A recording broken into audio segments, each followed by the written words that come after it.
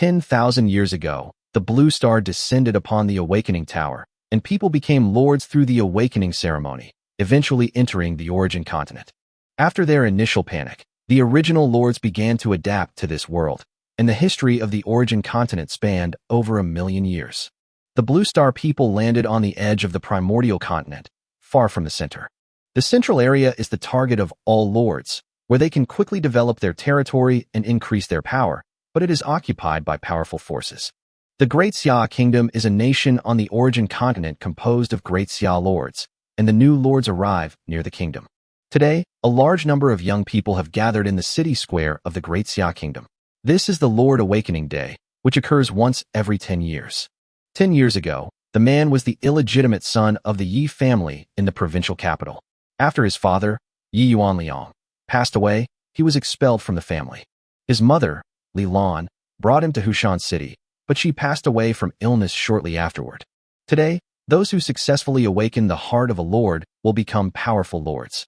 The Great Xia Kingdom, with its massive population and formidable strength, boasts a far greater number of lords than any other nation. In the center of the square, a 100-meter-high circular tower stands tall. The bells chime. I did it. A man rushes out of the tower's gate. Next up, Yi Xian. Hearing his name called, Yi Xian entered the tower. Inside the tower, there was only an old man and a Bagua diagram on the ground. Stand in the center of the diagram and await the light of awakening, the old man instructed. Yi Xian stood at attention, and the old man began to chant an incantation. A beam of white light shot down from the top of the tower. Congratulations, you have successfully awakened the heart of a lord. Ding, congratulations host, the God-level assist system has been activated. Please use it within your territory for the first time. After that, there are no restrictions on its use. The system's voice rang out, and Yi Xian froze. I succeeded? At that moment, the bell rang again, and Yi Xian walked out of the awakening tower. He didn't linger in the square, but quickly made his way through the crowd towards home. Today is the last day of the Lord Awakening ceremony. Tomorrow, all new lords will enter the assessment space. Young Master Yi, please wait. Two men in black blocked Yi Xian's path. Yi Xian recognized the Bohemia flower pattern on their shoulders as belonging to the Yi family. Young Master Yi, congratulations on successfully awakening your lord's heart. You now have the opportunity to become an unparalleled powerhouse, the two said respectfully. Generally speaking, the Yi family does not value illegitimate children, but after awakening the heart of a lord, Yi Xian's status is different. Is there something you need? Yi Xian asked coldly. One of them handed over a card and a book.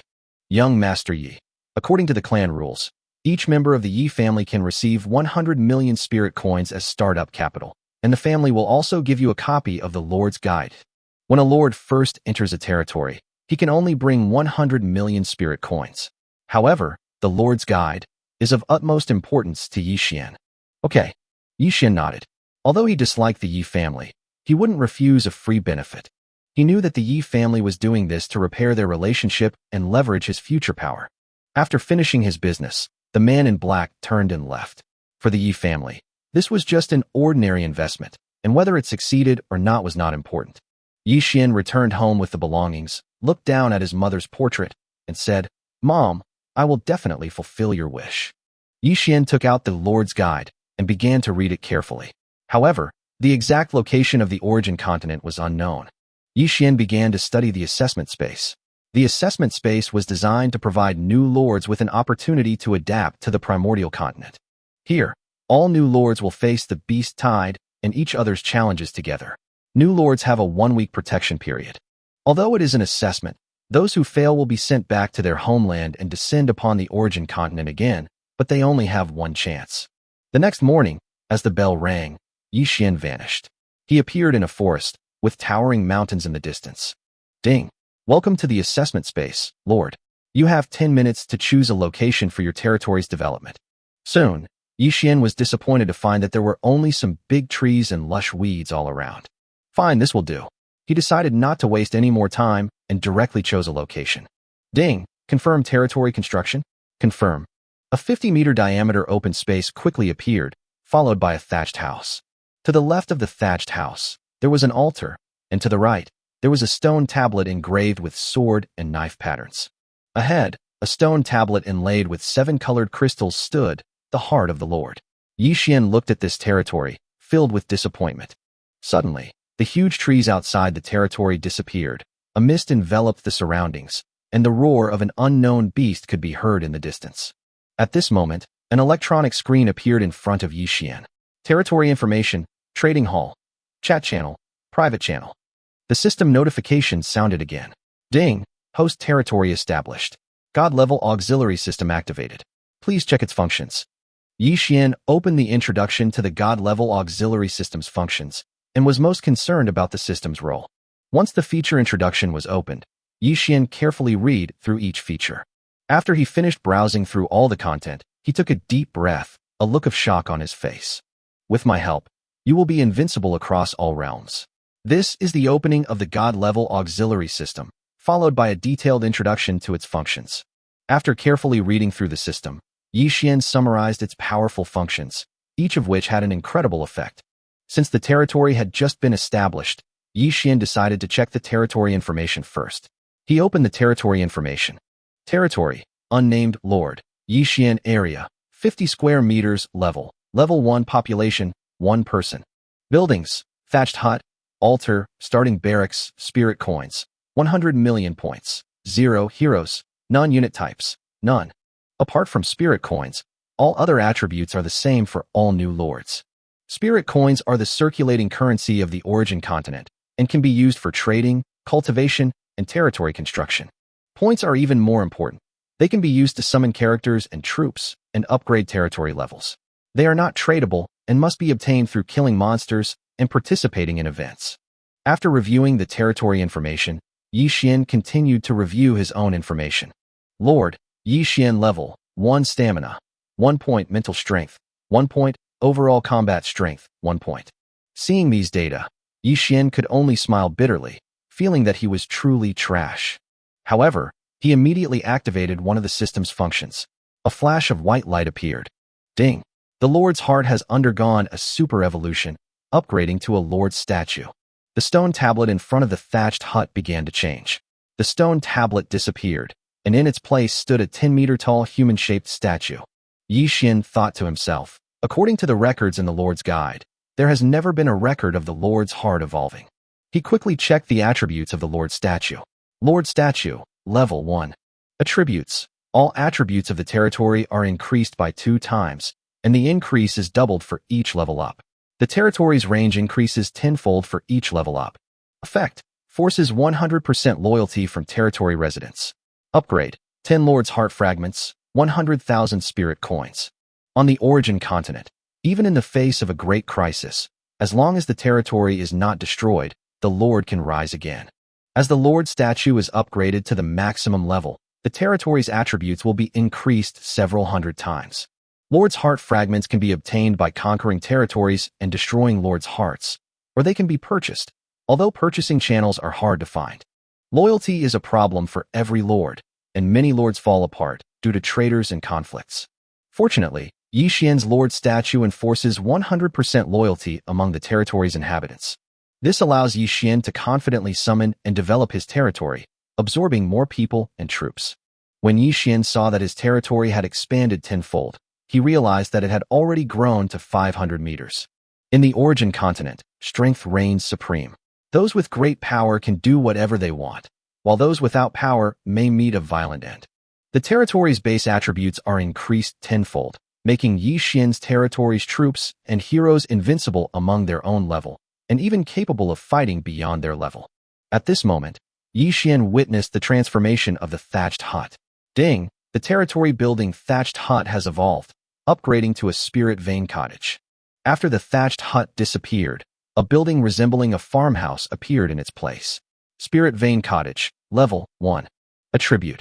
Increases the cohesion of the territory's residents, increases residents' physical strength by 10%, and accelerates the recovery of mental strength by 10%. Upgrade. 100 Tier 1 Spirit Stones, 10,000 Spirit Coins. He turned his gaze to the altar, a unique structure capable of summoning various heroes and powerful warriors. However, the success rate of the summoning was insanely low. Under Yi Xian's watchful gaze, the altar began to change. The mound of earth disappeared, and a 5-meter square crystal platform slowly rose and hovered in the air. Ding! The altar has undergone a super evolution, upgrading to a unique building, the hero's altar. Yi Xian's heart skipped a beat, and he eagerly checked the attributes of the hero's platform. Hero's platform. Level 1. Quality. Unknown. Attributes. Increases all attributes of the territory by 10% and increases hero combat power by 10%. Upgrade. 100,000 spirit coins, 100 units of each of the 5 elements. Tier 1. Summon. Once per month, once per 10 million points. Can use a special summoning token. Looking at the unknown quality, Yi Xian was somewhat confused. The quality of heroes is usually divided into 10 levels. The lords of the origin continent know that a hero whose quality reaches R rank or higher is qualified for ascension. Although the hero's altar has lost its prayer function, each summoning requires tens of millions of points. Ding. Hero altar established for the first time. Summoning conditions met. Summon now. Yi Xian chose to summon without hesitation, wondering what kind of hero he would summon. Ding. Congratulations, Lord. You have summoned the hero Xiongba. Xiongba? The leader of the world society?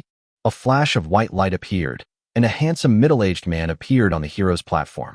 Yi Xian couldn't wait to check his attributes. Xiongba. Level 1 Quality. Unknown techniques/skills. He possesses the 3 elements Return to 1 Qi, the 3 elements Return to 1, the Heavenly Frost Fist, the Cloud Dispelling Palm, the Wind God Leg, and is proficient in swordsmanship. Equipment, none. Overall combat power, 580. Upgrade. 1,000 points. Loyalty, 100%. Greetings, Lord. Xiongba stepped down from the hero platform, kneeling before Yi Xian with a hint of fanaticism. Please rise, Chief Xiong. Our territory has just been established, and we hope you can do your best for it, Yi Xian said.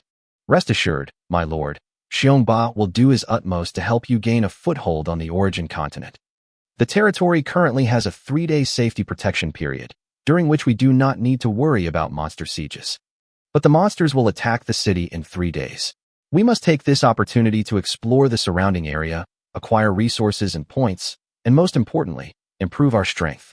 Therefore, we hope that Chief Xiong will explore the surrounding area, kill monsters, and obtain resources, points, treasure chests, etc., while ensuring his safety. Xiongba's combat power of 580 made Yi Xian believe that he could complete the mission smoothly, and the monsters around the territory would not be too strong. Rest assured, my lord, I will set off immediately and strive to obtain the supplies as soon as possible. Xiongba replied and turned to leave. By the way, Chief Xiong, bring back the monster's corpse and everything of value, Yi Xian added. Yi Xian gained a deeper understanding of the hero platform. The heroes summoned by the hero platform should be of higher quality than the 10th tier limit of the origin continent. Ding. Congratulations, Lord. Xiongba has killed a level 1 monster, the Iron Wire Snake, and gained 1 point. Ding. Congratulations, Lord. Xiongba has killed a level 1 monster, a chicken, and gained 1 point. Ding. Congratulations, Lord. Xiongba has killed a level 2 monster, Light Starworm, and gained 2 points. Hearing the system notification, Yi Xian stopped in his tracks. According to the Lord's Guide, only killing elite-level monsters would give him a chance to earn points, but now even level 1 monsters were giving him points. Yi Xian didn't rush to check the barracks. Xiongba was enough. He opened the Lord chat channel to see what other people were doing. Finally established territory, so exciting. I spent 100 million spirit coins on prayer, and it all went to a few farmers. Haha, you idiot upstairs, go back to your old ways. My summoned Howling Moon Werewolf is really strong. Yi Xian scrolled through the messages, but no one mentioned the monsters dropping points, which was obviously a benefit he was the only one to enjoy. At this moment, he noticed that his points had increased to 200, a rapid increase. Points are the source of strength. He then inspected the remaining buildings, the barracks. Ding, the infantry barracks have evolved, upgrading to the Shadow Legion. As the notification sound rang out, the barracks disappeared, replaced by a dark palace that appeared mysterious and eerie. Yi Xian checked the barracks attributes. Shadow Legion Level 1 Quality, Unknown. Attributes. Increases all attributes of the territory by 10% and increases the combat power of soldiers by 10%. Upgrade. 10,000 spirit coins, 100 units each of Tier 1 Shadow Stone and Energy Crystal. Number of players, 200. Summon. Summon 1 person per day, 1 person for every 1,000 points, and use hero tokens to summon Legion Generals. Ding. Shadow Legion successfully established. Conditions met. Summon now. Yi Xian selected confirm. The gates of the Dark Palace slowly opened. Shadow Legion warriors greet your lordship. Yi Xian looked around when suddenly a figure in black robes appeared in front of him and knelt down. Yi Xian quickly checked the soldier's attributes. Shadow Legion soldier, level 1 quality, unknown. Skills, stealth, assassination, assault, extreme blood-tied demon hand, demon spirit charm. Equipment, serrated hook scythe, overall combat strength, 160, upgrade. 100 points loyalty, 100%. This soldier's combat strength reached 160, far exceeding that of ordinary soldiers, which surprised Yi Xian. Go, explore the surrounding area, hunt for resources, and bring back monster corpses. Yi Xian gave the order directly, and then he didn't care about the names of the soldiers. He would arrange them naturally after summoning more generals. He checked his attributes, and the system's enhancements had brought his overall combat strength to 13 points. As time went by, Yi Xian's points were approaching 500. He decided to visit the Spirit Vein abode to plan the future development of his territory. Yi Xian inspected every corner of the Spirit Vein cottage and found nothing special except for the relatively dense spiritual energy. For him in his current state, spiritual energy is only used to restore physical and mental strength and does not have the function of improving cultivation. Not long after, Xiongba returned with a pile of monster corpses. My lord, there are too many monster corpses. We can't eat them all. Yi Xian looked at the corpses and said, just do as I say. I have a use for these things. Yi Xian walked up to the monster's corpse, waved his hand, and all the corpses disappeared instantly. Ding! Congratulations, host. You have recycled 230 level 1 monsters and gained 2,300 points. Ding! Congratulations, host. You have collected 120 level 2 monsters and gained 1,200 points. Ding! Congratulations, host. You have collected 40 level 3 monsters and gained 400 points. Yi Xian currently has 4,500 points. He'll definitely have even more once the Shadow Warrior returns. Xiongba didn't understand, but he didn't dare to ask any more questions and continued to go out to explore and kill monsters. Yi Xian sighed in admiration. This system was truly powerful. It allowed users to choose between points or spirit coins when recycling resources from their territory. Although the Yi family currently provides hundreds of millions of spirit coins, the points are something that cannot be obtained from outside sources. However, Yi Xian was still somewhat disappointed. Although he had killed many monsters, he had not obtained any equipment or treasure chests. Yi Xian walked to the Shadow Legion building and used his points to summon 4 more soldiers. Greetings, Lord. The newly summoned warriors appeared one after another, and Yi Xian immediately ordered them to explore the surroundings. Next, Yi Xian opened the public chat channel, only to find that it was full of idle chatter with no valuable information at all. This is the first day of the assessment. Many lords of powerful forces have chosen to descend upon the origin continent through self-destruction, rapidly developing their strength with the help of their families. Some lords, having acquired advanced troops, chose to remain in the assessment area to strive for better results. At noon, Xiongba and 5 shadow warriors returned with the monster's corpse. Yi Xian left a chicken for lunch. He gained over 5,200 points and then summoned 5 more shadow warriors. After lunch, Yi Xian did not continue summoning, but instead sent everyone out to kill monsters while he stayed in his territory. Over the next 2 days, Yi Xian accumulated points, waiting for the monster siege to begin. According to the Lord's Guide, the difficulty of monster sieges is linked to the strength of the territory. The stronger the territory, the stronger and more numerous the monsters. Yi Xian knew that he had to stay in the assessment space for a full month and achieve good results in order to make progress in the origin continent. Chief Xiong, how are the monsters in the wild these days? Yi Xian asked Xiongba. They're very weak. The strongest monster is only level 10, with a combat power of around 100 points. We can handle them easily, Xiongba replied. At dawn, just as day was breaking, the roars of monsters echoed outside. Greetings, Lord.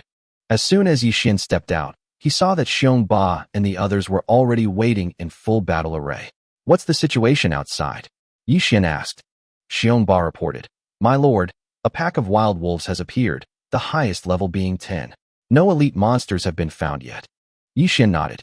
It seemed that with their current strength, the territory was fully capable of dealing with these monsters. Eliminate these monsters first and accumulate points. Yi Xian ordered. We'll observe first and not rush in. Yes, sir. The territory has been built for 3 days. Although the defensive shield can withstand attacks, it is not feasible to use it in the long run. The monster attacks have forced the territory to take the initiative to attack. A level 10 wolf has a combat power of about 100, which is enough for a shadow warrior to handle. But the question is how the subsequent monsters will develop. There are too many unknowns. Yi Xian arrived at the edge of the territory, ready to deal with any unexpected situations. When he saw the wild wolves outside, system data quickly popped up. Wild wolf, level 10 quality, common skills, bite, pounce, claws, combat power, 100 points. There were about 300 wolves, which surprised Yi Xian slightly, but their strength reassured him.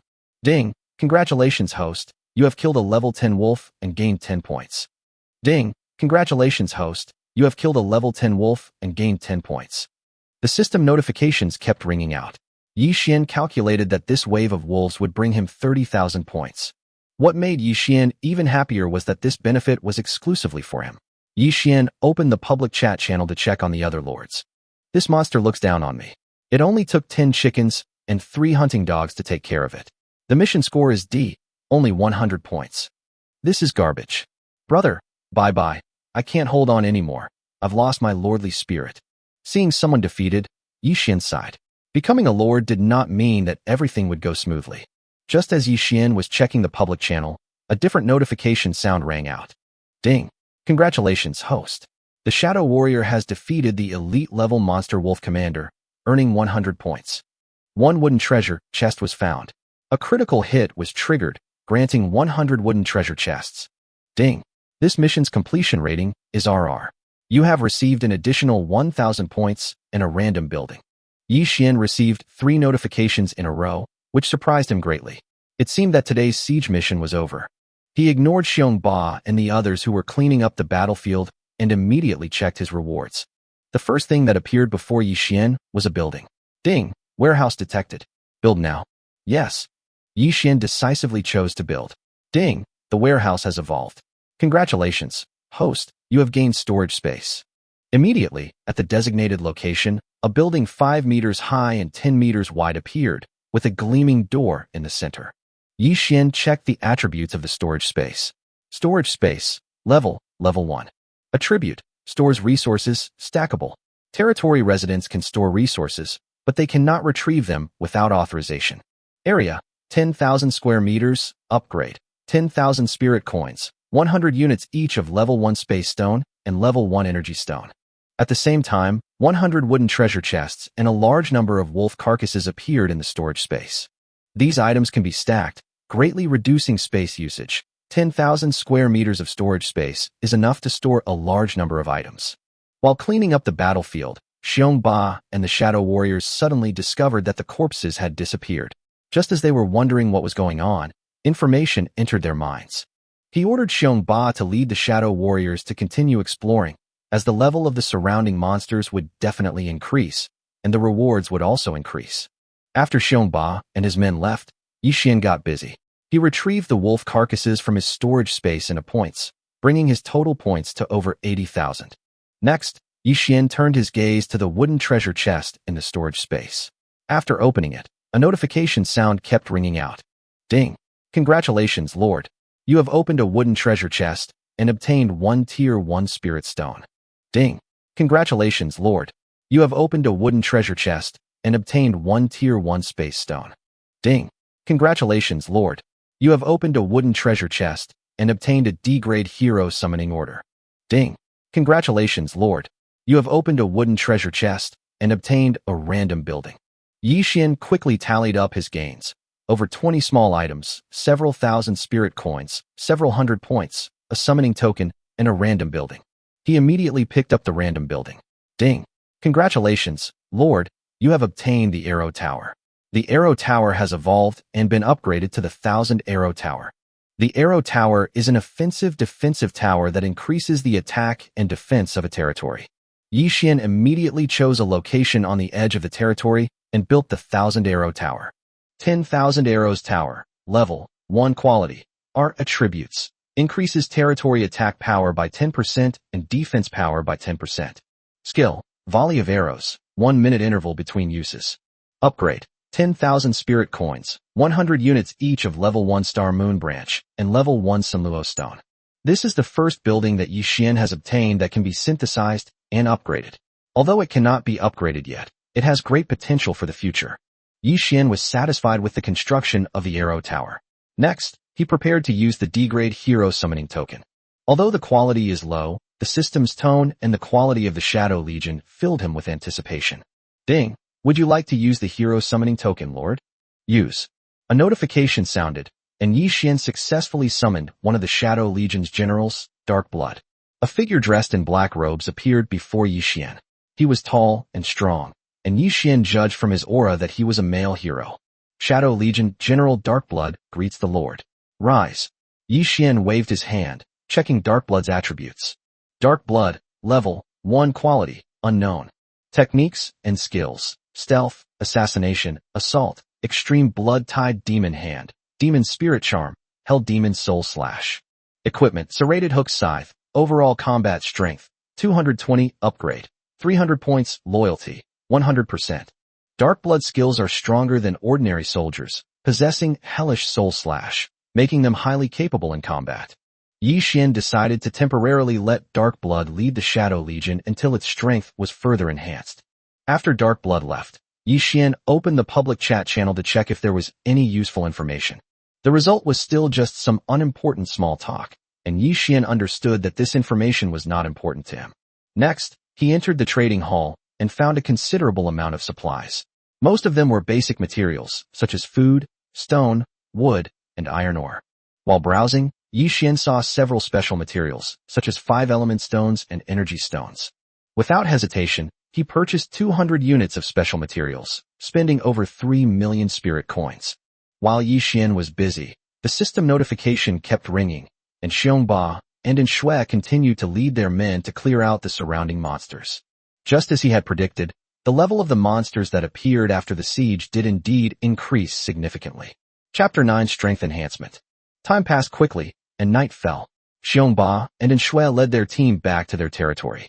Although they were strong enough to deal with the monsters at night, everyone still needed to rest. After a simple meal, Yi Xian summoned Xiongba and Shui. Guild leader Xiong, Darkblood, today's efforts have brought our points to 300,000, which is enough for our current needs. What do you think we should do with them? Yi Xian asked cautiously.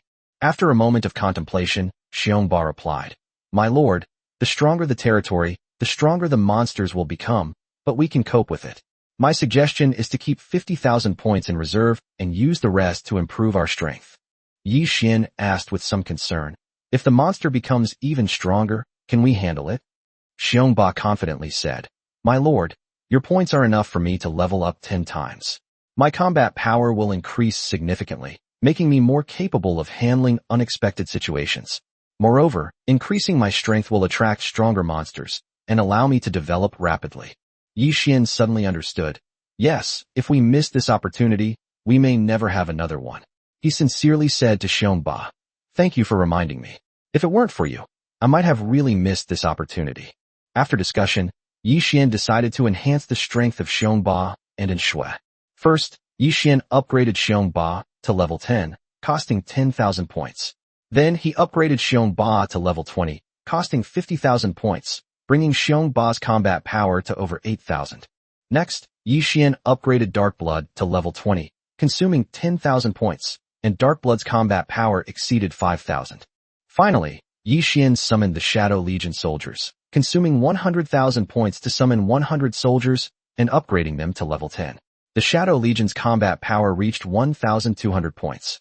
After these actions, only 30,000 points remained, but the overall strength of the territory greatly improved, and Xiongba's combat power had exceeded 8,000 points, which made Yi Xian very confident in front of other lords. Although Yi Xian also wanted to improve his strength, he decided to put it aside for the time being, considering that he would not be participating in the battle.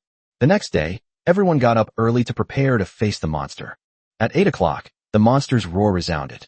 Yi Xian, listening to the sound, knew that today's monster was stronger than yesterday's. Soon, the fiery lion appeared. Flaming lion. Level 30. Quality, average. Skills, flame, roar, immense strength. Combat power, 1,000 points. This group of monsters is clearly stronger than yesterday, and there are about 300 of them. Dark Blood led the Shadow Legion out, while Xiongba stayed by Yi Xian's side. What's wrong? Yi Xian asked.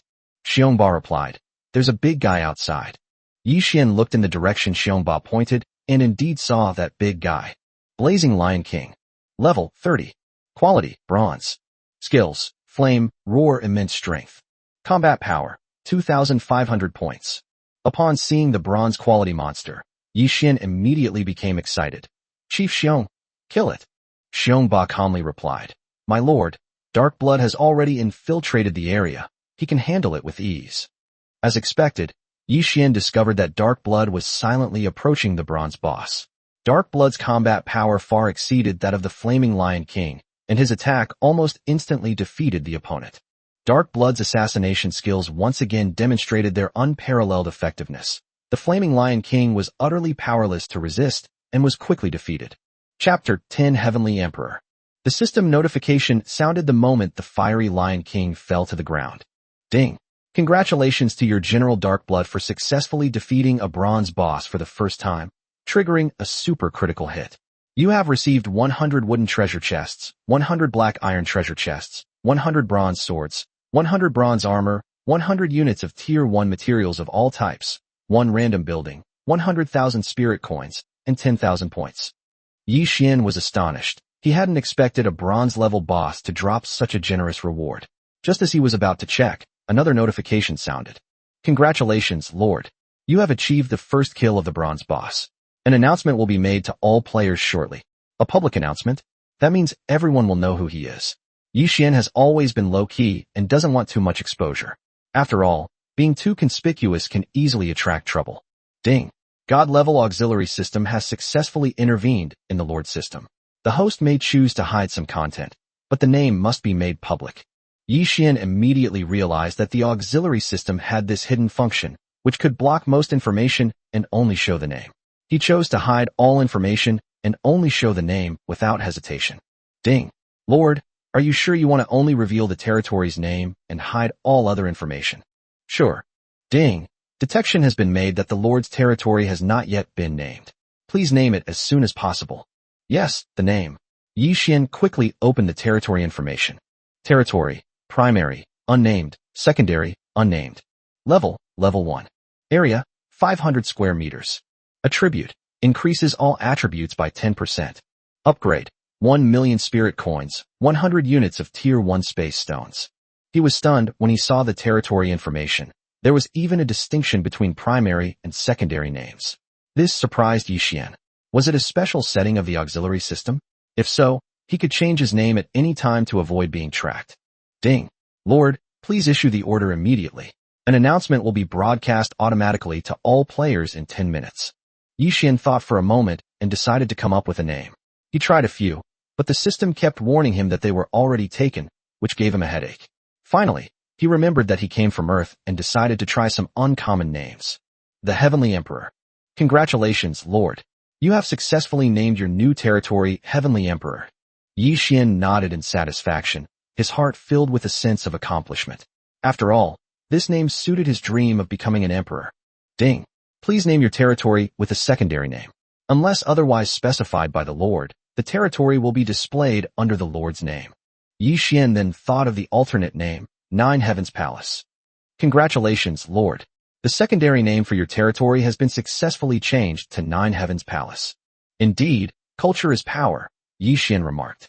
Next, the system issued a general announcement. Ding! Announcement to all. The Lord of the territory, Heavenly Emperor, Lord XX, belonging to Triple X, is the first to kill a bronze-level boss, achieving the first kill. He will receive an additional 10,000 points, 100,000 spirit coins, 2 basic buildings, and 1,000 reputation points. This is hereby announced. The announcement was broadcast 3 times in a row, and all players saw the message immediately. Yi Xian didn't check the reward immediately, but instead went to the public chat to see the reaction. This is cheating. This is ridiculous. The monsters attacked the city on the second day, and they actually killed the bronze boss.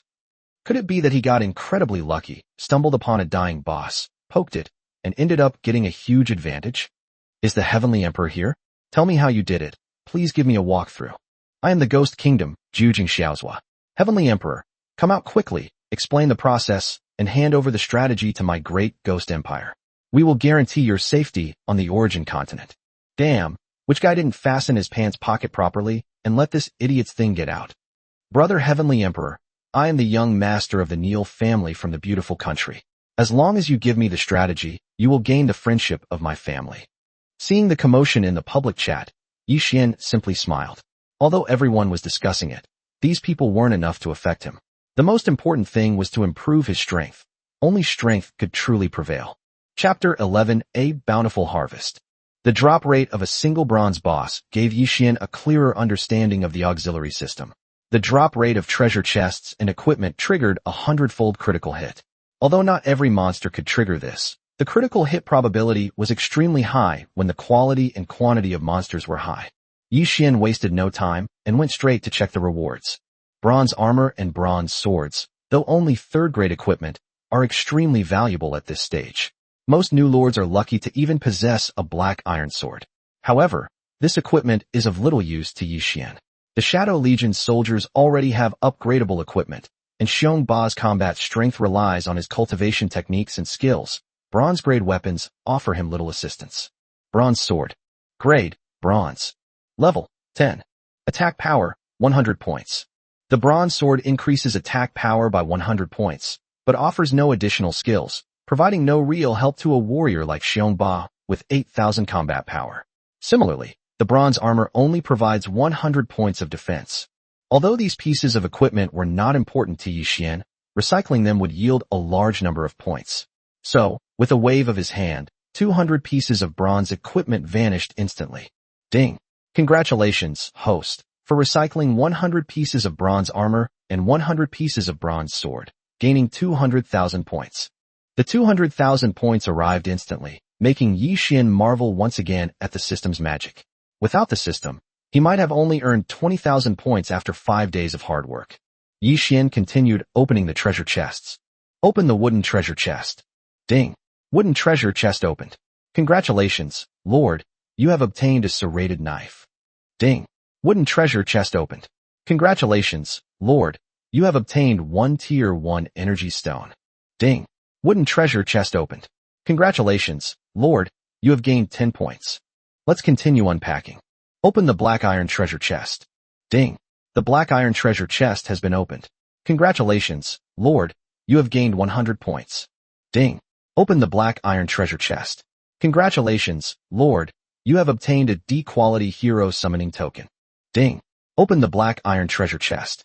Congratulations, Lord, you have obtained a D-quality military camp. Ding! Congratulations, Lord, you have obtained a beginner migration order from the black iron treasure chest. After opening all the treasure chests, Yi Xian began to check his spoils. The 200 treasure chests brought a large amount of equipment, mostly of the black iron grade, which Yi Xian readily recycled, earning him several thousand points. But what truly caught his attention were 3 items. The first item is a D-grade military camp, which means Yi Xian can summon new types of troops. The second item is a D-grade hero summoning order, which finally allows Yi Xian to summon a general. The third thing that surprised Yi Xian was the basic migration order.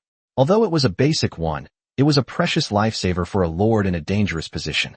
Relocation order. Level, beginner. Range, within 100,000 kilometers, randomly teleported to territory.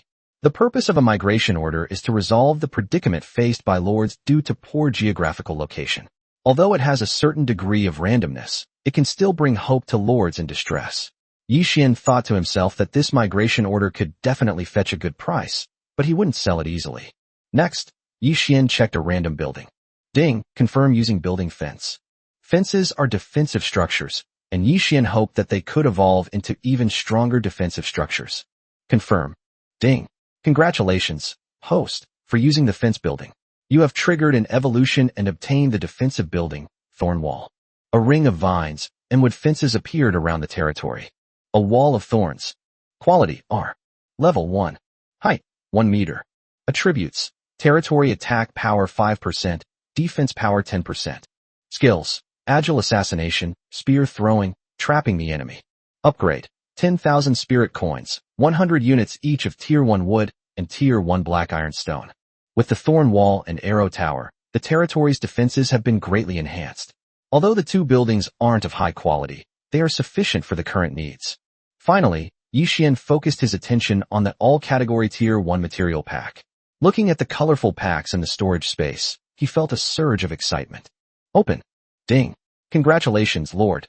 You have opened a Tier 1 material 100 units X all types, obtaining Tier 1 Wood X100, Tier 1 Stone, or X100, Tier 1 Space Stone X100, Tier 1 Storm Stone X100, Tier 1 Phoenix Tail Stone X100. The system notifications lasted for over an hour, and Yi Xian barely had time to react. He hadn't heard of most of the materials, but the sheer quantity meant Yi Xian didn't need to count them at all. The storage space revealed that this batch of materials totaled 3.65 million types, with 100 units of each type, filling an entire grid. These materials will undoubtedly provide strong support for territory construction. Chapter 12: The Trapped Camp. Yi Xian stared at the material recycling data before him, unable to remain calm. The points ranged from 1 to 1,000 depending on the recycling ratio of different materials. The sheer number of points that could be recovered from these 3.65 million materials was simply unimaginable. Although these points are nothing to a great lord, Yi Xian has only been a lord for 5 days, and his opponents are all new lords. Such a lead is simply immeasurable. He took a deep breath, forcing himself to calm down. Yi Xian didn't rush to recycle them. Although these materials were low-grade, many were extremely rare and irreplaceable, and as a foundation, they would play a crucial role at critical moments. Yi Xian closed the storage space, forcing himself to stop looking at the pile of materials, and instead took out the first barracks building, preparing to obtain the second type of troop. Ding. Does the Lord wish to use the barracks? Use. Ding. The barracks has evolved. Congratulations, host, you have obtained the trapped camp. The barracks vanished in a flash of white light, and a majestic military camp rose up at the chosen location. The trapped camp was a famous special forces unit in the history of the Three Kingdoms. It made great achievements with a small number of elite troops. Its commander, Gao Shun, was a general under Lu Bu, known for his loyalty and integrity. The trapped camp. Level 1. Quality, RRR. Attributes. Increases all attributes of the territory by 10% and increases the combat power of soldiers by 10%. Upgrade. 10,000 spirit coins, 100 units each of Tier 1 Whirlwind Spirit Stone and Energy Crystal. Summon. Summon one person per day, or one person for every 800 points. You can use hero summoning tokens to summon. Yi Xian was satisfied with this unit type. Its grade was RRR, and the points required to summon it were less than those for the Shadow Legion. He speculated that the higher the grade, the more points were required to summon it, and lower-level lords could compensate for the difference in unit quality through quantity. Ding. The trapped faction meets the summoning requirements. Summon now. Call. Soon, a burly man emerged from the military camp, clad in heavy armor and exuding an imposing aura. Soldiers of the trapped camp. Level 1. Quality, RRR. Techniques and skills. Heavy strike, fearless charge, iron shield, war tiger spear. Equipment, none. Overall combat strength, 50. Number of participants, 500. Loyalty, 100%. Yi Xian was slightly disappointed. Although the soldiers were of good quality, they lacked weapons and armor, and their combat power was far inferior to the Shadow Legion soldiers he had just summoned, whose combat power reached 120. The trapped camp soldiers without weapons were practically toothless tigers. However, Yi Xian understood that he already had a significant advantage and couldn't be greedy. How to equip the soldiers became the next crucial issue. The Shadow Legion excels in assassination and intelligence gathering, making them unsuitable for large-scale operations, while the Trapped Legion is designed for large-scale warfare and requires more weapons and equipment. Solving the equipment problem is crucial for the Trapped Legion to truly unleash its power. Yi Xian did not rush to summon more trapped camp soldiers, but instead turned his attention to the hero summoning token. Ding. Would you like to use a D-grade hero summoning token? Confirm. Soon, a majestic and imposing man emerged from the military camp, exuding an aura of boundless power. He was none other than Gao Shun, a famous general of the Three Kingdoms period. This humble general, Gao Shun, greets your lordship. Gao Shun was loyal and upright, a general every lord dreamed of. General Gao, please rise. With your assistance, we are like a tiger with wings. Yi Xian excitedly pulled Gao Shun up, overjoyed. Thank you, my lord. I will do my utmost to help you achieve your immortal great cause. Yi Xian was overjoyed and quickly checked Gao Shun's attributes. Gao Shun. Level 1. Quality, RRR. Techniques and skills. Heaven-defying forbidden scripture, emerald feather demon slash, meteor spear. Equipment, none. Overall combat strength, 170. Loyalty, 100%. Although Gao Shun's combat strength was only 170 and he had no weapon bonuses, Yi Xian was not worried. As the territory developed, these problems would soon be resolved. Gao Shun, you are hereby ordered to lead the trapped camp and temporarily carry out defensive missions within the territory, Yi Xian instructed. This subordinate obeys the order. Gao Shun began to carry out the mission without hesitation. To strengthen the defenses, Yi Xian summoned another 199 soldiers from the trapped camp and raised Gao Shun's level to 20, bringing his combat power to 3,000 points. He also raised the other soldiers to level 10, bringing their combat power to over 800 points. Gao Shun immediately led these soldiers to deploy defenses. Yi Xian felt a slight regret. If he hadn't retrieved the bronze sword and armor back then, he wouldn't be worrying about equipment for the trapped camp now. It seems he should keep some equipment and materials as reserves for unforeseen circumstances. Chapter 13 Strength increases again. Yi Xian was very satisfied with the changes in his territory. Although it was only just beginning, significant progress had already been made. It was still early, and Xiong Ba and Shui and the others had not yet returned, so Yi Xian decided to take a stroll through the trading hall. As soon as Yi Xian opened the Lord's control screen, he found a flood of friend requests in the private chat channel. Upon closer inspection, besides some sycophants trying to curry favor, there were also quite a few arrogant individuals. Yi Xian ignored these requests and continued to observe the chat channel. Many new lords were asking which region he was from. Clearly, everyone wanted to know more about him. At this moment, Yi Xian realized that the system announcement was for all new lords, but the chat channel was limited to lords of Blue Star. Therefore, although all new lords in the universe knew the Heavenly Emperor's name, only the lords of Blue Star knew that he was a Blue Star native. Among the numerous friend requests, Yi Xian saw inquiries from various countries and factions on Earth. He understood that revealing his identity might garner help from Great Xia, but it would also attract more enemies. With his auxiliary system, Yi Xian didn't need any external support. Ignoring the private messages, Yi Xian turned his attention to the trading hall. Unfortunately, despite the improved quality of the monsters, the items in the trading hall were unsatisfactory. Reluctantly, Yi Xian purchased some reasonably priced rare materials and then abandoned the rest. The system notifications kept ringing until nightfall, and thanks to the efforts of Xiong Ba and the others, Yi Xian had made a very good harvest. Yi Xian summoned Xiong Ba, Gao Shun, and then Shui to the Spirit Vein Cottage to hold a small meeting and discuss the next development plan. Our first gain today is points. The territory now has 3.2 million points. Except for you guys who are level 20, all the other soldiers are level 10. Let's discuss how to use these points, Yi Xian said. Xiong Ba spoke first. Judging from today's monster siege and the monsters that have spawned in the surrounding area, our strength has increased, but the monster's strength has also increased a lot, although it is all within a controllable range. Therefore, my lord, I suggest that, in addition to keeping the necessary reserves, we should try our best to increase the overall strength of the territory. Gao Shun also mentioned, the trapped camp currently lacks weapons and equipment, making it unsuitable for combat operations, but it can defend its territory. Therefore, the main combat force should be focused on the Shadow Legion and the promotion of the Xionggang leader and the Dark Blood general. Dark Blood remained silent, faithfully carrying out orders. Yi Xian followed Gao Shun and Xiong Ba's advice and began to calculate how to allocate the points.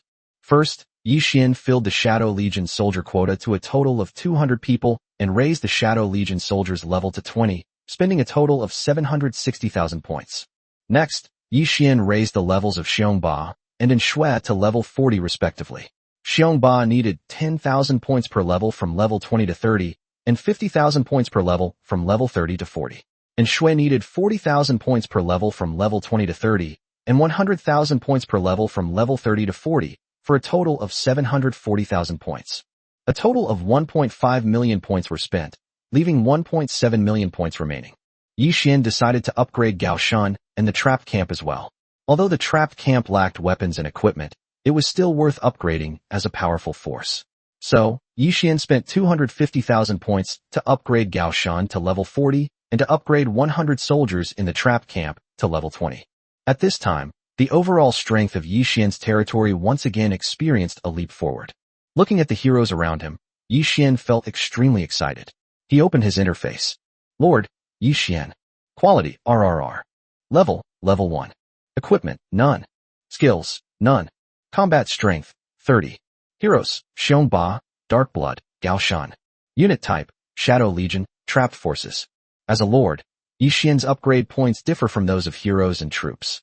The initial 10 levels require 10,000 points each, and the points double every 10 levels thereafter. Furthermore, a lord's level is limited by the territory's level, and can only be up to 10 levels higher than the territory's level. Currently, Yi Xian's territory has reached the first level 9-star comprehensive strength, so the territory has been successfully upgraded to level 9, and the area has expanded to a radius of 10 kilometers. After the territory was upgraded, the territory, which had been crowded due to the increase in soldiers, suddenly became much more spacious. Next, Yi Xian spent 290,000 points to raise his level by 19. Although his level increased, due to the lack of other bonuses, Yi Xian's combat power was only 1,800 points. Although not high, it was enough to provide some protection. Yi Xian clearly felt the changes in his body. If he were on Earth, he would be virtually invulnerable to bullets and blades. This made Yi Xian even more aware that Earth did not prioritize technological and military development. At this point, Yi Xian stopped using points and did not upgrade any other buildings. Most buildings need to be upgraded to level 10 to see noticeable changes, and Yi Xian's current materials were only enough to upgrade buildings to level 2 or 3, which was not very meaningful. Although the storage space is full of supplies, most of them are not needed at the moment. Yi Xian was in high spirits as his territory's strength increased significantly. He learned from the Lord's Guide that the development of a new lord was crucial during the 1-month assessment period. Historically, some lords had raised their territories to level 70 during the newcomer assessment, becoming super powerful. Yi Xian upgraded his territory to level 9 in just a few days, which was undoubtedly a huge breakthrough for him. Chapter 14, Discovering the Indigenous Peoples. After defeating the siege monsters, Yi Xian continued to send Xiongba and Shui to explore the unknown area. Although they obtained a large number of wooden and iron treasure chests, they did not acquire any items of use to him. As the territory's strength increased, the monsters' levels and power gradually grew, bringing in nearly 20 million points. Yi Xian replenished all remaining trapped camp soldier slots and upgraded them to level 20 before deciding to temporarily stop using the points. The Lord Assessment is about to enter its 7th day, at which time the event rankings will be released. To ensure a safe outcome, Yi Xian decided to retain his points, even though he believed that the new Lord's development speed would be far slower than his within 7 days. At this moment, Yi Xian was learning some basic knowledge under Gao Shan's guidance. Suddenly, a Shadow Legion soldier appeared. Reporting to Your Excellency, General Xiongba has discovered a native force, requesting instructions on the next course of action. Oh, what are the specifics? Yi Xian asked. The soldier immediately reported. A tribe of pig-headed people has been discovered, numbering about 5,000, with over 1,000 level 40 warriors and a level 50 king of bronze quality as their leader. Yi Xian was overjoyed upon hearing this, as the indigenous forces were far more powerful than the wild monsters. Indigenous people who could form factions possessed greater cohesion and combat strength, and their buildings also provided additional bonuses. More importantly, these buildings could be captured, greatly aiding in the development of their territory. How strong is the pig-headed man tribe? Yi Xian continued to ask. The soldier replied, a level 40 ordinary pig-headed warrior has a combat power of about 5,000, and the leader has a combat power of about 80,000, which is comparable to Dark Blood. However, they are on the defensive side, so it is difficult to determine the building bonuses. Although his combat strength was considerable, Yi Xian wasn't entirely certain that Xiongba could defeat the pig-headed leader, especially given the possibility of powerful reinforcements. To avoid risks, Xiongba and Dark Blood did not act rashly. After thinking it over, Yi Xian decided to take a gamble. Send an order to Xiongba to go ahead and do it. Make sure to take down this indigenous tribe. Next, Yi Xian decided to enhance the territory's strength. As the main force, Xiongba was the first target for improvement. He raised Xiongba's level to 40, increasing his combat power to over 240,000, ensuring absolute safety. Next, Yi Xian increased Dark Blood's combat power. Each level required 30,000 points, and Dark Blood's combat power eventually approached 200,000. To ensure the safety of the Shadow Soldiers, Yi Xian raised the level of 200 Shadow Soldiers to level 30, bringing their total combat power to over 7,000. Just then, a system notification sounded. Ding. Congratulations, Lord, you have met the requirements for territory upgrade. Upgrade now. Without hesitation, Yi Xian confirmed the request, and his territory successfully leveled up to level 10. As a reward, Yi Xian received basic buildings, a farmhouse, 1 million spirit coins, and 50,000 points. Ding. Congratulations, Lord. You are the first to upgrade your territory to level 10. A public announcement will be made. Would you like to hide all information except your name? In return for the reward, Yi Xian decided to reveal his name. Since he could change the territory name at any time, it wouldn't be easy for others to find him. Confirm. Ding. Congratulations, Lord Heavenly Emperor, for being the first to upgrade your territory to level 10. Special rewards include 1 random building, 1 defensive building, 1 special building, 5 million spirit coins, and 100,000 points. This announcement is made to encourage all new lords. The announcement resounded throughout the assessment space, and all the new lords' eyes were drawn to the Heavenly Emperor. Chapter 15 Envy and Jealousy. As soon as the announcement was released, almost all the new lords stopped what they were doing and flocked to the public chat. Everyone was stunned as they stared at the large red text pinned to the top of the public channel. I don't even know what to say. 6 days after the server opened, monsters sieged the city for 3 days, and the territory leveled up to level 10? How is that possible? A territory at level 10 requires a total combat power of at least 500,000. This is something that cannot be achieved simply by piling up troops. Heavenly Emperor, please explain to everyone how you did it. My territory is only level 5, and my unit is a mountain giant, an RR unit. Damn RR unit. I'm only S quality. Quality A passing by.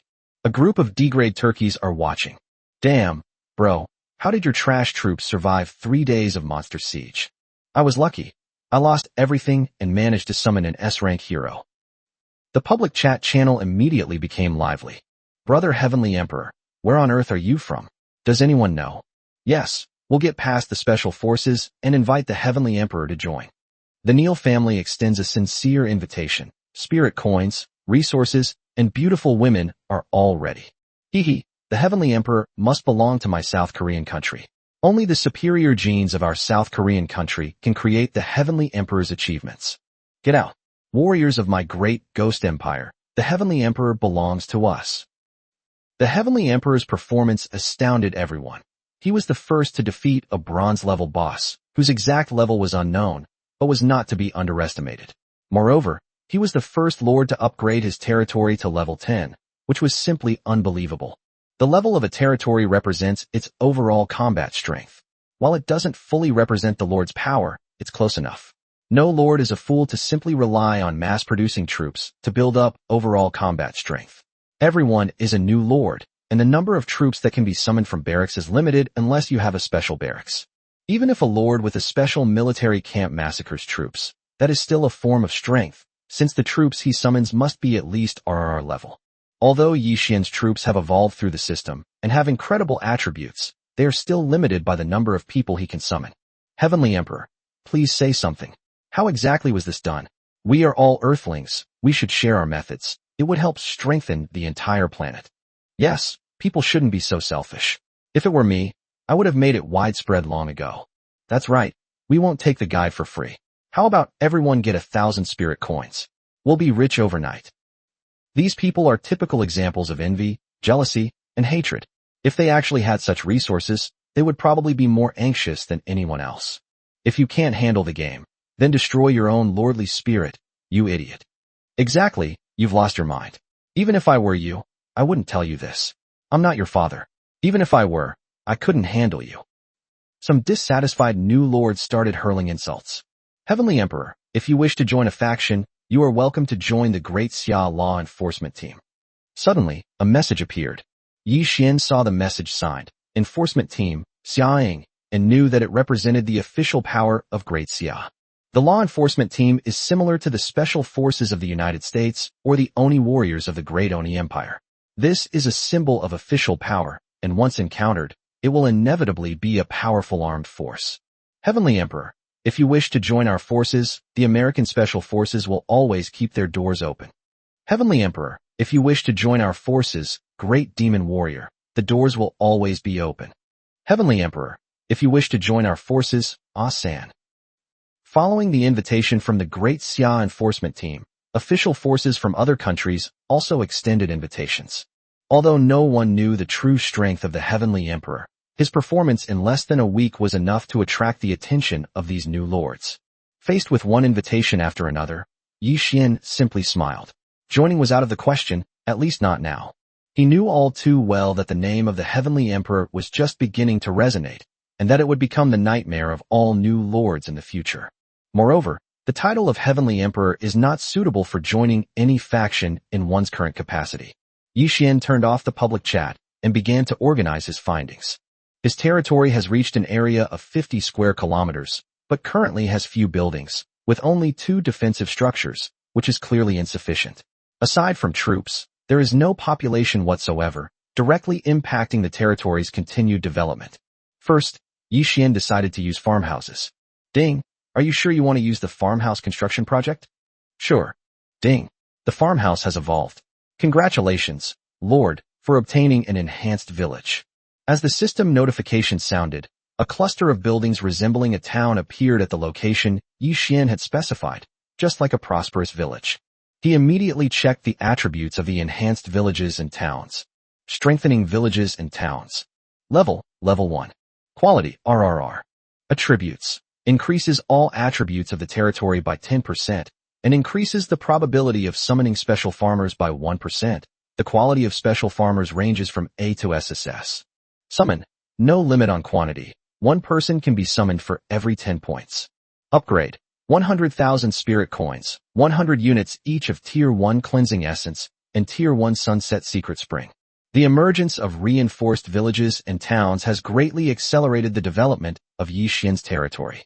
Although other buildings and resources in the territory still need further improvement, with the activation of these new building functions, Yi Xian's territory has begun to show new vitality. Chapter 16 Special Buildings. Farmhouses are buildings you get after each territory reaches level 10. They can be used to summon farmers using points, and there's a chance to summon special talents.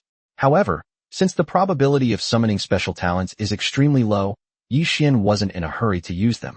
With the system's help, Yi Xian began constructing basic buildings. First, the farmland buildings evolved into spirit fields. Lingtian. Level 1. Quality R. Attribute. Cultivation of spiritual plants. 10% chance of the spiritual plant advancing to the next quality level. Growth cycle. 3 days, the cycle doubles for each level. Upgrade. 100,000 spirit coins, 1 Tier 1 space stone, 100 units each of spirit soil and spirit stone.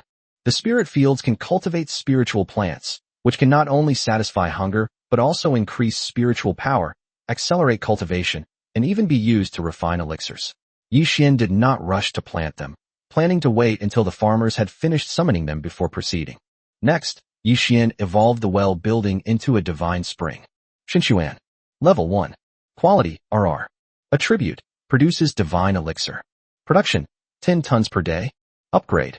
100,000 spirit coins, Tier 1 space stone, Tier 1 sunflower water, and 100 units of spirit stone each.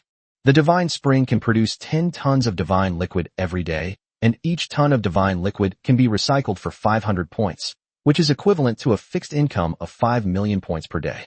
This provides Yi Xian with tremendous resource support, and also means that he is no longer limited to accumulating points and resources. Subsequently, Yi Xian used the reward for first place in the level 10 territory rankings to obtain a random building. The result was an evolved canteen. Although it didn't significantly improve his combat power, at least it would stop Yi Xian from eating tasteless roasted meat. Next, Yi Xian obtained a decent defensive tower, the Defense Canopy. Defense Sky Barrier. Level 1. Quality R. Attribute. Defense. Unbreakable by 100,000 combat power. Function. Covers the entire territory. Non-territory residents do not have permission to enter. Upgrade. 1 million spirit coins. Tier 1 thick earth crystal. 100 units each of space stone, energy stone, and spirit stone. The defensive canopy is like a giant protective shield, capable of withstanding attacks from 100,000 combatants. Its defensive capabilities will become even stronger as the level increases. Yi Xian was very satisfied with these rewards, but what he was most looking forward to was the last special building. In the end, Yi Xian obtained the altar. Altar. The altar is one of the most important buildings for a lord, and Yi Xian's hero's platform evolved from it. Although altars have certain limitations, their functions far exceed those of ordinary altars, making them key buildings for enhancing a lord's strength. With the appearance of the altar, a tall tower rapidly rose from the ground within the territory. Yi Xian couldn't wait to check the building's attributes, filled with excitement. Chapter 17, The Flower Pavilion. Yi Xian looked at the tall building in front of him and fell into deep thought. Manhwa. Level 1. Quality, unknown. Attribute, increases all attributes of the territory by 20%. Upgrade, 100,000 spirit coins, Tier 1 silver light secret stone, silver feather iron, and 100 units each of bright moonflower. Summon, 1,000 points for one summon. Minimum quality S, maximum quality unlimited. Characteristic, applicable to any woman in all realms of existence. The quality of the myriad flower pavilion was displayed with 2 question marks. Yi Xian speculated that its quality might surpass that of the hero's platform, and might even be stronger than some high-level buildings. Its attribute bonus was as high as 20%, and once upgraded, the overall attribute increase of the territory would be even more astonishing. More importantly, there's no limit to the number of female characters that can be summoned at the myriad flower pavilion. With good luck, one can even summon powerful beings like immortals, gods, demons, and monsters. Even if the lowest quality is S, 1,000 points isn't much for Yi Xian. The key is being able to summon powerful characters. Furthermore, the Myriad Flowers Pavilion can only summon female characters. This means that as the territory develops, the number of summoned troops will increase, but female characters are needed to balance the yin and yang of the territory and avoid a disadvantageous situation in the future. Although Yi Xian had some selfish motives, he also hoped to summon some beauties to enrich the territory. Suppressing his excitement, Yi Xian decided to try his luck.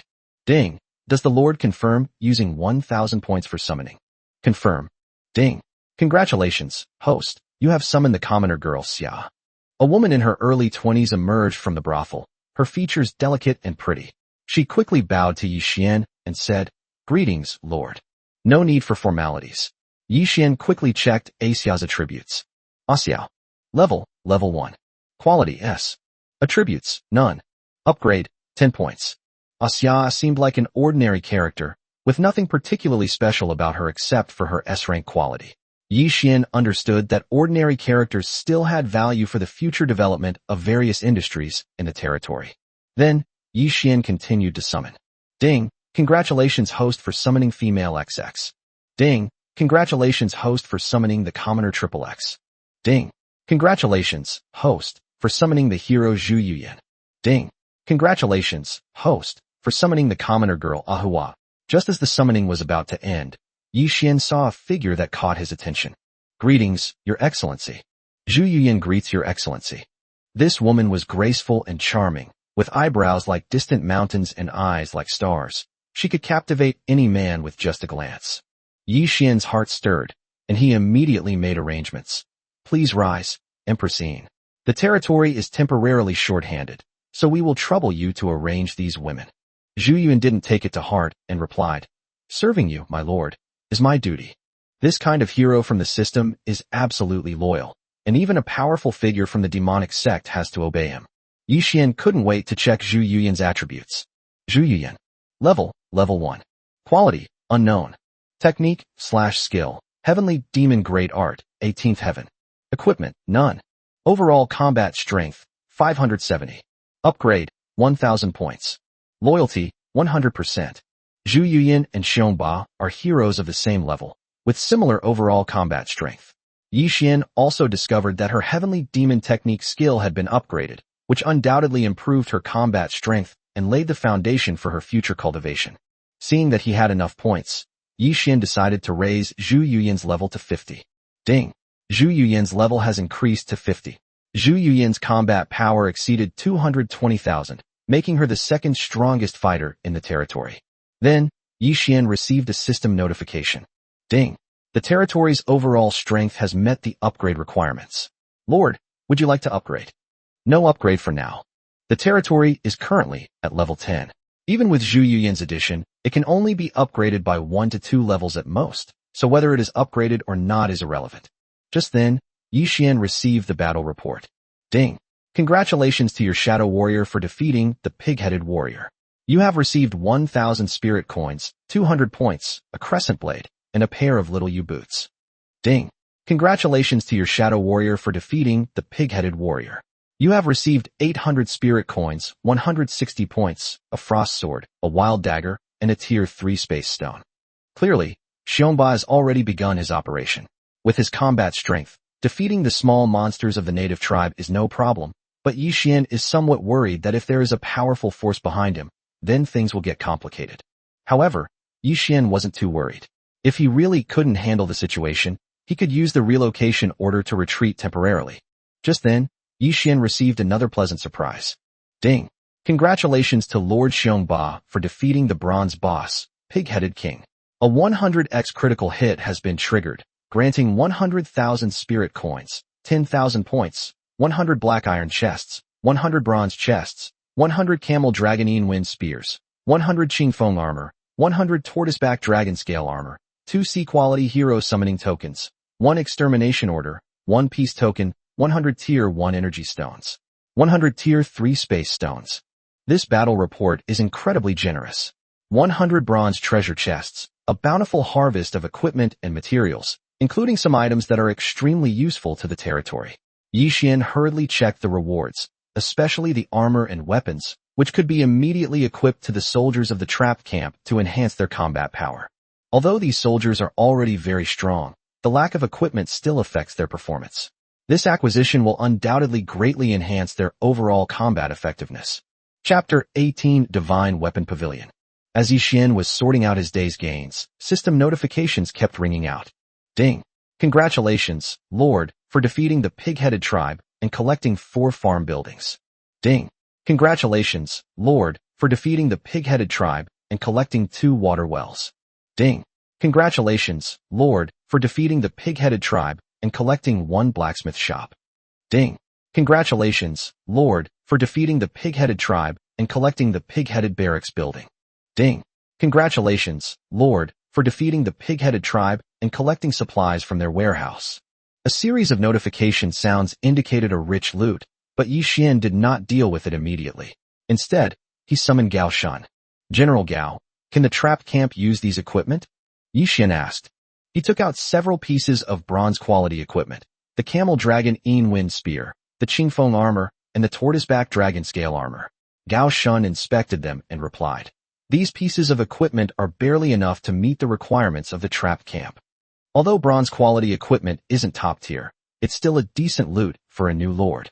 In that case, let's make do with this for now, and replace it with a better one later," Yi Xian said.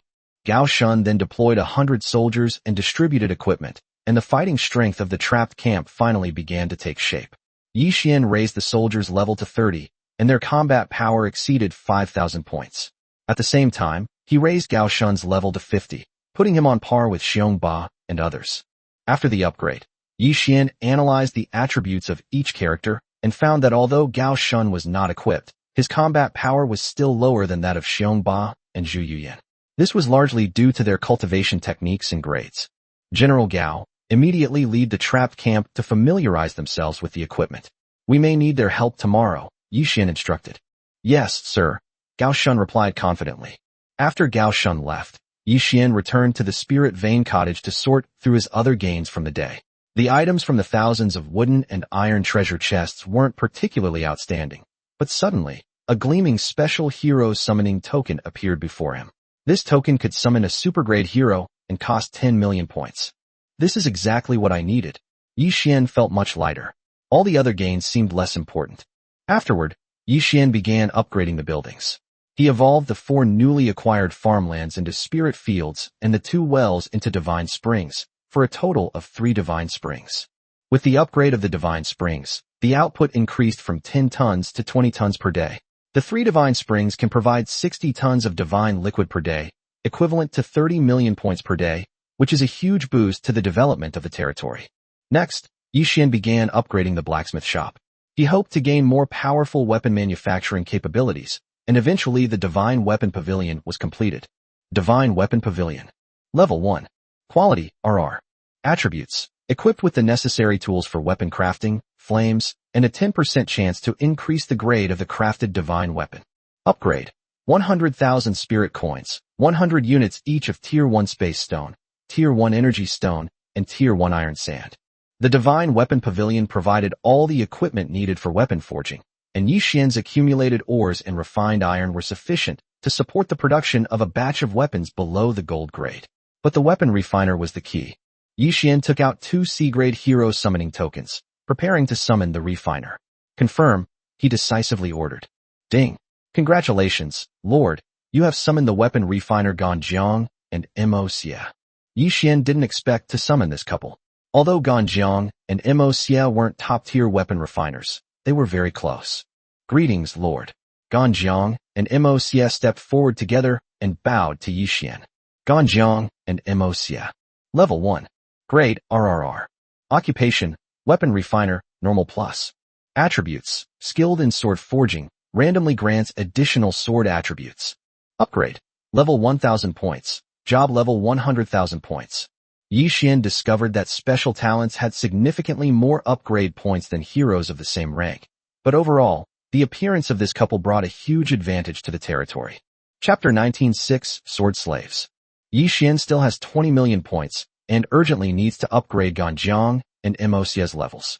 Soon, Ganjiang and Mo Xie reach level 50, each consuming 1.66 million points. Next, Yi Xian began to upgrade the two's weapon refiner levels.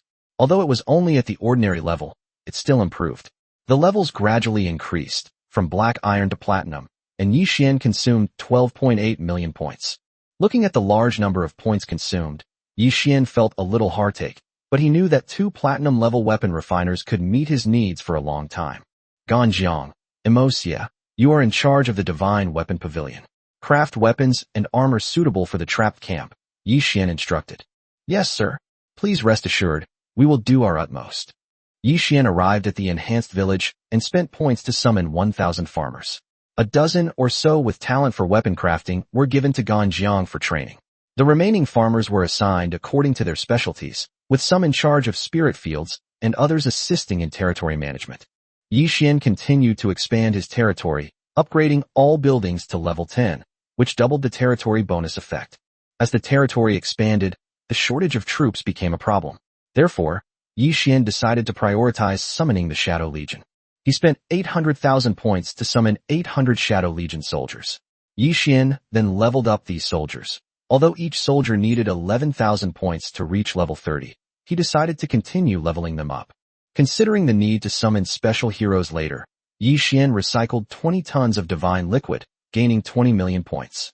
Upon receiving the points, Yi Xian immediately upgraded all Shadow Legion soldiers to level 30. Next, he went to the hero platform and summoned the special hero, 6 Sword Slaves. 6 Sword Slaves. Yi Xian looked at the 6 figures on the stage in surprise. Greetings, Lord. The 6 greeted in unison. Yi Xian reviewed the information on the 6 Sword Slaves. They possessed powerful skills and combat strength, and each of them carried a natal sword, making them extremely powerful. Although the number of points required to upgrade each of the 6 Sword Slaves is higher than that of Xiongba, their advantage is obvious due to their larger numbers. Yi Xian decided to immediately upgrade the 6 Sword Slaves to level 50, spending 6.65 million points. The 6 Sword Slaves' overall combat power reached 250,000 individually and 400,000 when combined. Yi Xian was very satisfied. You all follow me and protect my safety. Next, he brought the 6 Sword Slaves to the Divine Weapon Pavilion to inquire about the progress of the trapped camp's equipment. Can the equipment be upgraded? Yi Xian asked. We can craft silver or gold equipment, but the territory has limited materials, so production will be affected, Ganjiang replied. Although Yi Xian understood, he was still not satisfied. They could only forge 50 sets of bronze equipment per day, with a maximum upgrade to 100 sets, far from meeting the needs of the trapped camp. The new recruit assessment will end in about 20 days. If this pace continues, the combat power of the trapped camp cannot be maximized, Yi Xian thought to himself. Chapter 20 event begins. On the morning of the 7th day, Yi Xian got up and quickly took stock of the territory's situation, preparing for the upcoming event. Currently, Yi Xian's territory has reached level 10. He has not upgraded it further, but instead has been accumulating experience.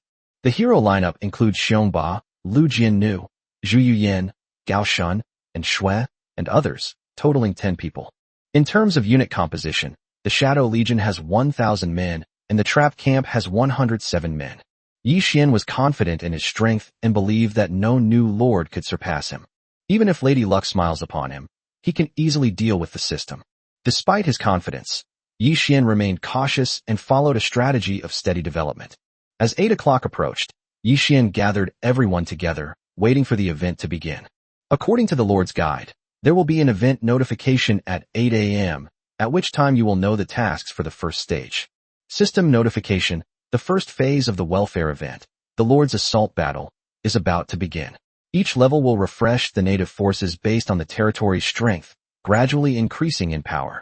New lords will have half an hour to prepare for each level and decide whether to continue to the next level. Special reminder: if the lord dies, the event will end early. The death of heroes and troops is considered a real death. Event rewards include reputation earned from defeating monsters, which can be exchanged for items. The leaderboard rewards for different rankings are also quite generous, with the first place winner receiving a mysterious building and an RRR level unit building. On the public channel, the lords started discussing. This is a once-in-a-millennium welfare event, and the rewards are incredibly generous. Attack the native forces and acquire powerful units and buildings. It's an opportunity not to be missed. However, there are also risks. It is not easy to deal with strong enemy troops. It would be great if we could team up, but I lack confidence. Yi Xian felt slightly worried. After all, the 6 sword slaves and the Shadow Legion he had summoned had greatly enhanced the strength of his territory, and he might face powerful native forces during the event.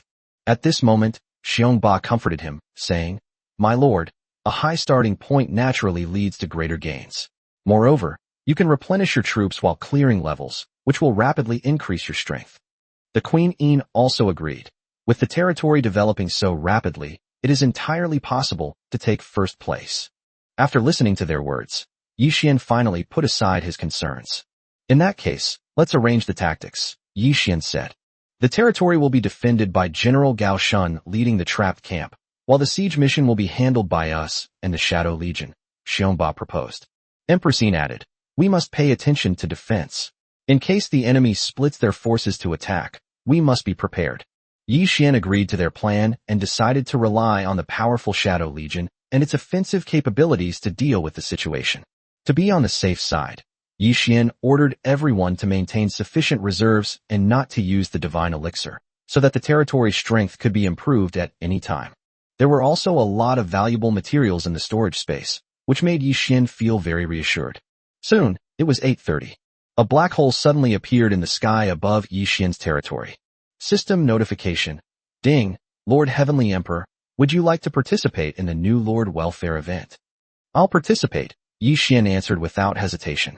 Immediately, other lords chose to participate in the event, and their respective territories turned into white light and flew into the black hole and disappeared. The Lord assessment space immediately fell silent, with only a few lords who had not participated in the event, as well as the stationary native forces and wild monsters, waiting for the event to end. Chapter 21 Elemental Lord. Suddenly, Yi Xian's territory appeared on a boundless grassland. Dark Blood immediately dispatched 100 shadow soldiers to scout the area surrounding the territory. All that could be seen was a vast expanse of lush green grassland, and no native territory guarding the pass was visible in the field of vision. Yi Xian immediately ordered the Shadow Legion to investigate the situation. "My lord, it seems this operation is not an encounter battle. We have ample time to make arrangements." Xiongba stood on the wall and said, "Now that the operation has begun, the enemy must have already appeared. Let's wait for news from Shadow." 10 minutes later, the soldier in charge of reconnaissance returned. "Your Excellency, a large elemental territory has been discovered 30 kilometers ahead of our territory." Elemental Lord, have the enemy made any unusual moves? Elemental Lords are generally magic-based, with powerful ranged attacks. Nothing has been found yet. The territory is under normal defense. The brothers have all kept their scouts away to avoid alerting the enemy. Yi Xian was very satisfied with the report from the Shadow Soldiers. Elemental warriors in combat are terrifying. Especially now, Yi Xian doesn't have a magic-wielding army, so he can't effectively contain the enemy's magical attacks. "My lord, since the enemy territory has not taken any action, we should launch an attack as soon as possible. If the enemy is prepared, we will certainly suffer considerable casualties." Xiongba immediately made a suggestion. "Indeed, my lord. With the Shadow Legion's stealth and surprise attack capabilities, plus the 6 sword slaves, we are very confident that we can quickly take over the enemy's territory. As a powerful figure in the demonic sect, Empress E naturally possessed strategic vision. As long as we engage in close combat, the threat posed by enemy elemental warriors will be greatly reduced. Alright, Darkblood, immediately lead the Shadow Legion to invade the enemy territory.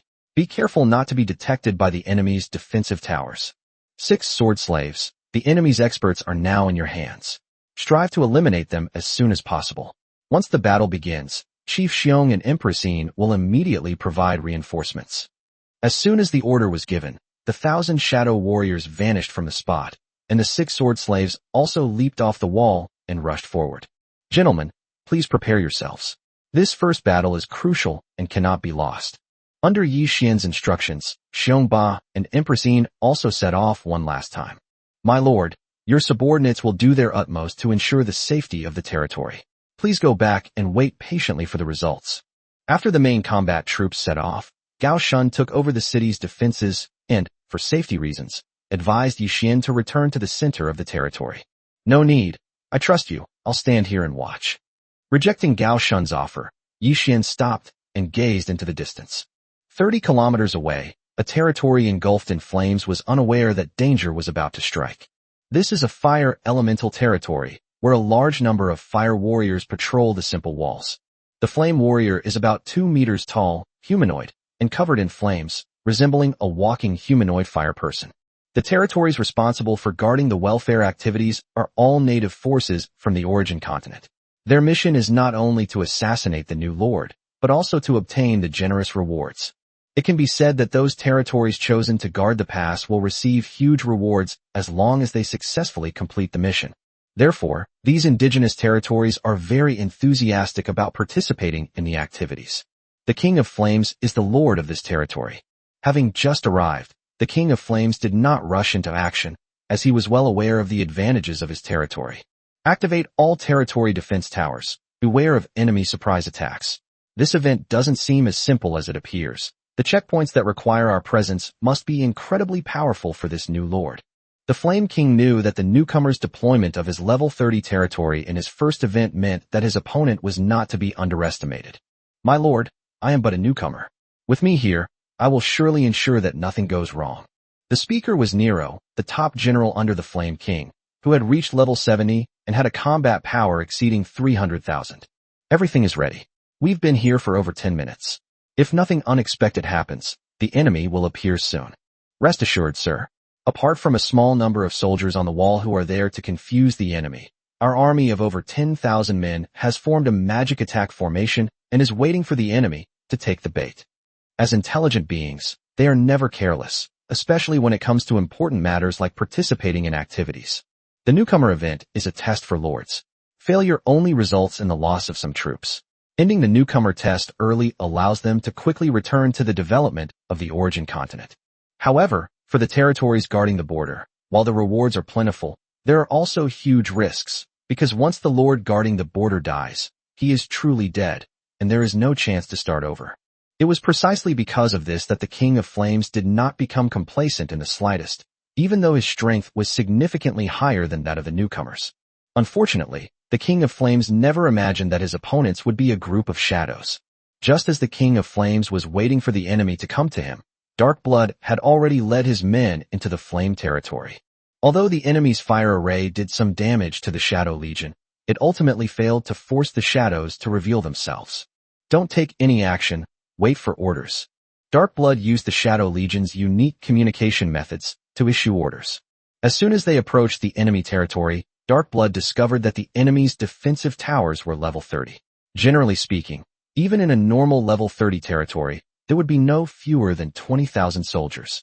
However, there were fewer than 1,000 people defending the city walls, which was clearly abnormal. After successfully entering the territory, the shadow soldiers quickly discovered the flame warriors forming a battle formation. Disperse, move out in 5 minutes, and inflict as many casualties as possible.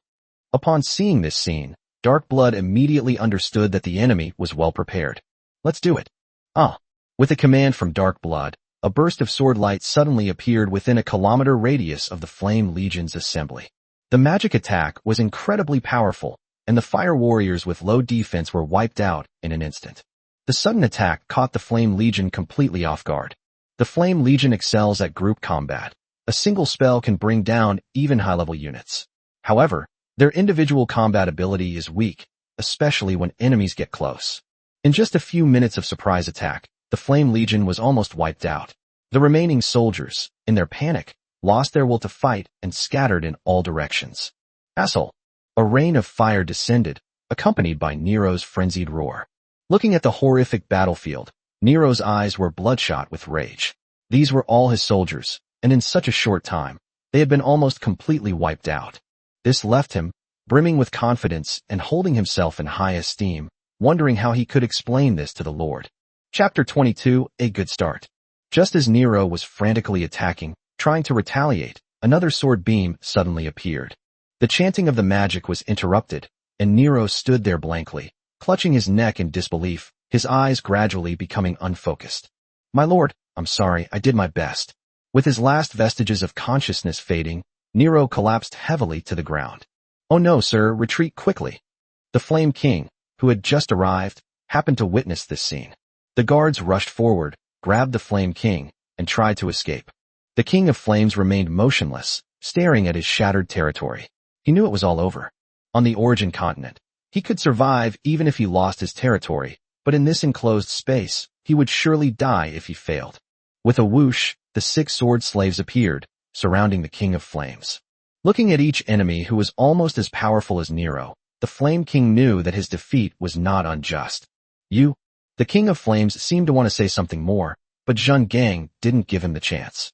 In a flash, a sword beam appeared, and the Flame King fell to the ground, dead.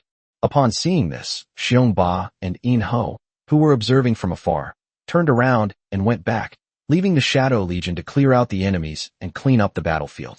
At this moment, Yi Xian, standing on the wall, was still in a daze. Although I knew my territory was strong, I didn't expect it to be this strong. Less than half an hour later, the system announced that the first level had been passed. Now that the order had been given, it meant that the enemy had been completely eliminated, so Yi Xian felt relieved and could focus on checking his spoils. The sudden outbreak of a major battle brought a flood of notification sounds, almost driving Yi Xian crazy. He quickly turned them off. Yi Xian opened the battle log and found countless broadcasts. Ding! Congratulations to your shadow soldier for defeating a flame warrior. You have obtained 1 black iron treasure chest, 1 tier 2 energy stone, 1 tier 2 space stone, 1 Kulo armor, 5,000 spirit coins, 500 points, and 50 reputation points. Ding! Congratulations to the Lord's 6 sword slaves for defeating the flame lord hero Nero, receiving a critical hit reward. 100 silver treasure chests, 100 silver armor pieces, 100 silver grade spears, 5 D-grade hero summoning tokens, 10 silver anti-flight scrolls, 1 basic troop expansion scroll, 500,000 spirit coins, 5,000 points, and 70,000 reputation points. Ding! Congratulations to the Lord's 6 sword slaves for defeating a flame lord. You have obtained 1 Lord's Heart Fragment, 1 B-grade hero summoning token, 1 random building, 30,000 spirit coins, 3,000 points, and 30,000 reputation points. Yi Xian discovered that killing the opponent's strongest hero had resulted in a system critical hit, with decent rewards including 5 summoning tokens and a troop expansion scroll. For lords, being able to summon the highest level soldiers without spending money, even if there are only 1,000 slots available at the beginner level, is a very lucky thing, especially for newcomers. Unfortunately, I didn't get a critical hit after killing the native lord. At the same time, through the difference in reputation gained, Yi Xian also realized that the opposing lord was also following the control route, and if he was a war lord, he would definitely be the highest combat force in the territory. Yi Xian didn't rush to tally the results because a new notification sound came in. Ding! Congratulations, Lord. Your soldiers have destroyed the sword tower in the flame territory, and you have obtained 1 sword tower. Ding! Congratulations, Lord. Your soldiers have destroyed the farmland building in the flame territory, gaining a plot of farmland. Ding! Congratulations, Lord. Your soldiers have destroyed the flame warrior barracks in the flame territory, gaining 1 barracks. Soon, when Xiongba and Yin Ho returned to their territory, the system notification stopped abruptly. Yi Xian knew that the first test was about to end, and in at most an hour, he would face the second test. My lord, the battle is going very smoothly. Chief Xiong and I haven't even had a chance to make a move. Empress Yin briefly described the course of the battle. This time, the counter-strategy of unit types played a significant role. If the trap camp had been allowed to attack directly, we would have suffered heavy losses. Yi Xian was very objective. Even if their high-end combat strength far surpassed that of their opponents, the difference in numbers was insurmountable. If tens of thousands of magical troops were to launch a concentrated attack, not to mention the trapped camp, even Xiong Ba and his companions would have a hard time escaping, and it would be very likely that they would die on the spot. This also made Yi Xian realize the importance of different troop types. Comprehensive development and mutual reinforcement are the ultimate path for the development of the territory. We'll immediately tally up the gains and convert them into combat power, Yi Xian decided on the spot. According to statistics, Yi Xian obtained a total of more than 2,000 sets of bronze armor, 1,500 sets of various bronze weapons, and 100 sets of silver armor and weapons. After taking these out and handing them to Gao Shan, Yi Xian was the first to arrive at the trapped camp. Since the trapped camp was released, Yi Xian has not summoned it due to equipment limitations. Yi Xian discovered that the accumulated materials were sufficient for the upgrade of the trapped camp. With a large amount of materials thrown out, the trapped camp leveled up to level 30. The trapped camp. Level 30. Quality RRR. Attributes. Increases all attributes of the territory by 30% and increases the combat power of soldiers by 30%. Number of participants, 10,000. Upgrade. 1 million spirit coins, 100 units each of 4th tier whirlwind spirit stone, and energy crystal. The increase in the overall value of building attributes for the entire territory is getting higher and higher. The number of people that can be summoned has reached 10,000. However, due to equipment limitations, Yi Xian decided to summon 1,500 people. Combined with those summoned earlier, the total number of the trap camp reached 2,000. Including upgrading each soldier to level 30, summoning 1.2 million points, and upgrading 7.5 million points. Yi Xian spent a total of 8.7 million points. After handing over all the newly summoned trap camp soldiers to Gao Shan for arrangement, Yi Xian paid no further attention. Next, Yi Xian went to the Shadow Legion and first raised the Legion's level to 30. Shadow Legion. Level 30. Quality, unknown. Attributes. Increases all attributes of the territory by 10% and increases the combat power of soldiers by 10%. Number of participants, 4,000. Upgrade. 1 million spirit coins, 100 units each of tier 4 shadow stones, and energy crystals. Summon. Summon one person per day, or one person for every 1,000 points.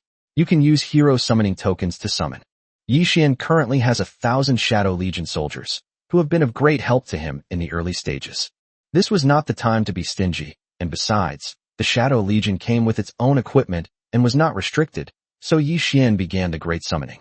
Chapter 23 Acquiring another type of unit. As the points were depleted, figures appeared one by one in the Shadow Legion's camp. Looking at the neatly lined up Shadow Legion soldiers, Yi Xian felt extremely proud. This was the solid foundation for his struggle to dominate the world. After indulging in a moment of fantasy, Yi Xian quickly raised all his soldiers' levels to 30. 3,000 people. This was the first time Yi Xian had summoned so extravagantly. The summoning itself cost 3 million points, which wasn't much, but upgrading the soldiers cost Yi Xian 33 million points in one go. Although Yi Xian felt a little heartbroken, he was confident because he had the resources. These points were equivalent to the amount of divine liquid he could recycle in a day. The Shadow Legion is a special unit and is not suitable for large-scale Legion operations. Therefore, Yi Xian decided to increase the combat strength of the Shadow Legion. So Yi Xian took out 3 D-grade hero summoning tokens and the only B-grade summoning token. Soon, 4 figures exuding powerful auras slowly appeared and came to Yi Xian. Greetings, Your Excellency. The 4 knelt in unison.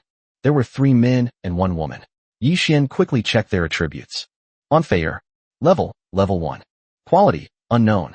Skills, stealth, assassination, assault, extreme blood-tied demon hand, demon spirit charm, hell demon soul slash, dark knight slash. Equipment, serrated hook sickle. Overall combat strength, 300. Upgrade, 500 points. Loyalty, 100%. The other 3 are dark thunder, dark wind, and dark rain, whose basic attributes are almost identical to dark blood. After careful examination, Yi Xian discovered that Fair was a Legion war commander, while in Shui and the others were Legion war generals. After gesturing for the others to stand up, Yi Xian began calculating the points needed to upgrade them. It cost a total of 2 million points to level up all of them to level 50. In this way, Yi Xian gained 4 more experts whose combat power exceeded 200,000. Ignoring the system notification to upgrade his territory, Yi Xian began to deal with the buildings he had acquired. Yi Xian acquired more than a dozen defensive towers of various types. After evolving and building them all, he successively obtained 3 arrow towers and nearly 10 flame towers. Blazing Tower. Level 1. Quality, or grade, 5 of the same quality combined into 1. Attribute, increases territory attack power by 10% and defense power by 10%. Skill, Heavenly Flame Funeral. Each use has a 1-minute cooldown. Upgrade, 10,000 spirit coins, 100 units each of level 1 Flame Crystal and level 1 Heartbreak tier. Although the defensive evolution resulted in relatively singular attributes, Yi Xian did not choose to synthesize it to improve its quality. Yi Xian's territory is now large enough that he needs many defensive buildings, especially R-quality buildings, which are already of high quality. Next comes the basic construction. Apart from some essential buildings, such as residences and canteens, Yi Xian built them and then ignored them. Yi Xian focused his attention on the farmland and the well. Although it is a basic building, its function for Yi Xian is no less important than any other building. The trap camp still has 8,000 men who haven't been summoned. The current population is approaching 10,000, and the territory's food needs will only increase. Fortunately, he acquired a lot more farmland this time.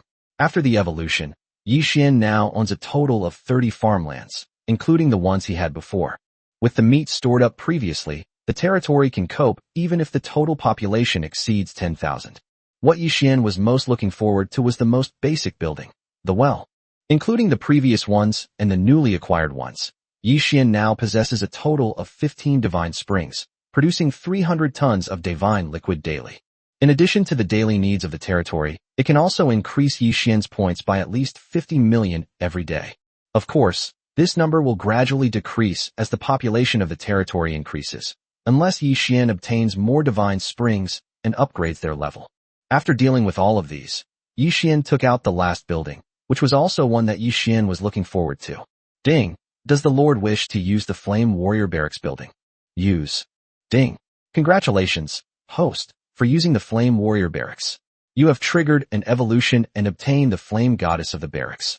The special unit was not an elemental life form like the Flame Warrior, which surprised Yi Xian. Goddess of Flame.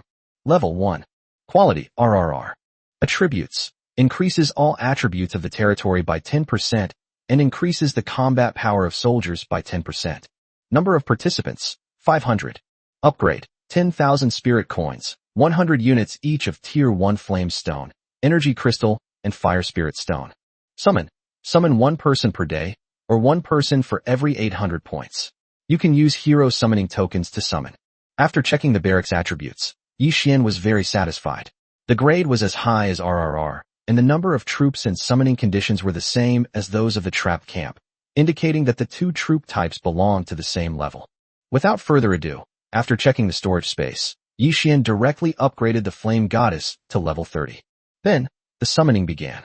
The military camp doors opened, and a group of female warriors with long, fiery red hair, dressed in leather armor and holding staffs, emerged. Yi Xian looked at the group of heroic female soldiers, full of vigor, but their chilling power fluctuations indicated that they were a group of warriors not to be underestimated. Flame Goddess Soldier. Level 1. Quality, RRR. Techniques and skills. Meteor Shower, Blazing Dragon, Flame Shield, Flame Wall Technique, Crimson Lotus Hellfire, Blazing Hell. Equipment, Flame Robe, Shattering Siphon Staff. Overall combat strength, 120. Upgrade, 200. Loyalty, 100%. Taking a deep breath, Yi Xian could not hide his shock. Although the Flame Goddess was not very strong in individual combat, her skills were really powerful. Almost all of them were group attacks, and they were stackable group attacks. Undoubtedly, the larger the quantity, the stronger the power. With the second challenge fast approaching, Yi Xian hurriedly checked the points needed to summon and upgrade the Flame Goddess and quickly calculated them. After upgrading the barracks to level 30, the Flame Goddess can summon 10,000 people. To summon all of them, you only need 8 million points, which is very cost-effective. Upgrading each Flame Goddess warrior to level 30 requires 10,000 points. If all of them are summoned and upgraded, it would require 100 million points. Although the price to be paid is high, the rewards are equally enormous. Yi Xian collected all the loot from the destruction of the Flame territory, including the corpses, except for the important items, and only then did he accumulate enough points. At his command, the Flame Goddess's camp underwent a significant transformation. A line of Fire Goddess warriors stepped out. Chapter 24 Huowire. The number of people exceeded 10,000, and the area was boundless. This was the first time Yi Xian had summoned so many Legion warriors. If the military camp didn't have its own space, it would be difficult to house so many people at the same time. The territory's population suddenly increased by another 10,000, making the demand for food even greater. After thinking for a moment, Yi Xian decided to summon another batch of farmers. But the most urgent task now was to summon several commanders for the new Flame Goddess warrior. The Flame Goddess Legion is characterized by its ability to fight in groups, which requires perfect command and coordination. Previously, Yi Xian used 4 summoning tokens to summon Infeir and the others. After the recent battle, Yi Xian still has 5 summoning tokens left. Yi Xian decided to use all his resources to summon generals of the Flame Goddess Legion. Summoning at the Graduation Hero platform can only be done using special hero summoning tokens, while summoning female heroes at the Myriad Flower Pavilion does not require tokens. The Trap Camp has not yet reached full combat capability, while the Shadow Legion has a few members like Dark Phil, which is sufficient for the time being. Ding! Does the Lord wish to use the hero summoning token? Use. Ding! Congratulations, Lord! You have summoned Fire Phoenix Eyebrows, Fire Phoenix Dream, Fire Phoenix Clever Woman, Fire Phoenix Little Jade, and Fire Phoenix Wear. After a series of notification sounds, 5 heroes were born. Soon, a female general, dressed in a bright red battle robe and wearing a golden crown, stepped forward, exuding a heroic and awe-inspiring presence. Tall and slender, with delicate and beautiful features that didn't lack a touch of masculinity, she deeply attracted Yi Xian's attention. Greetings, Lord. The group greeted each other with their bows. Heroine General, in full military uniform, you look majestic. Generals, please rise. Female generals and heroes are not only powerful, but also visually appealing. Looking at the people in front of him, Yi Xian was very satisfied and quickly checked their attributes. Fire Phoenix Eyebrows, Fire Phoenix Dream, Fire Phoenix Skillful Grace, Fire Phoenix Little Jade. Level 1. Quality, RRR. Techniques and skills, Meteor Shower, Blazing Dragon, Flame Shield, Flame Wall Technique, Crimson Lotus Hellfire, Blazing Hell, Crimson Lotus Flame. Equipment, Flame Robe, Shattering Siphon Staff, Blazing Cloak. Overall combat strength, 200. Upgrade, 250. Loyalty, 100%. The military ranks of Hua Fengmei and the others are at the level of General. Huowire. Level 1. Quality, Unknown. Techniques and skills, Meteor Shower, Blazing Dragon, Flame Shield, Flame Wall Technique, Crimson Lotus Hellfire, Blazing Hell, Crimson Lotus Flame, Fire God's Envelopment. Equipment, Flame Robe, Shattering Siphon Staff, Vulcan Cloak. Overall combat strength, 300. Upgrade, 500 points. Loyalty, 100%. As Yi Xian expected, he successfully summoned a War Commander, which played an important role in improving the overall combat strength of the Flame Legion. Yi Xian spent less than 3 million points to raise the level of the group by 50, and then made arrangements. Huowire, I hereby appoint you to temporarily lead the Flame Goddess Legion. War is imminent, and I hope the Flame Goddess will not disappoint me. Yi Xian was full of expectations. He believed that a well-organized army of mages, if used properly, would definitely be the rulers of the battlefield. Rest assured, my lord. The Goddess of Flame will slay any god she encounters and will certainly live up to your expectations. Huowire said with great confidence. Thus, the first stage of the event brought Yi Xian a huge reward, all of which was converted into combat power. Seeing that his accumulated reputation had reached 1 million, Yi Xian was filled with anticipation for the next level. After all units and heroes returned to camp, the system notification sounded again. Ding! Lord, would you like to participate in the second stage of the welfare event? You have half an hour to consider. Join. Murder and arson bring wealth and power. The fastest and most unchanging way to increase strength is through war. Soon, Yi Xian's territory disappeared again. A majestic mountain, surrounded by towering ancient trees, suddenly flashed with light, and a territory appeared on the mountaintop. Judging from this pass seems to be a defensive battle. Looking at the surrounding environment, Yi Xian guessed, "My lord, if it is a siege, we will have a great advantage." That's what Xiongba said. At this point, Xiongba was no longer the most outstanding commander in Yi Xian's team. Both Feier and Huoweier were better than Xiongba and Yin Ho in commanding the army. "My lord, the shadow soldiers report that the rear and left and right sides of the territory are all cliffs, which are not conducive to attacking the city. We only need to send a small number of troops to defend it." At this moment, Darkblood reported that the Shadow Legion dispatched more than 200 soldiers to scout the surrounding environment the moment they arrived in the territory. "My lord, I suggest that the rear and left and right sides be defended by the trapped camp. In order to prevent any accidents, we should also send 300 shadow soldiers to each side of the wall, just in case. The Flame Goddess Legion has assembled at this position, which is relatively close to the front.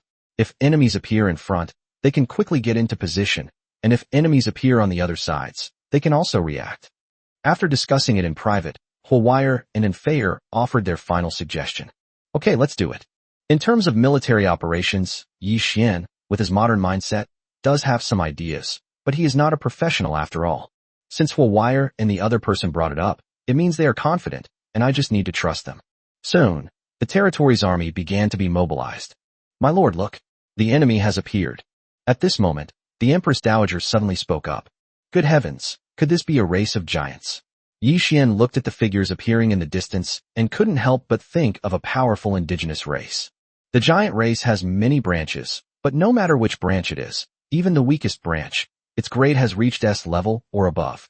With his specialized training, he possesses formidable personal strength, even rivaling some lower-ranking heroes. The giant race includes mountain giants who excel in strength, elemental giants who excel in magic, dwarf giants who excel in defense, and so on.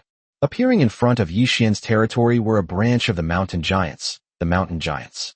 Mountain giants are incredibly powerful, making them veritable meat grinders in close combat. Yi Xian breathed a sigh of relief. The mountain giant's magical defense was not strong, and it did not possess magical attack power. In this way, the Flame Goddess Legion's ability to counter the mountain giants made Yi Xian realize even more the importance of troop diversification. "My lord, these giants are generally around level 70, and their individual combat strength exceeds 100,000. Fortunately, there are only a little over 1,000 of them, so they should not be difficult to deal with." After observing, Huoweier said with some relief, "Huoweier, order the Flame Goddess Legion to prepare for battle. You are in charge of the enemy's main force, while the enemy's high-ranking generals and heroes are to be handled by Feier and Xiongba. Darkblood, take men to search the giant's territory and find out what defenses remain there." Although Yi Xian had undergone a significant improvement, the difficulty of the second level naturally increased, but it was still not enough. Chapter 25 Territory Defense. The giants that came to invade were generally over 30 meters tall, with only a few exceeding 50 meters. The strength of most giant races is closely related to their height. When the vanguard of the giants was less than a kilometer away from the territory, the defensive towers of Yi Xian's territory launched the first attack. The 8 arrow towers, which had been upgraded to level 30, were the first to unleash a barrage of arrows. Countless energy arrows rained down, heading straight for the giant. The mountain giants had decent defenses. A barrage of energy arrows only eliminated a dozen or so giants. Although most of the giants were riddled with arrows, they were not greatly affected. Just as the giant charged forward under the weight of the energy arrows, the flame tower also activated. The temperature rose rapidly across the entire territory. In the area that served as the battlefield, and a blazing inferno appeared silently. Caught off guard, many of the giants' bodies were set ablaze, forcing them to slow down and try to extinguish the flames. "Meteor shower, unleash." Just then, Huoweier's voice rang out. Yi Xian looked at the battlefield ahead, where a large number of meteors burning with flames appeared and fell straight down from the sky. The giants, who were able to charge forward even when attacked by the territory's defensive towers, are now in big trouble. The combined attack of 10,000 people, under the protection of Fire Goddess Huoweier, struck the giant continuously without wasting a single ounce of energy. So powerful. Once the Legion's combat power is brought to its limit, an individual becomes insignificant in comparison. At this moment, Empress Zhu Yuyan sighed. "Oh, if Yin Ho were to face such an attack, What are the chances she could escape unscathed? Yi Xian asked curiously. The reason for asking Zhu Yuyan was that the heavenly demon technique she practiced was the most advantageous skill for escaping. It's hard to say. Without Huoweier's command, I'm fairly confident. But if Huoweier leads her troops in a concentrated attack, I'm afraid. Although Empressine said nothing more, Yi Xian already understood what she meant. Hellfire. Just then, Huoweier gave the order. Goddess of Flames, unleash another powerful skill. In an instant, the giants on the battlefield vanished one by one, as if visible to the naked eye. Chief Xiong and Feier, let's make our move and finish this quickly. Judging from the situation, the Goddess of Flame was fully capable of annihilating the attacking giants, but Yi Xian didn't want to wait any longer. Having witnessed the Goddess of Flame's combat prowess firsthand, Yi Xian was very satisfied, and it was time to end the battle. With a whoosh, Xiong Ba was the first to jump down, heading straight for the expert among the giants. Immediately afterwards, apart from the 6 sword slaves who remained hidden in the shadows to protect Yi Xian, all the other heroes rushed to the battlefield. Of course, Fire Vera and the others from the Flame Goddess Legion didn't foolishly rush forward for hand-to-hand combat. Looking at the battlefield filled with crisscrossing sword energy and flashing blades, Yi Xian couldn't help but feel a sense of longing. Unfortunately, Yi Xian was still unarmed, lacking both skills and equipment. Although his combat strength was higher than that of the other lords, it was clearly insufficient to deal with this level of battle. At this moment, Yi Xian finally understood. Strength, power, I understand. Yi Xian finally realized that his desire for power was incredibly urgent at this moment. My lord, we have found the giant's territory. Just as Yi Xian was filled with excitement, Dark Blood returned. Very good. Where are they? How much of their remaining strength do they have? Yi Xian quickly asked. In these welfare activities, the final outcome of each level is either death or survival. There is absolutely no possibility of escape or retreat. My lord, the enemy has almost given up all their strength. Their territory only has less than 100 people to defend it. The enemy lord is hiding in his territory. To avoid being exposed, we have not approached. Preliminary observation shows that their lord is over 100 meters tall and should be their strongest fighting force. Dark Blood recounted all the information he had gathered in one breath. The giant, standing 100 meters tall, is described in the Lord's Guide to Races as possibly reaching the gold rank and exceeding level 50, which would give it a combat power of over 500,000. Judging from the individual combat strength of the territory's heroes, none of them could handle it alone, but Yi Xian was not worried.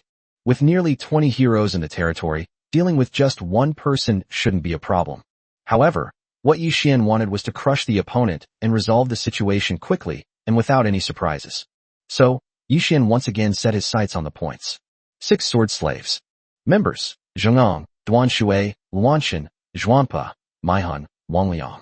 Level: 50. Grade: Skills: 1-hit kill, instant kill, surprise attack control, extinction magic attack, etc. Weapon: this is the sword with the name. Attributes: 6-in-1, 1-hit kill. Combat power: 250,000 per unit, for 100,000 combined. Upgrade: 1 million points. Loyalty: 100%. The 6 sword slaves currently require the most points to level up, but they are also the most cost-effective. Yi Xian checked his storage space. The wave of monsters he had just encountered had brought him a lot of rewards, including equipment, treasure chests, scrolls, and so on. After keeping the useful supplies, Yi Xian recycled everything else into points, gaining tens of millions of points again.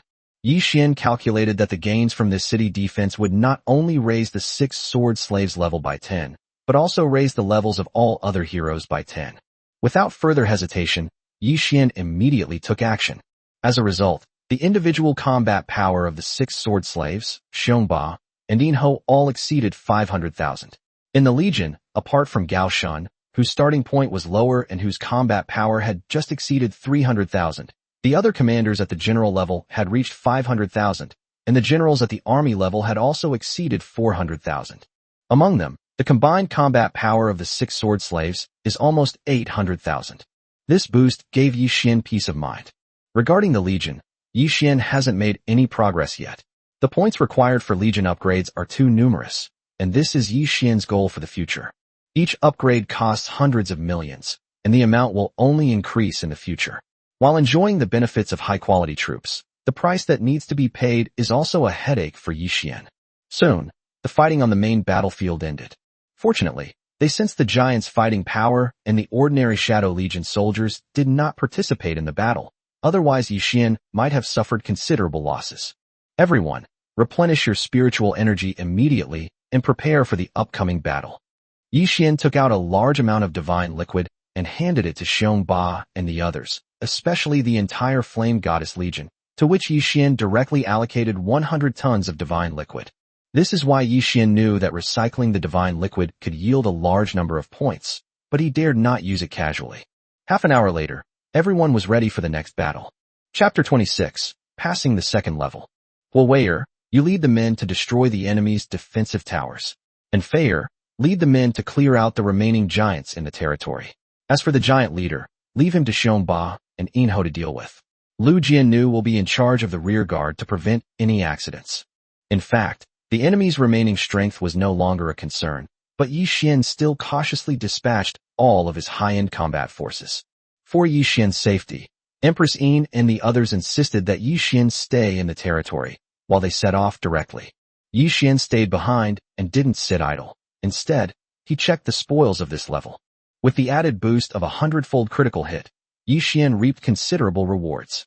The giants truly live up to their reputation as a high-level race on the origin continent. Their drop rates are simply extraordinary. Yixin sighed. Although only a little over 1,000 mountain giants were just eliminated, the harvest was far greater than that of the first level. This is the change brought about by differences in quality and grade. Upon inspection, Yixin paid no attention to the accumulation of materials, but focused on the buildings and equipment. The number of bronze-level weapons and armor has reached over 5,000, and the number of silver-level weapons and armor has also exceeded 1,000. Combined with the previous stockpile, this is basically enough to satisfy the needs of a full-strength trapped army. However, Yixin still did not choose to summon immediately, because although the number of equipment was enough, there were too many types of equipment, which were not suitable for the Legion to use. As for the buildings, there are 20 basic buildings, 5 random buildings, and no special buildings. At the same time, Yixin discovered that he had accumulated 10 random hero summoning tokens. Yixin recycled all the unnecessary weapons, equipment, and miscellaneous items, along with the giant's corpse, accumulating a total of 80 million points. These will be Yixin's confidence in passing the final test. For Yixin, the 3-stage assessment was easy. The difficulty lay in completing the task with high quality and maximizing the benefits. Just as Yixin finished checking his gains, the system notifications started ringing out again and again. Yixin knew that the battle had begun. As expected, Dark Phil led the Shadow Legion and launched the first attack. The native territory guarding the pass was defended by fewer than 100 giants. There was no need to use the entire Shadow Legion's strength. Dark Phil and Dark Blood, along with a few others, quickly cleared it out. The battle had just ended when the giant Lord Guts arrived, but it was too late. The giant Guts was furious as he saw the 5 black-robed figures appear on the battlefield. Damn it, you've angered the great giant. Guts roared, about to attack the group. Big guy, your opponent is us, the Heavenly Frost Fist. Xiongba, who had been waiting for a long time, immediately rushed forward. As the territories they encountered grew stronger, the effectiveness of Legion warfare became increasingly apparent, while the role of individual combat power seemed to diminish. This instilled a sense of crisis in Xiongba, who was the first to be summoned. Among the current heroes in the territory, the 6 sword slaves are the Lord Shadow, and the Empress is a beautiful woman who will become the Lord's wife sooner or later. The others are all generals who lead troops, but Xiongba is the only one whose status is somewhat awkward.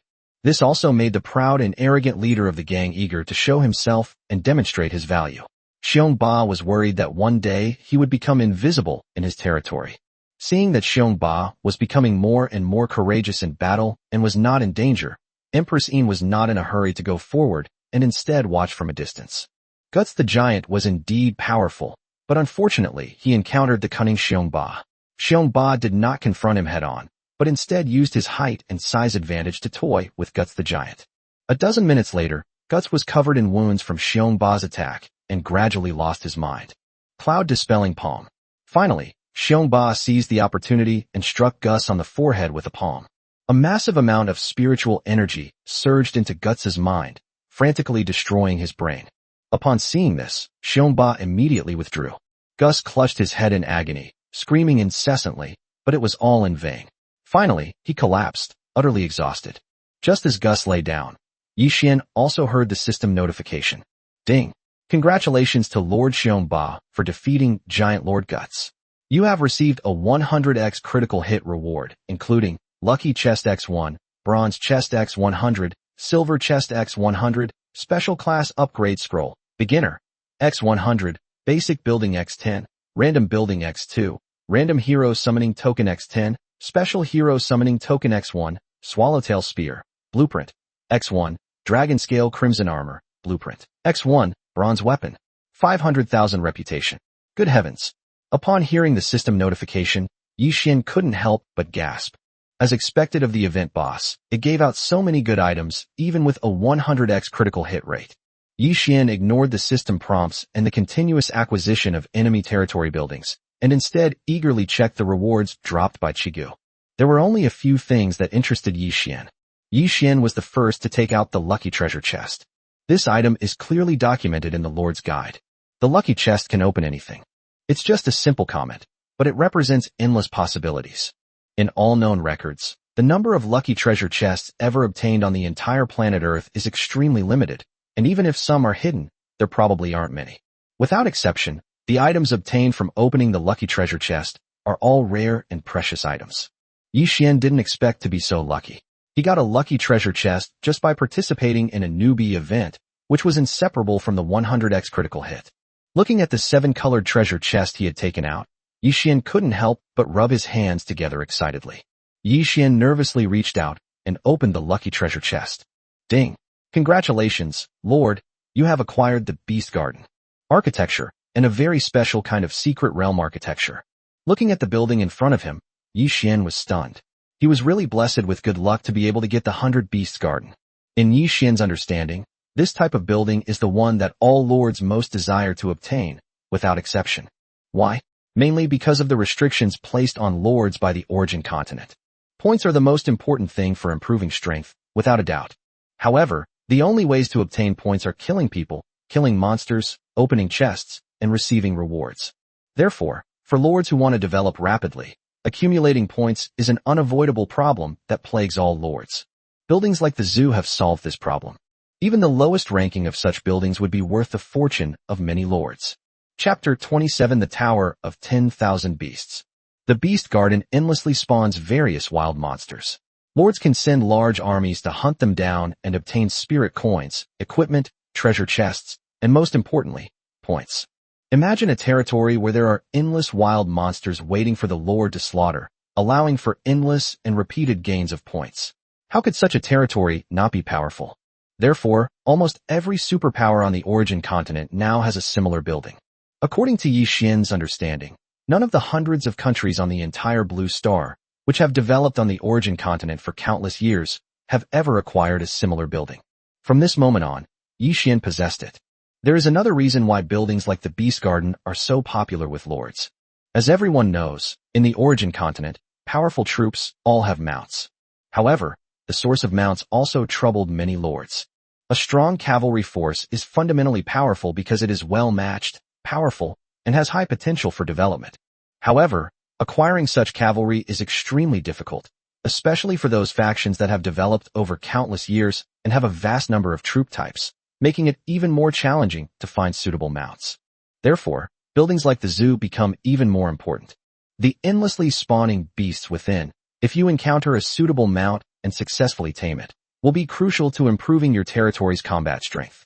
Suppressing his excitement, Yi Xian did not use the Beast Garden on the territory map, but instead found an empty plot of land and built the Beast Garden himself. Ding! Congratulations, Lord, for using the Beast Garden and triggering a super evolution, obtaining the Tower of 10,000 Beasts. As the system notification faded, a tall tower appeared in front of Yi Xian. The Tower of 10,000 Beasts is 100 meters tall, with no decorations on its front except for a door that is nearly 100 meters high. Yi Xian looked at the myriad beasts tower and hurriedly checked its attribute data. Tower of 10,000 Beasts. Level 1. Quality unknown. Attributes. Every 10 levels, a training realm will be unlocked. 100,000 points will be used to refresh wild monsters. There is no limit to the number of wild monsters.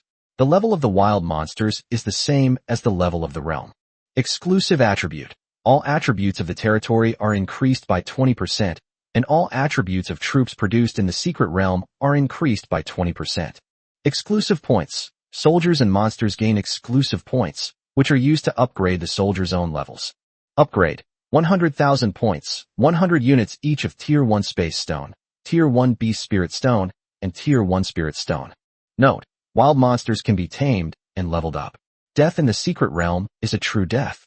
Yi Xian carefully examined the information about the Tower of 10,000 Beasts. It's simply a divine artifact. No wonder its quality is so high. Yi Xian was deeply shocked. Troops can earn exclusive points for killing monsters, which does not affect the acquisition of normal points. This not only increases the income of territory points, but also reduces the use of some points. After all, the points required to upgrade a unit are far greater than those required to upgrade a hero. This is easy to understand. A legion can easily have tens or hundreds of thousands of members, and on the origin continent, it is not uncommon for a legion to have tens of millions of members. The points required for so many people to level up are undoubtedly enormous. With the Tower of 10,000 Beasts, Yi Xian can save a lot of points in this area. Although Yi Xian has the system to recycle points, it is much easier for him to obtain points compared to others. But no lord would complain about having too many points. Wouldn't it be great to use it to greatly expand the number of heroes and increase the high-end combat power of the territory? It's important to understand that once you reach a certain level, human wave warfare becomes less crucial. High-end combat power remains an indispensable deterrent force. Yi Xian checked his storage space and found that he only had enough materials to upgrade the Myriad Beasts Tower to level 30. But for Yi Xian, it's enough for now. Therefore, Yi Xian no longer hesitated, threw out a large amount of materials, and used 7 million points to upgrade the 10,000 Beasts Tower to level 30. Immediately afterwards, 3 blank secret realms appeared. Ding! Please refresh the monsters. The monsters will refresh every 100,000 points. Once this time, the dungeon will run. Refreshing again will reset the dungeon. Next to the entrance to the Tower of 10,000 Beasts, a notification appeared on a display screen. Yi Xian spent 100,000 points and clicked refresh. First secret realm, White Phoenix Bluebone Cat, level 10. Is it now fixed? Yi Xian thought about it and wasn't very satisfied. The drop rates for points and equipment from level 10 monsters are almost identical. However, when choosing monsters, Yi Xian still prefers those with strong combat power or certain abilities, such as mounts and flying monsters. Of course, flying monsters are something Yi Xian can only dream about at this stage. Even if they spawn, he wouldn't be able to deal with them. So Yi Xian kept choosing, and choosing again. It took another nearly 20 million points to finally determine the types of monsters in the 3 secret realms. First secret realm, Jade-Faced Purple Steed, level 10. Second secret realm, Silver Snow Leopard, level 20. Third secret realm, Cloud Beast, level 30. That's right, all 3 types of monsters are more like mounts. This can be seen as planning ahead, as the troops in the territory will soon need these mounts. Although the levels of the monsters in the Beast Tower are fixed, it doesn't matter. As long as they are successfully tamed, they can be upgraded with points. Therefore, Yi Xian pays more attention to the types of monsters. As for whether he can successfully tame it, Yi Xian is not worried about that. Don't forget, Yi Xian is a man with a system. Not to mention mere wild monsters. Even gods would be at his mercy if they fell into his hands. After Yi Xian finished everything, he found Gao Shun and went directly to the trapped camp. The current trapped camp is at level 30, capable of summoning 10,000 people. There are still 8,000 people who have not been summoned. Soon, Yi Xian filled the remaining spots and raised the level of 8,000 people to level 10. He then handed them over to Gao Shun and led them to the first level of the 10,000 Beasts Tower. With Gao Shun around, I believe there won't be any surprises. Yi Xian really wanted to go with Gao Shun to see what the secret realm inside the Tower of 10,000 Beasts was like, so that it would be easier to deploy troops to fight monsters there in the future. However, having just destroyed the giant's territory, Yi Xian still had many things to do. In order to maximize his profits, he had to improve the territory's strength as quickly as possible within the limited time available. In this way, the defending territory that appears at the final level will be stronger, and the rewards will be greater. Without further thought, Yi Xian went directly to the front of the enhanced village. Summoning farmers is relatively cheap, but Yi Xian's territory has developed too quickly, especially since Yi Xian doesn't need traditional materials such as wood and stone, so he hasn't summoned them much. This time it's different. Yi Xian has decided to unleash a grand summoning attack. Soon, 10,000 farmers dressed in plain clothes appeared before Yi Xian. Yi Xian didn't have time to check them one by one, but instead gave the order directly. All those with talent for weapon crafting, step forward. Soon, more than 120 people stood at the front of the line. Chapter 28, Expanding the Divine Weapon Pavilion.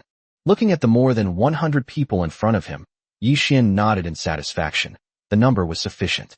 Those who step forward, follow me. The rest of you may roam freely within your territory. At this moment, Yi Xian suddenly realized a problem that he had previously overlooked. As the number of people in his territory increases, Yi Xian urgently needs talented people who are good at management. The Legion is relatively well managed, with strict military discipline and generals at all levels in normal times, but the residents of the territory lack effective management. Because of loyalty, no one will cause trouble for no reason, but someone has to arrange and plan everyone's work. They can't just sit around doing nothing all day and wait to die. What's the point of supporting so many people in that territory? It's better to just kill them and save trouble. Thinking of this, Yi Xian shook his head. How could he possibly kill them? The quality of these people was far superior to that of people in other territories. It was just that he was not good at utilizing them. It seems we must find suitable people to manage these people as soon as possible. As he pondered this, Yi Xian led his men to the Divine Weapon Pavilion. My lord, the battle at the front is over. What brings you here?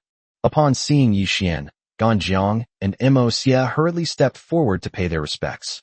Master Ganjiang, thank you for your hard work. I've come to see you today because I have something to discuss with you. Yi Xian rarely saw Ganjiang and his wife during normal times, as the couple was always busy forging weapons. My lord, what are your orders? My wife and I will do our best to fulfill them. Ganjiang dared not take credit and immediately said, Call out those apprentices you brought with you. I have something to tell you, Yi Xian said directly.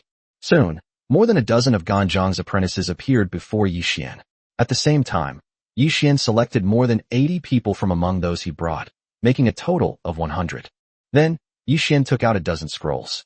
Ding, would you like to use a special job upgrade scroll, beginner? Use. As soon as Yi Xian finished speaking, the scroll in his hand transformed into 100 rays of light, heading straight for the 100 people in front of him. The light disappeared in less than a minute.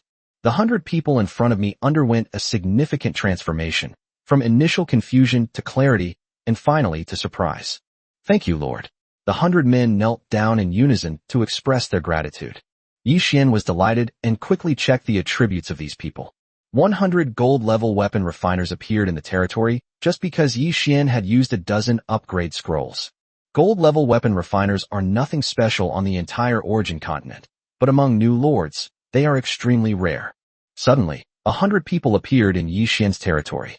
Next, Yi Xian handed over the swallowtail spear, blueprint, and the dragon scale fiery red armor, blueprint, to Ganjiang. Master, Gao Shun and I have discussed it. The equipment made from these two blueprints is very suitable for the trapped camp. These people are all entrusted to you. I hope you can make this batch of weapons as soon as possible. Rest assured, sir.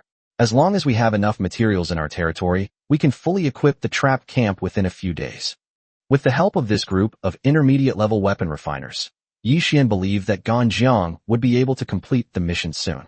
After everything was arranged, the demolition team returned. My lord, the enemy territory has been completely destroyed. Xiongba, having independently defeated the enemy lord, the giant Guts, was quite triumphant. You all rest for a while to recover your spiritual energy. I will immediately build up all the buildings I have acquired, and then give you all another boost in strength. Yi Xian's words greatly excited everyone present. Whether it's a lord, a hero, or even every soldier, the desire for power is the same. Yi Xian first established the spirit fields and the divine spring, which were the foundation for the territory's survival. The two challenge events yielded Yi Xian a total of 60 spirit fields and 30 divine springs, which are currently enough to support the use of his territory, but there is almost nothing left over. Afterwards, Yi Xian gave the various seeds from the treasure chest to farmers with a talent for farming and asked them to plant them. Then, Yi Xian opened all the residential buildings and obtained a lot of houses, small buildings, and villas.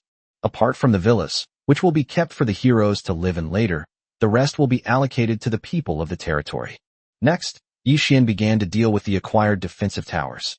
There are a total of more than 20 defensive towers. Finally, 2 new defensive structures evolved. Return of 10,000 swords. Level 1. Quality, or grade, 5 of the same quality combined into 1. Attribute, increases territory attack power by 10% and defense power by 10%. Skill, sword chi surges, 1 minute interval between uses. Upgrade, 10,000 spirit coins, 100 units each of level 1 no hate gold and level 1 sword jade. Sniper tower. Level 1. Quality, or grade, 5 of the same quality combined into 1. Attribute, increases territory attack power by 10% and defense power by 10%. Skills, group attack, unlimited, single target, energy concentration, firepower surge. Final combat power is determined by the amount of spirit coins consumed. Upgrade, 10,000 spirit coins, 100 units each of level 1 Mystic Ice Immortal Soul and level 1 Aurora Eye. Yi Xian hadn't paid much attention to the 2 new types of defensive towers. But after Yi Xian read through the information in detail, he discovered an unexpected surprise. The sniper tower can not only attack small monsters in groups, but more importantly, it can focus fire on them, a function that territory defense towers do not currently have. The final combat strength is determined by the amount of spirit coins consumed. Could this be interpreted as meaning that as long as enough spirit coins are invested, combat strength can grow indefinitely? In theory, this understanding is correct, but Yi Xian felt that he still needed to find an opportunity to test the specifics. Moreover, Yi Xian currently only has 1 billion spirit coins. Although the system can recycle spirit coins, Yi Xian did not waste resources to recycle them. After all, there are many ways to obtain spirit coins, but there is no other way to get points.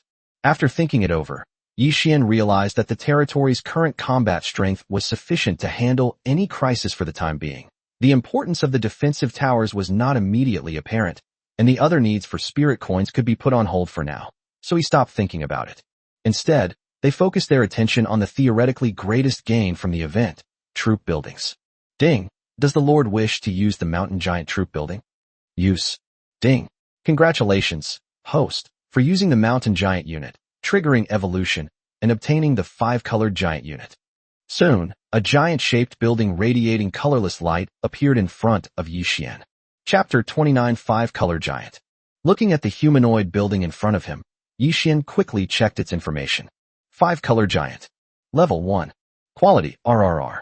Attributes. Increases all attributes of the territory by 10% and increases the combat power of soldiers by 10%. Number of participants, 100. Upgrade. 1 million spirit coins, 100 units each of Tier 1 10 Absolute Immortal Sand, Blood Sun Demon Brain, and Soul Devouring Core Stone. Summon. Summon 1 person per day, or 1 person for every 10,000 points. You can use hero summoning tokens to summon.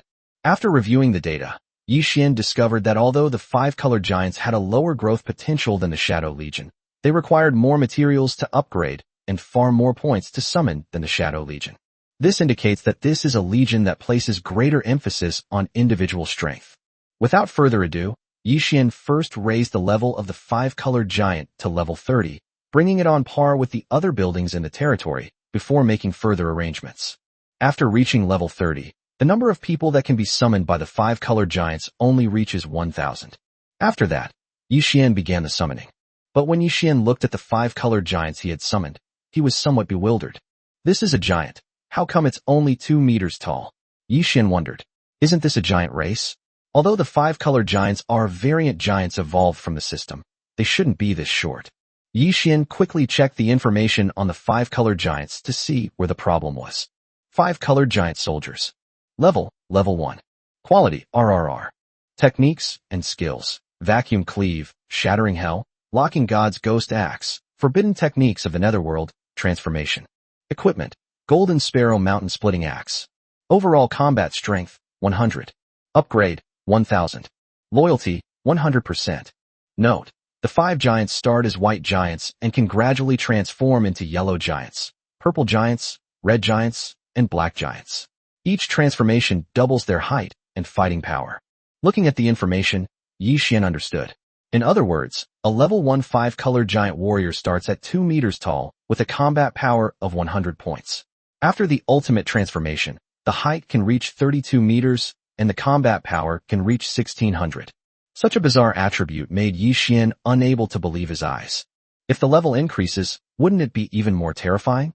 Yi Xian calmed himself down and decided to summon a few heroes first, then upgrade the 5-color giant and see how it went.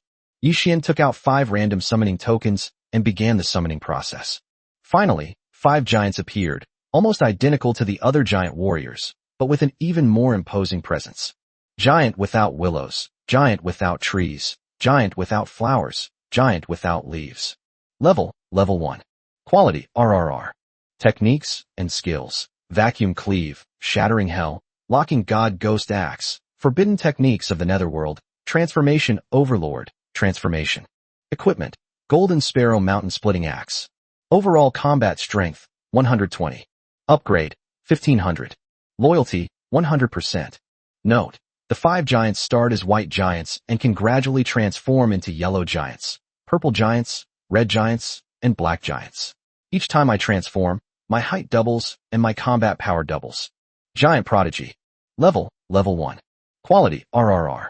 Techniques and skills. Vacuum cleave, shattering hell, locking god's ghost axe, forbidden techniques of the forest, transformation into overlord, roar of the azure dragon breaks through the clouds, transformation. Equipment, golden sparrow mountain splitting axe. Overall combat strength, 150. Upgrade, 2000. Loyalty, 100%. Note, the 5-color giants start as white giants and can gradually transform into yellow giants, purple giants, red giants, and black giants. Each time I transform, my height doubles and my combat power doubles. Yi Xian was very satisfied with the result of the summoning. Giant, from now on you and Giant Tree will lead the 5-colored Giant Legion. Yes, my lord. The group readily accepted the order. Looking at the group of giants kneeling before him, who were far taller than him, Yi Xian felt both relieved and somewhat helpless. Get up, we still have a lot to do. After Yi Xian finished speaking, he continued the summoning.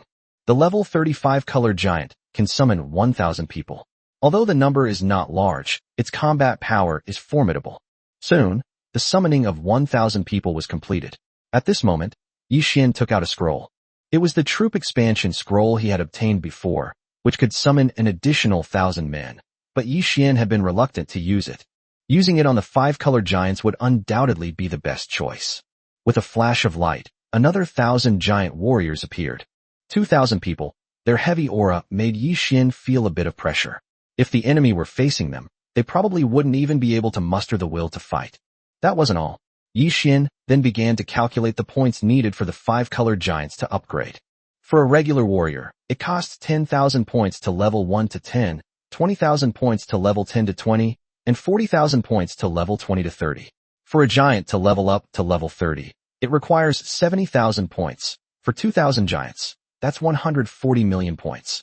Different warriors can reach 10,000 combat power at level 30, and their maximum combat power after transformation is 160,000. That's enough. You have to understand, the giant territory we just destroyed only had ordinary level 70 giants with a combat power of just over 100,000. What more could Yi Xian want? The points gained from the second stage were not enough to cope with the upcoming improvement in strength. Fortunately, Yi Xian currently has a total of 30 divine springs, and the level of each divine spring has been upgraded to level 30. Each spring can provide 40 tons of divine liquid every day. To put this into perspective, the territory can produce 1,200 tons of divine liquid every day. Given the current population of the territory, 500 tons of divine liquid per day is basically enough. Yi Xian can use the remaining 700 tons as he sees fit. Without further hesitation, Yi Xian immediately extracted 700 tons of the divine liquid for recycling. He was going all out to maximize his gains in the final stage. 700 tons of divine liquid, recovered 350 million points, quickly credited to your account. Including what he had left, Yi Xian still had 400 million points, which he could use at any time. Without further ado, I directly consumed 140 million points to raise the level of all 5-colored giant warriors to level 30. Yi Xian originally wanted to continue to upgrade the level of the 5-colored giant warrior, but considering that upgrading another 10 levels would cost 160 million points, and that the 5-colored giant had just been summoned and had not yet achieved any results. Using a large number of points directly on the 5-colored giants seems somewhat inappropriate. The key to development lies in balance. Although the people in the territory are absolutely loyal, Yi Xian cannot ignore their feelings. Then Yi Xian spent tens of millions of points to raise the levels of Zhu Tianjiao and the others to level 60. After the group's levels increased, Yi Xian checked the data and found that the combat power of the giant tree and the others had exceeded 300,000, while the combat power of the giant prodigy had exceeded 400,000. This greatly increased the territory's strength, and the giant's power instantly became the territory's strongest fighting force. Especially the prodigy, whose final combat power after transformation actually reached a terrifying 6 million. This means that the territory already possesses cutting-edge combat capabilities. Chapter 30, Final Level. After the 5-colored giants appeared, the system notification sounded continuously indicating that the territory was being upgraded. Yi Xian no longer hesitated. His level really should be raised. Yi Xian raised the territory's level to 50 in one go, and at the same time raised his own level to 60. Lord, Yi Xian. Level 60 is 10 levels higher than the territory level. Equipment, none. Skills, none. Technique, none. Spirit coins, 1.1 billion. Points, 240 million. Heroes, Xiongba, Zhu Yuyan, 6 sword slaves, Gao Shun, and Feier, Huier, Zhu Tianjiao, etc. Unit types, Shadow Legion, Trapped Army, Flame Goddess, 5-colored giants. Overall combat strength, 50,000 points. Yi Xian was still unequipped. Although he had reached level 60, his combat power was still only the basic 50,000 points. Although Yi Xian was helpless, there was nothing he could do.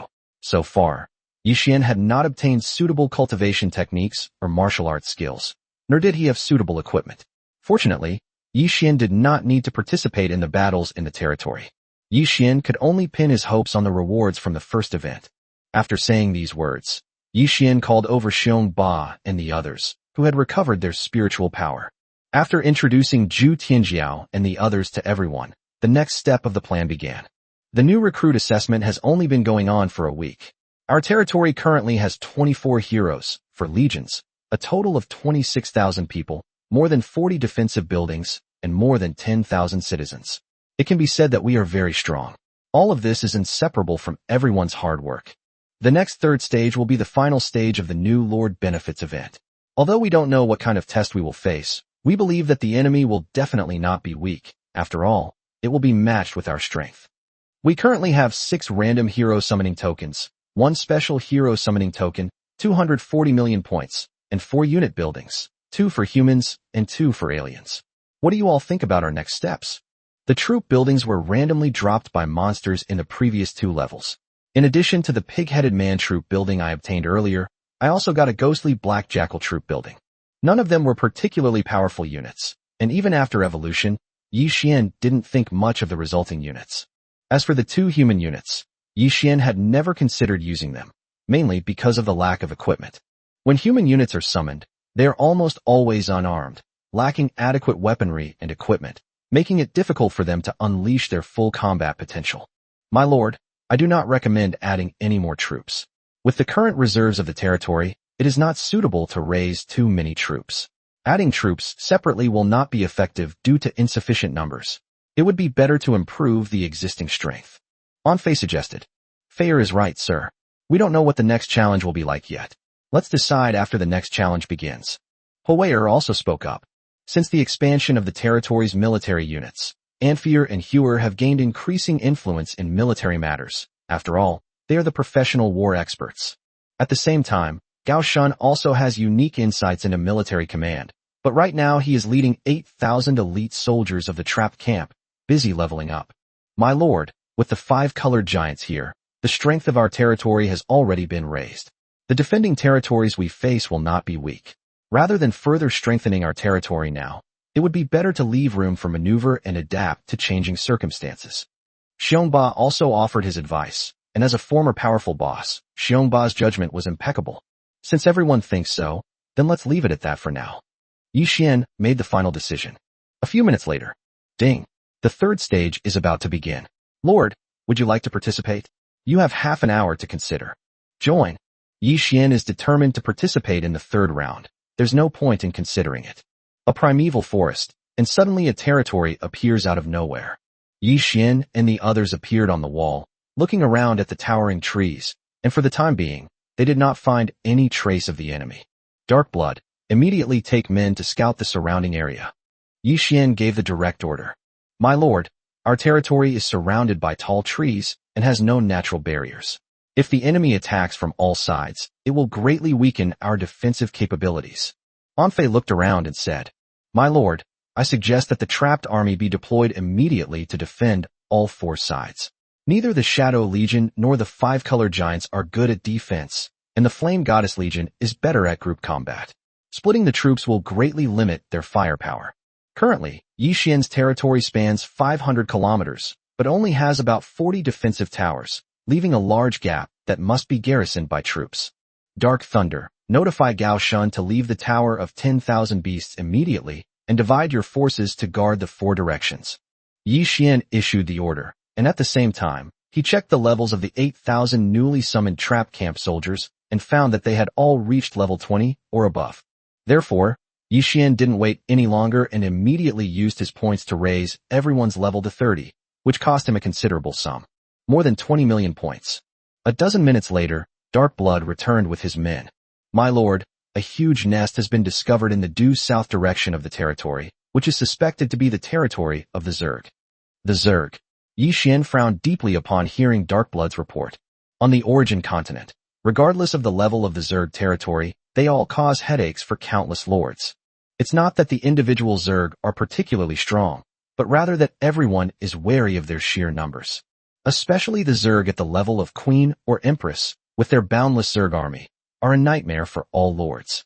Moreover, this level of Zerg territory has an enviable feature, mobility. It can be said that a single Empress or Queen is a powerful territory in itself. Ordinary people wouldn't dare to provoke them. The Empress Dowager and the Empress Dowager not only possess a large and powerful army, but their combat strength is also considerable. However, these are only some of the factors that people fear. What is truly despairing is that the Queen Mother and the Empress Mother can mass-produce the Queen Mother's personal guards and the Empress Mother's personal guards. These guards have the combat power of heroes and can even learn various combat skills and use weapons.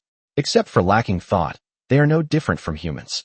As for the Queen Mother and the Empress Mother, as long as they have energy, they can summon various insectoid races indefinitely, devour each other, and mass-produce guards. Therefore, the Zerg are one of the most aggressive races on the primordial continent. Dark Blood, send more people to investigate, at any cost, to find out the level and type of the enemy's buildings. Yi Xian gave the order. Chapter 31 Zerg Catastrophe. If it's an ordinary Zerg territory, it's manageable. But if a Zerg of the Queen level or higher appears, Yi Xian's territory will face a great test. Yi Xian quickly shared what he knew with all the heroes, and the territory needed to make preparations in advance just in case. My lord, the Zerg have a flying race, which will be very disadvantageous for our defense. Moreover, the Zerg army is numerous, so we must defend first and then attack. Anfiel was also quite troubled when she heard about the characteristics of the Zerg territory. Currently, none of the heroes and troops in the territory have the ability to fly. Although the heroes are strong enough to deal with flying troops, their numbers are too small to be of any use. My lord, with the Flame Goddess's combat strength, frontal defense should not be a problem, but the Flame Goddess Legion's air defense capabilities are not strong. Our main difficulties will come from the air. Huayer also said. The Shadow Legion is suited for assassination and decapitation. The Five-Color Giants are individually powerful, and the two legions together only number 6,000. In large-scale, direct combat, their role was actually limited. My lord, it's confirmed. There is a Zerg Queen in the enemy territory. At this moment, Dark Blood returned. This was the information the Shadow Legion obtained at the cost of dozens of lives. Yi Xian had already heard the notifications of Shadow Legion soldiers being killed. As expected of the Empress Mother, this has never happened before in the new recruit assessment.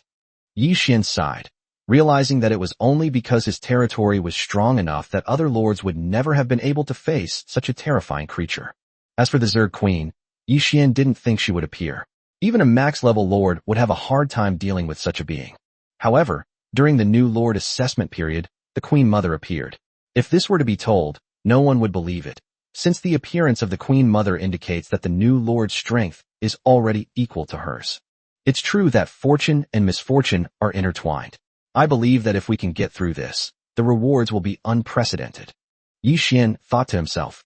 Order Gao Shun to defend all 4 sides and report any situation immediately. The flame goddess will defend the front, concentrating forces and ensuring firepower. The 5-color giants will be positioned at the front of the territory as the first line of defense, while also protecting the flame goddess's safety. The Shadow Legion will hunt freely and strive to eliminate the enemy's high-level Zerg. Yixin thought for a moment and then made arrangements. The Zerg Queen has limited energy. We must first wage a war of attrition. Once we exhaust the Queen's energy, she will become a toothless tiger and no longer be a threat. Yixin understood his mother's strengths and weaknesses and made targeted arrangements. My lord, the ground troops are easy to deal with. With the combat strength of each type of unit and the bonus of the territory, no matter how many come, they will die. The problem is the Air Force. Once the Air Force breaks through, it will cause great damage to the territory's buildings and even scatter the Flame Goddess's camp. Then the losses for us will be huge. At this moment, Huawire calmly analyzed the situation. Flying units are indeed a problem. Yixin knew this, but he didn't have a good solution, so he frowned deeply. All right, how could I forget about it? Suddenly, Yixin realized that he did have weapons to deal with flying units. Soon, Yixin opened the territory map and moved the 10 sniper towers side by side to the south of the territory. The sniper tower can not only release an unlimited amount of energy rays to kill small monsters, but also focus fire to eliminate high-level enemies. The only difference is the amount of spirit coins consumed. After carefully reviewing the information, Yixin understood the power that the sniper tower could unleash. Each attack costs 100 spirit coins to kill a level 30 normal monster, 1,000 spirit coins to kill a level 50 normal monster, 10,000 spirit coins to kill a level 70 normal monster, 100,000 spirit coins to kill a level 90 normal monster, and 1 million spirit coins to kill a level 100 normal monster. At the same time, each grade increase requires 10 times more spirit coins. In other words, it takes 100 billion spirit coins to defeat a max-level gold boss in one hit. It may seem like a lot of spirit coins are spent, but if given a choice, countless lords would still choose to use it. Spirit coins can always be obtained, but a max-level gold boss is a formidable figure who dominates the entire origin continent. According to Dark Blood's investigation, Yixin judged that the Guardian Queen of the 3rd level was at most a level 70 silver boss. In other words, if Yixin wanted, he could kill it in one hit with just 100 million spirit coins. The Queen Mother's personal combat strength is approximately 1 million, and the combat strength of her personal guards is basically equivalent to that of the Queen Mother herself, although their numbers are unknown. Fortunately, the Queen Mother who appeared was only level 70, otherwise she would have been even more difficult to deal with. Level 70 is a dividing line for heroes, units, monsters, and races alike. After that, with each level increase, the combat power will undergo a huge change, and with every 10 levels increase, the leap in combat power will be even more obvious. With the great prodigies and a few others present, Yixin believed that the Queen Mother would not be difficult to deal with. However, he was somewhat worried about the number of the Queen Mother's guards, as well as the number and combat strength of the Zerg army. Sir, the enemy has begun their attack. At this moment, Amphere spoke. Good heavens, as expected of the Zerg Queen, she's practically a Zerg catastrophe. Looking at the overwhelming Zerg army, Yixin felt a chill run down his spine. The 6-rin iron forget mosquito, the ringed orange birch butterfly, the blood-young firefly, the golden beetle, various poisonous insects, and poisonous bees. Flying in the sky, running on the ground, boundless. Flame wall technique, a long dragon of blazing fire. Just a few kilometers from the front of the territory, Fire Vera immediately led the goddess of flame to unleash a sea of fire. The Zerg are a race with an extremely strict hierarchy, with the higher-ranking Zerg having absolute control over the ground-based Zerg. Only those at the level of Empress or higher can escape this restriction.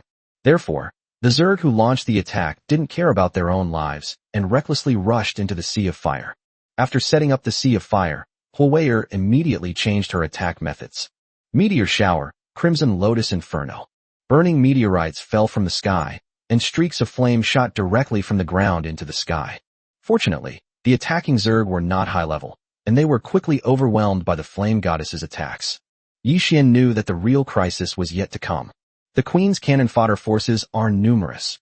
Only the high-level Zerg soldiers will appear later. Chapter 32, Overcoming 3 Challenges. 5 hours had passed, and the Zerg army still couldn't break through the flame goddess's defenses. yet they continued to charge forward wave after wave. As for exactly how many Zerg were eliminated, Yi Xian didn't know. He had already turned off the notification sound, otherwise it would have driven him crazy.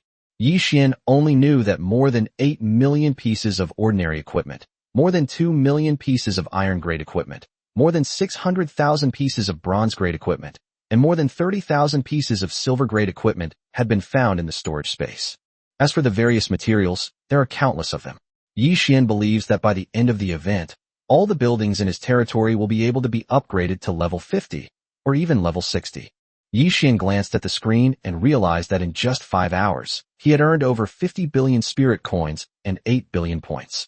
Judging from the Zerg drop rate, the number of Zerg killed must be at least 1 billion or 2. The Queen Mother had accumulated countless years of energy to summon a massive army, but in the end, it all benefited Yi Xian. Murder and arson bring wealth and honor, and Yi Xian now has enough confidence to face the battles to come. Putting everything else aside, Yi Xian couldn't even imagine how much strength 8 billion points could boost the territory. However, Yi Xian did not rush to end the war. He continued to fight steadily and extract the greatest value from the Queen Mother. My lord, something has changed. Higher-level troops have appeared. Just as Yi Xian was hoping for more Zerg cannon fodder, Empressine spoke up. Whether it was due to insufficient power of the Queen Mother or the realization that something was wrong, the Zerg's cannon fodder gradually retreated, and high-level units such as Hydralisks, Mammoths, Mutalisks, Overseers, Corruptors, and Mantis warriors appeared on the battlefield. Shadow Legion, 5-colored giants, begin your operation. Hand over the aerial units to the sniper tower.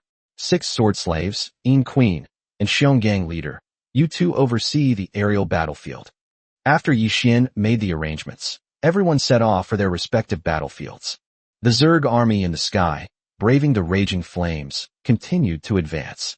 Although many Zerg soldiers fell one after another, quite a few soldiers were still gradually approaching Yi Xian's territory. At this moment, the defensive towers in Yi Xian's territory began to unleash their power. Various energy arrows roared out, and the Zerg army was wiped out in large swaths.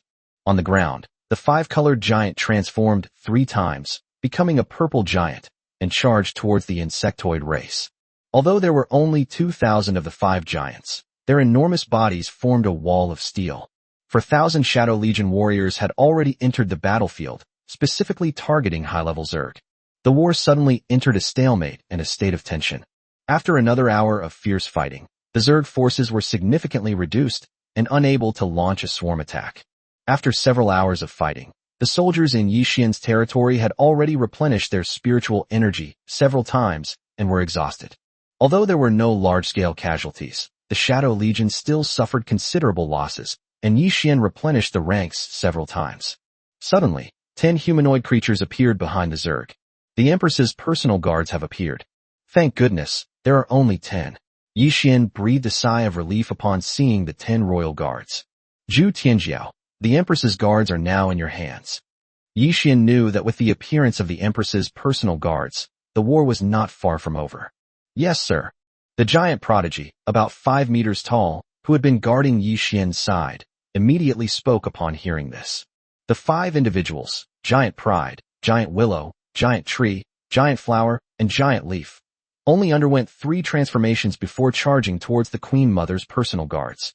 Zhu Tianjiao and his companions transformed into 20-meter-tall giants, wielding massive axes, creating a visually striking effect. Although it was only 3 transformations, Zhu Tianjiao's combat power still exceeded 1.5 million. He charged forward and single-handedly took on 3 of the Empress's personal guards. Vacuum Cleave. With a single axe strike, Zhu Tianjiao killed one of the Queen's personal guards. The other 2 guards, however, paid no heed and charged forward to fight. The Empress's personal guards are her last line of defense. They have no thoughts of their own, only know how to kill, and have no concept of fear. The battles of Titans are full of violent aesthetics, nothing but pure bloodshed. But it's very efficient. In less than 10 minutes, all 10 of the Queen Mother's personal guards were killed or wounded. My lord, the enemy territory is shifting. They seem to be trying to escape. At this moment, Darkblood suddenly appeared. He had been monitoring the Queen Mother's lair. Oh, so you only think of running now? You're dreaming. Yi Xian smiled. It seemed that his mother was indeed quite wise. She knew she was no match for them and wanted to escape. Doesn't it know that this welfare event doesn't involve any talk of a draw or running away? No, it certainly knew, but intelligent beings all have an instinctive will to survive. However, how could Yi Xian let it escape? He was extremely envious of the mother nest, a special type of military building. It should be noted that even on the origin continent, very few lords have ever possessed a unit building like the mother nest. Opportunity, strength, and influence are all indispensable. How could Yi Xian possibly miss such a great opportunity to produce troop buildings with a 100% success rate? Focus fire attack. Yi Xian directly injected 100 million spirit coins of energy into each of the 2 sniper towers, issued an attack command, and activated the system notification sound. Ding! Congratulations, Lord, for defeating Queen Erica. You have triggered a 100x critical hit and obtained 100 bronze chests, 100 silver chests, 100 tier 2 material chests, all types, various tier 3 to 7 materials, check details, 5 troop buildings, 1 secret realm, 1 mother nest, 50 spirit springs, 10 random summoning tokens, 2 special summoning tokens, 2 weapon blueprints, 2 armor blueprints, 100 special class upgrade scrolls, beginner. 30 million reputation. As expected, the final boss triggered a critical hit of 100 times, which pleased Yi Xian greatly. Yi Xian did not rush to inspect the spoils, but waited for all the soldiers who participated in the battle to return. Because the main participant in this battle was the goddess of flame, many Zerg were reduced to ashes by a single burst of fire, which made Yi Xian feel somewhat regretful, as he lost a large amount of points. Fortunately, the Zerg were powerful enough and had enough troops. Just by killing monsters, Yi Xian earned 10 billion points. This was the first time Yi Xian had ever had such a huge income, so he was very excited. Soon, the team that had cleaned up the battlefield returned to their territory. Sir, the Mother Hive was destroyed by a sniper tower in 1 shot, and we got nothing. I feel sorry for her, Anfei said regretfully. It's alright. What are the casualties in each unit? Yi Xian didn't care about that, as all the good stuff had already gone into his pocket. The Queen Mother and the Empress Mother are a very special force in their territory. They don't need defensive towers or other buildings, nor do they have ordinary buildings. They only have a nest, a spiritual spring that restores spiritual power, and troops or secret realms that provide energy and food. The Queen Mother's territory has no need for points. The points they obtain are used to summon soldiers of other races, which they then devour and convert into their own energy. Chapter 33 Event ended. After checking, Yi Xian found that the losses of the territory's troops were not significant and were well within acceptable limits. Therefore, Yi Xian did not concern himself with it further and would replenish them after the event ended. A notification sounded after everyone had returned to their territory. Ding! Congratulations, Lord, for completing the event mission and clearing all 3 stages. Please wait for the other lords to finish their challenges. Time limit, 1 day. Hearing the prompt, Yi Xian understood that there were still lords who had not completed their missions and were still fighting. During this time, lords who had finished their activities had to wait in place. The task continues until everyone has completed their tasks. If the situation remains deadlocked, a 1-day limit will be set. That's fine too. Huo Wei'er and Fei'er lead the legions back to rest and recover their spiritual power. Soon, everyone dispersed, some to rest, others to get busy. With nothing to do, Yi Xian decided to organize his gains and then improve his strength once again. Looking at the countless pieces of equipment, treasure chests, tokens, and scrolls in the storage space, Yi Xian suddenly didn't know where to begin. Yi Xian decided to stick to the previous order, starting with the most basic things, and saving the surprise for last. One queen goddess produced 50 spiritual springs, something Yi Xian never expected. The divine springs in Yi Xian's territory all evolved. Most lords use spiritual springs. Although spiritual liquid and divine liquid have the same function, their effects differ by more than 10-fold. With Yi Xian's current perspective, he naturally wouldn't consider the spirit spring. Fortunately, there's a system in place. With flashes of light, all 50 spiritual springs evolved into divine springs. Yi Xian was slightly dissatisfied with this. The previous divine springs were all evolved from the most basic water wells, but this time, the higher-level spiritual spring, after evolution, was still a divine spring. However, regardless of the circumstances, the effects of the divine spring were not just about restoring spiritual power for Yi Xian, and he still cared about it a lot. After Yi Xian upgraded all 80 divine springs to level 50, the daily output of divine liquid from a single spring reached a terrifying 160 tons, totaling 12,800 tons per day for all 80 springs. What does this mean? If all of them are recycled, you can earn 6.4 billion points every day. Of course, Yixian's territory also consumes a lot of resources, especially in the later stages when the number of spirit fields increases and the number of troops increases, the demand will be even greater. In particular, when the level of troops and heroes reaches level 100 and the cultivation realm is unlocked, the demand for divine liquid will increase significantly. After dealing with the divine spring, Yixian arrived at the enhanced village. Once more points were consumed, 10,000 farmers were summoned. With so many people, Yixian was too lazy to check their information one by one. So, he simply gave the order for farmers of each talent to stand together. Yixian took out the 100 special profession level up scrolls. Yixian used half of it to upgrade 50 gold level weapon refiners. Then, he ordered them to take the weapon and equipment blueprints dropped by the Queen Mother to the Divine Weapon Pavilion and report to Ganjiang. Next, Yixian used the remaining scrolls to upgrade 50 farmers to the gold level.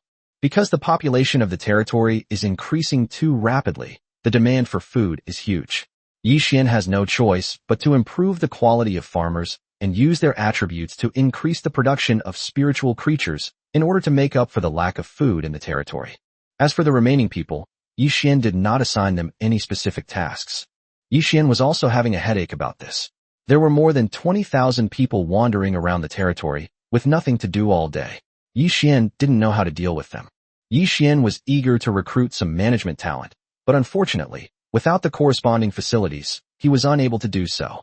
The farmers summoned by the territory are all people with special skills, but there are no management talents.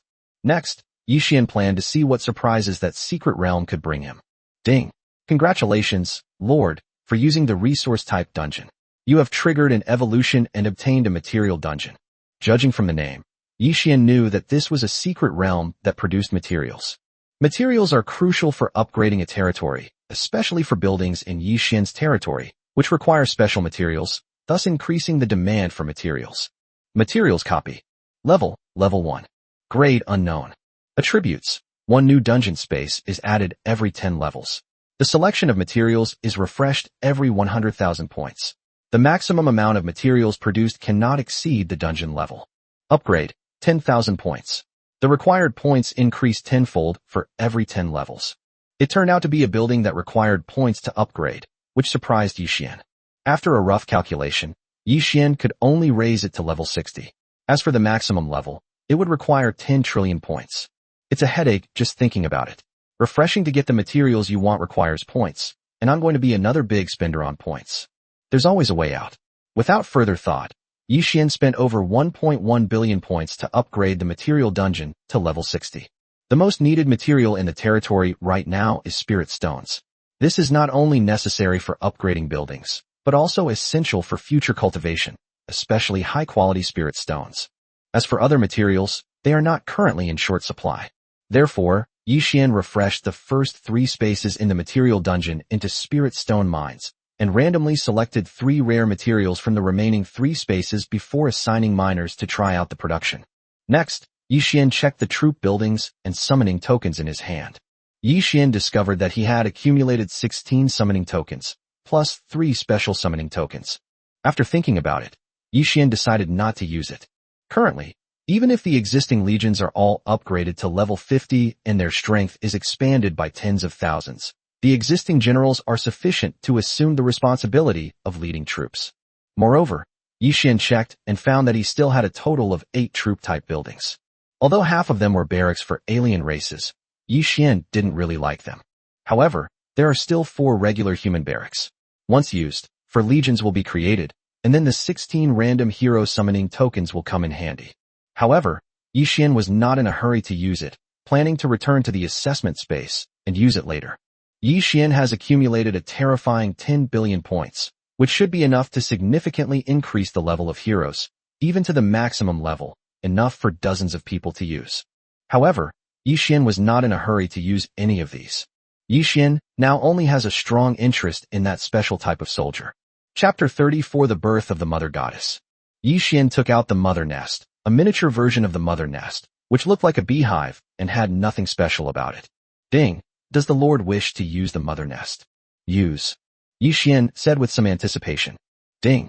Congratulations, host, for using the Queen Mother's nest, triggering evolution, and obtaining the Mother Goddess's nest. Yi Xian was taken aback. He had never heard of the Mother Goddess's nest. Yi Xian learned most of his knowledge about the origin continent and the lords from the Lord's Guide, but he clearly remembered that he had never heard of the Mother Goddess's nest. Perhaps he was just ignorant. Just as Yi Xian was stunned, the evolved Mother Goddess nest in his hand turned into a beam of light and disappeared. Then, a beauty that Yi Xian could not describe in words appeared in front of him. Greetings, Your Excellency. A voice as melodious as that of a nightingale.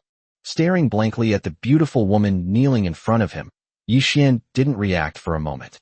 They were clearly building a troop structure, but the structure disappeared and a living person appeared instead.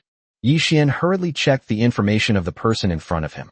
After reading it, Yi Xian couldn't help but marvel at the power of the God-level auxiliary system. Mother Goddess Lair, unnamed. Level 1. Quality, unknown. Attribute, 1. One person can form an army. 2. Comes with its own nesting space. 3. With abundant energy, the Zerg can be produced indefinitely. 4. Devour everything to create Mother Goddess Deadpool, whose combat power is 20% higher than that of Mother Goddess herself.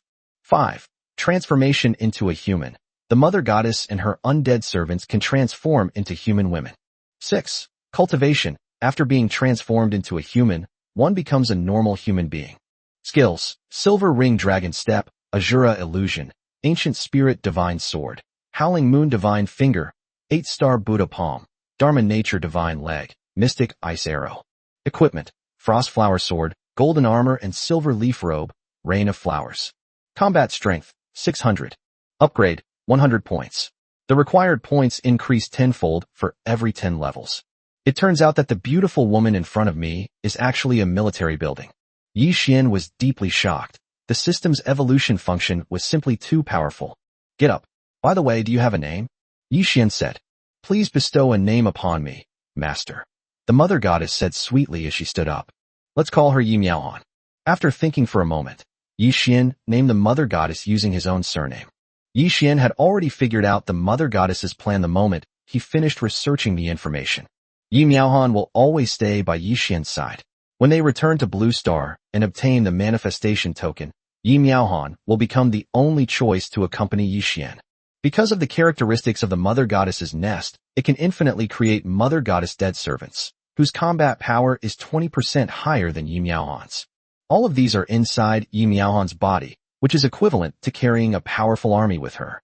Yi Miaohan needs to level up as quickly as possible. After calculating the points required for Yi Miaohan's upgrade, Yi Xian couldn't help but feel a bit of a headache. As points were deducted, Yi Miaohan's level increased rapidly. In the end, Yi Xian raised Yi Miaohan's level to 80, costing over 1 billion points. Yi Xian was not very satisfied, so he immediately extracted some divine liquid, recovered another 3 billion points, and upgraded Yi Miaohan by 10 levels. At this point, Yi Miaohan's level reached 90, making her a highly respected and powerful expert in the eyes of the world. What excited Yi Xian the most was that after Yi Miaohan reached level 90, her combat power reached 30 million. Miaohan, given enough resources, how long would it take you to create a Mother Goddess dead servant? Yi Xian asked. Yi Miaohan is like a walking army of heroes. How could Yi Xian not take her seriously? I am currently level 90. If resources are sufficient and a certain number of points are spent, there is no time limit for creating dead servants. Hearing Yi Miaohan's words, Yi Xian was once again overjoyed. How many points does one Deadpool require? Yi Xian was most concerned about the consumption of resources. Because our Mother Goddess's nest is quite special, it is difficult to advance and requires a huge amount of points. Therefore, the demand for points to produce dead servants is not too high. I am currently level 90 and can only produce level 90 dead servants, which requires 10 million points each. Yi Miaohan explained patiently. Look at all this stuff, enough to make a few Deadpools. Yi Xian said, handing over the storage space access to Yi Miaohan, and at the same time, he divided the unnecessary low-level equipment and useless materials into a separate partition. 10. Yi Miaohan calculated and gave a specific number. Alright, use these materials and you are allowed to freely dispose of the territory points to create Deadpool immediately. A dozen seconds later, there was no visible change from the outside. However, 10 stunningly beautiful women appeared beside Yi Miaohan. Yi Xian immediately began to examine Deadpool's information. Mother Goddess Deadpool. Level 90. Quality unknown. Skills: Silver Ring Dragon Step, Azura Illusion, Ancient Spirit Divine Sword, Howling Moon Divine Finger, 8-Star Buddha Palm, Dharma Nature Divine Leg, Mystic Ice Arrow. Equipment: Frost Flower Sword, Golden Armor and Silver Leaf Robe, Rain of Flowers. Attributes: Deathmatch, Guardian. Combat Power, 38 million. Upgrade, Passive. The techniques and skills are the same as those of the Mother Goddess, but the power is stronger, and the combat strength is increased by 20%. It covers movement techniques, magic, swordsmanship, finger techniques, palm techniques, leg techniques, archery, and both ranged and melee combat, with almost no weaknesses, making it a perfect bodyguard. Yi Xian was very satisfied. If Yi Miaohan reached the satisfactory level and completed several more job changes, Deadpool's combat power would increase significantly. Then he would truly be fearless. Not to mention recklessly going wild. At least his safety would be guaranteed to a certain extent. Even if he takes Yi Miaohan back to Earth alone, he won't have to worry about anything. By the way, Miaohan, what will happen to the strength of these death servants after you increase your strength? Yi Xian voiced the question that had been bothering him. My lord, once I level up, there are 2 ways to increase the strength of these dead servants. One is to use points, and the other is to decompose them and then recreate them. Yi Miaohan explained. Now that it has become human, it is a complete human being. From now on, don't decompose the Deadpools you summon. Just use points to upgrade them. Yi Xian thought for a moment and said, after all, Deadpool has fully evolved into a human, and Mother Goddess's strength will continue to increase. We can't just dismantle Deadpool every time she increases her strength. Yi Xian still felt somewhat uncomfortable doing this. By the way, do they have names? Yi Xian asked. These people will be with me forever, and it's quite inconvenient that they don't have names. Please bestow a name upon me, Your Excellency. 10 different voices rang out. This put Yi Xian in a difficult position. Yi Xian is not satisfied with just a few dozen or a few hundred Deadpools. A large portion of the energy he acquires in the future will be used to create Deadpools. With so many people, coming up with names for each one would drive Yi Xian crazy. How about this? We'll use the names of the 4 arts: wind, flowers, snow, moon, music, chess, calligraphy, painting, plum blossom, orchid, bamboo, and chrysanthemum, as surnames, and arrange them into 12 teams using numbers. For a moment, Yi Xian couldn't think of a good name, so he said, and so, the Heavenly Emperor's 12 teams, which would later become famous throughout the world and inspire fear in countless people, were born so hastily. Chapter 35 Reputation Exchange Ranking. Aside from not using his troop type and hero tokens, Yi Xian had no other urgent matters to attend to at the moment. After having Yi Miaohan take Deadpool to the Tower of 10,000 Beasts to grind monsters and accumulate energy, Yi Xian returned to the Spirit Vein Cottage. During this period, Yi Xian was busy with activities and continuous battles, and he was also a little tired. In fact, Yi Xian still had many things to do, such as summoning and upgrading buildings. But these were not urgent, and he planned to do them after the event ended. Yi Xian had a good sleep and regained his energy. Ding! The first welfare event has ended. All lords will be teleported back to their original locations. Soon, in the primeval forest where Yi Xian first appeared, Yi Xian's territory reappeared. Ding! The first event has officially ended. Reputation ranking rewards will be released shortly. Before anyone could react, the notification sounded again. Ranked first on the reputation leaderboard, Territory Heavenly Emperor, received 1 mysterious building, 1 RR level troop building, 2 RR level random buildings, 3 basic buildings, 1 special hero summoning token, 2 random hero summoning tokens, 1 random cultivation technique, 1 random combat skill, 10,000 sets of standard equipment, silver, selectable. 1 billion spirit coins, 10 million points, 100,000 reputation. Second place on the reputation leaderboard, Territory Bloodlust, received 1 RR level troop building, 2 R level random buildings, 3 basic buildings, 2 random hero summoning tokens, 5,000 sets of standard equipment, silver, selectable. 300 million spirit coins, 5 million points, 30,000 reputation. Ranked third in the reputation ranking, with 1 R-level troop building in the Territory Alliance of Gods, Devourer, 2 SSS level random buildings, 3 basic buildings, 1 random hero summoning token, and 1,000 sets of standard equipment, silver, selectable. 100 million spirit coins, 1 million points, 10,000 reputation. Ranked 1,000th on the reputation ranking. In the territory that night's romance, 1 A-grade troop building has been obtained. Although the prompts were broadcast very quickly, it still took more than half an hour to finish broadcasting all the information. While everyone was still immersed in surprise and shock, the notification sound rang out again. Ding! Congratulations to all new lords. The first event has been successfully completed. The second event is now open, and its details are as follows. Legion ranking. Each territory can field a maximum of 3 legions to participate in the ranking, which will be based on a combination of potential, combat power, number of legions, and rank. Ranked first in the Legion leaderboard, you will receive 3 RRR and troop buildings, 3 special hero summoning tokens, 15 random hero summoning tokens, 100,000 sets of standard equipment, silver, selectable, 5 billion spirit coins, and 500 million points. Second place in the Legion leaderboard, received 3 RR and troop buildings, 2 special hero summoning tokens, 10 random hero summoning tokens, 80,000 sets of standard equipment, silver, selectable, 3 billion spirit coins, and 300 million points.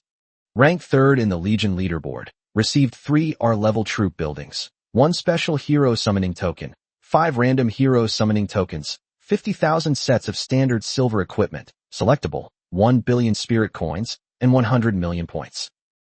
Ranked 100th on the Legion leaderboard, you will receive 1 S-tier troop building, 1 random hero summoning token, 1,000 sets of standard equipment, black iron, selectable, 500,000 spirit coins, and 10,000 points. The strong will always get stronger. Keep striving, new lord. Special reminder, this event starts immediately and will last for 1 week. Before everyone could recover from the first activity, the second activity began immediately upon their return. Fortunately, it only lasts for a week, so Yi Xian is not in a hurry. When the time is almost up, he will simply announce the names of the 3 participating legions. The most important thing right now is to receive the award. Just then, ding! The first round of event reputation distribution has ended. All lords are requested to use their reputation on the exchange list within 1 hour. Expired reputation will be cleared. Now, everyone put down what they were doing, whether they were lords with only a few hundred or a few thousand reputation points, or lords with tens or hundreds of thousands of reputation points, and immediately looked at the reputation exchange list. Yi Xian was no exception. At such a crucial moment, nothing was more important than exchanging currency. In particular, the prestige Yi Xian possesses is beyond the imagination of others. Event rewards are as follows. Killing monsters grants reputation points based on the monster's level. 1 point for level 1 monsters, 2 points for level 2 monsters, and so on. Higher level monsters grant 10 times the reputation points. The reputation exchange leaderboard will refresh 1 hour after the event ends. Reputation points can be exchanged for various items. Reputation points will be reset to 0 after 1 hour. This is the description of the reputation rewards during the event. Yi Xian had no idea how many monsters he had killed, and none of them were low level. The third level, guarded solely by the Queen Mother, alone earned him over 20 billion reputation points. The total reputation points amounted to over 30 billion.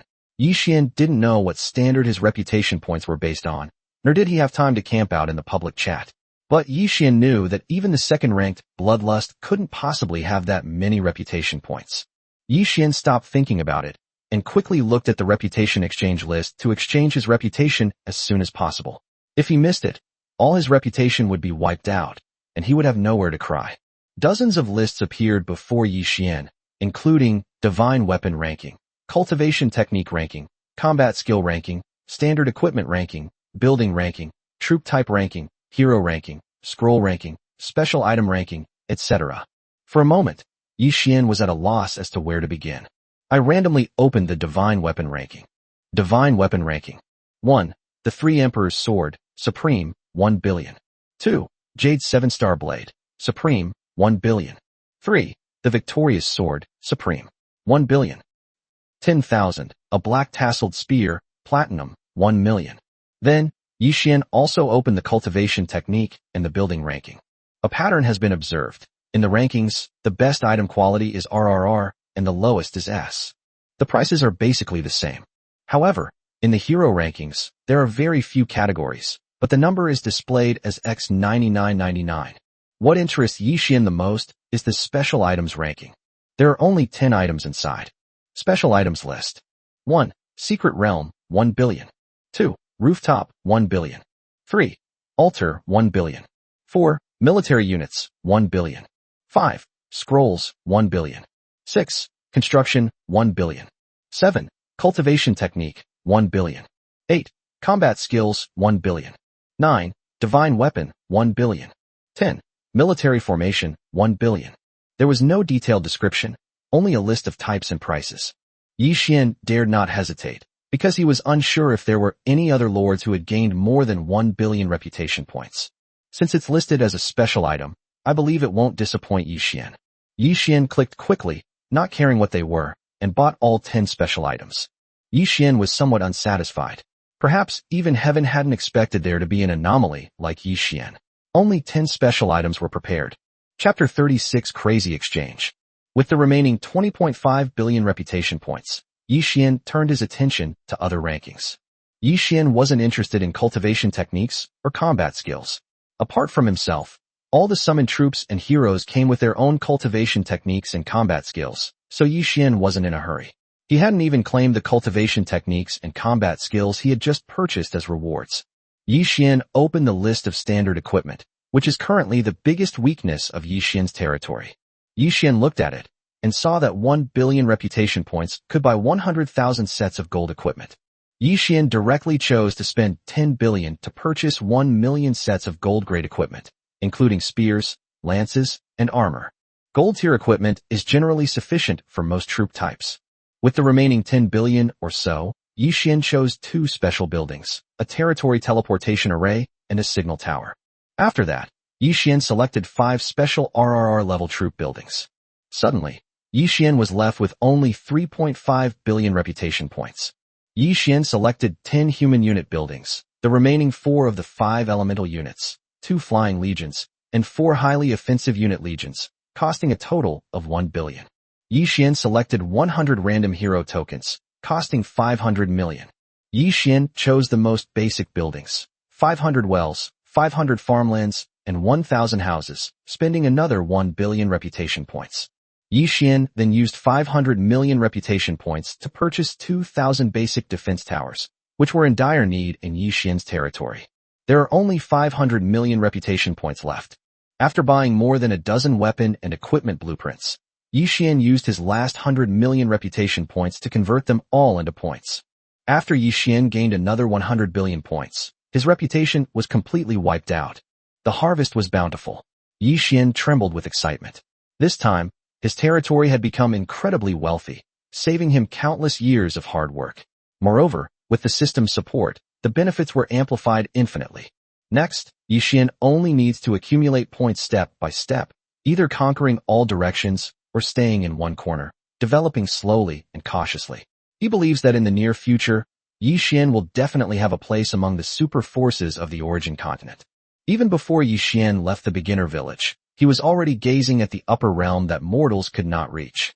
It's important to understand that Yi Xian's gains this time were truly enormous, far beyond what countless lords could imagine. Even if Yi Xian told them, no one would believe him. The resources of the origin continent are incredibly abundant, but at the same time, the competition is unimaginably brutal. For some common types of resources, it's not too difficult to obtain them. However, for any resources that are special, mysterious, or of high quality, obtaining them requires either paying a huge price or getting bloodstained. Yi Xian, even disregarding the gains he made during the entire newcomer assessment, obtained through the final frenzy of exchanges, what he received was enough to make countless people envious. If the situation in Yi Xian's territory were to be exposed at this time, it would surely lead to a bloodbath, and even kingdom-level forces would probably be ineligible to intervene. Yi Xian knew that this was not the time to think about these things. It would be foolish not to take advantage of the benefits. He should get the good stuff first, and then think about the future. At worst, he could deal with whatever came his way. There was nothing to be afraid of. Next, Yi Xian suddenly didn't know what he should do. It's not that I'm idle, but rather that I have too many things to do and don't know where to start. Just then, the notification sound rang again. Congratulations to the territory's Heavenly Emperor for being the first to reach level 50.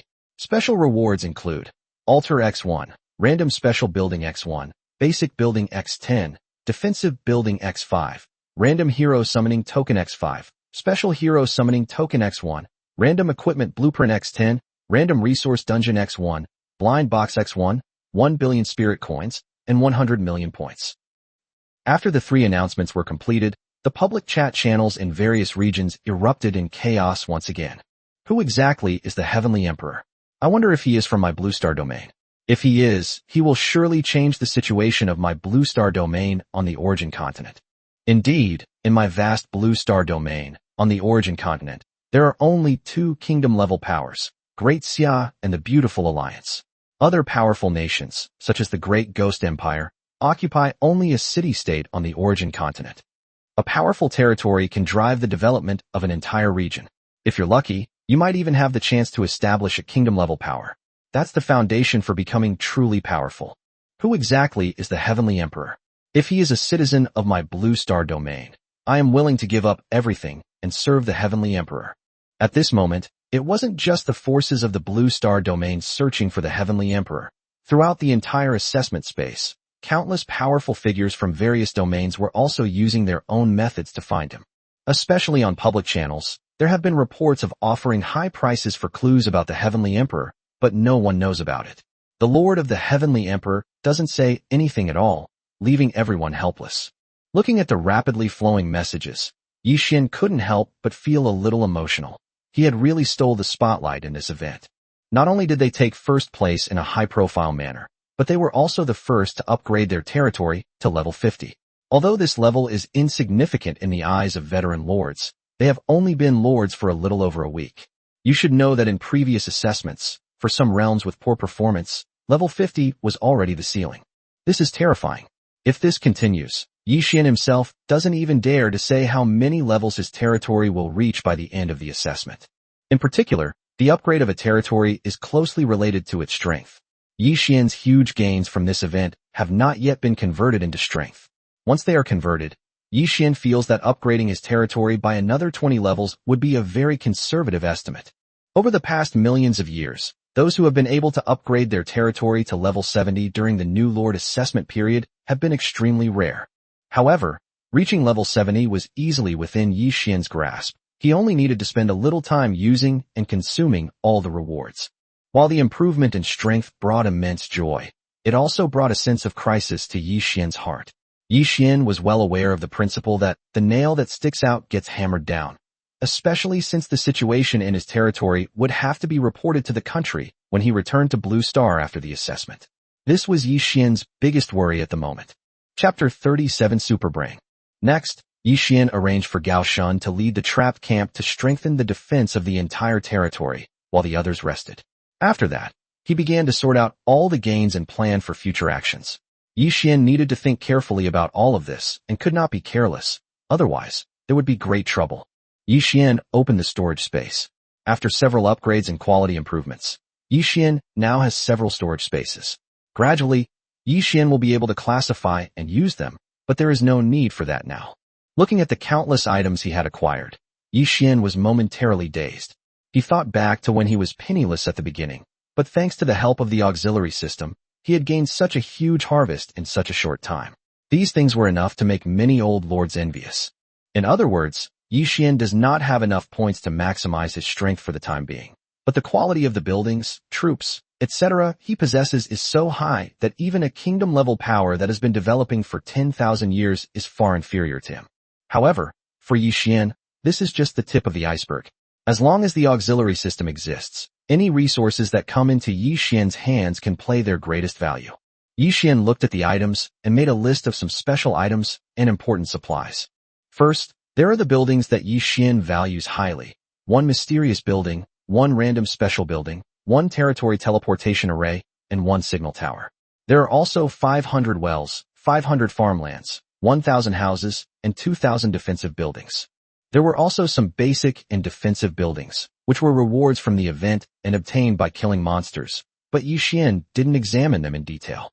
In terms of unit types, there are 6 RRR level unit buildings, 12 human unit buildings, and 7 alien unit buildings.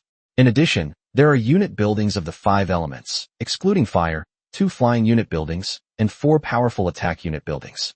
The tiers of these troop buildings are not high, and what troop types they can evolve into depends on how well the system works.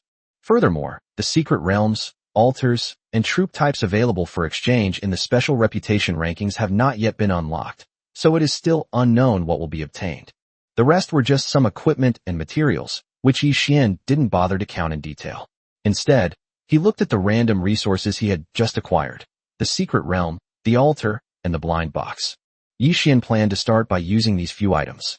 Yi Xian took out the blind box first and looked at it. From the outside, it didn't seem to have anything special about it. It was just an ordinary box. But this was the first time Yi Xian had ever seen such a thing. The Lord's Guide once introduced blind boxes, which can yield anything, from a small spirit coin to super items that would make countless forces in the upper realm envious. However, what you get depends entirely on luck. Ding! Does the Lord wish to open the blind box? Open! Yi Xian didn't hesitate. He was also very curious about what this thing could yield. Ding! Congratulations, Lord, for obtaining the multiverse library, triggering evolution, and acquiring a super brain. As the notification sound faded, the box in Yi Xian's hand disappeared, and then something resembling a computer appeared in front of him. High-tech products also exist in the origin continent. However, such items must be developed and manufactured independently using the technology and materials of the origin continent, or obtained through channels such as opening boxes or rewards. While new lords can bring items from the outside world into the origin continent after completing their assessments, high-tech products will be restricted by the laws of the origin continent and will become ineffective. Therefore, on the origin continent, one rarely sees firearms and modern equipment. These items, anything from any high-tech civilization, become useless once they enter the origin continent. However, the high-tech products produced on the origin continent itself are usable and extremely powerful. This might be a restriction specifically imposed by heaven, and Yi Xian didn't know the reason. In short, it couldn't be used. Even if he brought a vehicle in, it wouldn't be usable on the origin continent. Many people are used to using high-tech products and are eager to obtain such items, rewards, and blueprints, but they are very rare. Moreover, as the strength of a territory increases, high-tech items can mostly only be used for auxiliary purposes and do not contribute much to the war effort. Taking Blue Star's technology as an example, a super powerful fighter jet might have been a deterrent weapon on Blue Star in the past, but for the heroes of the territory, once the hero's level reaches 50 or above, it is basically no threat. Yi Xian didn't know what use a computer-like device could be, so he checked its properties. After learning about its function, Yi Xian realized that his vision was still too narrow. This thing was equivalent to several powerful legions. Superbrain. Level, none. Quality, unknown. Attribute, knows about all things in the universe, can be checked daily. Upgrade, not upgradable. It is short and simple in description, but its function is immense. For Yi Xian, the origin continent was mysterious and powerful, with countless unknown things. The appearance of the super brain was like a guiding light for Yi Xian, able to answer all his questions and provide answers to the matters he wanted to know. One question per day is enough. Yi Xian thought that if he needed any items in the future, he could use his super brain to find out how to obtain them, which would save him a lot of trouble. The operation page is very simple, with only a dialogue box or something similar. Yi Xian thought about it and decided to give it a try. Which is the most powerful force within a 10,000-mile radius of the territory, and what is its specific strength? As Yi Xian typed, a cartoon character appeared on the screen a few seconds later, followed by a voice prompt. Within a radius of 10,000 miles of your territory, the most powerful force is the indigenous tribe, the two-headed blood demon clan. Their territory strength is level 40, with 12 heroes at level 60, a combined combat power between 500,000 and 1 million, and a total army of several hundred thousand, with soldiers ranging from level 30 to 50. Their territory also possesses 42 defensive structures, namely. Listening to the detailed introduction from the super brain, Yi Xian felt very satisfied. With this understanding of himself and his enemy, he would have more room to maneuver and deal with the situation with composure. Through the super brain's inquiry, Yi Xian also realized that he had nothing to fear within a radius of 10,000 miles. This is only a query of territory power. The superbrain can also query resource distribution, monster types, weaknesses, and so on, all of which are very important intelligence. It's no exaggeration to say that you could find out any time you wanted to know which kingdom's king favored which queen at night, or even what color underwear the queen wore. The superbrain is powerful enough to investigate everything, big or small, and to look up all affairs in the myriad worlds. Chapter 38 Spirit Stone Secret Realm. The first item Yixian obtained was the Super Brain, a high-tech item that defies the laws of nature. Although it could only be used to query one matter per day, it was still sufficient. After placing the Super Brain on the table in the Spirit Vein Cottage, Yixian took out the random secret realm. Secret realms are essential for the rapid development of any territory, much like material dungeons, serving as crucial sources of resources. Ding!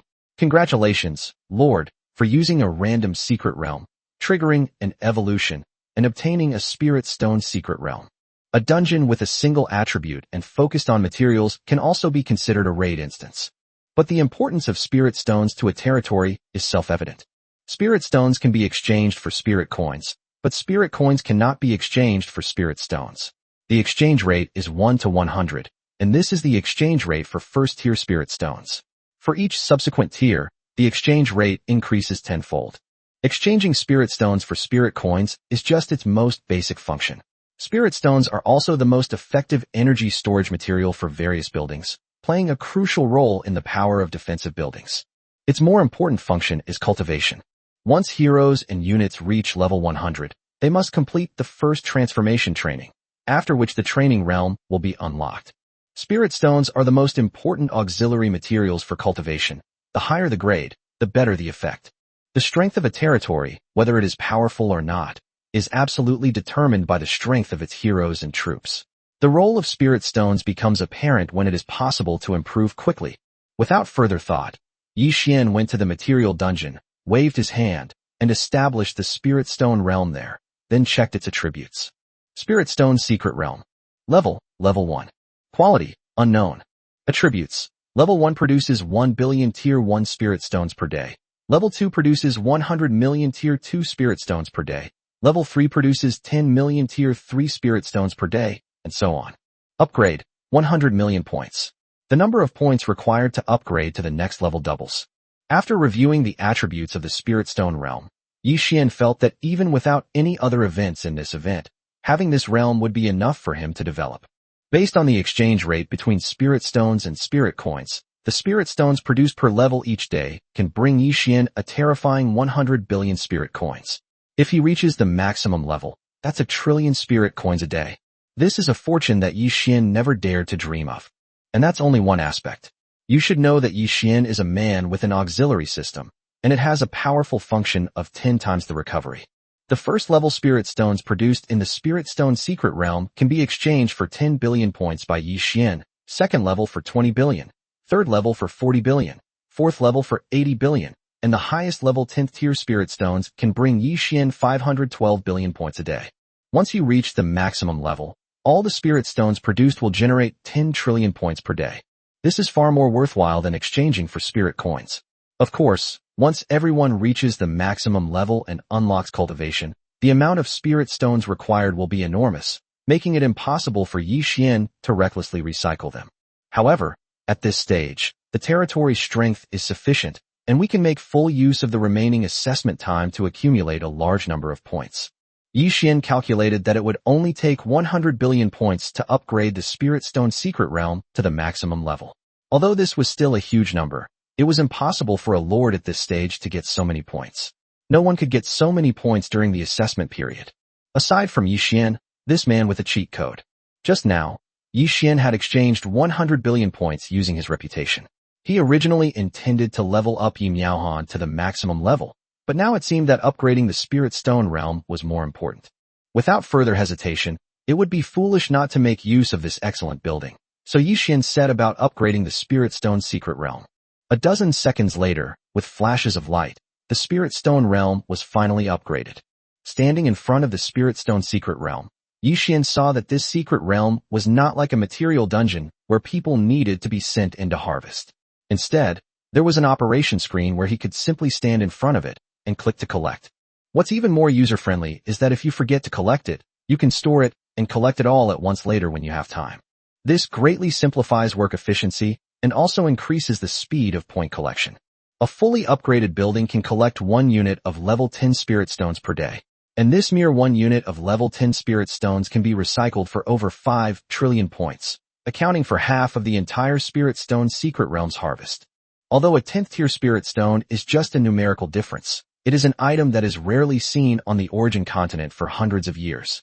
Every time it appears, it is accompanied by bloodshed and chaos. The number of people who die fighting for a single 10th tier spirit stone is in the hundreds of millions. It is precisely these high-quality materials that limit the development of all lords and the upgrading of territory buildings. The later the stage, the higher the grade of the materials required, and the more difficult it is to obtain them.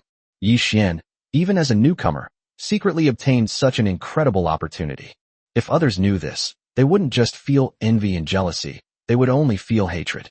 At that time, there probably won't be anyone who wants to destroy Yi Xian, but there will likely be so many people who want to control him that even Blue Star can't handle them. City-state level forces and kingdom level forces won't even come close. Those who have their eyes on Yi Xian must be at least at the level of an imperial dynasty.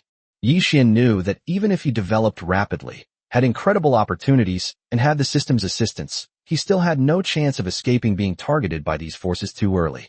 Fortunately, there is a system hiding function. As long as you don't want others to know about everything within your territory, unless you destroy the territory, no one will know that a heaven-defying secret realm has appeared in one small newbie territory after another. The tallest tree in the forest is bound to be felled by the wind. I still have to be careful, but it seems difficult to develop in a low-key manner now. Fortunately, I can change the name of my territory at any time. Otherwise, when I return to Earth, it will be my end. Yi Xian couldn't help but sigh. The buildings and units that countless people covet are everywhere in their own territories. It's all about the thrill of the game. The Superbrain and the Spirit Stone Secret Realm, just two buildings, have further solidified the foundation of the territory's strength. Yi Xian couldn't help but look forward to the remaining items even more. Afterwards, Yi Xian took out the altar. Thinking that he had also spent 1 billion reputation points to buy an altar, he simply took it out as well, intending to use it together and see what surprises this altar, which could only be obtained through rewards, could bring him. Chapter 39, Using the Altar. The altar, a special building, is of great help to the Lord. It allows the sacrifice of any item, thereby randomly obtaining various items, heroes, buildings, and so on. However, with the system's assistance, Yi Xian doesn't need to gamble on the uncertain probability of sacrifice. Instead, he can directly evolve into various buildings, such as the Hero Platform and the Myriad Flower Pavilion, which can directly summon heroes. Yi Xian first took out an altar and then used it. Ding! Congratulations, host, for using the altar and triggering evolution. You have obtained the special building, the Lord's Shop. It wasn't a summoning building, but Yi Xian wasn't surprised.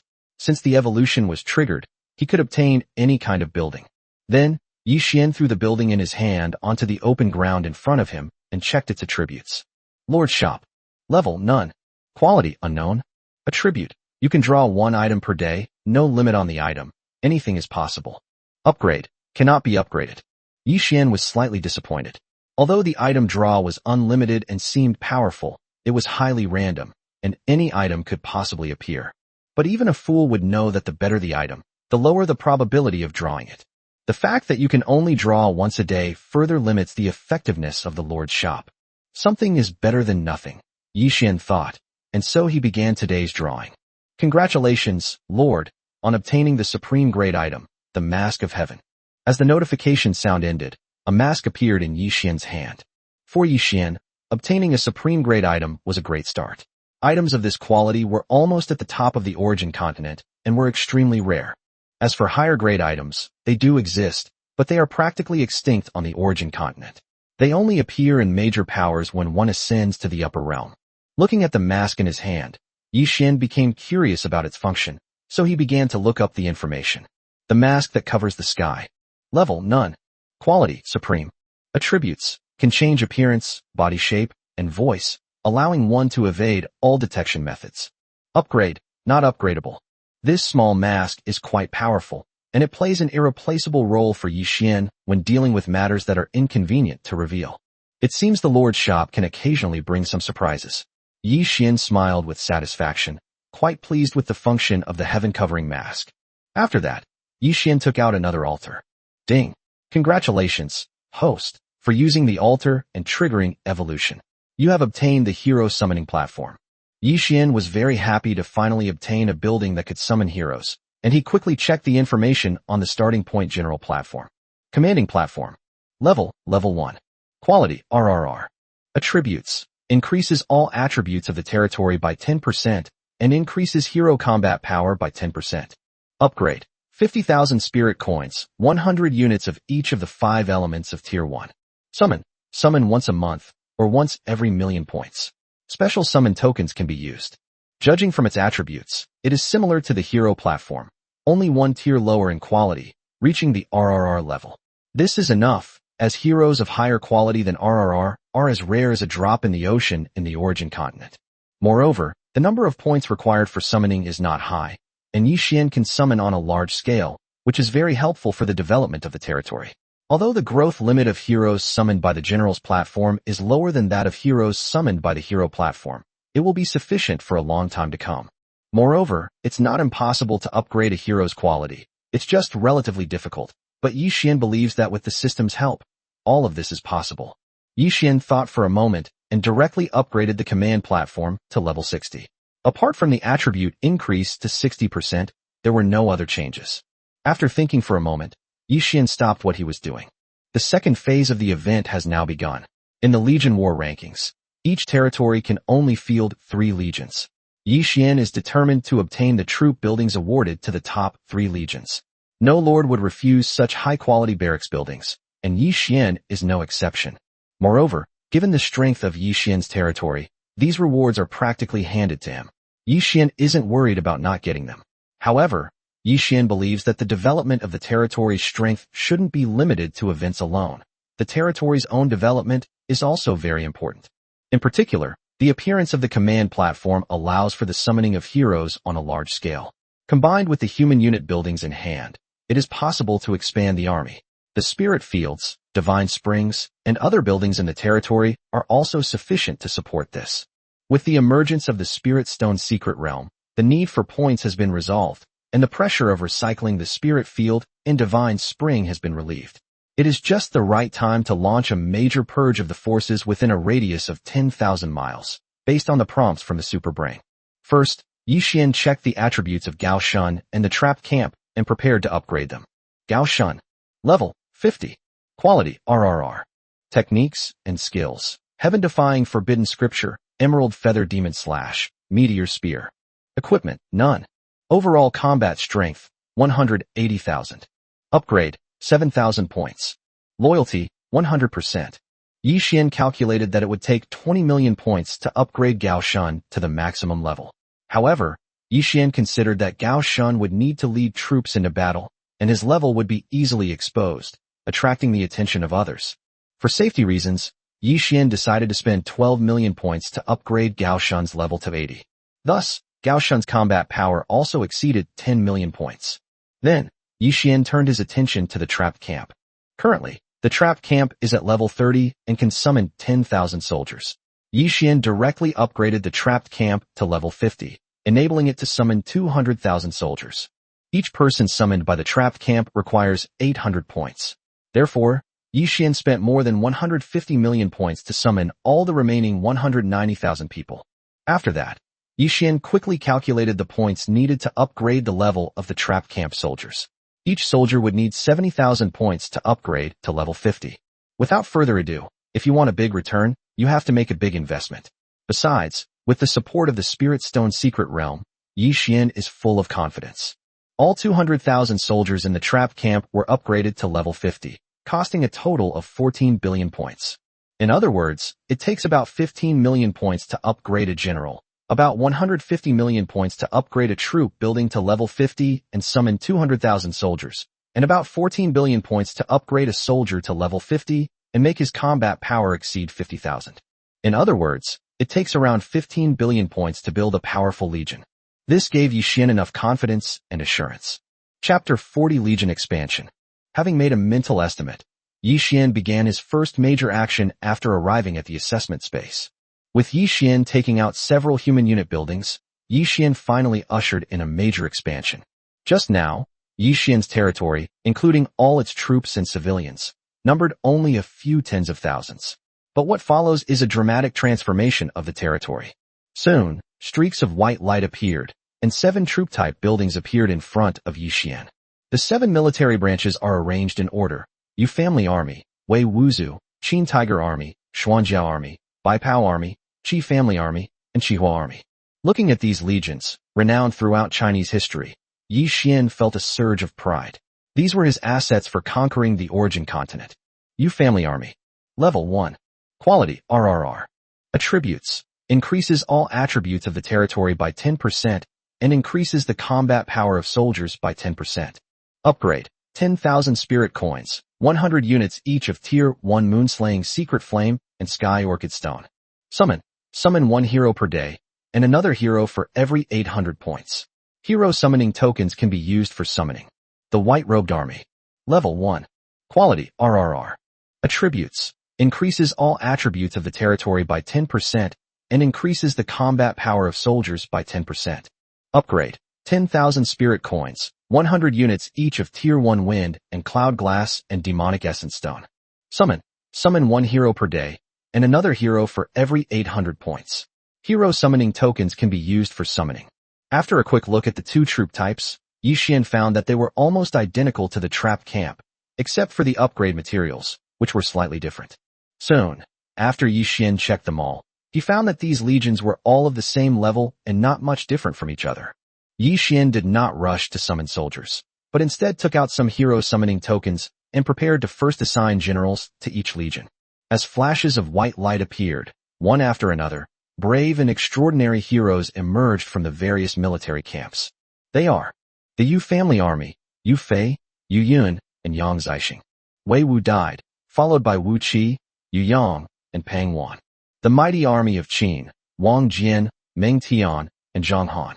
The Xuanzhao Army, Guazi, Yang Yi, and Qin Xiao. White-robed soldier, Chen Qingji. Qi Family Army, Qi Jiguang, Wu Weizhong, Wang Rulong. Qi Huijuan, Ran Min. There were a total of 17 people. Apart from Chen Qingji and Ran Min's legions, which were somewhat special, the other legions each had 3 people. Among these people, Yu Fei, Wu Qi, Wang Jian, Guazi, Chen Qingji, Qi Jiguang, and Ran Min were all famous military strategists. Not only were they powerful in their own right, but their command abilities were also second to none. Greetings, Lord. More than 10 people paid their respects at the same time, and they were even historically renowned heroes. Yi Xian was truly thrilled. Even though Yi Xian knew that the origin continent was incredibly wonderful, he never imagined that one day he would be able to take care of the loyalty of these heroes and generals. Generals, please rise. I am deeply honored to have your assistance today. Yi Xian personally stepped forward to help these renowned generals and warriors up, out of respect for them and as a manifestation of his inner excitement. Indeed, anyone who suddenly saw these people, especially Yu Fei, who was loyal to his country, and Ran Min, who issued the order to kill the Hu, would not be able to remain calm. Generals, please wait a moment. I will equip you with men and troops. In the future, I will need your help to achieve great things on the battlefield. As Yi Xian spoke, he gestured for everyone to step aside and prepared to summon the warriors of each legion before proceeding with the upgrade. Soon, with Yi Xian spending a large number of points, countless soldiers began to appear in various barracks. 1,400,000 people appeared in Yi Xian's territory at the same time. This was the first time Yi Xian had ever seen such a spectacular scene, but Yi Xian believed that in the future, this would only be a small scene. Yi Xian believed that in the near future, the number of soldiers in the various legions of the territory would be at least several million. The number of people who appeared now was not enough to form a complete legion. This number seems like a lot now.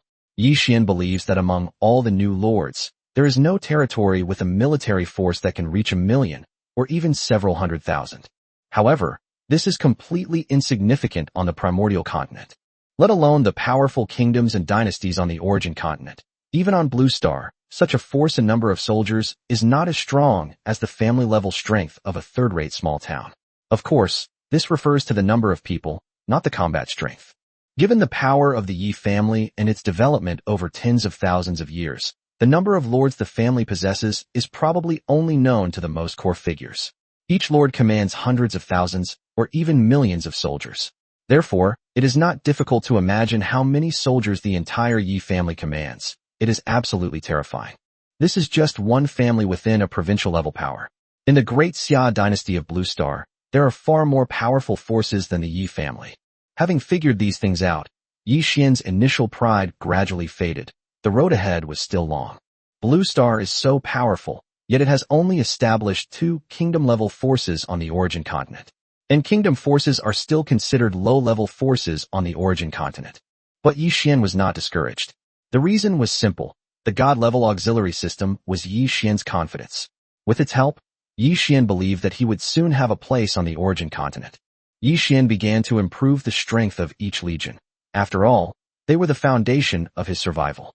Soon, Yi Xian spent over 100 billion points to raise the level of soldiers in each legion to level 50 and the level of generals to level 80. With their existing points, Yi Xian could have raised them to an even higher level. However, Yi Xian didn't want to attract attention, and he was also reluctant to recycle the high-level spirit stones, as they were strategic resources. As long as it's sufficient to deal with the current situation, that's enough. Generals, the army has been fully equipped.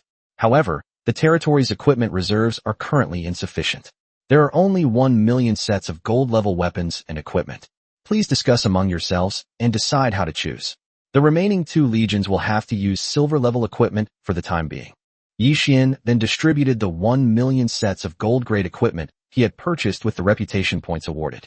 Human troops are inherently disadvantaged. They must prepare their own weapons, equipment, and mounts.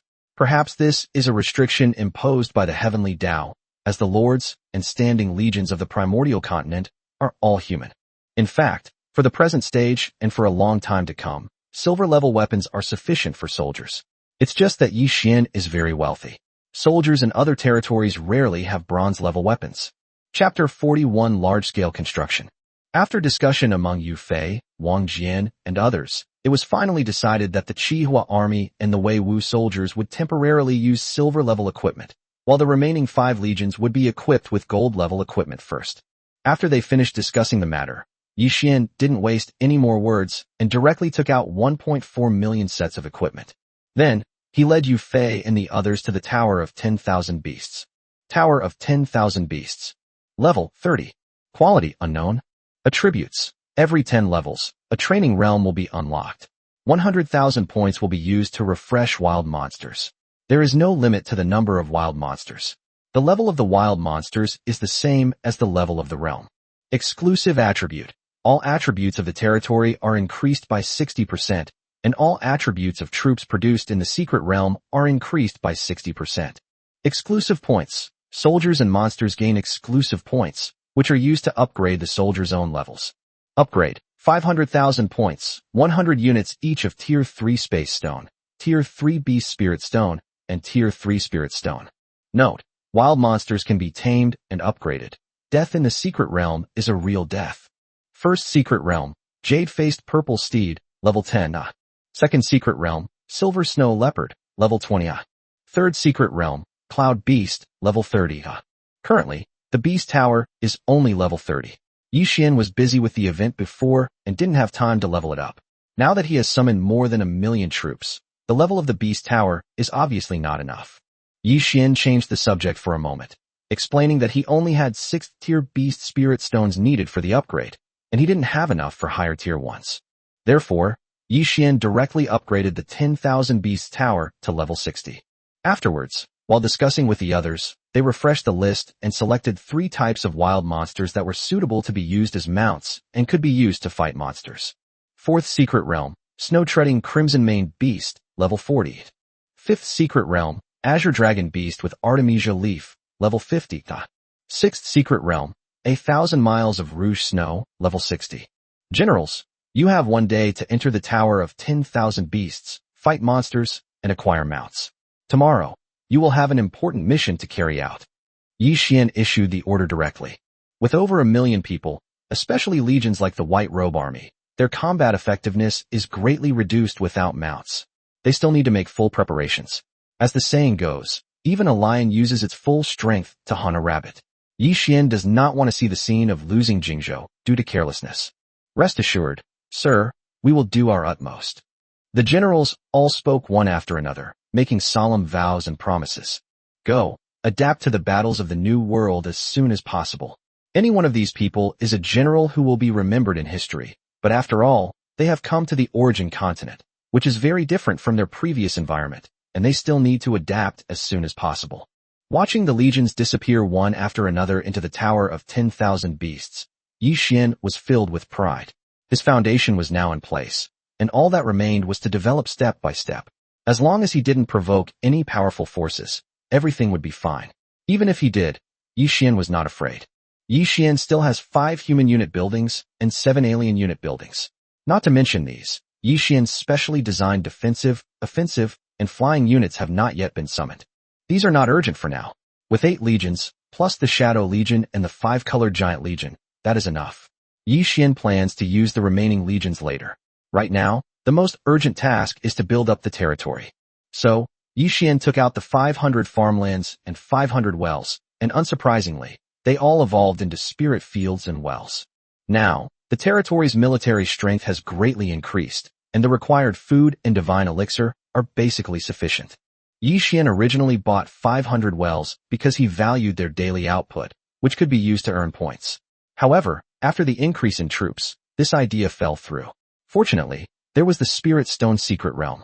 Yi Xian did not use the remaining 1,000 residential buildings for the time being, partly because the territory's area was insufficient to support them, and partly because the territory did not have that many residents. Although summoned soldiers can live outside, they still prefer to live in their own barracks, and Yi Xian does not interfere with this. In fact, after summoning so many soldiers, the territory could have been upgraded again, but Yi Xian considered that he had already made a great show of himself and should take it slow. Who knew if heaven would still give out rewards, making it known to everyone? Instead of rushing to level up the heroes and troops that had already been released, Yi Xian decided to continue using the rewards he gained from the event. After that, Yi Xian took out 2,000 defensive towers. Yi Xian's territory currently has fewer than 100 defensive towers, so acquiring this many at once was something he hadn't expected. With the appearance of defensive towers, Yi Xian's territory could finally be defended without any blind spots, and there was even some left over. In addition to the previously seen Arrow Tower, Flame Tower, Swords Return to Origin, and Sniper Tower, many defensive towers that Yi Xian had never seen before appeared, including Blade Chi Soaring, Spear Like a Dragon, Savage Axe Strike, Meteor Shower, as well as Storm Tower, Ice Tower, and Thunder Tower with pure elemental attacks. The appearance of these defensive towers greatly increased the territory's defensive capabilities. Yi Xian's territory is now like a hedgehog. Anyone who attacks, it will have a piece of flesh bitten off. With so many defensive towers appearing all at once, Yi Xian didn't have enough materials to upgrade them all. He stopped after upgrading all the defensive towers to level 30. There was nothing they could do. Even the landlords had no surplus grain. Fortunately, so far, the defensive towers in Yi Xian's territory are practically useless. It's a blessing that Yi Xian isn't attacking anyone. Who would dare to attack him? Even if they did, the more than 1 million troops in his territory would be enough to deter any new lord. Yi Xian considered it for a moment and decided to first check out the random special building and find out what the mysterious building was before setting up the territory teleportation array and signal tower. Then deal with the special list items obtained through reputation redemption. As for the other troop types and buildings, there's no rush to use them. Yi Xian took out this random special building. The reason it is called a special building is that it has an irreplaceable role. Although some of its roles are not unique, they are definitely difficult to obtain. If such a small building were put up for auction, the starting price would be at least 1 trillion spirit coins. It's worth noting that even the lowest level troop buildings, or basic or defensive structures, only cost tens of thousands of spirit coins to buy from outsiders. This underscores the preciousness of special buildings. Chapter 42 6 Paths of Reincarnation. Holding it in his hand, Yi Xian didn't find anything special about the building, so he had no choice but to use it. Ding! Congratulations, Lord! You have obtained the Divine Tomb using a random special building, triggering an evolution and acquiring the special building's 6 Paths of Reincarnation. It is a building associated with death. This was the first time Yi Xian had ever seen this type of building, and it was the most mysterious and special building right from the start.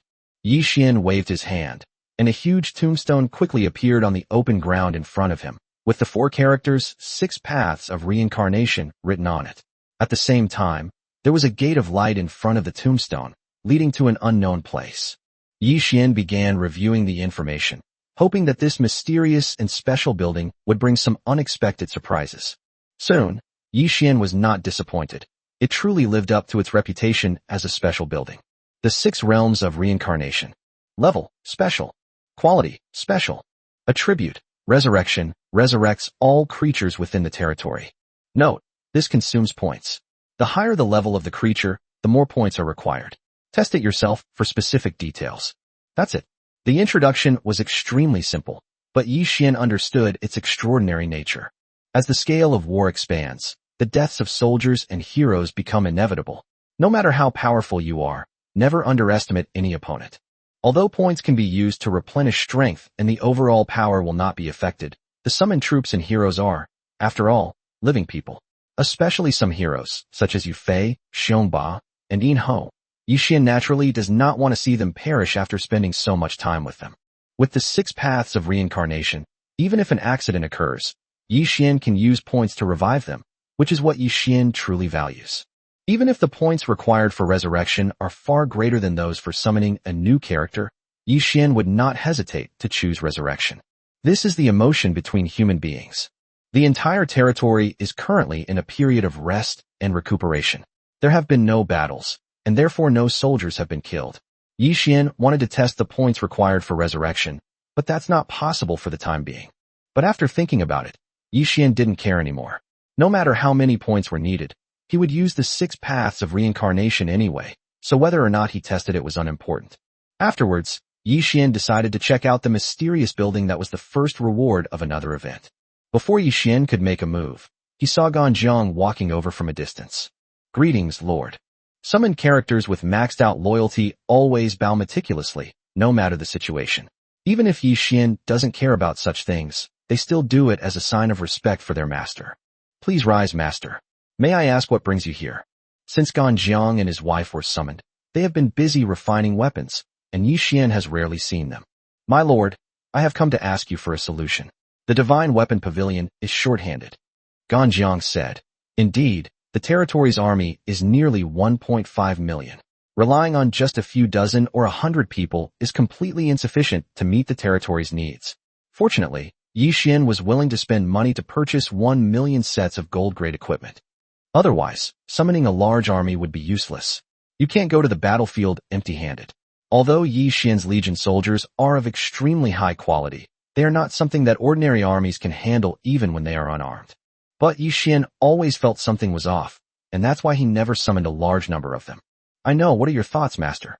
Yi Xian was well aware of this, but he was busy with other things and didn't have a good solution, so he put it aside. My lord, you should know about the dwarves and the multi-armed race, right? Both of these races are the best weapon refiners. If we can subdue some of the natives, we can save time in training weapon refiners. Ganjiang brought a new idea. Yes, master, your idea is excellent. It's perfect timing, as the army will be launching campaigns tomorrow.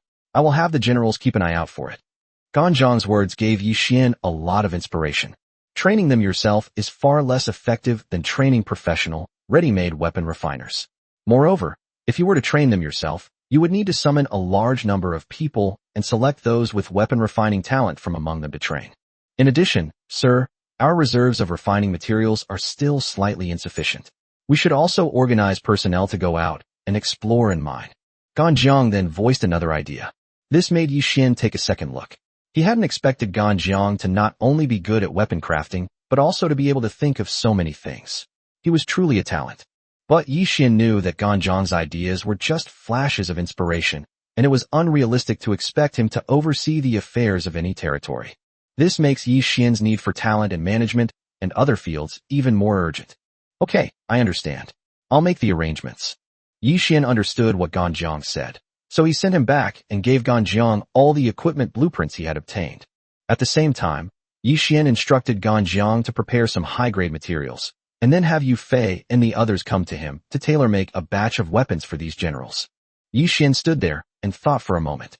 There were indeed quite a few heroes in the territory, but people like Xiongba and Feier and Huoweier were good at fighting on the battlefield, but they were completely incompetent when it came to strategizing and overall management.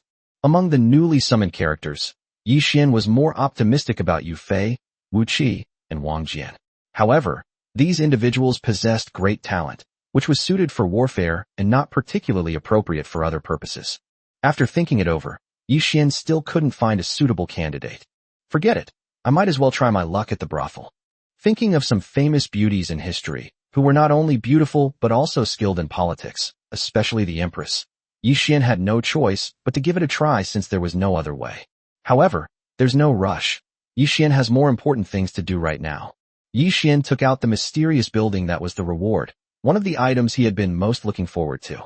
Unlike other items, which have a general direction for identification, this thing is like a blind box. You can't tell what type of building it is before you use it. Ding! Does the Lord wish to use the mysterious building? Use it. Yi Xian took a deep breath and said expectantly. Ding! Congratulations, host. You have obtained a territory secret realm space, triggered a super evolution, and obtained a special and unique building, the territory space. Although the specific function of the territory space is still unknown, Yi Xian knew from the unique and special building alone that its effect on the territory was absolutely heaven-defying. In fact, this one building surpasses all previous gains, even those worth hundreds of trillions of points. After all, points can be accumulated, but this kind of thing can't be bought with any amount of money. It's all about luck. Sure enough, after checking the information, Yi Xian was so excited he was at a loss for words. This was simply too incredible. Chapter 43, Second Territory. Yi Xian knew that he already had an auxiliary system, which was already incredibly powerful, leaving all the new lords far behind. But he never expected that he would also be able to obtain such a mysterious building. The fact that this building serves a purpose second only to the auxiliary systems speaks volumes. Territory space. Level, none. Quality, none. Attribute 1, an independent space hidden within the territory. Everything in the territory can be used together with the territory space. Simply put, it is equivalent to a second territory, which can be used independently or in combination. Attribute 2, projection into all realms, coordinates required. Attribute 3, the attributes of all buildings in the territory are doubled. Attribute 4, space size, equivalent to the main territory, time flow rate, which can be adjusted with points. Looking at the data, Yi Xian was stunned for a long time. The function of this building was something Yi Xian never dared to imagine. It truly deserves to be called a unique building. First, let's talk about the first attribute. This is practically another territory, and it can be hidden within the territory. When not needed, it can be hidden away, and when needed, it can be summoned at any time. In this way, some of the problems that Yi Xian had been worried about were easily solved. Yi Xian first named this second territory, the territory space, Heavenly Emperor. In this way, no matter how famous the Heavenly Emperor becomes, he will not be afraid. The forbidden buildings and troops in Yi Xian's territory will be hidden in it, which is also the foundation of the Heavenly Emperor territory. Secondly, it projects into all realms. Note that it is all realms, not the assessment space or the origin continent. What does this mean? It means that as long as there are coordinates, Yi Xian is no longer limited to developing in the origin continent, but can go to any of the myriad worlds. Of course, Yi Xian wouldn't go there easily. After all, the restrictions of the heavenly Tao differ in each realm, and accidentally going to an uncontrollable area could easily lead to his demise. Yi Xian's main development will only be focused on the origin continent, at least in the short term, and this won't change. Coordinates are very difficult for others to obtain, since exposing your coordinates means exposing everything about yourself to outsiders, and no one is foolish enough to do that. But don't forget, Yi Xian has a super brain. As long as Yi Xian has a need and wants to go somewhere, the super brain can provide the coordinates. Yi Xian thought that as the lord of the territory, Nine Heavens Palace, he could peacefully develop in one corner, while projecting the Heavenly Emperor to various parts of the origin continent to stir up trouble and acquire unlimited resources. This was simply perfect. Others will only focus on the Heavenly Emperor, but they will never be able to find Yi Xian. No one could have imagined this move. Moreover, after returning to Earth, Yi Xian can confidently report the Nine Heavens Palace without worrying about others discovering that he is the Heavenly Emperor. Furthermore, Yi Xian had already made a preliminary plan. The Nine Heavens Palace could be entirely based on the human race, and the remaining powerful units, such as the 5-colored giants, the 5-element legion, and the 6 RR-level unit buildings, could all be placed in the Heavenly Emperor territory. Whether soldiers or heroes, they are all of a higher quality than those from the origin continent. They all appear together at the Heavenly Emperor and roam the origin continent. Just thinking about that scene makes Yi Xian very excited. Yi Xian had originally not planned to summon any more legions for the time being. But now, with the emergence of the second territory, he had no more worries. Moreover, the stronger the second territory, the better, so there's no need to worry about being targeted by others. First, Yi Xian divided the territory's defensive buildings into 1,600 and placed them around the second territory. The various types of buildings were used in combination, which greatly improved the second territory's defense. Afterwards, Yi Xian mobilized 250 spirit fields and 250 divine springs to enter the second territory as logistical supplies reserves. Then, Yi Xian moved the Shadow Legion, Flame Goddess, and 5-colored giants to the second territory. After thinking for a moment, in order to increase high-end combat power, Yi Xian also moved the hero platform to the second territory. Subsequently, Yi Xian entered the second territory, preparing to fully develop it, which would be the cornerstone for his future conquests of the Origin continent. By this time, it was already past midnight. The Spirit Stone secret realm had refreshed, and Yi Xian made a tough decision. Except for the highest grade Spirit Stones, he recycled everything else, gaining 10 trillion points. This is Yi Xian's source of confidence. With a wave of his hand, Yi Xian summoned Xiong Ba and the 6 sword slaves to the second territory. At this point, they were all level 50. Yi Xian began to quickly calculate the points. With the territory developing to this point, there should be max-level heroes, or even heroes who have changed classes. It took 1.66 million points to reach level 50. If you want to upgrade to the maximum level, you will need a total of 25 million points. 25 million per person, though a lot, is nothing to Yi Xian at this moment. Yi Xian arrived at the hero platform, preparing to summon a group of heroes. In addition to the fixed summons, each summon at the hero platform requires 10 million points. In other words, Yi Xian would need 35 million points to obtain a max-level hero. Once a hero reaches the maximum level, they can change classes and begin cultivating their cultivation realm. Heroes can change classes by going to the Inheritance Tower. Whenever a max-level hero appears in a territory, the Inheritance Tower will be awarded as a reward. If a hero fails to change class on their own, they can be directly changed class using points, but the required points are enormous. Of course, this applies to other players. However, Yi Xian felt that the quality of the heroes he summoned was so high that they could complete the class change on their own. Without further thought, Yi Xian initiated the Great Summoning, directly spending 1 billion points to summon 100 heroes. Soon, a group of people appeared in front of Yi Xian.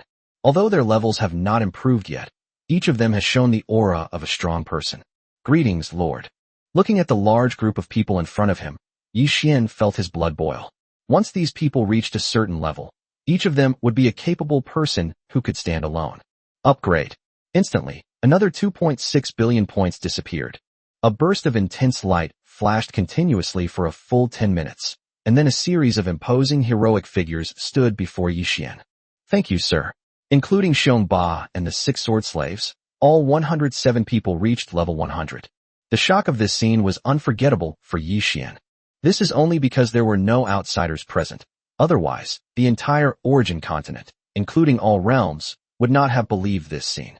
No matter how powerful you are, you cannot create 107 max-level heroes in an instant. Chapter 44 Full-Scale Development. The Moon Worship Cult Leader, Fu Hongxue, Shimen Shuexue, Yi Guqing, Zhang Wuji, Zhang Sanfeng, Zia Yozi, Dongfeng Bubi, Dugu Qiubai, Ren Wuxing, Gainya, Wei Zhuang. They are all well-known heroes. Xiong Ba.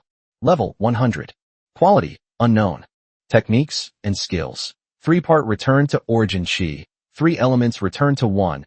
Heavenly Frost Fist, Cloud Dispelling Palm, Wind God Leg, Sword Mastery. Equipment, none. Overall combat strength, 150 million.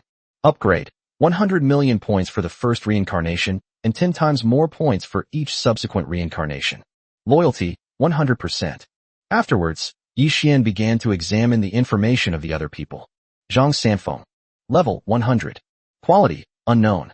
Skills and techniques. Puryang Wuji Gong, Wudong Swordplay, Wudong Fist, Wudong Palm. Zhengwu 7-section formation, Ladder Cloud Leap, Tai Chi Fist, Tai Chi Swordplay. Equipment, True Martial Emperor Sword. Overall combat strength, 180 million. Upgrade, 100 million points for the first reincarnation, and 10 times more points for each subsequent reincarnation. Loyalty, 100%. The profiles of each hero are impressive, boasting not only powerful skills, but also high-grade equipment.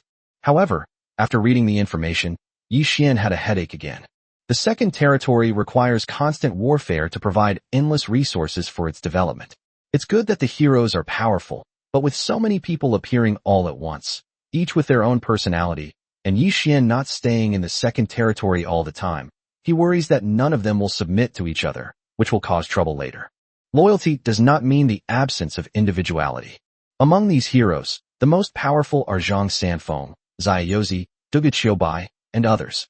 However, these people all share a common characteristic. They are easygoing and only interested in martial arts techniques, not in anything else.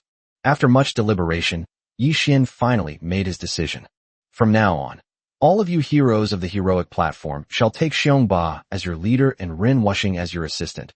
Concentrate on completing the mission and refrain from causing any disputes. After all, Xiongba was the leader of the world society and had rich management experience, while Ren Wuxing was the leader of the demonic sect and was also experienced. Although they were not the strongest in combat, they were indeed the most suitable candidates. We obey your orders, please rest assured, sir. No one objected. For them, all they needed to do was follow orders. Ding. Congratulations, Lord. A max-level hero has appeared in your territory. You are hereby rewarded with the essential building, the Class Change Tower. Yi Xian knew that this was a building that would be awarded to any territory where a max-level hero appeared. Yi Xian took out the Job Change Tower and was about to use it. After all, it was impossible for so many max-level heroes to go out on missions all at once. They could change jobs in batches. Ding. Congratulations, Lord, for using the Job Change Tower, triggering evolution, and gaining a job change space. Next, Yi Xian began to check the attributes of the job change space. Job change opportunities. Level, none. Quality, none. Attribute, job change, which contains infinite possibilities. Upgrade, not upgradable. There was nothing particularly special about it, except that the infinite possibilities of its attributes gave Yi Xian something to look forward to. Ordinary job change towers have certain limitations. The cultivation talents, bloodlines, and physiques stored in the tower are limited in both quantity and quality, and the Lord needs to replenish them himself. However, Yi Xian's job change options do not have this limitation. Xiongba, arrange for all the brothers to enter the job change space in batches as soon as possible. Yi Xian gave the order directly.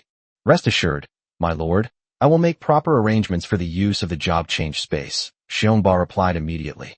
Yi Xian believed that Xiongba could handle these matters, so he stopped worrying about them. What Yi Xian needs to do now is to use up those 10 trillion points. It only cost him a little over 3 billion to get 100 max-level heroes. First, Yi Xian took out the 4 elemental attribute troop buildings. These are the 4 attributes besides fire. Yi Xian plans to establish a 5 elements legion. Gung Metal Warrior, Kuei Water Guardian, Thick Earth Soldier Guardian, Iwud Immortal Guardian. Gung Metal Warrior, Goddess of Flames, primarily attacks. Kuei Water Guardian, Earth Guardian, primarily defense. Iwud Immortal Guardian, primarily heals and restores. It can be described as a combination of offense and defense. Yi Xian upgraded them all to level 60. There were no more materials to go higher, which brought the number of summons to 500,000, which was enough. Afterwards, Yi Xian used the random summoning token to assign generals to each legion. Flame Goddess, Fire Violet, Fire Phoenix Eyebrows, Fire Phoenix Dream, Fire Phoenix Cleverness, Fire Phoenix Little Jade. Gung Metal Warriors, Kim Cheon Song, Kim Moon Guk, Kim Moon Soon, Kim Moon Min, Kim Moonin. Sunflower Water Guardian, Water Ice Frost, Water Dream Rain, Water Dream Moon, Water Dream Ice, Water Dream Smoke. Atsutobi I, Temujin, Tetsuji, Tetsujizan, Tetsujiwu, Tetsujioshi. Mu Xianwei, Muyu Shan, Muyu Zhun, Muyu Han, Muyu Ro, Muyu Feng. Apart from the Goddess of Flame, the other 4 legions were each equipped with a commander-in-chief and 4 generals, and another 20 people were summoned. Yi Xian began calculating the points needed to upgrade these heroes. It takes about 25 million points to level up a character to the maximum level, and a total of about 600 million points to upgrade them all to the maximum level. Their combat power will reach between 130 million and 150 million. As for changing jobs later, that's up to them.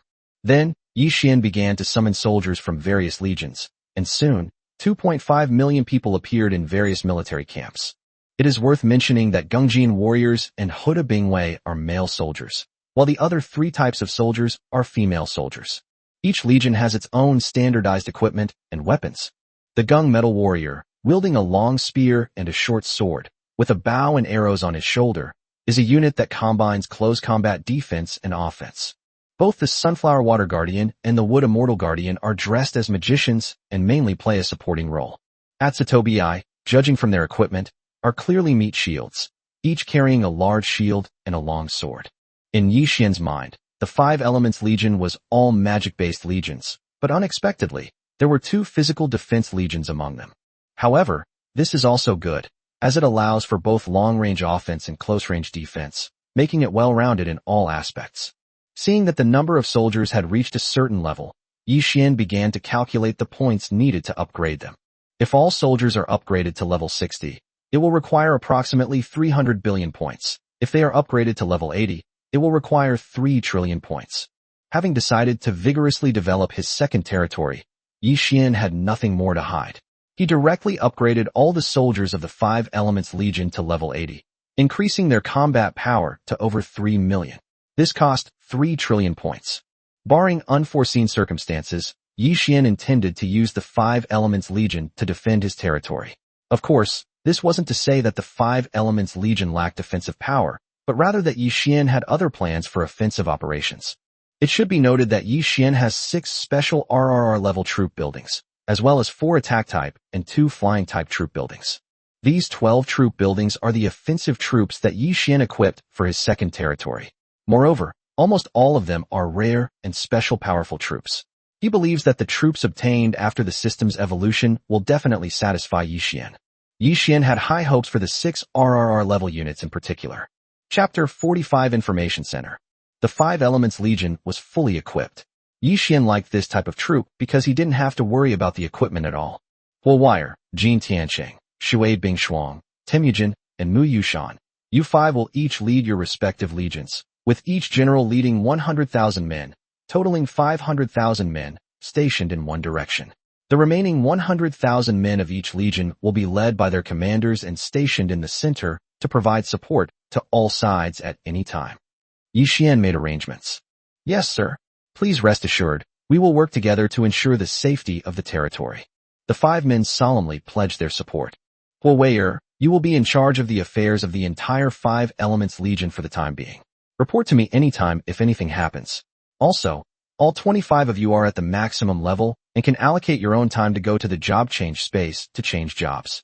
Yixian once again emphasized that the job change was also very important. Although Yixian was already invincible in the assessment space, he still needed to prepare in advance for his arrival on the origin continent. After all, each job change can increase combat power by several times to more than 10 times, which is a qualitative leap. After the third job advancement, one becomes eligible to ascend to the upper realm, demonstrating the importance of job advancement. Please rest assured, my lord, with us in charge of the second territory, everything will be safe and sound. Heroic figures will automatically learn about the situation in their territories, but soldiers have no need to know. Therefore, Huo Wei'er knew that from this moment on, unless there were special circumstances, their Five Elements Legion would belong to the Legion organization of the Second Territory, Heavenly Emperor. As dawn approached, and Yixian grew weary, he decided to stop and go back to rest. Yixian finally woke up around 9 o'clock in the morning. My lord, General Yu Fei and the other generals have been waiting for you. In the living area of the Spirit Vein Cottage, which is temporarily under the jurisdiction of the Empressine, no one else is allowed to enter without authorization. I understand. Please invite them to the main hall. After multiple upgrades and quality improvements, Lingmai Xiaozhu is no longer a farmhouse, but a sprawling mountain resort with all kinds of buildings. Upon arriving at the council hall, Yu Fei, Wu Qi, Wang Jian, and others had been waiting for a long time. Greetings, Your Excellency. The crowd greeted him. Generals, no need for formalities. How is the matter of the mounts progressing? Yixian asked. My lord, all legions have captured and tamed enough mounts for use, but some mounts are of a lower level and may not be able to adapt to the intensity of the battlefield. Yu Fei was the first to report. That's all right. Let me take a look. With that, Yixian opened the territory information, found his mount, and began to check the relevant details. As expected, there were all kinds of levels. Yixian didn't waste any words and directly spent more than 100 billion points to upgrade them all to level 60. Generals, today is the second day of the second event. We have 6 more days. During this period, you will send your troops out in all directions and sweep through the surrounding areas of the territory in a fan shape. Whether it's native forces or new lords, they are all our targets. But we must be careful. If we encounter a human lord, we will give him a chance to leave. We will not let any of the other races go. In addition, keep an eye out for news about the dwarves and the multi-armed race. If you encounter them, focus on subduing and capturing them. Also, keep an eye out for other races that could help the development of our territory. We can try to subdue them as well. As a human, Yixian naturally didn't want to see the new human lord suffer too much loss. He would give him a chance if possible. Of course, Yixian knew that none of Yu Fei and his ilk were soft-hearted and ruthless. At the same time, Yixian also hoped that he could encounter some natives skilled in weapon crafting on this trip and recruit them, since there was a severe shortage of weapon crafters in his territory. It means that even if you summon someone with a talent for weapon crafting, without a special profession enhancement scroll, it will be difficult for them to grow in the short term. Don't worry, sir, we know what to do. For this expedition, Yixian had them prepare enough divine elixir and some food, and he didn't plan to let them return within 6 days. This can be considered Yixian's first major expedition. Anyway, with the second territory as a scapegoat, Yixian is not worried about exposing himself. Oh right, wait a minute. At this moment, Yixian remembered that he still had 2 buildings, which would definitely be of great help to Yu Fei and his men if they were used. So, led by Yixian, the group went outside and found an open space next to the Spirit Vein cottage. Yixian took out the special building signal tower he had purchased. Ding, would you like to use the special building, the signal tower, Lord? Use. Generally speaking, these things are used to transmit information, but the methods and distances vary. Yixian was still very curious about what kind of surprises this unique building, worth 1 billion reputation points, could bring him. Ding. Congratulations, host, for activating the special building signal tower, triggering evolution, and obtaining the special building information center. Without hesitation, Yixian used the information center immediately and began to review the data. In the open space ahead, a palace covering several thousand square meters appeared. Confidence Center. Level 1. Quality, unknown. Attribute 1. The center automatically assigns operators, and the number increases by 100 for each level upgrade, fixed. Attribute 2. The center automatically produces reconnaissance units, random form, and the quantity increases by 1,000 for each level upgrade, fixed. Attribute 3. The center produces communication equipment on its own. The quantity increases by 10,000, fixed, for each level upgrade, regardless of distance. Attribute 4. Independent research and development, direction uncertain. Upgrade, spirit stones, any grade, as long as there is enough energy. Upon entering the main hall, one sees a group of staff members dressed in white, busy in front of electronic screens. Soon, a sexy and alluring blonde woman walked towards Yixian and his group. Greetings, Your Majesty. I am Sherry, the commander of the information center. The newcomer bowed meticulously, completely disregarding the glimpse of spring in her hair. Yixian was thrilled by what he saw, and inwardly sighed that Western women were indeed more uninhibited. Hello, Commander Sherry. Could you please introduce the information center to me? Yixian quickly changed the subject to avoid embarrassment. My lord, the information center is divided into several departments, including the intelligence department, communications department, research and development department, and production department. The number and level of employees are related to the center's level. Personnel, including myself, cannot cultivate or participate in combat. They exist like the spirit of the information center. Yixian understood. Although Shirley and the others were living, breathing people, they were being restricted by the information center. However, this is not important. The territory is not lacking in combat personnel. Moreover, they are only unable to cultivate. They exist with the information center. As long as the information center is not destroyed, they are theoretically immortal. Chapter 46: Upgrading the Mother Goddess's Nest. There were gains and losses, so it's not exactly disappointing. Show me what this so-called reconnaissance unit contains. Being able to foresee the future and take precautions is something every lord naturally wants to achieve, but it is very difficult. On the origin continent, various reconnaissance devices play different roles, and most of them are also targeted in specific ways. Sir, please look, this is a surveillance radar that can scan any flying object in the sky. Shirley turned on the large screen in front of her, and a radar appeared on it. Yixian wasn't surprised to see this. Such structures were essentially watchtowers, and some territories did have them, though in very small numbers. Sir, this is a simulator that can simulate all forms of matter. Because it does not have any vital signs, it is difficult to detect. Yixian became interested in this little thing. Without life energy, It is just a dead object, like a stone, and it is difficult to attract the attention of others. Moreover, it can change its own form, which is equivalent to transformation. If it wants to become soil or stone, then it is soil or stone. Things that are so common that no one would notice them. Not bad. Anything else? Yixin asked. Sir, since the information center has just been established and is at its initial level, that's all for now, Shirley said regretfully. What about the communication equipment? Yixin knew that he shouldn't make things difficult for Shirley anymore, so he asked about the communication equipment that Shirley cared about most. Sir, these 10 machines are the carriers of communication equipment. Everyone who needs communication equipment needs to come here. These machines will inject a miniature machine into a person's brain, which will not have any effect on the person. When using it, you only need to have a thought in your mind to trigger it, and a virtual screen will appear in front of you, which can be used for chatting, video, meetings, and other modes. This device is unique. It will self-destruct immediately upon the death of the user, so there is no need to worry about leaks. Not bad, Yixin said, reflecting on Shirley's introduction. Is there any limitation on the distance it can be used, or is there any other limitation? Yixin asked. Theoretically, there is no limit to the distance. However, if it crosses domains or boundaries, there are too many interfering factors, and it cannot be guaranteed. In addition, special scrolls, formations, or certain special environments will also affect its use. Listening to Shirley's words, it seemed that this communication device had too many limitations and was too ordinary. In fact, it was not. Not to mention things like cross-domain and cross-world that only existed in legends. Even special scrolls and formations were something that most lords would never encounter in their lifetime. Therefore, Yixin was not worried that the information center's functions would be affected. Yuyan, send word to Enfeier, Huaweier, and Xiongba. All heroes, come back and collect your communication devices. Empress Zhu Yuyan was taken aback, then accepted the order and left. This was the first time Yixin had addressed her in this way.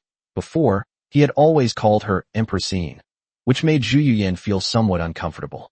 In fact, Yixin's mindset has changed a lot recently, especially after acquiring the second territory. His previous feeling of walking on thin ice has gradually faded. The desires, ambitions, and domineering spirit hidden deep within are gradually being unleashed as strength increases. The development of a territory depends mainly on its lord. If he is too timid and fearful, he will ultimately achieve nothing and become a tool for others. Subsequently, Yixin ordered someone to bring Yi Miaohan to the scene. Since the birth of Mother Goddess Yi Miaohan, Yixin has sent her to the 10,000 Bees Tower to grind monsters and accumulate energy. After all, Yixin doesn't go out, so this super bodyguard isn't needed for the time being. My lord. Soon, Yi Miaohan returned. Anyone who saw such a young girl would not associate her with the cold and cruel insect race. How's the energy accumulation going? Yixin asked. My lord, the number of level 90 Mother Goddess Death Servants has now reached 100. Yi Miaohan succinctly explained her situation. Yi Miaohan's level has always been 90, and Yixin is not in a hurry to upgrade her. Just in time to pick up the communication equipment today, Yixin also decided to raise Yi Miaohan's level and make some big moves. Mother Goddess's Nest, Yi Miaohan. Level 90. Quality unknown. Attribute 1. One person can form an army. 2. Comes with its own nesting space. 3. With abundant energy, the Zerg can be produced indefinitely. 4. Devour everything to create Mother Goddess Deadpool, whose combat power is 20% higher than that of Mother Goddess herself. 5. Transformation into a human. The Mother Goddess and her undead servants can transform into human women.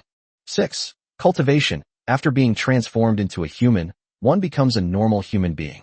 Skills. Silver Ring Dragon Step, Azura Illusion, Ancient Spirit Divine Sword, Howling Moon Divine Finger, 8-Star Buddha Palm, Dharma Nature Divine Leg, Mystic Ice Arrow.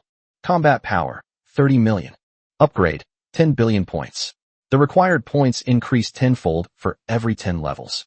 Yi Miaohan needed 100 billion points to reach the final level, but Yixin didn't hesitate and directly leveled her up to the maximum. Then came the moment that truly broke Yixin's heart. Because the Mother Goddess's Nest is quite special, one cannot cultivate on their own, but can only accumulate energy. Therefore, Yixin needs to use points for each job change. Of course, there is also an advantage. Yi Miaohan changed jobs, and all the other Mother Goddess Death Servants automatically broke the restrictions. Since Yi Miaohan herself couldn't cultivate anyway, there was no point in her being stuck here. Yi Xian directly used 1 trillion points to help Yi Miaohan change her class to the first level and unlock her cultivation realm. The rest was up to her to slowly accumulate energy on her own. Next, Yi Xian had Yi Miaohan summon the 100 death servants. First, he used 1 billion points to raise them to the maximum level, and then spent 10 billion points to unlock their realms. Win 1. Level: First Reincarnation, First Heaven. Quality: Unknown. Skills: Silver Ring Dragon Step, Azura Illusion, Ancient Spirit Divine Sword, Howling Moon Divine Finger, 8-Star Buddha Palm, Dharma Nature Divine Leg, Mystic Ice Arrow. Equipment: Frost Flower Sword, Golden Armor and Silver Leaf Robe, Rain of Flowers. Attributes: Deathmatch, Guardian. Combat Power, 1 billion. Upgrade: Passive. Yi Xian was very satisfied. These were the first batch of heroes to complete the class change, and there were 101 of them right away. This undoubtedly greatly increased the strength of the territory, as could be seen from the constant notification sounds indicating that the territory level was being upgraded. However, Yi Xian was not in a hurry to upgrade. He planned to complete the development of the second territory before upgrading all at once, so that the accumulated rewards would be better. After Goddess Deadpool was equipped with communication devices, Yi Xian sent Yi Miaohan to accumulate energy again. Anyway, the territory didn't need her now, and he wouldn't leave the territory. Chapter 47: Time-Space Teleportation. It took more than half an hour for all the heroes to be equipped with communication devices. After ordering An Fei and the others to return to the second territory and wait for him, Yi Xian led Yu Fei and the others to the side of the information center, where Yi Xian took out another building.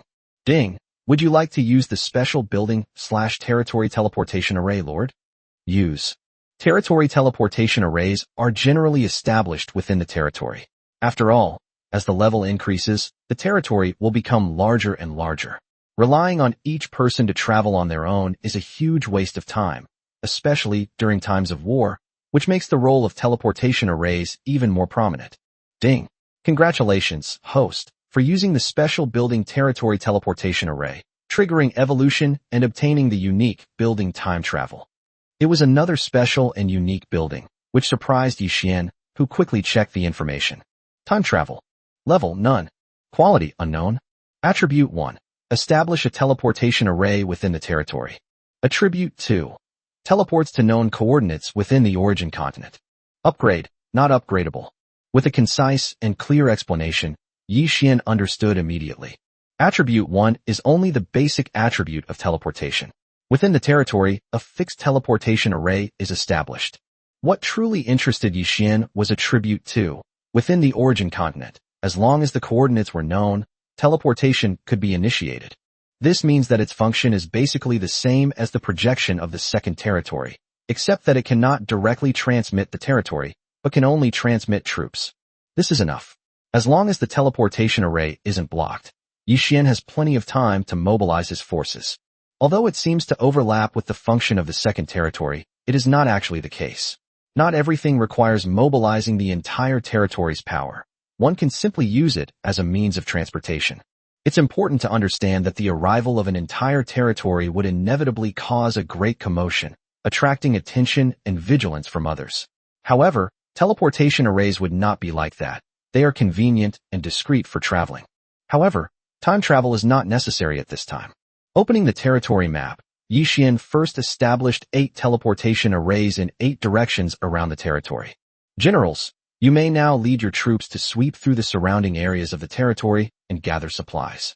Yi Xian then issued the order, and it was time for the territory to reveal its true colors. Yes, sir. The group acknowledged the order and left. Yi Xian didn't have high expectations for this. It was just routine operation, collecting resources, equipment, points, and buildings. Yi Xian truly felt what it meant to experience pain and pleasure at the same time. After working so hard for so long, there was still a lot left to do in the territory. But there was no other way. Yi Xian had to do these things himself, and no one else had the authority to do them. Shaking his head to stop thinking about it, Yi Xian arrived in front of the territory space. This building is indeed very special. In Yi Xian's territory, it is just an inconspicuous hall and a teleportation portal, but once you go in, you will appear directly in the second territory. In Yi Xian's heart, the importance of the second territory was second only to the Lord statue. After all, the Lord statue was connected to Yi Xian's life and future. No matter what, the safety of the Lord's statue was the most important thing, and it was also the core of a territory. Upgrading the Lord's statue requires Lord's heart fragments, which Yi Xian doesn't have many of. He has always targeted native forces, so he has obtained very few Lord's heart fragments, and therefore hasn't upgraded it much. Later on, as the second territory comes into play, obtaining Lord's heart fragments will become much easier.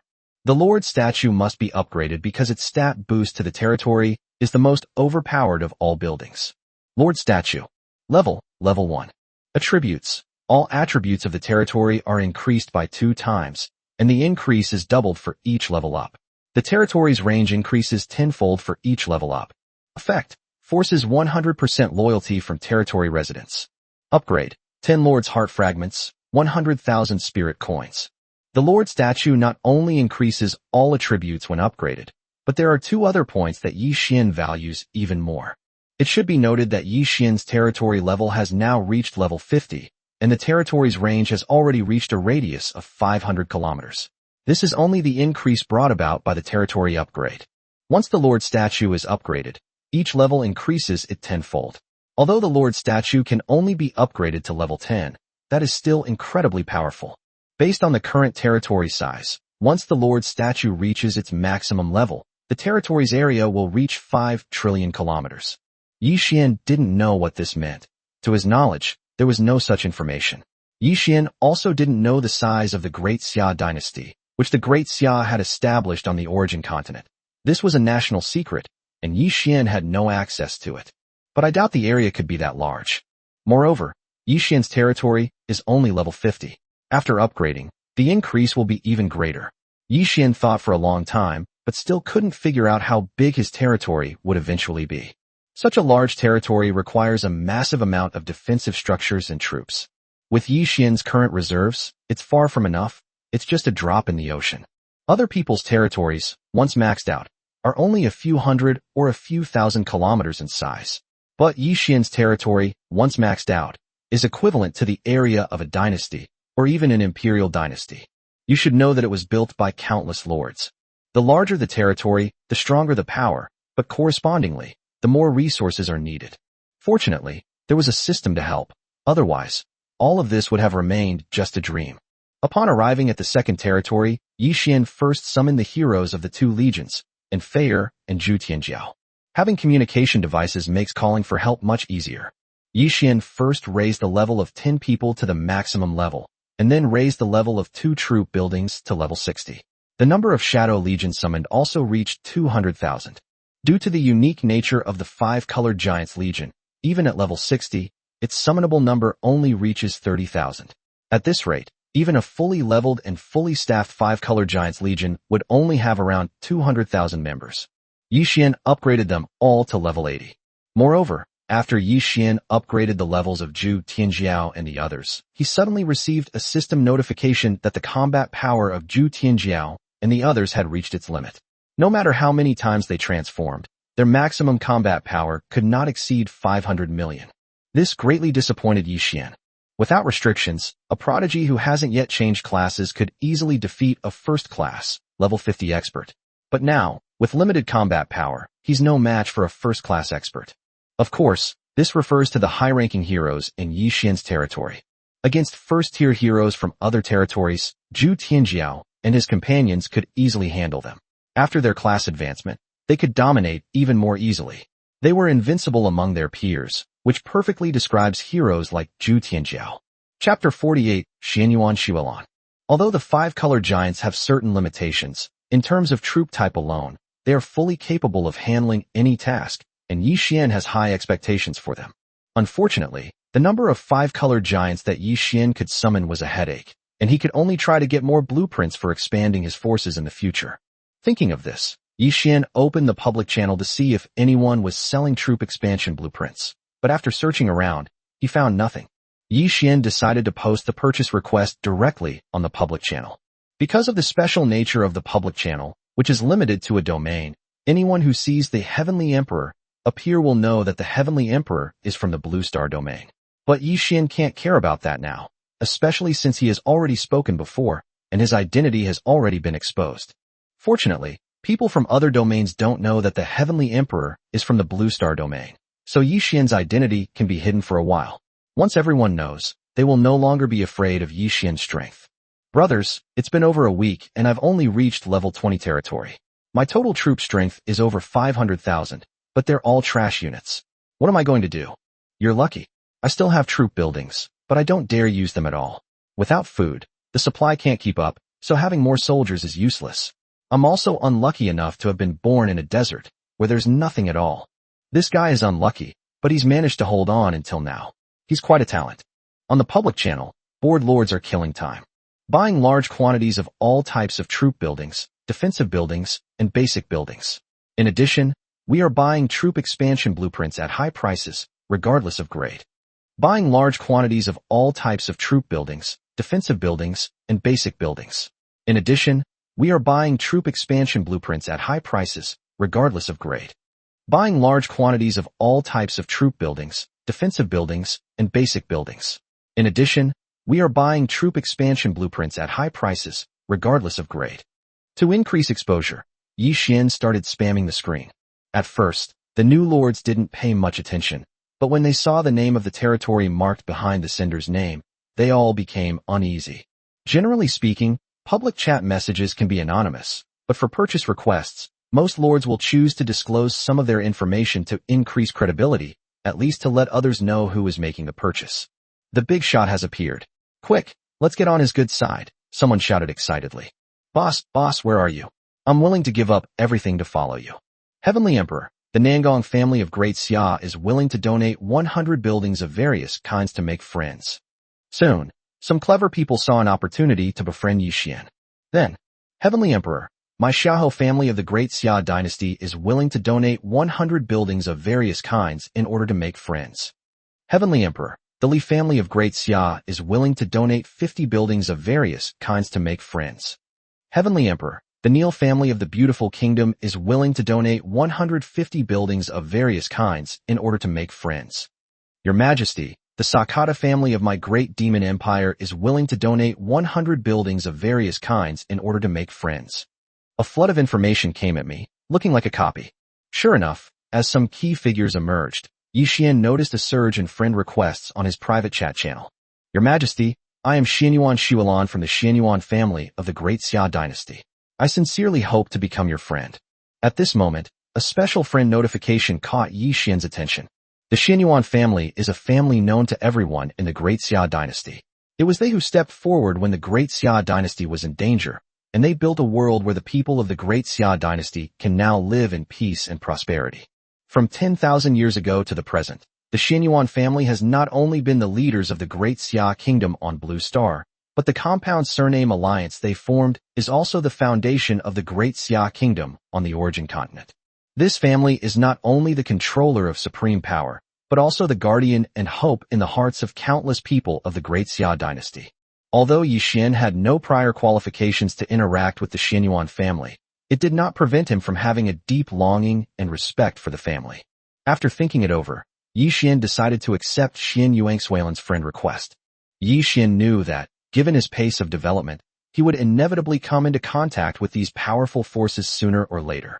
As far as Yi Xian knew, the reputation of the compound surname alliance led by the Xianyuan family was quite good, and Yi Xian did not dislike it. Hello, Heavenly Emperor, I am Xianyuan Shualan from the Xianyuan family. I am glad that you accepted my friend request. Soon, Xianyuan Shualan sent a message. Hello, I'm also very happy to meet someone from the Xianyuan family. Yi Xian didn't hide his true feelings and spoke the truth. I see you really need buildings. I don't know what grade of building you want, but if possible, I can provide some. Xianyuan Shualan was very clever. She didn't ask Yi Xian for his personal information or where he was.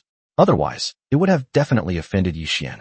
I don't care about grade. I need all kinds of buildings, and the price is negotiable. Yi Xian was very satisfied with Xianyuan Shualan's attitude and directly stated his needs. I don't know what you need so many low-level buildings for, given the level and strength of your territory, but I can certainly move some of them. As for the price, forget about it. It's my honor to be friends with a strong person like you. Xianyuan Shualan replied quickly. No, Miss Xianyuan, I can't let you suffer a loss. Friends are friends, and business is business. You've already helped me by selling me some buildings.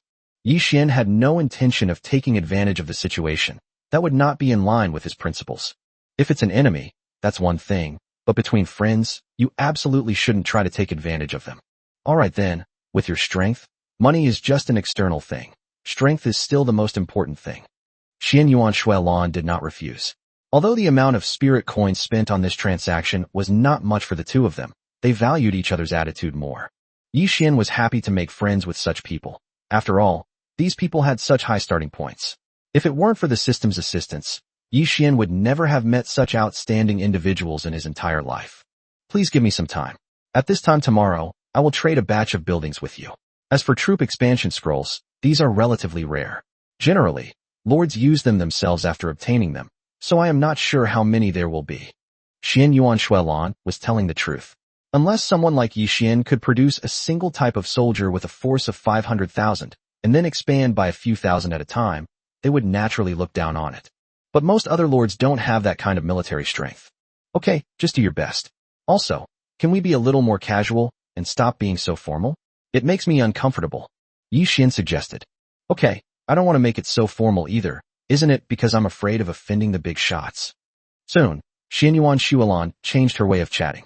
Chapter 49, The Four Mad Legions.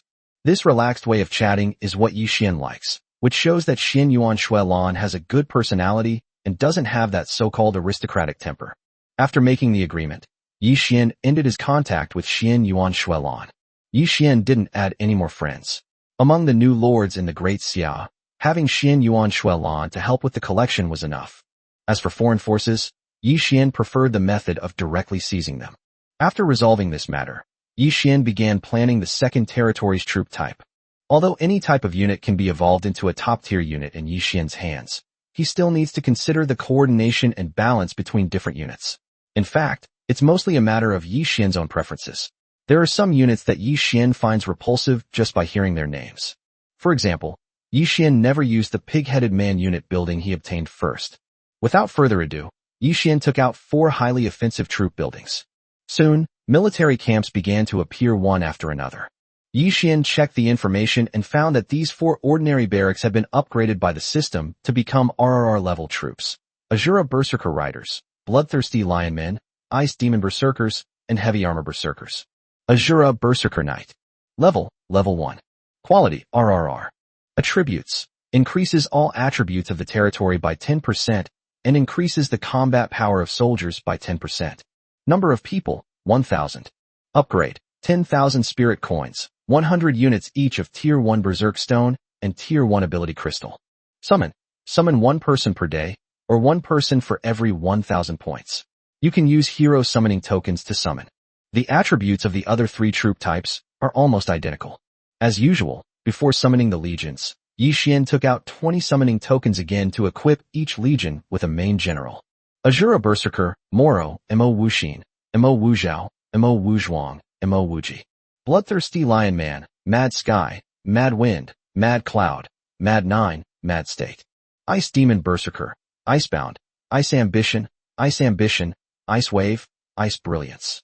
Heavy Armor Berserker, Sandstorm, Earthstorm Kuan, Earthstorm Dragon, Earthstorm Tong, Earthstorm Yuan. Soon, a group of people of different shapes and sizes appeared in front of Yi Xian. Next, Yi Xian used over 400 million points to upgrade them all to the maximum level. Then, he checked the attribute data of several Legion heroes. Moro. Level 100. Quality, RRR. Techniques and skills. Gale Slash, Whirlwind Slash, Lightning Slash, Ultimate Battle Stance, Collapse Strike, Sky Split, Earth Split. Equipment, Shura Blade, Shura Armor. Mount, Red Hair. Overall combat strength, 150 million. Upgrade, 100 million points for the first reincarnation, and 10 times more points for each subsequent reincarnation. Loyalty, 100%. Huangtian, Bingfeng, and Baosha have attributes that are almost identical to Moro's, while the rest are slightly lower. Moro inherited the characteristics of Shura, full of power and rage, ruthless, cruel, and evil. Huangtian, a powerful member of the Lion clan, is tall and muscular, wielding a battle sword, a bulldozer on the battlefield. Frozen, manipulating ice elements, elemental ice swords and ice armor are their weapons for dominating the battlefield. Ice demons are a special elemental race that excels in ice elements. but they are not ranged attackers, but melee fighters. As a barbarian, Baosha exudes a savage aura, wielding a 3-meter-long hammer that sends chills down one's spine. Just by looking at a few heroes, you can see that these legions are all battlefield meat grinders. In their eyes, the battlefield is their stage to show themselves. Ferocity, bloodshed, and slaughter are the main themes of these legions. Yi Xian was very satisfied. The troops in the second territory needed to be highly aggressive in order to perfectly utilize the function of the second territory. The 4 Mad Legions combined with the 5 Elements Legions will surely become a nightmare for countless lords. Yi Xian began upgrading the 4 troop buildings, bringing them to level 60, each capable of summoning 500,000 soldiers. With the addition of the 500,000 red hair mounts of the Azura Mad Cavalry, Yi Xian needs to increase the total number of his troops to 2.5 million. After checking his points, Yi Xian found he still had enough. So, after nearly exhausting his points, he upgraded them all to level 80. Thus, in the second territory, the 5 Elements Legion has 2.5 million men, the 4 Madman Legion has 2 million men, the Shadow Legion has 200,000 men, the 5 Color Giants Legion has 30,000 men, plus the 107 max-level heroes at the hero platform, which is enough to deal with any crisis. The busy day finally came to an end. In fact, the notification sound had been continuous since Yu Fei and others set off, and various items had been dropped one after another, but Yi Xian did not plan to deal with them for the time being. There were too many things to do today. Moro, Icebound. All of you heroes who have reached the maximum level, head to the job change space as soon as possible to change jobs. Yi Xian gave the 4 Mad Legions a preliminary arrangement. Yes, sir. The voice was deep, serious, and meticulous. Truly a legion born for slaughter, nothing but coldness. Yi Xian doesn't plan to use the remaining troops for the time being, not only because he has no points yet, but more importantly, because the territory doesn't need so many troops for the time being. The current number of legions is already putting pressure on logistics. Fortunately, farmland and wells are the most basic structures, and Yu Fei's 8 legions were able to quickly replenish their needs. My lord, you're back. Zhu Yuyin greeted him as soon as he returned to the Spirit Vein cottage. The number of people in the territory has increased significantly, especially the number of heroes, which is about to exceed 200. Zhu Yuyin no longer needs to lead the territory alone. She has now practically become Yi Xian's personal steward. Sorry, I was too busy today and couldn't get to see you. This remark caused Zhu Yuyin to misunderstand, and her pretty face flushed slightly. Soon, Zhu Yuyin's body began to shimmer with multicolored light, a sign of leveling up. That's right. Yi Xian meant that he had been busy all day and had forgotten to level up Zhu Yuyin. Of all the heroes in the territory, apart from Gan Jiang and Mo Xie, only Zhu Yuyin's level had not yet reached the maximum. Of course, this does not include the 8 human legion generals, as Yi Xian deliberately did not upgrade them. Yi Xian plans to stop leveling up for the next week, quietly accumulating experience, and then do something else after the second event, the Legion ranking battle, ends. Thank you very much, sir. Zhu Yuyin expressed her gratitude excitedly. There's no need for this between us, Yi Xian said meaningfully, causing Zhu Yuyin's face to turn even redder. After dinner, Zhu Yuyin was about to leave when Yi Xian stopped her, picked her up, and carried her to the bedroom. Nothing more was said that night, and Yi Xian completed his own battle. Chapter 50 The Expedition. Having lived 2 lives, Yi Xian finally bid farewell to his status as a virgin. Upon waking up, Yi Xian felt refreshed. He glanced at the exhausted Zhu Yuyin, but instead of disturbing her rest, he got up and went to the second territory. Today, Yi Xian will arrange for the second territory to be randomly projected and sent to the assessment space. In Yi Xian's plan, the second territory was entirely a military base, with all facilities designed for war. Using communication equipment, Yi Xian summoned all 162 heroes of the second territory together. Generals, today is the day our heavenly emperor territory will conquer all directions. I have only one request for you. While ensuring your own safety, try to acquire resources, especially food, various equipment, blueprints, scrolls, and buildings. Moro, Quangtian, Bingfeng, and Baosha will each lead their legions, responsible for conquering in one direction. The 5 Elements Legion will be commanded by Hewer, guarding the territory's safety. Amphier and the Shadow Legion will be scattered in all directions, acting as scouts, while also carrying out assassinations and intelligence gathering. Xiongba will send 20 heroes to accompany each expeditionary legion to handle any emergencies.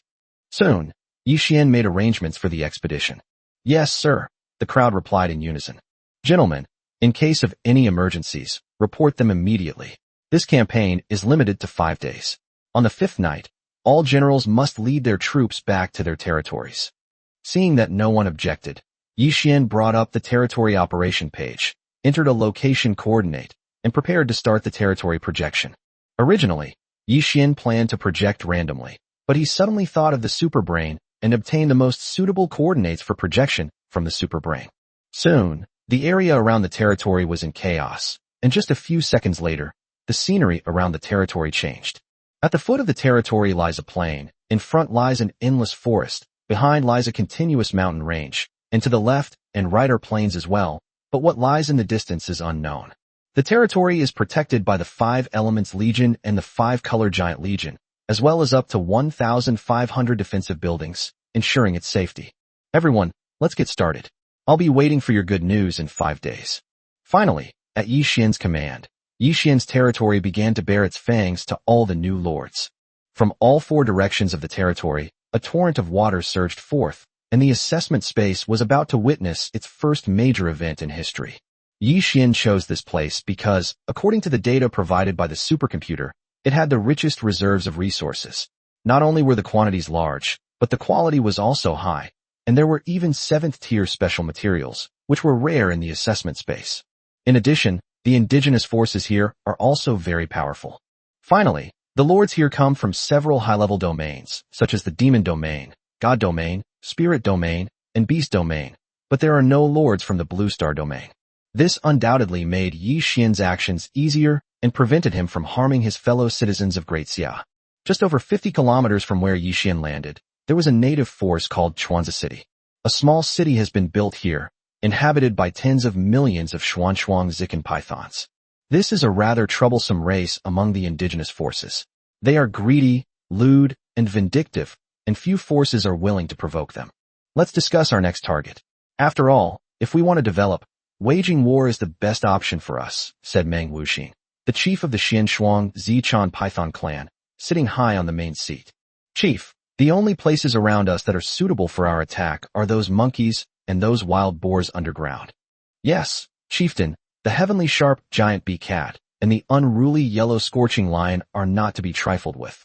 To be on the safe side, let's take down that group of unruly wild boars, improve our strength again, and then deal with the remaining ones. Those present are all high-ranking members of the Xianshuang Zichan Python clan. Just as everyone was intensely discussing which piece of meat to eat, suddenly, a soldier rushed in. Damn it, can't you see we're having a meeting? Such a lack of manners. Drag him out and behead him.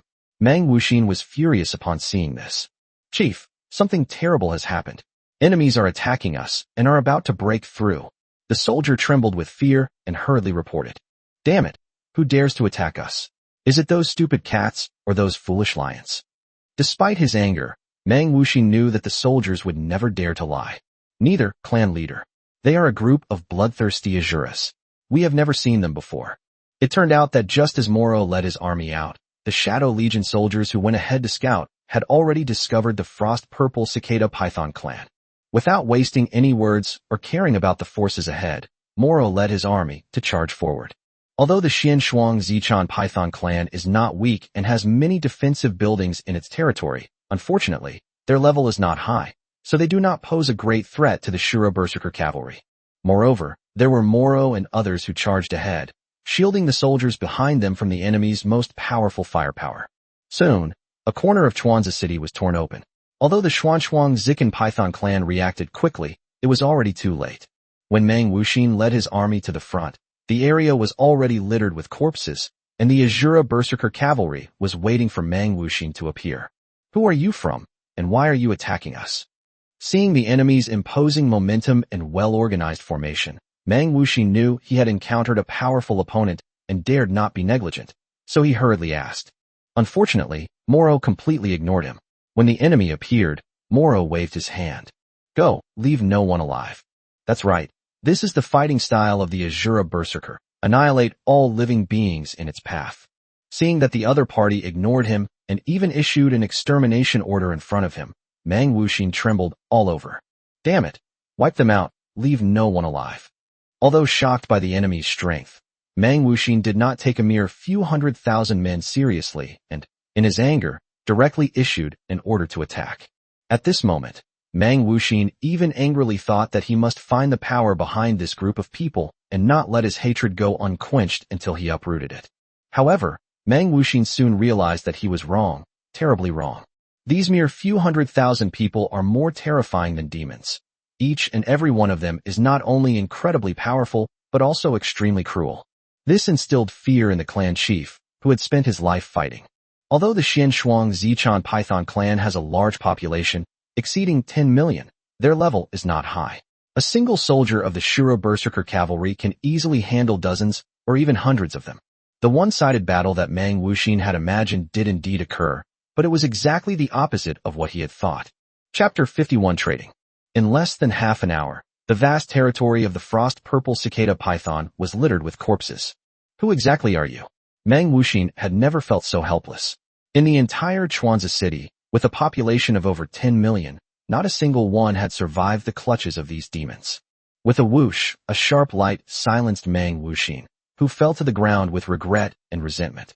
Clean up the battlefield. Moro didn't even glance at Mang Wuxin's corpse, but directly gave the order. For Yi Xian, everything after destroying the enemy is a resource. Not even the corpses are spared, as these can also provide energy for Mother Goddess Yi Miaoan. The phrase locusts sweeping across is a metaphor for Yi Xian's army, which is even more greedy than bandits.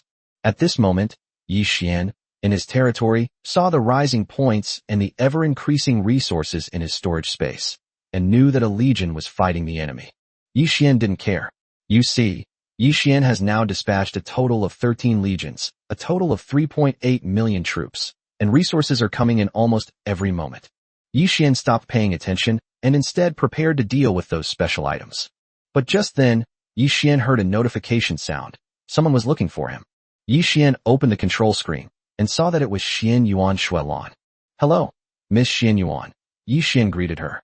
Heavenly Emperor, I still don't know your name. Would you mind telling me? Xian Yuan Xuelan was clearly more relaxed after their last conversation and asked half-jokingly. My name is Heavenly Emperor, Yi Xian replied. He naturally couldn't reveal his true identity now, and because of the existence of the second territory, Yi Xian planned to remain a mystery forever. Fine, forget it then. Heavenly Emperor, I prepared 500 low-grade buildings for you, as well as 30 blueprints for troop expansion, all of them basic. Xian Yuan Xuelan didn't dwell on the question of who the Heavenly Emperor was. Putting herself in his shoes, if she were the Heavenly Emperor, she would never easily reveal it. In the annual Lord assessments, the new lords who ranked at the top never had a good ending unless they had a powerful backer. Of course, this was news that the Great Xia dynasty only learned after 10,000 years on the origin continent. On Blue Star, there was no new lord who could rank among the top, let alone first, not even in the top 100. Even the founding father of the Great Xia kingdom only ranked around 600th in the newcomer assessment, which is the best result in the history of the Blue Star domain. Even if the Heavenly Emperor doesn't make any further moves, his current achievements are still unprecedented. This is why everyone went crazy when the Heavenly Emperor appeared in the Blue Star region. The assessment isn't over yet. The Real frenzy will begin when it ends, and the news spreads widely. At that time, all nations and powers in the Blue Star domain will frantically search for the Heavenly Emperor. Even if they cannot use him for their own purposes, they will eliminate him in his cradle. Otherwise, if the Heavenly Emperor is allowed to develop unchecked, no one can predict how far he will ultimately go. A dynasty, an empire, or... Thinking of this, Xian Yuan Xuelan couldn't help but say another sentence. By the way, if I may say something I shouldn't, Heavenly Emperor, although I don't know your exact identity, as a person from the Blue Star region, I still want to remind you to be careful of various forces. It's hard to tell whether these people are good or evil. If you really reach a situation that you can't avoid, you can consider coming to my Great Xia. My Great Xia will only cooperate with you and will never harm you. Hearing Xian Yuan Xuelan's words, Yi Xian just smiled. Yi Xian didn't trust anyone, and he dared not entrust his life to anyone. Don't worry, I don't know anything about the Blue Star domain. We won't have any dealings with each other, Yi Xian denied directly. Seeing that Yi Xian did not admit it, Xian Yuan Xuelan did not want to say more, and instead went back to talking about the deal. Although there are more of these resources, they are all low-level buildings. Once we leave the assessment space, we can have as many of these things as we want. There's no need for you to spend a lot of money to buy them now. How about I just give them to you? Yi Xian also knew that these things were worthless outside, but during the assessment period, they would be worth 10 or 100 times more. Let's have a normal transaction. I don't like to take advantage of others. Yi Xian refused directly. Whatever you want, you're not short of money anyway. Cheng Hui, 800 million spirit coins. Xian Yuan Xuelan said directly. For Xian Yuan Xuelan, the amount of spirit coins was not important at all. What mattered was getting involved with the Heavenly Emperor. Just as Xian Yuan Xuelan said, if the Heavenly Emperor were willing to accept it, let alone this little thing, even something worth trillions of spirit coins would be given away without batting an eye. This is Yi Xian's value at this moment, but Yi Xian dares not and does not want to use it. The two quickly completed the transaction, and Yi Xian obtained what he needed. Thank you for your help, Miss Xian Yuan. If you need my help in the future, please don't hesitate to ask. Yi Xian was very happy and made a promise casually. Hearing Yi Xian's words, Xian Yuan Xuelan was very excited. With a mere 800 million spirit coins, she obtained a promise from a future powerhouse. There was nothing more worthwhile than this. Even if her family knew, they would greatly praise Xian Yuan Xuelan, saying that this deal was too good to pass up. But after thinking about it, Xian Yuan Xuelan made up her mind that she must keep this secret in her heart. Perhaps this is her future opportunity. It's no big deal. Just let me know if you need anything in the future. Once we leave here, I'll show you what I'm capable of, Xian Yuan Xuelan assured, patting her chest. Yi Xian knew that Xian Yuan Xuelan was not lying. In the Blue Star region, the power of the Xian Yuan family was absolutely astonishing. Yi Xian was very confident that it wouldn't be long before his territory's strength surpassed that of the Great Xia and the Blue Star region, but Yi Xian had no intention of replacing them. This is not only out of respect for our predecessors, but also because the origin continent is too vast, and Yi Xian is unwilling to be confined to a small corner of the world.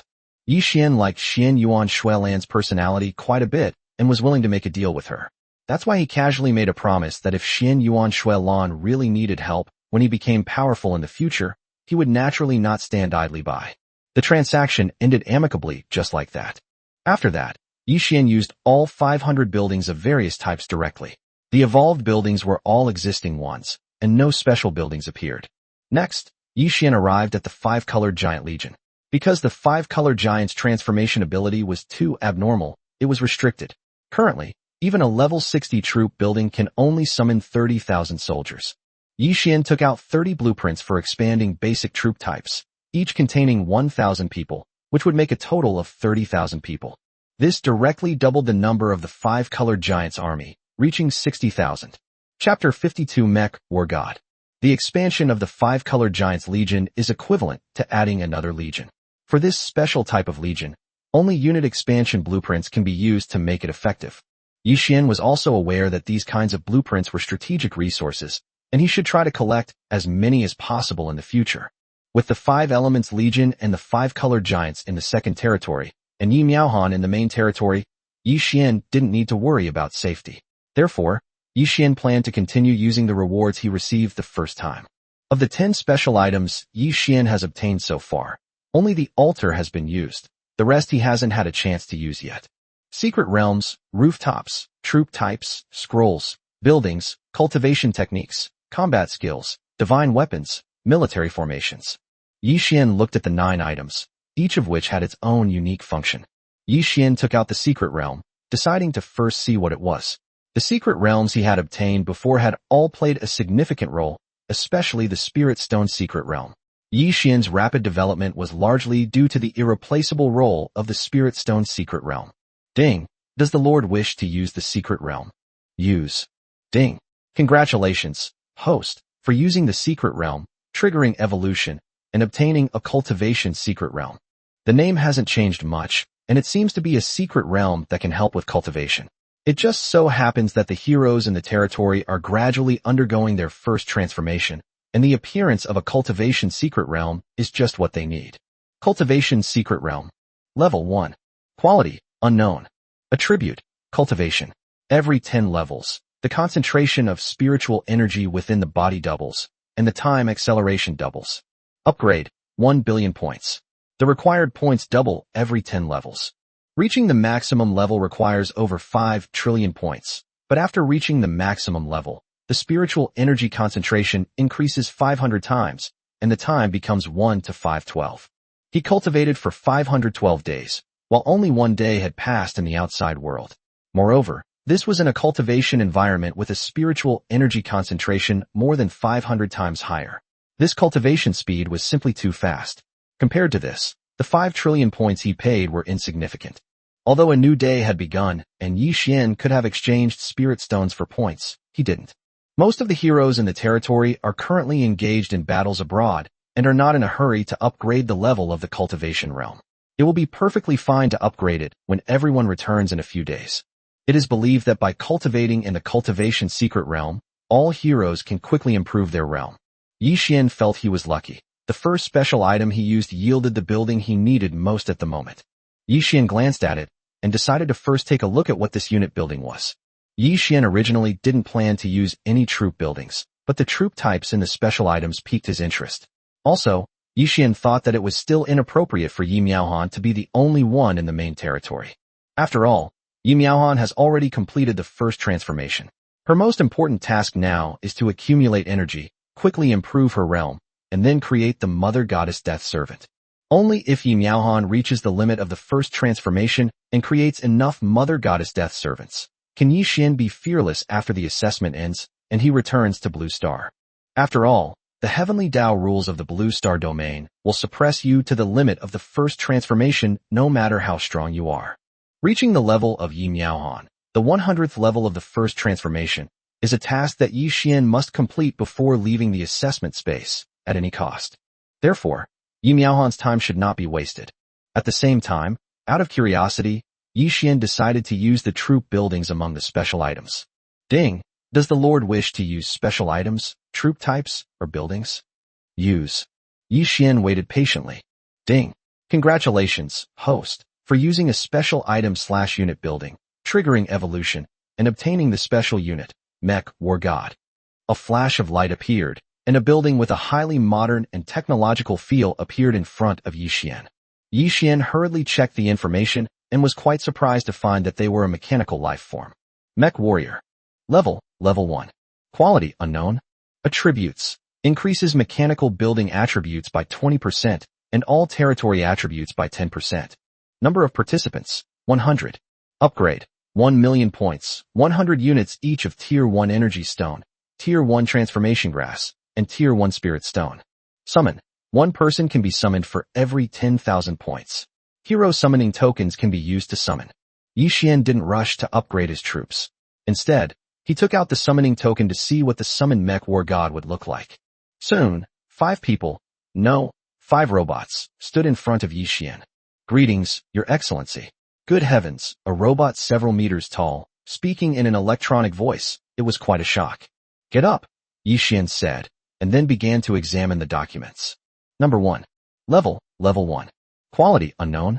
Skills. Energy cannon, laser sword, sweeping through the army, wind and cloud divine sword, transformation, energy accumulation.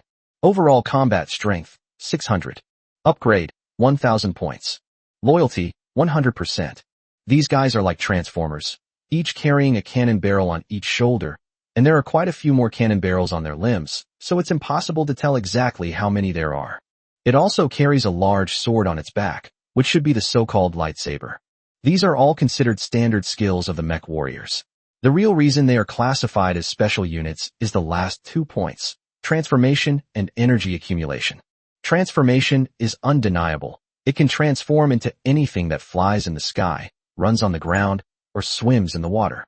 This is equivalent to a 3-in-1 force encompassing land, sea, and air, and it's also a rapid reaction force.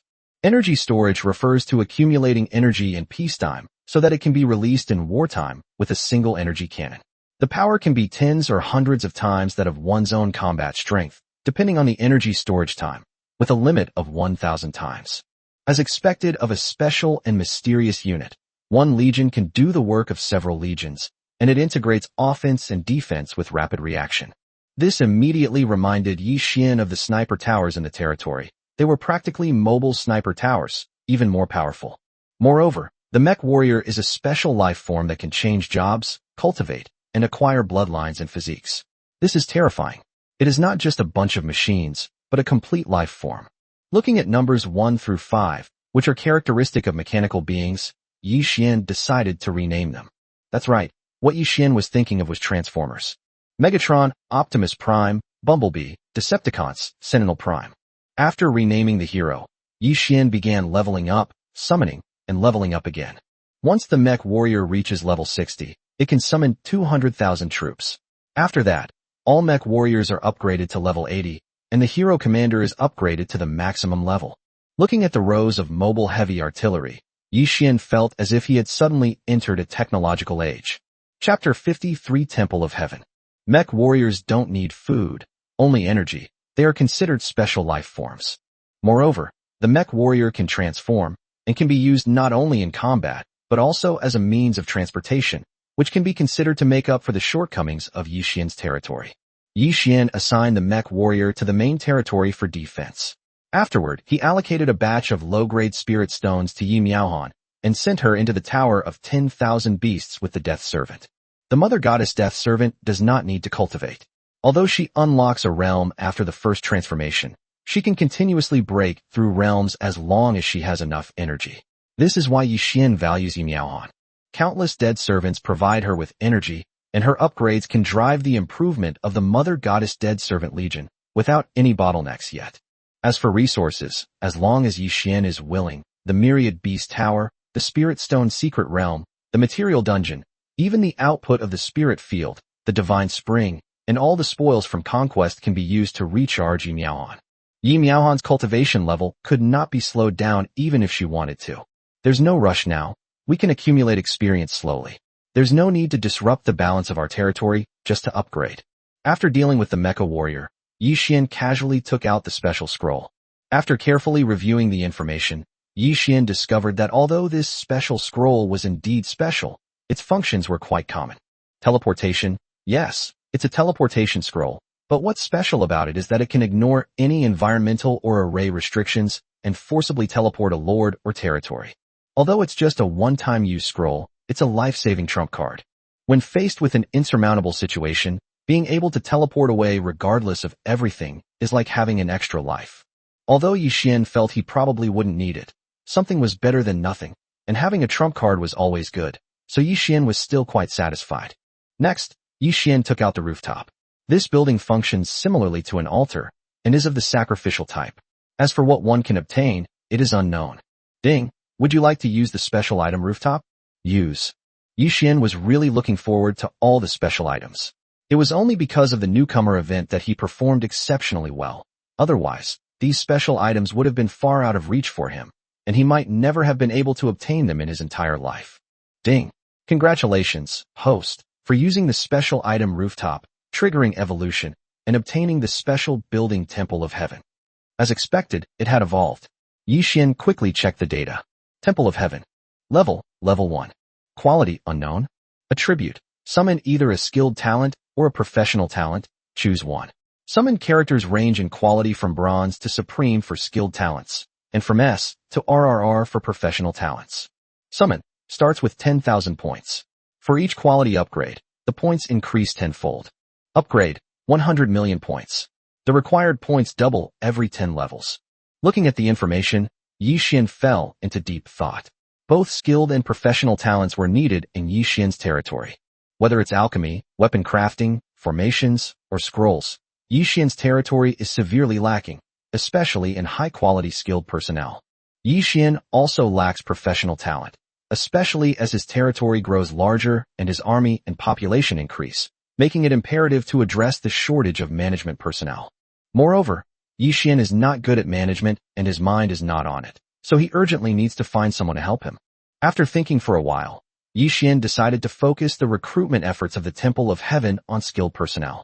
After all, supreme-level weapon refiners and other talents are of greater help to the territory. Afterwards, Yi Xian upgraded the rooftop to level 50. Looking at the list of summonable characters that appeared, Yi Xian was very satisfied. Temple of Heaven. Level 50. Quality, unknown. Attribute, summon either a skilled talent or a professional talent, choose one. Summon characters range in quality from bronze to supreme for skilled talents, and from S to RRR for professional talents. 1 minor. 2. Lumberjack. 3. Weapon refiner. 4. Alchemist. 5. Architect, basic. Summon. Starting score is 10,000. The score increases tenfold for each level gained. Upgrade. 3.2 billion points. The required points double every 10 levels. To Yi Xian's surprise, the fifth option was architect.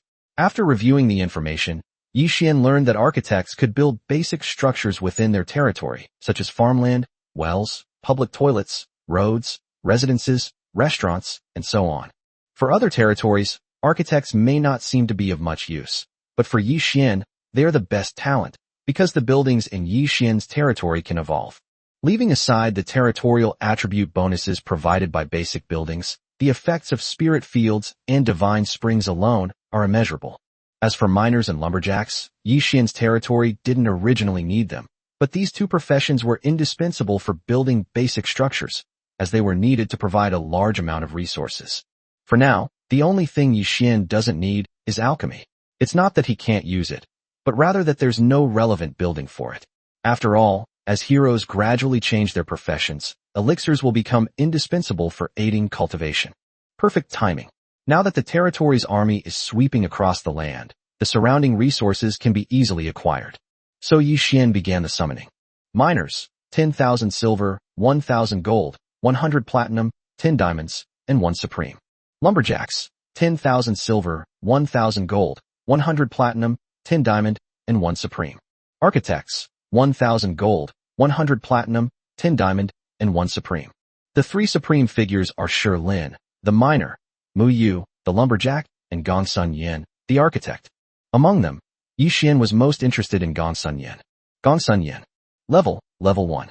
Upgrade, 10 points. Occupation, architect. Profession level, supreme. Upgrade, learn on your own. Attributes, 10x increase in construction speed, 1% chance to trigger building mutation. Loyalty, 100%. The increased construction speed and the chance to trigger building mutations are both great skills. Greetings, Your Excellency. Esteemed masters, please rise. The future development of our territory will depend on your concerted efforts. Yi Xian held great respect for talented individuals. Thank you, Lord Yi. Everyone could feel Yi Xian's high regard for them, and they were very excited. Yi Xian didn't waste any words and directly raised everyone's level to 30. For these skill-based characters, level is not important. Of course, skill-based talents can also change jobs. After changing jobs, what increases is not combat power, but their professional skills. However, for Yi Xian, level 30 was perfectly sufficient, and there was no danger around his territory, so there was no need for them to be at a high level. Subsequently, Yi Xian summoned Megatron and deployed 800 mech warriors to ensure the safety of the mining and logging personnel. Yi Xian went to the information center and got a map of the surrounding resources of the territory from Shirley, which he then handed to Shi Lin and Mu Yu. Chapter 54 Expansion of the Divine Weapon Pavilion. Once everything was ready, the group set off. Master Gongsun, I don't have any building materials right now. Please wait a moment, and I will give you access to the storage space. You can make your own arrangements later. Yi Xian had indeed acquired quite a lot of low-level building materials before, especially with his continuous battles and constant income. However, Yi Xian granted Yi Miaohan the authority to use these unused materials and equipment to accumulate energy. Therefore, Yi Xian had a lot of intermediate-level materials, but none of the low-level ones. Thank you, sir. I will make preparations immediately, first measuring the territory and planning the design, and then starting construction, Gong Sun Yin said. Yi Xian felt reassured leaving the task to professionals, and he no longer needed to worry about it. After making the arrangements here, Yi Xian summoned a large group of people from the Temple of Heaven again, and then led them to the Divine Weapon Pavilion. My lord, what brings you here today? Gan Jiang and Mo Xie immediately appeared upon Yi Xian's arrival. Masters, I've come to bring you manpower today. From now on, the Divine Weapon Pavilion will no longer be short of people. I hope you can make the most of the Divine Weapon Pavilion as soon as possible. As he spoke, Yi Xian pointed to a large group of people behind him. That's great. The Divine Weapon Pavilion is indeed short-handed, especially in terms of advanced weapon refiners. Yi Xian was aware of this as well, since many soldiers were still using silver-level weapons. Moreover, the Human Legion would definitely be the foundation of the territory in the later stages, and its numbers would inevitably increase dramatically, leading to a huge demand for equipment. Rest assured, masters, this time, I have brought you 10 Supreme level, 100 Diamond level, 1,000 Platinum level, and 10,000 Gold level weapon refiners. This time, Yi Xian really went all out, summoning 10,000 Gold level weapon refiners alone. You have to understand, the Divine Weapon Pavilion only had a little over 100 Gold level weapon refiners before, and they were all advanced through professional scrolls. The highest level weapon refiners, Ganjiang and his wife, were only at the Platinum level. This time, Yi Xian brought together a total of 1,110 weapon refiners at the Platinum level or above. Although there are over 100 weapon refiners, surpassing the level of Ganjiang and his wife, Yi Xian has no intention of changing them. The Divine Weapon Pavilion will still be led by Ganjiang and his wife. Ganjiang and Moxia. Level 50. Grade RRR. Occupation: Weapon Refiner, Platinum, Plus. Attribute: Skilled in Sword Forging, randomly adds additional sword attributes. Upgrade: Level 1,000 points. Job level, 100,000 points. Next, Yi Xian upgraded Ganjiang and Moxia's professional levels, spending 25.6 million points each, for a total of more than 50 million points, raising their professional levels to the King level, surpassing all other weapon refiners. King-level weapon refiners are practically legendary figures on the Origin continent. It should be known that weapons forged by King-level weapon refiners are the prized possessions of a very few powerful forces on the Origin continent. Even among those who ascend to the upper realms, King-level weapons are extremely rare. Of course, the materials required to forge a King-level weapon are of such high quality that they are very difficult to find. At the very least, Yi Xian doesn't have it. Thank you, sir. The two quickly realized that the knowledge that had suddenly appeared was all thanks to Yi Xian, and hurriedly knelt down to express their gratitude. Masters, these people are now in your care. From now on, we will rely on the Divine Weapon Pavilion for more weapons and equipment for the territory. In Legion warfare, to unleash maximum combat power, the equipment used must be standardized, which necessitates custom-made equipment. Weapons obtained through drops and opening crates are haphazard and completely unsuitable for Legion soldiers. Don't worry, sir. We still have dozens of blueprints. As long as we have enough manpower and materials, the forging speed won't be a problem. With so many advanced weapon refiners joining, Ganjiang immediately gained confidence. However, Yi Xian knew that the speed at which the territory could rapidly produce troops would exceed Ganjiang's expectations, but at this moment, he had no intention of discouraging Ganjiang. Focus on developing gold-grade standard equipment. In addition, when crafting weapons for the generals, do not skimp on materials and strive to create high-level equipment. Yi Xian gave further instructions. Rest assured, sir. Before setting out on the campaign, General Yu Fei and the others had already explained their requirements for weapons and equipment to me. We will be able to equip them with the necessary gear very soon. Due to the tight schedule, Yu Fei and his men set out on the expedition before they received their weapons. In any case, the soldiers were equipped with silver and gold-grade weapons, and the opponents were generally weak, so Yu Fei and his men hardly needed to lift a finger. The territory is developing better and better, and Yi Xian is extremely happy about it, but he is a bit busy. At this moment, Yi Xian suddenly received a communication from General Qi Jiguang. This humble general greets Your Excellency.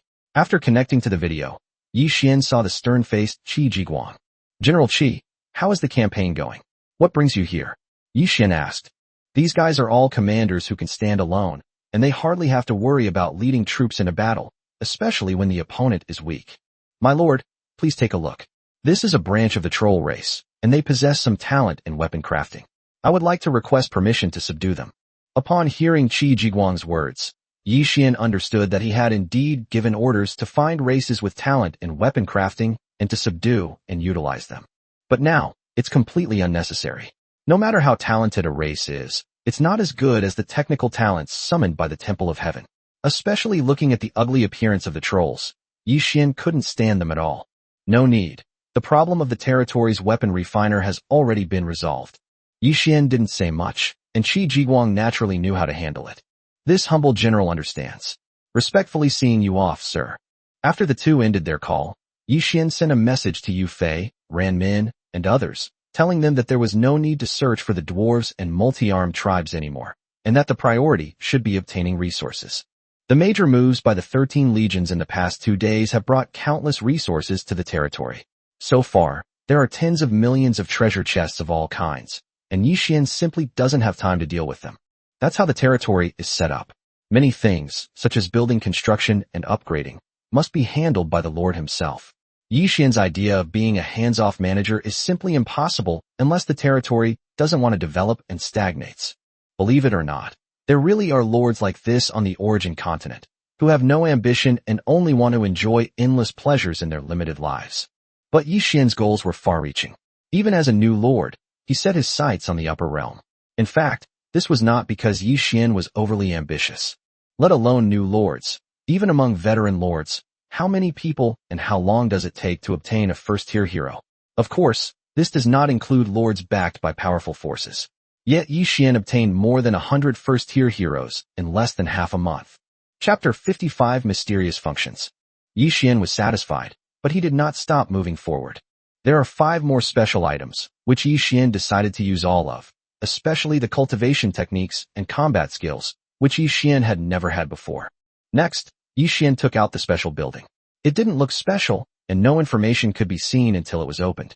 Ding, would you like to use a special building, Lord? Use. No matter what it is, Yi Xian will open it. Special items are just too rare.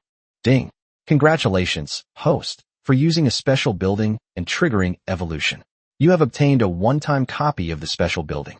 Yi Xian had never heard of this before, nor was it recorded in the Lord's Guide. Yi Xian had great confidence in his memory. One-time copy. Level, none. Quality, none. Attribute. Perfectly replicates any building in the territory. Unique. Usable within 1 hour. After reviewing the information, Yi Xian understood. What exactly this special building is depends on the Lord's own choice. The value of this architecture lies in what exactly is in Yi Xian's territory. If we're talking about valuable items, we can replicate the Mother Goddess's nest. This would give Yi Xian another hero unit, which is essential for his survival. If you're not going to say it's worthless, you can easily replicate a divine spring, a house, or a defensive tower. In other words, the value of a territory depends on what buildings it has. Moreover, there is a time limit. It must be used within 1 hour, meaning you can't wait to use it later when you get a better building. With time limited, Yi Xian immediately began to consider which building to copy. First, basic buildings and defensive towers are not considered. Not only are these easy to obtain, but they also need to be numerous to be effective. Secondly, there are the unit types and hero summoning buildings. After thinking it over, Yi Xian gave up. Summoning troops would only mean adding another legion. Yi Xian didn't lack troops, and besides, he still had 6 high-level troop buildings that he hadn't used. If we're talking about using it for unit types, the most ideal would be the 5-colored giants and the Mother Goddess's nest. However, the number of the 5-colored giants is too small, and copying them would only double the number of troops. It would be more cost-effective to collect blueprints for troop expansion. Yi Miaohan's Mother Goddess nest, if replicated again, might seem to increase the territory's strength, but upon closer examination, it turns out to be completely meaningless. The main role of the Mother Goddess is to create Mother Goddess dead servants, these special heroes. There is no need for another Mother Goddess. Yi Miaohan can do the job on her own, so why make an unnecessary addition? After giving up all of these, Yi Xian only had 3 options left. Tower of 10,000 Beasts, Material Dungeon, Spirit Stone's Secret Realm. Once you've thought everything through, the choice becomes quite easy. The Tower of 10,000 Beasts is currently level 60 and can spawn 6 types of wild monsters. In fact, it is indeed not enough for Yi Xian at the moment, but Yi Xian feels that copying it is not cost-effective. The same applies to material copies.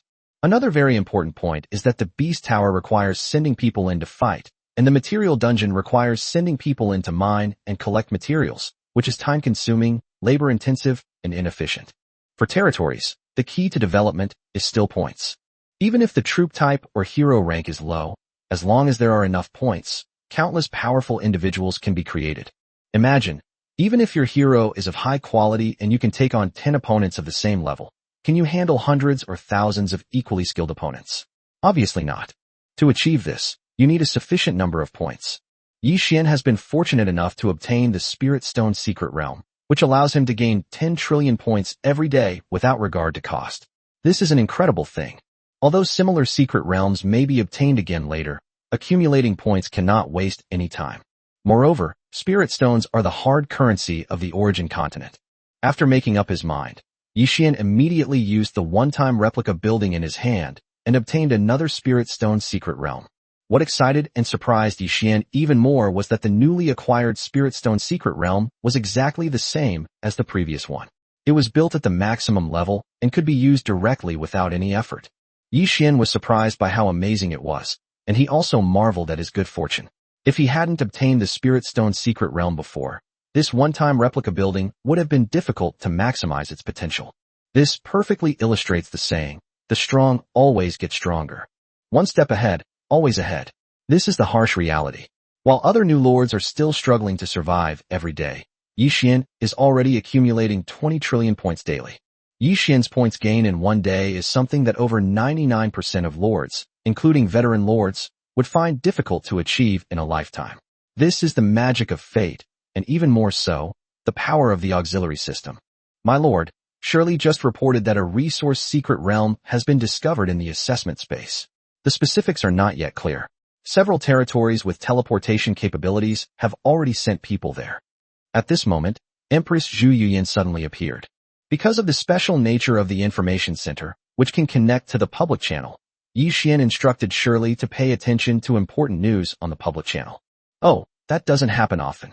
Various secret realms have indeed appeared in the assessment space before, but they are rare, and when such secret realms appear, the competition is usually very fierce. Although teleportation arrays and teleportation scrolls are uncommon strategic resources, many lords are still fortunate enough to obtain them, and most of them are relatively powerful territorial forces. By the way, don't be so polite with me in the future, just call me by my name or husband. Since the two broke through the final barrier and confessed their feelings, Zhu Yuyan's identity naturally changed as well, and Yi Xian would not let her down. Well, all right, my husband. Although Zhu Yuyan felt surprised after hearing this, she was still very happy and did not refuse. Yi Xian quickly opened the public chat channel to see what was going on. We don't know exactly what this resource-rich secret realm is. It's said to be protected by a barrier and hasn't been opened yet. I've heard that many powerful races have already sent people there. I wonder if our Blue Star region will send someone to get a share of the spoils. Even if I could get even a little bit, it would be incredibly beneficial. Unfortunately, with my current strength, I'd just be a spectator. The Great Xia and the United States are allied, so they will definitely send people. I just don't know if they can win the competition. I doubt it. Although our human race has great development potential and a large population, we do not have any advantages in the early stages. Brothers, don't forget, we still have the Heavenly Emperor. As long as he's here, this is no small matter. Sure enough, the public chat was full of talk about the secret realm, and some people even mentioned themselves. Chapter 56: The Battle for the Secret Realm. Regardless of the type of resource dungeon, they are all highly contested resources. Even if you can't use them, selling them can bring in huge profits, and no one can ignore them. Yi Xian was no exception. Now that he knew, he was determined to get a share of the profits. However, this struggle is extremely fierce, and all sides will definitely use their strongest forces, even at the cost of mutual destruction, because the gains are worth such a price. Yi Xian was somewhat troubled at this moment. The 8 human legions in the main territory were fighting outside. The 4 legions in the second territory were also plundering everywhere. The only forces at his disposal are the 5 Elements Legion, the 5 Colored Giants, the Mech War God, and Yi Miaohan. After some consideration, Yi Xian made his decision and brought Zhu Yuyan to the second territory. And they called together the heroes who stayed behind. Generals, a resource secret realm has been discovered in the assessment space. We must obtain this secret realm. I hereby decide that the Fire Phoenix Xiaoyu, Jin Wunan, Shui Mingyan, Tai Zhengxiao, and Mu Yufeng of the 5 Elements Legion will each lead an army of 100,000 to guard the territory. The remaining 5 Elements Legion and the 5 Color Giant Legion set out to seize this secret realm. In this battle, Huo Wei'er will be the commander, with the other generals assisting her. Yes, Yi Xian's goal is to monopolize this resource-rich secret realm, which will inevitably offend too many forces, making a major battle unavoidable. Wei'er, go all out on this trip and don't hold back. Anyone who stands in our way is an enemy. We have only one goal, to take over the secret realm. Rest assured, my lord, I will not let you down. The simultaneous deployment of 2.06 million people may seem like a large number, but it is not. There will be a great many lords and forces that will emerge. Even if each lord only sends 100,000 people, the total number of troops will still be terrifying. Perhaps this will be the first time Yi Xian's territory has faced a massive human wave war. But Yi Xian was confident in his strength. Although the number of troops he sent was small, their level was high. In particular, Yi Xian was prepared, which made him a truly deterrent force. Xiongba, how has the strength of the heroes on hero platform improved? At this moment, some heroes who had stayed behind at the hero platform also arrived. Yi Xian was too lazy to look up their information one by one, so he asked directly. My lord, Ren Wuxing led 80 men to join the 4 Madman Legion on their expedition. They have not yet changed their class.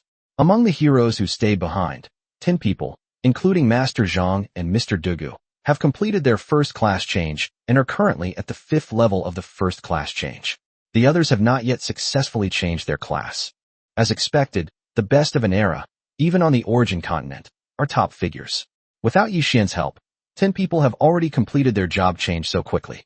Alright, Xiongba, you lead 5 first-tier heroes, and select 10 more to join the army. With these people around, they can completely control the battlefield. Yi Xian believes that apart from himself, no other lord could possibly be a hero-turned-class hero. Even the scions of powerful forces, with the help of their vassal states, could not do it. Please rest assured, sir. To ensure absolute safety, should we recall the 4 Mad Legions? Xiongba was well aware of the madness that a resource secret realm could trigger, and Yi Xian wanted to monopolize it. It was obvious that he would face countless enemies in the future. Xiongba wasn't afraid. He just wanted to ensure everything went perfectly. He couldn't miss any opportunity to greatly expand his territory, even though Yi Xian already possessed 2 Spirit Stone secret realms. He was unwilling to give up any chance to increase the territory's strength. An army is raised for 1,000 days to be used for 1 hour. If we do not act now, what are we waiting for? No need. I have other plans. Once you arrive, assess the situation and seize the secret realm. If the pressure is too great, I will immediately send reinforcements. Yi Xian had enough confidence, as he controlled 2 Spirit Stone secret realms and more than 20 troop buildings of various grades, not to mention those he didn't like. At this moment, a chaotic battle has already begun near the discovered resource-rich area. Although it is unclear when they will be able to enter, many lords want to monopolize the benefits and are willing to fight each other for it. 3 battlefields, millions of people, engaged in continuous melee, with shouts deafening and people and horses falling to the ground. In a corner far from the battlefield, a beam of white light shot into the sky, but it went unnoticed by anyone, because such light was flashing everywhere in this world. Each beam of white light represents a teleportation array, which means that a lord's faction has arrived. Xiongba and his group were the first to appear. After looking around, they found that their location was quite good, situated on the summit of a mountain. Then, led by Huo Wire and Zhu Tianjiao, 2.06 million people appeared here intermittently, and it took an hour just to teleport. Meanwhile, the wars in the distance not only did not stop, but their scale even grew larger. Soldiers can be summoned again if they are lost. As long as we can obtain some resources from the resource dungeon, these losses are worthwhile. To ensure we obtain the secret realm, we will simply push forward, and then, with Temujin in charge, temporarily build a city around it to defend against enemies from all sides. After observing the situation, Huowire made this decision directly. This fiery young woman completely disregarded the thoughts of other territories and directly claimed the secret realm as her own sphere of influence. In fact, this decision was correct. Rather than being exhausted by dealing with provocations from various forces, it was better to take over the secret realm directly and wait for the enemy to tire themselves out. After all, the 5 Elements Legion was better at defense. Seeing that no one objected, Huowire spoke again. General, please clear the way and sweep away any forces you encounter along the way. We need to reach the secret realm as quickly as possible. Zhu Tianjiao immediately accepted the order. He would absolutely obey Huowire's command in this battle. Soon, the 60,000 level 85 colored giant warriors began their transformation under the command of the giant Pride. In order to reach their destination as quickly as possible, the 5 colored giants transformed into 4 different forms, each becoming a monster over 300 meters tall, and charged forward in formation with a roar. 5 colored giant soldiers. Level 80. Quality RRR. Techniques and skills. Vacuum Cleave, Shattering Hell, Locking God's Ghost Axe, Forbidden Techniques of the Netherworld, Transformation. Equipment, Golden Sparrow Mountain Splitting Axe. Overall Combat Strength, 300,000. Upgrade, 12,800 points. Loyalty, 100%. Note, the 5 giants start as white giants and can gradually transform into yellow giants. purple giants, red giants, and black giants. Each transformation doubles their height and fighting power. After the fourth transformation, the strength of the five-colored giants' ordinary warriors also exceeded 2.5 million, which is almost equivalent to the strength of an ordinary hero. 60,000 red giants suddenly appeared and charged into the chaotic battlefield, a move that terrified everyone. Some arrogant lords even went to the battlefield, only to regret it deeply at that moment. Chapter 57: Making Enemies. The army of red giants suddenly charged into the battlefield. The various forces no longer cared about fighting and quickly organized a retreat, having no intention of engaging in battle at all. Unfortunately, given the already short distance, the various factions had no chance to escape under the red giants' charge. Damn it, who is this? Someone let out a miserable scream, as if all their grand ambitions had come to an end. At this moment, the lord who was wiped out didn't even have time to hate. He was just constantly relieved that the death of a lord in the assessment space wouldn't mean real death. But what followed was anger. All the wealth he had painstakingly accumulated had been destroyed. When they arrive on the origin continent, they will have to start from scratch. Fortunately, those who dare to get involved in this mess usually have powerful backers. If they were just commoner lords, they would have nowhere to cry. Regardless of what these people thought, the red giant's charge did not stop, tearing apart anyone who stood in its way. At this moment, a group of equally enormous mountain monsters, numbering as many as 200,000, blocked the giant's path. Stop right there. On the mountain troll leader's shoulder stood a magnificent palace, where a gloomy-faced young man appeared and shouted. Judging from his expression, he didn't seem to take the red giant in front of him seriously. Good heavens, so many mountain monsters. It seems the giant has met his match. Some people gloated. This guy is really strong, he's not easy to deal with. Some people looked serious, as if considering how to proceed. Humph, a mere tens of thousands of mutant giants dare to disregard all the major powers. Who gave you the audacity? At this moment, the lord on the mountain monster's shoulder was brimming with confidence and thoroughly enjoying this moment of glory. In his view, this was a perfect opportunity to show off. Once the other party saw the strength of his territory, they would definitely choose to give up, and he would not suffer any losses. In addition, he could gain the upper hand in the subsequent competition. It was a perfect plan. However, the young man was soon astonished to find that the red giant completely ignored him and continued to charge forward fearlessly. Damn it, wipe them out. The young man felt offended. This enemy didn't take him seriously at all.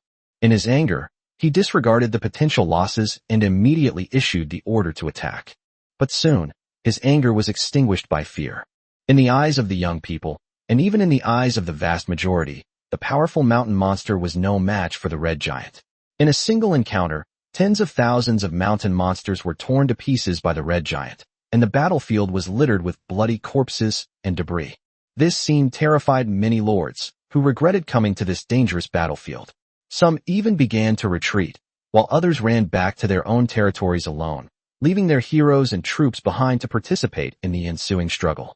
At this moment, the young man, the owner of the mountain monster, was also dumbfounded. This was completely different from what he had imagined.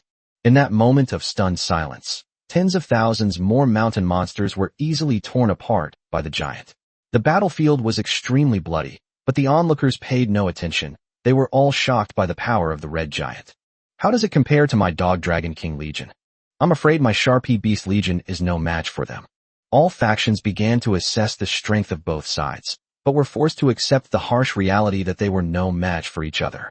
Even the powerful demon race legions, orc legions, and demon race legions had to admit it. Even if both sides were of the same level, neither would have confidence.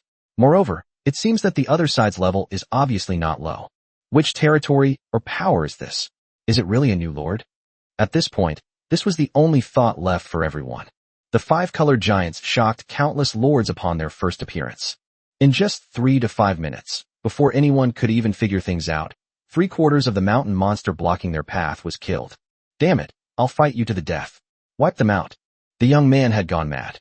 Instead of running away and conserving his strength, he summoned his accompanying heroes and led all the mountain monsters in a charge. It's clear that this young man must possess extraordinary strength. Otherwise, he couldn't have leveled up so quickly. After the first event ended, teleportation items appeared in large numbers, and these individuals with powerful backgrounds rapidly increased their strength with the support of countless affiliated forces.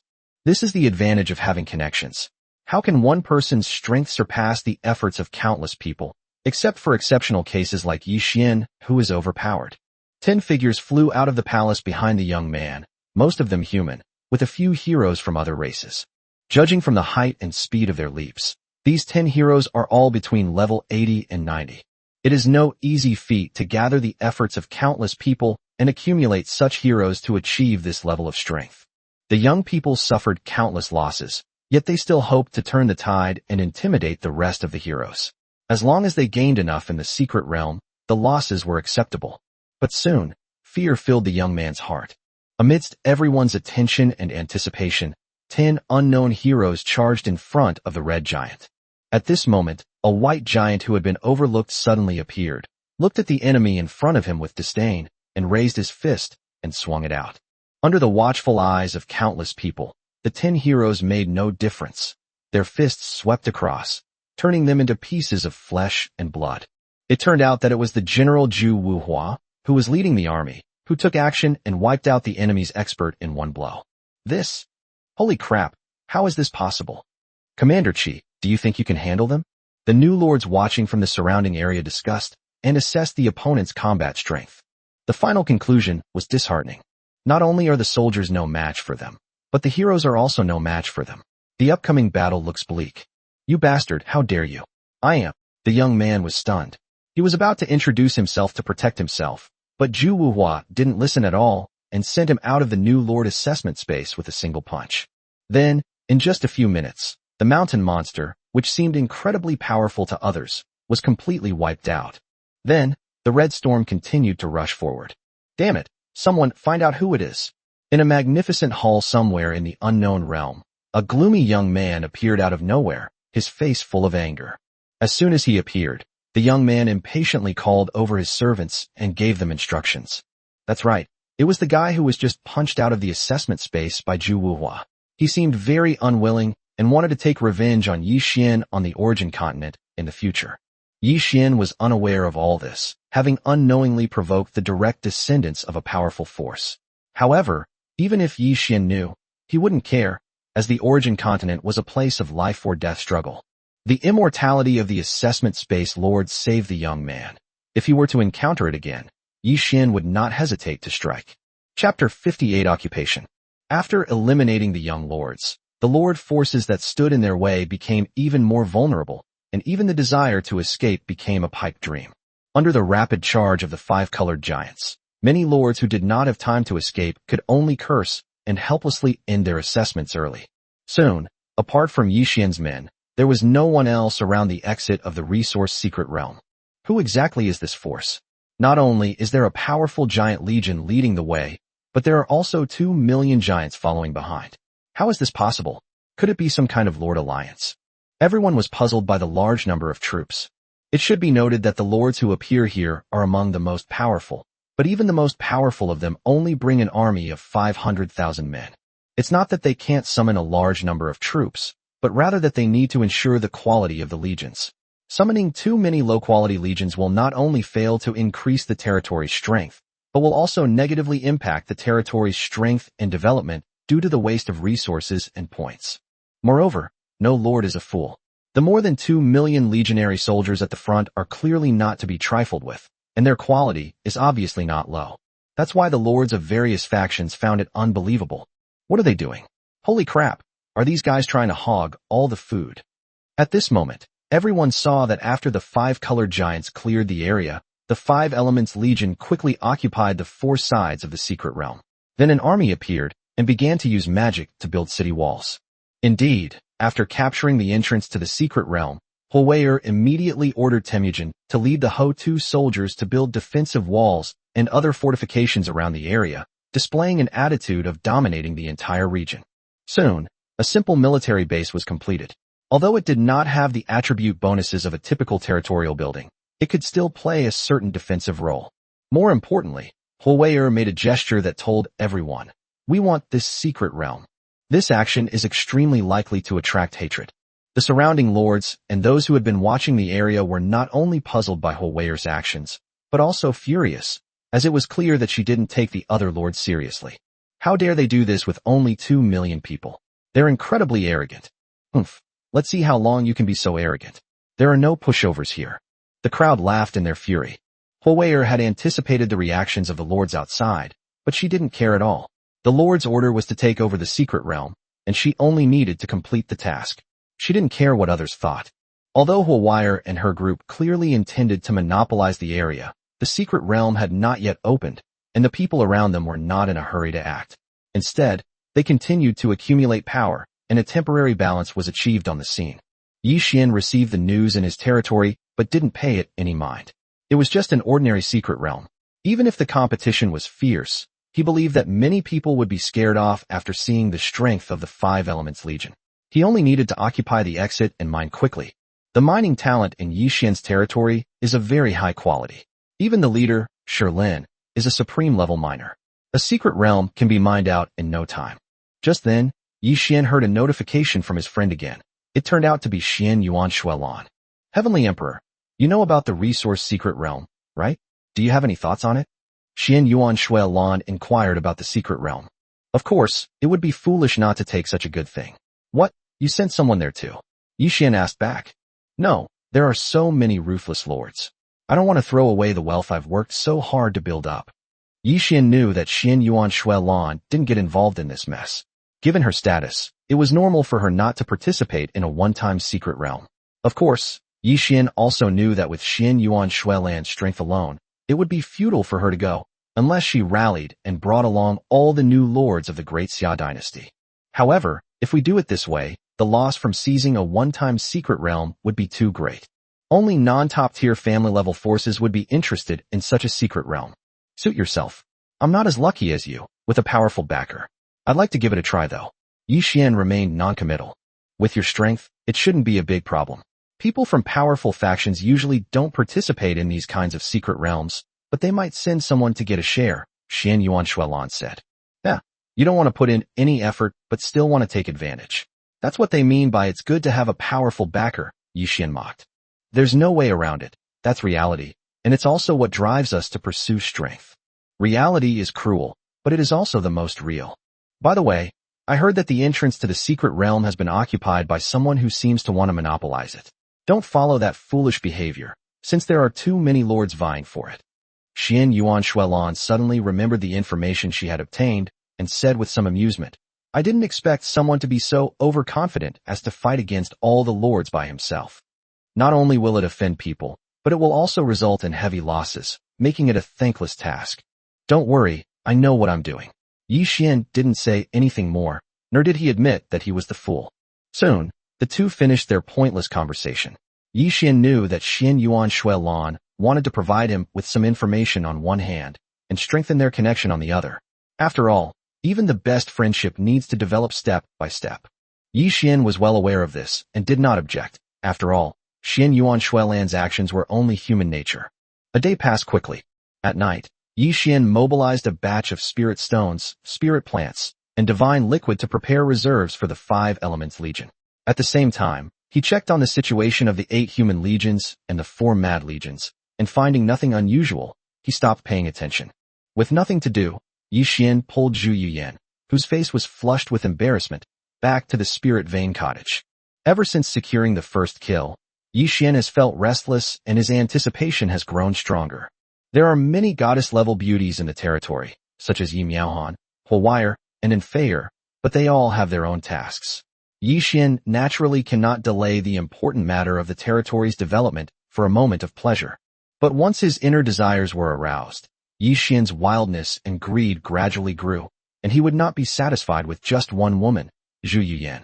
Yi Xian glanced at the brothel and had an idea in mind. Back at my accommodation, I ended my day's workday to the sound of rousing music. The next morning, Yi Xian was still asleep. Husband, wake up quickly, something big has happened. Yi Xian was groggily woken up by Zhu Yuyan. What's wrong? Husband, Wei sent a message. Something terrible has happened. Please take a look quickly, Zhu Yuyan said anxiously. Yi Xian regained consciousness and quickly checked the messages. Sure enough, something big had happened. Chapter 59 Rare Secret Realm. The entire New Lord assessment space was in an uproar. All of this was because of 2 messages. First, the secret realm that appeared in the assessment space finally opened at 8 a.m., and everyone knew that it was actually an extremely rare transformation-type secret realm, the Energy Stone Secret Realm. What is a transformable secret realm? Simply put, it is a secret realm that can be transformed into a territory building after being occupied for a certain period of time. Many people might give up on a one-time dungeon because they worry that the losses are disproportionate to the gains. However, once it is transformed into a territory building, it is a completely different story. One is a one-time gain, the other is a long-term benefit. The difference is so great that it would be worth it even if it meant giving up all your savings. Just as the lords were filled with excitement and eager to get started, another piece of news spread, shocking countless people. Second, the rare Energy Stone Secret Realm was occupied by the territory Heavenly Emperor and will be transformed into a territory building after 24 hours. Indeed, the news that Yi Xian occupied the secret realm was also exposed by the Heavenly Tao as the secret realm opened, and a clear time limit was given. In other words, if the secret realm is still under Yi Xian's control after 24 hours, then this rare, transformation-type secret realm will belong to Yi Xian, which is unacceptable to everyone. The Heavenly Emperor's power is already evident to all. If he were to obtain a rare Energy Stone Secret Realm, wouldn't he become even more powerful? Just after Whole Wire relayed the message to Yi Xian, the forces near the secret realm began to launch small-scale attacks. This was a test of the Heavenly Emperor's attitude, whether he would give up or hold out. After all, holding out for 24 hours against the attacks of all the lords was a feat most people wouldn't have the courage to do. But the Heavenly Emperor's attitude left everyone uncertain. It seemed he had no intention of giving up on this secret realm. Well, so you're the one who took over the secret realm. You've stirred up a hornet's nest. I advise you to give up. Otherwise, you'll suffer a total loss. At this moment, Xianyuan Shualan sent a message. Did I say I wasn't that idiot? Okay, don't worry, I know what I'm doing. After giving a casual reply, Yi Xian ignored Xianyuan Shualan. At this moment, Yi Xian had to focus all his attention on the competition for the secret realm. In other words, Yi Xian had extraordinary luck and gained a lot in the first event, which is why he was fortunate enough to obtain 2 Spirit Stone secret realms. These kinds of secret realms, especially those containing spirit stones and energy stones that are most helpful for cultivation, are extremely rare. Even Imperial-level forces would fight tooth and nail to obtain them. However, holding out for 24 hours is still very difficult, and few forces can do it. In the past, when such rare buildings appeared, either all forces reached an agreement and paid the corresponding price to finally acquire them, or they fought over them repeatedly until the time was up and the secret realm naturally disappeared. Yes, the competition for these special secret realms lasts only 1 week. Whoever can occupy it for 24 consecutive hours first wins. If not, the secret realm will naturally disappear. Moro, Mad Sky, Frozen Sea, Sandstorm, lead the army back immediately. Yi Xian also had to go all out, so he quickly contacted Kuang Tian and the others through the communication device and returned immediately. For others, the Energy Stone Realm is a resource and a hard currency for trade, but for Yi Xian, the Energy Stone Realm is a source of endless points, just as important as the Spirit Stone Realm. He had to get it. At this moment, Yi Xian had made up his mind. Even if the losses were great, with 2 Spirit Stone secret realms as his foundation, none of this would be a problem. Wayer, how is the situation now? Afterwards, Yi Xian contacted Whole Wire. My lord, the enemy is only launching a probing attack so far, which does not pose any pressure to us. However, lords are constantly descending on the surrounding area, and even flying units have appeared. We do not have any defensive buildings, so I am afraid we will have a hard time dealing with them. Whole Wire looked solemn. Even with the 5 Elements Legion alone, Whole Wire couldn't guarantee that she could hold out for 24 hours. After all, there were just too many enemies. Just focus on defense. Reinforcements will arrive soon. After ending the communication, Yi Xian immediately made arrangements.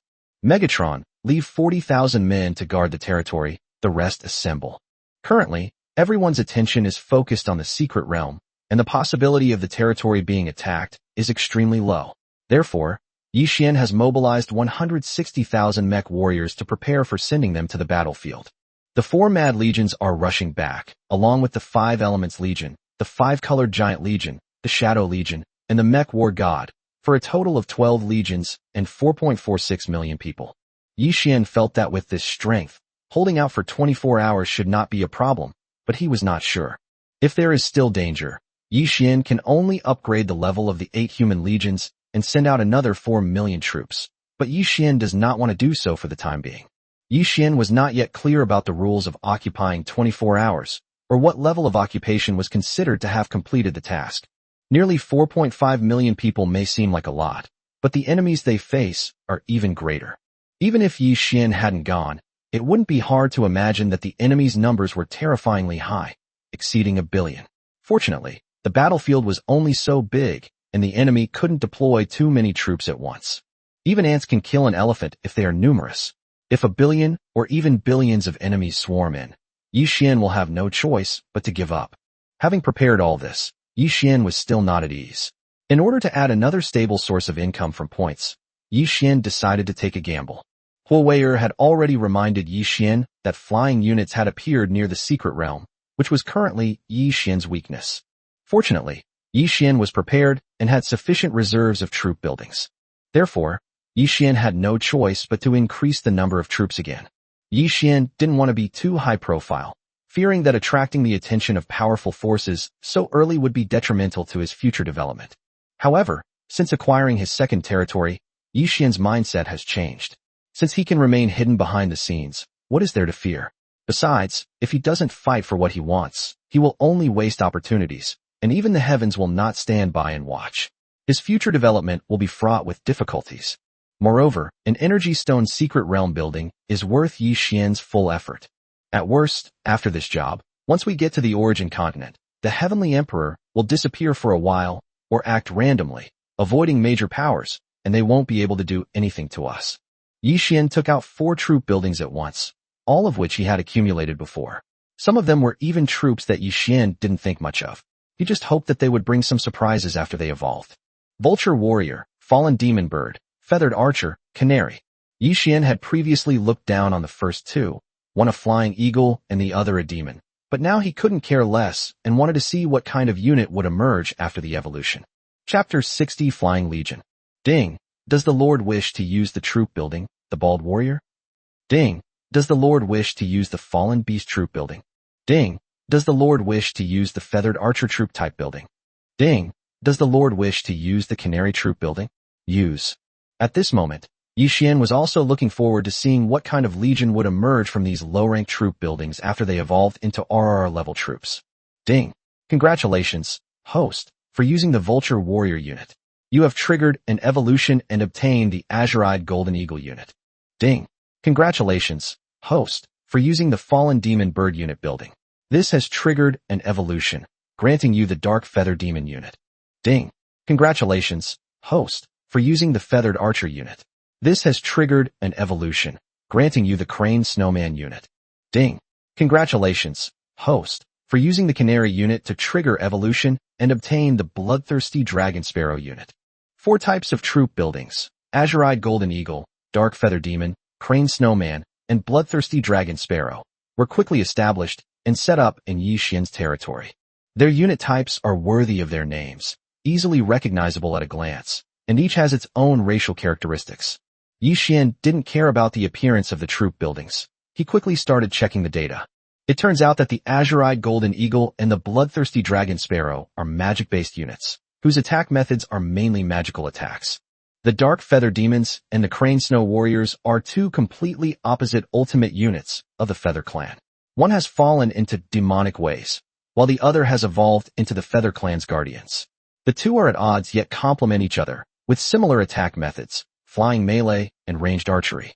Excellent, Yi Xian thought after reviewing the data. The attack methods are numerous, the combat is diverse, and they work together perfectly to maximize our combat power.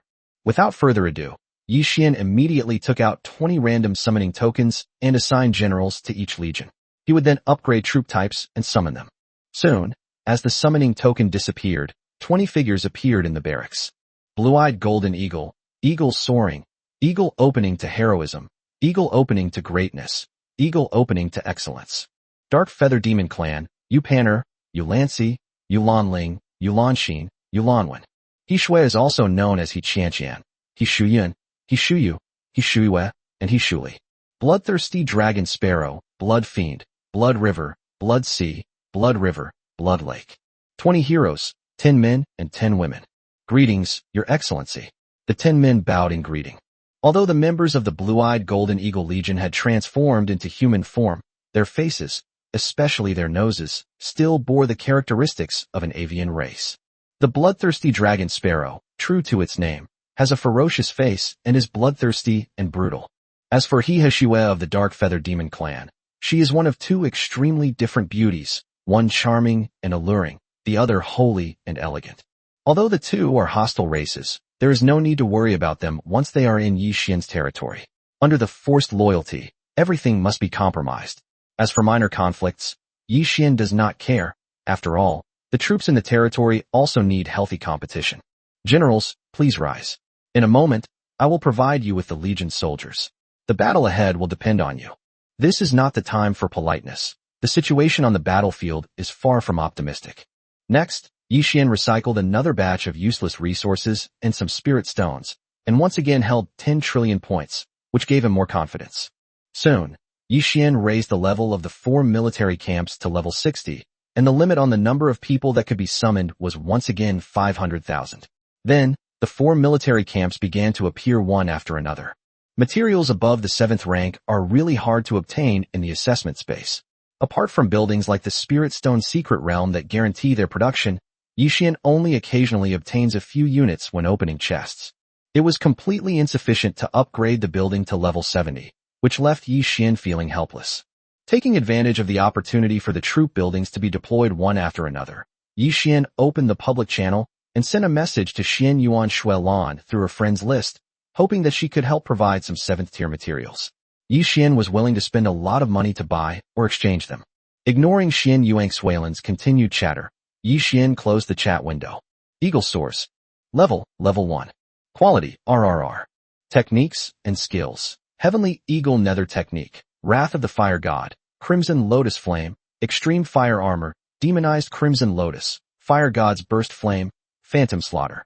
Equipment. Sky Eagle Magic Sword. Sky Eagle Magic Armor. Overall Combat Strength, 300. Upgrade, 1,000 points. Loyalty, 100%. Taking advantage of the break, Yi Xian checked the information on Ing Fei Yang and the others again. Apart from their cultivation techniques and equipment, which differed significantly, they were otherwise quite similar. Soon, the 2 million-strong Air Force was full. Based on the previous soldier levels, Yi Xian has already raised the level of the 4 flying legions to level 80, spending 2.6 trillion points to do so. At the same time, Yi Xian also raised the levels of all 20 heroes to the maximum. At this point, Yi Xian was finally relieved. The overall planning of the troops in Yi Xian's territory had also achieved certain goals. For air legions, Blue-Eyed Golden Eagle, 500,000 people. Eagle Source, Eagle opens to heroism, Eagle opens to glory, Eagle opens to excellence. Dark Feather Demon Clan, 500,000 people. Yupaner, Yulansi, Yulanling, Yulanshin, Yulanwen. Hishueja, 500,000 people. Hichanqian, Hishuyun, Hishuyu, Hishuiwe, Hishuli. Bloodthirsty Dragon Sparrow, 500,000 people. Blood Fiend, Bloodwater, Blood Sea, Blood River, Blood Lake. For Special Forces Legions, Mother Goddess's Nest, 101 people. Yi Miaohan, Flying Flowers, Snow, Moon, Qin, Chess, Calligraphy, Painting, Plum Blossom, Orchid, Bamboo, Chrysanthemum. Mech Wars, 200,000 players. Megatron, Optimus Prime, Bumblebee, Decepticons, Sentinel Prime. Shadow Legion, 200,000 members. Dark Fill, Dark Blood, Dark Thunder, Dark Wind, Dark Rain. 5-Colored Giants, 60,000 people. Giant Genius, Giant without willow, Giant without tree, Giant without flower, Giant without leaf. For Attack Legions, Azura Berserker, 500,000 players. Moro, Mo Wuxin, Mo Wuzhao, Mo Wuzhuang, Mo Wuji. Bloodthirsty Lion Man, 500,000 people. Mad Sky, Mad Wind, Mad Cloud, Mad Nine, Mad State. Ice Demon Berserker, 500,000 players. Icebound, Ice becomes Will, Ice becomes Wave, Ice becomes Brilliant. Heavy Armor Berserker, 500,000 players. Sandstorm, Earthstorm Kuan, Earthstorm Dragon, Earthstorm Tong, Earthstorm Yuan. 5 Defensive Legions. Flame Goddess, 500,000 followers. Fire Phoenix Eyebrows, Fire Phoenix Dream, Fire Phoenix Xiaoman, Fire Phoenix Xiaoyu. Gungjin Warriors, 500,000 people. Kim Cheon Song, Kim Mun Guk, Kim Mun Soon, Kim Mun Min, Kim Munin. Sunflower Water Guardian, 500,000 people, Water Ice Frost, Water Dream Rain, Water Dream Moon, Water Dream Ice, Water Dream Smoke. Atsatobi I, 500,000 men, Temujin, Tajongqing, Tajongsan, Tajongbu, Tajongkyo. Imu Xianwei, 500,000 people, Muyu Shan, Muyu Zhun, Muyu Han, Muyu Ro, Muyu Feng. These legions are not only numerous, but also very powerful, with all soldiers at level 80 and all heroes at max level. The most unique case is Yi Miaohan, whose mother goddess has 100 servants, all of whom have completed the first transformation. Chapter 61 Negotiation. In addition, there is the Human Legion. 8 Human Legions. The Yu Family Army, 200,000 troops, level 60 Yu Fei, Yu Yun, Yang Zixing, level 80. The Vanguard Camp, 200,000 troops, level 60, Gao Shun, level 80. Wei Wuzhu, 200,000 troops, level 60, Wu Qi, Yu Yang, Pangwan, level 80. The Great Qin Tiger Army, 200,000 troops, level 60, Wang Jian, Meng Tian, Zhang Han, level 80. Xuanjia Army, 200,000 troops, level 60, Guazi, Yang Yi, Qin Xiong, level 80. The White-Robed Army, 200,000 troops, level 60, led by Chun Qingji, level 80. Qi Family Army, 200,000 troops, level 60 Qi Jiguang, Wu Weizhong, Wang Rulong, level 80. Beggar Army, 200,000 men, level 60, Ran Min, level 80. The Human Legion soldiers are level 60 and the heroes are level 80. In the Secret Realm Conquest, if the Human Legion is not needed, Yi Xian does not plan to upgrade the Human Legion. Moreover, with the addition of Zhu Yuyin and the Heroes of Hero platform, Yi Xian didn't believe that such powerful strength couldn't hold out for 24 hours. Moreover, Yi Xian also reserved 7 trillion points as a safety net to deal with unforeseen circumstances. The strength of the Human Legion could easily be raised to the same level as other legions, but Yi Xian considered that since the Human Legion would be the legion of the main territory, Nine Heavens Palace, in the future, it would be better for it to keep a low profile for now. Even in the Legion ranking battle, Yi Xian did not plan to send the Human Legion to participate. With everything prepared, Yi Xian led 4 flying legions to the temporary military base near the Secret Realm. Yi Xian did not bring Yi Miaohan with him on this trip, because Yi Miaohan would be his shadow from now on. In order to avoid any accidents that might lead others to associate the Heavenly Emperor with Yi Xian, he decided to leave Yi Miaohan behind. After donning the heaven-covering mask to change his appearance, Yi Xian led the remaining legion on their journey. "My lord, you've arrived." Upon arriving at the entrance to the Secret Realm, they saw Hua Wire, who gathered everyone to discuss countermeasures. "What's the situation now?" Yi Xian went straight to the point. "My lord, the enemy is still launching probing attacks. There haven't been any major changes yet. An hour has passed, and the enemy has still not launched a large-scale attack, indicating that they are still unprepared. After all, the 5-colored giant legion had left a deep impression on many lords, and no one wanted to be the first to stick their neck out, as it would mean losing their own troops. This situation won't last long. The enemy isn't stupid. Using low-level legions to test us is just giving us resources. Soon, a major war will break out." Yi Xian speculated that the enemy would launch an attack once they were nearly ready. However, all parties were trying to preserve their strength, but as time went on, the enemy would become impatient.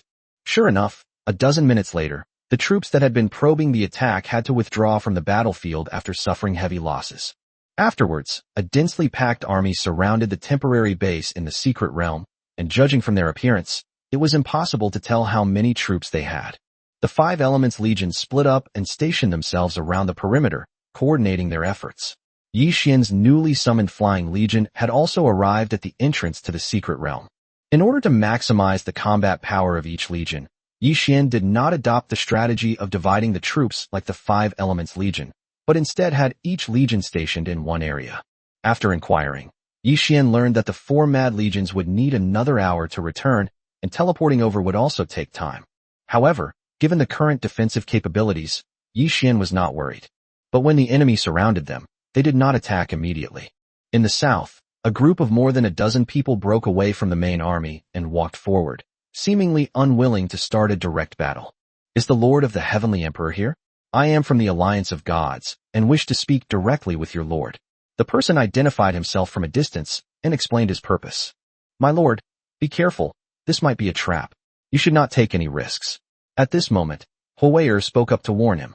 Most of the troops and heroes in the territory have not yet returned, and Huier is worried about Yi Xian's safety.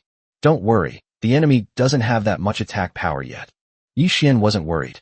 Even without the presence of the major legions, the presence of Xiong Ba and others was enough to guarantee Yi Xian's safety. I'm here. What can I do for you? At this moment, Yi Xian was wearing the heaven-covering mask, looking like an ordinary person. Yi Xian was not afraid that his enemies would be able to see through the true face behind the heaven-covering mask. I am a member of the Light God faction of the Alliance of Gods. May I ask how you should address me, Lord? Upon hearing the other party's words, Yi Xian knew that the visitor was just a minor figure delivering a message, and he instantly lost interest. Just call me the Heavenly Emperor, Yi Xian said casually. Indeed, on the Origin continent, many lords named their territories after themselves.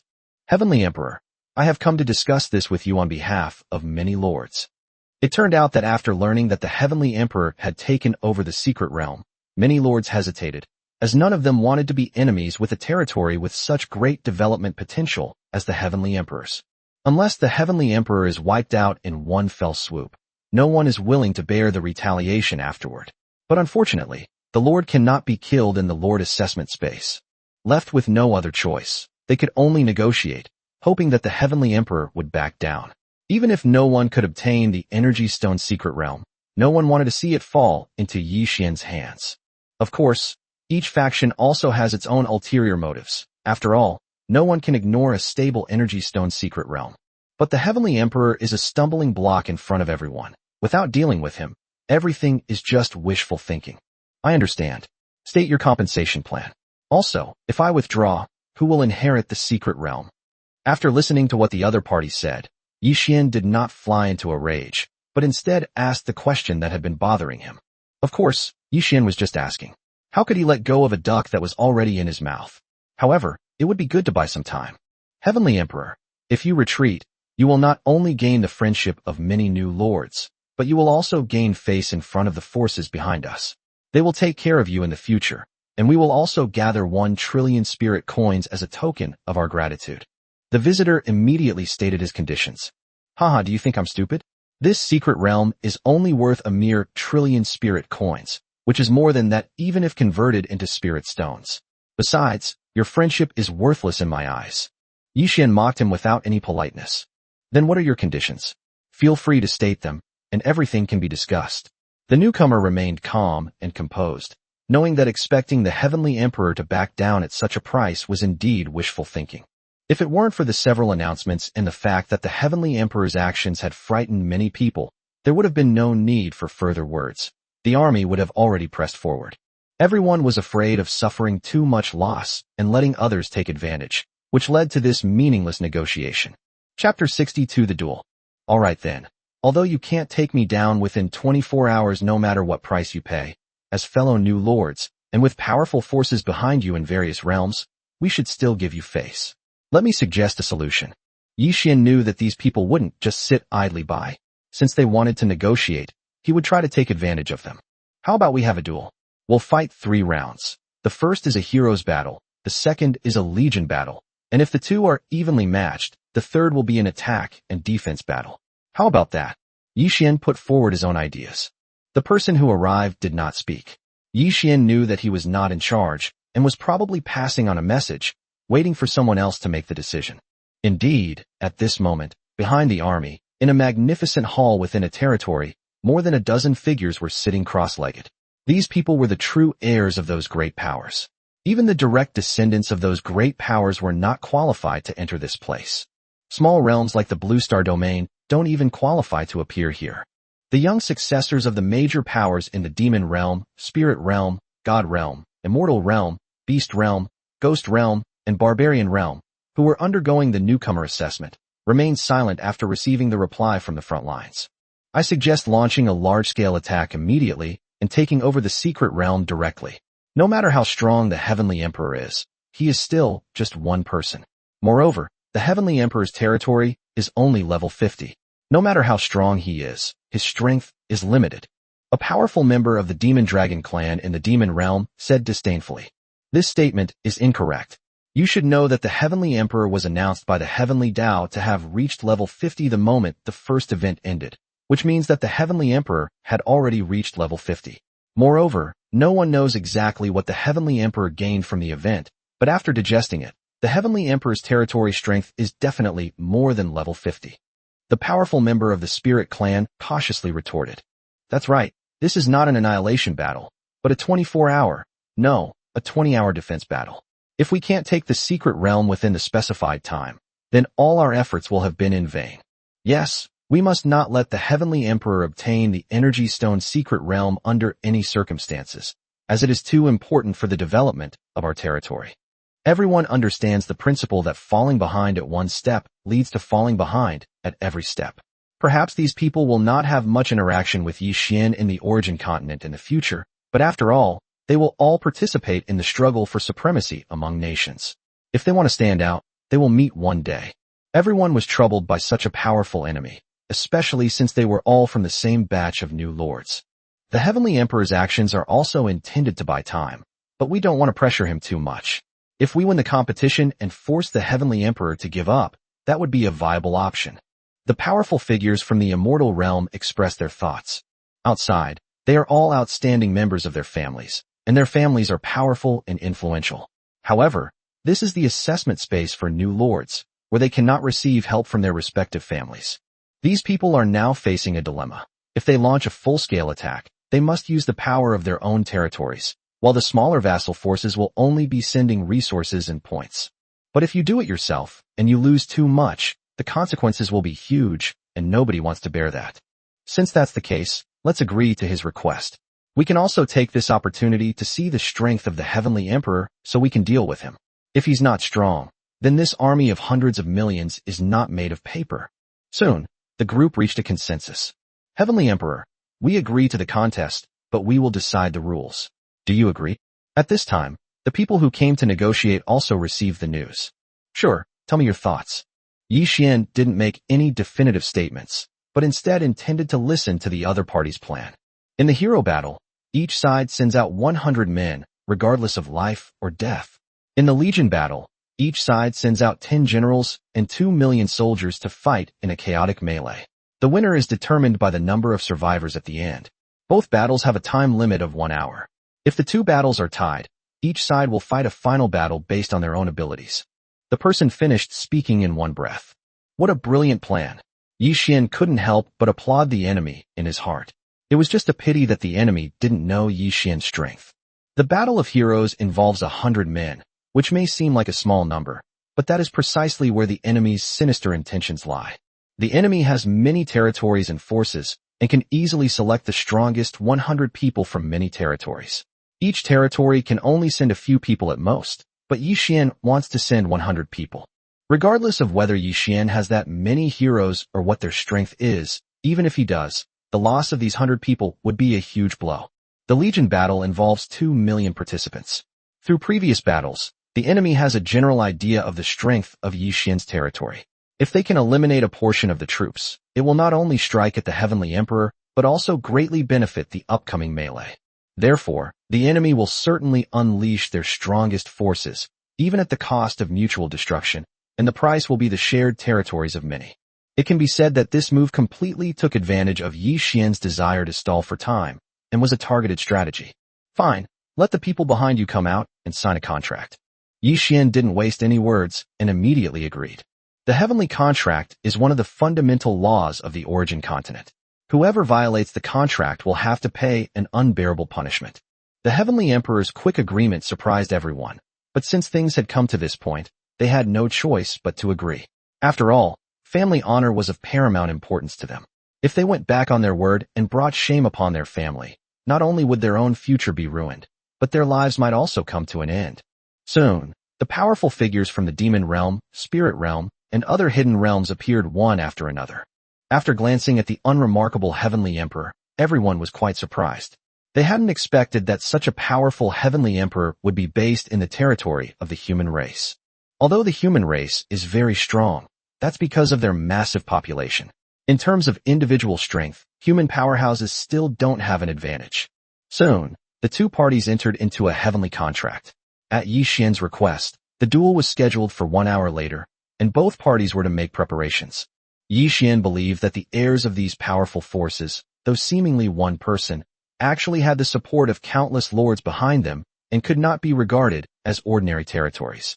It would be quite easy for these people to accumulate enough power to create a strong individual.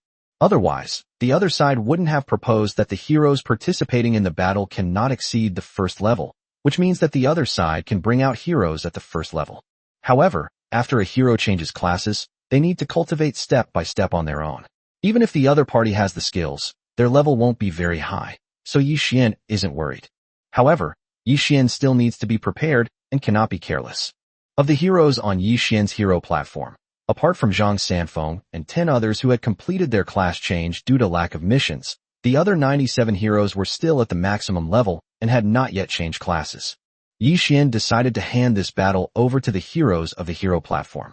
But Yi Xian had to step in to help. Chapter 63, Heroic Battle. After making up his mind, Yi Xian began to quickly check the situation of the heroes on the hero platform. Subsequently, each person received 100 million points, spending a total of 9.7 billion points to upgrade all heroes to the first tier. Afterwards, using the storage spaces function, 10,000 fifth-tier spirit stones were provided to each hero, allowing them to improve their cultivation level as much as possible within a limited time. It's obviously too late to go to the cultivation realm now, so Yi Xian can only help the hero break through quickly in this way. An hour later, 100 stone platforms stood in the open space in front of both sides. This was easy to do with the help of earth mages, but once the heroes started fighting, these platforms became nothing more than decorations. Meanwhile, the 4 mad legions had successfully arrived and were resting and recovering their spiritual power. 6 sword slaves and the madman moon worship cult leader were left behind to handle the defense, while the rest of the people, led by Xiongba, all appeared on the battlefield. At the same time, 100 powerful figures emerged from different directions on the opposite side. This scene was witnessed by countless people. No way, does the Heavenly Emperor really have 100 heroes? Yes, you should know that the Allied forces sent their strongest heroes. It's incredible that the Heavenly Emperor could send out so many people. All the lords who witnessed this scene were shocked. No one believed that the Heavenly Emperor was bluffing. After all, war was about to break out. The reason these lords were so shocked was entirely due to the extreme difficulty in acquiring territory heroes. Aside from Yi Xian, other lords who want to obtain heroes can only do so through altar sacrifices or by using hero summoning tokens, but altars have an absurdly low success rate. High-grade hero summoning tokens are especially rare. Why is it that in such a vast world, with so many lords participating in the newcomer assessment, only a small number of people truly remain as top-tier figures? It's because of heroes and troop types. If you're unlucky and can't get any high-level heroes or troops, they're not worth developing at all. It's better to go back and, with the help of your family, quickly enter the origin continent to develop. How could someone like Yi Xian directly unleash 100 heroes, not even including the generals of each legion? What's even more unacceptable is that these heroes don't seem to be weak at all. This is truly despair-inducing. They have a large number of people and great strength. Just imagine how much resources and points they must have to spend. It should be noted that even powerful races like the Spirit race and the God race could not achieve this. The outcome of this battle is hard to predict. The people we sent included heroes who had undergone class transformation, and we paid an unbearable price for it. The Heavenly Emperor can't be that strong, can he? At this point, even the people in charge were unsure of what to do. In the middle of the battlefield, when the two sides meet, there is no need to greet each other. They directly choose their opponents and instantly engage in battle. Yi Xian originally wanted to instruct the heroes to prolong the battle and drag it out a bit, but considering the need to save face for the heroes and to achieve a swift victory that would also serve as a deterrent, Yi Xian decided against it. This was the first time Yi Xian had ever seen such a battle scene. He thought the previous battles were nothing compared to the battles he had fought. Xiongba's opponent was a powerful orc. He seemed strong and skilled in direct attacks, but Xiongba was even more domineering. He did not dodge at all, and used the Frost Fist and Thunder Palm alternately. In just 3 moves, the orc warrior coughed up blood and staggered back. Xiongba was not about to give up such a good opportunity. With the enemy distracted, he kicked the orc warrior directly in the head. A bloody head flew directly into the ranks of the allied forces, causing a commotion. As Xiongba finished his battle, Zhang Jinren calmly and collectedly severed his opponent's head with a single sword stroke. In less than 10 minutes, all the enemies whose strength had not reached the first level were defeated. There are still 12 enemy heroes who have reached the first level of transformation, and they are still putting up a stubborn resistance. But judging from the scene of their battle, both sides have realized that defeat is only a matter of time. They're all at level 1. How is that possible? Is this a newbie? 100 turns in a row? Have there been any other players this crazy before? Is this still a level 50 territory? It should be at least level 70 by now. The crowd was incredulous and buzzed with discussion. Those in charge knew that a crushing defeat was inevitable, and there was no going back now, since they had signed the heavenly contract and their lives weren't that tough. Helpless, everyone could only watch as the hero they had painstakingly created, at great cost, was destroyed right before their eyes. If it weren't for the emergence of transforming buildings, or the appearance of an anomaly like the Heavenly Emperor, these territories would never have been able to produce first-tier heroes so quickly. Now look what's happened. The hero was trained, but he's gone right before my eyes, leaving me with countless deaths and favors. Everyone felt worse than if they had swallowed a fly, but there was nothing they could do but watch helplessly. At this moment, the heroes under Yi Xian's command fully demonstrated the dignity of the strong. The heroes who defeated their opponents simply watched the battlefield from afar, showing no intention of helping. Yi Xian did not give any order to attack. The strong have their own pride. Soon, the heroes under Yi Xian's command finished their battles one after another. In the first match, Yi Xian's territory won a perfect victory, with all 100 heroes who participated emerging unscathed. This scene deeply shocked the lords present. In fact, when the news spread to various domains, all the lords in the assessment space were stunned. For a moment, the entire new lord assessment space fell into an unprecedented silence. It's true, it's really unexpected. No, it's completely unimaginable. Upon hearing the news, Xian Yuan Shuelan was completely taken aback. She had never imagined that the Heavenly Emperor's strength would be so formidable. It was truly terrifying, considering that this batch of new lords had only awakened their powers less than half a month ago. The Heavenly Emperor has surpassed everyone else, and even many lords of the primordial continent are no match for him at this moment. And this was only the Heavenly Emperor's revealed strength. Could this be the limit? Xian Yuan Shuelan dared not think any further. But at this moment, Xian Yuan Shuelan was extremely grateful for her decision. Becoming friends with the Heavenly Emperor was definitely the best choice she had ever made in her life. Is there any point in continuing the competition? At this moment, even the powerful figures from the immortal realm couldn't help but sigh. A weakening campaign, targeting the exact opposite of what was intended, was something they found hard to accept. Now that things have come to this, there's no stopping us. Don't forget, we signed the Heavenly Dao contract. Furthermore, for the sake of the future, we must also ascertain the Heavenly Emperor's strength. A little loss is entirely worthwhile. A powerful figure from the divine realm spoke. Chapter 64, Desperate Strength. The reminder from the powerful figures in the divine realm did indeed have an effect. Even if they failed, they still needed to ascertain the Heavenly Emperor's strength, since there would be a battle for supremacy among nations after the assessment, and they would have to face the Heavenly Emperor's threat directly. Although there will be help from various forces at that time, in the end, one will still have to rely on oneself. Otherwise, one will never be able to hold one's head high again within those forces. A thrilling battle quickly came to an end, leaving everyone in awe. The two sides entered into a brief ceasefire, after which the Legion War will begin. My lord, what are your plans for the Legion War? Huier asked. She knew she wouldn't be involved in the Legion War, but she was still curious about what arrangements Yi Xian would make. Moro, Sandstorm, Bloodfiend, Qianqian, the next Legion battle is in your hands. Yi Xian thought for a moment and made the arrangements. In a Legion battle, both sides can field 2 million troops. Yi Xian can easily assemble legions to engage in combat. But after thinking about it, Yi Xian felt it was unnecessary. Moro's Azura Berserker Cavalry are cavalry units, possessing sufficient mobility and attack power to deal with any legion. The heavily armored Berserker of the Sandstorm has strong attack power, and its defense is especially unmatched. Arranging 2 flying units, one a magic-based bloodthirsty dragon sparrow, and the other a crane snowman who excels in both ranged and melee combat, should not be a problem. Moreover, the Legion also has 20 max-level heroes. Through the hero battle just now, Yi Xian knew that there couldn't possibly be any generals in the opposing Legion who could change classes. Even if there were, Yi Xian could still upgrade Moro and the others in time. With the time for the Legion battle approaching, both sides dispatched their respective legions. The Allied forces dispatched an Orc Legion, a Barbarian Legion, a Flying Legion, and a Mage Legion. The lords in the Allied forces were shocked once again when they saw the legions sent out by Yi Xian.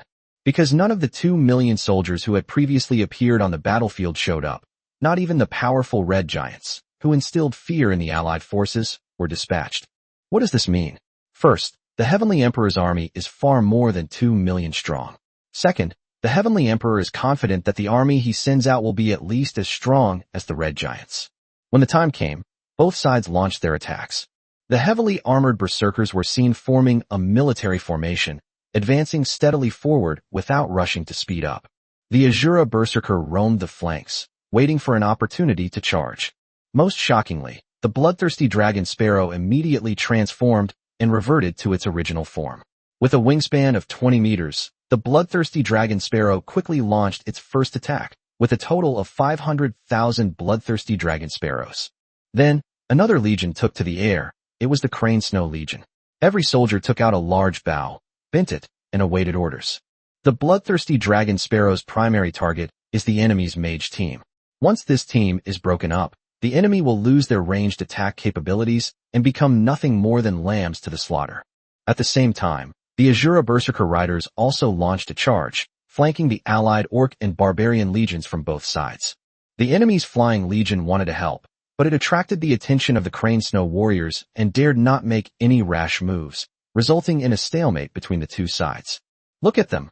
These legions are not only high-level and strong, but they also cooperate very well and in a coordinated manner. I really don't understand how the Heavenly Emperor developed so many legions. Yes, judging from the quality of their legion, it must be quite high. To develop to such a scale, it must have required a massive amount of points. How long has it been since they reached this level? I really don't know if the Heavenly Emperor has any hidden legions and heroes. Just based on the strength he has shown, it is already too terrifying. Even if we unite, it will be difficult for us to win him over. It seems that this secret realm is already in the Heavenly Emperor's hands.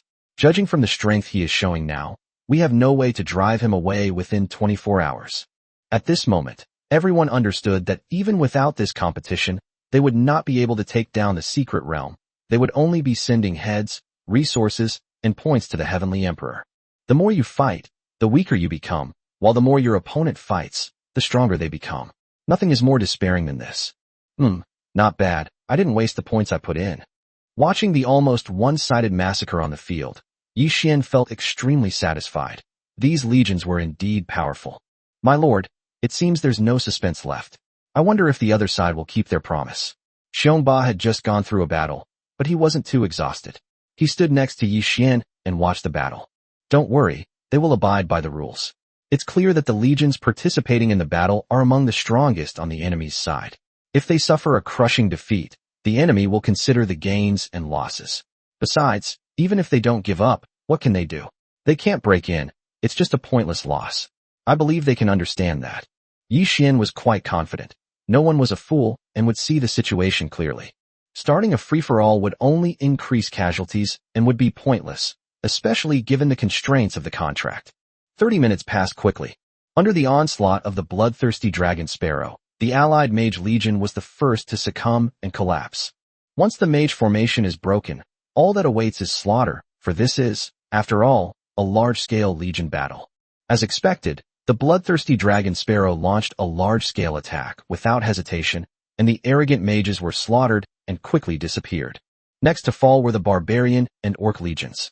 Faced with the attacks of the bloodthirsty berserker cavalry, these two legions found it difficult to form an effective defense and counterattack, and suffered heavy losses as soon as they engaged in combat. After the heavily armored berserkers pressed forward from behind, they could no longer hold on. It must be said that the barbarian and orc legions possessed an astonishing fighting spirit, but unfortunately, their strength was indeed vastly different. Seeing that the battlefield was one-sided, the enemy's Flying Legion could not hold back and launched an attack on the Crane Snowmen, hoping to break up their formation. Unfortunately, as the guardian deity of the Feather Clan, Crane Snow's strength should not be underestimated. Several rounds of intense arrow attacks cleared a patch of sky. Then, Crane Snowman spread her pure white wings, drew her sword, and charged forward. Crane Snow's attack method caught the enemy's Flying Legion off guard. Wasn't it supposed to be a ranged attack? Why are they all drawing their swords and charging at us? It's over. At that moment, this thought flashed through the minds of everyone present. Some were disappointed that they hadn't been able to exhaust the Heavenly Emperor's strength, and the secret realm would slip through their fingers. Others were relieved that none of their own men were among the legions and heroes that went up, so their strength wasn't diminished, and they even got to watch the spectacle for free. Those who least wanted to see this scene were the leaders themselves. Now, they hadn't captured the secret realm and had suffered so much loss for nothing, drawing ridicule from countless people. Fortunately, the only thing they could accept was that they had not formed a deadly enmity with the Heavenly Emperor. Otherwise, their future would have been even more difficult, and they might even have been punished by the forces behind them. Although the theme of the origin continent is the struggle for supremacy, one must still have a basic vision, know how to make choices, and know when to advance and retreat. End of chapter 65. The battle was quickly brought to a close. Only then did the surrounding lords discover a terrible and unacceptable truth. Of the 2 million-strong legions sent by the Allied forces, none survived. Even the legion commanders perished. In contrast, the legions sent by the Heavenly Emperor suffered very few losses. This is impossible. A lord stared wide-eyed, his face filled with disbelief. The casualties are absolutely no more than 100,000. No, absolutely no more than 10,000. That's terrifying. 2 exclamations attracted a lot of attention, and then a series of exclamations drew everyone's attention. Indeed, after a great battle, the legions sent by the Allied forces were completely wiped out, while the Heavenly Emperor's legions suffered losses of no more than 10,000 men. Keep in mind that the legions that participated in the battle were sent by the strongest lord in the Allied forces, or at least they were among the top-ranked. At this moment, the leaders also realized what had happened and looked at each other. They had been so focused on the battle that they had overlooked the casualties on both sides. This is so embarrassing, forget it, let's go. The powerful figure from the demon realm sighed, providing a reason for the retreat. Forget it, I can't afford to offend them. The powerful figure from the divine realm also revealed his decision. If the 2 strongest lords say this, what objections can others possibly have? They knew that the barbarian and mage legions that had just gone into battle were provided by them, so they were well aware of the legion's strength. They knew very well that a powerful legion could not be defeated by a rabble simply by its numbers. At this point, there was no need to continue the duel, let alone if they lost. Fortunately, we have at least seen a glimpse of the Heavenly Emperor's power. Very well, generals, lead your troops back to rest. The 4 participating legions returned safely after completing their missions. Yi Xian personally greeted them and was very satisfied with their performance. Winning this legion battle at the cost of 7,256 casualties was actually beyond Yi Xian's expectations. He never thought he would win so easily. My lord, look. At this moment, Xiongba reminded him. It turned out that, seeing the duel was over, some lords had already led their troops away in despair, and temporary teleportation arrays descended from the sky, indicating that someone had activated the teleportation scrolls. Not long after, the lord who had come to negotiate earlier returned with his men. Your Majesty, you have won this battle, and the secret realm will naturally belong to you. The newcomer was noticeably more humble, a testament to the change brought about by strength. Your Majesty, we are about to depart. We, the leaders of the forces behind us, hope to become your friends so that we can look after each other on the origin continent in the future. This was also the last benefit the coalition forces fought for. Okay, I understand. We can talk sometime. Yi Xian didn't say much about it, neither accepting nor objecting. That depends on the future situation. Anyway, Yi Xian already knew the other party's identity when he signed the Heavenly Dao contract.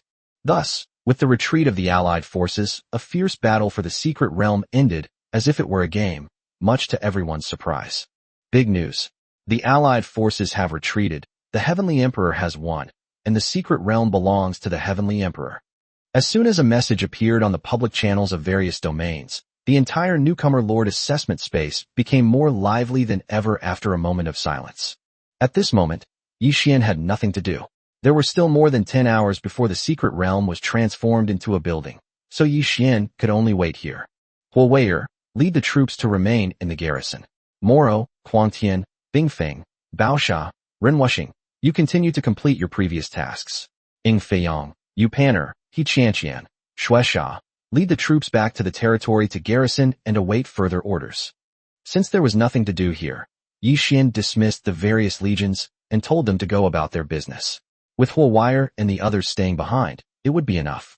Just as Yi Xian was about to rest for a while and check if there were any special gains from this battle, he received a message from Xian Yuan Shuelan. Boss, you really won. Although the news had been confirmed, Xian Yuan Shuelan still couldn't believe it. Yi Xian's enemies were not the people of the Blue Star domain, but all the new lords of the myriad realms. Doesn't this mean that, barring any unforeseen circumstances, no, even if something unexpected happens, the Heavenly Emperor's strength is undoubtedly the number one among this year's newcomers? And yet, such a person actually came from the Blue Star domain. Although she didn't know where on Blue Star the Heavenly Emperor was from, Xian Yuan Shuelan was still proud and determined to bind the Heavenly Emperor to the Great Xia's war chariot. For this, any price was worth paying. Just lucky. Yi Xian could have guessed Xian Yuan Shuelan's excited reaction, but he still answered calmly. There's no such thing as luck. I'm not stupid. Xian Yuan Shuelan naturally didn't believe it. Besides, she had received accurate information, which, while not exactly the same as witnessing it in person, was not far off. Speaking of which, sir, who exactly are you? Where are you from? Are you married? Who else is in your family? Xian Yuan Shuelan pressed. Are you checking my household registration? Yi Xian naturally wouldn't tell him. Speaking of which, I am only 20 years old, with a sweet face and a hot figure. My family is quite wealthy. Would you like to consider me, sir? In her excitement, Xian Yuan Shuelan resorted to seduction. After waiting for a while, she found that Yi Xian hadn't replied at all. Xian Yuan Shuelan was so angry that she gritted her teeth.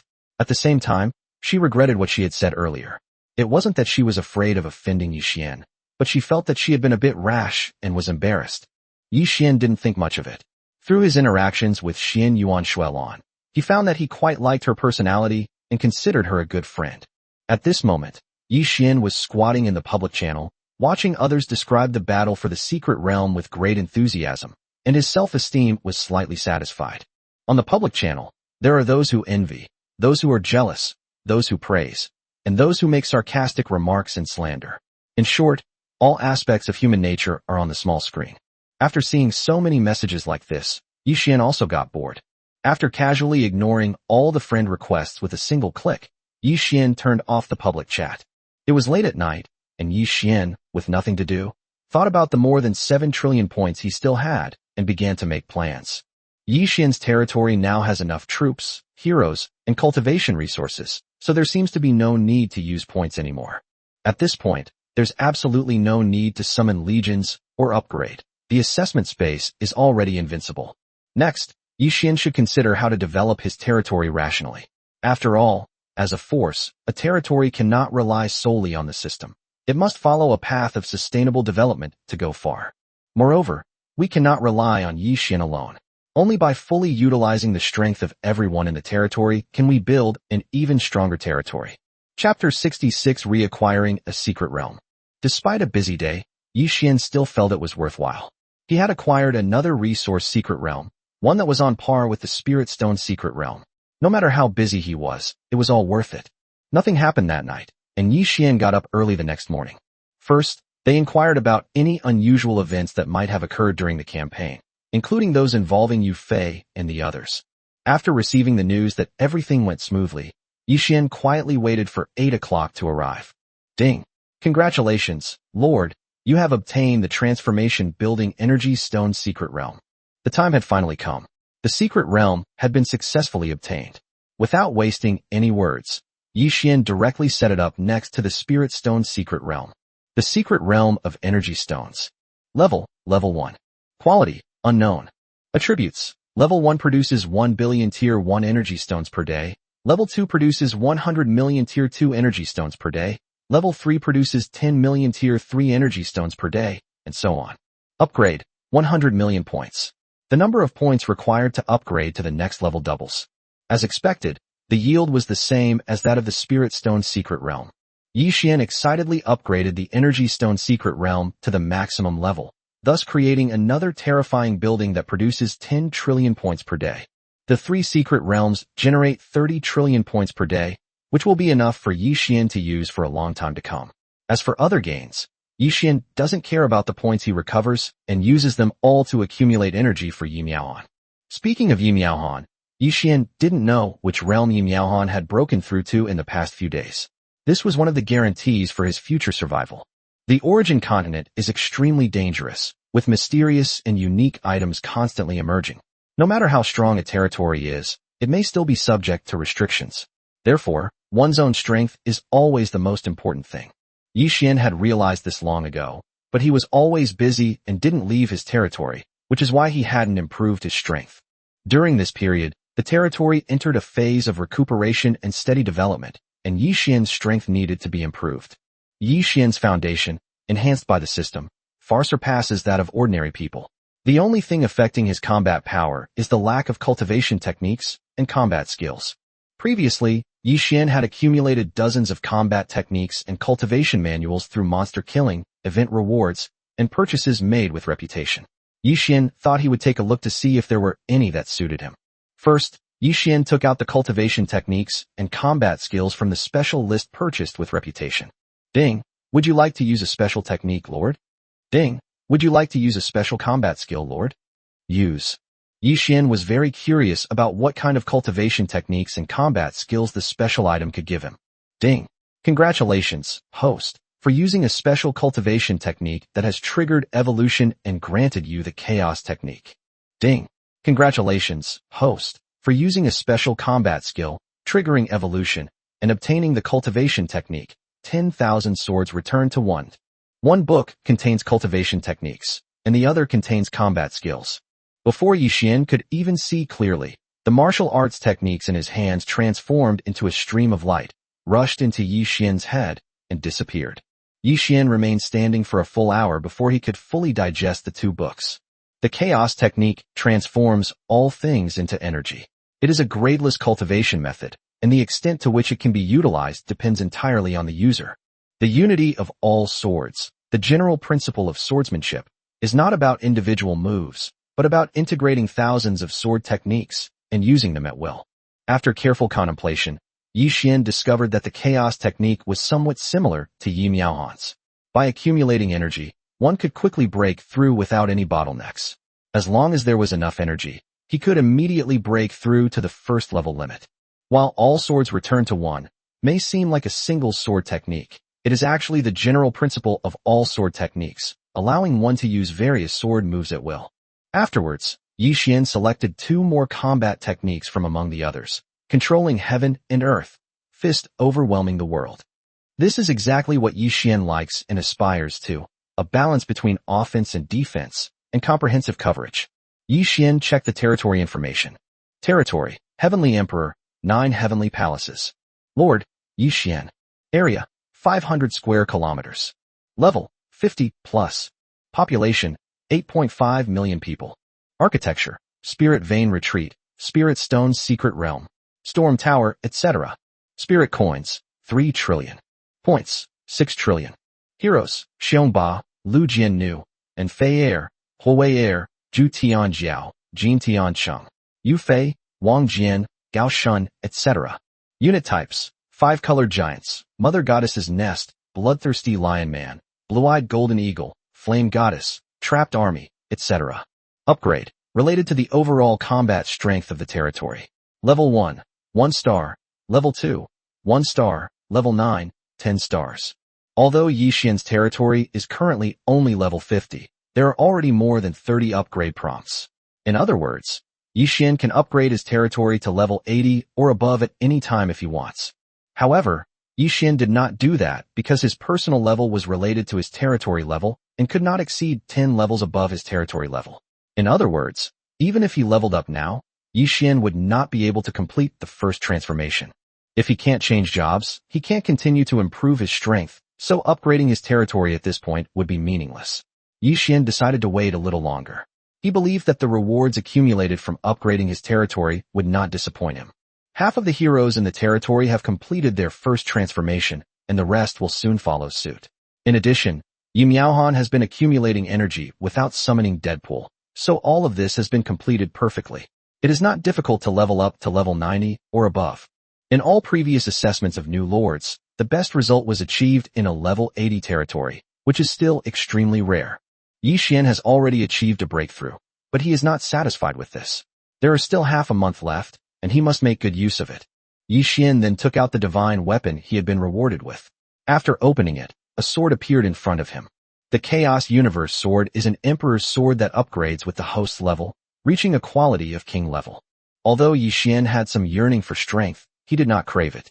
Yi Xian knew very well that as a lord, only a strong territory was truly valuable.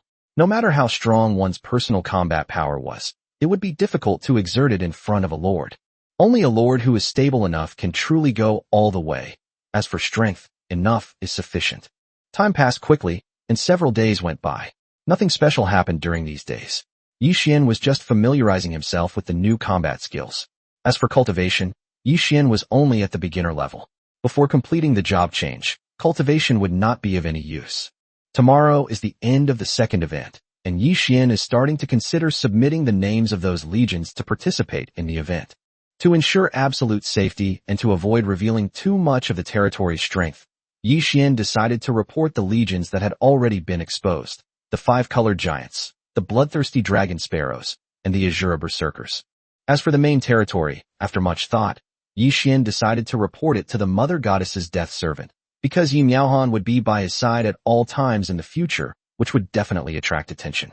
If it was not exposed, it would arouse suspicion. As for the others, forget about them. Yi Xian only cares about the top few in terms of rewards. Chapter 67 Rescue. Just as Yi Xian was pondering, he received another message from Xian Yuan Shuelan. Boss, could you please do me a favor? Xian Yuan Shuelan asked directly. Tell me about it. Yi Xian was puzzled. Given Xian Yuan Shuelan's status and position, what could she possibly need his help with?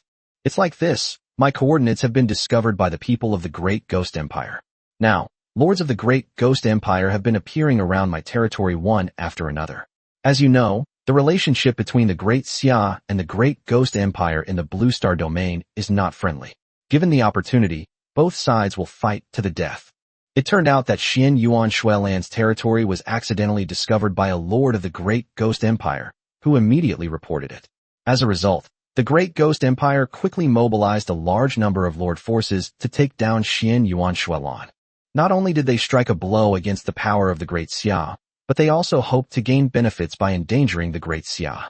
Xian Yuan Shuelan was unwilling to give up the lord assessment, but she also did not want to mobilize the lords of the Great Xia dynasty and fight to the death, which would be a losing proposition. That's why she thought of the Heavenly Emperor. With a try-it-and-see attitude, and also wanting to see Yi Xian's attitude towards the various countries of Blue Star, they contacted Yi Xian. The Great Ghost Empire is a despicable and shameless nation. Yi Xian wished he could kill them as soon as possible. After thinking about it, he did not refuse. Alright, it's not a big deal anyway. Tell me your coordinates, and I'll send someone over. Really? That's great. Why don't you come and have a look around too? Don't worry, I don't mean any harm. As Xian Yuan Shuelan extended the invitation, she quickly offered an explanation. Generally speaking, lords will not easily entrust their lives to each other unless the relationship between them has reached a certain level. Yi Xian was naturally unafraid. Even if Xian Yuan Shuelan had such intentions, she didn't have the strength to stop him. However, Yi Xian wouldn't go over there. It was best not to let anyone know his identity. No need. I have other things to do. There will be other opportunities in the future. Yi Xian politely declined. Soon, Yi Xian received Xian Yuan Shuelan's coordinates. This little girl still trusted the Heavenly Emperor very much. Eagle Soars, Blood Fiend, lead your legion over there to help Miss Xian Yuan resolve this trouble. Don't hold back against the enemy. Currently, only 4 flying legions remain in the territory. Yi Xian has dispatched 1,000,000 men, which should be enough to resolve the problem. On the other side, in Xian Yuan Shuelan's territory, besides Xian Yuan Shuelan herself, there were 2 other lords present, namely Nangong Tian and Du Guyu, a man and a woman, both friends of Xian Yuan Shuelan, who happened to be there. Sister Shuelan, are we really not going to mobilize our forces? Will the Heavenly Emperor come? Du Guyu asked worriedly. After all, they were here too, and once the war started, they wouldn't be able to leave. Don't worry, I trust the Heavenly Emperor, Xian Yuan Shuelan said confidently. Through her conversation with Yi Xian, she believed that since Yi Xian had agreed, he would definitely send enough power to help her solve her troubles. I also think we should trust the Heavenly Emperor. Such a powerful being would not lie to us. Besides, even if we mobilize our forces, it would only result in mutual destruction, and the United States might take advantage of us from behind. Nangong Tian supports Xian Yuan Shuelan's decision. The beautiful country and the great ghost empire have always been in cahoots, so we must be wary of them. These bastards are all stabs in the back. I really want to wipe them all out, Duguyu said angrily. Throughout the history of the Great Xia dynasty, it has clashed with the Great Ghost Empire more than once. But thanks to the support of the beautiful country, the Great Xia dynasty has not gained much advantage. On the contrary, the existence of the United States hindered the development of Great Xia. Judging from the situation, quite a few people have come. There must be tens of thousands of lords, and their military strength must be considerable as well, Xian Yuanshualan said, frowning. Outside Xian Yuan Shuelan's territory, the surrounding area was covered by teleportation light, and lords from the Great Ghost Empire would arrive from time to time. Moreover, Xian Yuan Shuelan also saw lords from other countries, not knowing whether they came to take advantage of the situation or just to watch the show. Defend with all your might. Our reinforcements will be here soon. Regardless of the situation outside, Xian Yuan Shuelan still needs to make sufficient preparations. If things are hopeless, it is better to give up the assessment than to fall into the enemy's hands, which would be an insult to the entire Great Xia. Miss Xian Yuan, my master instructed that as long as you surrender, the safety of you and the territory will be absolutely guaranteed. A short man, about a meter tall, appeared and called out to Xian Yuan Shuelan. Kill him. Xian Yuan Shuelan didn't reply at all, but instead ordered a hero carrying a large bow beside her. Swoosh. An arrow shot out of Xian Yuan Shuelan's territory like a meteor, piercing the little dwarf's heart before he could react. Damn it, get her. Take this bitch down. A roar came from the enemy's rear, giving the order to attack. Clearly, Xian Yuan Shuelan's actions had enraged the group. A massive, densely packed army surged forth, charging towards Xian Yuan Shuelan's territory. As expected of someone of the Great Xia royal bloodline, Xian Yuan Shuelan's territory is very strong. The defensive structures alone are not something these rabble could easily break through. However, Xian Yuan Shuelan was also helpless. After all, there were too many enemies, and the number of defensive buildings in the territory was limited, and the energy consumption was huge. Xian Yuan Shuelan could not hold on any longer. Soon, the battlefield reached a stalemate. No matter how angry the people of the Great Ghost Empire were, they could not break through in a short time. However, as time went by, Xian Yuan Shuelan would inevitably be unable to hold out. I wonder when the Heavenly Emperor will arrive. Looking at the horrific battlefield, Nangong Tian said nervously. Don't worry, it won't be long. Xian Yuan Shuelan was about to comfort Nangong Tian when she suddenly looked towards the enemy's rear. They're here. Xian Yuan Shuelan exclaimed happily. Now that the Heavenly Emperor has sent someone, it shows that the Heavenly Emperor considers her a friend. More importantly, even if the Heavenly Emperor is not a member of the Great Xia, he has no ill intentions towards the Great Xia.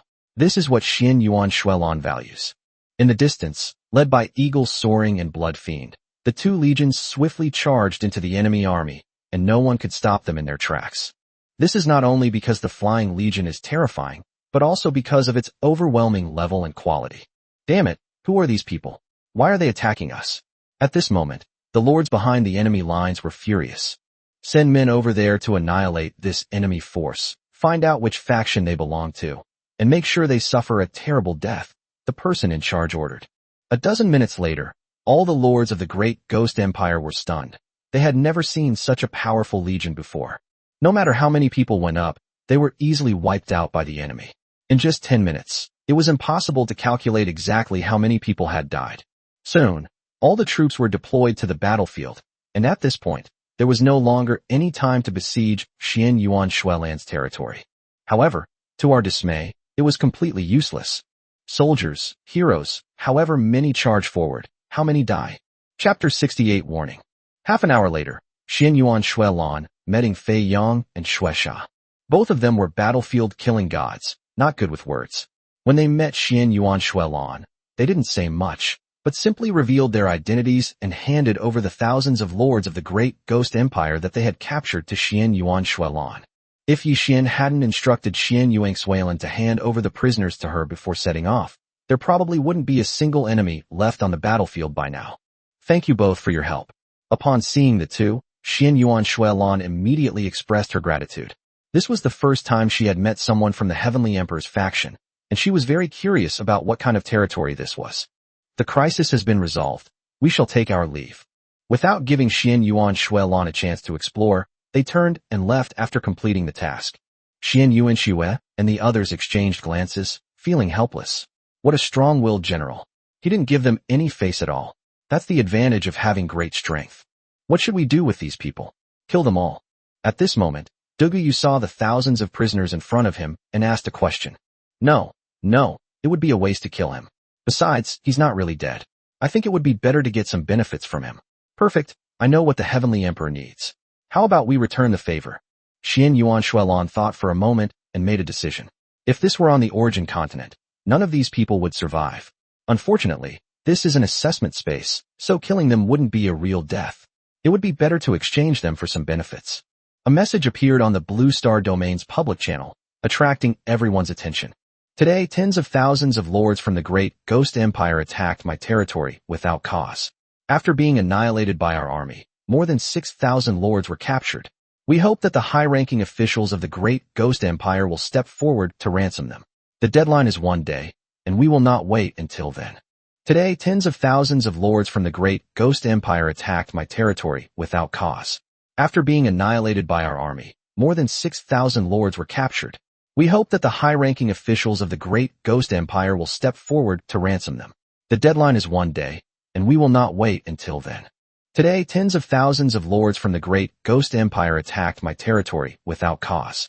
After being annihilated by our army, more than 6,000 lords were captured.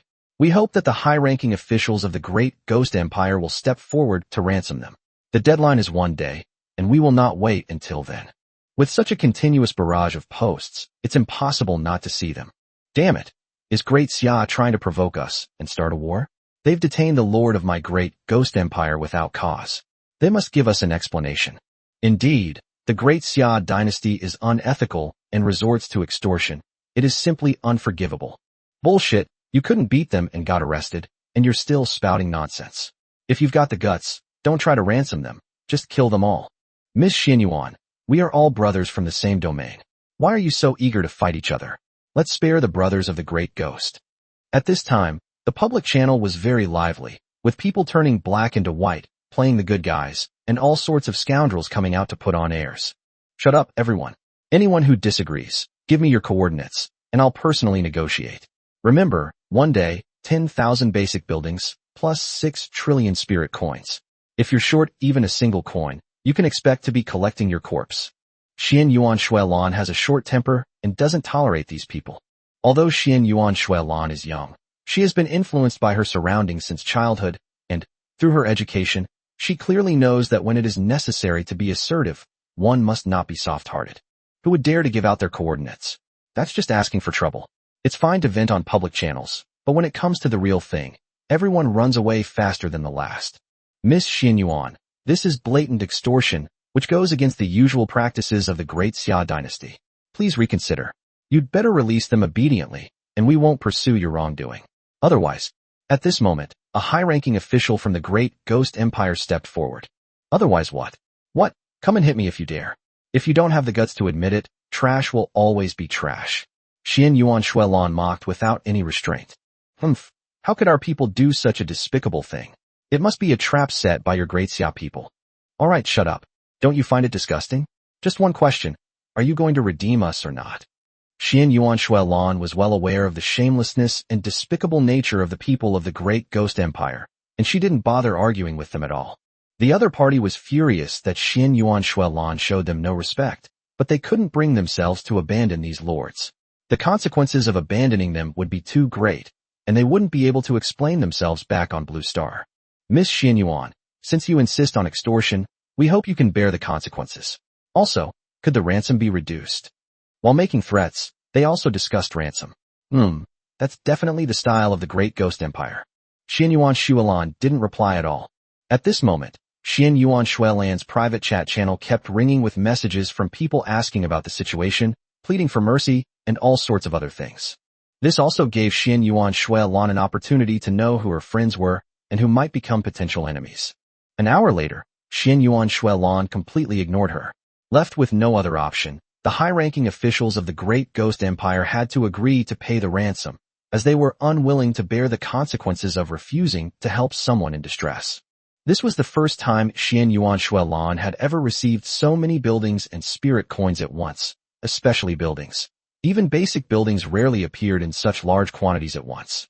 But Xian Yuan Shuelan did not hesitate for a moment and immediately traded it to Yi Xian. Miss Xian Yuan, what do you mean by this? Even if you are selling me a building, there is no need to include spirit coins. Seeing the sudden transaction information, Yi Xian was puzzled. What was Xian Yuan Shuelan trying to do? Boss, this is what I extorted from the Great Ghost Empire. Consider it payment for sending troops.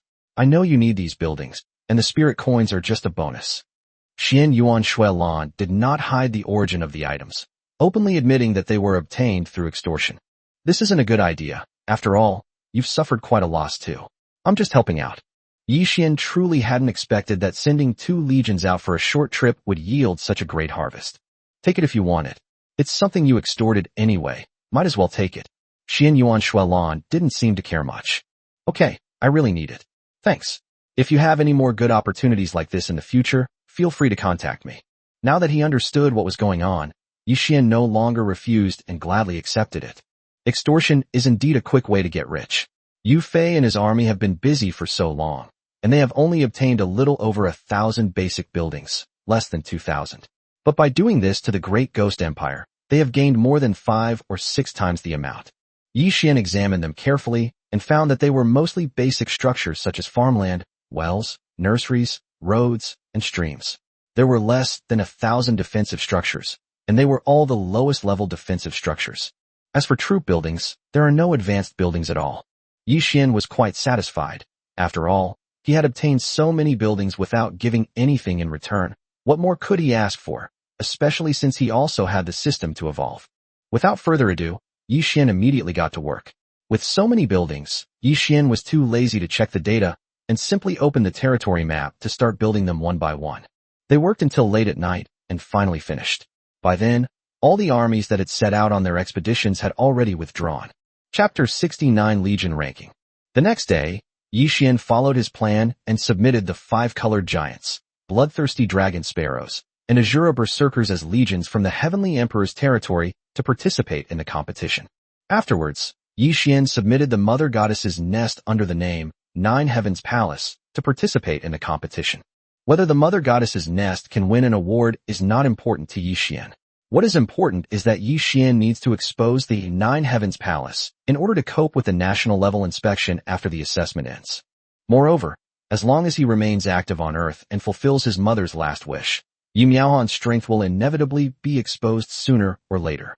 When that happens, there will be no record of her during the assessment, and the sudden appearance of such a powerful legion will inevitably attract attention. However, Yi Xian did not expect that his simple idea would cause such a huge uproar and put him in the eye of the storm. Yu Yan, the territory is resting today. Prepare a banquet tonight to get together with the generals. More than 200 heroes have appeared under Yi Xian's command, but they have never gathered together for a proper meal. This is a good opportunity for them to get together. After giving his instructions, Yi Xian then arranged for the remaining heroes who had not yet completed their class change to go to the class change space to complete the change as soon as possible. The rest of the heroes were in the cultivation space, cultivating rapidly in preparation for breaking through to the next realm. After the second event ends, more than half of the assessment time will have passed, and there will only be one main event left. After that, the new lords can choose freely whether to stay and continue to grind monsters or return to their respective territories and descend upon the origin continent again. Soon, it was 8 o'clock, and the second event, the Legion ranking, was about to be revealed. Ding! Congratulations to all new lords. The second event has ended. Event details are as follows. Legion ranking. Each territory can field a maximum of 3 legions for the ranking, which will be based on a combination of potential, combat power, number of legions, and rank. The rankings are as follows. Rank number 1 on the Legion leaderboard, Mother Goddess Deadpool, Territory, 9 Heavens Palace, Lord Yi Xian, Affiliation, Blue Star Domain. Acquired 3 RRR level troop buildings, 3 special hero summoning tokens, and 15 random hero summoning tokens. 100,000 sets of standard silver equipment, selectable, 5 billion spirit coins, and 500 million points. Second place on the Legion ranking, 5-colored giants, Territory Heavenly Emperor, Lord XXX, Affiliation XXX. Gained 3 RR level troop buildings, 2 special hero summoning tokens, and 10 random hero summoning tokens. 80,000 sets of standard equipment, silver, selectable, 3 billion spirit coins, and 300 million points.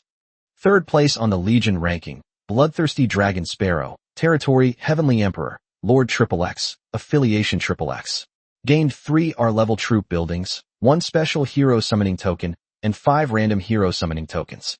50,000 sets of standard equipment, silver, selectable, 1 billion spirit coins, and 100 million points.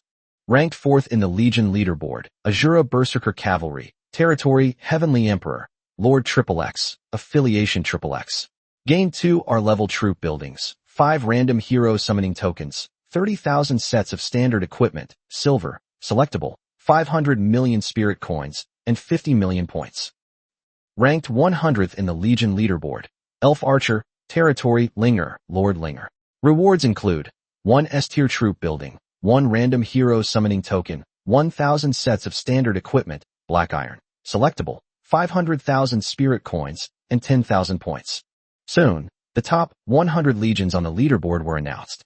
As for the remaining legions, they were not included in the rankings or rewards. Lords could check them out themselves.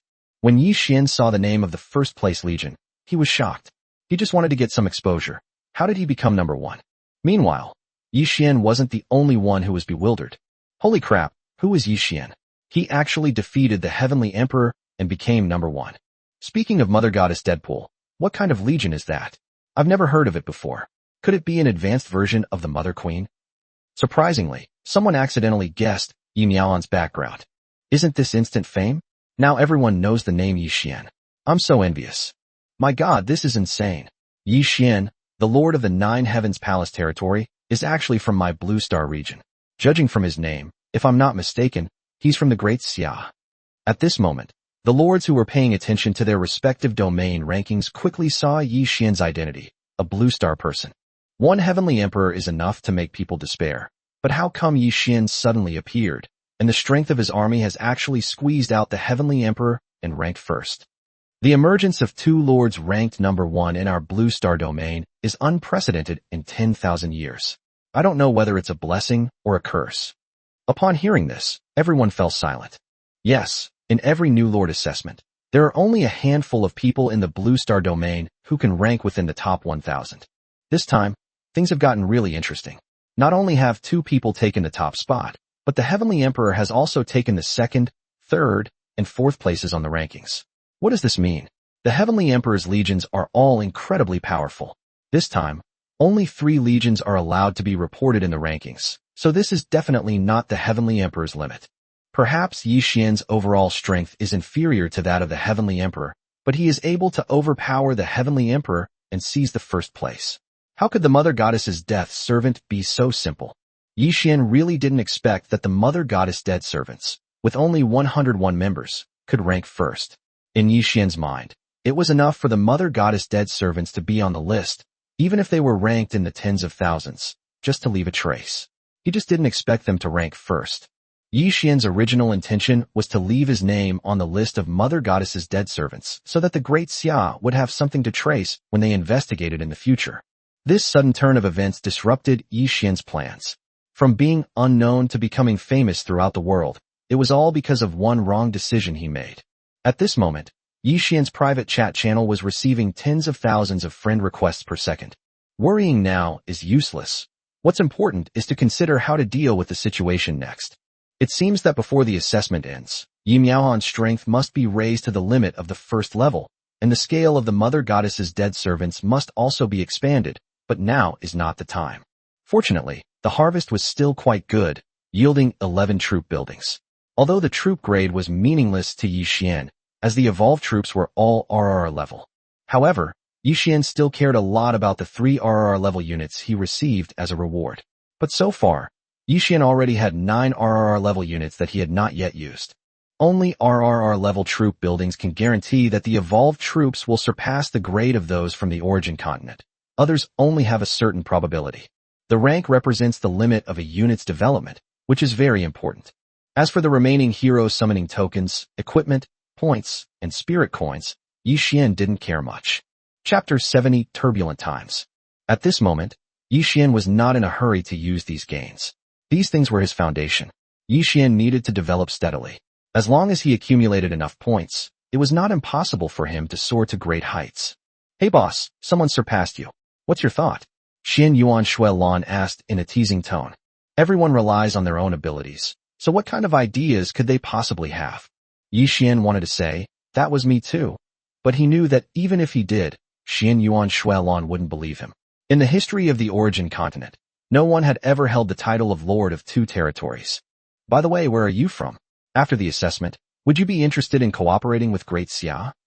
Xian Yuan Shuelan asked, but she didn't mention joining the Great Xia, because that was unrealistic, since the Heavenly Emperor had already demonstrated sufficient strength and potential. We're from different regions, so how can we talk about cooperation? Yi Xian refused. Impossible. People from different regions can't possibly appear on a public channel. Xian Yuan Shuelan didn't believe it. My situation is special, and I have my own methods. Believe it or not. After saying that, Yi Xian ignored her. At the same time, many super families and forces in the Great Xia Kingdom also received the news. Unlike the Heavenly Emperor, Yi Xian's information was easy to verify. Whenever a major event occurs, some lords in the assessment space will voluntarily withdraw from the assessment, their purpose being to relay the message to those behind them. He's actually an illegitimate son of a third-rate family. This person is worth trying to win over. Fortunately, he is an illegitimate son of the Yi family. According to investigations, the relationship between the Yi family and Yi Xian is almost broken. Perhaps he can be used for my purposes. Soon, Yi Xian's information appeared on the desks of the leaders of various forces. The sudden emergence of a dark horse like Yi Xian elicited varying reactions from different groups. Some wanted to win him over, even through marriage, while others wanted to eliminate him to prevent future troubles. At this moment, the Great Xia Law Enforcer's headquarters was also discussing Yi Xian. Although Yi Xian comes from a prestigious family, he was kicked out of his home at a young age, so he has no good feelings towards prestigious families. I think we can win him over. Indeed, I agree with Lord Li's point of view. It is rare for our Great Xia to have such a person. Perhaps he is the key to the rise of our Great Xia. But after all, he comes from a prominent family. It's hard to say whether he represents the interests of the people or his family. I suggest we observe him before making a decision. Regarding Yi Xian, even the rulers of the law enforcement were unsure of Yi Xian's attitude towards Great Xia, which played a crucial role in how they treated him. Regardless of the circumstances, this is ultimately an opportunity for Great Xia, which cannot be missed. For the sake of Great Xia's rise, this person must be strictly protected, and at the same time, we can observe him further. Finally, a powerful figure made the final decision, deciding to send someone to contact Yi Xian after the assessment, while providing protection to help him grow. Yi Xian's appearance is an unprecedented opportunity for the Great Xia dynasty, but at the same time, it is also a challenge. Many hope for the rise of Great Xia, but there are also quite a few who only care about their own interests. These are the domestic forces. Foreign forces are even less willing to see Great Xia rise and threaten themselves. Therefore, when Yi Xian returns to Blue Star, he will inevitably be targeted by countless forces, and there will certainly be no shortage of attempts to kill him. Once Great Xia decides to protect Yi Xian at all costs, it will inevitably stand on the opposite side of these forces, which will make matters worse for Great Xia, which is already struggling on the origin continent. But isn't this also an opportunity for the Great Xia to break through its current predicament and even take off? Yi Xian had long anticipated the potential crisis of returning to Earth and had been trying to find ways to avoid it, but he never expected that a single mistake would still put him in the eye of the storm. At this moment, no one felt more complicated than the Yi family. In the Yi family hall, the patriarch, who had not shown his face for a long time, made an unprecedented appearance. What exactly happened with Yi Xian? The Yi family patriarch asked. Ancestor, Yi Xian is the son of the third son of this generation. Yi Yuanliang, the third son, died unexpectedly during a battle with the lord of the Great Ghost Empire. After that, without the protection of the third son, Yi Xian and his mother were driven out of the Yi family. Afterwards, Yi Xian's mother, Li Lan, died of illness. Yi Xian participated in the awakening ceremony and successfully awakened the Lord's heart. As is customary, the family provided him with 100 million spirit coins as startup capital. We never expected that this little-known illegitimate child would cause such a big uproar. The current patriarch of the Yi family hurriedly reported to the patriarch. What is Yi Xian's attitude towards the Yi family? The patriarch continued to ask.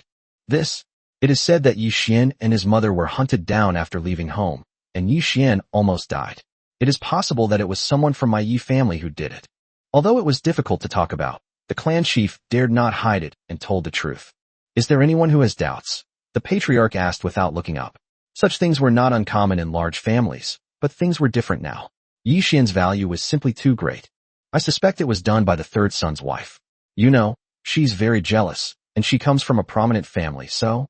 Speaking of the third son's wife, the clan chief also has a headache. Her family's power is no weaker than that of the Yi family, and the Yi family also finds it difficult to deal with her. Send someone to contact Yi Xian and see what his attitude is. Also, if Yi Xian is valuable enough, there are some things we can give up. The clan chief wiped the sweat from his brow, understanding now. Although the ancestor's words were ambiguous, he must have already made a decision in his heart. After all, being first in an assessment activity represents far too much. However, this also made it difficult for the Yi family to remain calm.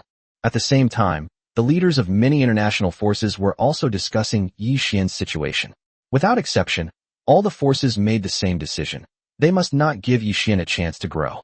Otherwise, it would be another great xia, which is something they absolutely do not want to see. After all, the combat power that a number 1 ranked legion can unleash is too terrifying. Just look at the Heavenly Emperor. He completely blocked the attack of the Lord of Myriad Realms with just a few legions. As for Yi Xian's mother goddess Death Servant, no one dares to give a conclusion on just how powerful he is. At this moment, a storm was brewing outside, but Yi Xian was completely unaware of it. At this moment, his mind was focused on the newly appeared notification sound. Ding! The final event for New Lords, the Territory Conquest War, is about to begin. This event will select one new Lord Supreme. There are no restrictions on the combat method. The Lord who destroys the most territories wins. All territory coordinates will be available in 1 hour. Please check them yourself. The event lasts for 10 days. The only reward, the Supreme Newcomer title. Bonus rewards, 3 special buildings, 3 RRR level units, 3 special scrolls, 20 sets of equipment blueprints, 20 random summoning tokens, 5 special summoning tokens, 200,000 sets of gold level equipment, 1 million sets of silver level equipment, 100 billion spirit coins, 10 billion points. Chapter 71 Preparation. Hearing the prompt, Yi Xian couldn't help but feel fortunate that there was a second territory, which gave him an extra layer of cover and allowed him to project his identity into other areas of the assessment space. Otherwise, it would have been easy for others to discover his connection with the Heavenly Emperor. There's still an hour until the event starts, giving Yi Xian plenty of time to prepare. In all previous events, the last one was almost always about territory rankings. Only the format was different. Yi Xian didn't expect that this Lord ranking would be the most difficult and rewarding free-for-all. The title of Newcomer Supreme is not only a symbol of honor, but more importantly, the attribute bonuses it brings are of great help to the territory. It is said that the new lords who once emerged are now powerful figures in their respective fields, with even the weakest possessing kingdom-level strength. Although he didn't know the specific attribute information of the title, Yi Xian could imagine that it must be incredibly powerful. The format of the chaotic battle is unrestricted. In the pursuit of that one supreme title, many forces will inevitably pay a price to form alliances. Moreover, this style of play cannot be entirely defensive, because you can't score points that way. You have to defend your base while also attacking, relentlessly attacking.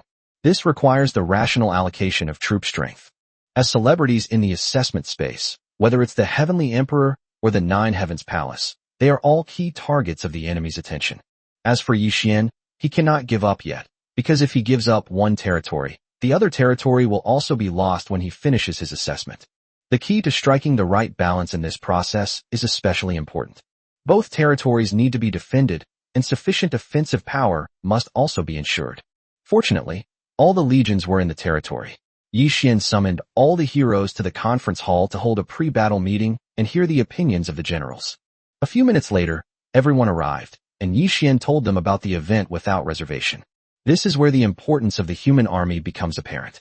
In Yi Xian's territory, the 5 Elements Legion, the 4 Mad Legion, and the 4 Flying Legion are all special and powerful legions with strong combat capabilities and execution, but they also have their weaknesses. The soldiers of these legions, including their heroic generals, are not good at thinking. They are simply killing machines.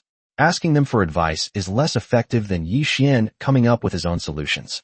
Yi Xian didn't expect them to offer any opinions. He simply wanted them to be there to understand the direction of the upcoming battle.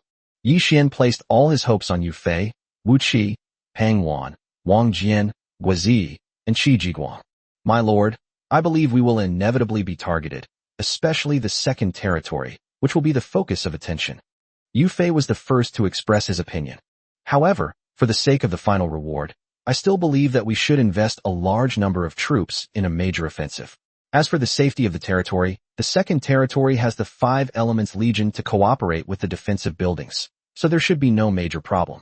At the same time, only the Mother Goddess Death Servant will be exposed in the main territory. We will then deploy the Mother Goddess Death Servant around the territory to make the enemy mistakenly believe that the main force is tied down. I believe the enemy will not increase their strength and will not insist on annihilating us. At the same time, with the cooperation of the 4 legions in defense, I believe we can achieve complete success. Yi Xian agreed with Yu Fei's suggestion. After all, the enemy's goal is most likely to restrict the main territory. Of course, it is also possible that there are radical elements who want to eliminate Yi Xian in advance, but with the Mother Goddess Death Servant and the 4 legions defending, they are still very confident in resisting. Moreover, the main territory will not take the initiative to attack and gain points, which naturally lowers the enemy's vigilance and makes them think that Yi Xian has given up the competition. The situation is different for the second territory. Its strength has been exposed too much, and the enemy may be willing to take a desperate gamble to destroy it. Moreover, Yi Xian's goal is to take first place, which will inevitably lead to a large-scale attack on the second territory. In this event, the scores obtained by each lord will be published in real time, which will attract even more hatred. My lord, in order to achieve the greatest results and prevent the enemy from reaching an agreement to sacrifice themselves and put forward a first place, I suggest that the attack force of the second territory should be strengthened, and it would be best to have a few more assault forces. The experienced Wang Jian offered his own perspective. This possibility certainly exists. After all, these powerful forces would not want to see the Heavenly Emperor once again take the lead. Losing the reward is a small matter. Saving face is what these guys value most. Pang Wan and the others strongly agreed with the 2 men's suggestions. They believed that simply seeking stability was not enough. They had to launch an attack with maximum force while ensuring safety. Finally, Yi Xian made a decision.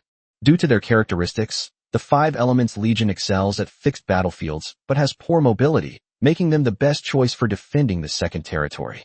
It is also equipped with 2,000 defensive buildings, so the enemy should not be able to break through.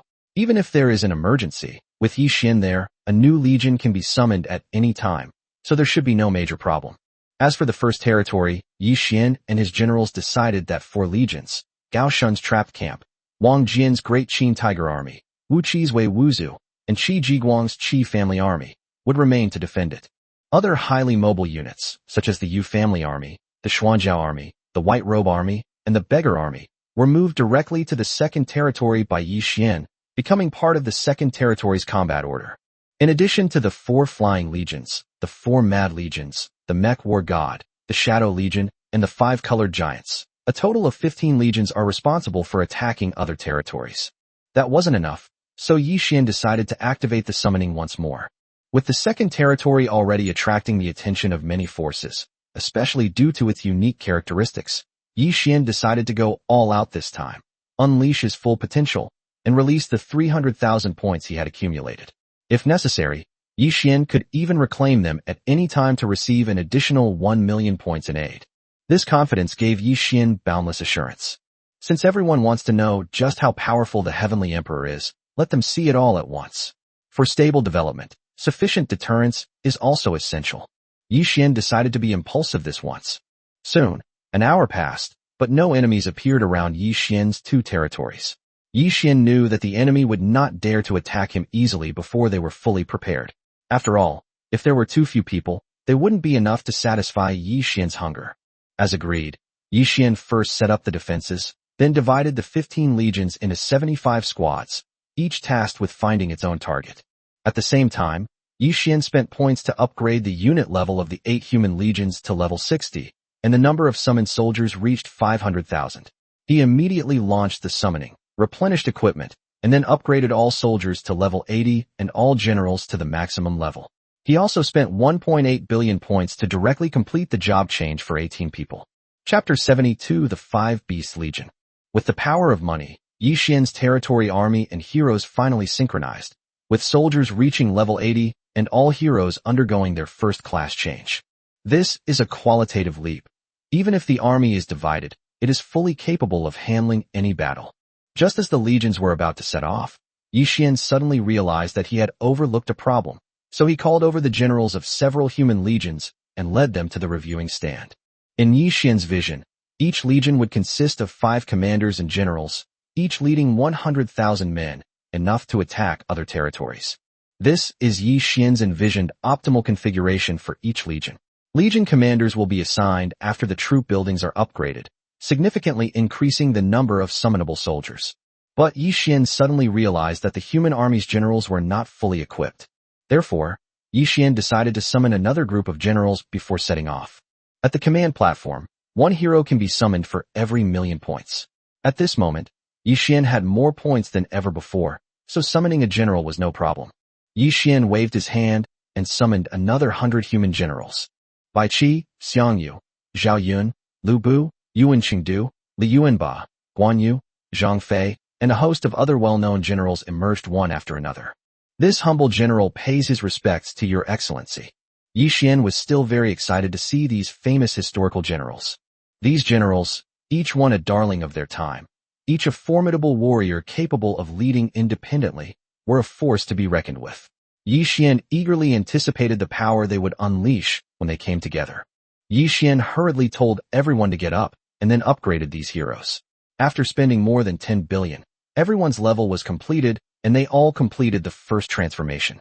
Yi Xian had enough points and wanted to help these heroes improve, but unfortunately, their cultivation after the first transformation could only be done by themselves. This was different from Yi Miaohan, who could complete the 3rd or 4th transformation at this time, if Yi Xian wanted to. However, there's no need for it for the time being. Yi Xian had originally planned to have a meal with everyone today, but the sudden start of the event disrupted his plans. However, it was also good that these famous generals joined in, so the scene would surely be even more spectacular when they gathered again in the future. At this critical moment, Yi Xian didn't waste any time. Instead, he summoned Master Gan Jiang and had the generals select suitable weapons and equipment he had crafted. Then, Yi Xian assigned 5 generals to each of the 8 human legions. At last, the Yu family army, Yu Fei, Yu Yun, Yang Zixing, Meng Gong, and Di Qing. The trapped camp, Gao Shun, Chao Zhun, Chao Run, Xiaohou Dun, Xiaohou Yuan, Wei Wuzhu, Wu Qi, Yu Yang, Pang Wan, Wei Wuji, Sun He. The Great Qin Tiger Army, Wang Jian, Meng Tian, Zhang Han, Wang Ben, and Meng Yi. Xuanjia Army, Gui Ziyi, Yang Yi, Qin Xiong, Cheng Yaojin, Xiong Kuahai. The White-Robed Army, Chen Qingji, Taishir Ci, Wei Yan, Deng Ai, and Zhang He. Qi Family Army, Qi Jiguang, Wu Weizhong, Wang Rulong, Wang Shoren, Li Wenzhong. Qi Huojuan, Ran Min, Murong Long, Xia Ai, Deng Chong, Li Nong. Finally, after all the generals of each legion were in place, Yi Xian immediately ordered the troops to split up and launch an attack. As for the remaining generals, Yi Xian temporarily left them in the territory. Firstly, Yi Xian planned to establish several assault teams, and secondly, he might need to draw generals from among them to supplement the human legion's forces in the future. Although Yi Xian dispatched 75 squads to attack lords in different regions, Yi Xian was ultimately alone, and the strength of a single territory was far inferior to that of a powerful force. At this point, it's not just about the strength of the territory, but also about the power behind it. With time running out and the task at hand, Yi Xian immediately initiated a new summoning. First, Yi Xian took out 5 ordinary beast-type buildings and put them into use. Ding! Congratulations, Lord! You have triggered an evolution by using the Tiger Warrior, Lion Warrior, Wolf Warrior, Leopard Warrior, and Bear Warrior unit types, obtaining the Mad Demon Tiger, Winged Silver Lion, Purple Star Wolf, Crimson Thunder Leopard, and Earth Demon Bear. 5 beast unit buildings in a row, after triggering evolution, yield 5 powerful orc units, all of which are among the best of their respective races. Yi Xian took out 25 random summoning tokens at once and assigned generals to each legion. Mad Demon Tiger, Orca, Tiger Weijio, Tiger Weilong, Tiger Waiting, Tiger Weifei. Double-winged silver lion, lion overlord, lion jade wonder, lion jade leopard, lion jade spring, lion jade tranquility. Purple star wolf, wolf heart, wolf seen cloud, wolf seen front, wolf seen luo, wolf seen river. Crimson thunder leopard, leopard picture, leopard cloud merchant, leopard cloud lu, leopard cloud life, leopard cloud palace. Earth demon bear, xionggu, xiongguang air, xiongguang ji, xiongguang foam, xiongguang yi. Soon, 25 different generals emerged from the barracks and quickly approached Yixian. Greetings, Your Excellency. The newcomers knelt in unison before Yixian. As expected of beastmen warriors, each of them has the characteristics of their own race in terms of physique and appearance, making their race easily recognizable at a glance. Generals, please rise and wait a moment. Yixian then began upgrading the 5 beast troop buildings until level 60, at which point he stopped. Each troop type could summon 500,000 units. The units that can be evolved from ordinary buildings are most likely to be RRR level units. Breaking through them depends entirely on luck. Obviously, Yixian's luck was not good this time, and no units exceeding RRR level appeared. As a large number of points disappeared, figures quickly appeared in the barracks. A total of 2.5 million people were summoned in less than 10 minutes. Afterwards, Yixian spent a lot of points to raise the level of all the newly summoned legions to the same level. 2.5 million level 80 soldiers and 25 first-tier generals. Orca, Lion King, Wolf Heart, Leopard Picture, Bear Ancient. You may choose your own targets and divide your forces to attack. Time was of the essence, so Yixian didn't waste any words and directly issued the order. That wasn't enough. Yixian went straight to the Divine Weapon Pavilion. My lord, you've arrived. The entire territory is currently in a state of flux. Although the Divine Weapon Pavilion does not participate in the battle, it is the busiest place in the territory. Due to the restrictions imposed by the Human Legion, the Divine Weapon Pavilion is of paramount importance. Master Ganjiang, what is the current equipment reserve in the territory, and how many troops can it support? Yixian wanted to mass-produce troops, and the Human Legion was the first choice. However, the Human Legion had an extremely annoying feature. Newly summoned soldiers had no weapons or equipment. My lord, the Divine Weapon Pavilion has been crafting weapons such as spears, lances, and longswords. The armor is mainly light armor with heavy armor as a supplement. Currently, we have crafted 1 million sets of gold-grade equipment and 5 million sets of silver-grade equipment, which you can use at any time. In just a few days, so much equipment has been crafted. This is the reward brought by a high-level weapon refiner. Good, very good, Master, you've worked hard. The Divine Weapon Pavilion played a significant role in this battle, Yixian said with emotion. Chapter 73 Contact. With the contributions of Ganjiang and others, Yixian felt more confident. My lord, enemies have appeared around the territory. At this moment, Zhu Yuyan suddenly reported. In front of outsiders, the two always maintained a subordinate relationship. Who are these people? How many are there? Yixian asked. Shirley has deployed all her surveillance equipment and is gathering information. Based on preliminary observations, what has appeared so far should be an enemy reconnaissance force. They are not numerous and their strength is not great. It seems that some people are still interested in the Nine Heavens Palace. This final event has only just begun, and they have already sent spies. Yixian summoned Wu Qi, Qi Jiguang, Wang Jian, Gao Shun, and others, and together they arrived at the information center. My lord, the enemies that have appeared do not seem to be from a single force, but rather different forces occupying the 4 directions respectively. Sherry brought up the large screen, and Yixian and the others looked at the enemy outside. Sir, the people from the south and east don't seem like enemies. They haven't made any other moves since they came over. They've just been observing. As for the people from the other 2 directions, it seems they're coming for us. Outside, the lords from the south and east, after being teleported over, made no further moves, while those from the other 2 directions immediately adopted offensive and defensive stances upon arrival, while simultaneously sending people to scout the surroundings in preparation for the teleportation of more people. Soon, the lords who had been teleported from the south were the first to make a move. Several people broke away from the main army and headed towards Yixian's territory. Yixian understood that they wanted to talk, but he didn't know who they were. Yixian led Wu Qi and the others to the wall. At this moment, the walls of Yixian's territory, after multiple synthesis and upgrades, had long since become steel monsters, seemingly composed of countless spears. Any enemy who approached would face attacks that appeared from nowhere. Standing on the wall, Yi Xian looked at the people gradually approaching below, his heart filled with turmoil. He hadn't expected to encounter them before even returning to Blue Star. Indeed, the people who came were from the Yi family. Although Yi Xian had been gone for a long time, he could still recognize one or two of them, since they were all from the same era. Yi Xian, third brother is here. Why don't you come out to greet him? The people entered the city gate without being attacked, indicating that Yi Xian had arrived and that they recognized their identities. What is it? A cold voice came from the city wall. What's wrong? You've been out there having too much fun, and you've even forgotten your manners? No matter what, I'm still your third brother, the man said sarcastically. All right, Yi Ming, that's enough. Yi Xian, I am Yi Tian. May I meet you? At this moment, Yi Tian interrupted Yi Ming and shouted directly at Yi Xian. Yi Ming is Yi Xian's half-brother, the third oldest. He played a part in Yi Xian's forced departure from the Yi family. Yi Xian even suspects that Yi Xian was killed by this so-called third brother, which gave him the opportunity to transmigrate. Yi Tian is the second son of the Yi family patriarch and can be considered a representative figure of this generation of the Yi family. Come in. Yi Xian thought for a moment. He would have to deal with them sooner or later, so it was good to see the Yi family's attitude. But Yi Xian wasn't stupid.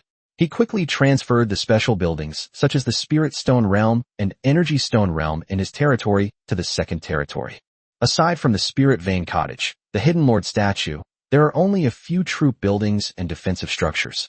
Even the spiritual fields and divine springs, which were fundamental structures for Yi Xian, were moved away by him. Yi Xian harbored great hostility towards the Yi family and had not yet had time to consider dealing with their affairs, so naturally, he could not expose his secret. Soon, Yi Xian met this group of people at the Spirit Vein Cottage. The group looked each other over and seemed to see glimpses of each other's childhood selves. Yi Xian, where is your mother goddess death servant? Summon her, so your third brother can see her. Yi Ming spoke directly, which made a thought flash through Yi Xian's mind. Don't be so stingy. I really want to see how powerful the newcomer First Legion is, and what makes them so strong that they defeated the Heavenly Emperor and became number one. Yi Ming kept rambling on and on. What do you want? I don't have time to waste on your nonsense, Yi Xian said impatiently. If it weren't for the assessment space and his immortality, how would Yi Ming dare to appear in front of me? Yi Xian, we've come here for no other reason than to see you, learn about your situation and your future plans, and see if our family can offer any assistance. Yi Tian interrupted Yi Ming, preventing him from speaking. Yi Ming is a typical spoiled brat, and he is not well liked in the Yi family. However, his mother is very powerful and has a strong background, so the Yi family members are unwilling to provoke him. This makes Yi Ming more and more unscrupulous. In truth, Yi Tian looked down on his younger brother, considering him an arrogant egomaniac and a frog in a well. I have no plans, nor do I need the Yi family's help. I have no connection with the Yi family. Yi Xian understood that Yi Tian was testing Yi Xian's bottom line, and the family certainly did not want to miss out on a talent like Yi Xian. Yi Xian, don't push your luck. You don't know how powerful the Yi family is. Don't get cocky just because you've achieved a little success. It'll be easy to destroy you. At this moment, Yi Ming spoke again. Insolence. Upon hearing Yi Ming's words, Wu Qi and the others standing behind Yi Xian were outraged and immediately roared, while simultaneously unleashing their murderous aura and imposing presence upon Yi Ming. A first-stage expert. Yi Tian stood up in shock, ignoring Yi Ming, who was paralyzed with fear. Yi Xian's territory not only housed the number one ranked Mother Goddess Death Servant, but also a hero who had completed the first transformation, which greatly shocked Yi Tian. As a direct descendant of the Yi family, Yi Tian naturally understood what it meant to become a powerful expert. Even in the vast Yi family, a powerful expert was a pillar of the family. Apart from a handful of second-tier heroes, the entire Yi family relies on these max-level and first-tier heroes for support. Yi Xian had only been a lord for a little over half a month, and without any external help, for heroes had already been born. This is only the power Yi Xian has revealed. What about the hidden power and the Mother Goddess Death Servant whom we have never met? Yi Tian couldn't believe it, but he knew he had to win over Yi Xian, whether for his own sake or for the Yi families. All right, leave now. There's another big battle to come, so I'll have to leave you without further hospitality. Yi Xian gave him the order to leave. Yi Xian had no good feelings towards the Yi family and did not want to have any contact with them. Once he became powerful and fulfilled his mother's last wish, he would have no further connection with the Yi family. Yi Xian, do you need any help? Although my Yi family is only a third-rate family in Daxiao, we are still backed by the Daxiao family alliance. Yi Tian had no idea what Yi Xian was about to face and wanted to help him to get closer to him. No need. My troubles are beyond the Yi family's ability to resolve, Yi Xian said calmly. All right then. Yi Tian thought Yi Xian was just politely refusing, but after the ensuing battle, Yi Tian realized that the Yi family really couldn't handle it. Chapter 74 Enforcers. Yi Tian and Yi Ming wanted to stay put, but having finally met Yi Xian, they each had their own agendas and were unwilling to give up easily. My lord, someone else has arrived. At this time, the information center had already been moved by Yi Xian to the second territory, so Zhu Yuyan made the trip herself. Yi Ming and Yi Tian were stunned by the sudden appearance of the beautiful woman. Yi Ming saw a beautiful woman, but Yi Tian saw a powerful cultivator who had undergone a class change. As direct descendants of the Yi family, they naturally receive various trainings from a young age and come into contact with different powerful individuals, which gives them a general understanding of the aura of powerful people. Upon first contact, Yi Tian realized that Zhu Yuyan's strength was definitely no weaker than the people behind Yi Xian. This was because they were on their own territory and no one was deliberately hiding, which gave Yi Tian the opportunity. Otherwise, with his strength, he would never have been able to discover it. More people are here. Which faction do they belong to? Yi Xian asked, frowning. The fight hasn't even started yet. Why are so many people visiting? My lord, they are officials from the Great Xia dynasty. Oh, okay, please come in. It turned out to be an official. There was no way around it. He had to meet them. Yi Xian wasn't powerful enough to ignore everything yet. Soon, 2 men and 1 woman walked in, and it seemed that the woman was in charge. Lord Linghu, I didn't expect to see you here. Yi Tian was startled when he saw the person who came, but he still quickly stood up to greet him. Yi Tian, you're here too. Oh, right, you're also surnamed Yi. No wonder. Linghu Yu, although a new lord in this realm, has a powerful backer. Even the Yi family wouldn't dare to provoke Linghu Yu alone. Yi Xian, hello. My name is Linghu Yu. I am from the elite hall of enforcers. It's a pleasure to meet you. Our great Xia has really benefited from your presence and has made a great impression on all races. Linghu Yu was also very excited to see Yi Xian. If it weren't for the third event which opened up everyone's coordinates, Linghu Yu didn't know when he would have been able to meet his idol. Hello, Miss Linghu, please have a seat. May I ask what brings you here? As you can see, I am about to engage in a major battle, so let's get straight to the point. Yi Xian asked directly. After all, he still had many things to do. All right, that's straightforward. I'll get straight to the point. I have a few things I'd like to ask you. First, on behalf of the Great Xia Enforcers, I'd like to invite you to join the Elite Hall. What do you think? Second, are you going all out for first place in this event? If so, would you need Great Xia's help? Third, I personally request to see the Mother Goddess's dead servant. You may refuse. That's just how Linghu Yu is, decisive and efficient. He laid out his purpose completely, then looked at Yi Xian, waiting for his answer. Yi Xian thought for a moment, and then gave a targeted answer.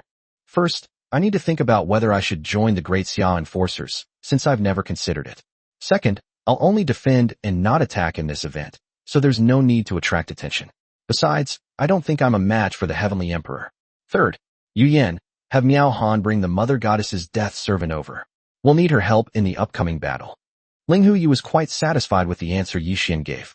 As a new lord, starting from nothing and suddenly developing to where you are now, it's normal that you don't have a clear plan for the future and need to think carefully.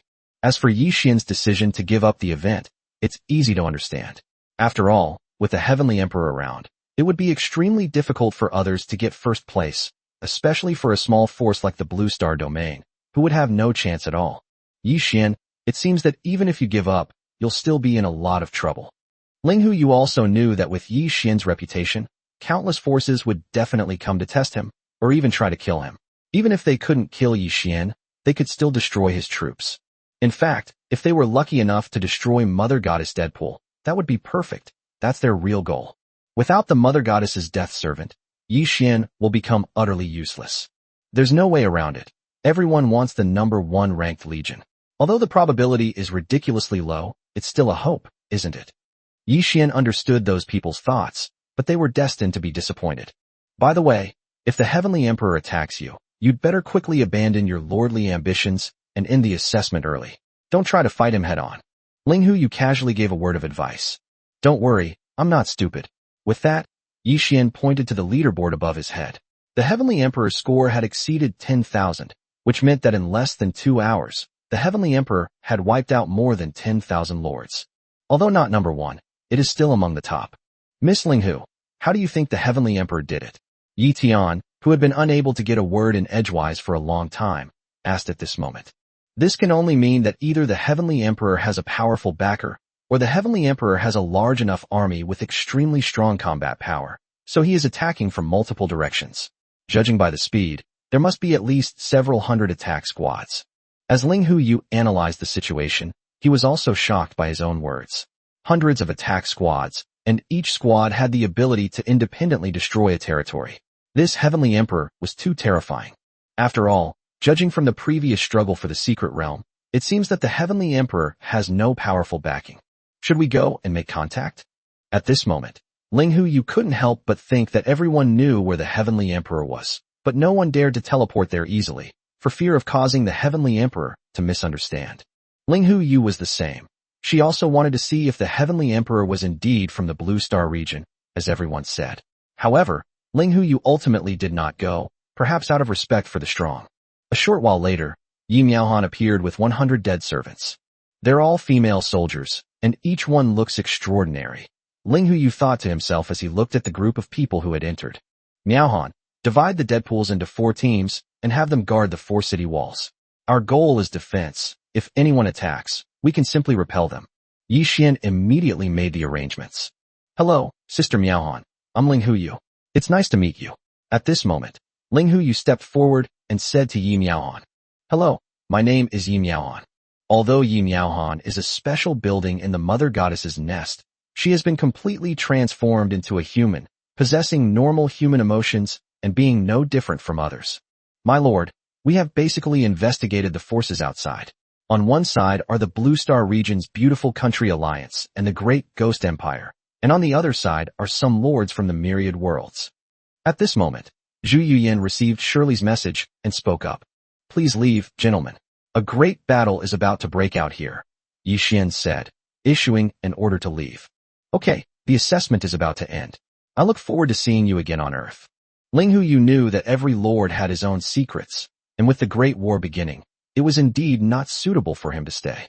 Therefore, he took his leave. Chapter 75 Expanding the Team.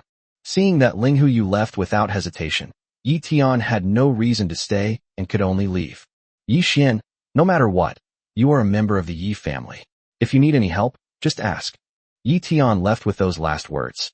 Although the assessment was not over and Yi Tian could not receive instructions from the family, he had seen Yi Xian's potential and believed that the family would not give up on Yi Xian. Moreover, Yi Tian had no grudges against Yi Xian and would not offend him for no reason. Yi Ming was filled with resentment. His illegitimate son, whom he looked down upon, had achieved such remarkable results, which was not what he had hoped to see. However, there was no other way.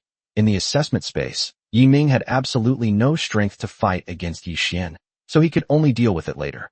Wu Qi, Qi Jiguang, Wang Jian, Gao Shun, the defense of the territory is in your hands. Don't be polite to any enemy. Miao Han, leave the defense of the territory to the death servant. You should continue to improve your cultivation level. The territory possesses 2 spirit stone realms, 1 energy stone realm, and 1 myriad beast tower. Yi Xian has granted Yi Miaohan some access to these. As long as Yi Miaohan can upgrade to the first level limit before the end of the assessment, paying a small price is necessary. Yi Xian was at ease in trusting the territory to a few skilled defenders. With 121st tier heroes and 2 million level 80 soldiers, Yi Xian was confident that the territory was safe. Afterwards, Yi Xian returned to the second territory, which was his main focus. Is there any activity around the territory? Yi Xian asked upon seeing Huo Wei'er. My lord, so far only a few scouts and lords have appeared, and there is no sign of them launching an attack. Huo Wei'er has been keeping a close eye on the security around the second territory. The enemy is probably testing the waters first to see if they can achieve any results. If they can overpower us, they will naturally not want to confront us. But I believe that it won't be long before the enemy realizes that it is impossible to compete for first place without eliminating us. Yi Xian understood that he could achieve a good ranking without attacking the Heavenly Emperor, and the enemy would not be willing to fight to the death. However, they would soon be disappointed. Although the scores are not far apart now, As time goes by and Yi Xian sends out more forces, the gap will become more and more obvious. My lord, Xiongba is back. At this moment, the teleportation array in the territory flashed, and Xiongba appeared. How was it? Previously, Yi Xian had used the communication device to order Xiongba to lead his men to test the strength of each territory. My lord, we have just conquered a territory. If we consider the strength of this territory, we only need 7 or 8 people to take it over in the shortest amount of time. Previously, when sending out various legions, Yi Xian had intentionally left behind the heroes of the hero platform and the command platform, planning to establish some small battle teams. The news that Xiongba brought back this time gave Yi Xian even more confidence. In this way, Xiongba will lead one team of 6 sword slaves, and the rest will form teams of 10, forming 11 battle teams. At the same time, Bai Qi and Li Jing will stay behind, and the rest will form teams on their own, forming 9 teams to sweep through the territories of each group, choosing their own targets, mainly alien races. And so, Yi Xian formed another 20 squads to carry out the attack. Even so, Yi Xian still felt that the number of people was insufficient. The attack speed of 120 teams was already very fast, but Yi Xian was still not satisfied. Since he wanted to become famous, Yi Xian decided to make a name for himself. At the same time, he would completely upgrade the level of his territory, since the level of the territory was related to his strength. Yi Xian could only increase his combat power significantly. Moreover, as the territory level increases, Yi Xian's level can also be raised, bringing a surge in strength, fame, and rewards all at once. Currently, Yi Xian has several ways to further enhance his strength. One is to summon a legion. Yi Xian still has 8 human units, 5 alien units, and 9 RRR level units. Another way is to summon heroes. With the hero platform and the command platform available, Yi Xian has enough points to choose whichever method he uses. After thinking for a moment, Yi Xian decided to use his points to summon heroes from the hero platform. Even though summoning heroes from the hero platform required 10 times more points than summoning heroes from the command platform. However, in Yi Xian's plan, hero platform will serve as the high-end combat force of the second territory, while command platform and human troops will be the main forces of the main territory. At this point, we cannot use it carelessly just because we are in a hurry. If we leave any traces and others discover the relationship between the 2 territories, it will be bad.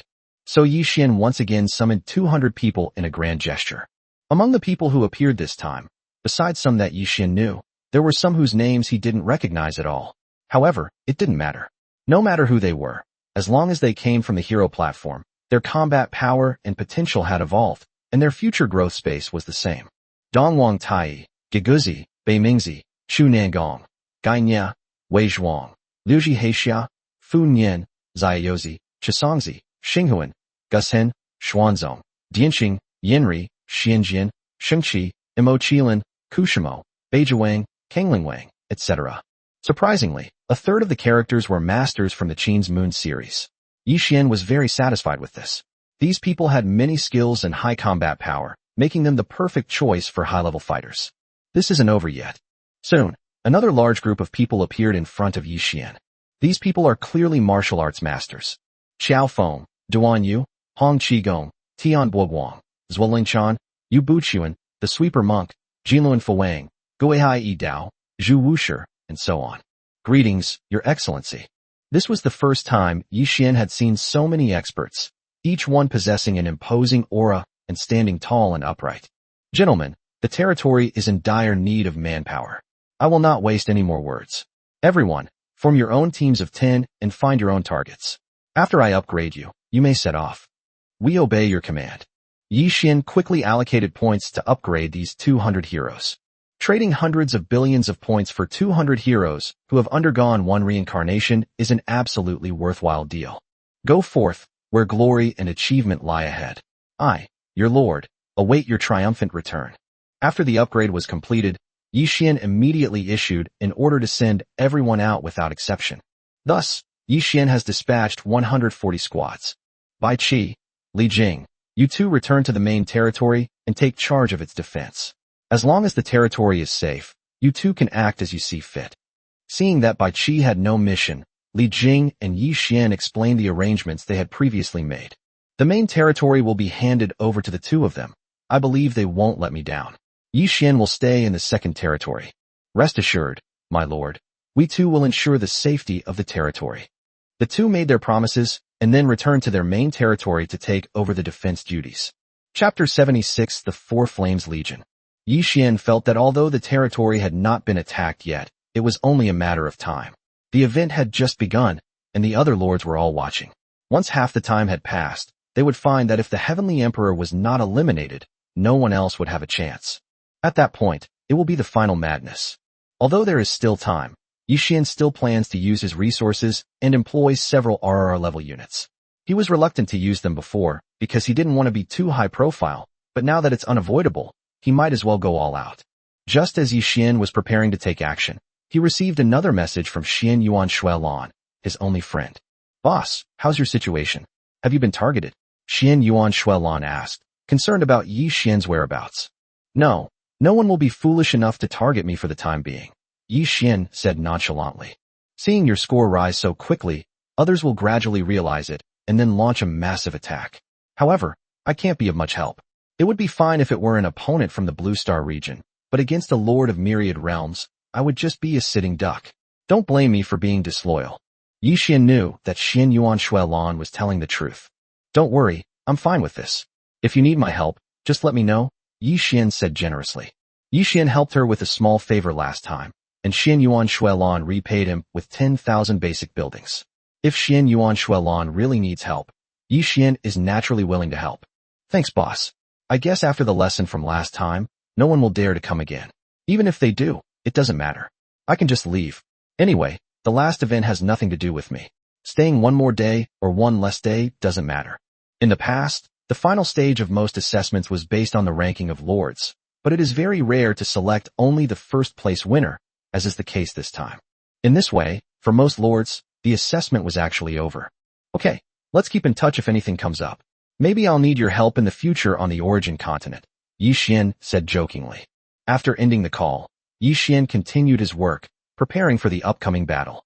Moreover, Yi Xian had another plan, a plan unknown to others. If he hadn't casually asked the supercomputer out of boredom, he wouldn't have known this secret. Of course, all of this will have to wait until the event is over, but it is still very necessary to prepare in advance. Yi Xian took out all 9 of his RRR level units and checked their attributes one by one. Yi Xian discovered that among the 9 troop types, 4 were fire attribute troop types, but what they were exactly was still unknown, and there were also a few special troop types. Yi Xian decided to use 4 of the RRR level fire attribute units, along with the remaining 5 alien units. As for the remaining 5 RRR level special units, he would deal with them when his plan unfolded. Yi Xian will reserve the human troops for use in the main territory. This is the current plan. Whether it will continue in the future depends on the specific circumstances. Ding, does the Lord wish to use the RRR level troop building, the Fire Warrior? Ding, does the Lord wish to use the RRR level troop building, Soul of Fire Dance? Ding, does the Lord wish to use the RRR level troop building, the Flame Hunter? Ding, does the Lord wish to use the RRR level troop building, the Volcano Maniac? Use. Judging from the prompts, the type of unit summoned this time seems to be very similar. Ding. Congratulations, Lord. You have triggered the evolution of the RRR level troop building Flame Warrior, obtaining the troop building Flame War God. Ding. Congratulations, Lord. You have used the RRR level troop building Soul of Fire Dance to trigger its evolution and obtain the troop building Celestial Fire Dance. Ding. Congratulations, Lord. You have used the RRR level troop building Flame Hunter and triggered its evolution, obtaining the troop building King of Fire. Ding. Congratulations, Lord. You have used the RRR level troop building Volcano Maniac, triggered its evolution, and obtained the troop building Flame Goddess. After reviewing the information, Yi Xian discovered that although these units were fire attribute, they were not just mage classes, but attribute warriors. These warriors are almost immune to fire magic, have strong resistance to other elemental magic, and possess exceptionally powerful attack capabilities. Not only can they unleash ranged fire magic, but their melee skills are also powerful, making them a rather unique and rare legion. This is also the difference between her and the Goddess of Fire. The Goddess of Fire is only good at magical attacks and is a master of positional warfare, but is relatively weaker in mobile warfare. Yi Xian began summoning random heroes and equipping them with legion generals. Flame God of War, Flame, Fire Hero, Fire Hero, Fire Hero, Fire Heroic Spirit. Fire Dance Celestial Venerable, Fire Dance, Fire Girl, Fire Lily, Fire Shinshin, Fire Shanshan. King of Fiery, Fiery Literature, Fiery Martial Arts, Fiery Double, Fiery Complete. Flame Demon Goddess, Flame Demon, Yin Anlei, Yin Yubing, Yin Wenxian, Yin Zhuxian. After the generals appeared, Yi Xian upgraded several troop buildings to level 60. Flame God of War. Level 60. Quality unknown. Attributes increases all attributes of the territory by 60% and increases the combat power of soldiers by 60%. Number of people 200,000. Upgrade 10 million spirit coins, 100 units each of 7th tier flame stones and energy crystals. Summon one person per day or one person for every 1,000 points. You can use hero summoning tokens to summon. The number of summons is limited to 200,000, and the quality is the same as the Shadow Legion. Yi Xian then checked the information of the heroes and found that they were no different from Enfeier and Huoweir. The only difference is the hero quality, which is higher than that of Fire Vera, who is also a fire attribute hero. This determines their growth ceiling, but it doesn't have much of an impact for a long time. Subsequently, Yi Xian summoned 800,000 people and upgraded their levels. In fact, in the early stages, higher quality legions are not as good as ordinary quality legions. When the combat power is not much different, the higher quality legions can summon fewer people due to the limitation of the number of people, which becomes a disadvantage in the early stages. Only after reaching the upper realm can the advantages of high-quality legions be brought into play. This is also one of the reasons why Yi Xian is reluctant to use RRR level units. Flame, Fiery, Fire Dance, and Flame Demon. The 4 of you will lead the army to guard the territory and be ready to go on the expedition as a reserve force at any time. Go wherever you are needed. These 4 fire attribute legions were not numerous, so Yi Xian temporarily left them in his territory as reserves. Yi Xian achieved such results in a short period of time entirely because of his split force operation. Although Yi Xian only split his forces into 140 teams on the surface, in reality, the lords eliminated by Yi Xian in the early stages were the lowest level ones, and they were all vying for points. Therefore, the teams had already been operating separately, and some heroes were even working alone or in groups of 2 or 3, which is why they achieved good results. Moreover, for Yi Xian's heroes, destroying territory may only require 1 strike or a very short time, but collecting resources and buildings wastes a lot of time. Yi Xian had no choice. No matter how many troops he could muster, this was the best he could do. After all, it was inherently unfair for a territory to be compared to the powerful forces with tens or hundreds of thousands of lords. Chapter 77A Clown. At this stage, all the major forces are still vying for points. In the final moments, these lords will definitely sacrifice their subordinates. It can be said that when the competition starts, these lords will have hundreds of thousands of points, and some powerful ones may even have millions. This is the difference between ordinary people and the privileged. However, Yi Xian had his own plans. In short, he would never give up first place so easily. In just one morning, Yi Xian had amassed a large amount of buildings, materials, treasure chests, points, spirit coins, and various other items. Although there is a certain probability of obtaining buildings after destroying a territory, the sheer number of territories destroyed makes it impossible to lose anything. Furthermore, even the weakest territories have a considerable number of troops, all of which have a drop rate. Besides, Yi Xian also has the ability to achieve a 100-fold critical hit. This is still a grassroots force at the bottom of the power hierarchy. The benefits will increase as time goes on, far exceeding Yi Xian's imagination. It can be said that the competition format of this final event is most advantageous to Yi Xian. My lord, the main territory has been attacked. Almost all the forces attacking the territory are from the Blue Star region. At this moment, Zhu Yuyan came to report. Oh, which forces are involved? Yi Xian was not surprised. When his information reached the ears of the Blue Star Lord, he would definitely be targeted. Besides those clowns from the Great Ghost Empire, there are also some forces from the Great Xia, Zhu Yuyan said. It seems that the Great Xia is not a monolithic entity. My appearance will inevitably affect the interests of some people. This was also within Yi Xian's expectations.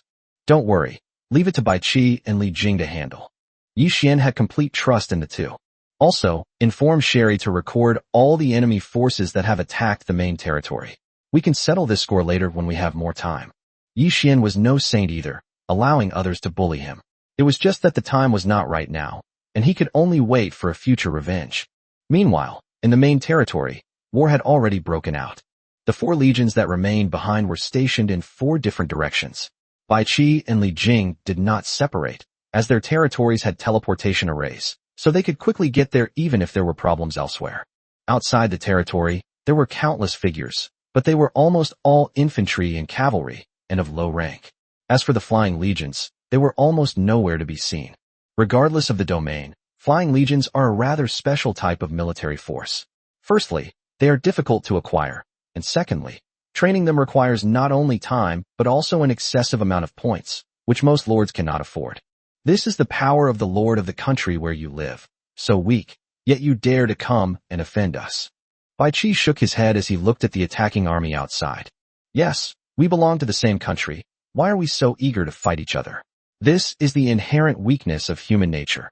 Internal strife is the most despicable thing, especially when it comes to a hothead with no real ability. If they're all at this level, then we'll be in a relaxed situation.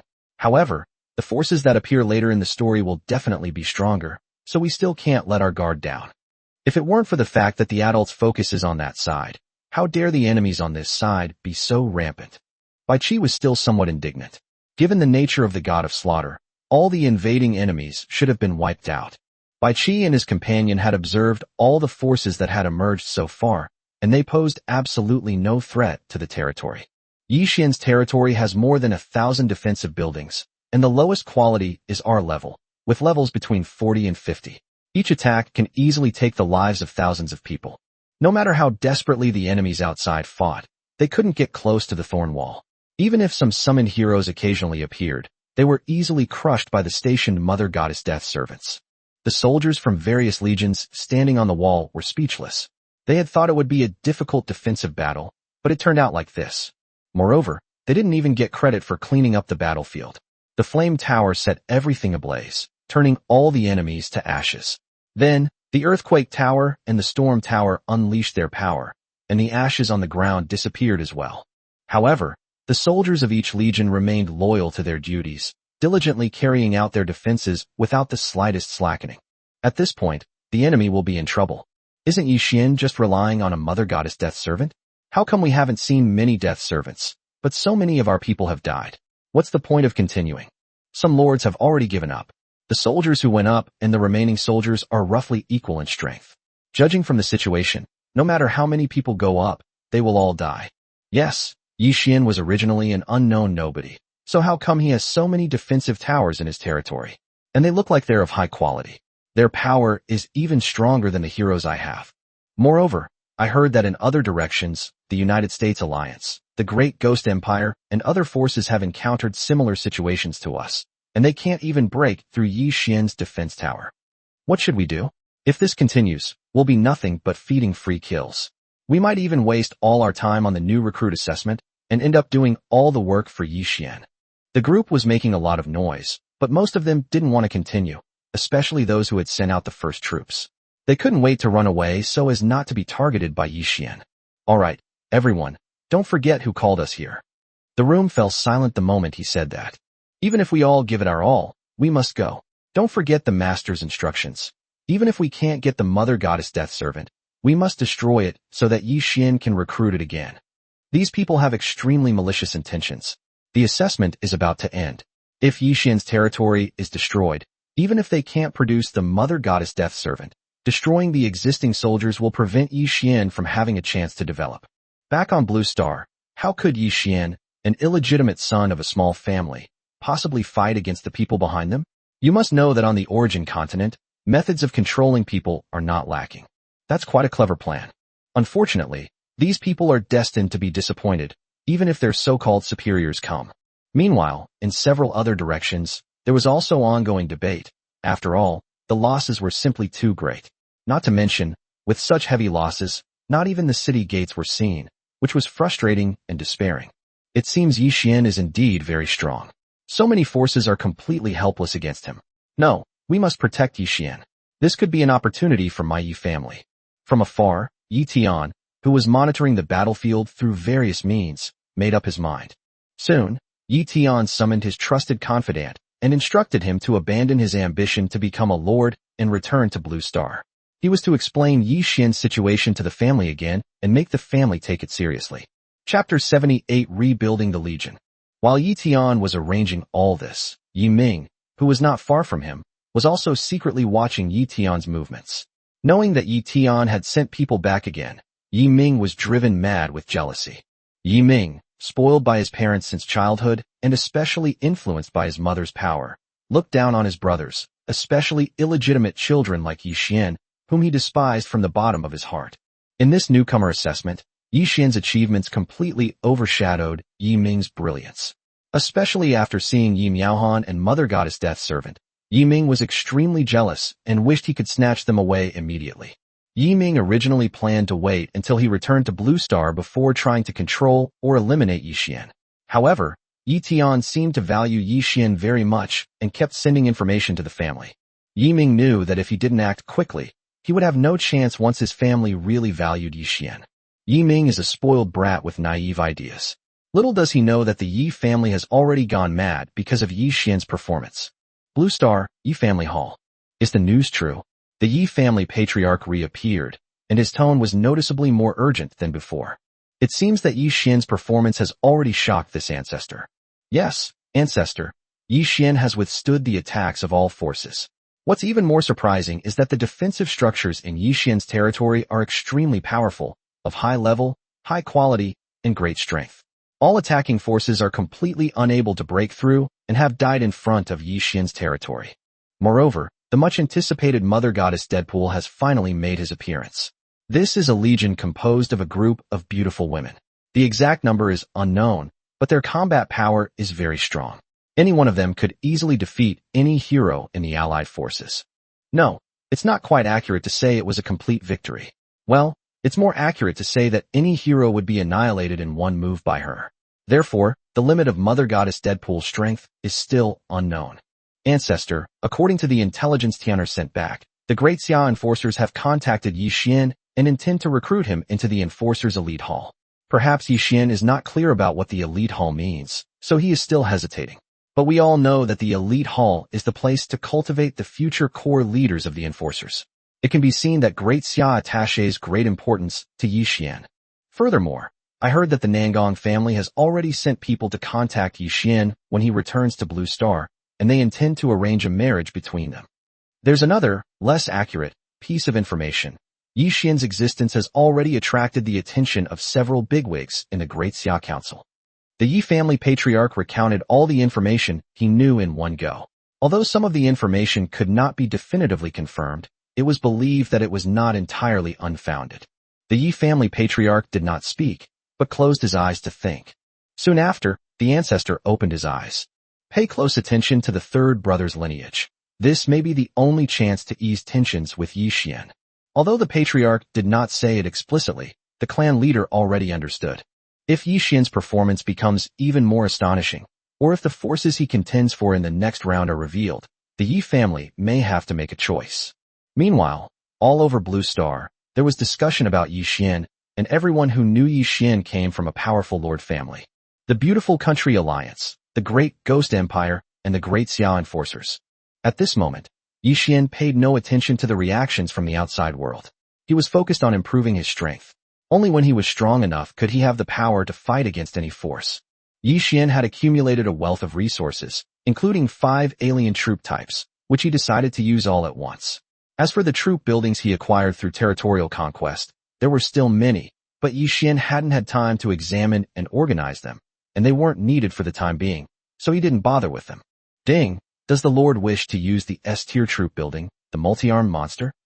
Ding, does the Lord wish to use the A-level troop building, the monkey warrior? Ding, does the Lord wish to use the A-tier troop building, the minotaur? Ding, does the Lord wish to use the D-tier troop building, the mammoth guardian? Ding, does the Lord wish to use the D-tier troop building, the pig-headed soldier? Use. Judging from the prompts, the type of unit summoned this time seems to be very similar. Ding. Congratulations, Lord. You have triggered the evolution of the S-rank troop building, multi-armed monster, and obtained the troop building, multi-armed behemoth. Ding. Congratulations, Lord. You have triggered an evolution by using the A-grade troop building, the monkey warrior, and obtained the troop building, the Vajrad demon ape. Ding. Congratulations, Lord. You have triggered the evolution of the A-rank troop building, the Minotaur, and obtained the troop building, Hercules Bull. Ding. Congratulations, Lord. You have used the D-tier troop building Mammoth Guardian and triggered its evolution, obtaining the troop building Petrified Mammoth. Ding. Congratulations, Lord. You have triggered an evolution by using the D-tier troop building, the Pig-Headed Soldier, and obtained the Mongshan Porcupine troop building. It's alright. Seeing the evolved units, Yi Xian only thought it was alright. After all, Yi Xian already had a lot of units in his territory.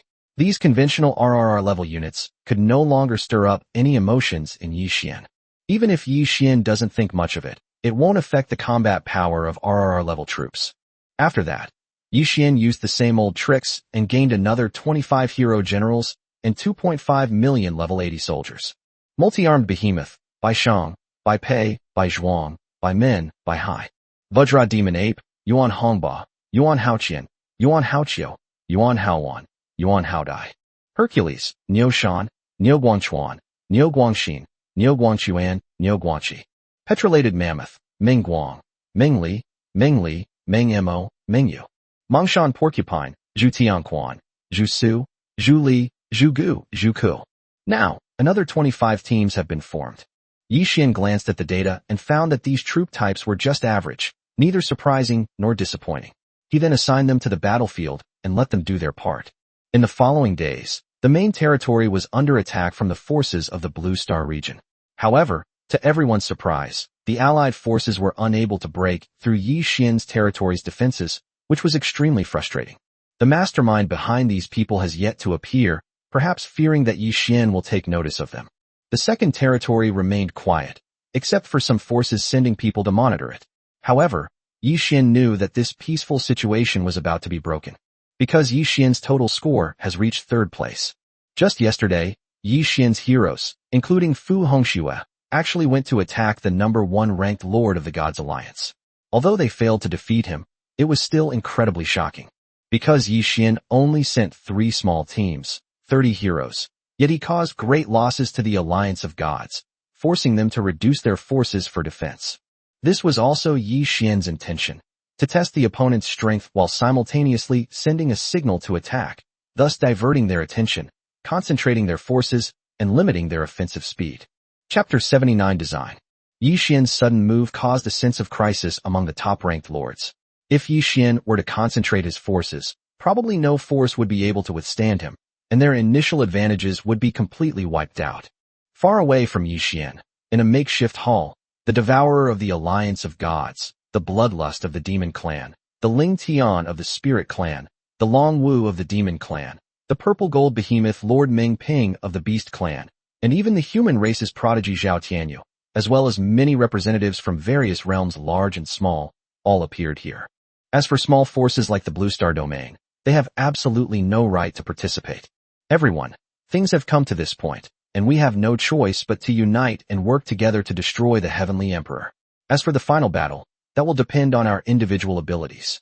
The Alliance of Gods Devourer was the initiator of this operation, and previously, Devourer's score was temporarily ranked first. Judging from the Heavenly Emperor's actions, he seems to intend to conquer us one by one. Yesterday, just 3 small teams of 30 people almost broke through my territory. As you can all predict, the Heavenly Emperor has at least 100 such attack teams. If they were to concentrate, none of us here could stop them. Having just fought the Heavenly Emperor in a real battle, Tun is the most qualified to speak on this matter. But what if we concentrate our forces to attack the Heavenly Emperor and fail to conquer him quickly enough? What if the Heavenly Emperor then turns against us and defeats us one by one? No one dared to underestimate the danger posed by the Heavenly Emperor, and Ling Tian raised his doubts. I have a plan. Let's go all out and move all our territories to the vicinity of the Heavenly Emperor, within the midst of his army. We'll sign a non-aggression pact, and after eliminating the Heavenly Emperor, each of us can then compete fairly by earning points. At this moment, Tun proposed a relatively reasonable solution, which was unanimously agreed upon by everyone present. If the Heavenly Emperor is not eliminated, no one present will feel at ease. After the Heavenly Emperor is eliminated, it is reasonable for those present not to invade each other's territory and instead to attack other territories. After all, eliminating the Heavenly Emperor was only one goal. The lords present stayed until the end for the final reward. Only by removing the Heavenly Emperor as an obstacle could they have a chance. Should we contact Yi Xian from the Blue Star region? Her mother goddess Death Servant Legion is ranked number 1 on the Legion ranking, which should be a great threat to the Heavenly Emperor and a great help to us. At this moment, Ling Tian mentioned Yi Xian. I tried to contact him, but Yi Xian doesn't accept any friend requests at all. I also sent people over and found that Yi Xian's territory is being besieged by many small forces, and Yi Xian has been on the defensive. Look at his score. Yi Xian clearly doesn't want to participate in this last event. When the idea of besieging the Heavenly Emperor came to mind, Tun immediately contacted Yi Xian. However, upon seeing the situation in Yi Xian's territory, he understood Yi Xian's attitude. He did not want to get involved in the conflict. In that case, let's sign the contract now. We'll mobilize our troops at noon and launch a full-scale attack on the Heavenly Emperor. We must take him down within 3 days. For the remaining 2 days, everyone can rely on their own abilities. Soon, everyone reached a consensus. For the final and only reward, they would join forces to kill the Heavenly Emperor. At this moment, Yi Xian was unaware that the most powerful group of lords in the assessment space had already united. Actually, this was also facilitated by Yi Xian. If Yi Xian wanted to win first place and get the reward, these lords were an obstacle he couldn't get around. Yi Xian was alone, and if he didn't find a way to suppress the attack speed of these lords, it would be too difficult to win. Yi Xian originally planned to eliminate the strongest group of lords directly, but considering the maximization of benefits, he decided to find a way to gather them together, which led to Fu Hongxue and others' attack. However, this also puts a lot of pressure on Yi Xian. After all, with so many lords, not to mention their countless troops, there are also countless summoned heroes. The heavenly announcement states that no level 60 territories have been created, but there are certainly quite a few territories that have reached level 50 or above. These territories must have max-level heroes, or even heroes who have changed classes. Otherwise, their total combat power could not possibly meet the level 50 upgrade requirement. As a result, it was difficult for Yi Xian to calculate just how strong his opponent was. Yi Xian knew that the allied forces' attack was imminent, and he had to be prepared. Yi Xian was in no hurry to mobilize troops. With communication equipment and time travel capabilities, Yi Xian could recall the dispatched legions and heroes at any time. At this point, it's not very meaningful to mass-produce troops. The territory is only so big, and the main focus should be on defense. There's no point in having more troops. Yi Xian opened the storage space and began to check his gains over the past few days. Yi Xian's main focus was on defensive buildings, as their role in large-scale defensive battles far outweighed that of the Legion. Although there is only a certain probability of obtaining buildings when destroying territory, the large number of such territories means that the rewards are naturally substantial. But at this point, Yi Xian faced another problem, the extent of his territory. A level 50 territory, spanning 500 kilometers, already has 1,500 defensive towers. Any more than that, and the territory's area would be insufficient to make it usable. In the assessment space, destroying a new lord's territory does not win the lord's heart, since it is not truly destroyed, but merely eliminated. Therefore, it is impossible to upgrade the lord's statue and gain a tenfold area bonus. Yi Xian only has 2 paths to take. One is to upgrade his territory. With Yi Xian's accumulation, his territory can be upgraded to the maximum level. However, the maximum level territory is only 2,000 kilometers long, and the number of defensive towers that can be built can only reach 5,000. Another method is to upgrade the quality of the defensive towers, making them all reach RRR level, which will increase their power several times over. After 5 days of conquest, Yi Xian had acquired hundreds of thousands of defensive buildings, countless basic buildings, and even over 1,000 troop buildings, enough to be used no matter how they were arranged. It seems that the Heavenly Emperor will have to disappear for a while after the assessment is over. After thinking for a while, Yi Xian made a decision. Now that we're already famous, let's just make a huge mess of things. Having made his decision, Yi Xian no longer hesitated. He took out a portion of the resources he had harvested from his storage space and converted them into spirit coins, bringing the total number of spirit coins in his territory to 1,000 trillion. This was to ensure that the territory's defensive structures had sufficient energy for the upcoming battles. Then, Yi Xian ordered Xiong Ba to lead the heroes of the hero platform to stop attacking the new lord and immediately find the native forces in the assessment space to eliminate them and obtain the lord's heart fragment. This is the only chance to obtain the lord's heart fragment in the assessment space. Yi Xian's requirements were not high. He only needed to obtain 100 coins, enough to upgrade the Lord's statue to level 10 and expand the territory's area tenfold. Chapter 80 Shocking Announcement. The hero platform now boasts 300 heroes who have undergone job advancement. Eliminating the native forces is very easy. The only troublesome part is finding these native forces. However, the hero's strength had increased significantly by this time. Their speed of travel and attack was much faster than before. In just half an hour, 100 fragments of Lord's Heart appeared in Yi Xian's storage space. Once everything was ready, Yi Xian immediately began the upgrade process. Lord Statue. Level 1. Attributes. All attributes of the territory are increased by 2 times, and the increase is doubled for each level up. The territory's range increases tenfold every 10 levels. Effect. Forces 100% loyalty from territory residents. Upgrade. 10 Lord's Heart fragments, 10,000 spirit coins. Yi Xian first upgraded the Lord's statue, increasing the territory's area tenfold, reaching a radius of 5,000 kilometers. That wasn't all. Yi Xian brought up the territory page and looked at the plus sign next to the territory upgrade prompt.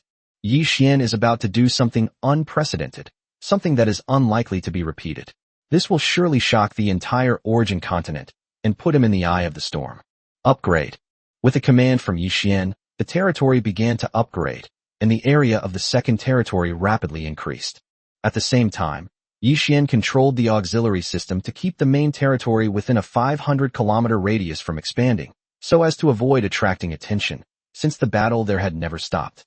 Yi Xian didn't want his secret to be discovered so quickly and to be linked to his relationship with the Heavenly Emperor. Soon, Yi Xian's second territory expanded again, reaching a radius of 20,000 kilometers. The lords who had been teleported over earlier to monitor the Heavenly Emperor were stunned. The Heavenly Emperor's territory, which had been far away from them just moments before, suddenly appeared next to them, and they were even within the range of the Heavenly Emperor's defensive towers. These guys were so frightened that they didn't even bother to pack their things. They just turned around and ran, worried that the Heavenly Emperor might suddenly make a move. At the same time, ding! Congratulations to the territory Heavenly Emperor, Lord XX, belonging to XX, for being the first to upgrade their territory to level 100, creating an unprecedented feat and breaking the rule of a fixed assessment space. The rewards are as follows. Special Title, Number 1 Under Heaven. Mysterious Building X1, Special Building X5, Special Scroll X5, Random Resource Dungeon X2, Material Dungeon X5, Sacred Grade Troop Building X1, RRR Grade Troop Building X5, Basic Building X1000, Defensive Building X1000, Gold Grade Set X1 million, Equipment Blueprint X100, Cultivation Technique X100, Combat Skill X100, Materials, Check Details, 1 trillion Spirit Coins, 100 billion points. Note, this announcement is also sent to all lords of the myriad realms. Ding! Congratulations to the territory Heavenly Emperor, Lord XX, belonging to XX, for being the first to upgrade your territory to level 100, creating an unprecedented feat and breaking the rule of a fixed assessment space. The reward is as follows. Special Title, Number 1 Under Heaven, Mysterious Building X1. This celestial announcement was repeated 10 times in a row, and all the lords of the origin continent received it. An unprecedented event. This is the first time since the emergence of the origin continent that a notice has been issued to all lords, especially since the notice is about the assessment of new lords. Such a thing has never happened before. The higher-ups of various forces hardly care about the assessment of new lords. Even if some special circumstances occur, they are still far from becoming strong. But unexpectedly, such a big accident happened this time. It's impossible not to take it seriously now. At this moment, whether they were new lords, rulers of nations, or supreme powerhouses, all lords connected to the origin continent received this announcement. A brief silence fell over the entire universe. Regardless of what these lords were doing at that moment, or even the two sides in the battle, everyone stopped what they were doing and fell into a daze. It's unbelievable that a new lord can reach the maximum level in just over 20 days in the assessment space. Find out immediately who the Heavenly Emperor is and which realm he resides in. No matter what, find him for me. A powerful figure at the pinnacle of power quickly issued orders. This is impossible. In millions of years, very few new lords have completed the assessment and managed to build territories exceeding level 70. This maximum level is truly Everyone reacted the same way upon receiving this announcement. Max level, the ceiling for territories across the entire origin continent, the limit for territory upgrades. The difference between all max-level territories lies in the number of troops, heroes, and buildings, which determines their strength. However, reaching the maximum level is a prerequisite for becoming a powerful figure. To go further, upgrading one's territory to the maximum level is the first and necessary step. It is still unbelievable that a mere new lord could achieve this. Many people even believe that there might be something wrong with the natural order, otherwise how could such an absurd thing happen? On the origin continent, all the lords were discussing this matter. Who exactly was the Heavenly Emperor, and how did he achieve this? After all, everyone had been a newcomer before and fully understood the difficulty involved. Find out the origins of the Heavenly Emperor. If he is not of my kind, he must be killed. If he is a member of my kind, bring him to me immediately after you find him. Mobilize all resources and utilize all spies to confirm the Heavenly Emperor's identity. At this time, almost all the major clans and powerful forces issued similar orders. This was also what Yi Xian had worried about before. If he performed too well, he would inevitably be targeted by many forces and powerful individuals. Fortunately, there was a second territory now, so as long as he did not expose himself, no one could find him. In the Blue Star domain, all the forces were in a frenzy. After all, there were rumors that the Heavenly Emperor was from the Blue Star domain. If the Heavenly Emperor were from one's own country, controlling the Heavenly Emperor might be an opportunity for one to rise to power. After all, there aren't many lords in the Blue Star domain who have reached the maximum level. Some smaller countries, in particular, are desperately hoping that the Heavenly Emperor would be one of their own. Therefore, almost all countries issued the same order. All newcomers participating in this new lord assessment must undergo national review. These people have gone mad. For this immense opportunity, they are even willing to offend a future supreme powerhouse. At the same time, the Great Xia government also issued an order that law enforcement officers must find the Heavenly Emperor, but unlike other countries, the Great Xia adopted a relatively mild approach. Meanwhile, various families and other forces launched a comprehensive investigation, hoping to find the Heavenly Emperor. Chapter 81 Compromise. Just as the outside world was in a frenzy, the new lords in the assessment space were even more terrified. They were actually in the same realm as such a freak. How could they possibly have any chance of turning things around? In particular, Tun, Shueshi, Ling Tian, and others have gathered a large number of troops and are preparing to launch an attack on the Heavenly Emperor. But this sudden announcement forced everyone to stop what they were doing and gather together again. It was the same main hall and the same group of people. But at this moment, none of these people spoke. They simply stared blankly into the distance and at each other. Shall we continue? After a long silence, the leader of a powerful force spoke up, finally bringing everyone back to their senses. What's the point of fighting? Even if everyone went up, we still couldn't defeat the Heavenly Emperor. Demon Heaven of the Demon Realm, who was usually hot-tempered and never submitted to anyone, was the first to speak out helplessly. Max level, it's truly despair-inducing. Even the weakest among the max-level gods is beyond our current capabilities. This Heavenly Emperor is just too terrifying. That's right, give up. This year's champion is out of our reach. The Heavenly Emperor has already defied the heavens by winning the level 100 reward. What difference would it make if we gave him another special title? Someone said dejectedly. Everyone, shouldn't we consider how to repair our relationship with the Heavenly Emperor? After all, we all have to participate in the upcoming War of Nations, which is a true life-or-death struggle with no way out. Ling Tian was thinking far ahead. He knew he couldn't do anything to the Heavenly Emperor right now, so he could only focus on the future. What makes them despair is that even if they return and receive strong support from their families and the forces behind them, they still have a long way to go before reaching the maximum level. After all, their families cannot provide the massive amount of points required. Moreover, during the Warring States period, if one wanted to use the power of a family to help deal with, or even kill the Heavenly Emperor, it would come at a very high price. But if they couldn't kill the Heavenly Emperor, they would be in trouble. At the same time, everyone thought of one thing: potential. No, it's not just potential anymore. The Heavenly Emperor has already demonstrated enough strength. No one knows the limits of the Heavenly Emperor's strength or his foundation. It is still unknown whether his family is willing to take action. Notify our people to halt the offensive, as a gesture of respect to the Heavenly Emperor. At the same time, gather some resources and personally go to see the Heavenly Emperor, hoping to repair relations and maintain peace. Moreover, This might be our opportunity. The Alliance of Gods decisively issued an order to cease the attack and concede first place to the Heavenly Emperor. This was a way of currying favor, as the Heavenly Emperor had no choice but to comply, since his strength would undoubtedly become even more terrifying once he consumed the level 100 reward. That's the only way. Besides, we went in person, which shows that we've shown enough sincerity. After all, these people came in person, which not only gave the Heavenly Emperor face, but also put their lives in his hands. Although they wouldn't die, they would have to start over. This sincerity should be enough. Soon, an unprecedented scene unfolded in the assessment space. The lords who ranked in the top dozens of points on the leaderboard suddenly stopped gaining points, while only the Heavenly Emperor remained unaffected and continued to advance rapidly. The lords who have survived to this point are no fools. They all know clearly that these big shots have given up the struggle against the Heavenly Emperor. As for the reason, it's quite simple. That one announcement was enough to make them make their choice. After all, the prize for the final event will only go to the first place winner, so there's no point in others competing for it.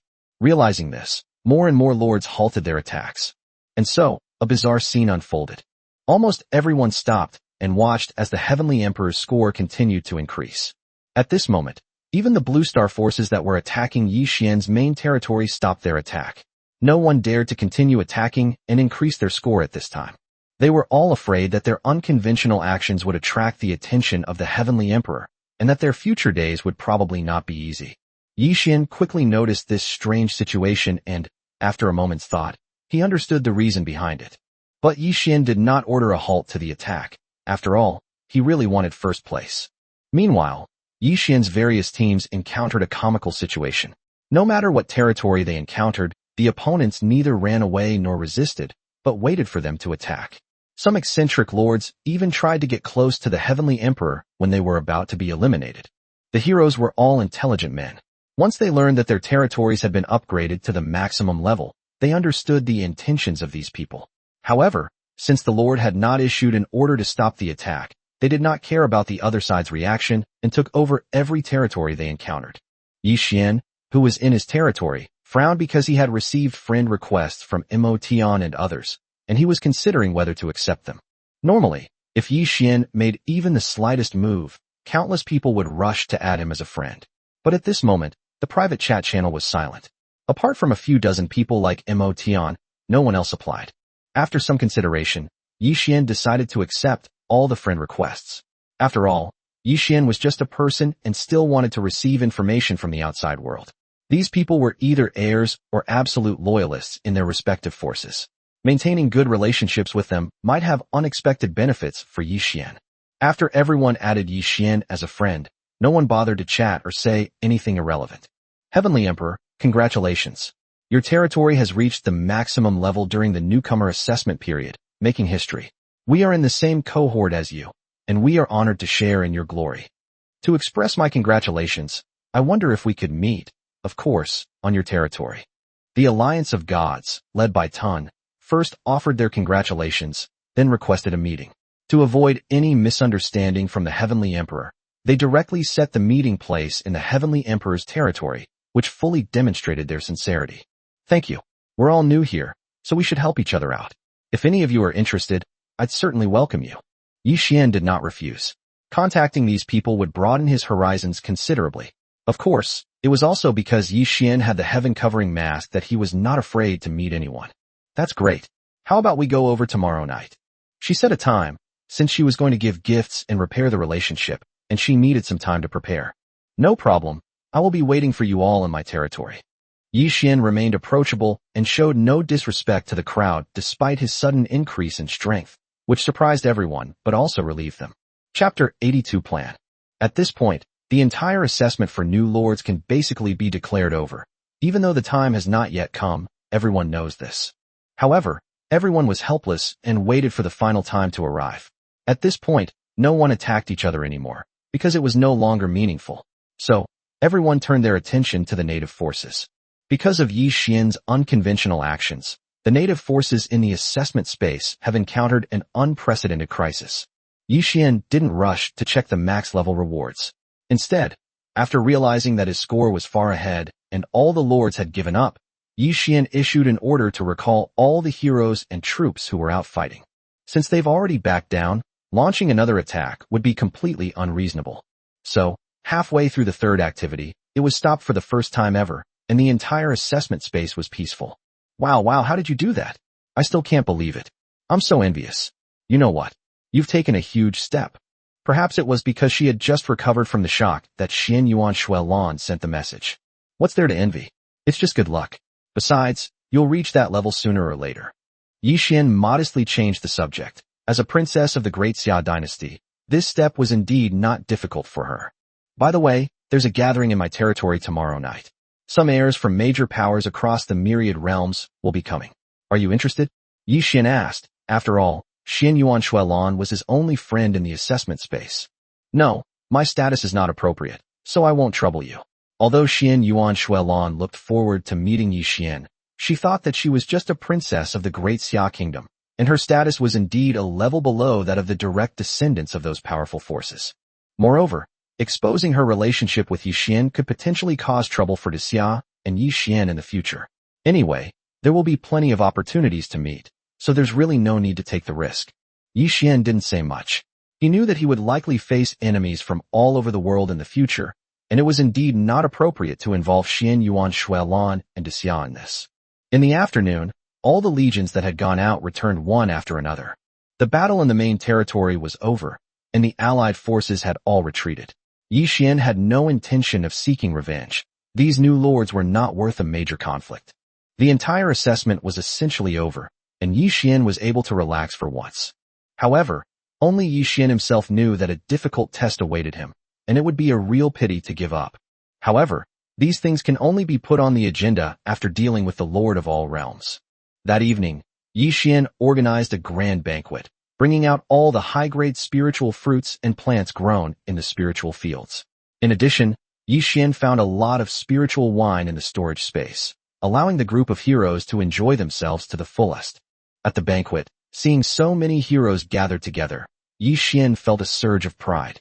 Everyone, the territory's achievements today are inseparable from your hard work. Here, I would like to raise a glass to you all. At the same time, I hope that you will work even harder in the future to make the territory the strongest in all realms. At that time, I will lead you all to ascend to the upper realm together. Yi Xian's goal has always been the upper realm, and with the auxiliary system, nothing is a problem. We swear to serve you to the death. The crowd shouted in unison, creating an unprecedented scene. Everyone, in 5 days, there will be a major operation in the territory. This operation will bring us unprecedented danger. Within these 5 days, you all need to quickly improve your cultivation level. The resources of the territory will also be open to you without restrictions. During the gathering, Yi Xian gave everyone a heads up. Although he didn't mention any specific actions, he urged the heroes to improve their strength as soon as possible.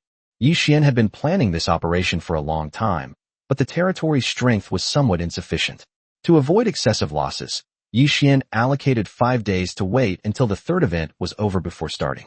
Currently, the heroes of the territory are all in the first stage of transformation, but their cultivation levels are generally not high.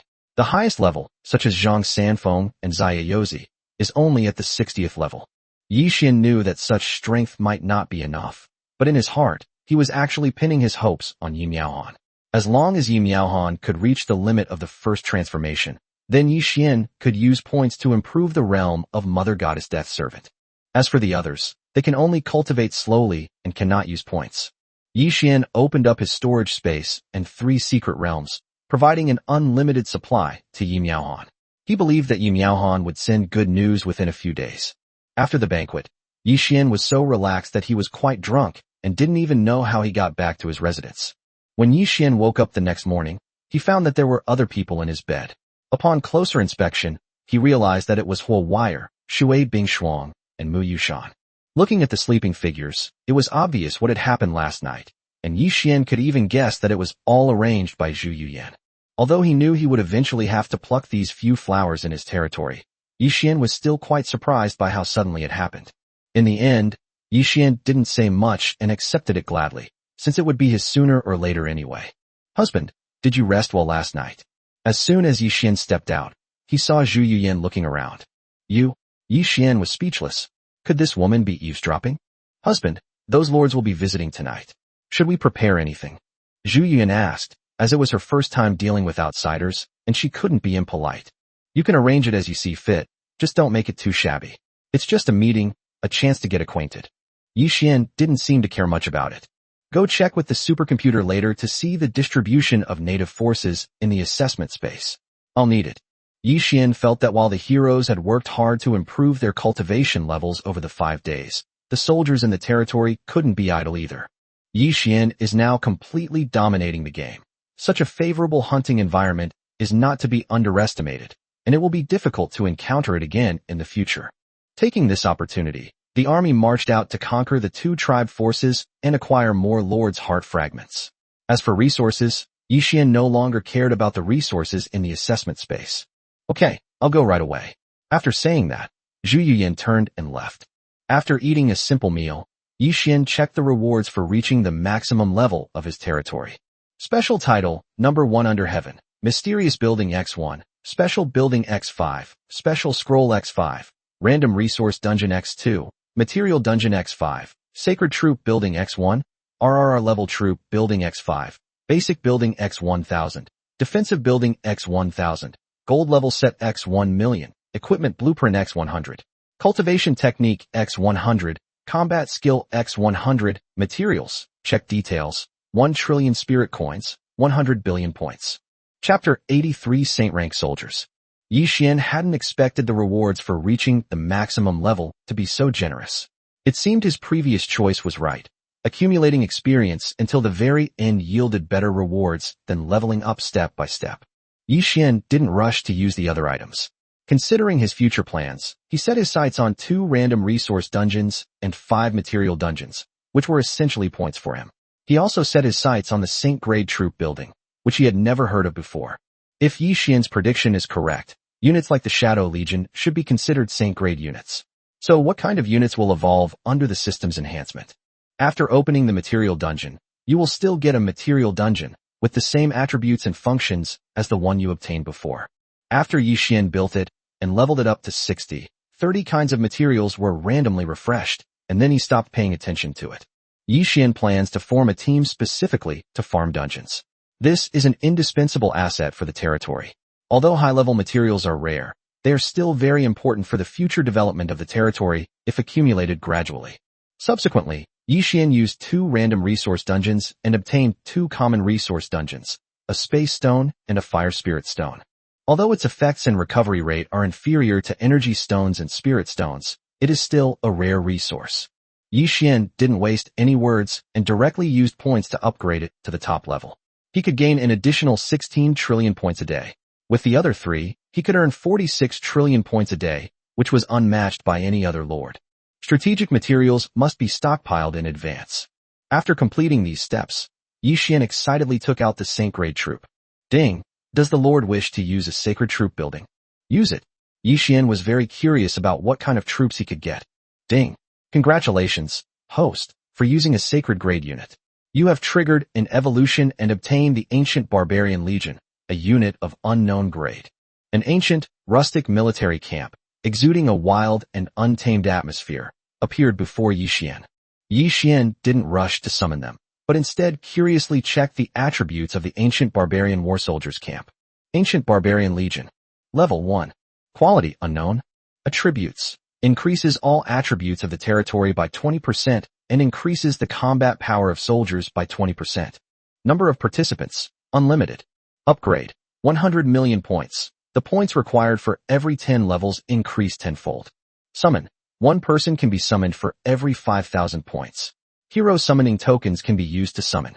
Yi Xian was greatly surprised that there was no limit to the number of summons. This was only level 1, and there was no limit. This was the first time Yi Xian had ever heard of a troop building that did not limit the number of summons. Yi Xian immediately spent 5,000 points to summon someone, and then hurriedly checked their attribute data. Ancient Barbarian Warrior. Level 1. Quality unknown. Skills and techniques. 100 refinements miraculous skill, breaking Yuan formation diagram, dragon slaying thunder lightning break, plum blossom flying smoke demon cleave, meteorite overlord halberd, 5 demon dance, Vajra demon slash, crimson cloud demon transformation, tendon and bone forging technique. Equipment. Silver dragon halberd, double dragon armor, black lacquer crossbow, 3-pointed dagger. Overall combat strength, 300. Upgrade, 100 points, points double every 10 levels. Loyalty, 100%. Goodness, they have a lot of martial arts skills and equipment, far more than soldiers from other legions. No wonder their combat power is so high. Yi Xian calculated that it would take 1 million points for an ancient barbarian warrior to level up to the maximum level, and there was no limit to the number. As long as you had enough points, you could have as many as you wanted. Looking at the ancient barbarian warriors in front of him, Yi Xian didn't seem to see much difference from other types of soldiers. This was mainly because Yi Xian's territory had too many types of soldiers, all kinds of them. Moreover, standing over 2 meters tall, he was wielding a 2-meter-long heavy halberd and wearing heavy armor, giving him a very powerful appearance. After reviewing the information, Yi Xian learned that this was a hybrid unit combining the strengths of an ancient race and a barbarian race, perfectly inheriting the power attributes of both. Yi Xian was very satisfied with this legion. Not only did it have great development potential, but it also possessed the heritage of a great clan, making it the most perfect legion. No wonder its quality was so high. Due to the unique nature of the ancient barbarian warriors, Yi Xian used 10 random summoning tokens at once, summoning a total of 10 heroic generals, namely Ancient War, Ancient Barbarian Universe, Ancient Barbarian Era, Ancient Barbarian Flood, Ancient Barbarian Wilderness, Ancient Barbarian Sky, Ancient Barbarian Land, Ancient Barbarian Nothingness, Ancient Barbarian Extreme, Ancient Barbarian Soldiers. Soon, 10 people came out at once and stood in front of Yi Xian. Greetings, Your Excellency. Please rise, everyone, Yi Xian said directly. Next, Yi Xian had one last thing to do in the assessment space. He had been putting it off before because he wasn't confident, but now that his territory was strong and his heroes were at higher levels, Yi Xian finally had the confidence to do what he needed to do next.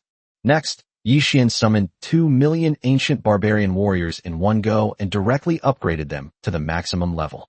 This was the first max-level troop to appear in Yi Xian's territory.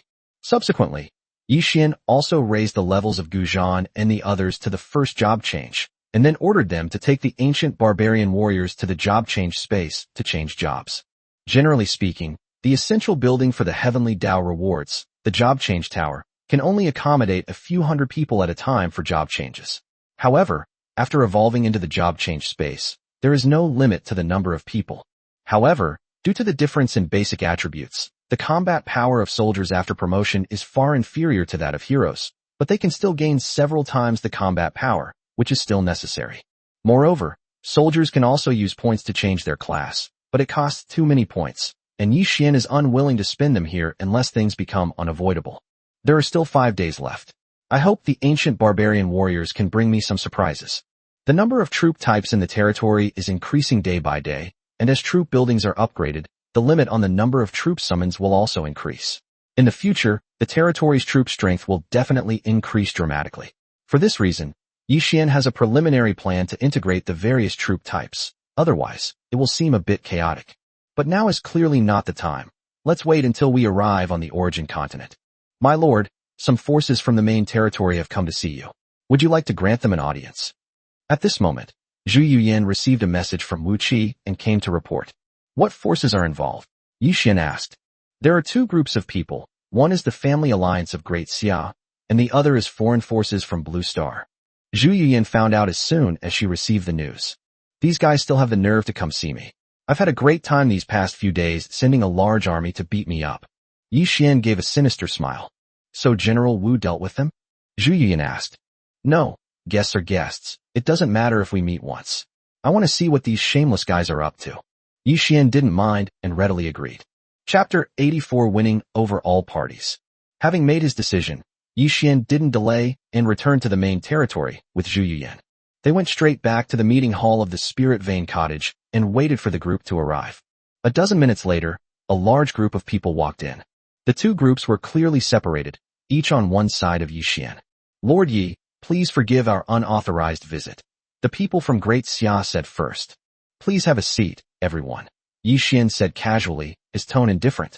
Brother Yi Xian, I am Neil Vito, the heir of the Neil family of the United States. It's a pleasure to meet you, said the leader of the foreign forces on Blue Star. Brother? We don't seem to be that close. Our war just ended, and the blood outside my territory hasn't even dried yet. Yi Xian didn't give Vito any face, causing Vito's expression to stiffen. Brother Yi Xian, that's all a misunderstanding. In your great Xia's terms, we've become friends through a fight, haven't we? Vito chuckled and said, all right, I don't like formalities, so please just state your purpose. Yi Xian was giving them a lot of face by allowing them to meet. If he didn't want to know their intentions, he wouldn't have bothered with them at all. It is like this.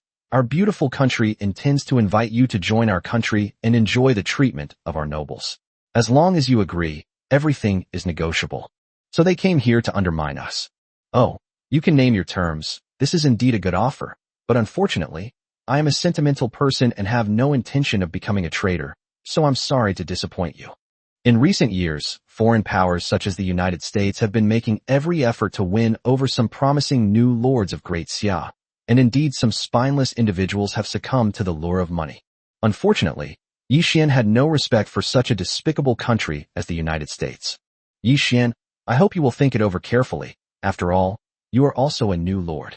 They couldn't reach an agreement, so they resorted to threats. Someone, see the guest out. Yi Xian really didn't want to say another word to this kind of person. Vito wanted to speak, but when he saw the mother goddess Deadpool, who was guarding the place, step out, he immediately backed down. In the past few days of battle, too many of their heroes had fallen at the hands of these seemingly gentle and beautiful women. Although they wouldn't die, it would be a loss to be tortured.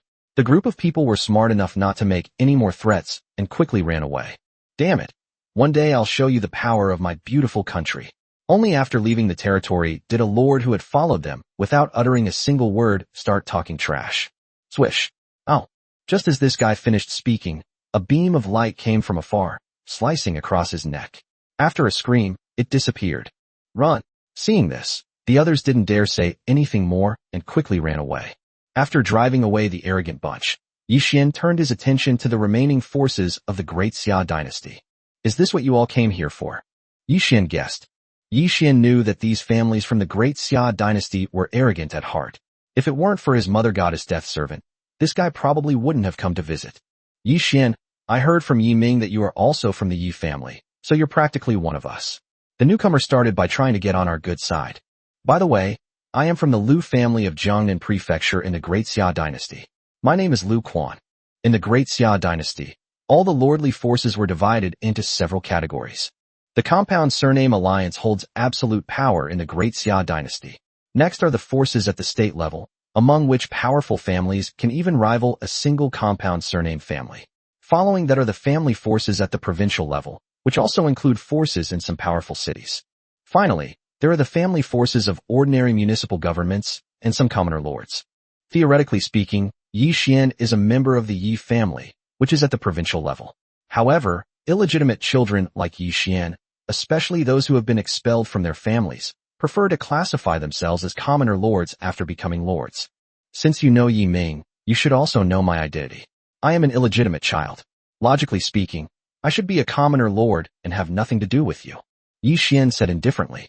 I cannot comment on your background, but no matter what, you are still a member of the Yi family. This cannot be changed whether you admit it or not. Lu Quan seemed to have anticipated Yi Xian's reaction. Yes, you're absolutely right. We can't choose our birth, but we can choose the path we want to take. Don't you agree? Lu Quan was taken aback by Yi Xian's words, not expecting Yi Xian to say such a thing. The issue of illegitimate children is an open secret among all families, but no matter which illegitimate child it is, they will not refuse to return to the family once they have the opportunity, since having a powerful backer can save them a lot of trouble. But Lu Quan quickly realized that Yi Xian was different from others because of the mother goddess death servants, the #1 ranked legion among new lords. The existence of this legion was Yi Xian's capital, and he could completely disregard the Yi family. No matter what, you can't change your background. Besides, having a powerful backer is a great benefit to you, much better than struggling alone. Of course, you can choose to join other forces, but they are not your own family, and the barriers will always exist. Lu Quan was very clever. He seemed to be analyzing the pros and cons, but in reality, he wanted to tie Yi Xian to the Yi family so that the family alliance could also gain support.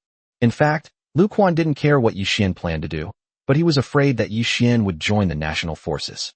With the support of the country and the power of the mother goddess's dead servants, Yi Xian would soon become an undeniable force in the Great Xia dynasty. Based on the attacks over the past few days, Lu Quan even felt that Yi Xian's strength was still largely hidden. After all, Yi Xian's territory had withstood the continuous attacks without a scratch. That speaks volumes. Alright, as for my relationship with the Yi family, none of you can control it, nor can I decide it. After all, the decision is not in my hands, is it? Now that Yi Xian understood Lu Quan's purpose, there was no need to continue the conversation. In truth, Yi Xian looked down on these powerful families and only wanted to strengthen himself. He only had interests in his eyes and no sense of the bigger picture, which is why the once prosperous Great Xia was unable to make further progress. Alright, I hope you'll think it over carefully. After all, a power is not like an individual who can act without restraint. Now, you are a lord, and in the future, you will have countless people under your command. Sooner or later, you will understand this principle. Hearing Lu Quan's words, Yi Xian was inwardly disdainful. To put it bluntly, it all came down to strength and interests. What he wanted to do was beyond the comprehension of these new lords.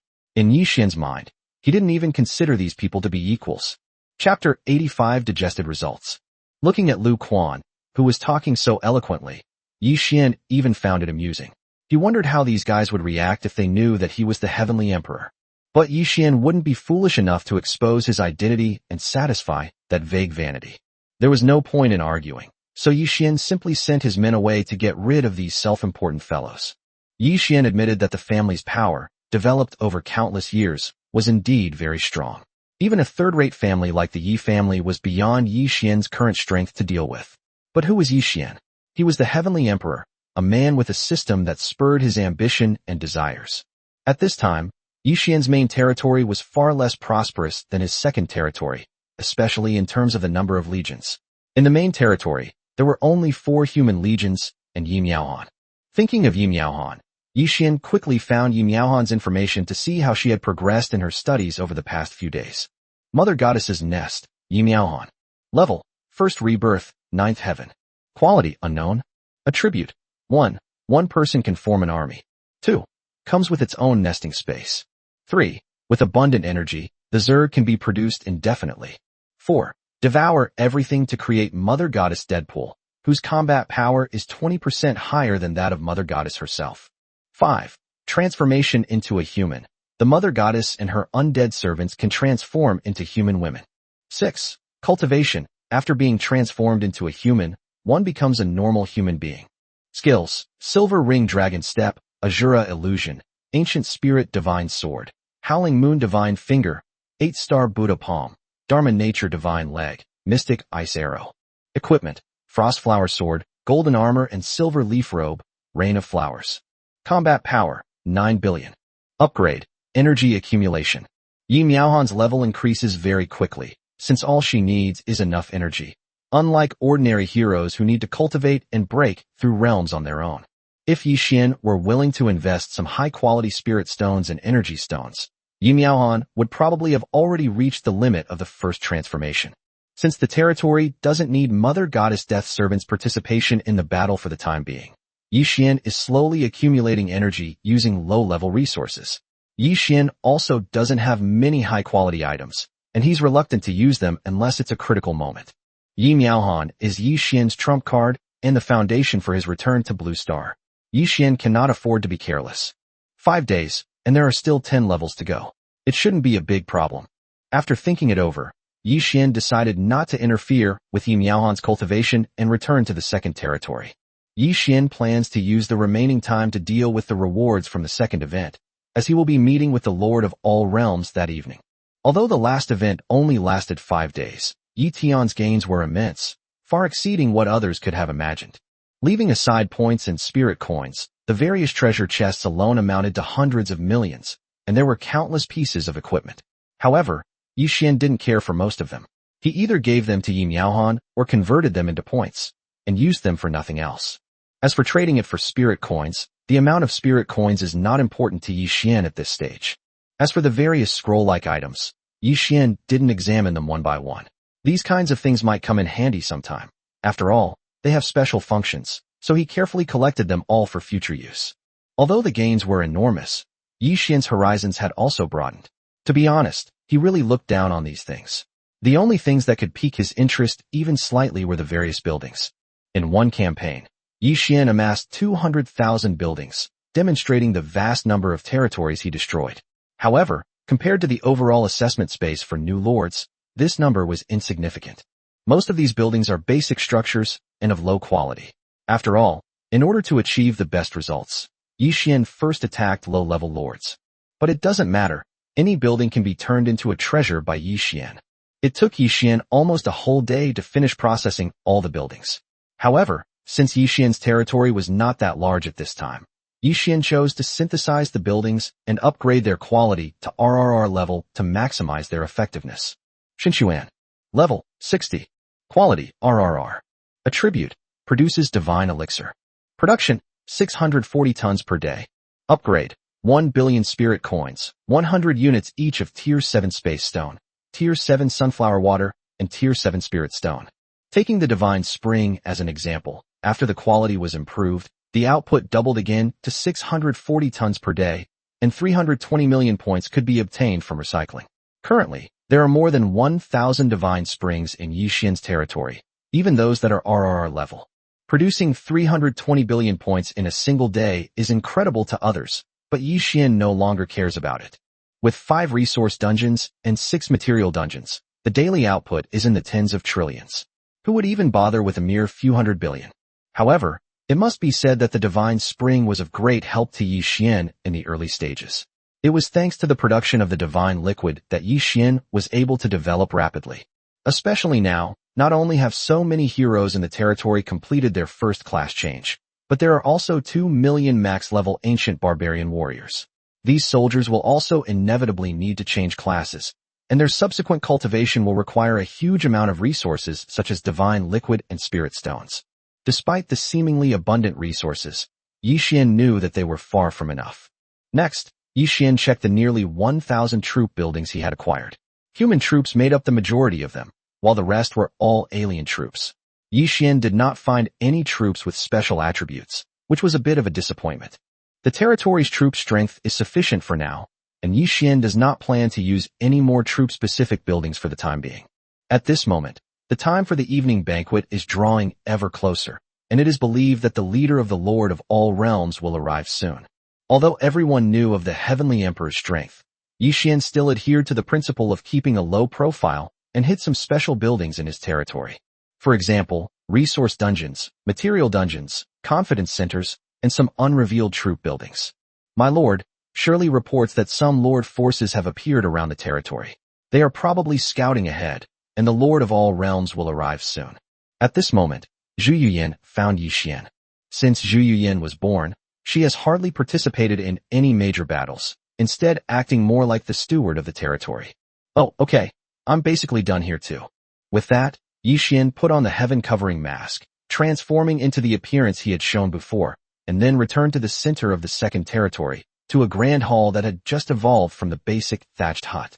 Although this hall doesn't offer much of a boost, it's spacious enough and has many rooms with various functions, making it perfect for Yi Xian's use. Soon after, lords from all walks of life arrived one after another and gathered outside Yi Xian's territory. Chapter 86 Meeting. Outside Yi Xian's territory, more and more teleportation lights appeared, and countless lords appeared here. Of course, these people were not there to attend the gathering, but simply to watch the excitement. The event is not over yet, and the location coordinates of each territory are still open. The assessment process was unusually peaceful. These people were just bored. They had no right to participate, yet they still traveled a long way to watch the spectacle. Bloodlust, Demon Heaven, Ling Tian, you arrived quickly. At this moment, Devourer of the Alliance of Gods also appeared. You initiated the seating arrangement, yet you're late yourself. That's a bit unreasonable. Do you think you can put on airs in front of us?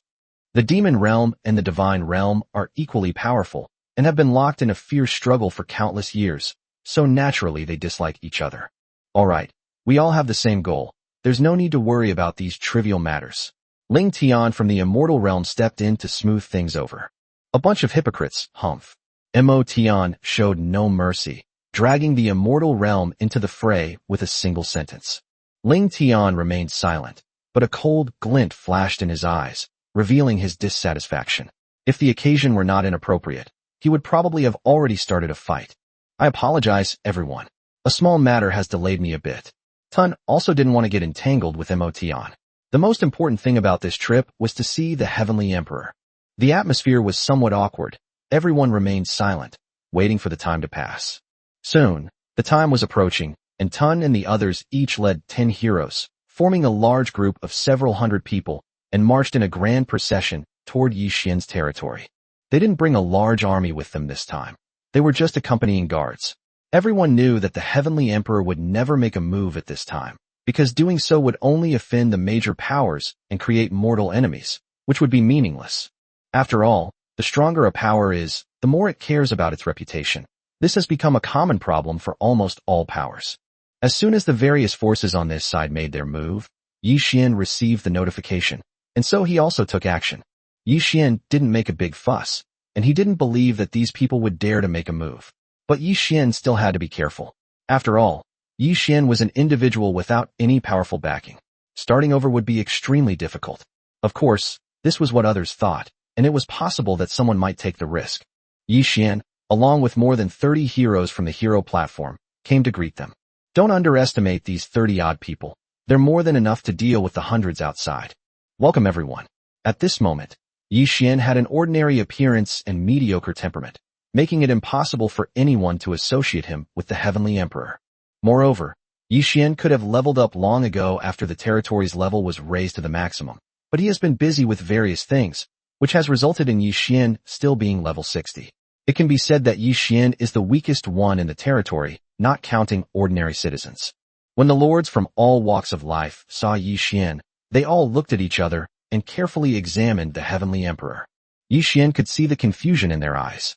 However, there is a fundamental difference between a lord and a summoned character, which no one can change. Therefore, no matter how doubtful these guys are, they have to believe that the ordinary-looking guy in front of them is the Heavenly Emperor. Thank you, Your Majesty, for personally welcoming me. I am Tun from the Alliance of Gods. Please allow me to give you a brief introduction. As the initiator, Tun spoke first, and no one objected. Regardless of the circumstances, they had to stand on the same side at this moment. This is Bloodlust from the Chaotic Realm. Among the crowd, Bloodlust is the most famous besides Devourer. After all, he was also among the top 3 in the first event. This is Ling Tian from the Immortal Realm. This is Mo Tian from the Demon Realm. And this is... Tun introduced the lords who were traveling with him, all of whom were among the most powerful figures in the Myriad Realms. Yi Xian was also encountering people from the Myriad Realms for the first time, and thus gained a basic understanding of them. These people were highly talented and powerful, and with the support of their backers, it was no wonder they developed so rapidly. If it weren't for Yi Xian being an outlier, these people would be the main characters in the newcomer assessment. Please come in, everyone. Let's eat and chat. Yi Xian didn't waste any words, nor did he try to curry favor with these people because of their backgrounds. In Yi Xian's view, these guys' forces would become his enemies sooner or later. Soon after, everyone gathered in a grand hall, and various delicacies were served one after another, marking the start of the banquet. First of all, thank you all for your trust. It is a great honor for me to come in person. Yi Xian raised his glass and offered a toast. I know you're here not for a meal, so let's speak frankly. Yi Xian got straight to the point. Heavenly Emperor, if I may I ask which power you come from? Ling Tian asked first, voicing the question that everyone was most interested in. I'm just an ordinary person. I don't have any power. It's all just good luck. In fact, Yi Xian was telling the truth, but judging from everyone's expressions, he knew that his words were in vain. What are the Heavenly Emperor's plans next? Seeing that the Heavenly Emperor was unwilling to reveal his origins, the crowd stopped asking and instead inquired about his next plans. After all, the upcoming battle for supremacy among nations will be a life or death struggle, and with such an opponent, no one can afford to take it lightly. Next, I will develop my territory step by step. Unlike others who have powerful support and can develop rapidly, I can only proceed step by step. Yi Xian's words were ambiguous, which naturally dissatisfied the crowd. I wonder what the Heavenly Emperor thinks of the Warring States period, and whether he will participate. The so-called War of Nations is a competition where new lords, after completing their assessments, are assigned to 10,000 regions to determine 10,000 nations, which then wage war against each other to establish dynasties. The process is simple, but doing it is extremely difficult. A new lord is appointed every 10 years, which means that 10,000 countries will be created every 10 years, and then a dynasty will be established. In fact, This is only theoretical. Of all the countless trials, very few actually established a nation, and even fewer established a dynasty. The reason is simple. The strength of all parties was roughly equal, making it impossible to complete the task in a short period of time. Even the struggle for supremacy among nations hundreds of thousands of years ago had many unfinished projects, the reason being the lack of overwhelming power. The desire to do something, but the inability to do it, has led to this awkward situation. Fortunately, the origin continent is large enough to support so many regions. But with the Heavenly Emperor in charge this time, no one has any confidence, even if they have powerful backers. The War of Nations is optional. Powerful factions have already established kingdoms and dynasties, and new lords can choose not to participate in the War of Nations and instead directly descend upon their own faction to develop in peace. However, this would completely eliminate their chance to become the strongest force. Therefore, the proud and arrogant new lords were unwilling to give up such an opportunity. This time, the Heavenly Emperor's choice is of particular importance. Chapter 87 The Great Battle is about to begin. Actually, Yi Xian had only just begun to think about this issue and had not yet made a decision. If there were only one territory, Yi Xian would undoubtedly participate, but now that there is a second territory, Yi Xian has more options. However, Yi Xian had not yet figured out how to maximize profits or how to promote the faster development of the territory, and the territory also lacked the talent to discuss this with. These people in front of them didn't know this, nor was there any need to tell them. After all they cared about was the Heavenly Emperor's territory. In their eyes, the Heavenly Emperor was the greatest threat. To be honest, I haven't thought it through yet. I need to get advice from my elders in the family. After thinking for a moment, Yi Xian gave an ambiguous answer. Yi Xian wasn't lying. He really hadn't decided how to participate. Everyone frowned upon hearing this. If these lords don't have the opportunity to grow stronger in the Warring States period, they will inevitably relocate their territories to areas near their own power. However, this requires the most advanced relocation order, and such resources are extremely rare even among top-tier powers. If the Heavenly Emperor were to participate, and they were no match for him, the new lords present were uncertain whether their families could grant them the highest level migration order. If not, they would either die, or all their efforts would become provisions for the Heavenly Emperor, and they would be forced to join the Heavenly Emperor's territory, which was something no one wanted to see. Although it is highly unlikely that everyone will be in the same region, given the Heavenly Emperor's rapid development, who can guarantee that he won't establish a dynasty and conquer all regions?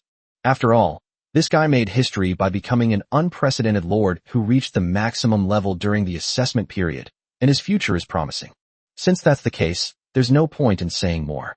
I hope that one day in the future, Your Majesty the Heavenly Emperor will consider the friendship we shared today and, when all else fails, give us a chance to leave or seek refuge.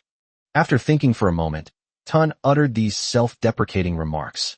To many, this seemed unbelievable, but upon reflection, it made sense. If that day truly came, people might have to rely on this to save their lives. Moreover, some lords even thought that this might be an opportunity. After all, ascending to the upper realm and attaining eternal life is the common goal of everyone, and if one can board the giant ship of the Heavenly Emperor, it might really be possible to achieve it. Although the origin continent is incredibly vast, and the number of lords is countless, very few territories can actually achieve ascension. It takes tens of millions of years for a single territory to emerge. But the Heavenly Emperor is different. These lords of his generation have an inexplicable trust in him, and they believe that he might be able to accomplish this feat.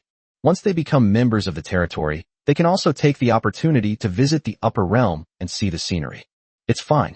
After all, we're friends. When we're competing, we each use our own methods. After the outcome, it's only right that we hold back from each other. Yi Xian did not object.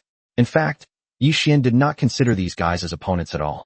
Moreover, Yi Xian had sufficient confidence in his ascension, and his ambitions were enormous. Considering one of the system's functions, Yi Xian felt that he needed to accumulate enough resources in the origin continent before even considering ascension, or perhaps. Although the lords did not obtain the information they wanted at the banquet, they were satisfied with the promise from the Heavenly Emperor. Leaving themselves a way out was enough, since the relationship between the two sides was not yet so close that they were inseparable. After all, the two sides are competitors, and if they want more, then they are being unreasonable. The guests and hosts enjoyed themselves immensely, and the banquet soon came to an end. The clueless fellow Yi Xian had been wary of never showed up. As they parted, many lords presented gifts on behalf of their respective factions to congratulate the Heavenly Emperor on achieving the highest level of territory. This surprised Yixian, but also delighted him. As expected of someone from a powerful force, they are incredibly generous. This wave of gains is almost equal to their previous campaigns, which makes Yixian very satisfied. At the same time, he reiterated his promise that if things really come to a point where it's a matter of life and death, he will definitely give the other party a choice. My lord, these lords are too scared to continue and have given up on the last event. Can we just wait for the harvest and then finish the assessment? That night, only Zhu Yuyan and Yi Xian remained. After their lovemaking, Zhu Yuyan asked, "The assessment should be settled by now. There shouldn't be any surprises. However, after we receive all the rewards, I have another plan, a plan that will shock the world." Yi Xian said, and what he said seemed to be extraordinary. "What other plans are there? The event is over." Zhu Yuyan asked, puzzled. "All right, you'll find out when the time comes." Yi Xian didn't say anything more. "By the way, my husband, when you have time, please summon more of the sisters. There are too few women in the palace, it's a bit deserted."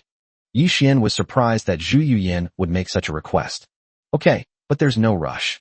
The territory has so many people now, but the management is still a bit chaotic. We are in dire need of this kind of talent.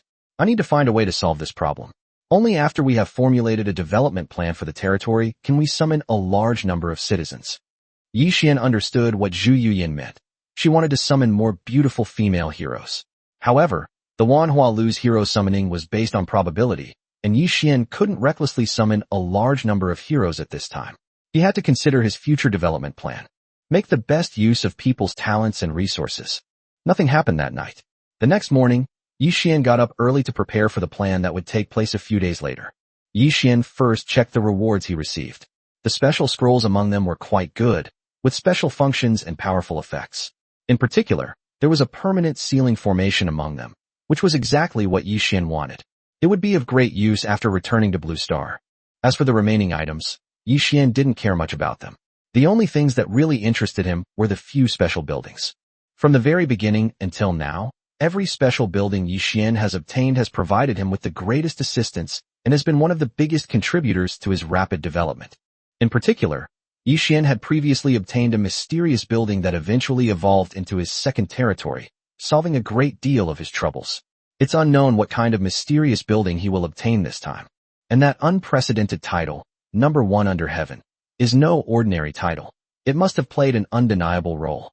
In preparation for his plans a few days from now, Yi Xian decided to use all of these items to see what surprises they would bring him and to provide his territory with sufficient resources.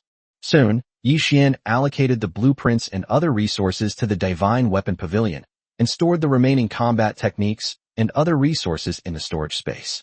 After that, Yi Xian took out 5 special buildings and began to use them one by one. Chapter 88 5 Major Buildings. Yi Xian took out 5 buildings, and without looking at them in detail, he used them directly. Ding! Congratulations! You have obtained a one-time copy of a building with special attributes. The first building was actually a one-time copy of the building Yi Xian had seen before. This building was of great help to the territory, provided that the territory had enough good buildings. A perfect replica, with double the effect. It's simply unbelievable. Previously, Yi Xian had used this type of special building to directly replicate a Spirit Stone secret realm. Now that he had obtained it again, Yi Xian couldn't help but think about where to use it. Basic and defensive buildings are simply out of the question due to their sheer number.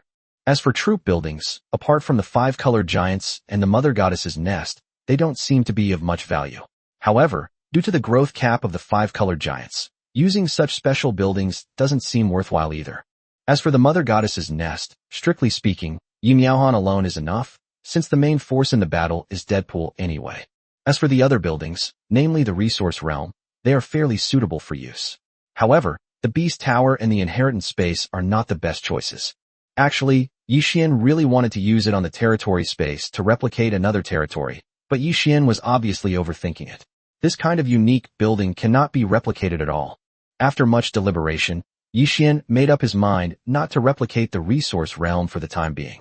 The 5 existing realms were already sufficient, and besides, he would soon acquire at least 10 more realms, so there was no need to use them. Ding! Use the one-time copy building to copy the Mother Goddess's nest. Use. That's right. Yi Xian chose the strongest combat force, the Mother Goddess Dead Servants, who would be of the greatest help to him in the future. Yi Xian considered that no matter where he went, whether he returned to Blue Star or went elsewhere, Yi Miaohan would inevitably be by his side.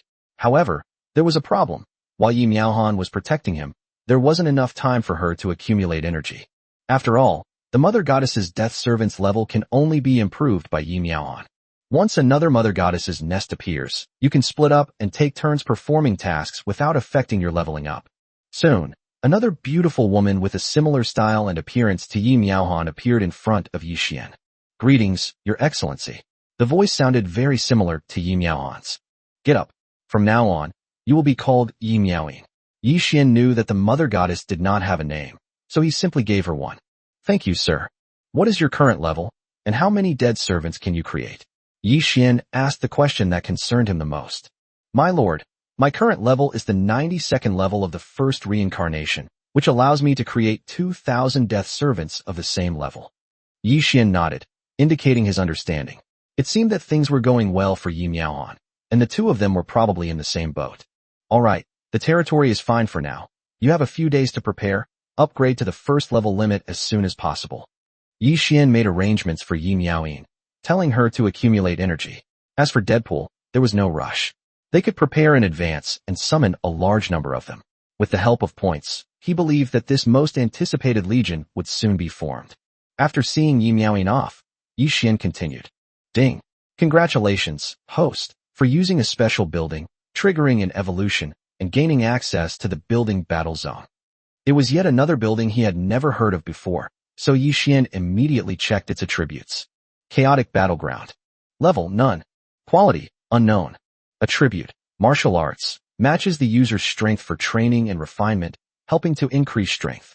Sparring, mutual attack and defense, all-out effort, no real death. Upgrade, none.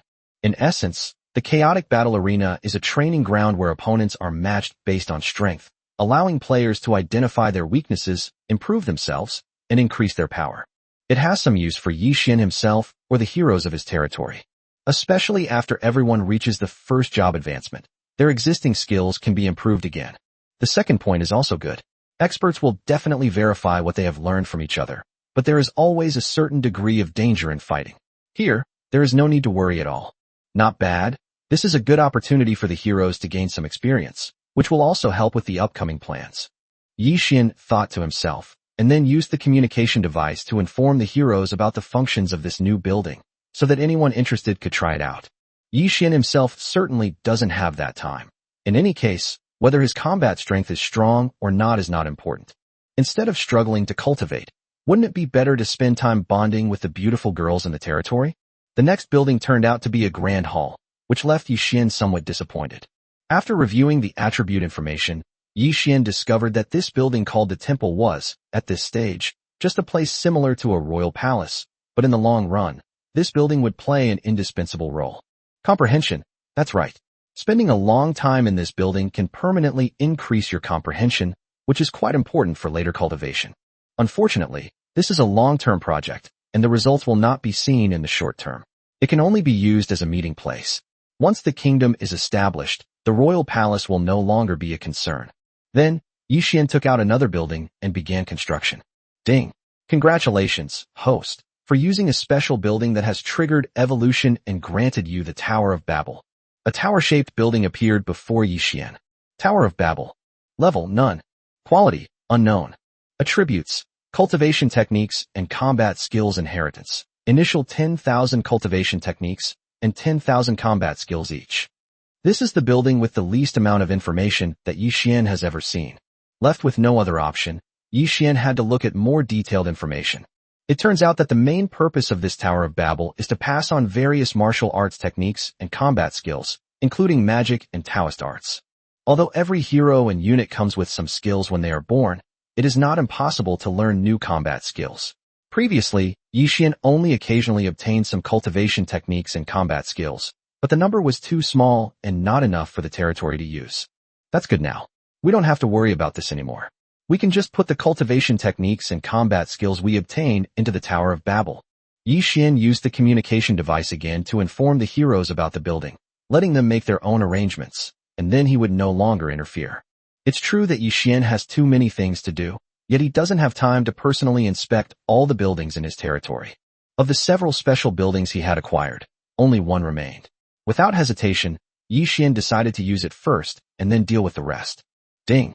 Congratulations, host, for using a special building that has triggered evolution and obtained the Temple of Heaven building. Upon hearing this, Yi Xian was so excited he almost jumped up.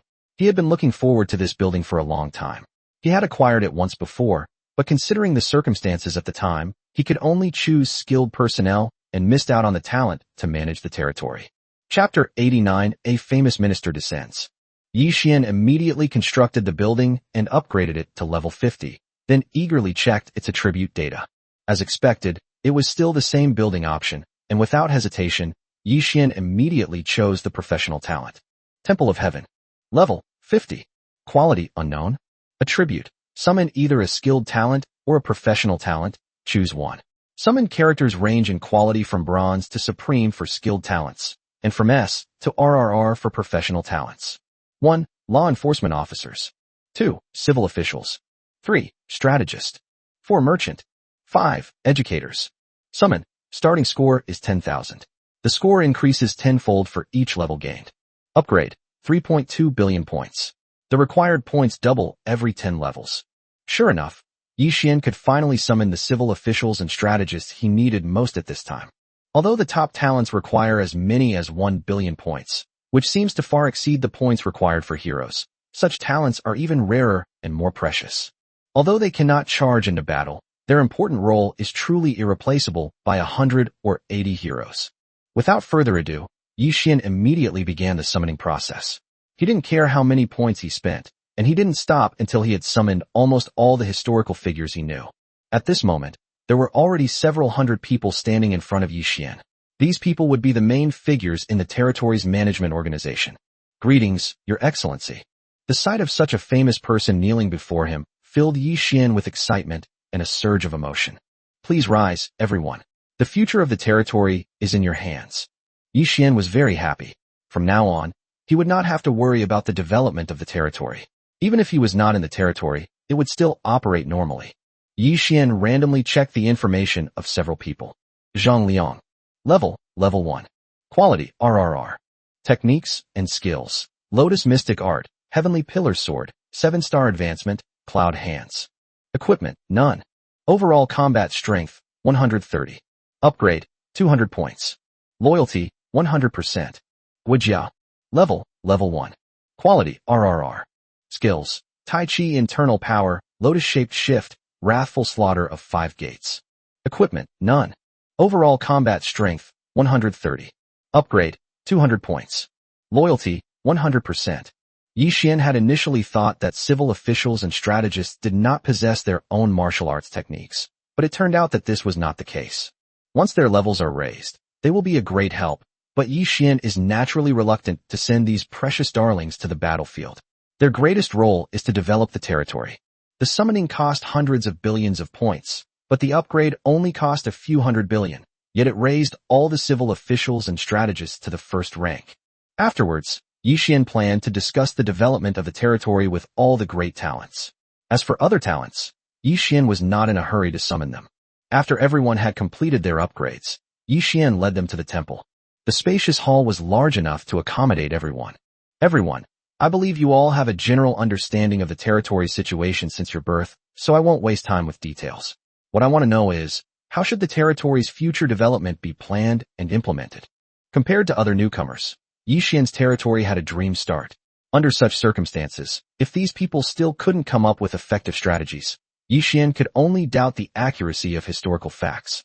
After listening to Yi Xian's words, everyone pondered, but no one spoke. Yi Xian knew the bad habit of these civil officials and didn't have time to wait patiently, so he spoke directly. Mr. Bowen, why don't you start? Yi Xian directly appointed him.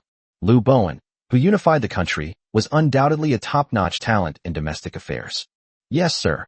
When Yi Xian called out his name, Liu Bowen didn't dare to refuse and stepped forward immediately. My lord, the strength of a country or a power depends on two things, military and economy. The same applies to territories. The difference is that the development of a territory is inseparable from points, which is a decisive factor in the development of a territory. My lord, you have done exceptionally well in the early stages. You have not only quickly reached the maximum level and possessed countless powerful legions of unbelievable quality, but this is our absolute advantage. All we need to do is focus on the economy and develop with peace of mind. As for the issue of points, the territories will inevitably embark on the path of vying for supremacy. I suggest that the main territory remain in the background, while the second territory, while ensuring its own safety, tries to acquire as many points as possible. Only Yi Xian knew that the resources produced in the territory's secret realms could be recycled for points. None of the other heroes knew that the territory possessed such a heaven-defying feature. Yi Xian had no intention of revealing it. Such a secret was meant to be known only to himself. Lu Bowen's explanation was actually the direction for the development of the territory, which coincided with Yi Xian's and the path Yi Xian had taken. My lord, a powerful force cannot exist without population and territory. For better development, I suggest establishing a dedicated city defense force to liberate the main combat power of the territory. After all, the basic attributes of the territory's people are very high. With a little training and the inheritance of the Tower of Babel, they can quickly form a fighting force. At the same time, I suggest that all city defense troops, as well as ordinary citizens, implement a contribution system and give points rewards based on contribution value, which can be used for their own upgrades. At this point, Zhang Liang offered his opinion. Yi Xian thought to himself, isn't this just a wage system, except that money has been replaced with points? The people are tempted by the prospect of extending their lifespan through leveling up, so they will naturally work hard. My lord, in terms of the economy, I suggest establishing a professional business department, selecting business talents, and setting up caravans or even trading companies on the origin continent in the future. Although spirit coins are not as important as points, they are still essential resources for trading. For some basic resources, spirit coins also have their unique role. At the same time, the establishment of the commercial sector is also very helpful in acquiring the territory's scarce resources and can make the acquisition of supplies more efficient. As a business tycoon, Family only talked about what he was best at. Yi Xian had this idea long ago. After all, the steady development of any force is inseparable from the economy. It's just that the previous conditions did not allow it, nor was it necessary. During the assessment period, focusing on developing the military would never be a mistake. But once they reach the origin continent, things will be different. Excessive military expansion will only limit the development of their territory. Fortunately, Yi Xian's summoned characters have the system's assistance. Otherwise, without economic support, even a powerful territory would crumble from within. This is by no means an exaggeration. After all, human nature is selfish, and no one would disregard their own interests and blindly give and risk their life. Chapter 90 Mysterious Architecture. Yi Xian largely agreed with what the others said. Does anyone have any suggestions regarding military matters? Yi Xian asked. No matter what, Yi Xian always cared most about military strength, as it was the foundation of survival. In terms of military affairs, I suggest that the two territories establish independent combat units, which should be as independent as possible and not give anyone any chance to detect them, so as to ensure the absolute safety of the main territory. As for other matters, it seems that you have done a good job so far, and there is no need to improve anything. Yi Xian's military strength was almost perfect, and even these great talents could not find fault with it. However, when Yi Xian asked, they could not remain silent and appear incompetent. Therefore, Zhuge Liang had no choice but to step forward. Seeing that everyone had finished speaking, Yi Xian explained his previous plan and asked for their opinions. Gentlemen, I plan to establish a cabinet department dedicated to all affairs of the territory, reporting directly to me. At the same time, I will establish a military department called the General Staff to plan military operations. What do you all think? Yi Xian had this idea for a long time. The most important things in a territory are internal affairs and military affairs. With professionals in charge of these two aspects, his job would be much easier. We have no objection, the crowd shouted in unison. Very well, I have decided that Lu Bowen, Zhuge Liang, Zhang Liang, and Guo Jia will serve as the first grand secretaries of the cabinet, dedicated to handling all affairs of the territory. Han Xian, Bai Qi, Li Jing, Wang Meng, and Yu Fei were appointed as the 5 chiefs of staff to plan the war. Yi Xian's territory has many military commanders, especially those in special forces, such as Feier, Huoyer, Zhu Tianjiao, and Gu Zhan. There is no shortage of talent. However, Yixian is not very familiar with their military capabilities. Moreover, these generals all have one thing in common. They are good at fighting, but not good at strategy. Therefore, Yixian chose Bai Qi and others, believing that they are capable enough to take on the task. Family, you are in full charge of the territory's commerce. As for the personnel, you can arrange them yourself. In the future, I will also summon a large number of such talents. I have only one requirement for you and me. No matter what method you use, you must make the territory rich and powerful enough. Yixian made a rough arrangement for the organizational structure of the territory. There are still many things to do in the territory, especially a military operation in a few days. I don't have much time to make specific arrangements. I'll leave the rest to you all. Come to me if you encounter any specific issues. Yixian did have other things to do, so he dismissed everyone for the time being. He could discuss things with others later when specific matters arose. In any case, Yixian was now quite wealthy and powerful, and had gathered all kinds of talented people. As for the summon characters on the hero platform, they are all cultivation fanatics.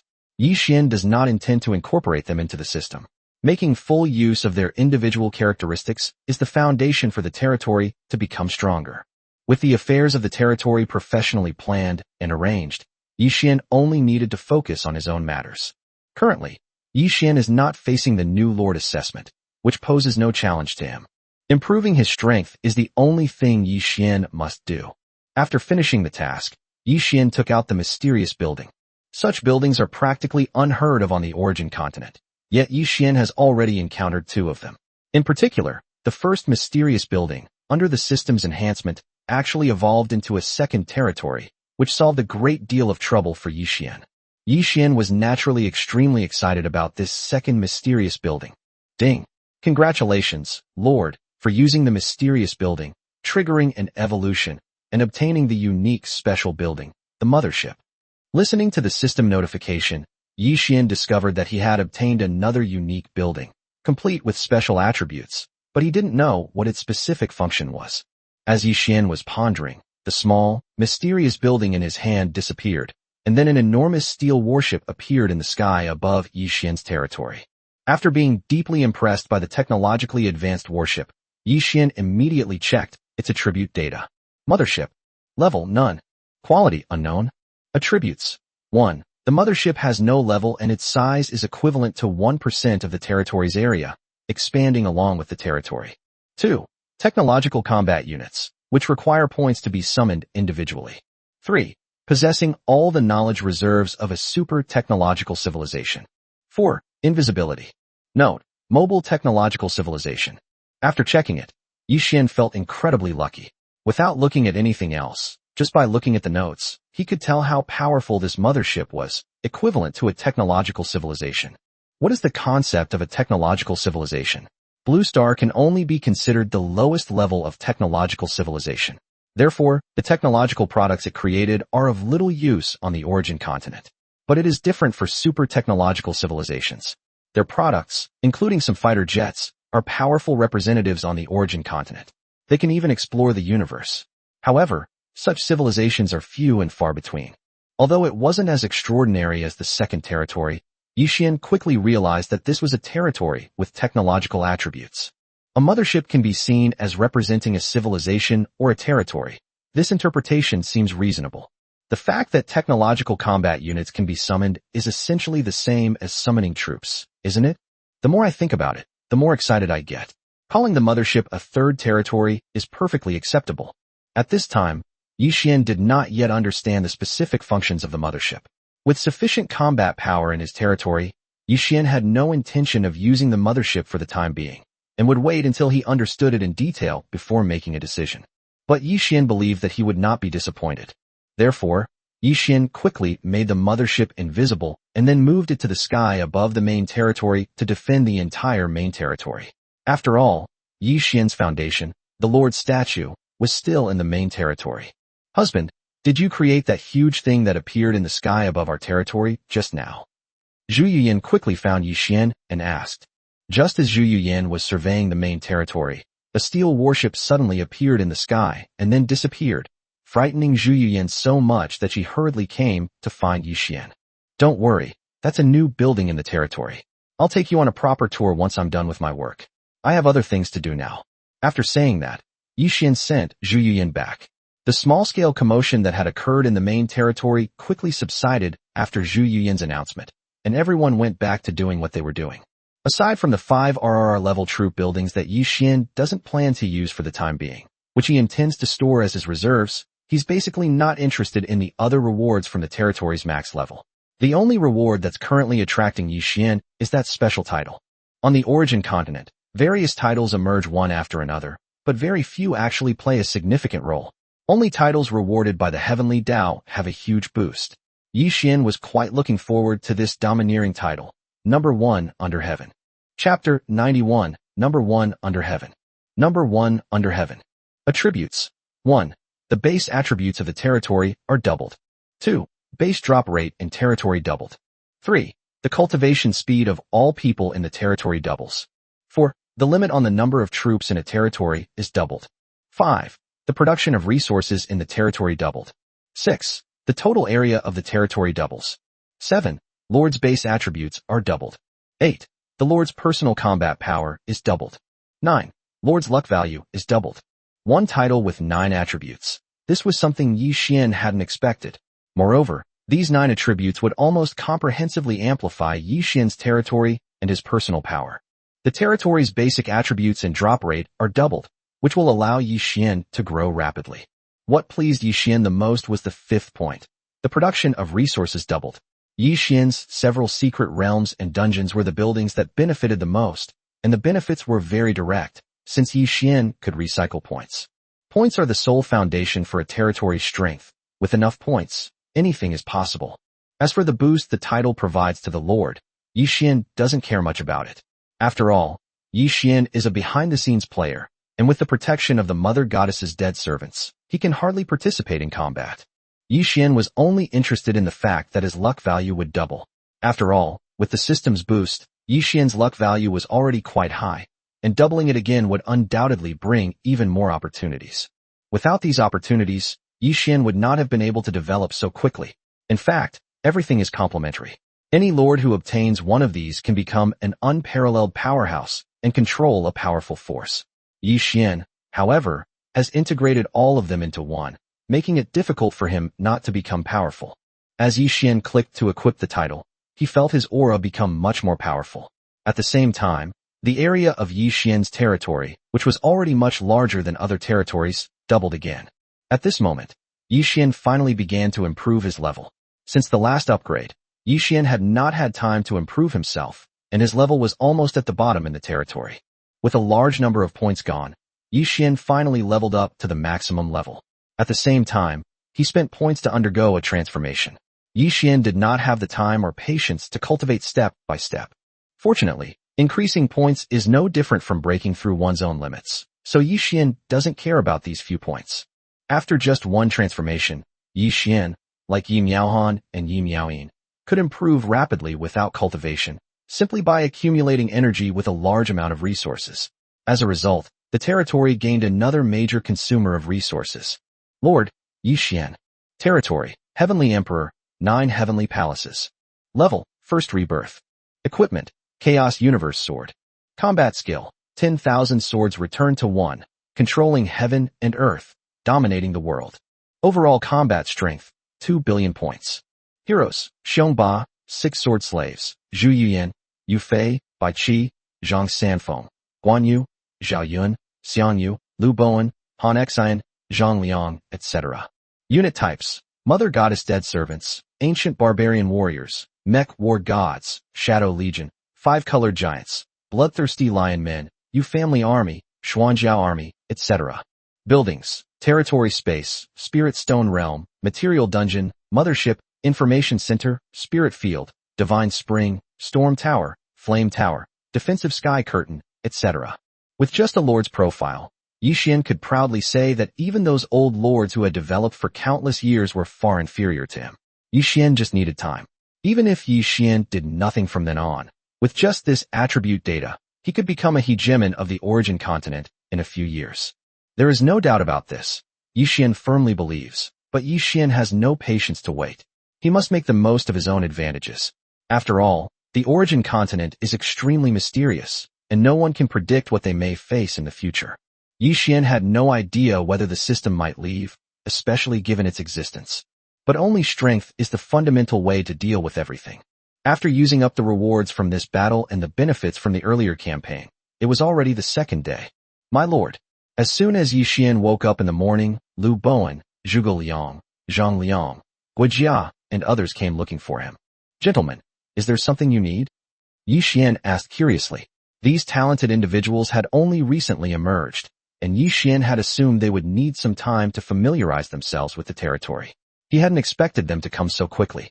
My lord, we have some thoughts regarding the situation in our territory and would like to seek your opinion, Guijia said. All right, then I'll go to the main hall. We can eat and chat. Yi Xian never cared about so-called etiquette. They were all loyal to his subordinates, so there was no need to make things so complicated. A few minutes later, everyone took their seats in turn. My lord, the territory currently has a large number of troops. Although this number will be insufficient for the future, it is enough for now. However, the territory's population is too small. Lu Bowen said, My lord, our future goal is definitely to establish a nation. Once a nation is established, we will need a fixed place to develop. Military affairs are only one aspect. Agriculture, commerce, industry, and so on are also indispensable. The competition between nations is not only about military affairs. The economy is also very important. Only by developing the economy sustainably can we ensure the strength of our military. Yi Xian understood Lu Bowen's meaning. This was somewhat different from Yi Xian's previous considerations. In Yi Xian's understanding, as long as one had a sufficiently strong military, all problems could be solved. As for economic issues, they were not unimportant. On the contrary, economic strength was crucial for other lords, since sufficient spirit coins and resources were needed to distribute to the army in order to improve the soldiers' combat effectiveness. But Yi Xian is different from others. Yi Xian's strength comes from the system's recycling function. As long as he has enough points, Yi Xian can improve the level and combat power of his soldiers without using resources. Lu Bowen and others were unaware of this. But after thinking about it, Yi Xian also felt that they were right. He couldn't rely on the system for everything. What if the system disappeared one day? Was he just going to wait to die? The system can only provide assistance. Normal and sustainable development is the right path. Do you have any suggestions? Yi Xian asked directly after thinking it through. The territory's population cannot consist solely of legions. All sectors need to develop, which requires talent. And the source of talent requires a large population. Therefore, we suggest that the territory's population must be increased, which is also one of the requirements for establishing a nation. Indeed, there are many requirements for establishing a nation. It's not simply a matter of having enough strength to establish a nation. There are also certain restrictions on other aspects of the territory. For example, population. Without a certain number of residents, a country cannot be established. Chapter 92 Territory Planning. Yi Xian didn't understand why the Heavenly Tao had so many requirements for establishing a nation, but he knew he had to comply. Otherwise, he could forget about establishing a nation recognized by the Heavenly Tao. Whether or not one can gain the approval of heaven is crucial for future development and advancement in power. My lord, while the population of a territory is important, the male-to-female ratio is equally important. This is the essence of inheritance. A territory without inheritance is like a rootless duckweed, which cannot last long. Zhang Liang took it and continued to elaborate on their point of view. Yi Xian has also been feeling uneasy lately. Apart from the Legion, there are less than 20,000 people in the territory, which is far too few for such a large territory. The territory lacks vitality and life. At the same time, we need to establish a sound national system and develop various industries, all of which require people. After the country is established, exchanges between countries will be indispensable, and the prosperity of a territory will be one of the standards for a country's strength. The group was still explaining the importance of population. All right, you can handle these matters. I will first summon 5 million male and 5 million female citizens and settle them all in the main territory. In my plan, the second territory will be a completely military territory. Yi Xian shared his thoughts with the others, and the rest was no longer his concern. As for how far it can develop, Yi Xian doesn't really care. In his mind, he doesn't really value the number of residents. As long as it reaches the standard for establishing a nation in the future, that's enough. It must be said that Yi Xian overlooked the fact that humans possess unlimited potential. In the future, when the territory truly develops and becomes a kingdom, then a dynasty, or even a more powerful force, Yi Xian will realize that he underestimated human creativity. Once humanity is given enough opportunities, the rewards will far exceed the benefits that these buildings bring to the territory. Furthermore, my lord, we suggest that cities be built within the territory. As the territory expands, it is impossible to manage it without proper governance, and the best way to manage it is through a hierarchical system. Yi Xian had considered Zhang Liang's suggestion before. The territory was indeed in a bit of chaos, and it was unacceptable to let people act solely according to their own whims. Tell me your thoughts, Yi Xian asked directly. Since the territory can sometimes travel through time, the cities don't need to be too close together. As the country is established, the resources around the territory will also be abundant, and these should not be wasted. Therefore, we suggest that a large city be built every 10,000 li and a small city every 1,000 li. Within the core of the territory, a main city should be built within 10,000 li. Ordinary residents and outsiders who will appear in the future should not be allowed to enter. Moreover, this has another advantage. All the important buildings in the territory can be placed in the main city and guarded by a powerful legion. The core forces should also be placed in the main city. Yi Xian believes that distinguishing between internal and external matters and prioritizing key points is very necessary and can effectively protect one's secrets. Alright, you can make a plan for the city's construction. There are a lot of capable architects in the territory, so I'm sure they won't find it difficult. The architects we summoned earlier have been busy with infrastructure construction lately. Now that we have a unified plan, we can truly make the most of them. As for the second territory, there's no need to make a big fuss. I will build the second territory into a military territory composed entirely of defensive buildings and troop buildings. One side focuses on peaceful development, while the other expands its army to conquer the world. This is Yi Xian's plan. There's another point, my lord, Zhuge Liang asked. There are currently many heroes in the territory. Shouldn't we make some arrangements for their positions? Not for now. Our priority is to improve our strength, and the same goes for our heroes. They must improve their own strength as soon as possible. As for the division of duties, we can decide on that when the country is founded. Yi Xian thought for a moment and rejected Zhuge Liang's suggestion. Although Yi Xian's territory had quite a few people at the moment, it was far from enough for the future. The territory was not large at present, and it was more than enough to be managed by the cabinet and the general staff. As for the others, it's more appropriate to focus on improving their own strength first and make arrangements later. Next, the group discussed some practical aspects of the territory. 2 hours later, Yi Xian led a group of people to the enhanced village. This building could summon residents infinitely and did not require many points, but Yi Xian had no use for it and had not used it much. With Yi Xian's command, the points were deducted, and a large number of residents began to appear in the enhanced village. Yi Xian didn't bother with these people's talents and attributes, so he let the others make arrangements. Ever since the Temple of Heaven was built, Yi Xian had no interest in the residents of the enhanced villages and towns. My lord, these people are all of excellent quality. We suggest that we select a few generals to train troops, and then have them acquire combat skills through the Tower of Babel to form a city guard dedicated to city defense. Looking at these burly men, Lu Bowen suddenly spoke up again, making another suggestion. Great, that's a good suggestion. Yi Xian clapped his hands in approval.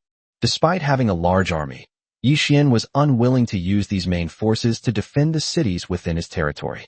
After all, a city is within the territory and is unlikely to be attacked by a large force. However, with development, the influx of outsiders, the sabotage of hostile forces, and the conspiracies of ambitious individuals cannot be ignored. However, using the main force to defend the city is undoubtedly a waste of resources. These residents, who have no special talents, are of very high quality. In other territories, they would be more than enough to be the main fighting force for defending the city. Yu Yan, summoned by Qi, Li Jing, and the other chiefs of staff. Let them handle this matter. I also need to speak with them. Yi Xian casually made the arrangement. Soon after, Bai Qi and the others arrived and, upon hearing Yi Xian and the cabinet's ideas, expressed their strong agreement. All right, Bai Qi, you can decide on the generals yourselves. The number of city guards in each city will be set at 50,000 for small cities and 100,000 for large cities. As for the main cities, they don't need to be guarded. The 4 legions are enough. After that, the strength of our main territory will also see an explosive growth.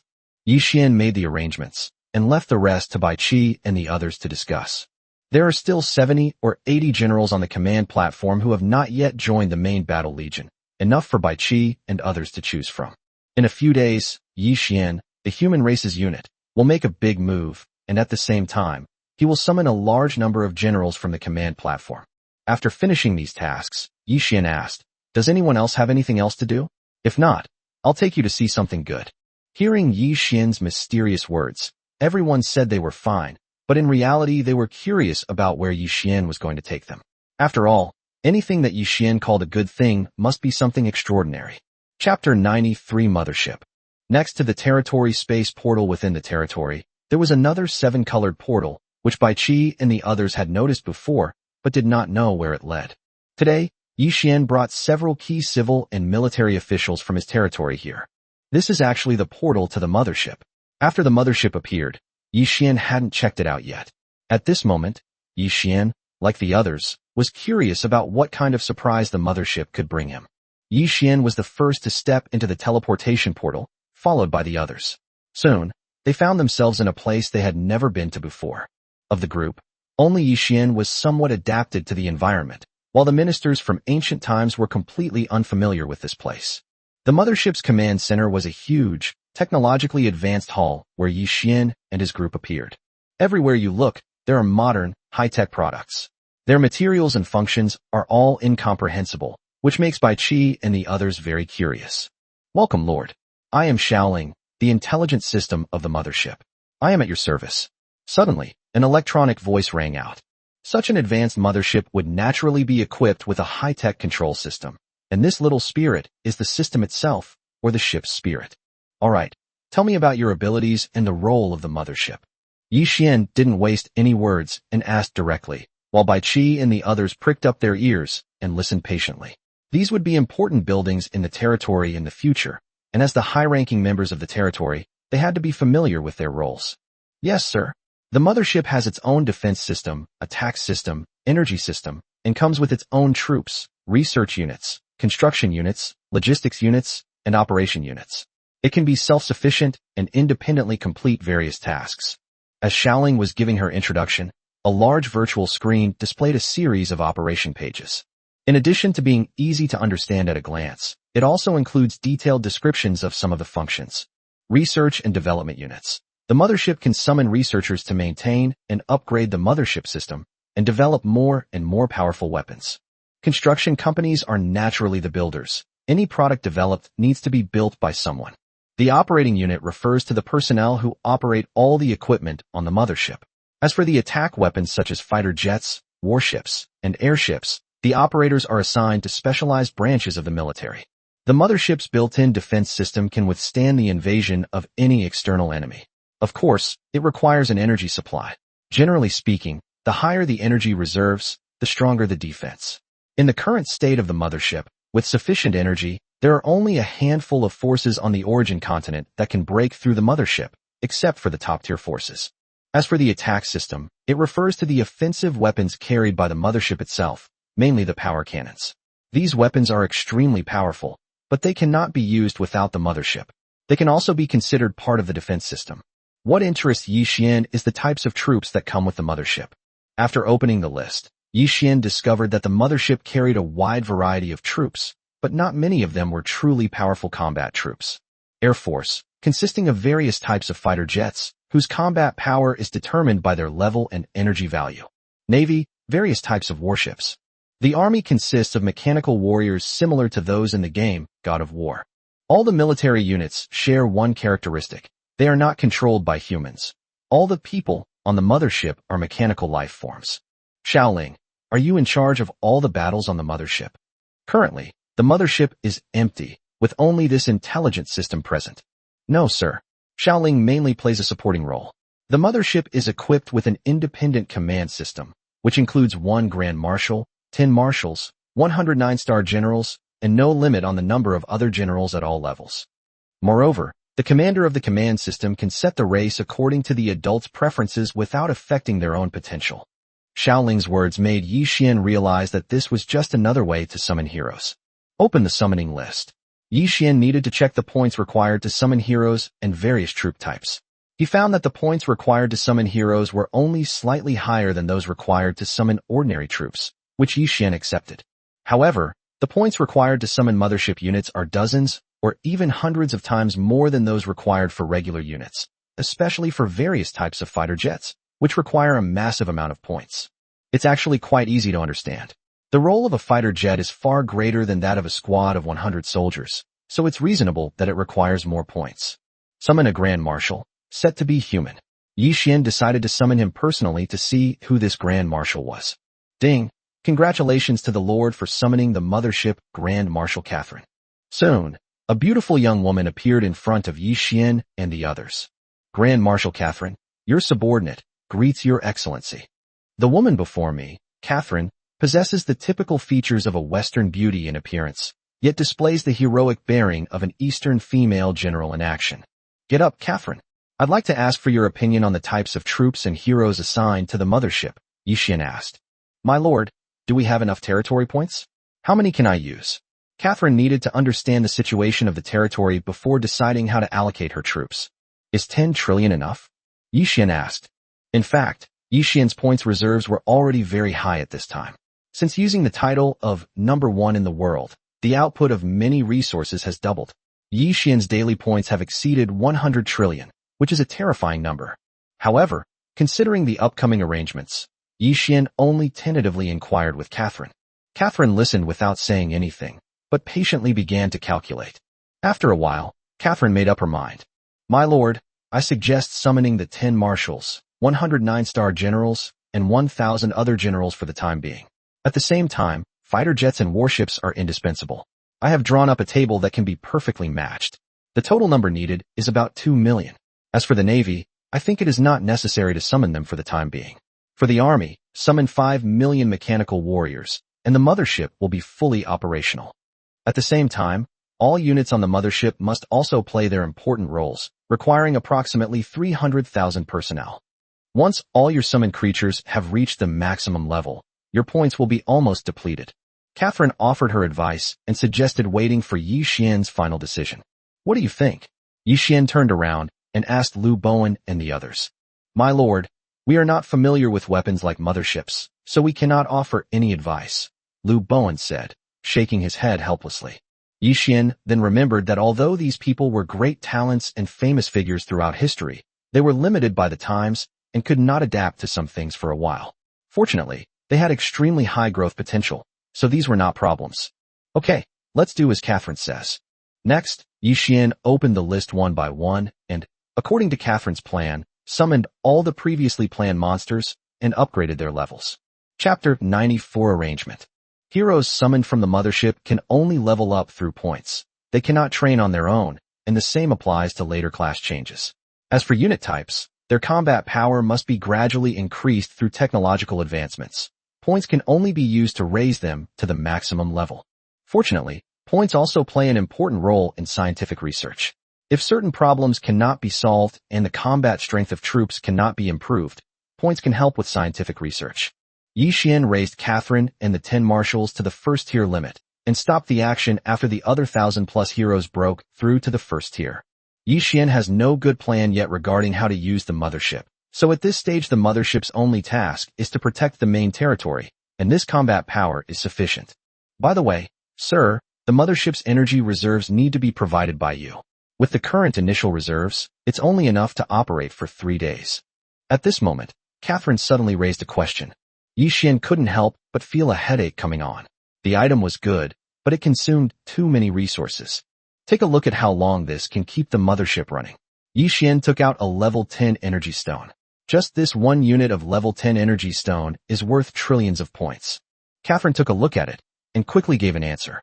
My lord, if operating normally, it can guarantee the mothership's energy reserves for a year, and if it is engaged in full-scale combat, it can sustain it for 3 months. Not bad. Yi Xian breathed a sigh of relief. After all, he could get 10 units of this level of ability stones a day. That meant that even if he fought at full strength, his daily output would be enough for the mothership for 3 years. Moreover, Yi Xian believed that he would gain even more in the future. Catherine, I'm giving you a task. Comprehensively gather knowledge in military, political, and management fields. No other professional skills are needed for now. At this moment, Yi Xian realized that it was necessary to give the heroes of the territory a proper lesson. After all, coming from different times and different cultures, these people have cognitive biases, and they must learn the most advanced knowledge. In particular, Future administrators of the territory must be in line with modern standards. After glancing at the people behind Yi Xian, Catherine understood Yi Xian's intention. Bai Qi and the others were not embarrassed upon hearing this. On the contrary, they were very excited. They had long yearned for a learning opportunity, but Yi Xian had neither the time nor the ability to do so. The appearance of a mothership possessing knowledge of a super civilization was the perfect opportunity. Catherine, lead the 10 marshals and 100 generals to be teachers for a long time to come, unless there are any missions. Yi Xian directly gave the group orders. This was their short-term task. Apart from the last assessment area, nothing else in the assessment space could attract Yi Xian's attention, so he did not mobilize his troops in the territory and was in a period of rest.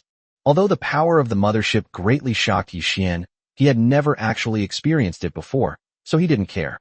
After entrusting the matter to Catherine and the others, Yi Xian returned to the main territory with Bai Qi, Guijia, and the others. Upon returning, Yi Xian led them directly to the front of the Manhwa Lu, a building that Yi Xian had hardly ever used since its construction. Since the goal is to maintain a balanced development across the territory, Yi Xian had previously summoned 5 million farmers. Now is the time to summon 5 million women. Without further ado, Yi Xian immediately began the great summoning. Ding! Congratulations, Lord, you have summoned a female servant. Ding! Congratulations, Lord, you have summoned a chef. Ding! Congratulations, Lord, you have summoned a maid. Ding! Congratulations, Lord, for summoning the hero Yeya. Ding! Congratulations, Lord, for summoning the hero Jiao Chan. The Myriad Flower Pavilion is a special summoning building with a quality as high as, which means that the quality of the heroes it can summon is extremely high, but the probability is extremely low. Among the 5 million women, more than 100 heroes emerged. Unsurprisingly, even the lowest quality among these heroes reached RRR level, such as the historical beauty Jiao Chan. And while martial arts heroes like Yao Yue and Xuan Nu have reached a certain quality, there isn't a single hero of even higher quality. These heroes, even seemingly weak women like Jiao Chan, are not just pretty faces. They all possess magical and Taoist techniques and skills, making them fully capable of standing on their own. This is exactly what Yi Xian likes. Therefore, Yi Xian raised all the female heroes to the maximum level, and after the support heroes completed their first job advancement, he handed them over to Zhu Yuyin to arrange, and then stopped worrying about them. As for the rest of the people, the cabinet will make arrangements for them. Soon, Zhuge Liang found some people to take the 5 million people away in batches. As for the specific arrangements, Yi Xian didn't ask and wasn't interested. More than an hour later, the scene was finally cleared up, and the dark mass of people disappeared without a trace. Let's go. I have something I've been planning for a long time, and I'd like to discuss it with you all today. We have 2 more days. With that, Yi Xian led the way toward the conference hall of the Spirit Vein Pavilion. Along the way, Yi Xian had a great time seeing the desolate Spirit Vein cottage, which he used to live in alone. Later, Zhu Yuyin arrived and arranged for some maids to stay, but it still looked deserted. Now things are much better. After this grand summoning, hundreds or even thousands of people suddenly flooded into the Spirit Vein cottage. Fortunately, the Spirit Vein cottage is large enough, otherwise it really wouldn't be able to accommodate them all. Soon, everyone arrived at the conference hall and took their seats in turn. Yi Xian took out a stack of documents from his private storage space and handed them to everyone for review. This storage space contained important items, and no one else had the authority to access them. The homepage records information about the Dark Knight Kingdom, Pseudo, which is detailed information about a pseudo-kingdom level power. This is our last target before leaving the assessment space, a pseudo-kingdom level power. Take a close look at how we attack it. To be honest, Yi Xian discovered this force by chance, and afterwards he had been planning how to take it over. A few days ago, Yi Xian went to the Lord's shop to draw his daily reward as usual, but he received a special item, a resource conversion scroll, and there were 10 of them. After reviewing the information, Yi Xian discovered the extraordinary nature of this item. It could directly transform existing mineral resources into territory buildings, just like secret realms and material dungeons. 10 of them. Yi Xian was shocked and decided to maximize their potential. Based on this, he decided to search for resources that could be transformed into something like the Energy Stone Secret Realm. Only in this way could they be used to their fullest potential. It's important to understand that Yi Xian's territory currently only has 5 resource-rich secret realms, but the points recovered from the resources produced are already sufficient for Yi Xian's current needs. Imagine what it would mean to add 10 more. Chapter 95 The Kingdom of Darkness, Fake. Yi Xian directly used his super brain to search for how to maximize his profits, and unexpectedly discovered a mysterious space. The Dark Knight Kingdom, Fake, was the name Yi Xian found through the super brain. Afterwards, Yi Xian conducted a detailed investigation of this force and discovered many interesting things. In the Dark Kingdom, there are more than a dozen resource mines that can be transformed into territory secret realms, especially 2 spirit stone mines. These types of minerals are one-time resources for other territories. Once they're gone, they're gone. Even if they're converted into territorial buildings, the amount that can be mined is limited, and the process is very troublesome. But this was enough to drive all the lords crazy. After all, such a secret realm was extremely rare. But Yi Xian is different. After the system evolved the secret realm, he only needs to extract once. The daily output is fixed, which is an unlimited source of points. How could Yi Xian not value it? Through his investigation of the Dark Knight Kingdom, Yi Xian discovered that this country belonged to a branch of the Dark Knight clan. Hundreds of thousands of years ago, during a migration, they accidentally fell into a mysterious space and were trapped there for hundreds of thousands of years. So many years have passed, and no one has discovered the existence of the Dark Kingdom, nor have the people of the Dark Kingdom been able to leave. However, that space is very mysterious, with abundant resources and countless wild monsters that can never be completely killed, which is why what was originally just an ordinary territory has developed into a pseudo-kingdom level power. Limited by its strength, territory, population, and resources, the Dark Knight Kingdom cannot become a kingdom level power. At the same time, its lords are not strong enough to ascend, so it has been trapped. My lord, do you mean we can take this place using the projection capabilities of the second territory? After reading this, everyone understood what Yi Xian meant. Indeed, the Dark Knight Kingdom is powerful, but it is also limited. Because it is trapped and unable to communicate with the outside world, it has been unlucky in recent years and has not been able to obtain the building that generates physique and bloodline. As a result, the Lord's strength is trapped at the first level limit and cannot break through. He can neither ascend nor escape the restrictions of the mysterious space. Although the Dark Knight Kingdom has thousands of first-tier heroes, tens of millions of max-level troops, and hundreds of thousands of first-tier troops, we can still take it down if we are well prepared. Yi Xian used his 3-day super brain query opportunity to fully understand the situation of the Dark Knight Kingdom. If they weren't trapped, the Dark Knight Kingdom would have become even stronger after hundreds of thousands of years of development, and it wouldn't be surprising to see a third-tier hero emerge. Yi Xian wouldn't be able to handle it with his current strength, but things are different now. Taking over the Dark Knight Kingdom wasn't just about acquiring resources. Yi Xian was most interested in the dozen or so mines. And what exactly is that mysterious space? If possible, Yi Xian also wants to find out, since the opportunity to take the new Lord assessment is only once, and once you leave, you can never come back in. My lord, the enemy's troops' strength and number of heroes are several times that of ours, and their level is very high, especially tens of millions of max-level troops. Once they are deployed to the battlefield, even third-tier heroes will not be able to withstand them. With our current strength, I'm afraid we can't take them down. At this moment, Han Xian spoke up, comparing the strength of the 2 territories. Currently, Yi Xian's territory has fewer than 1,000 heroes, even with all of them combined. Although they are stronger after being enhanced by the system, they dare not say they can win against an enemy that outnumbers them by more than 10 times, not to mention that the enemy also has troop type restrictions. Yi Xian's territory has the following troop types: 2 million mothership fighters, 5 million warriors, 2 million ancient barbarian warriors, 2 million flying legions, 2 million 4 mad legions, 2.5 million 5 elements legions, 5 million 10 beast legions, 800,000 4 flames legions, and 4 million human legions. Including the mech warrior, the 5-color giant, and the shadow legion, the total is approximately 25 million. Among them, there are 2 million fighter jets, whose combat power is at least equivalent to 20 million army soldiers. However, although these legions have a considerable number of members, only the ancient barbarian warriors have reached the maximum level, while the others are still at level 80. Although Yi Xian's troops are of high quality and strong, at level 80 they can only deal with the enemy's max-level troops. They are still at a disadvantage in terms of numbers, and the outcome is uncertain. Furthermore, due to the limitations of upgrade materials, Yi Xian was unable to upgrade the level of troop buildings or increase the number of summoned troops. However, with the title of number 1 under heaven, the number of Yi Xian's army could be doubled. As for points, Yi Xian no longer considered them, as they were not a major issue. At the same time, if only ancient barbarian warriors are summoned, there is no limit to the number of this unit that can be summoned. Han Xian and the others were unaware of these things.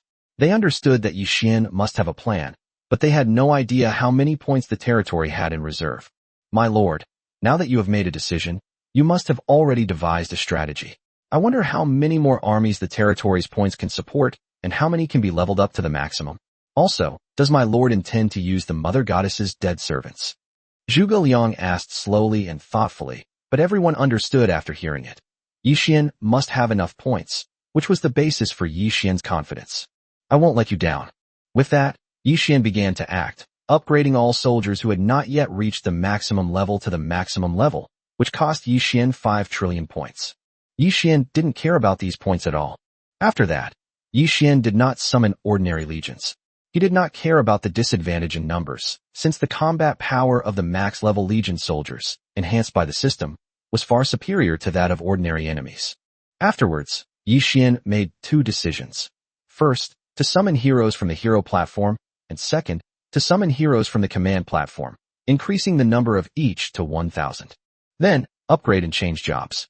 My lord, although our number of heroes has increased significantly, we still cannot compare with the Dark Knight Kingdom in terms of both numbers and levels, Guo Jia asked with a puzzled look. Gentlemen, the heroes are not here to target the enemy's heroes, but rather the ordinary legions, to ensure that we do not suffer major losses. As for the enemy's heroes, let Mother Goddess Death Servants deal with them. This was Yi Xian's plan. The high-end combat forces would be handled by Yi Miaohan and Yi Miaoying. What Yi Xian needs to do is to use a strategy of dimensional reduction to minimize his own losses. The group fell silent. Since Yi Xian had made his decision, all they had to do was obey him. Pass down the order. All legion soldiers, under the leadership of their respective legion commanders, should familiarize themselves with their territories as quickly as possible and prepare for war. At the same time, pass this message on. Yi Xian issued the order to prepare for battle, and at the same time took out a book and handed it to Bai Qi. This was purchased by Yi Xian using 1 billion points from the reputation ranking after the first New Lord event, but he hadn't had a chance to use it until now. Chapter 96, Everything is Ready. It was a small book, but Yi Xian had treasured it ever since he obtained it, and only took it out now that the great battle was approaching. Military formations can greatly increase the combat power of a legion. They are an indispensable means of legion warfare and a must-have for all forces.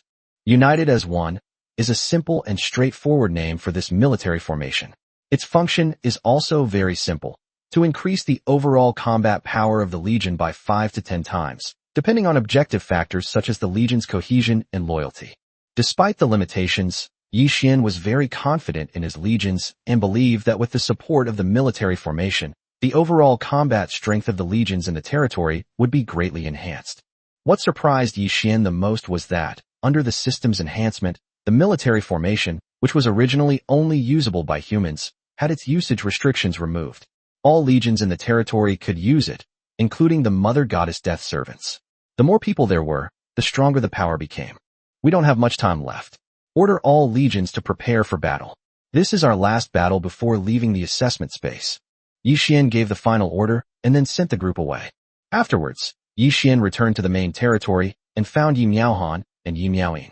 Since their birth, these two have hardly participated in any battles except for accumulating energy, and it's time for them to play their part. My lord. Soon, the two appeared in front of Yi Xian. How's your level progressing? Yi Xian asked directly. My lord, we have both reached the first level of the 100th heaven, which is the limit, but we cannot break through to the second level, Yi Miaohan said. Yi Xian nodded in satisfaction. He never expected that his skills would improve to such a level in less than a month. Although he had invested a lot of resources in this, it was all worth it. What's the progress in training Deadpool? Yi Xian asked. My lord, after we both leveled up, the remaining energy is not enough to create a large number of death servants of the same level. Apart from those we created before, there are no new death servants at the moment. Yi Miaohan and her companion focused all their energy on leveling up, using all their energy on themselves. It's all right. As long as your levels are raised, that will be enough. How many dead servants can you create before 8 a.m. the day after tomorrow? This was Yi Xian's planned action time. My lord, We can't produce many death servants of the same level, but we can produce a batch of lower level ones. Don't worry about the levels, I just want quantity. I'll take care of the rest. Yi Xian didn't care about the Deadpool's levels at all. That's the confidence that comes from being rich and powerful. The two exchanged a glance and gave each other a number. All right, do your best, leave the rest to me. Yi Xian was very satisfied. Including the previous ones, Yi Xian could obtain a total of 10,000 death servants. If he used the points to upgrade them, that would be a full 10,000 first stage limit powerhouses. If it weren't for the fact that so many points were needed, Yi Xian would have wanted to immediately complete the second transformation for the two of them and upgrade all the death servants to the second transformation. But at this point, it's completely unnecessary, not just for the difference integral, but truly unnecessary. After making the arrangements, Yi Xian left and went to the mothership. In this battle, Yi Xian plans to use the mothership as a reserve force.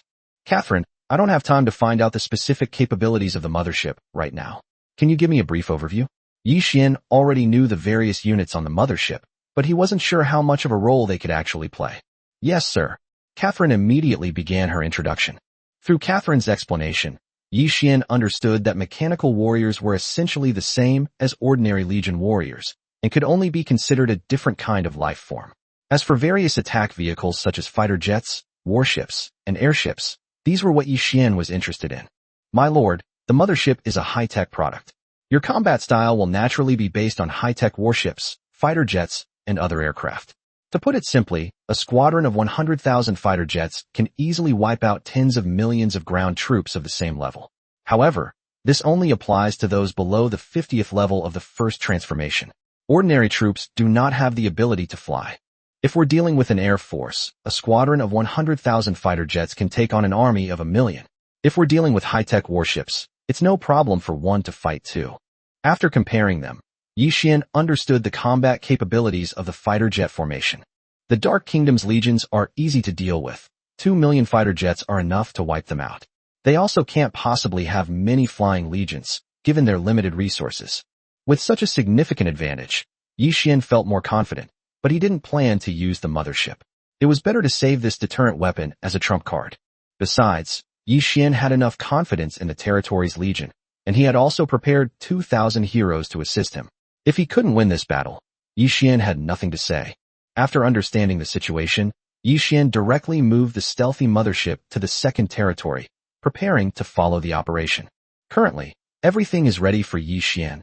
He only needs to wait for the mass production of Mother Goddess Death Servants before he can take action. In the second territory, everyone was mobilized for war, while the main territory was much more peaceful. Under the cabinet's arrangement, the main territory began to develop various industries. Although it is only in its infancy at present, it has set a direction. The real development will begin when Yi Xian returns to Blue Star, prepares enough resources, and brings them to the main territory. With the cabinet in place, Yi Xian no longer needed to worry about the development of his territory. In the evening, Yi Xian had a simple dinner at the Spirit Vein Cottage and did not go out. After all, with the great summons from the Myriad Flower Pavilion, more than 100 female heroes had moved into the Spirit Vein Cottage. Charming and delicate, heroic and spirited, 1,000 beauties, all kinds of people, made Yi Xian forget where he was for a moment. Fortunately, Yi Xian had a strong will and quickly returned to normal. How are you doing? Are you settling in well here? Yi Xian asked, looking at Jiao Chan sitting next to him. My lord, the sisters love it here, but... Jiao Chan said hesitantly. Just what? Speak boldly, there are no outsiders here. Yi Xian said meaningfully. However, the sisters also wanted to help the adults and did not want to be idle all day. Upon hearing this, Yi Xian also felt that it made sense. This is, after all, a bizarre and wonderful world, incomparable to the feudal and backward society of my previous life. In particular, these women are no longer ordinary people. Each of them possesses unique skills and can fully utilize their abilities instead of being just decorative objects. This is unfair to them. Here's what we'll do. I've had Catherine prepare some courses on modern, high-tech knowledge. You can start by learning from them, and then we'll assign you specific tasks later. After thinking it over, Yi Xian made a decision. Thank you for your understanding, sir. Everyone was surprised that Yi Xian was so easy to talk to, and they were all very excited. Chapter 97 Planning Ahead. Dinner ended in a pleasant atmosphere, and Yi Xian walked back to his bedroom alone. Surrounded by a group of beautiful women, it's impossible for Yi Xian not to have any thoughts. However, Yi Xian still has things to do, especially accumulating energy, rapidly improving his cultivation level, and returning to Blue Star to deal with all matters. These are Yi Xian's main concerns at the moment. As for beauty, there will be plenty of time to enjoy it later. The next day, which was also the last day before the operation, Yi Xian was actively accumulating energy to break through his realm. He didn't need to cultivate. He only needed to accumulate energy, which was incredibly convenient. Even if it requires a massive amount of resources, it's worth it. In the afternoon, Yi Xian suddenly received a message from Ling Huyu. The two had added each other as friends when they met before, but Yi Xian was a little surprised that Ling Huyu still had something to ask him when he was about to leave. Yi Xian, would it be convenient for us to meet? At this time, the final event had not yet ended, and the left side of each territory was still in the public face. Okay, you're welcome anytime. After thinking for a moment, Yi Xian didn't refuse. He was about to return, and he still needed Ling Huyu's help. I'll be in your territory in 10 minutes. Ling Huyu maintained his decisive and efficient style. Seeing this, Yi Xian had no choice but to stop accumulating energy, pack up, and lead Zhu Yuyan, Jiao Chan, Yao Yu, and the others to the main territory gate. Yi Xian would not allow the women of his territory to go to the battlefield, nor would he assign them to the combat sequence of the second territory. He was not afraid of being exposed.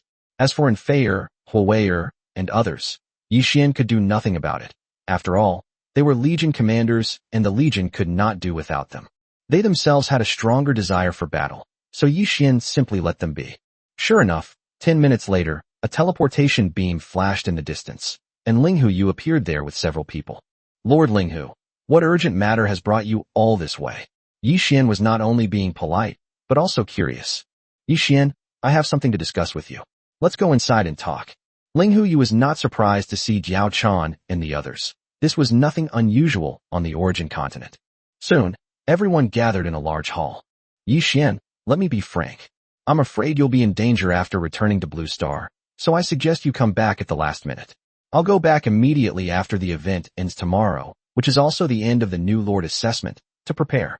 The end of the final event also means the end of the assessment. Over the next 3 days, all lords are free to choose whether to stay or leave. What dangers might there be? Yi Xian had been focused on the assessment space and hadn't really thought much about what might happen upon returning to Blue Star. As you know, although the commotion you've caused isn't as great as that of the Heavenly Emperor, it's still quite significant on Blue Star. While Blue Star is searching for the Heavenly Emperor, it will definitely also target you. Now that the Heavenly Emperor's power is established, most forces are unwilling to offend him. But you are different. You are an illegitimate son of a third-rate family, especially since you control the number 1 ranked legion. Someone will definitely try to take action against you. You are not yet mature enough to be a match for these forces. You have no choice but to either join them or be controlled and enslaved. I will return immediately, mobilize law enforcement forces, and rush to your residence to protect you when you arrive. Ling Huyu's words were not an exaggeration. You should know that scrolls that force people into slavery are not rare items for powerful forces. These people would do anything to obtain the Mother Goddess's dead servants in a roundabout way. Yi Xian was also pondering Ling Huyu's words, trying to determine whether Ling Huyu was reliable. Good, if we survive this ordeal, Yi Xian will surely reward us handsomely. At this point, Yi Xian had no choice but to trust Ling Huyu. Regardless of whether the Yi family would step in to protect Yi Xian, even if they did, the major powers wouldn't care about the Yi family's meager strength. They might even wipe out the entire Yi family. This put Yi Xian in a rather awkward position. It wasn't that Yi Xian was afraid, but rather that Yi Xian, who had just returned to Blue Star, didn't have the strength to fight back. This brings us to a special item, the manifestation token. The manifestation token can only be produced by countries recognized by the Heavenly Tao, and the number is limited, but its effect is extremely significant. Heroes of the territory must use a manifestation token to summon to Blue Star. Each token can only summon one person, and the manifestation token can only be applied from the nation after returning to Blue Star. Yi Xian, who has just returned, is unable to summon Yi Miaohan and the others. Yi Xian facing a pack of wolves alone is indeed difficult to handle, and he needs time to adjust. I don't need anything in return from you. I'm not helping you for anything in return. I just can't stand those people's faces. Consider this a gesture of goodwill from my great Xia. Ling Huyu said indifferently. The reason why the great Xia dynasty is so powerful is because of the existence of these people. Okay, I understand. But I have a request. I hope to receive the manifestation token as soon as I return. Yi Xian thought highly of Ling Hu Yu's performance, so he made his request without hesitation. Upon hearing Yi Xian's words, Ling Hu Yu appeared calm on the surface, but his heart was in turmoil. The reason why Yi Xian wanted to obtain the manifestation token as soon as possible was simple. Yi Xian wanted to summon his hero. Yi Xian couldn't possibly be unaware of the situation outside. The upper limit of the strength of the heroes who could appear on Blue Star was the first level of transformation, so the enemies Yi Xian faced were very likely to be at that level. Even under these circumstances, Yi Xian did not request the country to send more powerful reinforcements. Instead, he manifested a token, which shows that Yi Xian was confident in facing such an enemy. This is terrifying. What Yi Xian is hiding is definitely not simple. In fact, a terrifying and absurd idea popped into Ling Hu Yu's mind regarding the relationship between Yi Xian and the Heavenly Emperor. However, years of education led Ling Hu Yu to reject this idea. The Nine Heavens Palace could not possibly be the Heavenly Emperor. Don't worry, leave this to me. I believe the higher-ups would never want the future of Great Xia to be ruined by these scoundrels. I will be at your house as soon as possible. Ling Hu Yu solemnly promised that, given his identity, status, and understanding of the upper echelons of the Great Xia dynasty, he dared to make this promise. Soon, Ling Hu Yu left, making her final preparations before departing. Yi Xian hadn't considered the news Ling Hu Yu brought, but he wasn't surprised either. However, he wasn't overly worried about it. Because Yi Xian possesses a life-saving scroll that grants random teleportation regardless of anything, he is not worried about his own life. However, he must be prepared. Once he obtains a materialization token, Yi Xian will have the confidence to face any challenge. Furthermore, he will not let anyone who dares to make a move get away with it. Watching Ling Hu Yu's departing figure, Yi Xian secretly vowed that no matter what, he must repay this debt of gratitude. Chapter 98. The assessment ends. Yi Xian had already made plans for returning to Blue Star, so he stopped thinking about it. His focus now was on the Dark Knight Kingdom, which was not only an opportunity to improve his strength, but also a test for him. Nothing happened that night, and the next morning, Yi Xian got up and began making final preparations. At this time, apart from the 4 legions that remained in the main territory, all the rest of the legions had gathered in the second territory. The sheer number of troops, a total of 20 million, was a spectacle that Yi Xian had never seen before. Fortunately, the territory was large enough at this time. Otherwise, it would not have been able to accommodate so many troops. My lord, everything is ready. Lu Bowen stepped forward to report. At this time, almost all of the territory's power was concentrated here. Miaohan, Miaoyin, summon all your mother goddess death servants. Yi Xian said, looking at Yi Miaohan and Miaoyin. The main force of this war still lies with the 2 of them. Yes, sir. The 2 replied and began the summoning. 5,000 each, a total of 10,000 mother goddess death servants, appeared in the second territory.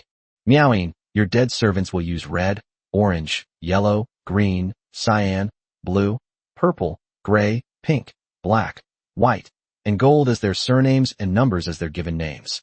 You can arrange them as you see fit. Since her birth, Yi Miaoyin has never summoned any death servants. Now, she has summoned 5,000 people at once. Yi Xian had already thought of their names, using the 12 colors as their surnames. The rest was up to Yi Miaoyin to arrange. The 10,000 death servants were all upgraded to the first tier limit, which consumed tens of trillions of Yi Xian's points. Yi Xian did not promote them to the next tier, mainly because he did not have enough points, and besides, his combat power was sufficient. The sudden appearance of 10,000 first-stage limit experts in the territory was unimaginable to anyone. Even some old lords who had existed for countless years did not have so many first-stage limit experts. Yet Yi Xian, a mere new lord, had accomplished it. If Yi Xian has enough points to upgrade all the death servants to the second rank, that would be terrifying. Even within the kingdom's forces, so many second-rank experts would be in existence that cannot be ignored. Above the second territory, the mothership was hidden within. On the ground, the legions were fully prepared and ready to go. Yi Xian believed that with the territory's current strength, it was not afraid of facing a true kingdom-level power. It only lacked high-level combat power and a large number of legions. But dealing with a pseudo-kingdom-level power was still no problem. Just as everyone was quietly waiting for the battle, the Heavenly Dao notification sounded again. All the lords in the assessment space were waiting for this moment to arrive. Ding! The final assessment for new lords has ended. Ding! Congratulations to the territory Heavenly Emperor, Lord XX. belonging to XX, for winning the exclusive event reward, the Newcomer Supreme title. Bonus rewards: 1 mysterious building, 3 special buildings, 3 RRR level troops, 3 special scrolls, 3 material dungeons, 1 resource realm, 20 sets of equipment blueprints, 20 random summoning tokens, 5 special summoning tokens, 200,000 sets of gold level equipment, 1 million sets of silver level equipment, 100 billion spirit coins, 10 billion points. The 3 announcements signaled the end of the final activity for the new employee assessment. Ding! The assessment for new lords has ended. All lords may exit the assessment space at any time, with a 3-day time limit. Ding! The assessment for new lords has ended. All lords may exit the assessment space at any time, with a 3-day time limit. Ding! The assessment for new lords has ended. All lords may exit the assessment space at any time, with a 3-day time limit. With the final notification sound, this year's new lord assessment finally came to an end. For all newcomers, the real test has just begun. Life on the Origin continent will make everyone understand what true cruelty is. Newcomers without background or luck will ultimately only have a fleeting moment of glory on the Origin continent. It's over. I finally made it through. Although we didn't gain much, we witnessed the rise of a great territory, so the trip was worthwhile. The newcomer assessment is nothing, and the Heavenly Emperor is nothing either. They are just one step ahead. The Origin continent is the main theme. Even if the Heavenly Emperor can survive, it is still unknown. The moment the assessment ended, the public channel became lively again. Everyone was filled with emotion. Watching the rise of the Heavenly Emperor and looking at their own territory, they couldn't help but feel a little unbalanced. Some may think it's unfair, but that's precisely the fairest thing. That's life. The process isn't important. Only the result matters. Whether you look up to others or fade into obscurity, anything is possible. Yi Xian, see you on Blue Star. I'm returning immediately. You must wait until the very last moment before going back. At this moment, Yi Xian received a message from Ling Huyu. Regardless of anything else, Ling Huyu was very concerned about Yi Xian's safety. No matter what Ling Huyu's other motives were, Yi Xian could feel Ling Huyu's sincerity. At this moment, countless new lords in the assessment space began to return to their respective worlds. For them, there was no longer any need to stay in the assessment space. At the same time, Yi Xian also received messages from the alliance of gods and powerful figures from various regions, who began to return one after another. Heavenly Emperor, I hope that in the upcoming War of Nations, we can fight fairly. If I am defeated, I hope the Heavenly Emperor will show mercy. Ling Tian from the Immortal Realm sent a message. It seems these proud guys still want to participate in the kingdom's conquest, but Yi Xian doesn't care. Even if they have the support of their backers, they will never be his match. Perhaps it won't be long before Yi Xian is able to have a showdown with the people behind these guys. At this moment, Yi Xian could only think about it. These forces had developed for countless years, and neither their strong individuals nor their legions were something Yi Xian could deal with. But Yi Xian believed that it wouldn't be long before these people would have to submit. My lord, shall we make our move now? Bai Qi asked, stepping forward as everything was ready. No rush. All units, stand by and await my orders. Yi Xian didn't act immediately, because there were still some things he needed to handle, namely the reward he had just received. In fact, Yi Xian was no longer very concerned about these rewards, especially items such as silver equipment. Yi Xian's territory no longer needed them, and with the capabilities of the Divine Weapon Pavilion, even the worst weapons and equipment would be of the gold level. Points and spirit coins are even scarcer. Only that mysterious building was what Yi Xian truly cared about. After all, the second territory and the mothership both evolved from mysterious buildings, so what kind of building will this mysterious building evolve into this time? As for the title of Newcomer Supreme, Yi Xian no longer valued it much, having already acquired the unprecedented title of Number 1 under heaven. Chapter 99 Dragon Island. First, Yi Xian checked the attribute data of the Newcomer Supreme title. Newcomer Supreme. Attributes. Permanently increase all attributes of the territory, drop rate, area, etc. by 10%. All of the Lord's personal attributes will be permanently increased by 10%. The 2 attributes include those of the territory and the Lord himself, with a permanent 10% increase. While this may seem small, it becomes very noticeable in the later stages of the game, especially since the attribute increase is permanent. Theoretically, the title of Number 1 under heaven could disappear if a new Number 1 under heaven emerges and performs better than Yi Xian during the assessment phase. However, The possibility of this happening is extremely small. But there is always a slight possibility that it isn't true, though the title of Newcomer Supreme will remain with him forever. Yi Xian believed that with his achievements, the title of number one in the world would always be with him, so he didn't care much about the title of Newcomer Supreme. Next, Yi Xian took out the mysterious building, which was what Yi Xian cared about most. Ding! Congratulations, Lord. You have used a mysterious building, triggered an evolution, and obtained the mysterious building Dragon Island. Dragon Island. Yi Xian never expected that he would actually obtain this building. In Yi Xian's understanding, this was a building that could not possibly exist. Dragon Island, as the name suggests, is the place where the dragon race lives. Dragons are an incredibly powerful race in all the worlds. On the origin continent, dragons are also among the top-tier military units. Any lord who could obtain a dragon unit would be overjoyed. Yi Xian was surprised to find that he had obtained Dragon Island.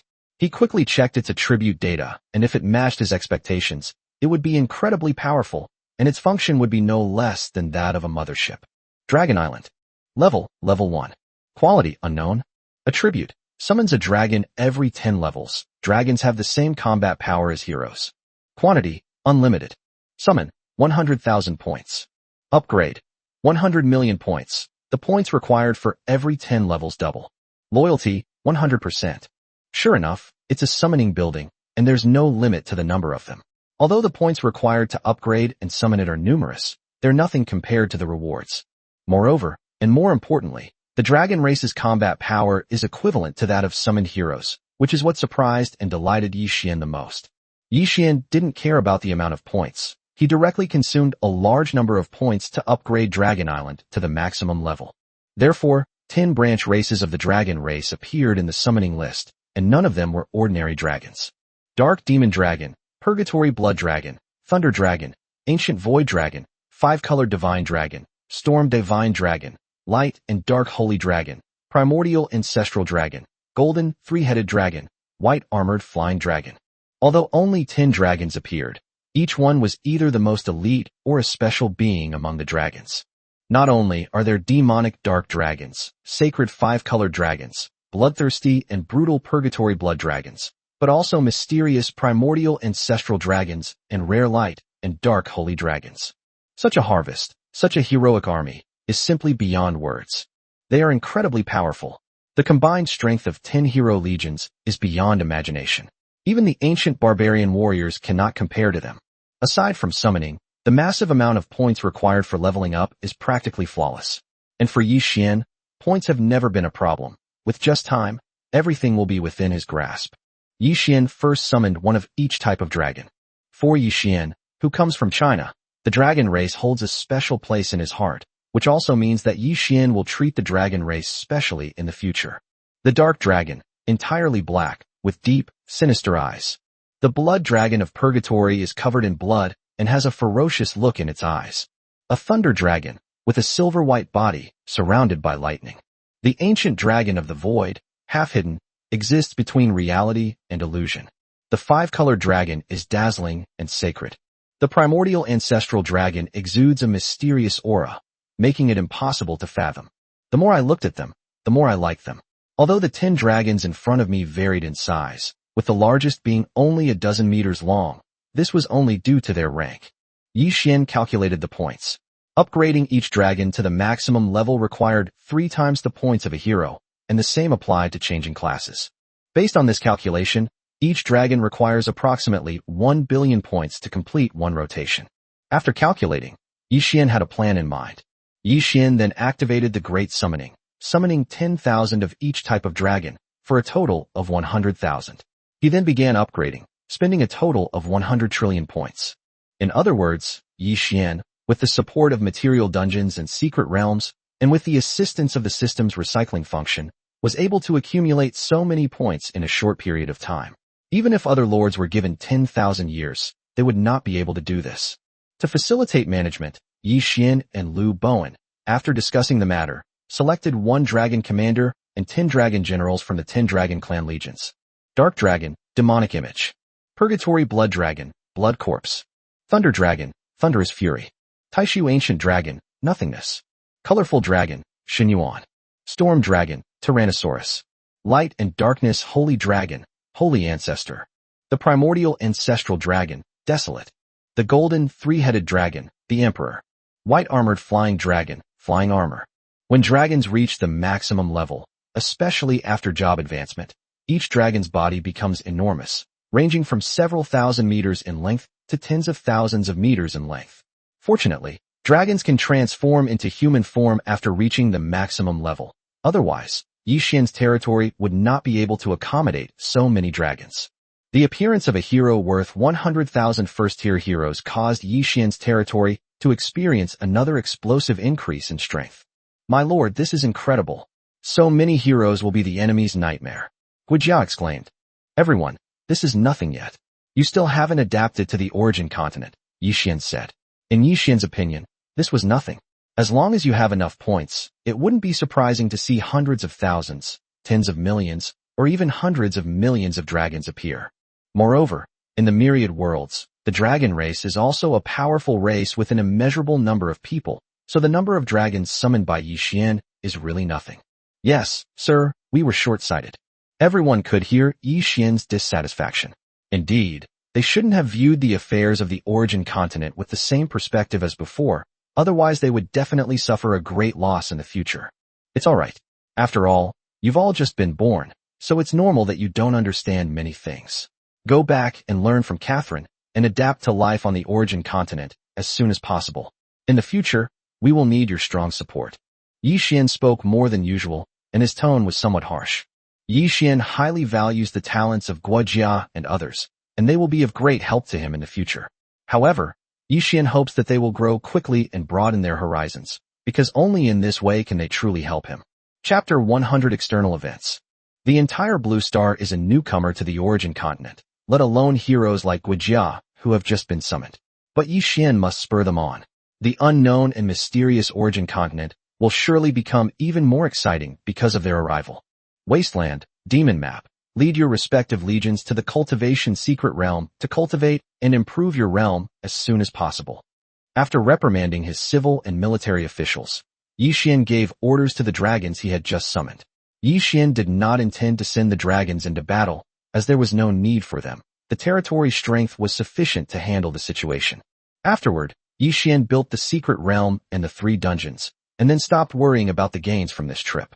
At 8 o'clock, after Yi Xian entered a coordinate, the second territory, along with the mothership that was hidden above it, disappeared from the spot.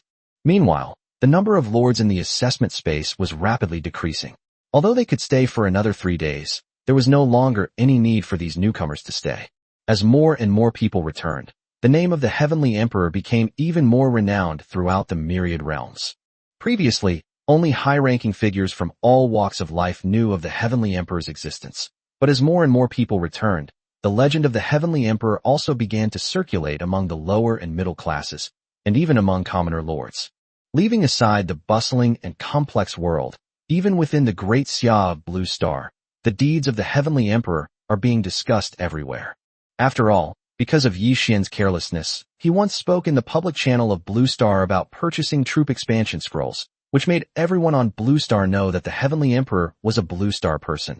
But his identity could not be verified. At the moment the assessment ended, all the nations of Earth began the most rigorous verification process, even resorting to special scrolls, all in an effort to find the Heavenly Emperor and confirm his identity. All the new lords who returned to Blue Star were immediately taken into custody by various forces upon their arrival, and their identities were strictly investigated and verified. Although no drastic measures were taken in the Great Xia, the search for the Heavenly Emperor did not stop. Law enforcement officers were deployed throughout the country in advance, with personnel stationed in the homes of all new lords or in any place they might appear. Whenever a lord returned, their identity would be verified one by one according to the records from when they awakened. At the same time, special means were used to record and confirm the territory information of the new lord. This move sparked discontent among countless new lords, but faced with immense pressure, everyone had no choice but to lower their proud heads. They also understood that the Heavenly Emperor's achievements and the attention he had garnered from numerous forces must have a secret. While expressing their dissatisfaction, they were also curious about the Heavenly Emperor's secret. At the same time, there are many who fantasize, and everyone hopes to be as lucky as the Heavenly Emperor. At this moment, in a mysterious hall at the headquarters of the Great Xia enforcers, sat a number of ancestral figures who were rarely seen in normal times. Each of them was a renowned powerhouse on Blue Star. You did the right thing. The Heavenly Emperor's identity is a mystery. It is unknown whether he is from Blue Star. Even if we know his background, I think the Heavenly Emperor must have a way to protect himself. While we are looking for the Heavenly Emperor, we cannot ignore Yi Xian's role. Indeed, once Yi Xian's first legion develops, it will be a rare opportunity for our Great Xia and even the entire Blue Star. With the words of a respected elder, Ling Huiyu's decision was affirmed. Elders, I suggest that we select elites to protect Yi Xian. We must not allow him to be harmed, especially since foreign forces are already aware of Yi Xian's identity. If they cannot find the Heavenly Emperor, they will inevitably attract attention and target Yi Xian. Ling Huiyu was worried about Yi Xian's situation and knew that he couldn't protect Yi Xian on his own. He could only ask the higher-ups to take it seriously and send enough people. What do you all think? At the head of the table sat Ling Hu Tian, the leader of the enforcers, and also the elder of Ling Huiyu's family. In the Great Xia dynasty, Ling Hu Tian's authority was second only to that of the Yellow Emperor. My lord, protecting Yi Xian is essential, but Yi Xian is, after all, an illegitimate son of the Yi family. Whether he will become a threat in the future remains to be seen. At this moment, someone raised a different opinion. We have investigated Yi Xian's situation. I don't think there is a problem with his background. Such a person cares more about his own interests, and the Yi family is just a third-rate family, not worth worrying about. The situation of my Great Xia is not optimistic either. It can be said that we are surrounded by wolves. Blue Star is like this, and the origin continent is even more difficult to move forward. The surrounding forces have been eyeing my Great Xia for more than just a day or two. Perhaps, the appearance of Yi Xian will be a variable and an opportunity for my Great Xia. When he was in the most danger, our Great Xia provided protection. After he has fully grown up, he will surely remember this kindness. Perhaps in the future, our Great Xia will still have to rely on Yi Xian. Everyone offered their opinions. Why can't we control Yi Xian? Wouldn't that be more beneficial to the development of our Great Xia? Suddenly, an unusual voice came. No. Firstly, this is not in line with our way of dealing with the world. Secondly, no one knows if Yi Xian has other methods. You must know that the mysterious scroll has many functions. If we fail and arouse Yi Xian's hostility, we will suffer more losses than gains. If we push him to the opposite side, it will be more harmful than beneficial to our Great Xia. Ling Hu Tian directly refuted this suggestion. There are simply too many special and mysterious items on the origin continent. No one can guarantee that a chosen one like Yi Xian might have other means. If Yi Xian is forced into becoming an enemy, then the people of Daxiao will have no peace of mind. Moreover, Ling Huiyu has already made contact with Yi Xian and maintained a good relationship. What needs to be done now is to go further, deepen this relationship, and bind Yi Xian to the Great Xia's war chariot, rather than adding unnecessary complications. Your Excellency is right. I did not consider things carefully. Please forgive me. At this point, the person who made the suggestion also realized his mistake. Here's what we'll do. Send 51st tier ultimate heroes. Ling Huiyu, you go to Yi Xian's house in person and wait for his return. By doing this, we're not only protecting Yi Xian, but also sending a signal to the outside world, showing the determination of our Great Xia. Ling Hu Tian made the final decision. Ancestor, if other forces intervene, or if the families of the Great Xia dynasty make a move, should I go all out? Ling Huiyu asked. What Ling Huiyu really meant was to ask Ling Hu Tian how far they should go in protecting Yi Xian. Go all out. If things don't work out, immediately send a message to headquarters. The support from headquarters experts can arrive at any time. Ling Hu Tian understood Ling Huiyu's meaning and said directly. With this, Ling Huiyu was relieved. The greater the headquarters' determination, the higher Yi Xian's value was, and it further proved that Ling Huiyu's decision was correct. Chapter 101 The Final Battle. While the outside world was in turmoil because of Yi Xian had already followed the second territory to a mysterious space. Here, the environment is the same as the outside world. However, this place is a closed space. If Yi Xian's second territory weren't so special, allowing for projection, he wouldn't have dared to come here so easily. After arriving in the territory, Yi Xian immediately checked the situation and found nothing unusual. He was relieved to find that he could teleport away from the second territory at any time and then looked around at the surrounding environment. This is a vast plain, and in the distance, cities can be vaguely seen. indicating that the Dark Kingdom is located here. The Dark Knight Kingdom's territory is not large, far smaller than that of an ordinary kingdom, and even smaller than a typical territory. This is due to the limitations imposed by this mysterious space, which prevents the Dark Knight Kingdom from developing. It is called a kingdom, but it is actually just a more powerful territory. It only calls itself a kingdom because it is confined to a corner of the country. Feel, send out the Shadow Legion to scout all sides. Catherine, send out reconnaissance equipment from the mothership to gather enemy information as soon as possible. Yi Xian gave the orders directly. Having just arrived in the mysterious space, he knew nothing about anything here, so the first thing to do was to investigate. Soon, the Shadow Legion soldiers went into stealth mode and left the territory. At the same time, various high-tech aircraft also flew out of the territory to explore the surrounding area. Meanwhile, in a large city not far from where Yi Xian had arrived, the city's garrison had discovered Yi Xian's territory, which put them in a state of extreme excitement. For many years, apart from the Dark Knight clan, no outsiders had ever entered this place. Hundreds of thousands of years have passed. Although this place is very special, and the people of the Dark Knight clan are not limited by lifespan, and even without ascension, they still have endless life. The Dark Knight clan has already explored this place thoroughly over the years, and there is no way out.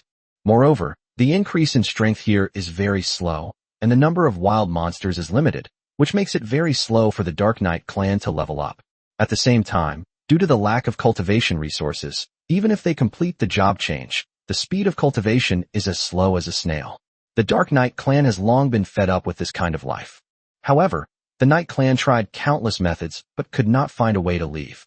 For the Knight clan, they would rather give up endless life than leave this desolate place, but their attempts failed time and time again. On this very day, the Dark Knight clan was lounging around as usual when they suddenly discovered a territory not far away. They didn't know how these people had appeared, nor did they know if they had a way to leave. But now, this glimmer of hope excited countless members of the Dark Knight clan. Quickly, send men to investigate how they appeared. If they are not strong, capture them and force them to reveal their escape route. At the same time, send men to the capital to report to the Queen immediately. General Yi Ya, who was guarding the city, made the arrangements immediately. For countless years, the people of the Knight clan had lost hope, but now, they are reborn. Soon, squads of Dark Knight clan cavalrymen quickly left the city and headed towards Yi Xian's territory. On the way, the Shadow Legion soldiers unexpectedly encountered the Knight clan. Both sides wanted to know each other's information, and a conflict was inevitable. The Knight clan had survived in this special space for too long, and their general level was very high. The scouts they sent out were all max-level soldiers, but their combat strength was still far inferior to that of the Shadow Legion soldiers. In multiple conflicts, unsurprisingly, the Shadow Legion successfully defeated their opponents. Before long, some basic information was gathered and sent to Yi Xian. My lord, this is considered the border of the Dark Knight Kingdom. The city is guarded by tens of millions of soldiers, including 1 million of them who are at the maximum level. There are also 100 generals who command the troops, almost all of whom are experts at the first level of mastery. According to intelligence, the Dark Knight Kingdom has dozens of similar large cities. The enemy's city defense system is not strong, the defensive buildings are not high level, and the quality is not high either. It is not difficult for us to deal with them. In order to end the war as soon as possible, we suggest that we take it with heavy troops, drive straight in, and not give the enemy a chance to concentrate their forces. After gathering the intelligence, Bai Qi gave a brief report. Although the Dark Knight clan is not a powerful race, the Dark Knight Kingdom has developed to a considerable scale in recent years. Whether it is military strength or heroes, if we can take over them in their entirety, it will be of great help to the development of our territory. Yi Xian didn't want to eliminate the other party, but rather to take over directly. It's just that the other party might not agree. My lord, even so, I still suggest that the army launch an attack. Only when the Dark Knight Kingdom understands our strength will they consider surrendering. Otherwise, they will never be content to be subservient to us, and may even want to take us down and find a way to leave. Yi Xian agreed with the suggestions of the staff. The Dark Knight Kingdom would never surrender willingly, especially its lord. Once he surrendered, he would lose his status as lord and become a local hero. This is unacceptable to any lord, and they will resist to the bitter end unless they are driven to desperation. Order: 4 Mad Legions, 4 Flame Legions, 4 Flying Legions, 10 Beast Legions, attack immediately. Take down the enemy in the shortest time possible. Xiongba, you lead men to protect each legion. Feng Yi, Hua Yi, lead Mother Goddess Death servants to capture the enemy's hero generals. Now is not the time to be merciful.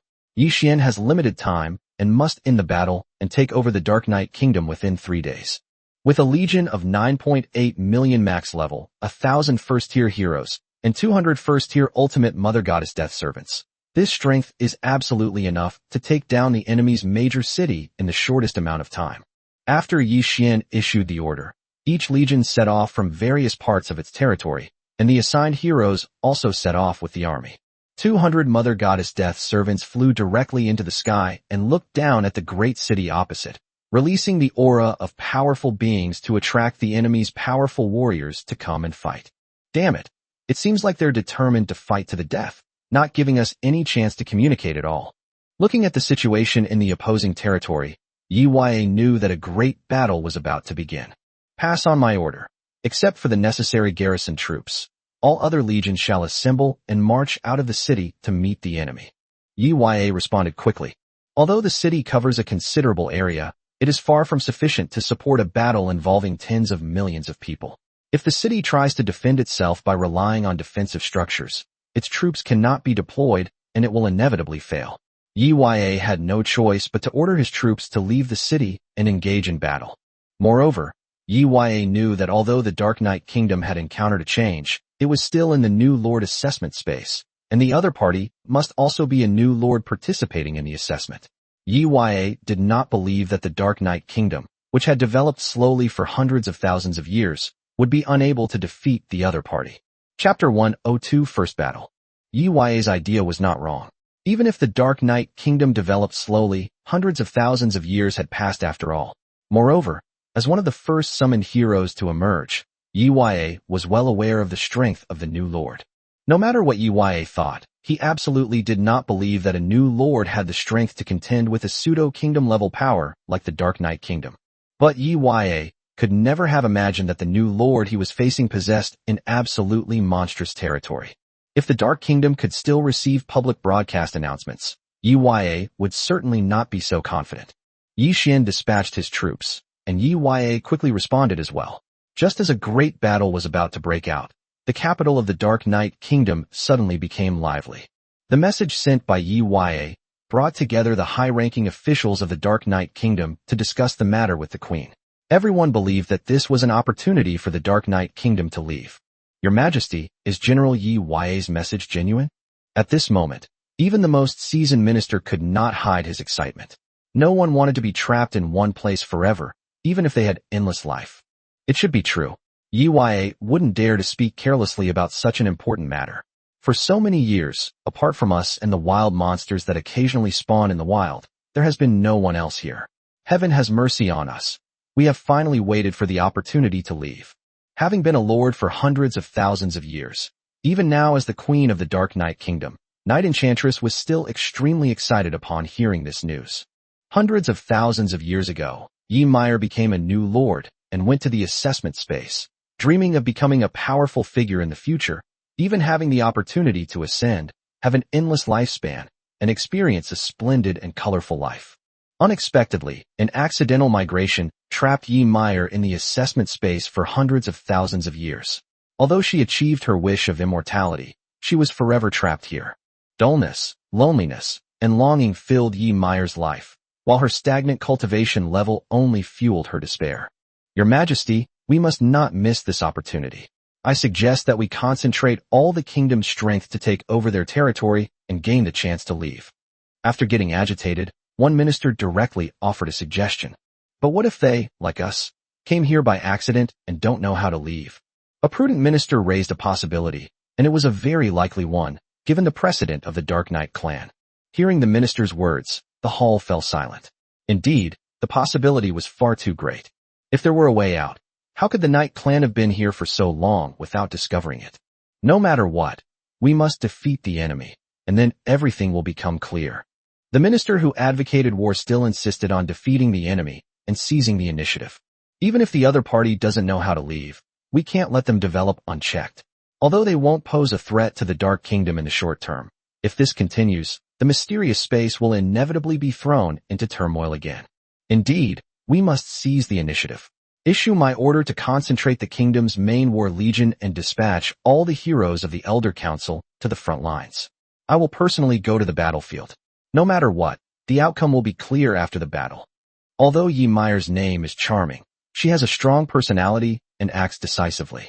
Thus, before the battle even began on the front lines, all the cities of the Dark Knight Kingdom received orders from the capital, and countless armies quickly assembled, with various teleportation arrays being prepared simultaneously.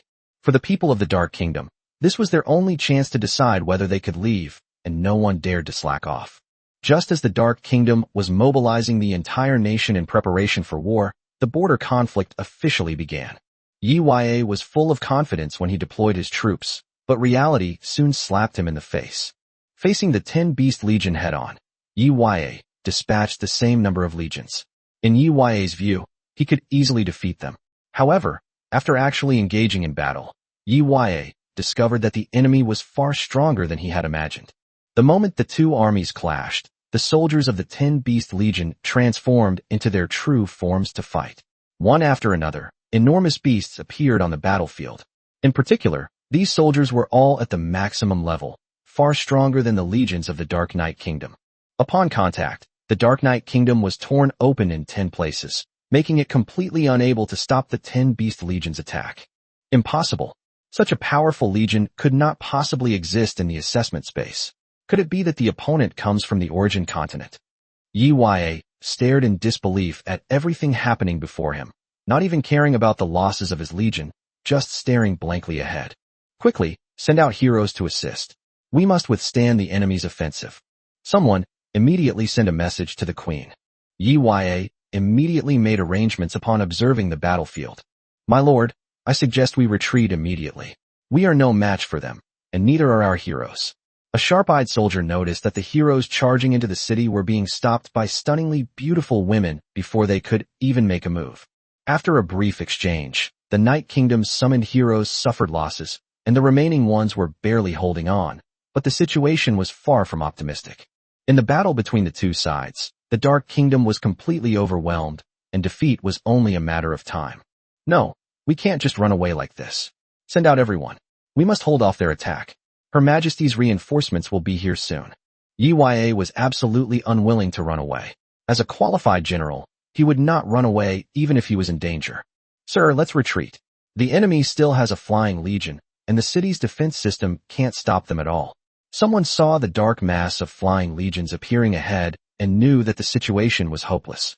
With a swish, Yi drew his sword and slashed the soldier who had advised him to flee. Hold on. As long as we hold on, reinforcements will arrive soon. To boost morale, Yi led the remaining men out of the city and into the battlefield. However, Yi was unaware that his actions had attracted Longshin's attention. The Purple Star Wolf was known for its cunning and speed, and now that it had discovered the enemy's commander, it was unwilling to give up the opportunity to make a contribution.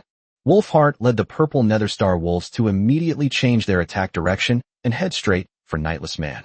With its speed and strength, the Purple Nether Star Wolf quickly carved a bloody path, getting closer and closer to Yi. Soon, Yi realized something was wrong, but it was too late.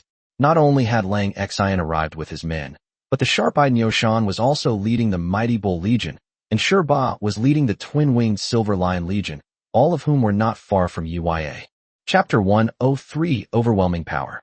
The battlefield was completely one-sided, and Yi naturally realized this, but he was unwilling to run away. Even if he could escape, he would still be punished when he returned. It would be better to die a heroic death and gain a good reputation. Unfortunately, Yi's plan was destined to fail. Lang Xian arrived first, and after several exchanges, they were evenly matched. Although Lang Xian was of extremely high quality, his cultivation level was not as high as Yi's. However, with the arrival of Nioshan and Ba, who joined the siege, Yi was finally powerless to turn the tide. With 3 against 1, they quickly captured Yi. Considering that Yi was the enemy's general guarding the city and might know some important information, Wolfheart and the others did not kill him, but instead fought hard to capture him. With Nightbringer's defeat, Mother Goddess Death servants began to unleash their power. Hundreds of heroes from the Dark Knight Kingdom were either killed or captured, and the ground forces were completely unable to withstand the onslaught of the Tin Beast Legion and the Flying Legion. The entire battlefield suffered a major rout. The legions in Yi Xian's territory quickly cleaned up the battlefield and took care of everything in the city. In fact, the battlefield is easy to manage. The legions entering the city don't care what kind of buildings they are, they just destroy them all. As for what kind of buildings might be dropped, the legion soldiers don't care. This is the consistent practice of all lords on the origin continent. Buildings in the enemy's territory cannot be used directly. This is the only way to do it. Unless the enemy lord issues an order to surrender and cede his territory to the victor, then the victor can take everything. Although Yi Xian's system can force enemies to surrender, it is limited to lords. It cannot force heroes and legion soldiers to surrender. Moreover, summoned heroes and soldiers cannot surrender directly. This is because if a summoned character surrenders on their own, the success rate is less than 1%, and the result of failure is annihilation. This setup is actually extremely advantageous for new lords. Otherwise, the heirs and direct descendants of powerful factions could directly receive support from their backers. Given such a low probability, even the largest forces would be unwilling to make unnecessary sacrifices, unless it is the first successor of the force. Only then would a force be willing to sacrifice itself and send people to join the newcomer's territory, with the purpose of protecting and escorting them. As for a lord who pledges allegiance to another lord, it is mandatory that the strength of his territory must be weaker than that of the other lord. Otherwise, both sides will perish. Heaven will make its own judgment on this. Otherwise, the heirs of powerful factions will have an absolute advantage. On the continent of origin, a powerful force once demanded that its lords sacrifice all their heroes and legions and destroy all defensive structures in their territories in order to join its direct lineage and then rapidly develop and build legions. Unfortunately, this attempt failed. Heaven judged that the strength of both sides was in violation of the rules, and several bolts of heavenly lightning struck down, instantly reducing both territories to ashes. Some people refused to believe it and tried it multiple times, only to be met with a bloody lesson that made them never dare to try again. In fact, what matters to a territory is high-quality heroes, legions, and high-end combat power, not the number of troops. After all, it is quite difficult to obtain points, and it is meaningless to use limited points to mass-produce low-level troops. For powerful forces, the advantage lies in resources and buildings, which is something that ordinary lords cannot match. Yi Xian's system advantage lies in the fact that as long as a lord agrees to join and voluntarily becomes a hero, he can accept them without restriction, no matter how strong the other lord or territory is. Based on this point alone, he is already superior to other lords. However, how could a powerful lord easily join Yi Xian's territory and become his subordinate? To put it bluntly, everything still depends on strength. While the various legions were cleaning up the battlefield, Yi and some of the surviving heroes were brought before Yi Xian. Who exactly are you people? Why are you attacking us? And how did you get here? Even though he was now a prisoner, Yi was still curious about Yi Xian's background. Of course we are lords from the assessment space. We are here to help you escape your predicament. Yi Xian did not hide his origins or purpose. While claiming to help the Dark Kingdom escape its predicament, Yi Xian's real intention was to take everything with him. Impossible. How could a new lord have such a powerful territory as you? Could it be that a great change has occurred in the myriad realms over the past hundreds of thousands of years? Clearly, Yi did not believe Yi Xian's origins. Even if there are unknown changes in the outside world, Yi does not believe that a new lord could have such great strength. Yi Xian's territory is not weak, let alone among new lords, even among veteran lords. There was no major change, just good luck, Yi Xian said with a smile. Indeed, Yi Xian could only be considered an outlier. You've been trapped here for so long, I'll give you a chance.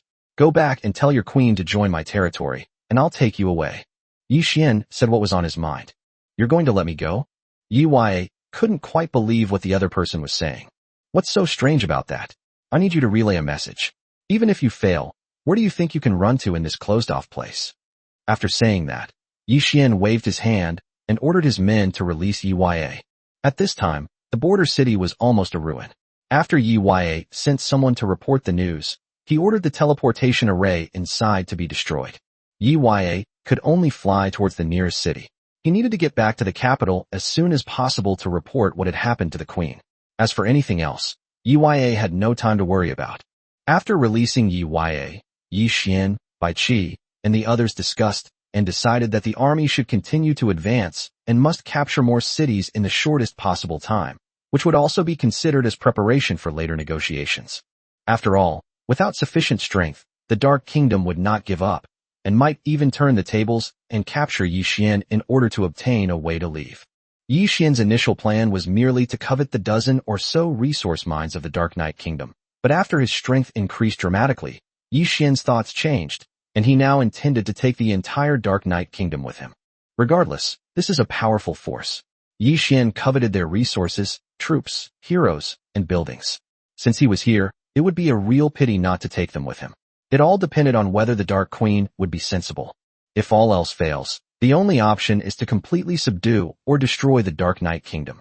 In short, whatever Yi Xian sets his sights on, he cannot let go of. In the origin continent, don't bother with morality. That's foolish. The law of the jungle is the main theme of the origin continent. My lord, we suggest we divide our forces, splitting the legions of our territory into 3 directions.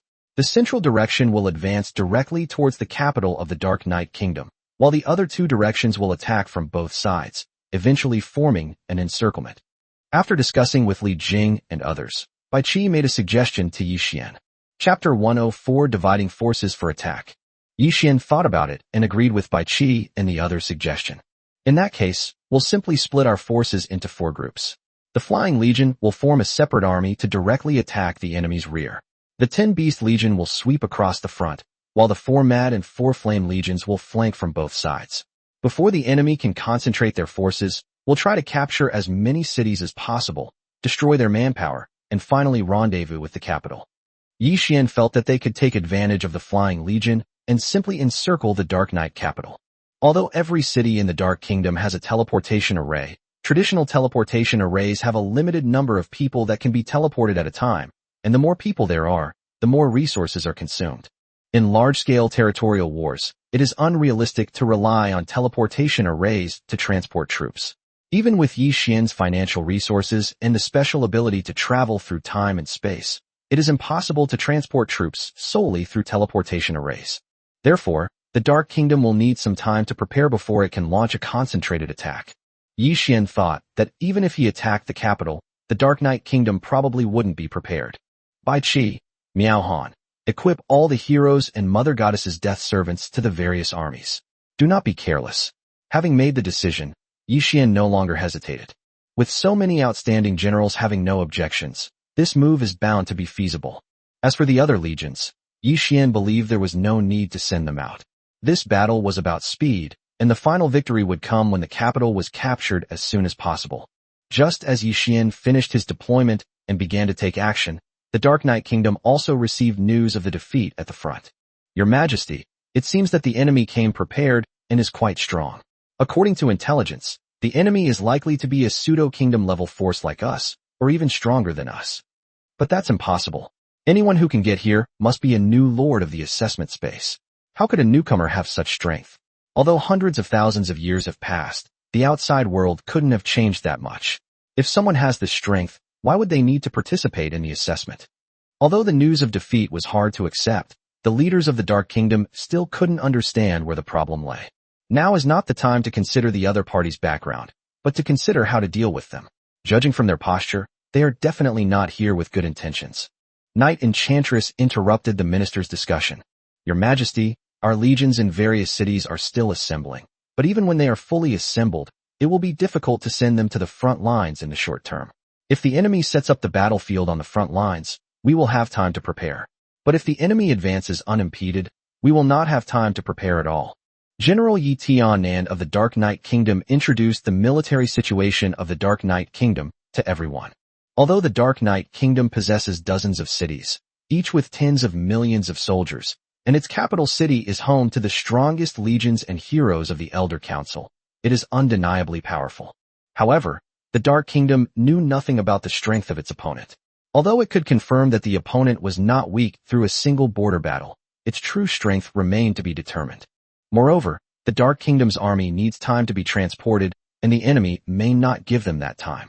Report, Your Majesty, intelligence has arrived that the enemy has split into 4 groups and is heading straight for our capital. Yi Xian's actions were detected by the Dark Knight Kingdom and were quickly reported. As expected, the enemy is heading straight for us. That's good, Your Majesty. You can order all the cities on the front lines to defend themselves to the death and buy us time.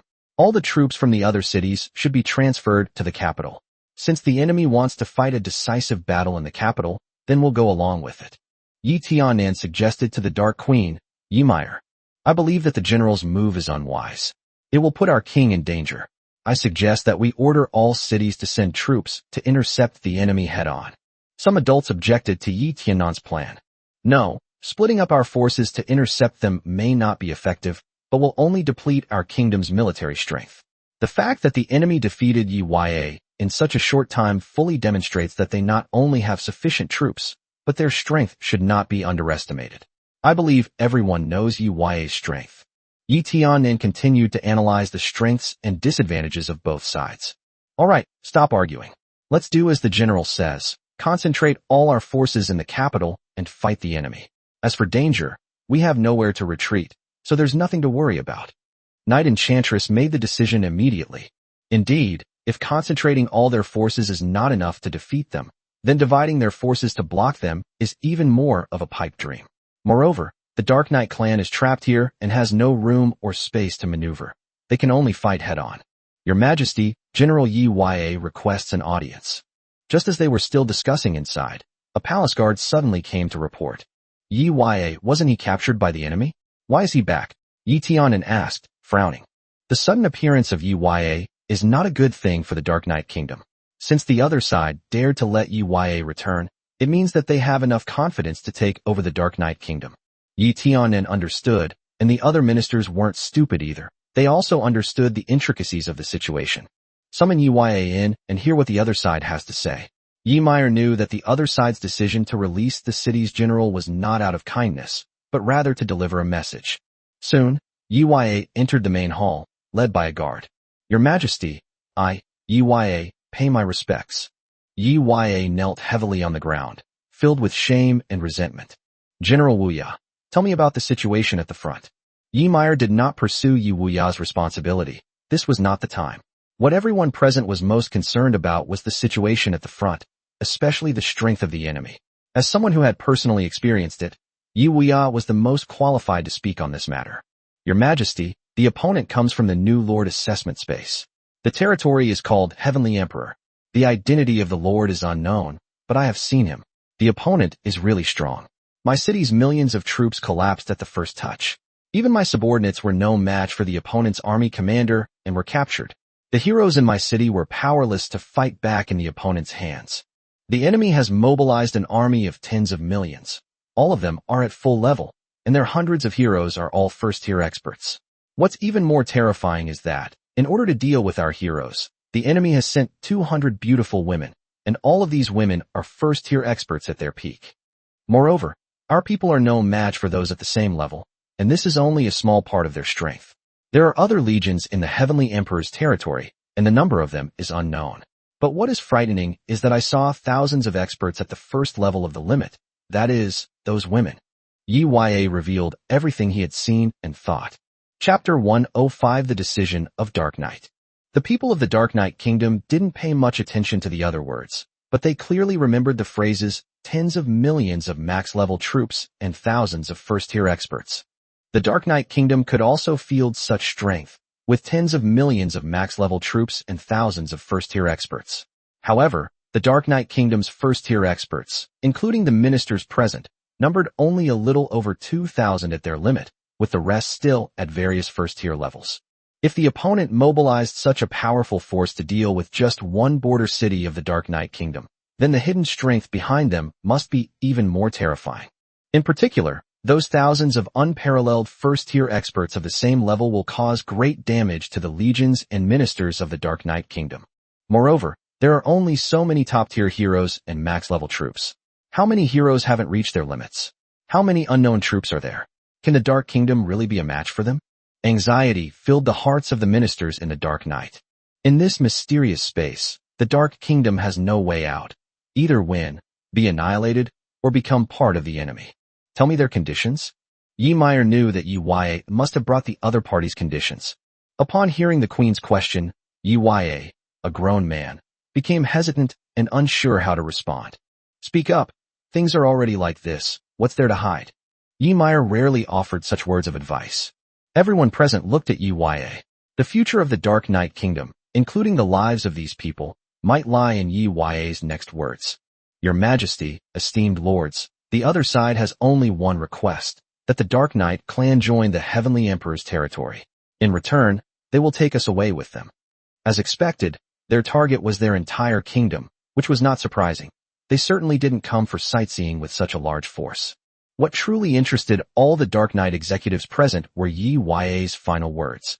They did indeed have a way to leave, which means their purpose in coming here was to target us, Knight Enchantress said. This shows how terrifying the other party is. You have to know that the Dark Knight Kingdom has been trapped here for hundreds of thousands of years and has tried every means to get out of it. So how did the other party know about the Dark Knight Kingdom and even get in? Moreover, since they knew of the existence of the Dark Knight Kingdom, they must have been aware of its strength. Yet, they still came, which shows that they had enough confidence and strength to take down the Dark Knight Kingdom. Your Majesty, we have been trapped here for hundreds of thousands of years. This may be my only chance to leave. Whether to fight or make peace, Your Majesty needs to make a decision as soon as possible. The chief of civil officials, Nithard, the high priest of the Dark Knight clan, pondered for a long time before speaking frankly. This is a rather awkward situation for the Dark Kingdom. Leaving is inevitable, but whether they can defeat their opponent, or even if they do, whether they can find a way to leave, remains to be seen. It can be said that the best option at this time is to join the other party's territory, become one of them, and leave together. However, for the Dark Knight's high-ranking officials who have been in such a position for so long, it is difficult to make a decision. Moreover, if they do so, the Dark Knight Queen Night Elf will lose her status as Lord, and the development of the Dark Knight Kingdom will depend entirely on the new Lord. But no one present knew what kind of person the new Lord was. This is tantamount to handing over the fate of the Dark Kingdom and themselves entirely to a stranger. How could anyone be willing to accept that? Your Majesty, I suggest we go all out. With our strength, even if we can't defeat them, we can still severely damage them, which will be beneficial for negotiations. Yi Tian still insisted on fighting. The Dark Kingdom, which has developed over countless years, is no longer a monolithic entity. Power, ambition, and desire drive each individual to make different choices when faced with life or death situations. General, we have been trapped here for so long and have only developed to our current state.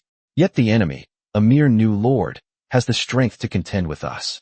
This shows that the enemy's territory has enormous potential and they can retreat at any time. But what about us? If we suffer too many losses, wouldn't all our efforts over the years be in vain? Xin suggested that they talk first to see the other party's attitude and conditions, and only resort to fighting if they couldn't reach an agreement. Yi Tian advocated demonstrating his strength before engaging in further discussions, thus gaining the upper hand in negotiations and securing the other party's assistance in leaving with minimal cost. Your Majesty, please make a swift decision. The enemy's armies are advancing on us from 4 directions. There is no time to lose, Yi Tian said. While listening to the words of the civil and military officials, Yi was also thinking about what to do. Although this is not a life or death moment for the Dark Knight Kingdom, it is still related to its future and cannot be taken lightly. After a long silence, Yi made her decision. Yi Tian, concentrate all your forces in the capital to prepare for the decisive battle.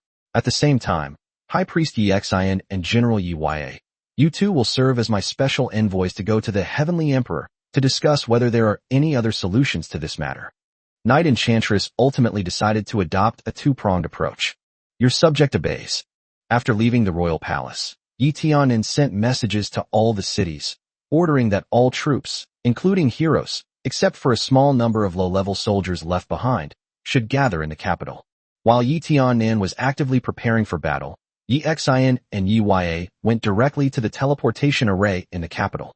General Yi, in your opinion, how confident are we in defeating the enemy in this battle?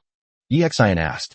As the only general who had made contact with the enemy, Yi was quite qualified to speak on the matter. My lord, please forgive my rudeness and for boosting the enemy's morale. In my humble opinion, the kingdom is doomed in this battle. Yi had seen Yi Xian's territory and had little confidence in his heart. During the half-day negotiations in the Dark Kingdom, Yi Xian's armies were not idle and successively captured 6 cities. The 10 Beast Legion, the 4 Mad Legion, and the 4 Flame Legion are all battlefield-killing gods. They have no sense of humility when fighting, causing the Dark Knight Kingdom to suffer heavy losses and lose tens of millions of troops. Fortunately, Yi Xian ordered the Mother Goddess Death's servant to go easy on them, focusing on capturing them, which saved the summoned heroes of the Dark Knight Kingdom from death. Only a few died, and most were taken prisoner. Yi Xian knew that these people would eventually become his subordinates, so it was better to capture them than to kill them, saving him the time and points needed to train them. As for the types of troops, Yi Xian didn't care much. Moreover, he couldn't hold back in a legion battle, otherwise he would suffer losses. After all, the enemy was not an absolute weakling. Since the start of the war, despite the strength of Yi Xian's army, they have lost tens of thousands of troops after fighting for half a day. This was only because of the protection of numerous heroes and the fact that the legion itself was already powerful. Otherwise, the losses would have been even greater. Chapter 106, A Show of Force. While the major legions were cleaning up the battlefield, Yi Ya and Yi Xian finally made their way to the front lines. Who goes there? The hot-tempered Orca, upon discovering that the newcomers were members of the Dark Clan, attacked without a word.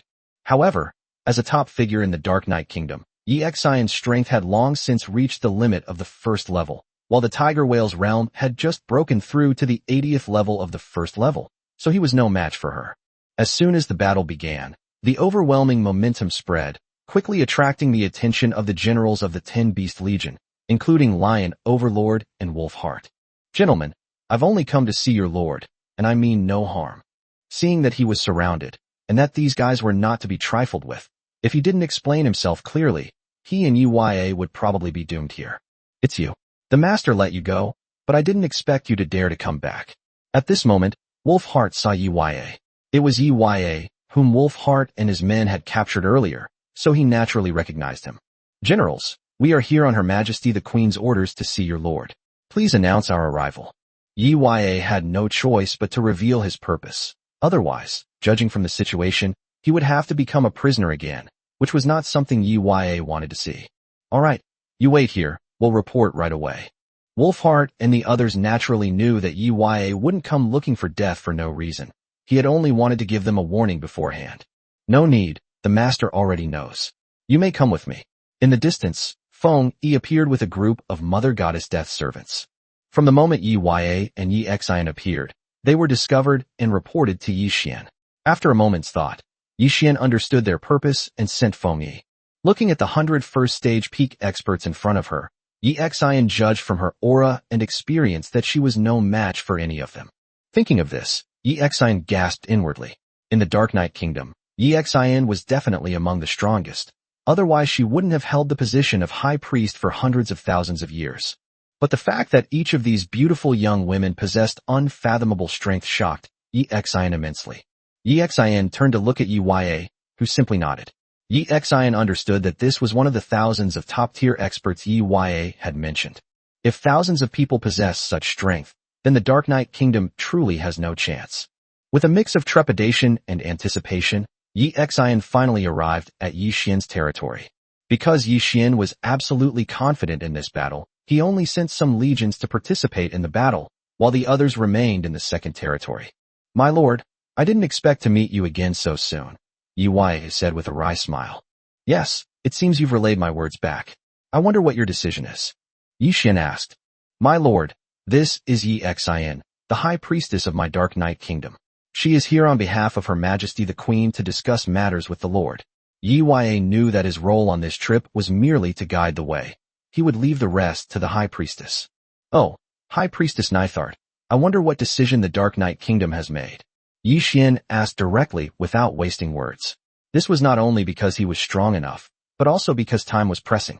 The assessment would end soon, and he had to return to the assessment space before it ended.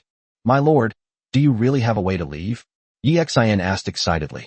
Of course, but only if the entire Dark Knight Kingdom joins my territory, Yi Xian said. My lord, is there any other solution? As you know, it would be unreasonable for Her Majesty the Queen to ask us to join, forcing us to relinquish our lordship. Yi Xian's words sounded nice, but in reality, she was simply unwilling to submit. I'm actually quite easy to talk to, but if you don't join my territory, I can't take you away. I can only take my own territory, believe it or not. Besides, My purpose in coming here is indeed your Dark Knight Kingdom. If you're not willing, I'm afraid we'll have no choice but to fight each other." Yi Xian spoke very frankly and honestly, stating his purpose without any concealment. This is the benefit of having great strength. "My lord, if we fight each other, the final outcome will inevitably be mutual destruction, which will not benefit you either. Why don't we sit down and have a proper discussion to find a solution that satisfies both sides?" Yi Xian still wanted to persuade them. "High Priestess Nithard, I came here to conquer, so why would I care about your feelings? As for mutual destruction, you don't have the strength for that. So, to make you give up, I'll give you one more chance." In order to completely take over the Dark Knight Kingdom and leave as soon as possible, Yi Xian decided to show Yi Xian something. Anyway, Yi Xian would never expose it. These kingdom leaders either joined or died. From the moment Yi Xian arrived, there was no other choice. First, Yi Xian summoned out the demon diagram, blood corpse, void, and others who were cultivating in the cultivation space. These are the commanders of my 10 dragon legions. My dragon legions are not many, only about 100,000 in total, but I believe High Priest Nithard can sense the combat power of each dragon. Several dark dragons and ancient dragons released their auras and transformed into their true forms.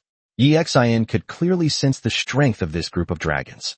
10,000 dragons, 10,000 heroes. This is no ordinary legion. The combined might of these legions of heroes is something the Dark Knight Kingdom cannot withstand. Ignoring Yi Xian and Yi Ya's shock, Yi Xian summoned Yi Miaohan and Yi Miaoying, along with their henchmen. "I believe you have all seen these beautiful girls. This is my Mother Goddess Death Servant Legion. Currently, it has 10,000 members and its strength is at the limit of the first level. If the war requires it, the Mother Goddess Death Servant Legion can expand to 100,000 members at any time and upgrade to second-level heroes. You can calculate how strong it can be yourself. With a power level of 11,000, the ability to expand troops and change classes at any time, even the entire Dark Knight Kingdom combined could not match such strength. Is this enough?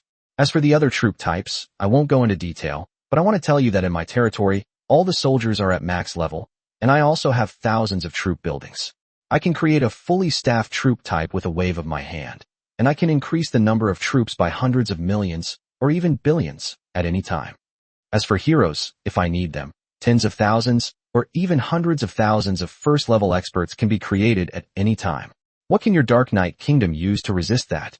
Yi Xian was very confident, which was the confidence he had gained from having enough points. Yi Xian and Yi Ya were in a state of deep shock. Any one of the things Yi Xian said would be enough to crush the Dark Knight Kingdom. "It's not without its benefits for you to join my territory. You can not only escape your predicament, but also increase your strength. And all I can do is treat everyone equally." This was Yi Xian's final condition. Chapter 107. Expanding the army again. The conditions proposed by Yi Xian were actually attractive to the Dark Knight Kingdom, which was eager to escape after being trapped there for so long. However, the price of losing freedom is unacceptable to the Dark Kingdom. "My lord, I believe you can lead the Dark Kingdom out of this predicament. After all, you understand the situation here and wouldn't have come if you weren't confident. But how can you guarantee your promise?" Yi Xian was still a little worried. After all, she was used to being second only to one person and above thousands of others. Suddenly becoming someone else's subordinate, it was impossible for her to be given important responsibilities. Especially after personally visiting Yi Xian's territory, Yi Xian witnessed firsthand just how elite Yi Xian's men were. If someone speaks in a way that belittles themselves, the Dark Knight clan doesn't really hold much weight in Yi Xian's heart. "I believe you should know that the most important thing for a territory is points, and I have an advantage in this respect that other territories do not have. This is the reason why I am one step ahead in the assessment space. The Dark Knight Kingdom is a force that cannot be ignored, and I will naturally not abandon it." Yi Xian hit the nail on the head for all the lords. Points. This is the most important factor limiting the development of their territories. "My lord, how can you prove and guarantee that you are willing to spend your limited points on the army of my Dark Knight Kingdom?" Yi Xian was already somewhat tempted. If, as Yi Xian said, there were enough points, then it wouldn't be unreasonable for the Dark Knight Kingdom to join his territory. Especially for someone like Yi Xian, who is a summoned hero, it doesn't matter who she serves. The difference lies in the fact that her master, Yi Meyer, will lose her lord status. Yi Xian also had some understanding of Yi Meyer. Her Majesty the Queen did not have much ambition for power. Her persistence over the years was simply to lead everyone away from this place. At the same time, Ymir also has a special identity within the entire Dark Knight clan. However, so many years have passed that countless generations have probably passed, and no one in the Dark Knight clan knows Ymir's identity anymore. If they join Yi Xian's territory and ascend to the upper realm in the future, it won't really matter if they encounter relatives. Perhaps Yi Xian will see the strength of the Dark Knight clan and let them leave. For the Knight clan, the biggest loss was Nightshade's status as lord. Everything else was acceptable. However, Yi Xian was unaware of the characteristics of Yi Xian's territory. Once she chose to join, she could never leave. Alright, I have quite a few troop buildings at my disposal. The assessment is about to end, and I need to expand my troops for the upcoming arrangements. I'll take you with me now so you can see the points reserves in my territory. Yi Xian knew that no amount of promises could compare to seeing it with his own eyes. Yi Xian wasn't lying. He had his own considerations for the upcoming kingdom conquest. Both the second territory and the main territory were already short of troops. Especially since the main territory only has 4 human legions at this time. It is obviously not enough to cope with the upcoming battles. Since it's something we'll have to do sooner or later, why not let Yi Xian see the strength of our territory? Yi Xian never expected that at this critical moment in the battle on the front lines, Yi Xian would ignore the fighting and instead expand his forces in the rear. This piqued Yi Xian's interest, and she wanted to see just how far Yi Xian could go. It's important to understand that building up troops on the origin continent isn't difficult. The challenge lies in the quality, quantity, and level of the troops. Regardless of what Yi Xian and Yi thought, Yi Xian led the territory's high-ranking officials to a vacant lot and began another large-scale expansion of their forces. First, Yi Xian selected a batch of alien legion buildings. In fact, the race of the legion made no difference to Yi Xian. They were all of RRR quality, and their combat strength was almost the same. Ding! Congratulations, Lord. You have used the Griffin Knight troop type building to trigger its evolution and obtain the Shadow Wind Fang Griffin. Next, a series of notification sounds rang out, and Yi Xian successively acquired 10 alien military camps, namely, Wind bursts Fang Duck, Sky Eagle captures Scorpion, Thunder Sound Iron Infant Rat, 1,000-foot Sacred Land Rhinoceros, Azure Cloud Dragon Rain Phoenix, Crimson Serpent Devouring Silk Leopard, Heaven Sealed Steel Extreme Beast, Wind and Cloud Burst Eagle Mosquito, Wenchong Crystal Light Goose, Overturning Sea Split Fox. The simultaneous appearance of 10 military camps was quite a sight, something even Yi Xian, with her extensive experience, had never seen before. But what followed was the real highlight. First, the military camp level was raised to level 60, allowing it to summon up to 500,000 people. Yi Xian first assigned war commanders and generals to each legion. A cold wind blows, the duck's teeth snap, and the duck remains silent. The eagle captures the scorpion's beauty. The scorpion is handsome and elegant. Thunderous Iron Infant Rat, Rat Hauko. The sacred land of the 1,000-foot peak, the rhinoceros, shines brightly. Azure Clouds, Dragon's Breath, Phoenix's vast expanse.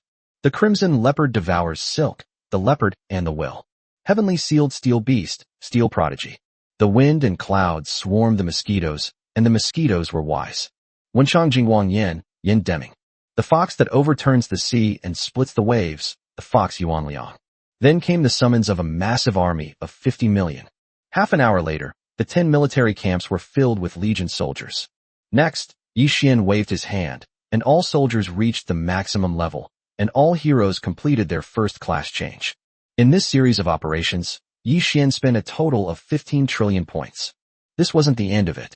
After ordering Shu Haokong and the others to stay in the military camp to await orders, Yi Xian started construction again. This time, Yi Xian brought out 12 military buildings at once, all of which were human military buildings. These were the troops Yi Xian prepared for his main territory. After a series of notification sounds, 12 military camps rose from the ground, followed by the usual routine of summoning generals, soldiers, and upgrading. This time, Yi Xian obtained 12 human legions, none of which he had ever heard of, nor did he know which world they came from. But to Yi Xian, none of that mattered. As long as the legions were from his territory, they would be completely loyal to him. Glory in heavy armor, Xiao Yongkong.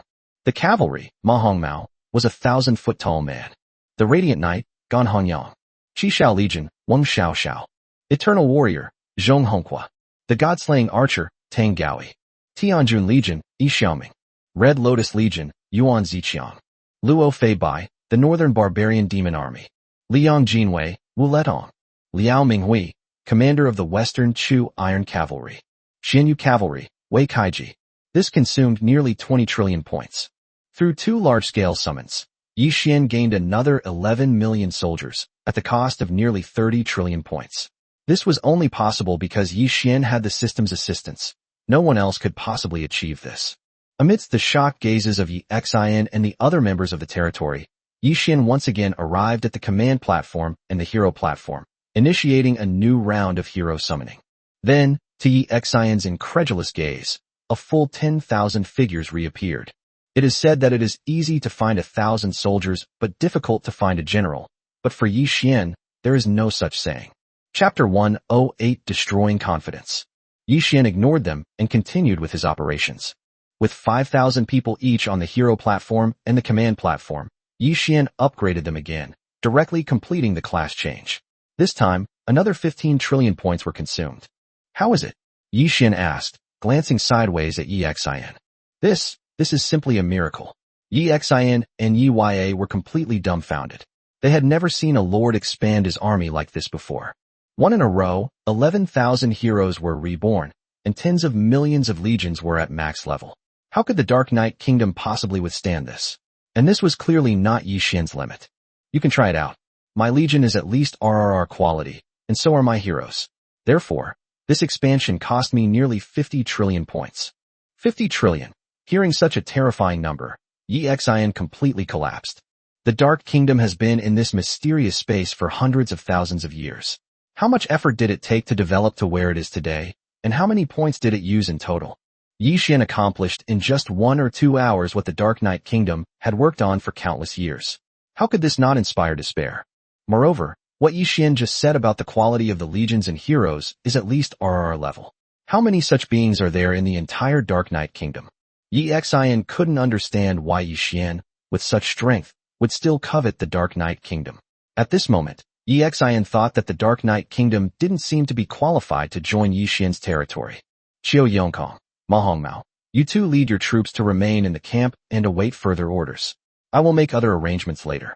Regardless of Yi Xian's thoughts, Yi Xian made arrangements directly. Judging from the current situation, it is still unknown whether the Great War in the Dark Kingdom will break out. Even if it does, the strength of the territory is sufficient to cope with it. In fact, under the influence of the title of number 1 under heaven, the number of troops in Yi Xian's territory could have doubled, but Yi Xian did not do so. Instead, he chose to build the legion structure first and then deal with it after the troop buildings were upgraded. The reason for summoning another 10,000 heroes was that it takes time for heroes to break through their cultivation level after changing their class. Summoning them earlier would give them more time to cultivate. High Priestess Nithard, do you think it would be difficult for me to destroy your Dark Knight Kingdom with my strength? Yi Xian asked a question that Nithard could not refute. My lord, your strength is awe-inspiring, but what I don't understand is, with such strength, why did you still attack my Dark Knight Kingdom? Yi Xian asked, voicing her doubts. I won't lie to you. The Dark Kingdom has already grown to a considerable size. It's not easy to have been able to hold out in this place for so many years. On one hand, I do want to take you away, and on the other hand, I'm giving you a chance to join my territory. I have ways to improve your strength. At the same time, what I'm after is your resources and buildings. Do you understand? Yi Xian made his point very clearly and frankly, without hiding his greed. To put it bluntly, he wanted to take what was in your possessions, but at the same time, he felt sorry for you and thought you were still somewhat useful, so he decided to pack you up and take you with him. Yi Xian's confidence and honesty made Yi Xian realize that the Dark Knight Kingdom truly had no way out. Alright, I've shown you all of this, and I believe you understand what it means. You'll learn more once you join in. You and General Yi Ya can go back now. As for the choice you make, that's up to you. Having done everything he needed to do, Yi Xian directly issued an order to leave. My lord, could you please halt your attack and give me some time to consider? Yi Xian requested. During the several hours they were discussing this, Yi Xian's legion had not stopped its attack. Judging from the previous progress, it seems that the Dark Kingdom has lost several more cities and suffered countless losses. That won't do. I have limited time. I will head straight to the capital before you make a decision. Now, you should hurry back and discuss it. Yi Xian could not change his plan. Soon, Yi Xian and Yi Ya left in a hurry, There was no time for them to waste. Han Xin, take the newly summoned human legion back to the main territory. From now on, you will be in charge of military affairs in the main territory, assisted by Wu Qi and other legion commanders. Yi Xian arranged for the number of legions in the main territory to increase to 16, with a total strength of 8 million. It was indeed necessary for the general staff to assign someone to take charge. Rest assured, my lord, I will do it right away. After saying this, Han Xin went to meet with Qiu Yongkong and other newly arrived commanders and generals. Yi Xian also used his territory authority to move the 12 human army camps to the main territory. Xiong Ba, Bai Qi, arranged for the 10,000 newly born heroes to cultivate in the cultivation space. The heroes' cultivation can only rely on themselves. Even if Yi Xian has enough points, he can't help them. This demonstrates the advantages of Mother Goddess Deadpool, living up to the title of the First Legion. Gu Zhan, how many of your 2 million ancient barbarian warriors have completed their first transformation? Although only a few days have passed, it's likely that quite a few of the high-quality ancient barbarian warriors have broken through. My lord, more than 100,000 people have already completed the first transformation. Hearing Gu Zhan's words, Yi Xian was quite satisfied. After all, the potential of a soldier cannot be compared with that of a hero. Even if the quality reaches RRR level, a soldier's job advancement and training require more time and opportunities. With the existence of the job change space, it's as if Yi Xian has given them enough opportunities. All that's left is time. Don't be fooled by the fact that there are over 100,000 people. They may seem insignificant compared to the total military strength of Yi Xian's territory, but changing jobs is not as easy as you might imagine. If Yi Xian hadn't used points to help the vast majority of heroes complete their class change, there wouldn't be so many class change heroes in Yi Xian's territory. Alright, your task for now is to help the ancient barbarian warriors complete their class advancement. The number of soldiers will continue to increase, and it is possible that the number of troops in the territory will reach hundreds of billions or even trillions in the later stages. It is unrealistic to use points to change jobs, as the requirement for points is too high, even if Yi Xian has the system. Unless Yi Xian wastes a lot of time accumulating experience. That's all for later. Yi Xian hasn't decided on the specifics of how to develop the territory yet. He plans to discuss it carefully with Liu Bowen, Bai Qi, and others before making a decision.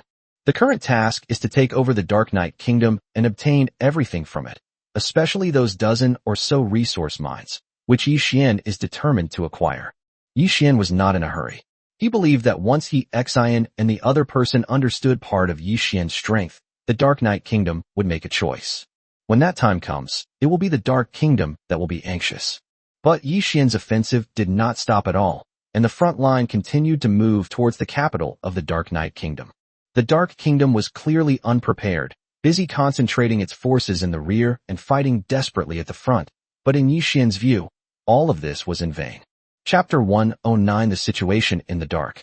Just as Yi Xian finished dealing with his immediate matters and was preparing to wait for news from the Dark Knight Kingdom, he suddenly received a message from Xian Yuan Shuelan, who had been missing for a long time.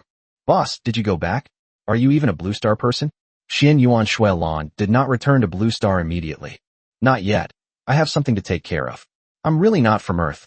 I'm sorry to disappoint you, Yi Xian replied. Alright, I wonder what the big boss is busy with, and whether you need my help. No need, it's just a small matter. I should go back after I'm done. Yi Xian didn't need her help at all, and besides, Xian Yuan Shuelan couldn't come in anyway. If the second territory hadn't been connected to the main territory, Yi Xian wouldn't have received Xian Yuan Shuelan's message. Okay, I don't have anything else to say, just wanted to say hello. When I arrive on the origin continent in a while and start the War of Nations, I hope you'll lend me a hand. Xian Yuan Shuelan said. During the Warring States period, people from other regions cannot enter, but newcomers from the same batch can teleport to each other as long as they have coordinates. However, this is limited to a limited number of people. Large-scale troop movements are impossible, not only due to energy issues, but also because the rules do not allow it, unless it is within the same region. Let's talk again later. I haven't decided whether I'll participate or not yet, Yi Xian said. Yi Xian didn't expect Xian Yuan Shuelan to choose to participate. Generally speaking, given Xian Yuan Shuelan's status and position, she would usually choose to give up. Oh no, with your strength, you're not participating? Don't you want to establish a kingdom, a dynasty, and go even further in the Battle of Nations? Xian Yuangshuilan was puzzled by Yi Xian's words. Every ambitious lord would participate in the War of Nations, as it was the only path to becoming a powerful figure. If you don't participate, you can only be teleported to the vicinity of the faction behind you. Then there will be no rules to protect you, and the forces you face may be incredibly powerful, which is very detrimental to the development of a new lord. While it's good to have a powerful backer, it also means losing opportunities for advancement. In Xian Yuanshuilan's view, this was a completely and profitable decision. We'll see. I haven't thought it through yet. I'll definitely let you know when I've made up my mind. In truth, Yi Xian hadn't really thought it through. With the strength of a heavenly emperor, participating in the War of Nations and playing house with a group of new lords felt a bit like bullying them. Moreover, it's the same if Nine Heavens Palace participates. One would participate in the struggle for supremacy, gradually increasing his power level, while the other would wage war everywhere, acquiring resources and protecting the main territory. This was what Yi Xian truly desired. However, the idea is not yet mature and needs to be discussed thoroughly with the civil and military officials of the territory. Alright, think it over carefully. This kind of opportunity is gone forever. If you don't participate, the War of Nations will lose its vibrant atmosphere. Xian Yuanshuilan was somewhat disappointed. Although Yi Xian's participation would be a nightmare for everyone, none of the lords had any confidence in facing the Heavenly Emperor. However, the struggle for supremacy among nations is brutal, and Yi Xian cannot simply ignore the existence of nations within nations. Therefore, the lords have no choice but to either join or die. Even if one were to relinquish their lordship and live freely in their own world, it would be impossible. On the origin continent, when a lord dies, their territory is scattered. When a lord's heart is shattered, the lord dies. These are the rules, and no one can change them. Summoning heroes and legions offers a choice, but lords do not. Soon, the two ended their brief call and went about their own business. Yi Xian didn't have much to do, so he patiently waited for news from the Dark Knight Kingdom. Meanwhile, Yi Xian and Yi Ya finally returned to the royal palace. All the influential high-ranking officials of the Dark Knight Kingdom were gathered here, along with generals and heroes from various cities who were waiting in the main hall, numbering in the thousands. Your Majesty, we pay our respects. Despite her overwhelming emotions, Yi Xian did not fail to observe proper etiquette. High Priest, please rise quickly and tell me what happened. Knight Enchantress was also very anxious. In the few hours since the High Priest left, the Dark Knight Kingdom had lost no fewer than 10 more cities. Your Majesty, the situation is truly dire. Perhaps we must make a decision. Hearing Yi Xian's words, everyone present felt a chill.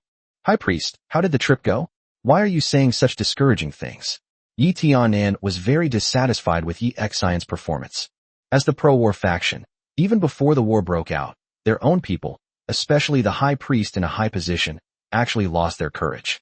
Your Majesty, General, and Your Excellencies, this old minister has broadened my horizons and understood the source of the Heavenly Emperor's confidence. Forgive my bluntness, but my Dark Knight Kingdom has no chance of winning. For the sake of the kingdom's people and the continuation of the Dark Knight clan, this old minister suggests that we surrender. Although Yi Xian was unwilling to say it, time waits for no one. Damn it! How could the High Priest utter such rebellious words? Your Majesty, the High Priest wavered before the battle. I suggest that he be arrested and punished. Yi Tianan roared angrily. No rush. High Priest, tell me your thoughts. At this moment, Yi Meyer did not make a rash decision, but wanted to hear Yi Xian's thoughts. Yi Meyer knew that Yi Xian was not someone who gave up easily, and that she must have suffered a great blow on this trip. Your Majesty, the enemy's territory is truly powerful. We are no match for them, and will only sacrifice ourselves in vain. I am not afraid of death, but I cannot stand by and watch the Dark Knight Kingdom become history. Yi Xian knelt on the ground, speaking with heartfelt sincerity. Tell me more. At this moment, no one spoke. Everyone believed that the High Priest, who had fought for the Dark Knight Kingdom all his life, was definitely not a coward who feared death. Your Majesty, esteemed lords, with over 10,000 first-tier heroes, a dragon army of 100,000 with combat power equivalent to first-tier heroes, 10,000 first-tier ultimate experts, and tens of millions of max-level legions. How can we possibly resist them? And this is only what they have shown us. What about their hidden strength? What's even more terrifying is that the enemy lord, in front of me and Yi Ya, summoned a total of 22 legions, 11 million max-level soldiers, and 10,000 heroes in just 2 hours, all of whom were upgraded to the first rank. Yi Xian's words resounded throughout the hall like a thunderclap. In just 2 hours, such a significant increase in strength is possible. There is nothing more terrifying than a 100,000-strong dragon army and 10,000 top-tier experts. High Priest, is what you say true? At this moment, even the tough Yi Tiannan began to waver. It's absolutely true. This is what I saw. I imagine their hidden strength is even more astonishing. They made it clear that their goal is to completely take over the Dark Knight Kingdom. They haven't made their move yet, which means they're giving us an opportunity. As for the troops they sent out earlier, they were just demonstrating their strength. When the enemy goes all out, we will probably face an enemy that is stronger than we can imagine. Yi Xian had completely lost hope. Chapter 110 Siege. The Dark Knight Palace had never been so quiet. Even Yi Tiannan, the representative of the pro-war faction, had nothing to say at this moment. If the news Yi Xian brought back is true, then the Dark Knight Kingdom is truly at its end. The other side has made it clear that they are targeting the Dark Knight Kingdom, and there is no way to escape. My lords, what should we do next? Even Knight Enchantress, the backbone of the Dark Knight Kingdom, had lost her confidence. For the Dark Knight Kingdom, the opponent's strength is astonishing. Even if a miracle occurs and the Dark Knight Kingdom wins this battle, it will inevitably pay an unimaginable price. So how will the Dark Knight Kingdom deal with the attacks from wild monsters next? When Ymir spoke, none of the ministers below said anything. They were all digesting the news brought by Yi Xian. Your Majesty, this battle is truly unwinnable. Not to mention the enemy's tens of millions of max-level legions. We are already overwhelmed by their hundreds of thousands of first-tier heroes and over 10,000 first-tier ultimate experts. Yi Xian understood. In order to protect the Dark Knight clan, he was the only one who could be the culprit. The enemy has been attacking for almost a day. I believe you all have received the information gathered from all sides. You all have a general idea of how strong the enemy is. What I want to say is that I have personally seen those first-stage peak experts. To be honest, I couldn't handle even one of them. Yi Xian's words were disheartening, but they were also true. Impossible. The High Priest's strength is among the top in our country. How could he not be able to deal with an ordinary hero? Some people didn't believe it and raised questions. What this old minister said is absolutely true. Although they had never actually fought, Yi Xian trusted her judgment. Your Majesty, the other side has made it clear that we only have 2 paths to take. One is to join them, where they will treat us all equally, not only taking us away from here, but also helping us improve our strength. The other is for the Dark Knight Kingdom to become history and vanish into thin air. This isn't a multiple-choice question, it's a complete dead end. Joining them and losing our lordship is nothing to me. What I'm worried about is that they might go back on their word. If that happens, we'll have no way out at all. At this moment, Ymir voiced her concerns. Your Majesty, I have also considered this. The enemy's legion and heroes are of extremely high quality, and I am worried that they may not regard us. However, the enemy has mentioned something that I cannot judge and dare not make a decision rashly. Yi Xian then recounted the promise Yi Xian had made earlier. What news is it, High Priest? Speak freely. Yi Xian was still hesitating at this hour, which made Ymir somewhat dissatisfied. Your Majesty, this news is somewhat unbelievable. The Lord of the other side has personally promised to improve the quality of the legions and heroes of my Dark Knight Kingdom. Impossible, how could this be? As soon as Yi Xian finished speaking, voices of opposition came from inside the hall. The quality is fixed at birth. It is possible to improve it, but the cost is very high and the required items are extremely precious. If the other party promises to be the queen, or to improve the quality of a limited number of people, there is a sliver of credibility to that. But if it's aimed at all the legions and summoned heroes of the Dark Kingdom, how could that be possible?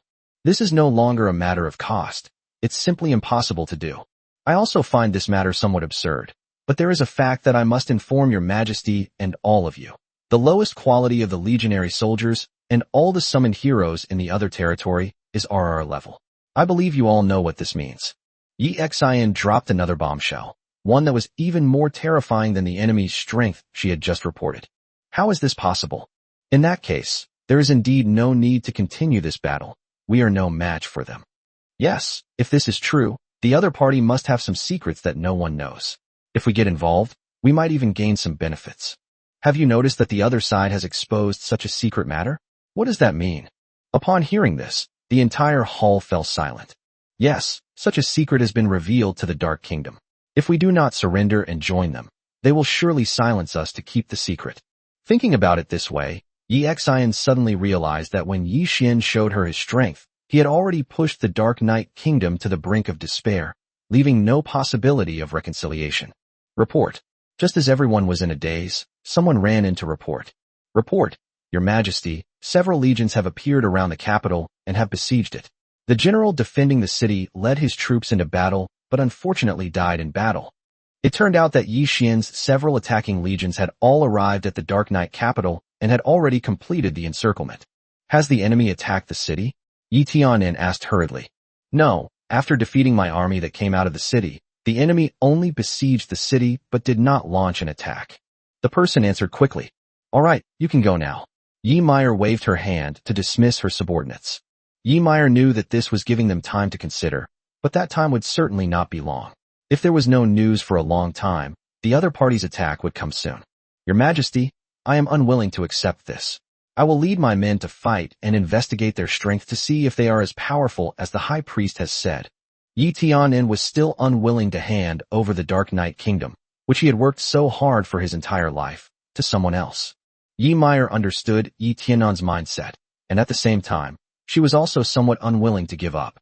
It would be good to test the other party's true strength. General, take the elders with you and give them a try.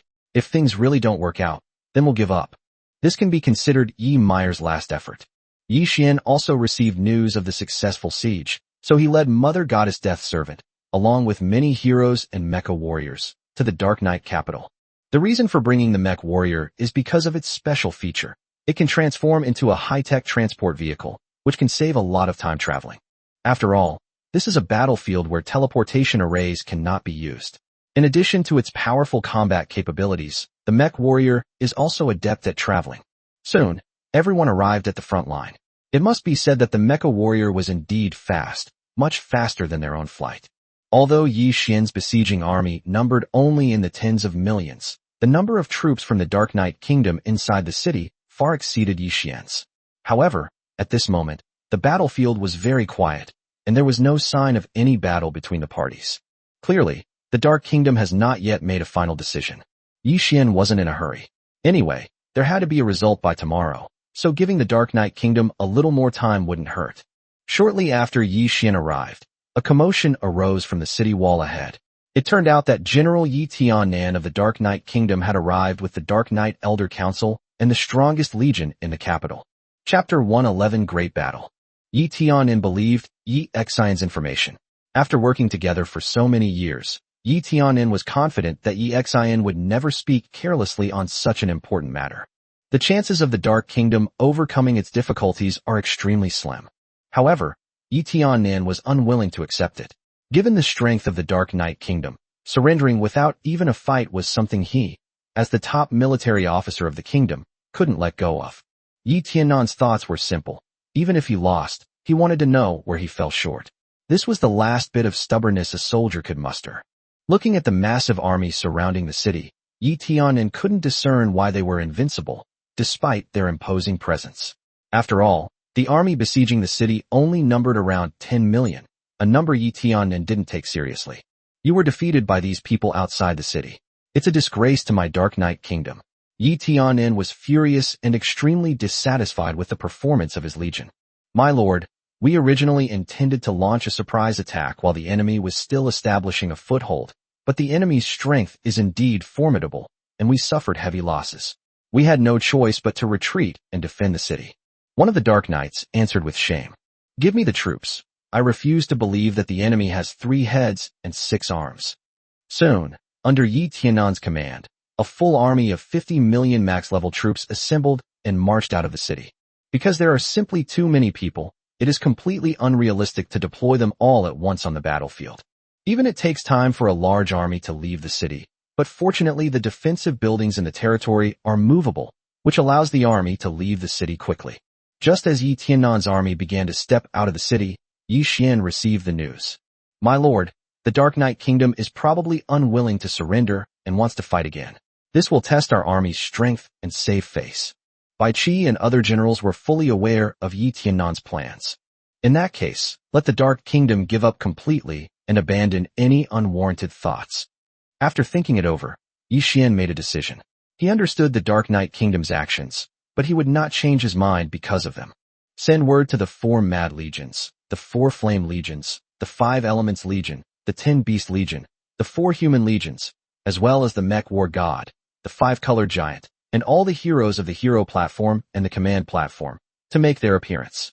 By the way, since the Dark Knight Kingdom wants to have a showdown, a first-tier legion will definitely appear. Order Gujan to take the ancient barbarian warriors with him.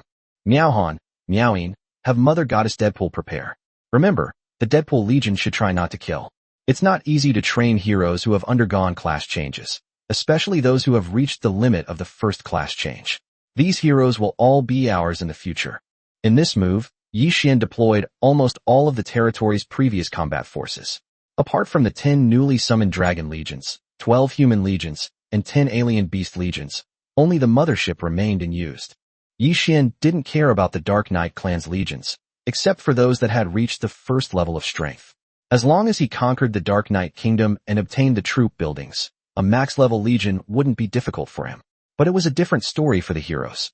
Reaching the maximum level for a hero is relatively easy, but breaking through to the next realm is not so simple and requires time to accumulate. Both sides are mobilizing troops, and a major battle is unlikely to break out anytime soon. It is impossible for so many legions to be sent to the battlefield without sufficient preparation time. Both sides have reached a certain understanding and have completed their respective deployments, so no conflict has broken out for the time being. Yi Xian did not allow Bai Qi and the others to use any means to disrupt Yi Tiannan's plans. Since they were going to take over the Dark Knight Kingdom in one fell swoop, they had to make the other side admit defeat wholeheartedly. After about 2 hours of troop deployment, both sides finally completed the deployment of all their forces, resulting in a stalemate. Although Yi Xian dispatched nearly 30 legions with a total of almost 15 million people, their numbers were significantly lower than the enemy's. However, Yi Xian did not adopt a defensive stance but instead deployed an offensive formation. On the Dark Kingdom side, the 50 million strong army consists of cavalry, heavy armor, light cavalry, infantry, archers, and a small number of flying legions, and the races are also diverse, including not only the Dark Knight race, but also alien races and legions composed of humans. After both sides finished deploying their troops, there was no so-called duel between generals, as there were too many participants and the battlefield was extremely wide. Eager to prove its strength, the Dark Kingdom launched an attack after making preparations, with light cavalry charging first, followed closely by heavy cavalry. Yi Xian's 4 Mad Legions charged forward without hesitation, while the 5 Elements Legion also began to unleash its power.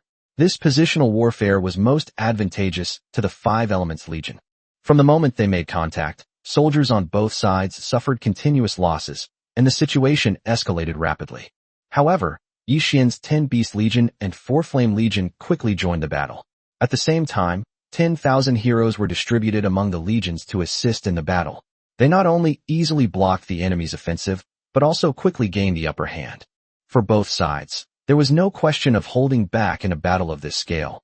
Both sides fought ruthlessly, and the losses continued to mount.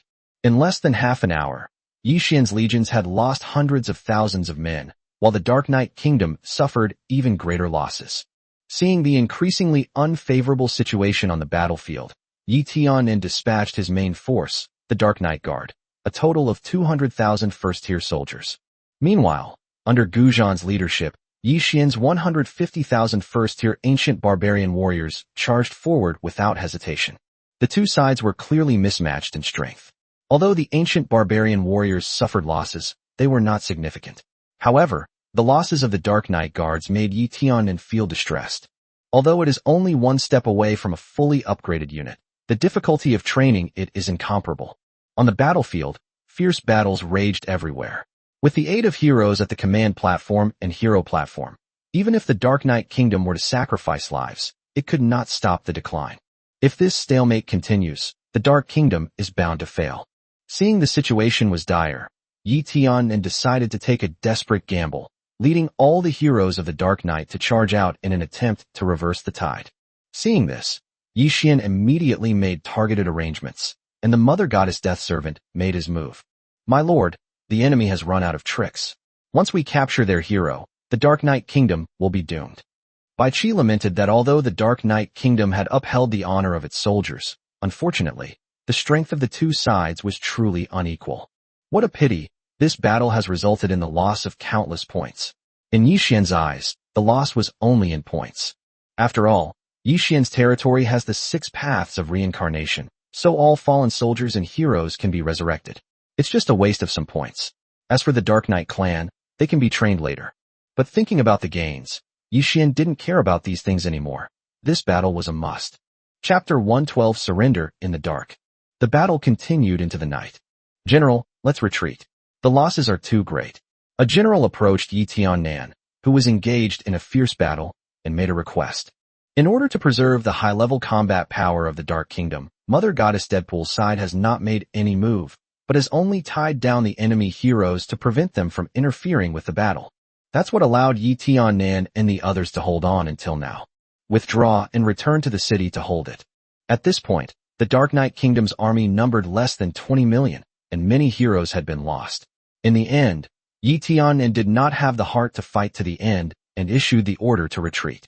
Stop the pursuit and let them go back. Seeing the Dark Knight Kingdom retreat, Yi Xian did not rush things but instead issued a ceasefire order. For Yi Xian, taking over the Dark Knight Kingdom would not be difficult, but he did not want to destroy it. Instead, he wanted to force it to surrender in order to maximize his gains.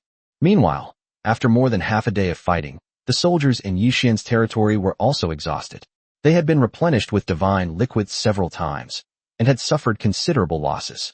Although they were strong in combat, they were outnumbered by the enemy, who were fighting on their home turf and were united in their hatred of the enemy. Yi Xian did not want to push them too hard. The two sides quickly ceased hostilities. Replenish every warrior with the divine elixir, allowing them to recover as quickly as possible. Meanwhile, the resurrected soldiers should return to their respective legions to maintain their complete organizational structure. Yi Xian also planned to rest. If the Dark Knight Kingdom wanted to fight again tomorrow, Yi Xian would not hold back, since he didn't have much time left. In the Dark Knight Palace, Yi Tiannan knelt in the main hall. Because of Yi Tiannan's willful actions, the Dark Knight Kingdom had lost most of its vital forces, and Yi Tiannan could not escape the blame. General, rise. This battle is not your fault. Tell me your opinion on this battle. Yi Meyer did not criticize Yi Tiannan at this time. After all, Yi Meyer also supported this battle. Yi Meyer was naturally unwilling to give up her status as a lord so easily. Your Majesty, my lords, our army has done its best, giving almost all its strength, but it is no match for the enemy. Moreover, the enemy's losses are only a few 100,000, while our army has lost more than half of its elite troops. I can sense that the enemy's beautiful women's army is not exerting its full strength. If they were fighting with all their might, I probably wouldn't be standing here right now. Although Yi Tiannan's words were demoralizing, they were also the truth. Your Majesty, the enemy is giving us a chance and hasn't gone all out. I suggest that our country must make a decision, otherwise the enemy will definitely launch a full-scale attack tomorrow. When I contacted the other lord, he made it clear that he was in a hurry and could not give us much time. Moreover, we have already gathered all our forces, so there is no point in waiting any longer. But the other side is coming for us, and they certainly won't give up easily. Yi Xian also offered her suggestions, urging Yi Meyer to make a decision. Your Majesty, I believe that even if we join their territory, it may not be a bad thing. They are just a new lord, yet in less than a month they have amassed tens of millions of soldiers and control over 100,000 summoned heroes. Such strength is unheard of in the assessment space. Such a territory with potential is unheard of even on the origin continent. Joining it might be an opportunity for our Dark Knight clan. Yi Xian had thought things through very clearly during this period, especially the other party's potential, which truly moved her. Hearing Yi Xian's words, all the ministers, including Yi Meyer, were also moved. Powerful forces are as numerous as the stars, but territories with great potential are few and far between. At the very least, Yi Meyer knew that even if she had countless more hours, she still couldn't reach Yi Xian's level. Even if she hadn't been trapped, Yi Meyer still couldn't do it. On the origin continent, surrounded by wolves, it is almost impossible to develop peacefully. Only by constantly fighting and improving can one protect everything. As for this, Yi Meyer did not have enough confidence. The previous ambitions and unwillingness vanished with the arrival of a great battle. Yi Meyer had no ambition to begin with, and her unwillingness to submit was due to her pride. After all, she had been a lord for hundreds of thousands of years, and she couldn't give it up easily. But reality forced Yi Meyer to make a choice. Fine, I can escape this predicament and secure a future. What does saving face matter? Ymir finally made up her mind. Upon hearing Ymir's decision, the ministers were lifeless, but no one raised any objections. They had been trapped here for far too long, so long that they had lost sight of the prosperity of the outside world. Moreover, the Dark Kingdom's strength cannot develop here, so continuing like this is pointless. High Priestess Nithard, I'll trouble you to make another trip and inform them of my clan's decision. After making her decision, Nithard didn't hesitate any longer and directly sent Nithard to deliver the message. Your Majesty, do you have any conditions? Unconditional surrender was hard for Yi Xian to accept, but she knew that the Dark Knight Kingdom had no right to make demands. Nevertheless, she couldn't help but ask. Forget it, let's see what they think. Ymir was disheartened. General, notify the army to cease resistance and avoid unnecessary sacrifices. Your subject obeys. The meeting that would determine the future of the Dark Kingdom has come to an end. As the Queen departed, the Dark Knight courtiers exchanged bewildered glances and left, none of them knowing what awaited them next. But regardless, the Knight clan will eventually be controlled by others. As the main power structure of the Dark Kingdom, the Grand General, the High Priest, and Her Majesty the Queen all decided to surrender and join the others' territory. The others had no chance to object and could only wait. After leaving the palace, Yi Xian appeared directly on the city wall of the capital. It was already late at night. Yi Xian didn't know if Yi Xian was resting, so she didn't dare to disturb him. She could only stand on the wall and wait for dawn to arrive. The next morning, Yi Xian's territory became lively. Yi Xian knew that the time had come, and she flew out of the city wall alone. Halt! Wolfheart, who was in charge of guarding the territory, spotted Nithard immediately. General Wolf, I have something to discuss with the Lord. Please inform him. The two had met before. Though they weren't familiar with each other, they knew each other's identities. Okay, please wait a moment. I will inform the adults immediately. A dozen minutes later, Wolfheart led Nithard through the heavy army and appeared at Yi Xian's temporary camp. The High Priest has come so early. It seems he has brought good news. Upon receiving the news, Yi Xian, along with the territory's high-ranking officials such as Bai Qi and Lu Bowen, awaited Yi Xian's arrival.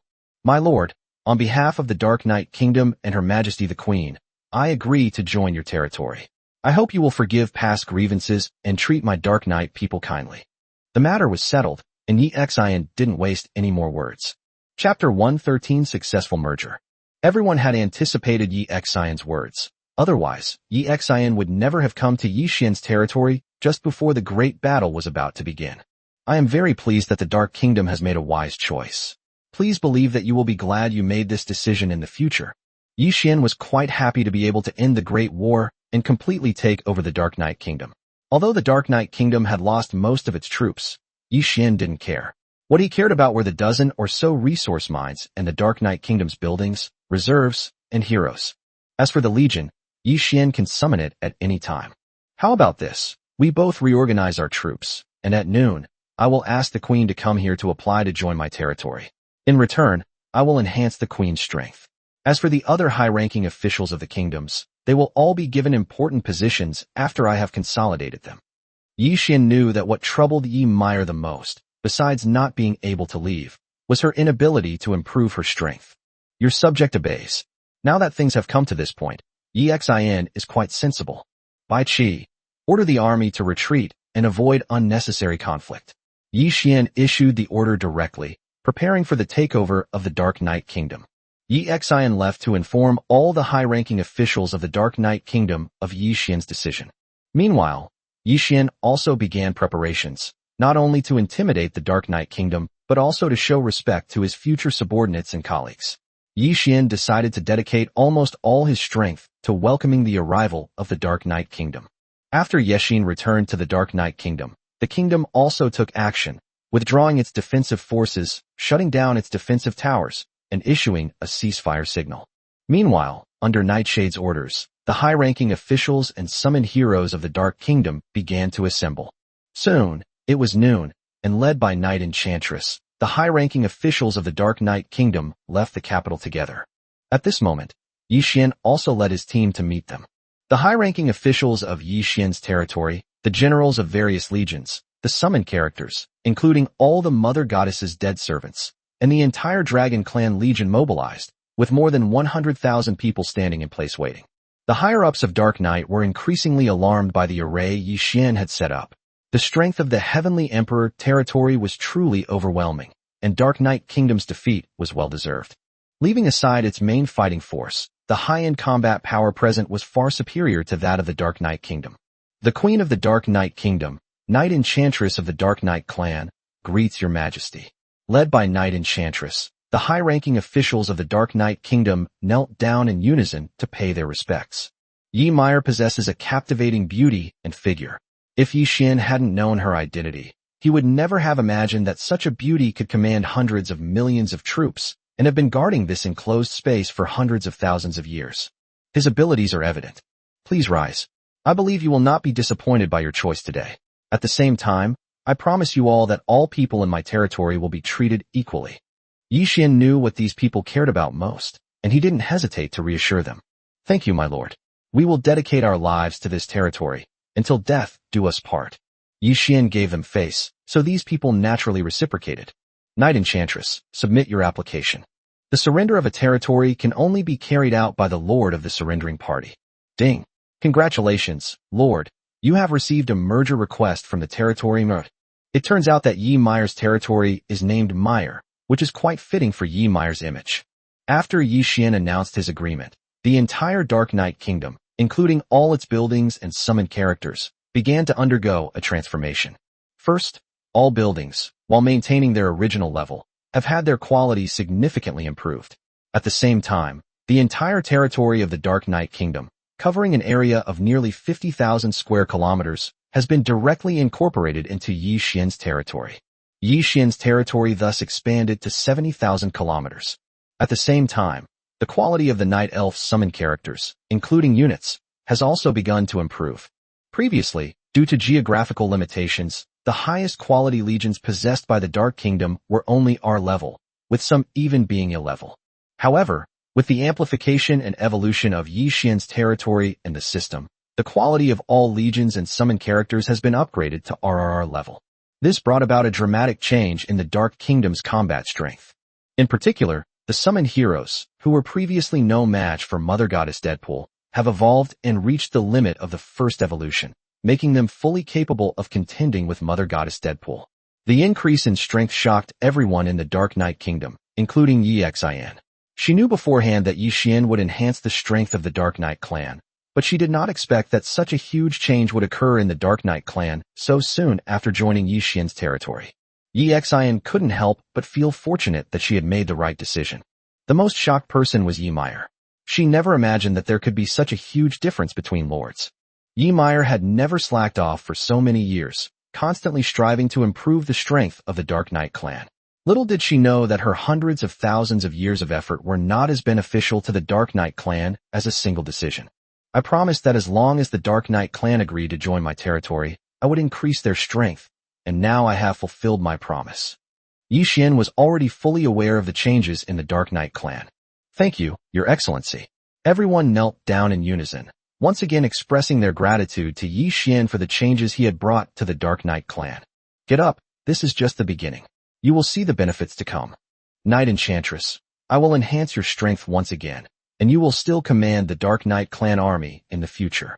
As he spoke, ignoring Yi Meyer's shock, Yi Xian once again enhanced Yi Meyer's strength. It should be noted that Yi Meyer had been at the limit of the first transformation for countless years at this time, and her desire for strength was unimaginable to others. Other lords, including summoned heroes, need to use a class change tower and corresponding high-level items to complete their class change. However, Yi Xian does not need to. As long as he has enough points, Yi Xian can help his subordinates break through to higher realms. Of course, breaking through to higher realms here refers to major realms. As for minor realms, the heroes still need to cultivate on their own. The points required to break through to the second stage are not many, at least not for Yi Xian. Yi Xian directly used his points to raise Yi Meyer's level to the second rank. Knight Enchantress. Level, second job advancement. Quality, unknown. Physical constitution, alluring physique. Techniques and skills. Azure Netherworld Divine Seal. Azure Frost Overlord Palm. 10-colored Demon Transformation. Heart-shattering Ghost Kill. Heart-purifying Ghost Force. Peerless Dragon Thunder. Azure Origin Demon Finger. Flying Frost Holy Scroll. Phoenix Cry Treasure Scripture. Equipment, Jade Spirit Sword, 8 treasures linked armor, double Phoenix golden helmet. Overall combat strength, 80 billion. Upgrade, self-cultivation. Loyalty, 100%. Thus, the first second-tier hero appeared in Yi Xian's territory. Chapter 114, Establishing an Army Group. Yi Meyer never expected that after joining Yi Xian's territory, her Dark Knight clan members would not only not be discriminated against, but would also see their strength greatly improved, especially for herself, as the problem that had troubled her for countless years was instantly resolved. This excited Yi Meyer, and also filled her with boundless gratitude. My lord, I will never let you down in this life. Knight Mayer's feelings at this moment were beyond words, and she could only express her heartfelt sincerity. However, Yi Meyer didn't notice that the words she uttered in her excitement were somewhat ambiguous. At this moment, everyone looked at her with strange eyes, especially the people of the Dark Knight clan, who seemed to have thought of something and had smiles on their faces. Get up. The future development of our territory will depend on the strength of the Dark Knight clan. Let's work together and make progress together. Yi Xian didn't seem to notice any of this. Even if Yi Xian noticed, he didn't care. Once someone joined the territory, they were his people. Mayor, tell me about the Dark Knight clan. At this moment, Yi Xian needed to understand the situation of the Dark Knight clan in order to plan his next move. Yes, sir. The Dark Knight clan currently has over 500 civil and military officials, over 6,000 heroes in the Elder Council, all of whom are at the first level of strength. There are 100 legions with a total of 100 million people, but due to losses in previous battles, they currently have only about 30 million people left, and their territory still has 100 million people. Because we are trapped here and constantly face unknown dangers, the Knight clan focuses on military development, and the construction of their territory has almost come to a standstill. The territory has 50,000 defensive buildings of various types, and more than 200,000 basic buildings of various types. The Dark Knight clan is quite strong. Even on the origin continent, they can protect themselves, but they are far from enough to expand. How much mineral resources does the territory have? Where are they located? Take me to see them. This was what Yi Xian cared about most. Yi Meyer was surprised that Yi Xian cared about this. It wasn't that it wasn't important, but in Yi Meyer's understanding, this thing wouldn't be of much help in the short term. But Yi Meyer didn't ask any questions. Instead, she led Yi Xian into the Dark Knight capital. Soon, Yi Xian saw more than 10 resource mines, containing energy stones, spirit stones, space stones, earth spirit stones, and so on. Yi Xian selected 10 items with higher value, and also took out the transformation scroll he had obtained earlier. If it weren't for this, Yi Xian might have already returned to Blue Star by now. Without further ado, after flashes of 7-colored light, the 10 secret realms reappeared. At this time, the Dark Knight capital had become a city within Yi Xian's territory, and Yi Xian could mobilize everything within it. Therefore, Yi Xian used his territory authority to directly transfer the newly acquired secret realm to the core of his territory, placing it together with the previous secret realms. In this way, all 15 secret realms, under the effect of the number 1 under heaven title, can provide Yi Xian with nearly 300 trillion points every day. This accumulated amount of points is enough to scare countless people. Regardless of the faction on the origin continent, once they learn that Yi Xian possesses such abilities, they will inevitably vie for him, causing countless troubles. Of course, only Yi Xian himself knew the secret. Even the heroes of the territory were unaware of it. This secret was far greater than that of the second territory and the mothership. Having acquired 10 secret realms and taken over everything from the Dark Knight Kingdom, Yi Xian had perfectly accomplished the final task in the assessment space. However, Yi Xian was not in a hurry to leave. He still had a question in his mind, and he had plenty of time. That afternoon, in the capital of the Dark Knight Kingdom, or rather, the city of Dark Knight, Knight Enchantress organized a grand banquet with hundreds of thousands of participants, including almost all the heroes. My lord, thank you for everything you have brought to the Dark Knight Kingdom, Knight Enchantress said first. Although the Dark Knight Kingdom suffered heavy losses in the previous battles, they were fighting for their own masters at the time. Especially after joining Yi Xian's territory, everyone's loyalty was forcibly increased to 100%, so the previous unpleasantness was naturally forgotten. There's no way around it. That's the power of the system. No matter how unwilling you are, once you join, it will force you to change your mind. It's nothing. It's all for the better development of the territory. Yi Xian was still somewhat embarrassed. After all, strictly speaking, Yi Xian was an invader. This is the survival rule of the origin continent. Although Yi Xian felt uncomfortable, he was gradually adapting to it. My lord, what should the Dark Knight clan do next? Upon hearing Yi Meyer's question, the people of the former Dark Knight kingdom below all pricked up their ears and listened carefully, as this concerned the vital interests of each of them. Yi Xian didn't really give this much thought. He just wanted Yi Meyer to continue leading the Dark Knight clan. My lord, we suggest that the Knight clan establish the Knight Legion and the Knight Heroes Corps. As for ordinary citizens, they can be transferred to the main territory to contribute to its development and construction. Liu Bowen, Guojia, and other cabinet members had already made preliminary plans for the future of the Dark Knight clan. After a moment's thought, Yi Xian also felt that this arrangement was good. I order that the Dark Knight Army Group be formed based on the original organization of the Dark Knight Legions. The subordinate legions will retain their previous organization, and I will supplement their numbers. General Yi Tian will serve as the Legion commander. At the same time, the Dark Knight Heroes Corps will be formed, with all the original Dark Knight clan summoned characters joining it, led by Nightheart. As for Knight Enchantress, she will command the entire Dark Knight clan while participating in the construction and military operations of the entire territory. Yi Xian quickly made detailed arrangements. The original Dark Knight Legion was directly reorganized into an army group, a problem Yi Xian had considered before.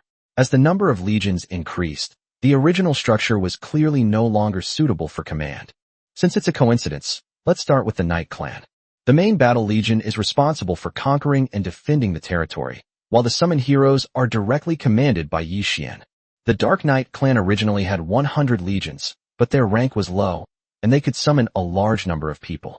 However, after joining Yi Xian's territory, their rank was improved, but the number of people they could summon was also limited.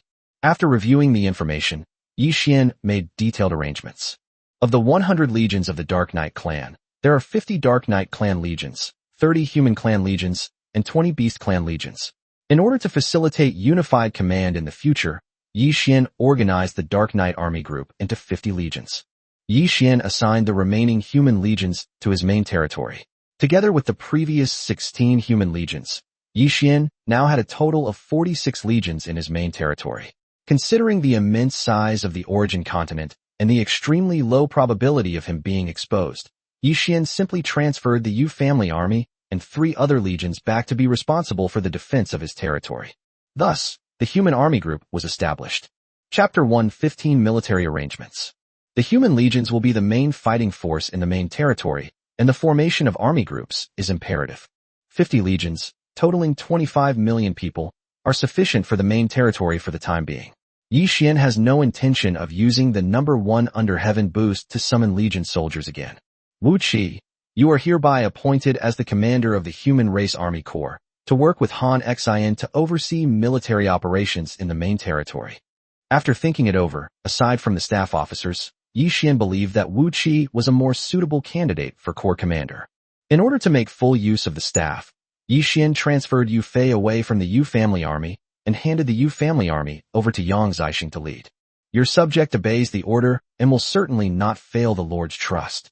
Wu Qi was very excited, having suddenly gained control of an army of 25 million, something he had not expected.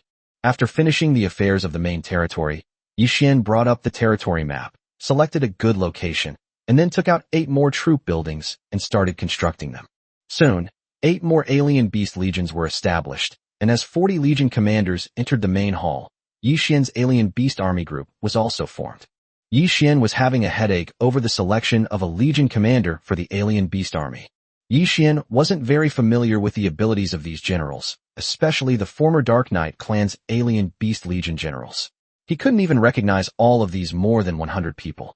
Alright then, the generals of the 50 beast legions are all here. Discuss among yourselves and choose a legion commander. Yi Xian left the decision to them.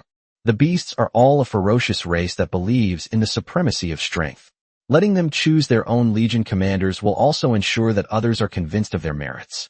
Soon, the scene became noisy. Some people said that strength was paramount, while others said that strategy could not be ignored. In short, everyone had their own reasons. Yi Xian did not interfere, but instead watched with great interest, as everyone else did. After discussion and even some physical exchanges, hundreds of generals unanimously elected Wolfheart as the commander of the Beast Legion. Yi Xian was satisfied with this. Wolfheart, as a member of the Zeo Star Wolf clan, was synonymous with cruelty and bloodthirstiness, and the Wolf clan was notoriously cunning. Yi Xian was relatively at ease with Wolfheart leading the alien beast army. In that case, appoint Wolfheart as the commander of the Beast Legion army, with all commanders and generals providing him with full support. Yi Xian announced the appointment directly. Your subject thanks you, sir. I am willing to die for you even if it means my death. Wolfheart hurriedly expressed his loyalty. As for the remaining 5 Elements Legion, for Mad Legion, for Flame Legion, for Flying Legion, Shadow Legion, 5 Color Giants, and Mech War God, a total of 20 legions, they will be formed into a Special Forces Group army, with Huowire serving as the Legion commander. Yi Xian announced again that a Special Forces Group army would be formed, incorporating all the remaining special legions in the territory, and to be led by Huowire. In fact, Onfeir is also qualified. After all, Onfeir was born earlier. However, the nature of the Shadow Legion meant that Onfeir was destined to be very busy and was not suitable for managing large-scale Legion operations. Therefore, Yi Xian chose Hewer as a second choice. Yes, sir. Huowire didn't say much. As Yi Xian's woman, this was her duty.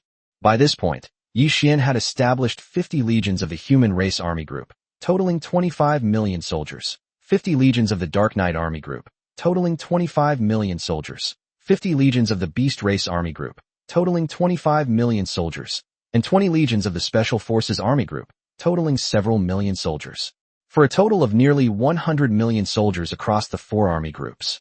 As for the Dragon Legion and the Mother Goddess Death Servants, Yi Xian planned to classify them as his personal guard, while the mothership would be an independent combat unit. Everyone, do you think this is feasible? After making the arrangements, Yi Xian asked the crowd symbolically.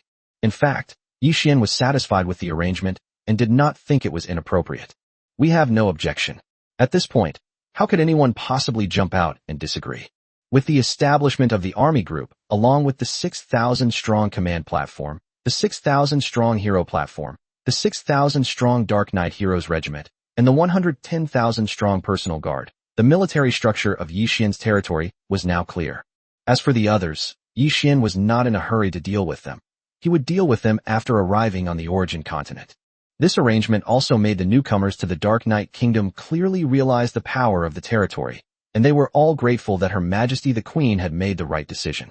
Everyone, you all have only one task from now on. Strive to improve your cultivation level. To this end, the territory will open up cultivation resources to support you to the greatest extent possible. I hope to see more top-tier players emerge in the near future. The job advancement space in the territory is quite unique, containing infinite possibilities. I hope everyone can break through to the second job advancement as soon as possible. Your subject obeys. Yi Xian hoped that these people could reach the first level limit as soon as possible. After all, the territory had enough points. Once they reached the first level limit, it would mean that another second level expert would appear. In fact, at this time, there were quite a few experts at the first level of the limit in Yi Xian's territory. Not counting the Mother Goddess Death Servants, there were several thousand of them. However, Yi Xian was not in a hurry to improve the strength of these people. The current shock is enough. It's better to leave these people with some suspense. We can't let them develop the bad habit of relying on Yi Xian for everything, as this would be detrimental to the development of the territory. Mayor, there is something I don't understand. Could you please enlighten me? After finishing what needed to be done, everyone gradually relaxed and slowly adapted to the new environment. Yi Xian also raised the doubts in his mind. Please speak, my lord. Mayor will answer all your questions without reservation. Yi Mayor didn't think much of it. What I want to know is how you got here in the first place, how you've developed over the years, and why I haven't seen any monsters attacking the city in the 2 days I've been here. This is Yi Xian's question. My lord, my territory had some friction with a succubus lord from the demon realm. At that time, I was no match for him and had no choice but to migrate my territory to avoid his entanglement. Unexpectedly, an accident happened during the migration, and when my territory reappeared, it was here. At the time, I didn't know I would be trapped here for so long. I tried many ways to leave, but I couldn't, until you came along. This space is strange. It is usually very quiet, but only in the last week of each month does a kind of monster that we have never seen before appear. This monster seems to have its own race and civilization, but we cannot understand its language. Over the years, we have not been able to learn about its situation. The alien monsters that first appeared were not very strong, but they gradually grew stronger. This coincided with the development speed of my territory, which is why I was able to barely hold on. By the way, sir, tomorrow is the day when the alien monsters will appear. It's a good opportunity for you to observe them. We don't know the origin of these monsters either. Yi Meyer told Yi Xian everything she knew. Chapter 116, The Appearance of Alien Races. Yi Xian did not get the answer he wanted, but coincidentally, he could observe it up close tomorrow. What do you know about this mysterious space? Yi Xian asked again. The mysterious space that appeared in the assessment space must have something unusual about it. It couldn't have appeared out of thin air. I don't know. Over the years, we have never given up our research and search for a way out. But unfortunately, we have all failed. Night Enchantress said, My lord, we have a guess about this mysterious space, but we don't know if we should speak of it. At this moment, Yi Xian overheard the two's conversation and interjected from below. Tell me your guess? Yi Xian was indeed very curious about this. Since he was here, he felt that it would be a bit incomplete if he didn't find out. My lord, we suspect that this space may not exist in the assessment space, or it may be an independent entity whose purpose may be to deal with those alien monsters. Yi Xian's words were merely speculation, without any basis whatsoever. Forget it. Let's see how things go tomorrow. By the way, where do wild monsters usually appear, and how large are they? Yi Xian asked again. My lord, wild monsters usually appear in Dark Night Canyon, where there is a mysterious passage. Each appearance of wild monsters ranges from tens of thousands to millions, and their strength varies greatly. It is extremely rare for wild monsters to undergo class change. Night Enchantress explained the details. A mysterious passage. Haven't you sent anyone to explore it? What's behind the passage? The sudden appearance of the passage caught Yi Xian's attention. Perhaps the answer he wanted to know was there. My lord, every time a monster appears and the passage opens, we organize forces to explore it. Unfortunately, no matter what kind of forces we send out, no one ever comes back. It's unclear whether it perished or went to another dimension and couldn't return. Night Enchantress felt somewhat disappointed. Over the years, the Dark Knight clan had lost too many people in their efforts to explore this passage. Alright, let's not talk about this anymore. Your suffering as the Dark Knight clan is finally over. Tomorrow I'll see if there's anything special about this place. If I don't find anything, let's leave together. Yi Xian offered a word of comfort, saying that anyone trapped here for so long would be in a bad mood, even if they had endless life. My lord, there may be unexpected gains here, which may be far more beneficial to us than conquering the Dark Knight Kingdom. At this moment, Yi Xian received a telepathic message from Zhuge Liang. Yi Xian knew that Zhuge Liang still had great potential as a fortune teller, and his main skills were inclined towards divination and calculation. Yi Xian nodded silently, intending to take a closer look tomorrow. Next came the moment of celebration. So many heroes had suddenly appeared in the territory, including those newly summoned by Yi Xian. Many of them were unfamiliar with each other, so this was a good opportunity for them to get to know each other better. Nothing happened that night. The next morning, Yi Xian had just gotten up when Yi Meyer came looking for him. My lord, barring any unforeseen circumstances, the monsters should appear in about an hour. As is customary, we should send troops to the canyon for defense. Yi Xian nodded, indicating that he understood. Yu Yan, inform Gu Zhan, Ing Feiyang, Yu Pan'er, Mo Luo, Huang Tian, Bing Feng, and Bao Sha to lead their respective legions to Dark Knight Canyon. Also, please ask Bai Qi, Liu Bowen, and others to accompany me. Yi Xian didn't send out too many forces. These people were enough, especially since Yi Xian also had Yi Miaohan and Yi Miaoyin by his side. Dark Knight Canyon is not part of the territory of the Dark Knight Kingdom, but is located on the edge of a mysterious space. Usually, few people come here, except for some soldiers of the Dark Knight Legion. Every month when wild monsters appear, the Dark Knight King will send his legion to exterminate them. This has been the only way for the Dark Kingdom to gain points for countless years. Even so, it still supported the development of the entire Dark Kingdom, which shows how many monsters appeared. Soon after, Yi Xian led his men to Dark Knight Canyon. There was nothing special about the place. A deep passage led to an unknown distance, and the depths were pitch black, with nothing visible. Soon after, a group of humanoid creatures appeared from the distant canyon. These creatures had human-like heads, for arms, strong legs, and even wore armor.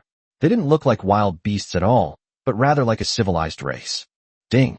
Evil race detected. A mission has been triggered. Protect all realms. Do you accept? If you refuse, the system will select a new host. When this group of alien races appeared, no one knew that a system notification sound would echo in Yi Xian's mind.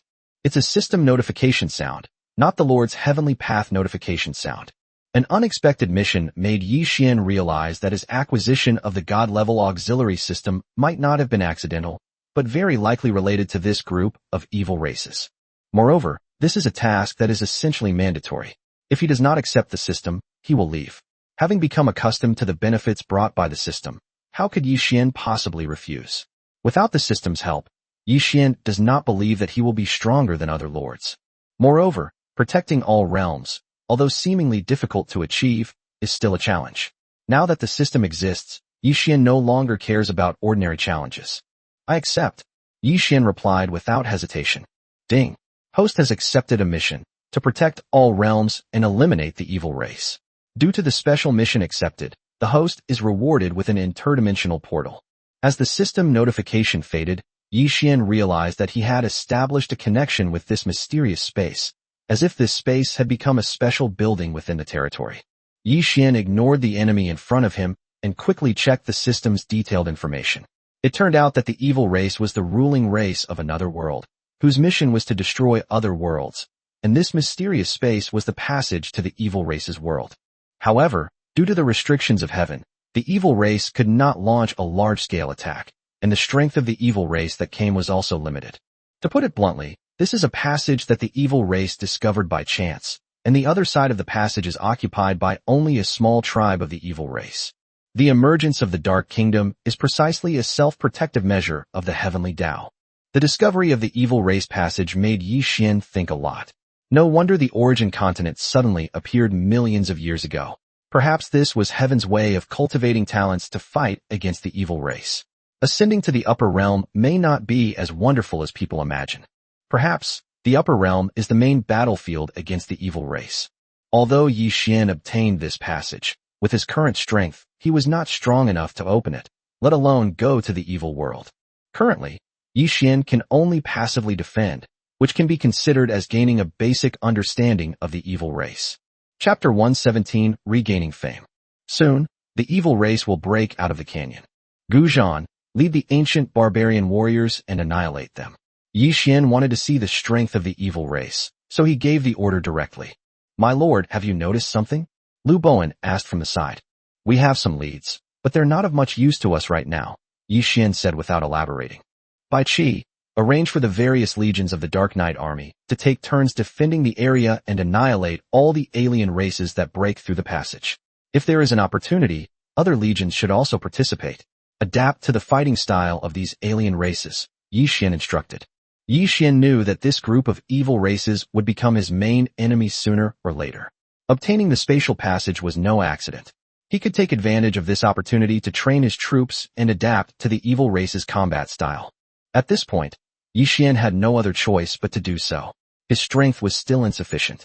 If he acted rashly and insisted on opening the passage, he would not only put his own territory in danger, but also bring great trouble to the myriad worlds and the origin continent. Yi Xian must handle this carefully. He can explore the world of the evil race when he has the strength in the future. For now, he can only adopt a defensive posture.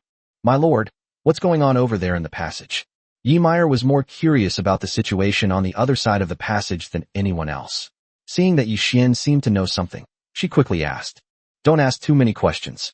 I believe it won't be long before we can go and take a look. Yi Xian didn't want to say more. It was better not to reveal such a secret. Otherwise, it could easily cause panic. Although the summoned characters in Yi Xian's territory have no problem with loyalty, they are still normal people with the same joys, sorrows, and fears of danger as ordinary people. Moreover, once a secret is known to more people, the risk of leakage increases. Without thinking further, Yi Xian focused his attention on the battlefield. The evil warriors fought fearlessly, charging forward even when their strength was insufficient. However, their strength was ultimately lacking, and Yi Xian's legion easily wiped out the evil warriors pouring out of the passage. However, Yi Xian was not blindly optimistic, as the opponent was only a small tribe of evil races. There are small tribes, and naturally there are medium-sized tribes, large tribes, and even kingdom level, dynasty level, and even stronger forces. This made Yi Xian feel a sense of crisis. Yi Xian also tried to capture a few alive to obtain information from the other side, but unfortunately, he failed. Even though Yi Xian's territory was special, He could not forcibly subdue the evil people, nor could he obtain any information. This disappointed Yi Xian, but he believed that as his strength improved, he would find a way. The battle here soon ended, and no more new evil beings appeared in the passage. Mayor, the legion originally stationed here remains, and later a legion was drawn from the Dark Knight army group to relieve them. Although the mysterious space has become a territorial building, appropriate defenses should still be maintained. My lord, we are about to leave this place. Will we come back again? Yi Meyer asked, puzzled. Why bother with defense when we're leaving? Yes, I have already converted this place into a territory building, and the defense cannot be stopped from now on. Yi Xian still informed Yi Meyer of the situation. Otherwise, Yi Meyer's carelessness might lead to a disaster. An hour later, Yi Xian led his men back to the Dark Knight capital. Afterward, Yi Xian projected the second territory back into the assessment space. This mysterious space transformed into a beam of white light and appeared in the second territory in the form of a building. It's really out. This is the assessment space for new lords. This aura is unmistakable. All the high-ranking members of the Dark Kingdom were thrilled. After hundreds of thousands of years, they had finally returned. Yi Xian ignored the agitated Dark Knight clan members and directly moved the Dark Knight clan cities, including the capital, to the main territory.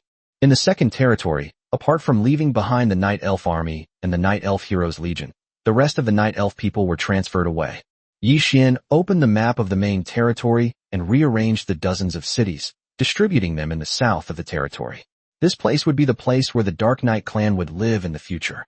Zhang Liang, I'm leaving the matter of the Dark Knight clan to you. Just integrate them into the territory. Yi Xian explained. Just as Yi Xian's situation settled down, the heavenly Dao notification sounded again. Ding! Congratulations to the territory Heavenly Emperor and Lord XX for completing the hidden quest and obtaining the ultimate reward from the assessment space. The rewards are as follows. Mysterious Building X1, Special Altar X1, Special Building X3, Resource Secret Realm X5, Material Dungeon X10, RR Level Troop Building X5, Special Scroll X10, Basic Building X5000, Defensive Building X5000, Equipment Blueprint X200, Combat Skill X200, Gold Level Equipment X5 million sets. Platinum Level Equipment X1 million sets. Materials, check details, 10 trillion spirit coins, and 1 trillion points. Ding! Congratulations to the territory Heavenly Emperor and Lord XX for completing the hidden quest and obtaining the ultimate reward from the assessment space. The rewards are as follows. Mysterious Building X1, Special Altar X1, Special Building X3, Resource Realm X5, Material Dungeon X10, RR Level Troop Building X5, Special Scroll X10. Ding! Congratulations to the territories Heavenly Emperor and Lord XX for completing the hidden quest and obtaining the ultimate reward from the assessment space. The reward is as follows. Yi Xian never expected that heaven would present him with such a great gift just as he was about to leave. At this time, many lords in the assessment space had already left, but quite a few were still using their last moments to grind monsters and try to improve their strength as much as possible before leaving. When they heard the announcement again, they were all stunned. What's going on? When did the assessment space start having hidden missions? What on earth did the Heavenly Emperor do? The announcements keep coming one after another. How are we newcomers supposed to survive? This is shocking news. Hidden missions have never appeared in the assessment space before. How did the Heavenly Emperor manage to do this? Can anyone tell me what exactly happened? Never mind. It's not surprising that the Heavenly Emperor will cause any trouble. The Origin continent is going to be lively from now on. After their initial shock, many new lords abandoned their monster hunting efforts and set off to spread the astonishing news back home. Yi Xian never expected that he would become famous again when he left, and he would probably not be lonely on the Origin continent from now on. However, Yi Xian didn't care. Compared to the evil race, the Origin continent was obviously much less dangerous. Yi Xian did not choose to leave. There were still 5 hours left before the end of the final assessment, and Yi Xian planned to use this time to organize his previous gains. Yi Xian was particularly curious about those few special buildings. Chapter 118 God Ranking. Yi Xian had acquired a considerable amount of resources during this period, accumulating hundreds of millions of treasure chests. He opened them all, and countless items appeared in his storage space. Checking the storage space list, Yi Xian didn't find anything special. These resources could only be the energy for him, Yi Miaohan, and Yi Miaoyin to improve their strength. Yi Xian transferred all equipment of gold level and above to the Divine Weapon Pavilion for use by the Human Race Legion. All cultivation techniques and combat skills have been thrown into the Tower of Babel, awaiting their destined owner. Yi Xian examined the special scrolls and placed them in his own private storage space for later use. Yi Xian used all the basic and defensive buildings he had stored. Now, Yi Xian's territory spanned 140,000 li, providing ample space for his use. Using the resource dungeons and material instances one by one, Yi Xian's territory has a total of 20 resource dungeons and 30 material instances. This is Yi Xian's strongest support in his struggle to dominate the myriad realms and fight against the evil race. As for troop buildings, Yi Xian had a lot of them, including more than a dozen RRR-level troop buildings. But given the current situation of the territory, there was no need to use them. Yi Xian took out the super altar he had just obtained. This type of building would definitely evolve into a summoning building, so Yi Xian valued it quite a bit. The altars are extremely difficult to obtain. Aside from rewards, there are almost no other ways to acquire them. Even Yi Xian has only managed to obtain a few. Ding! Does the Lord wish to use the super altar? Use. Yi Xian was eager to see what this altar could evolve into. Ding! Congratulations, host, for using the super altar. You have triggered an evolution and obtained the unique special type building, the God ranking. The God ranking? Could it be a list? What's the use of this? Yi Xian wondered, so he quickly checked the attribute data. It turns out that this is the list of gods, or perhaps it would be more accurate to call it the investiture of the gods. Gods ranking. Level 1. Quality, unknown. Attributes. Increases all attributes of the territory by 20% and increases hero combat power by 20%. Upgrade. 1 million spirit coins, 100 units each of Tier 1 5 elements materials, Tier 1 energy stones, and Tier 1 space stones. Summon. One summon can be made for every 100 million points, and a special summon token can be used. 100 million points is required for a single summon, making it almost the most expensive of all summoning buildings in Yi Xian's territory, but the quality of the summoned hero is also the highest. Yi Xian believed that the God ranking would not disappoint him. So Yi Xian started upgrading the God ranking. After reaching level 60, he ran out of materials. Apart from the attribute increasing to 120%, there were no other changes. Yi Xian used 100 billion points to summon 1,000 people at once. Yi Xian wanted to see who these heroes summoned by the God ranking were. Soon, names appeared one after another from the notification sound, which surprised Yi Xian. He knew some of these people, but he had never heard of most of them. Jiang Zia, Tu Xingsuan, Shun Gongbao, Shiji Nyang, Zhao Gongming, Wen Zhong, Luo Xian, Imo Lihai, Imo Lisho, Huang Tianhua, Huang Feihu, and so on. It turns out that the characters summoned by the God ranking are all characters from the Chinese classic novel Investiture of the Gods. However, it is a pity that powerful figures such as Tongtian Jiaozhu, Randeng Daoren, and Yang Jian did not appear. As for the people whose names Yi Xian had never heard of, they were all disciples of the Jie sect and the Chan sect. Regardless, with the system's evolutionary enhancement, all of these people's attributes have been improved, and their combat strength is definitely not weak. Yi Xian checked the information on Jiang Zia and the others and found that the points required for these people to level up far exceeded those for the heroes on the hero platform and the command platform. Each person needs approximately 500 million points to advance to the first level, and after the first level, their cultivation level can actually be improved using points. Yi Xian roughly calculated that it would take 10.5 billion points to upgrade a person to the first level limit, and 10 billion points to break through to the second level. As for subsequent upgrades, even more points would be needed. As for whether points can still be used to improve after the third job advancement, Yi Xian had no idea. For a period of time after leaving the assessment space, Yi Xian will not descend upon the origin continent, giving him time to accumulate points. Therefore, Yi Xian made a decision. Aside from the essential resources for all summoned characters' cultivation, he would recycle everything else into points. After leaving, Yi Xian plans to further strengthen the territory's power. First, Yi Xian allocated 10 trillion points to Catherine for developing technology and improving the level and strength of the mechanical warriors. Then, 10 trillion was reserved and given to Lu Bowen to develop the territory and improve the territory point system.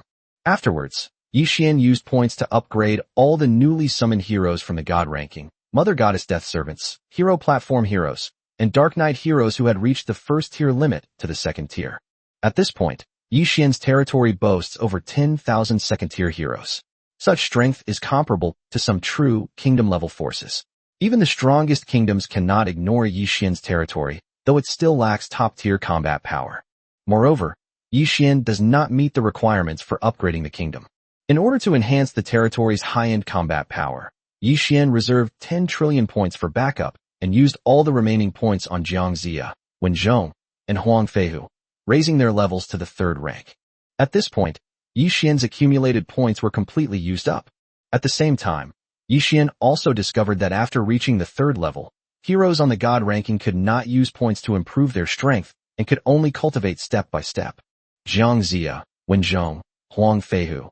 The safety of our territory will depend on you few in the future. With so many points, it took to get only 3 3rd-tier heroes, which shows how difficult it is to break through to the 3rd tier. Please rest assured, Your Majesty, we will do our utmost. Having gained such strength so soon after birth and receiving Yixian's attention, the group was very grateful.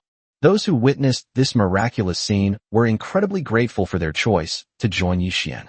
Not only did they escape the mysterious space that had confined them for so long, but even more surprisingly, thousands of 2nd-tier heroes emerged from the Dark Knight clan in just one day. All of this is thanks to the Lord. It would have been unimaginable before. Knight Enchantress, in particular, couldn't understand why there was such a huge difference between the two lords. If Yixian knew what they were thinking, he would simply reply, "I'm a man with a system." Regardless, this wave of events has resulted in an unprecedented boost to the strength of Yixian's territory. Such an experience is unrepeatable, not only in the assessment space, but even in the origin continent. Chapter 119 Classic of Mountains and Seas. After another upgrade, Yixian took out those special buildings and chose to use them. Yixian was quite disappointed. Apart from a palace-like building, the rest were just cultivation spaces and chaotic battle spaces.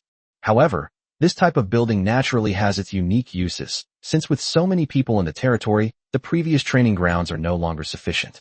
It's better than nothing. Although there are no surprises, its benefits to the development of the territory are self-evident. Using the special altar to obtain the god ranking adds a hero summoning building to the territory, which is a significant boost to the territory. But what will the remaining mysterious building evolve into? This is the 4th mysterious building Yixian has obtained. The ones he obtained before have evolved into the 2nd territory, the Mothership, and the Dragon Island. Each one plays an important role that cannot be ignored, and for Yixian's territory, it is a multiplier of benefits. Ding. Does the Lord wish to use the mysterious building? Use. Ding. Congratulations, host, for using the mysterious building, triggering evolution, and obtaining the unique special building, Classic of Mountains and Seas. As the notification sound faded, the mysterious building in Yixian's hand did not disappear, but gradually transformed into a book. Holding a thick book, Yixian was puzzled. Yixian curiously opened the Classic of Mountains and Seas and found that each page had a picture of a mythical beast, but it was gray and he didn't know what it represented. So Yixian quickly checked the attributes of the Classic of Mountains and Seas. The Classic of Mountains and Seas. Level None. Attributes. Can be carried with you and summons 128 exotic beasts. Light it up, 100 million points. Beast upgrade. First upgrade, 1 billion points. Second upgrade, 10 billion points. The points required for each upgrade increase tenfold. It turns out to be a summoning building, and it has a special limitation. It can only summon 128 mythical beasts. It may not seem like many, but the mythical beasts in the Classic of Mountains and Seas are almost all unique and have exceptionally strong combat power. Moreover, points can be used to upgrade levels, and the requirements are acceptable to Yixian, which undoubtedly makes it the strongest foundation of Yixian's territory. At the same time, the entire building is transformed into a book, which Yixian can carry with him at any time, undoubtedly providing another layer of protection for his safety. Yixian thought that he would be returning to Blue Star soon, and he didn't know how Linghu Yu's preparations were going. If he couldn't get the manifestation token as soon as possible, then he wouldn't be able to summon the Mother Goddess Death Servant. The emergence of the Classic of Mountains and Seas undoubtedly solved this problem.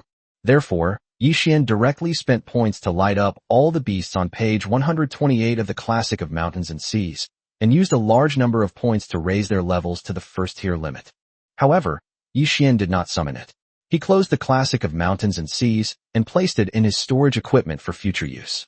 After dealing with all that, Yi Xian organized all the gains he had made during this period and transferred all the ordinary buildings, except for the spirit fields and the divine spring, to the main territory.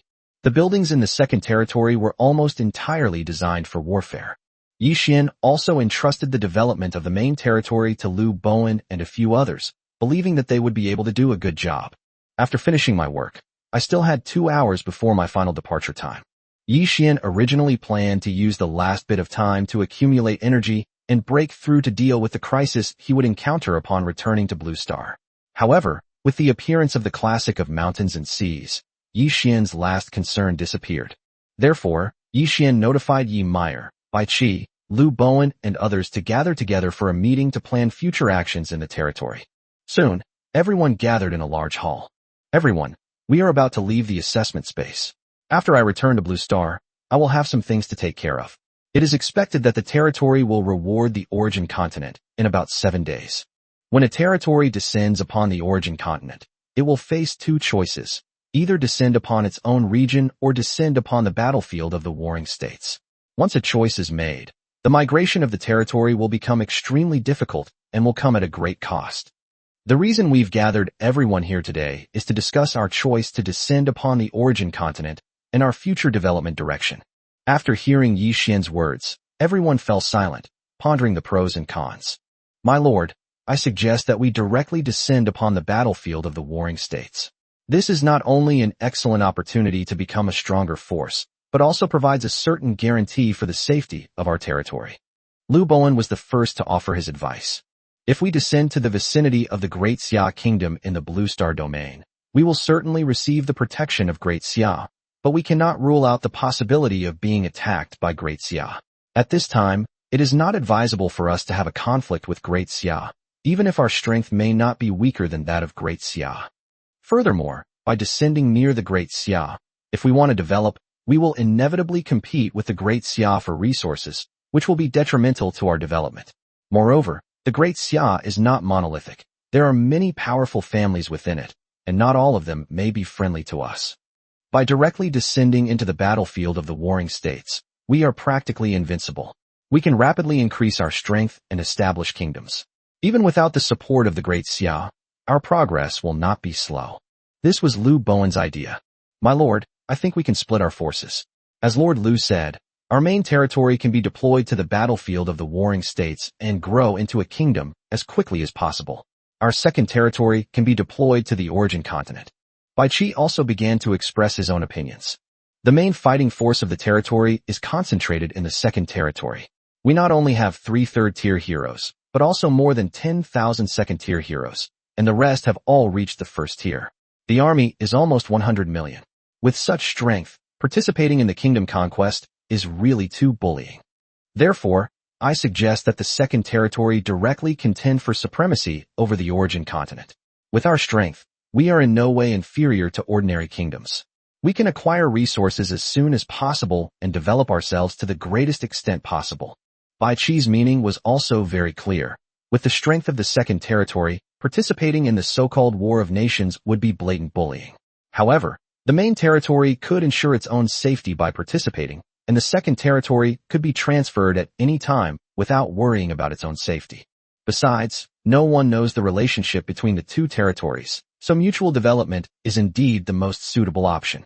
My lord, the main territory has a human army group, a total of 50 legions and 25 million people, plus the assistance of heroes at the command platform. They are more than capable of dominating the battlefield of all nations. General Bai Qi's suggestion can indeed maximize our development. As the military leader of the main territory, Han Xin also strongly supported Bai Qi's idea, believing that the strength of the main territory was sufficient to deal with all dangers. Moreover, the 2 territories are interconnected, and as long as Yi Xian is there, they can transfer troops to each other and provide mutual support at any time. Yi Xian's previous idea was that both territories would descend upon the battlefield of the warring states, located in different regions, quickly establish their own kingdoms, and then gradually unify the battlefield of the warring states to establish a dynasty. This is actually a good option. Chapter 120 Return to Earth. Yi Xian told everyone about his plans. My lord, this is not impossible, but it would mean that we would focus all our energy on the new lord, who is not challenging at all. It seems not worthwhile to divert all our energy to him. Moreover, the benefits we gain from new lords are far less than those from city-states and kingdoms, which will hinder our development. Zhuge Liang objected to Yi Xian's idea. My lord, to put it bluntly, the goal of our main territory is safety and steady development, while the second territory is the key and foundation for our development. The second territory has a large number of soldiers and generals. We must make full use of its advantages and maximize its benefits. This is the path we should take. Yi Xian nodded in agreement after hearing this. With the strength of the main territory, it was no surprise that they could take over the entire battlefield of the warring states. It was just a matter of time, but that didn't matter. Even if it took a long time, it wouldn't matter. Yi Xian was not afraid of the passage of time. In fact, it also protected the safety of the main territory to a certain extent. However, the second territory can use this time to develop its own strength at an alarming pace. Alright, let's do it this way. Yu Yan, use these next few days to use the superbrain to do some research and find the most suitable place for the second territory to descend, and get the coordinates. Yi Xian made a decision to develop cautiously on one hand, and to expand aggressively on the other, so as to maximize profits by complementing each other. Yes, my lord. Although there are already many heroes in the territory, the position of chief steward still belongs to Zhu Yuyan. By the way, the information on Catherine's side should be almost ready. In the time before the arrival, the summoned heroes should study modern technology and knowledge properly, instead of just focusing on cultivation. The differences in eras have had some impact on the understanding of summoned heroes, and the heroes of the territory must be supplemented in this regard. Furthermore, the territory has a large number of troops, and their levels have all reached the maximum. They all need to be promoted to new classes. The officers of the general staff must make reasonable arrangements for the time and send the soldiers to the promotion space in batches to promote to new classes as soon as possible. Yi Xian has an unparalleled advantage, the system's assistance. It can not only recycle points, ensuring the territory is secure, but also evolve buildings, maximizing the effectiveness of similar buildings. First-tier soldiers are already the main fighting force of the kingdom. Even for imperial-level forces, first-tier soldiers are the backbone of the army, and their numbers are not too large. The main reason is that it is difficult to train him. If Yi Xian did not have the option to change jobs, he would not have been able to achieve this. Rest assured, sir, we will make a good plan and train a batch of first-tier legions as soon as possible. Bai Qi and the others quickly agreed. Alright, I'll leave the affairs of the territory to you all. When I return, it will be time for us to begin our struggle for supremacy. At this moment, Yi Xian was extremely ambitious, and the development speed of his territory was extraordinary.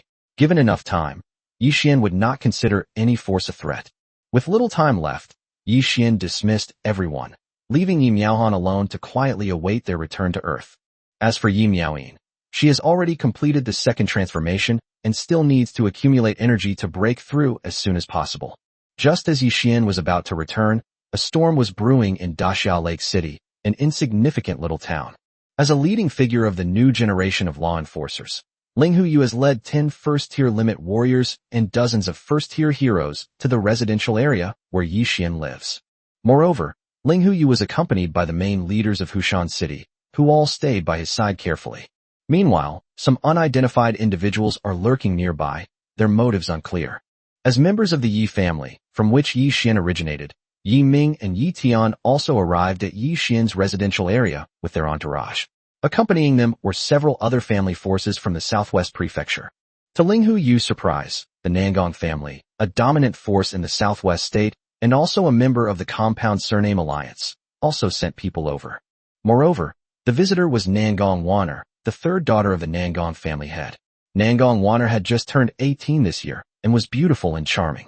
Nangong Waner did not participate in this year's newcomer assessment simply because of her age, but this cannot deny her status in the Nangong family.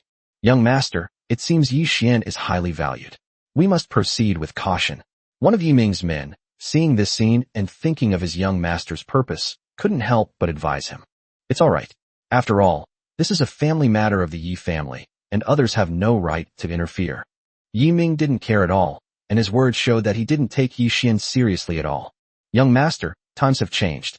Yi Xian is no longer just an illegitimate son of the Yi family.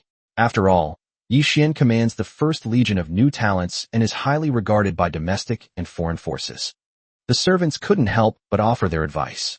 But Yi Ming wouldn't listen at all, glaring at him fiercely, which frightened his men so much that they dared not say another word. Yi Ming's little actions did not escape Yi Tian's notice. Yi Tian felt nothing but disappointment towards Yi Ming, a direct descendant of the Yi family. If it weren't for this arrogant family, how could the Yi family have missed such a golden opportunity? They would have had to spend countless efforts and pay a heavy price to repair their relationship with Yi Xian. Sister Wanner, what brings you here too? Ling Hu Yu and Nangong Wanner were familiar with each other, so they didn't feel like strangers. Sister Yuer, since you came here in person, it shows how much the country values Yi Xian. It's not surprising that I was here. Nangong Wanner did not reveal the purpose of her visit. Ling Hu Yu didn't ask any further questions. Yi Xian's return time was fast approaching, and he believed that once Yi Xian appeared, everyone who had come here today would reveal their purpose. Soon, Yi Xian, who was quietly waiting in the assessment space, received a system notification. Ding! Countdown to the end of the assessment begins. 10, 9, 8, 2, 1. Finally, the newcomer assessment ended. A flash of light appeared, and Yi Xian disappeared from his spot. At the same time, Yi Xian's territory also disappeared from the assessment space and appeared in an unknown place. This is a transitional space for all lords. No one knows where it is, it cannot be explored, and it is fraught with endless danger. In Hushan City, at Yi Xian's home, accompanied by a bright light, Yi Xian returned to the home he had left a full month ago. Looking at everything familiar before him, Yi Xian was filled with emotion. A month ago he was a worthless, illegitimate child, but a month later he has become a powerful lord who controls the lives and deaths of millions. The difference is like that of two different worlds. Chapter 121, The Heaven Covering Token. Just as Yi Xian was feeling sentimental, he sensed the crowd outside. At the same time, Ling Hu Yu and the others who were waiting outside also sensed Yi Xian's arrival. The group remained still and waited quietly for Yi Xian to appear. A moment later, Yi Xian opened the door and came out. Lord Ling Hu, as expected, kept his promise and appeared before me immediately. Looking at Ling Hu Yu, Yi Xian smiled and took the initiative to greet him. Yi Xian, welcome back. As Ling Hu Yu spoke, he shook hands with Yi Xian and subtly handed him the two materialization tokens. The manifestation token can manifest a hero into the real world, with a limit to the first level of power. Moreover, each time a hero takes action, a heaven-sealing scroll must be used to escape the punishment of heaven. Furthermore, the heaven-sealing scroll has an incredible function. It prevents ordinary people from being affected by pulling lords and heroes into an independent space to fight, so that ordinary people will not be implicated. Thank you very much, Yi Xian said as he quietly put away the manifestation token. At the same time, he heard a system notification. Ding! Congratulations, host. You have obtained the manifestation token, triggered evolution, and obtained the heaven covering token. Yi Xian was surprised that this thing could evolve. Out of curiosity, he secretly checked the attribute data of the heaven covering token. Heaven covering token. Level, none. Quality, unknown. Attribute, not restricted by the heavenly Tao, able to summon heroes at will, who will appear beside the Lord. Upgrade, not upgradable. Yi Xian was delighted with the attributes of the heaven covering token, as this meant he no longer needed to bother with creating a materialization token. This heaven covering token was enough. But Yi Xian wasn't in a hurry to use it. He still had some things to do. Yi Xian, what do you think of my previous proposal? Are you willing to join the Great Xia Elite Law Enforcers Hall? Ling Hu Yu asked about the previous incident again, which Yi Xian had not answered at the time. Lord Ling Hu, I'm afraid Yi Xian is neither able nor qualified to join the Great Xia Enforcers. Before Yi Xian could answer, Yi Ming spoke first. Yi Ming's words not only displeased everyone but also surprised them, leaving them wondering what the Yi family was up to. Yi Tian, who was also from the Yi family, didn't know why Yi Ming would say that. Seeing everyone looking at him, Yi Ming began his performance. Yi Xian, the family has decided that your mother goddess Death Servants Legion will belong to me from now on. You will follow me as my underling. This is the contract scroll. Sign it. Yi Ming's words made everyone laugh and cry at the same time. They looked at him as if he were a fool. Even Yi Tian moved a few steps away from Yi Ming, not wanting to be implicated. Yi Tian understood perfectly well that today's scene was enough to show how much the country valued Yi Xian. Even at the national level, no control measures were taken. So, what gave Yi Ming the right to say such a thing? Furthermore, even if Yi Xian agreed to hand over the mother goddess death servant to Yi Ming, the country would not agree. How could such a powerful legion be controlled by a spoiled second-generation rich kid from a powerful family? Oh, why? Yi Xian looked at Yi Ming, not angry at all, but just amused, and asked, "Just because you're the Yi family's illegitimate son, and I'm your third brother, and just because this is the family's decision, do you dare to object?" Yi Ming was still smugly standing there. Yi Xian was too lazy to pay attention to this fool. As for the Yi family's decision, Yi Ming didn't know that if he wanted to, the Yi family was nothing and could be wiped out in a minute. "Yi Tian, is this the Yi family's decision?" Yi Xian turned to ask Yi Tian. Yi Xian didn't believe that the people in the Yi family were all such fools. Of course not. This is Yi Ming's personal matter and has nothing to do with the Yi family. Upon hearing this, Yi Tian quickly distanced himself from Yi Ming. This was not the Yi family's decision to begin with. How could the Yi family patriarch be so short-sighted? "I don't want to see this idiot anymore. Please, brother Yi, send him away." Yi Xian's indifference infuriated Yi Ming. "Yi Xian, don't forget, I'm your third brother. If you dare disobey the family's decision, believe me, I'll have you killed." Yi Ming still wanted to threaten Yi Xian. Yi Xian completely ignored him and his performance. "Yi Ming, if you dare to cause trouble again, I will report to the family and have your status as a direct descendant revoked." Yi Tian was also furious. He had come with the mission of easing tensions, but he didn't expect Yi Ming to ruin it. At this moment, Yi Tian was filled with regret. He should have driven Yi Ming away the moment he saw him, and there would have been no subsequent trouble. How could the Yi family have produced such a thing? They had the same father, yet the difference was so great. "Yi Tian, who gave you the right? We are both direct members. Why are you yelling at me?" Yi Ming was furious that Yi Tian didn't give him any face. "I am here on the orders of the ancestor and the clan chief to invite Yi Xian to the Yi family to discuss Yi Xian's return to the family. Do you think that is enough?" Yi Tian spoke vehemently, criticizing Yi Ming while also revealing his own purpose. Upon hearing Yi Tian mention the ancestor, Yi Ming was finally too frightened to speak.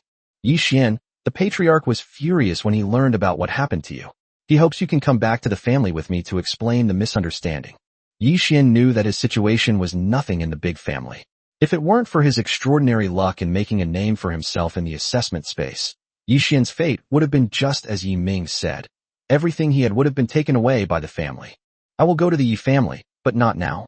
I have a lot of things to do." Yi Xian wanted to understand the grudges with the Yi family and fulfill his mother's last wish.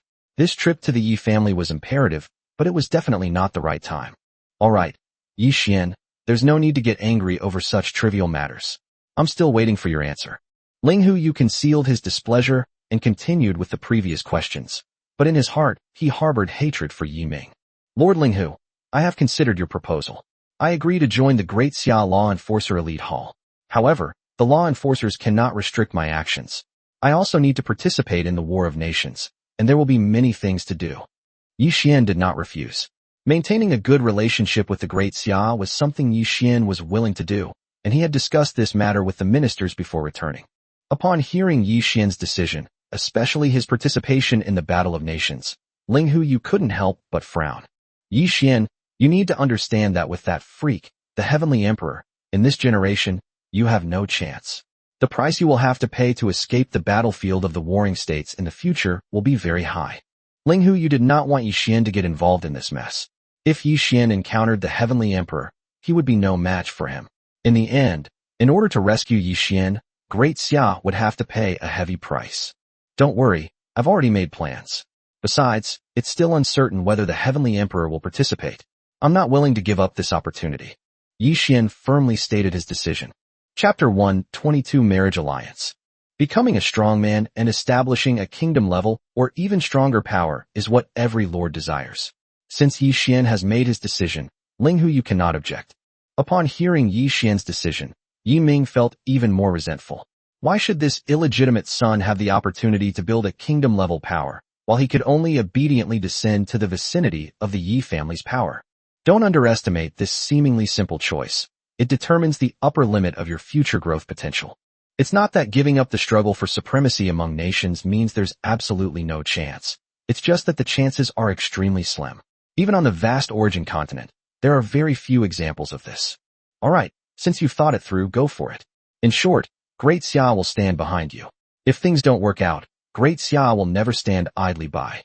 Ling Hu had no choice but to agree, making a promise on behalf of the Great Xia law enforcement, and at the same time, he would report Yi Xian's decision to the higher-ups of Great Xia. This is the Elite Hall's identity token. I hope you will visit the Enforcer headquarters before you arrive on the origin continent. Also, these people will be in your care for the time being, responsible for protecting your safety. Ling Huyu handed Yi Xian an identity token, which was considered to have completed her task. Now it was up to the others to decide their objectives, while also ensuring Yi Xian's safety. No need, you can take the person back. I can protect myself. Yi Xian took the token and whispered to Ling Huyu. As expected, Ling Huyu was secretly shocked. Ever since Yi Xian told her that she should get the manifestation token as soon as possible, Ling Huyu had judged that Yi Xian had a hero with the first-tier limit.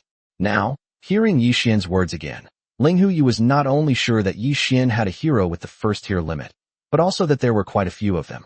After all, Ling Huyu had brought dozens of people with him. Alright, whatever you say. Ling Huyu didn't say anything more, but was thinking that he must report Yi Xian's situation to the higher-ups as soon as possible. Hello, Yi Xian, my name is Nangong Waner, and I come from the Nangong family in the southwest state. Seeing that Yi Xian and Ling Huyu seemed to have finished their conversation, Nangong Waner stepped forward and took the initiative to introduce herself. Yi Xian, Waner is my good friend. She comes from the Nangong family, a dominant force in the southwest province, and is the third daughter of the current family head. Ling Huyu then chimed in. Hello, Miss Nangong, what brings you here? Yi Xian was not surprised by the appearance of the other people, but the presence of the Nangong family, especially the daughter of the current patriarch, was indeed unexpected. First of all, I apologize for the fact that the Nangong family has conducted a thorough investigation into you. Nangong Waner first said apologetically, but Yi Xian was not surprised. Not only the Nangong family, but he believed that any force in the Great Xia that could be considered legitimate had already investigated him thoroughly. Based on the investigation results, the family has decided to arrange a marriage between you and me. I've come here for two reasons. First, to see you and inform you of this matter, and second, to seek your opinion, since a marriage is a matter between two people. Nangong Waner's words shocked everyone present. Even Ling Huyu hadn't expected the Nangong family to be so bold. But soon, Ling Huyu understood. Yi Xian's potential was indeed worth the investment of these powerful families. It's important to understand that a marriage alliance is not just a simple matter of two people getting married. It also involves the forces behind the scenes, essentially binding them together. Yi Ming was especially enraged by Nangong Waner's words. Even for the Yi family, this marriage was a great thing. If it were Yi Ming, wouldn't he soar to great heights? What's more, the marriage partner is none other than the beautiful and unforgettable Miss Nangong. I'm sorry, Miss Nangong, we've only just met. I'm not interested in a marriage without love. Yi Xian actually refused such a benefit. Leaving aside the stunningly beautiful Nangong Waner, the Nangong family behind her would save people a lot of trouble. Yet Yi Xian seemed completely unconcerned, and it was unclear where Yi Xian's confidence came from. Only Ling Huyu had a vague feeling that perhaps Yi Xian didn't care about the strength of the Nangong family. Yes, I also oppose this kind of marriage, but I cannot disobey the family's orders. However, I have a compromise solution. I wonder if you can accept it. Nangong Waner had already anticipated this outcome. We can get along as friends, and as for the future, let's leave it to time. Nangong Waner's compromise was the best and most reasonable solution. Of course, no problem. I'd be happy to be friends with Miss Nangong. Yi Xian did not reject the compromise proposed by Nangong Waner. Yi Xian still had many things to do on Blue Star, and with the help of the Nangong family, the benefits outweighed the drawbacks. After Nangong Waner and Ling Huyu reached an agreement with Yi Xian, people from other forces also came up to try and get closer to him, hoping to strengthen their relationship with Yi Xian. After all, no one is a fool. Yi Xian's importance can be seen from the two major families. If they don't seize this opportunity now, they may never be able to meet again. Especially for the people in the family alliance, whose relationship with Yi Xian is not very good to begin with. They are even more unwilling to let go of such an opportunity. Just then, the world suddenly spun around, and everyone found themselves in an unfamiliar place. It's a sealing scroll. It seems some people still can't resist taking action. Ling Huyu was the first to realize that someone had used a sealing scroll to pull all the lords and heroes into an unfamiliar space. Yi Xian looked around, and, sure enough, Nangong Waner was not there. As long as Nangong Waner was not the lord, the enemy could not make a move against her. Yi Xian, I'll give you two choices. Either become a slave, or die. The man didn't waste any words and directly stated his demands. How dare you? Who gave you the audacity to act so recklessly on the land of Great Xia? Ling Hu, you shouted sternly. Miss Ling Hu, stop trying to fool us. Since we're here, we've made all the necessary preparations. Don't even think about asking for help. No one can save you right now. Although Ling Hu Yu, Nangong Waner, and others brought hundreds of heroes, only a dozen or so reached the first stage limit. On the other side, there were no fewer than 30 experts at the first level of the ultimate realm, along with 200 to 300 other experts at the first level. Moreover, within the sealed-off space, there were two distinct groups of people who neither spoke nor made a move, but stood at a distance observing the situation. But it's clear that these people came here for Yi Xian. Yi Xian, I've lost contact with headquarters. It seems the enemy used other special scrolls. It's my fault for being careless. I didn't expect them to actually dare to make a move in Great Xia. After failing to make any attempts to contact him, Ling Hu Yu said dejectedly. Now, everyone is in crisis. Yi Xian, however, was not worried. He simply looked ahead with curiosity. Chapter 123 Blue Star's First Battle. Yi Xian didn't know the other party's identity, but he didn't care. As long as he solved the current problem, he could quickly find out where the other party came from by checking with the superbrain. When the time comes, Yi Xian will definitely not let these forces that made the move get away with it. Sending people to intercept and kill them as soon as Yi Xian returns is undoubtedly a deadly feud.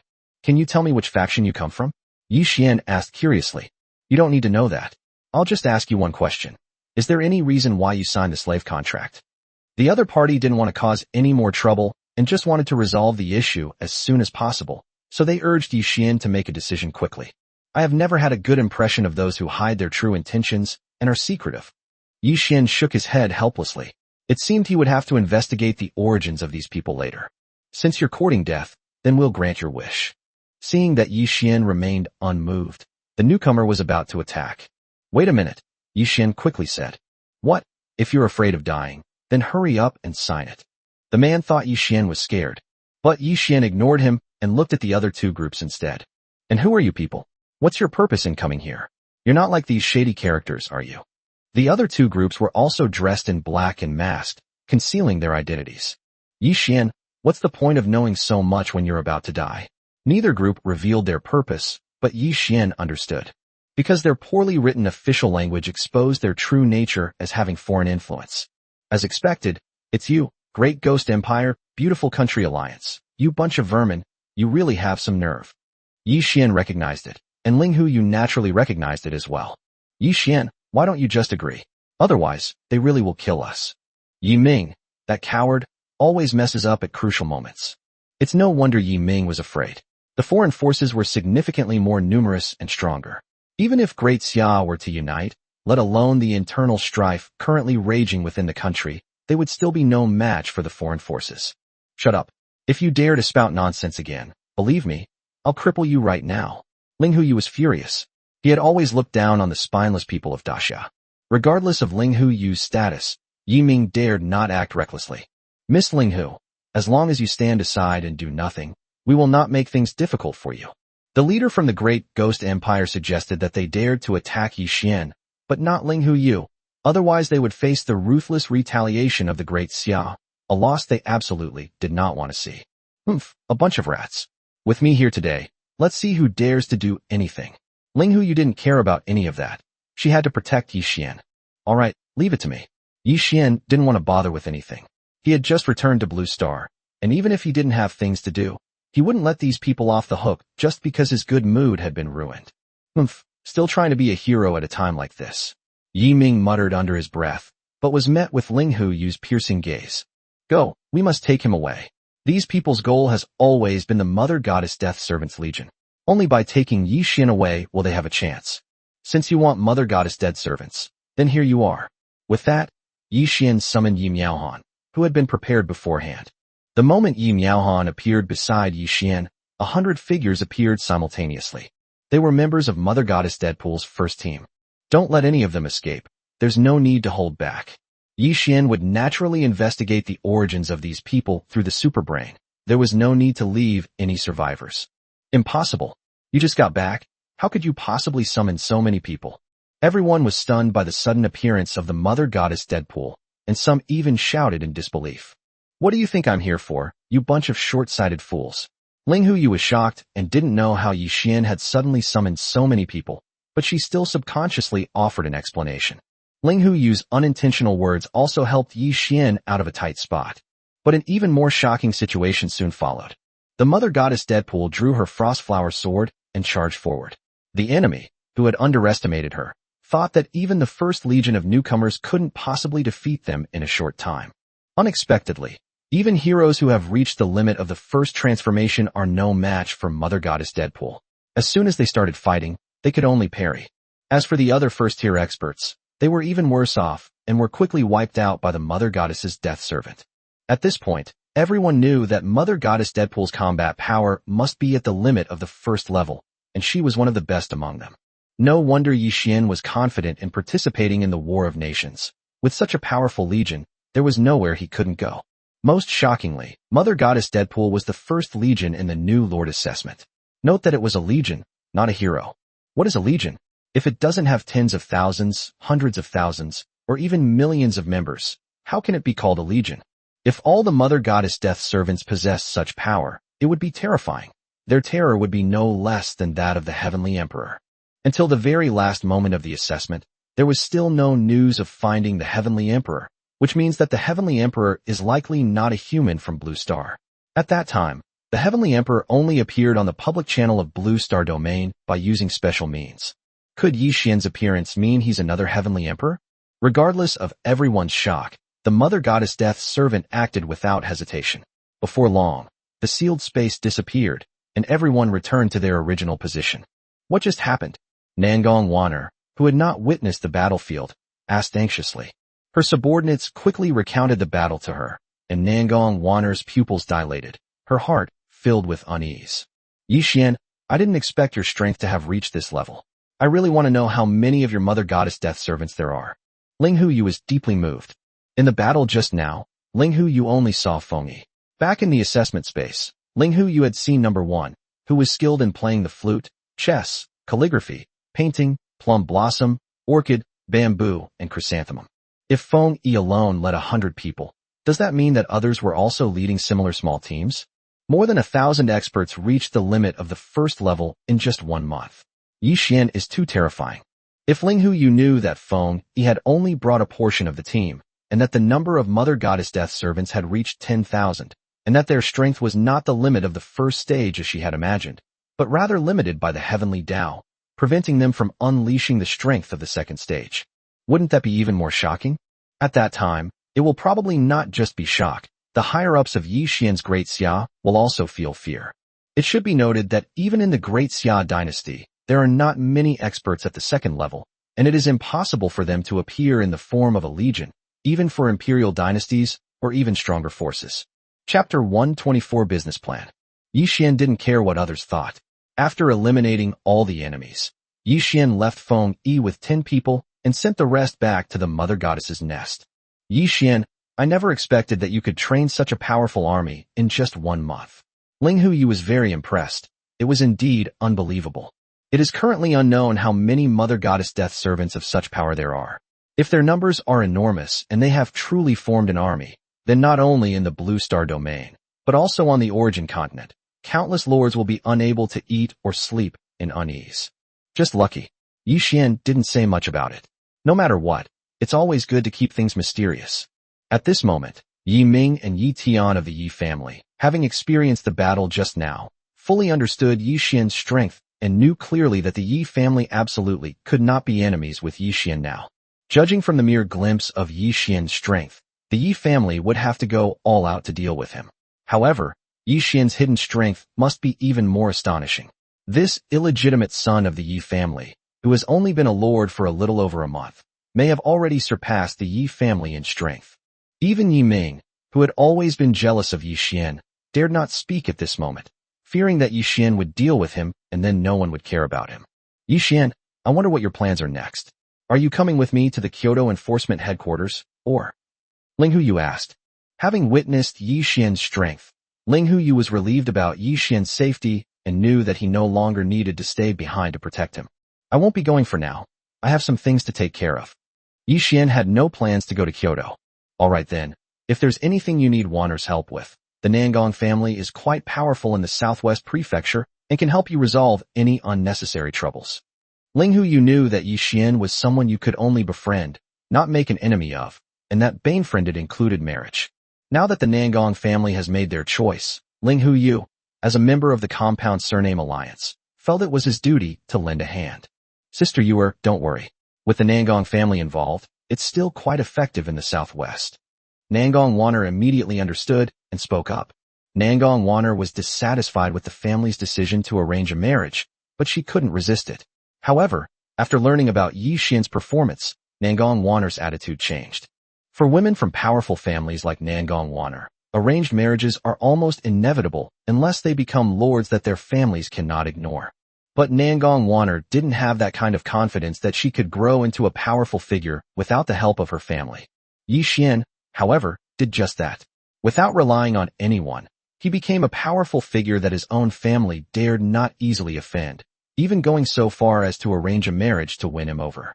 For Nangong Wanner, if she were to marry Yi Xian and become husband and wife, her status in the family would definitely rise accordingly. In fact, as Yi Xian's strength grows, the benefits Nangong Wanner will receive will be even greater. If one can gain Yi Xian's approval and truly become his confidant, the benefits will be immense. This is the benefit that strength and potential bring. Nangong Wanner naturally did not want to give up such an opportunity. Yi Xian, what do you need? I can help you. I'm also free these days, so if you don't mind, I can be your guide. Although Nangong Wanner wasn't particularly cunning, she knew what was important. Okay, thank you then. I don't have anything important to do for the time being. I just got back and need to adjust for a while before I set up my own group company. This is what Yi Xian urgently needs to do right now. Establish his own business organization. This will not only facilitate the collection of resources, but is also an essential means of developing his territory. That's easy. There are more than a dozen provinces in the Southwest. We'll go to whichever one you value. Establishing their own company is something that almost all lords do upon returning to Earth, so Nangong Wanner was not surprised. No need for that. I've always lived in Hushan City, so I'll stay here. Yi Xian didn't specify the location. For Yi Xian, it doesn't matter where he is, but for the local area, wherever Yi Xian chooses, the economy there will definitely take off. The entire Hushan City government, who had followed and experienced everything, was incredibly excited upon hearing Yi Xian's words. If such a powerful figure were to choose Hushan City, the benefits to his city government would be immense, something he never dared to even imagine before. Yi Xian, let me introduce you. This is Li Shan from the Hushan City government. In Hushan City, he is considered the highest-ranking official. If there's anything you need, Mayor Li will definitely help you. Nangong Wanner naturally understood the capitals of the Southwest region. Although she didn't recognize them, she knew their names. Oh, then I'll ask Mayor Li for his help. Yi Xian wasn't surprised. With all these signs of powerful families present, how could a small municipal government not show up? Figures in the municipal government, who were once unattainable for Yi Xian, now seem to be nothing more than that. No, please give me your orders, sir. Li Shan dared not put on airs, nor did he dare to speak to Yi Xian as an equal, like Ling Hu Yu and Nangong Wanner. Lord Li, is there any place in Hushan City suitable for establishing a group chamber of commerce? Yi Xian didn't know much about Hushan City. He had been busy just to make a living and hadn't considered such things before. Does your excellency have any specific requirements? Li Shan asked, not daring to make a decision on his own. It's nothing much. I just want to run a normal chamber of commerce, as long as the place is big enough.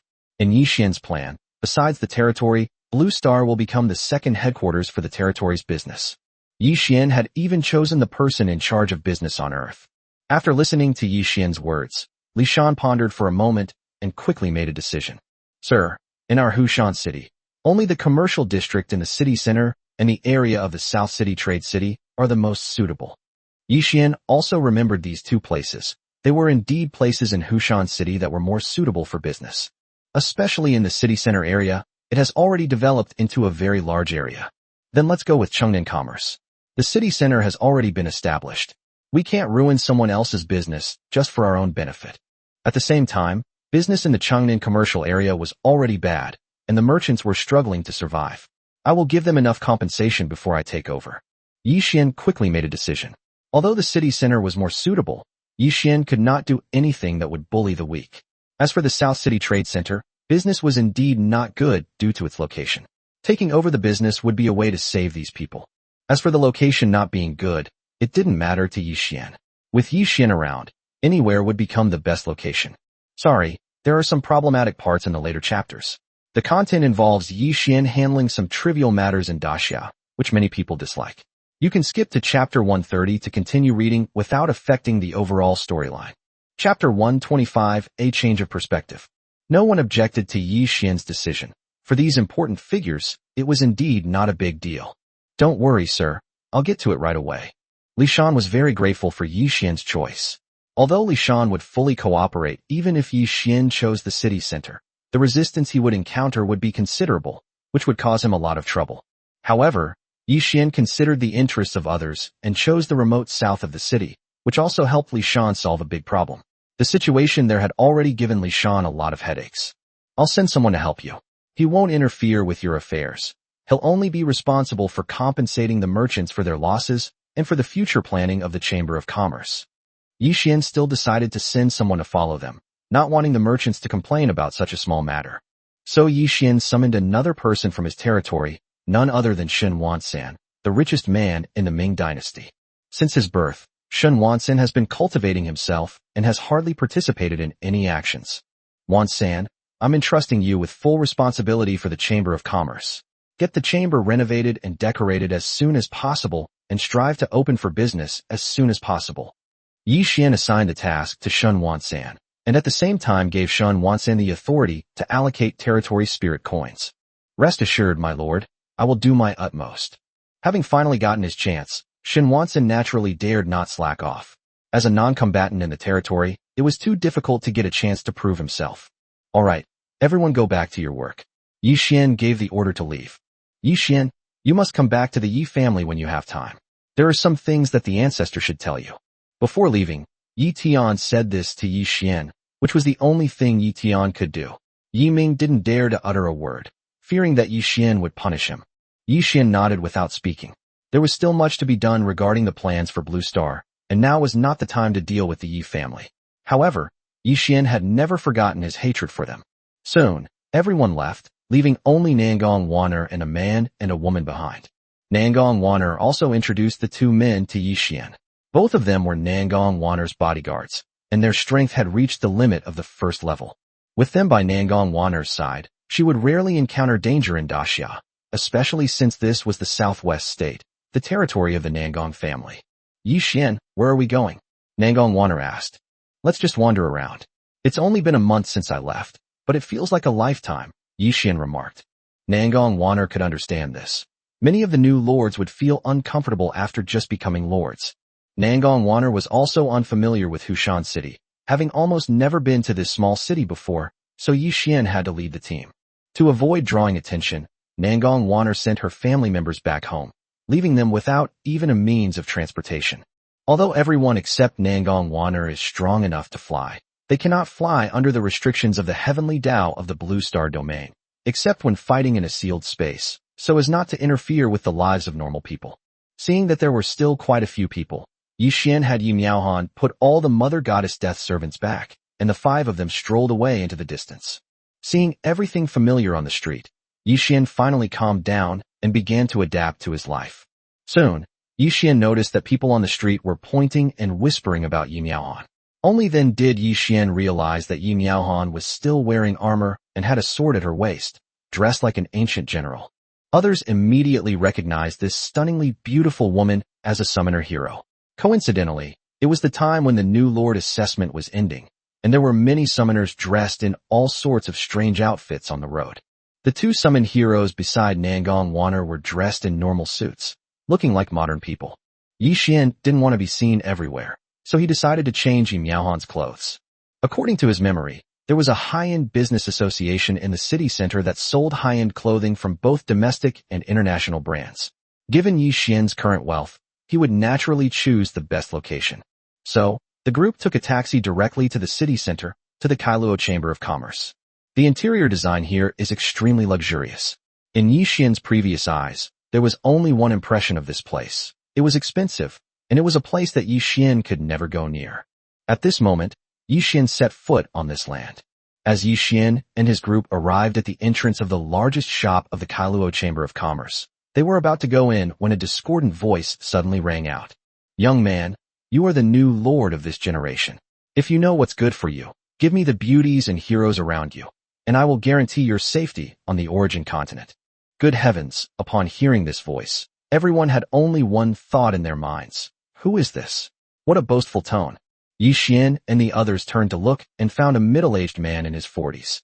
He was obviously not a new lord this year, but he could tell from Yi Xian's appearance that this man should be the lord of Lake Mountain City in the previous 2 worlds. The man was accompanied by 2 alluring women. Yi Xian recognized them at a glance as summoned heroes, with strength around the 10th level of the first stage. With such strength, he dares to show off? Yi Xian shook his head and smiled bitterly, ignoring him completely and walking straight into the house. Now Yi Xian's horizons have been completely broadened. He looks down on insignificant characters like the middle-aged man. If this were on the origin continent, he would be someone you could easily crush. Boy, don't push your luck. It's her good fortune that my master has taken a liking to the woman beside you. Don't think that just because you've become a lord, you can look down on everyone. Seeing that Yi Xian and the others ignored her, the woman beside the middle-aged man became unhappy. Arrogant and dismissive, well said. Don't think that becoming a lord makes you great. Not to mention the origin continent. Even on Blue Star, there are many beings you can't afford to offend. Yi Xian seemed to be expressing his feelings, but in reality, he was mocking middle-aged men. Now the man was humiliated. In Hushan City, no one had ever dared to speak to him like that. Besides, the man was usually very perceptive and knew who he shouldn't mess with. But in the minds of men, this certainly doesn't include a new lord like Yi Xian. Kid, don't be arrogant. Do you know who I am? The man seemed to still want to intimidate people with his background, a tactic that had always worked in his previous attempts. I don't care who you are, Yi Xian said without turning his head, and walked straight into the store. It was only because Yi Xian was unwilling to kill people indiscriminately on Blue Star that this person was lucky enough to escape with his life. The man was now completely enraged, but knowing where he was, he didn't dare to cause trouble here. So, he followed Yi Xian and planned to go into the store to make trouble for Yi Xian. Although a sealing scroll could be used, it was clearly not worth it. Sealing scrolls weren't exactly cheap, and besides, using them here would be disrespectful to the power behind the guild. Men wouldn't dare take the risk. Chapter 126 Shopping Scandal. The Kailuo Chamber of Commerce truly lives up to its reputation as the largest chamber of commerce in Hushan City. Although it cannot compare with those in the provincial capital or prefecture, it is still the dominant force in Hushan. The variety of goods inside is dazzling. Yi Xian was very satisfied with the goods inside. Not only were the styles and quality excellent, but the only drawback was the price. However, for Yi Xian, spirit coins were just numbers. Kid, do you know that not everyone can afford the things here? The middle-aged man mocked Yi Xian for only looking and not buying. But Yi Xian didn't care at all. Waiter, may I try on these clothes? Yi Xian asked the waiter, pointing to several pieces of clothing. Think carefully. These guys look like penniless bastards. If they ruin your clothes, you'll have to pay for them. The middle-aged man said before the waiter could speak. The waitress could tell at a glance that the customers had a conflict, but as a lowly waitress, she dared not get involved. Just as the waiter was at a loss, a woman in her 20s walked over. Manager, you've come at the perfect time. This customer would like to try on these clothes. Li Xueting, a girl from an ordinary family, failed to awaken her lord's heart in the previous generation. Fortunately, she found a sales job, which she did for several years. Through hard work, she became the store manager. Li Xueting glanced at the clothes Yi Xian had chosen, which were worth hundreds of thousands of spirit coins. This would be an unbearable expense for an ordinary person, but judging from Yi Miaohan's appearance, Li Xueting knew that she was a new lord who had just returned to Blue Star. For a lord, spending hundreds of thousands of spirit coins is still affordable, but using them to buy clothes is relatively rare. Li Xueting also recognized the middle-aged man Ma Hai. He was indeed a lord, and a member of the famous Ma family in Hushan City.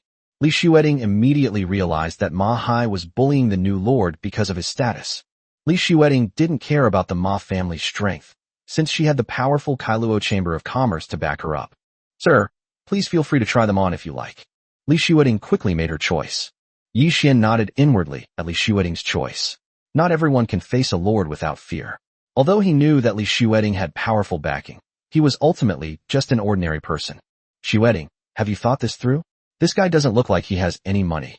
Seeing this, Ma tried to threaten Li Xueting. Mr. Ma, have you forgotten the motto of our Chamber of Commerce? Guests are guests. Li Xueting ignored Ma threat and said leisurely. Hearing this, Ma dared not say anything more. If Li Xueting accused him of sabotaging the business of the Kailuo Chamber of Commerce, Ma's life would not be easy, and his life might even be in danger. A dozen minutes later, Yi Miaohan tried on several clothes, and Yi Xian was very satisfied. That's right, Sister Miaohan is naturally beautiful. She looks good in anything. At this moment, Nangong Wanner couldn't help but say with a hint of jealousy. As someone who wanted to marry Yi Xian, Nangong Wanner still felt somewhat uncomfortable seeing such a beautiful summoned hero by Yi Xian's side. But there's nothing we can do about it. This is perfectly normal on the Origin continent, and even on Blue Star. Alright, I'll take these few. Do you have enough stock? Yi Xian made the decision directly and asked Li Xueting at the same time. Don't worry, the Kailuo Chamber of Commerce is the top chamber of commerce in Hushan City, so the supply of goods is naturally plentiful, Li Xueting said confidently. Alright. Give me 10,000 of each of these clothes from earlier. Yi Xian said generously that this was prepared for the Mother Goddess's dead servants as a temporary measure, and that he would prepare more after his own Chamber of Commerce was established. As for summoning heroes for his territory, Yi Xian has not considered it for the time being. He will wait until his merchant guild is established before making any decisions. How much? Yi Xian's words startled Li Xueting. Who buys clothes like that? Ha ha ha, how ridiculous. What did I hear? 10,000 pieces of each style. What a boastful tone. Aren't you afraid of not being able to pay and being retaliated against by the Kailuo Chamber of Commerce? Ma, who also heard Yi Xian's words, laughed loudly. You heard me right, 10,000 pieces of each style. Is there a problem? Or do you not have that many pieces in stock? Yi Xian ignored Ma and instead asked Li Xueting with a puzzled look. Such a large chamber of commerce shouldn't be unable to produce this much merchandise, right? You misunderstand. There are definitely enough goods. I was just curious why you bought so much at once. Li Xueting sensed Yi Xian's dissatisfaction and quickly explained. Hey Xueting, you actually believe such nonsense? This is over 6 billion spirit coins. Ma didn't believe Yi Xian's words at all. Shut up. If this deal goes through, the benefits for Li Xueting will be enormous, so she couldn't help but be a little harsher with Ma. Ma, furious, clenched his fists tightly, but finally reluctantly let go. Sir, it will take some time for us to arrange the shipment. How about this? We can deliver the clothes directly to your designated location. Indeed, the store couldn't possibly have that many items, and transferring stock would definitely take time, and Yi Xian didn't want to waste any more. Alright, once the goods are ready, deliver them to Chengnan Trade Center and give them to a man named Shen Wansan. I'll pay you first. Yi Xian didn't waste any time, and at the same time reassured Li Xueting. It is indeed unreasonable to ask someone to release goods worth billions of spirit coins without paying up front. Ma, standing nearby, didn't believe Yi Xian had such a large budget, spending so much money on clothes alone. He knew Ma could afford that amount, but he would never waste it here. There were many other places where money was needed for the development of the territory. Who would be foolish enough to spend a fortune on these useless clothes? But Yi Xian didn't care what others thought. He still had things to do. So he took out the spirit coin card and handed it to Li Xueting. Bite. The deduction was successful, and a transaction of over 6 billion spirit coins was completed. Afterwards, Yi Xian and the others left with the clothes already in the store, leaving the rest to Li Xueting to handle. Yi Xian trusted Li Xueting to do a good job. It wasn't until Yi Xian and the others left that Ma realized he had seemingly provoked someone he couldn't afford to offend. Mr. Ma, whatever your conflict with that gentleman, I advise you to forget about it. You can't afford to mess with that person. Considering that Ma had contributed to her performance over the years, Li Xueting kindly reminded him of something. As for what Ma wants to do, that's beyond Li Xueting's control. She's busy getting the things Yi Xian needs delivered to the designated location as soon as possible. Chapter 127 The Chamber of Commerce is established. Yi Xian left, leaving Ma bewildered. But this was just a minor incident, and the two would likely never cross paths again. After all, their different identities and strengths meant that it would be difficult for them to interact in the future. After leaving the Kaiser Chamber of Commerce, Yi Miaohan changed into normal clothes, and now no one would pay special attention to her. Yi Xian could also get down to business. Miss Nangong, I need to go to the city government to register and establish a chamber of commerce. Yi Xian stated his intentions directly. To establish a chamber of commerce, certain procedures are necessary, and Yi Xian doesn't want to make an exception. He's just doing business, and there's no need to create unnecessary complications. Yi Xian was still somewhat unaccustomed to the sudden change in his identity. It's not far from here, and it's still early, so we should be able to get it done today. At this moment, Nangong Wanner was completely focused on Yi Xian, and all she needed to do was stay by his side. By the way, Miss Nangong, during the new recruit assessment, I heard a rumor that the Heavenly Emperor is from my Blue Star region. I wonder how the investigation is going and whether they have found this Heavenly Emperor yet. Yi Xian asked the question knowingly, actually wanting to see the attitudes of various forces towards the Heavenly Emperor and the measures they would take. Alas, I really wish the Heavenly Emperor were a human from my Blue Star. This would be a rare opportunity for my Blue Star. Unfortunately, after searching through all the new lords, there is no such person as the Heavenly Emperor. The Heavenly Emperor must have used special means to infiltrate the public frequency of my Blue Star domain, which has been recorded before. Although the Heavenly Emperor is not from Earth, fortunately, he still has you. Yi Xian, I believe that as long as you are given enough time to grow, you will not be worse than the Heavenly Emperor in the future. Nangong Wanner told Yi Xian what she knew. This put Yi Xian at ease. The forces in the Blue Star domain must have concluded that the Heavenly Emperor was not a Blue Star person. After all, they had tried so many methods but failed to find him. At the same time, Yi Xian also knew that with the confirmation of the news, the danger he faced on Blue Star had increased. These ill-intentioned fellows, unable to find the Heavenly Emperor, will probably settle for second best and try to cause trouble for me, since the Mother Goddess's dead servants are still quite attractive. Especially after the battle just now, the Mother Goddess dead servants' combat power will surely spread, making it difficult to avoid attracting attention. Fortunately, Yi Xian now has the ability to protect himself. It remains to be seen who dares to make a move. Yi Xian will retaliate against them one by one. While the two were talking, they arrived at the city hall. The group did not reveal their identities, but went directly to the department that handled Chamber of Commerce qualifications to complete the formalities. The name of the Chamber of Commerce? Nine Heavens Chamber of Commerce. The president's name? Yi Xian. Upon hearing the name Yi Xian, the person handling the case seemed somewhat familiar with it, but couldn't recall it and didn't pay much attention. Address: Chengnan Commerce and Trade Center. It wasn't until Yi Xian gave the address that the person handling the case remembered why Yi Xian's name sounded so familiar. He was someone the mayor had personally instructed them to keep a close eye on. I'm sorry, Mr. Yi, I didn't know you were here. Please rest for a while, and I will notify the Lishan city government immediately. Upon learning Yi Xian's identity, the clerk immediately became cautious, afraid of offending the young man before him. No need for all that trouble. I just need to get a Chamber of Commerce qualification certificate. I can just go through the normal procedures. Yi Xian didn't want to make things difficult for this person. Besides, it really wasn't a big deal, and there was no need to trouble others. All right then, please wait a moment, it will be done shortly. 10 minutes later, Yi Xian finally obtained the qualification certificate and other materials of the Nine Heavens Chamber of Commerce. In other words, from this moment on, the Nine Heavens Chamber of Commerce, belonging to Yi Xian, was established. And this was merely the beginning of the Nine Heavens Chamber of Commerce becoming famous throughout the origin continent and the myriad worlds. The formalities were completed, and the rest depended on Shun Wansan's progress. Under the respectful gaze of the staff, Yi Xian and the others left. At noon, at Nangong Wanner's insistence, the group found a large hotel and had a simple lunch. In the afternoon, Yi Xian planned to go home to check on things, but unexpectedly learned that Nangong Wanner and the others did not have a place to stay in Hushan City. Considering that he would definitely summon many subordinates to Blue Star in the future, and that it would be impossible to accommodate them all if things continued like this, Yi Xian decided to buy a house. Yi Xian didn't have any requirements for the house itself, as long as it was livable, but considering his future life, he decided to buy a bigger one that would be more convenient.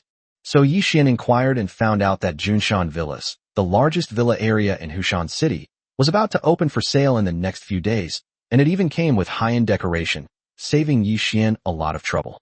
So Yi Xian and the others took a taxi and headed straight for Junshan Villa. Coincidentally, Junshan Villa is located in the southern part of the city, not far from the Nanxing Commercial District, which is a fairly ideal choice for Yi Xian.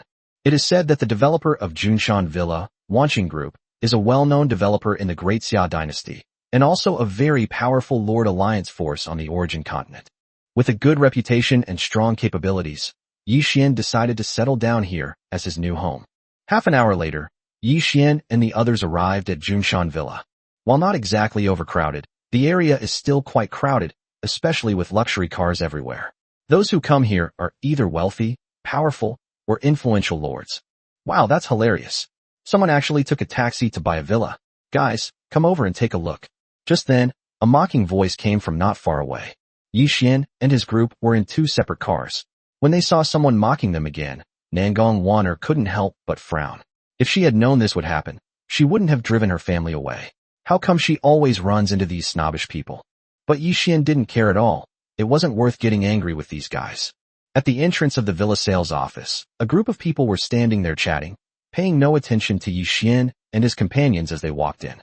Only the young man in the middle was slightly taken aback when he saw Nangong Waner, as if he had seen someone familiar, but he quickly shook his head and dismissed the thought. How could someone like that possibly appear in a small city like Hushan? Young Master Wang, I didn't expect you to come in person for the opening of Junshan Villas. The people who had mocked Yi Xian earlier also came closer. Thank you all for coming and supporting us. Since you're here, if we didn't come, our families would break our legs. They were all young people, so they naturally spoke more intimately. They were all young people under the age of 20 and none of them had participated in this new Lord Awakening. But without a doubt, the vast majority of these people will participate in the next Lord Assessment. When Yi Xian entered the sales office, he did not encounter any situation where people treated him differently based on their status. This was partly due to the strict system of Wanqing Group, and partly because Yi Xian and his entourage all had extraordinary demeanor, so even a lowly salesperson dared not be negligent. After listening to the salesperson's introduction, Yi Xian quickly made a decision. Chapter 128: Settling Down and Buying a Property. Junshan Villas is located in a very good location. Each villa is not only luxuriously decorated, but also very spacious. Yi Xian is very satisfied with this, especially the King of the Hill Villa, which is very desirable. However, the price makes many people hesitate. A villa? No. It should be said that a villa complex, with hundreds of rooms of all sizes, luxuriously decorated, and in a beautiful environment. Just by watching the promotional video, Yi Xian had his eye on this spot. As for the price, it was indeed not low, a full 50 billion spirit coins, but it was nothing to Yi Xian, and even to many lords, it was not a big deal. It depends on individual needs, and whether one is willing to invest a large sum of money in enjoyment. Sir, are you sure? The salesperson exclaimed, somewhat shocked. What did she just hear? Yi Xian actually wanted to buy the villa complex. Not to mention the price. The commission alone was as high as 5 million spirit coins, enough to ensure that this ordinary girl in front of her would live a life of comfort and ease. What's going on? The saleswoman's unconscious shout had attracted a lot of attention, including the young man at the door. Young Master Wang, I'm sorry. I got a little excited when this gentleman mentioned wanting to buy the penthouse villa complex. The young woman quickly apologized. After hearing this, young Master Wang did not blame Yi Xian, but looked at him. You must know that the Junshan Villa King is not something that money can buy. If you don't have the corresponding status and position, you wouldn't dare to live there even if it were offered to you. Sir, you look unfamiliar. May I ask who you are?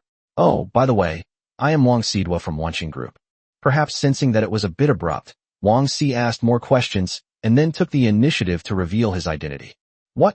You're selling a house, and I'm buying it. Do you want to check my household registration? Yi Xian asked with slight curiosity. Of course, Yi Xian knew who the person in front of him was. There were very few people in the entire Blue Star Great Xia who didn't know Wang Sidwa, the young Master Wang. However, Yi Xian didn't care. Even if Wang Daxiao or his father stood in front of him, Yi Xian would not be afraid. On Blue Star, even the two kingdom-level powers no longer inspire fear in Yi Xian. No, I'm just curious. You know, my Junshan Villa may be small, but its prime location is not something that just anyone can afford. Even the major families in Hushan City don't have that kind of power. Wang Sidwa's explanation was actually a way of telling Yi Xian the ins and outs of the matter.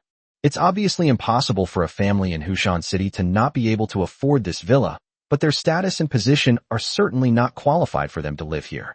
Young Master Wang, this guy just took a taxi here. I think he just came to broaden his horizons and show off. The young men who had just ridiculed Yi Xian quickly reported to Wang Sidwa after seeing Yi Xian's appearance, as a way of making their presence known. As soon as they finished speaking, everyone seemed to understand that Wanqing Group had always had a good reputation and rarely acted like a big company bullying its customers. This inevitably leads to some people trying to appear more capable than they are. just trying to make their presence known. However, based on his years of family instruction, Wang Sidwa realized that the matter was not so simple. Whether facing himself or the numerous guests, Yi Xian always looked at them calmly. Wang Sidwa felt that his composure was not an act. All right, young Master Wang, we're just here to buy a house to live in. No need for so much trouble. Let's get the paperwork done quickly. At this moment, Nangong Waner, who was standing behind Yi Xian, suddenly stepped forward and said matter-of-factly. These words shocked everyone present. Who was this girl, daring to speak to young Master Wang like that? Although young Master Wang is well-mannered, he is not without temper, and what he cares about most is his reputation. Now that this girl has said that, wouldn't young Master Wang lose face? Haha, someone's going to be in trouble, and everyone is gloating. Unexpectedly, young Master Wang's performance once again stunned everyone. After Wang Sidwa clearly saw Nangong Waner's appearance, he was certain that this was the person he had just seen at the door, but who he thought could not possibly be here. You, how did you get here? The Wang family is not weak, but compared to a power like the Nangong family, they are far inferior. Moreover, the Wang family mainly follows a business route and cannot do without the support of a big shot like the Nangong family. After recognizing Nangong Waner, Wang Sidwa dared not say another word. All right, stop dawdling. We want this batch of villas. Hurry up and complete the formalities and pay the money. We still need to go and see the houses. Nangong Waner didn't want to say more, nor did she want to reveal her identity. But this was enough to shock Wang Sidwa. You have to know that Nangong Waner's status in the Nangong family is not low, second only to a few people. But at this moment, Nangong Waner is clearly taking the man in front of her as her priority. Moreover, judging from their appearance, their relationship was quite unusual, which shocked Wang Sidwa. Okay, sir, please show me your identification, and I'll process your paperwork right away. Young Master Wang didn't care what others thought. He had to serve this little master well, or his good days would be over. Yi Xian didn't waste any words and directly handed over his identification and a spirit coin card to Wang Sidwa. After receiving the document, young Master Wang kept a watchful eye on things and secretly and quickly checked Yi Xian's identity. How could young Master Wang not know the name Yi Xian? Recently, besides the Heavenly Emperor, Yi Xian is the one who has been the most talked about. After it was confirmed that the Heavenly Emperor was not from the Blue Star region, Yi Xian became the hope of the Blue Star people, the idol of the new generation, and the future supreme powerhouse. Young Master Wang's hands trembled slightly, betraying his inner excitement. If she establishes a good relationship with Yi Xian, not only could she inherit the family, but she could even lead the family to a higher level, becoming something like a multi-surname alliance. Sir, please accept this small property as a small gift from me. I would never dare to accept any spirit coins. Knowing Yi Xian's identity, his influence, and the benefits he can bring in the future are immeasurable by spirit coins. If he could gain Yi Xian's approval, Wang Sidwa would gladly offer up not only 50 billion, but even 500 trillion. There's no need for that. Business should be fair. You can't force people to buy or sell. Yi Xian pushed Wang Sidwa's hand away, sticking to his principles. For Yi Xian, spirit coins can be earned back, but principles must be upheld. Moreover, for Yi Xian, spirit coins are just numbers. Wang Sidwa knew that the strong all had their own dignity. He turned to look at Nangong Waner, and seeing that she did not speak, he did not insist. Wang Sidwa arranged for the best service, while he himself scurried off to complete the formalities. Chapter 129, Young Master Wang's Determination. Young Master Wang's performance stunned all the guests. None of them were fools. They all knew that these people in front of them were people young Master Wang couldn't afford to offend, and similarly, people like themselves couldn't afford to mess with them either. Everyone wanted to approach and make friends, but they didn't know how to start, so they could only stand there looking at each other blankly. The most upset of all were the young people who had previously mocked Yi Xian. These guys were terrified. They had offended someone whom even young Master Wang treated with utmost respect. Wouldn't their future be ruined? Sir, we are sorry. We were blind and should not have spoken sarcastically to you. After struggling for a while, none of them dared to face the consequences. They could only cry and wail and kneel down in front of Yi Xian and the others to apologize. All right, how old are you? Stop crying like that. What kind of behavior is this? Get up. Watch your words from now on. Yi Xian harbored no animosity towards the group. He had taken a taxi, which they considered a sign of poverty. Besides, just because the other party made a few sarcastic remarks, Yi Xian knew he didn't have the heart to be so ruthless, nor was it necessary. Thank you, sir. Thank you, sir. The group was surprised that Yi Xian let them go so easily and thanked him repeatedly. All right, go back now. From now on, do less meaningless things and contribute more to the development of Great Xia. Yi Xian rarely stood on the moral high ground and criticized the group. What Yi Xian didn't expect was that after learning Yi Xian's identity, these guys were proud of their experience and worked hard to improve themselves, regarding Yi Xian as their idol. Years later, when they became lords, they did their best for the development of Great Xia. But for Yi Xian, this was just a minor incident, and he would soon forget about the group. On the other side, young Master Wang was hurriedly handling the house purchase procedures for Yi Xian. In a spare moment, he even made a phone call to the old man. Old man, guess who I ran into today? Young Master Wang said casually to the old man. Besides messing around, what serious things can you do? What are you showing off to me with your shady friends? The old man said with some dissatisfaction. You bastards, you said it yourself. I'll tell him later, and you'll regret it, young Master Wang threatened. All right, you're definitely up to no good. Speak up if you have something to say. Old Master Wang said impatiently. Old man, I was just about to give them 50 billion, but they didn't want it at all. You need to transfer more to me quickly. I won't leave for a while. I swear I won't be a man if I don't latch onto their coattails. Wang Sidwa said confidently. You bastard, giving away 50 billion like that, you spendthrift. Who is worth so much? Old Master Wang knew that Wang Sidwa was sometimes reckless, but he still understood right and wrong. Dad, I've met Nangong Waner, the apple of the Nangong clan leader's eye. Young Master Wang kept everyone in suspense, first mentioning Nangong Waner. Oh, Miss Nangong, that makes sense. Spirit coins are useless to them. But wait, how could you have encountered someone from the Nangong family in Hushan? Grandpa Wang suddenly remembered where Wang Sidwa was. Logically speaking, how could the third young lady of the Nangong family possibly go to such a small city? If it weren't for the fact that young Master Wang was bored, he wouldn't have gone to such a small town. Dad, there's something even more astonishing. The person I'm sending the spirit coins to isn't Miss Nangong, but a man who's with her. As the saying goes, if you don't say something shocking, you'll die trying. And Wang Xiao's words finally stunned old Master Wang. What kind of person is he that Miss Nangong would accompany? He's a man, and even if he were one of the crown princes of the Xianyuan family, it seems unnecessary. Who is that person? Old Master Wang asked, his voice trembling. Yi Xian, Dad, is the new lord of this generation, Yi Xian. It is said that the country attaches great importance to him. The Nangong family announced a marriage alliance, and even people from other compound surname alliances are interested in marrying Yi Xian. Young Master Wang finally finished speaking.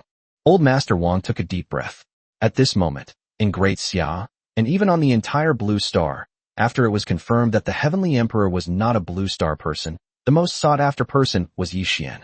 Yi Xian, known as the Hope of the Blue Star region, is the first Blue Star person to occupy the #1 spot on the Legion ranking since the awakening of the Lord's heart. If Yi Xian hadn't perished along the way, his future achievements would have been at least at the level of a kingdom. Many bigwigs have commented that as long as Yi Xian had enough time and opportunities, building an empire would not have been a dream. This is the fundamental reason why Yi Xian is called the Hope of Blue Star. This is because Yi Xian's methods of concealing his strength were so effective that these people seriously underestimated his potential. Yi Xian achieved the status of a kingdom-level power in just 1 month. How far away can a dynasty, or even a stronger power be? I'll transfer 5 trillion to you right away. Tomorrow morning, I'll send someone to deliver a batch of high-quality resources to you. As long as you can become friends with Yi Xian, no. As long as you can gain Yi Xian's approval, the future of the family will be in your hands. Grandpa Wang acted decisively, clearly realizing that this was a rare opportunity. Since Wang Sidwa unexpectedly met Yi Xian, this was an opportunity given to the Wang family by heaven. If they didn't seize it, they would be struck by lightning. Although young Master Wang knew Yi Xian's importance and potential, he didn't expect his father to be so willing to invest so much. Son, remember, the hopes of the family rest entirely on your shoulders. Old Master Wang earnestly instructed his mischievous son. In such an important matter, we must not be careless. Now that we have gained an advantage, we must turn that advantage into a winning position. Dad, don't worry. It had been a long time since the two of them had such a serious conversation. After the call, young Master Wang began to think about how to get along with Yi Xian.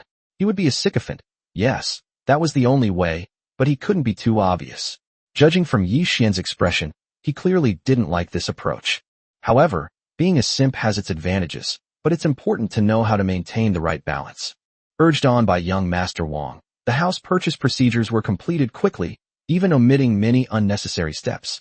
To satisfy Yi Xian, young Master Wang even used his connections to directly transfer the property to Yi Xian's name.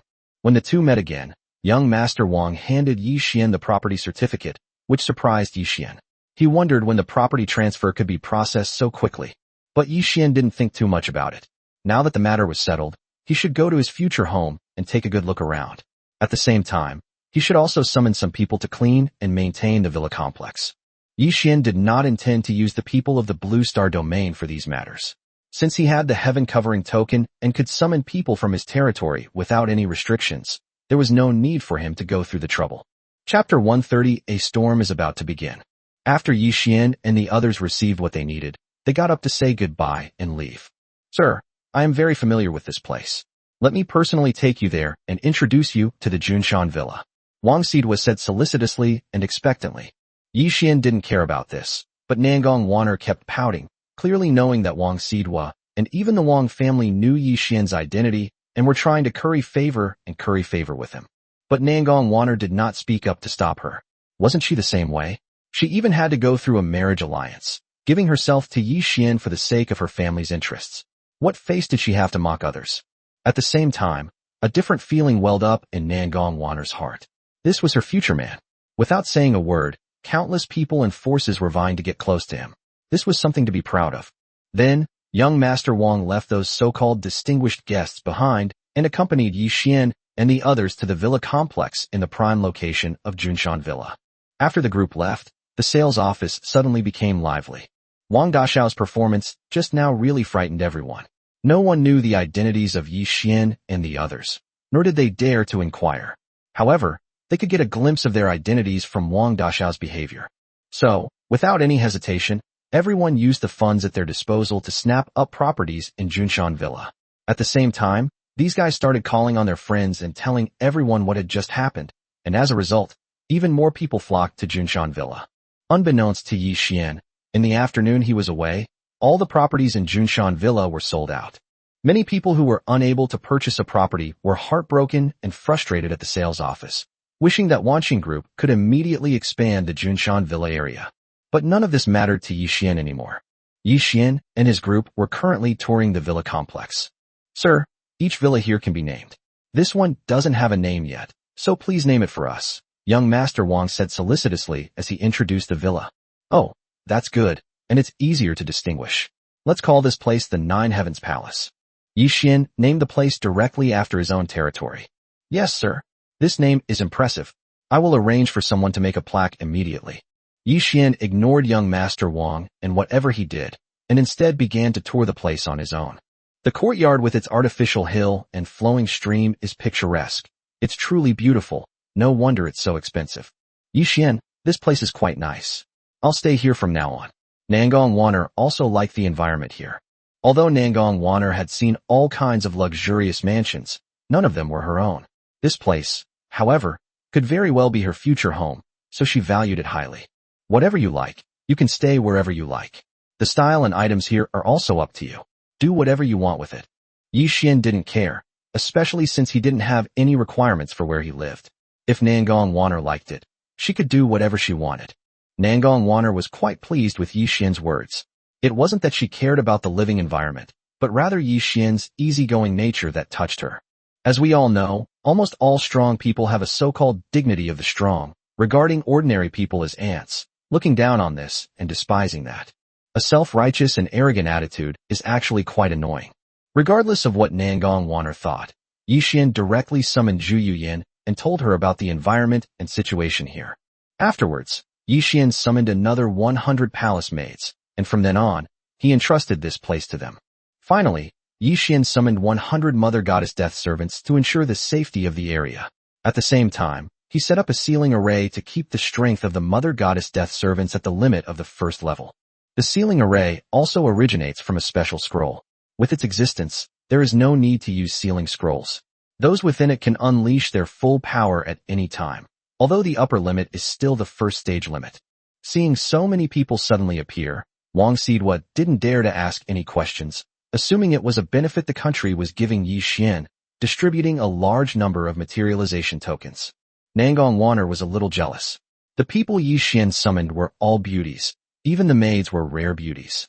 Fortunately, Nangong Waner was naturally beautiful, which gave her a natural advantage. Otherwise, she really wouldn't have dared to continue her mission. After saying goodbye to Yi Xian, Nangong Waner left with 2 bodyguards. They planned to go shopping and buy some furniture and decorations. More importantly, Nangong Waner needed to report Yi Xian's situation to her family. After a day of getting to know each other, Nangong Waner gladly accepted her family's marriage proposal. However, there were still some things she needed to report to her family to avoid unnecessary trouble or to prevent her family from making a wrong judgment about Yi Xian's strength. This is especially important and will have a huge impact on the future of the Nangong family. While Yi Xian was finally free and contemplating his next move, the situation in Great Xia, and even across the entire Blue Star, was far from peaceful. The grand search for the Heavenly Emperor caused many forces to overlook Yi Xian's existence. Even the people sent by certain families who considered Yi Xian's importance were wiped out. What's even more surprising is that the news that spread was that the one who took action was not a law enforcer from Great Xia, but a mother goddess death servant under Yi Xian's command. This news was like a bombshell, further complicating the already chaotic situation.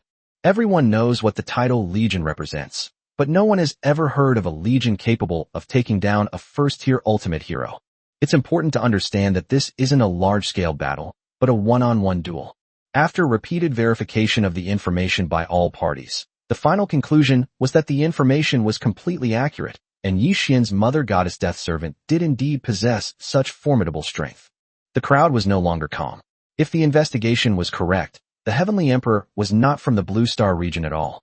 Then, his specific place of origin would have little to do with the forces of the Blue Star region. Whether they would encounter him in the future was still unknown. But Yi Xian is a true citizen of the Great Xia dynasty and possesses such strength, seemingly having grown up. This has led many international forces to suspect that the news about the Heavenly Emperor might be false information deliberately released by the Great Xia dynasty to protect Yi Xian. But dwelling on these issues is pointless now. The primary concern for all factions is how to resolve the problem of Yi Xian. However, it is clear that Great Xia cannot simply ignore this, which makes the task even more difficult. On Blue Star, apart from the United States alliance, no other power dares to confront Great Xia head-on. If Great Xia is truly angered, Great Xia will shift its focus from the origin continent to Blue Star. That would be a nightmare for all international powers. Chapter 131 The conspiracy begins to emerge. Discussions about Yi Xian unfolded among various forces. Regardless of size, all forces were filled with apprehension about Yi Xian's existence and wished nothing more than to eliminate him as soon as possible. This person is definitely a variable for Blue Star. Even if he brings Blue Star a chance to advance further, if we don't control him, we will inevitably become slaves of Yi Xian and Great Xia in the future. Therefore, Yi Xian must eliminate him. The views of the major powers are almost unanimous. Perhaps in the future, under Yi Xian's leadership, the entire Blue Star will be able to take a big step forward. However, that will ultimately be someone else's achievement, and we will have to depend on others for survival. This is something that rulers who are used to being high and mighty are unwilling to see. For these people, it is better to maintain the status quo than to lose their position. But Yi Xian is not only powerful himself, but he must also be under the strict protection of the Great Xia. It will be very difficult for us to find an opportunity to get rid of him. Everyone was also quite helpless. The Xia understood Yi Xian's importance better than anyone else and couldn't just let him go. However, no one was prepared to completely break ties with the Xia. However, Yi Xian's matter could not be ignored, so people from all sides were having a headache at this time. My lords, the new lords have returned. As is customary, there will be an exchange competition between the countries. Could you please think of a way to resolve this matter? Some suggested using the opportunity of the new lord exchange competition to eliminate Yi Xian. Each year, after the new lords return from their assessments, before officially descending upon the origin continent, each nation organizes an exchange to showcase its strength. However, in previous years, it has largely been a formality, and no one has taken it very seriously. The emergence of Yi Xian, this freak, has led to a consensus among various factions that they can exploit this situation. If handled properly, this would indeed be a good opportunity to eliminate Yi Xian. Otherwise, it would be difficult to do so unless a large-scale attack on Great Xia is launched, but Great Xia is not so easy to deal with. The plan targeting Yi Xian in the shadows was quickly agreed upon by several major forces. Therefore, the competition among new lords, which had been ignored in previous years, suddenly became the focus of heated discussion. Yi Xian was completely unaware of this, and even if he had known, he certainly wouldn't have cared. This was the confidence that came with strength. At this moment, Yi Xian was watching Nangong Waner leading several trucks, loaded with all sorts of things, and no one knew what they were, but they were busy and bustling about. What are you doing? The villa is already renovated, isn't it? Yi Xian didn't understand the woman's thoughts, and just found it strange. I don't like a lot of things, so I'll just replace them all. It's not that much trouble anyway. Nangong Waner certainly didn't find it troublesome. She only had to watch, and someone else even took care of paying for it. Fine, whatever you say. Yi Xian felt helpless, but didn't care. The eldest daughter of the Nangong family still had this kind of privilege, so he let her do as she pleased. By the way, my father would like to invite you to his house. What do you think? Immediately after Nangong Waner left, she contacted the family and informed them of Yi Xian's situation in detail. As expected, the family was extremely shocked by the mother goddess's combat power, and at the same time, they were glad that the family had made the choice. To further deepen their relationship, the patriarch of the Nangong family, who is also Nangong Waner's father, invited Yi Xian to visit. Yi Xian thought for a moment and then remained silent. He was unsure how to deal with the sudden appearance of Nangong Waner. To be honest, he wasn't prepared for her to appear in the Nangong family as a son-in-law. The two had only just met, and Yi Xian was open to letting things take their course. How about this? I'll go over after I'm done with this busy period. What do you think? Yi Xian chose to politely decline. All right, whatever you say. Nangong Waner was a little disappointed, but she knew that this matter couldn't be rushed. Yi Xian didn't know how to comfort him, so he simply pretended not to know and went about his business. Just then, young Master Wang arrived at the villa in a hurry with Li Shan from the Hushan city government. My lord, Lord Linghu has urgent business with you. As Li Shan spoke, he took out his phone and handed it to Yi Xian. Yi Xian has been busy ever since he returned to Blue Star. His phone had been dead for a long time, and he had forgotten to fix it. After leaving home, I never went back. You just left, what's going on? Yi Xian asked, puzzled. Yi Xian, the Blue Star Newcomer Lord competition will be held in 5 days. This is a grand event to showcase the strength of each country. In the past, people did not pay much attention to it, but this time is different. Countries have jointly requested that it be held on a grand scale. Especially since the special envoy of the United States Alliance has arrived in Great Xia and specifically requested your participation, the higher-ups speculate that this event is likely aimed at you. Linghu Yu quickly recounted the cause and effect of the matter. Yi Xian understood immediately. There was no need to guess. The other party was definitely after him. Since they couldn't find the Heavenly Emperor, he had become their target. Tell them I have no interest in playing with these little guys. Now that he knew their purpose, Yi Xian naturally wouldn't let them succeed. It wasn't that Yi Xian was afraid, but rather that it was completely unnecessary. Wouldn't it be better to focus on improving one's strength instead of wasting time scheming and plotting? Refusal is merely a gesture, indicating that Yi Xian doesn't want to cause trouble. If the other party still persists, then they shouldn't blame Yi Xian for taking drastic measures. Okay, the higher-ups also mean it's not worth participating. The competition itself is meaningless. Seeing that Yi Xian did not act rashly, Linghu Yu was quite relieved. He was afraid of hotheads, because no matter how much protection they provided, they would give the enemy an opportunity to take advantage of them. Alright, I didn't bring my phone. I'll get one later. You can contact Miss Nangong if you need anything. She'll probably be with me for a while. Yi Xian didn't want to bother the city government officials unnecessarily. I wish I could, but that girl never carries a cell phone, so I can't contact her either. Linghu Yu was also helpless. What kind of society is this? Girls like Nangong Waner are really rare. I understand, I'll prepare it later. In reality, things like cell phones are no longer of much use to lords, but on Earth, many lords still have some non-lord friends. Thank you for making the trip in person, Lord Li. Yi Xian was easygoing and did not become arrogant despite his sudden increase in strength. No need, it's my duty. Li Shan was very sensible and had a good grasp of the ways of officialdom. Since Lord Li has come in person, why don't you stay for dinner? I also have something to ask you.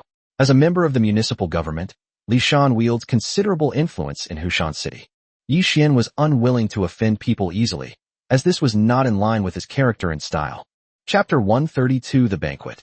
Li Shan was well aware of Yi Xian's identity and potential, as well as the importance that various important figures attached to him.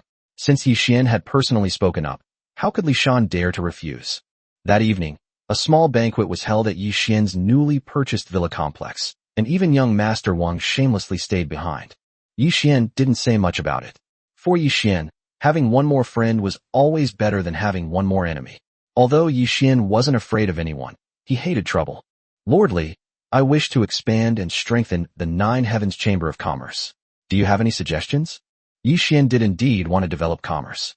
The importance of commerce to the territory was self-evident, and the acquisition of resources was inseparable from the operation of commerce.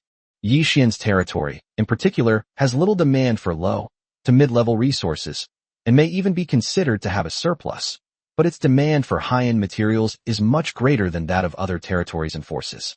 This stems from the fact that the buildings in Yi Xian's territory have all been enhanced by the system, requiring more specialized materials. Moreover, the later development of each territory cannot be separated from the assistance of high-end materials. My lord, on Blue Star, the Chamber of Commerce is the main commercial organization that can operate globally. Also, after the new recruit assessment is completed, a new trading platform will appear in the territory's data. This is a simulated virtual platform that can mobilize the trade of resources within the territory. However, generally speaking, the resources that appear on the trading platform are low to medium grade.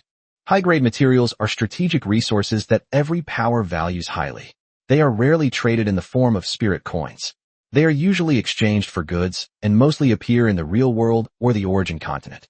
They rarely appear on trading platforms.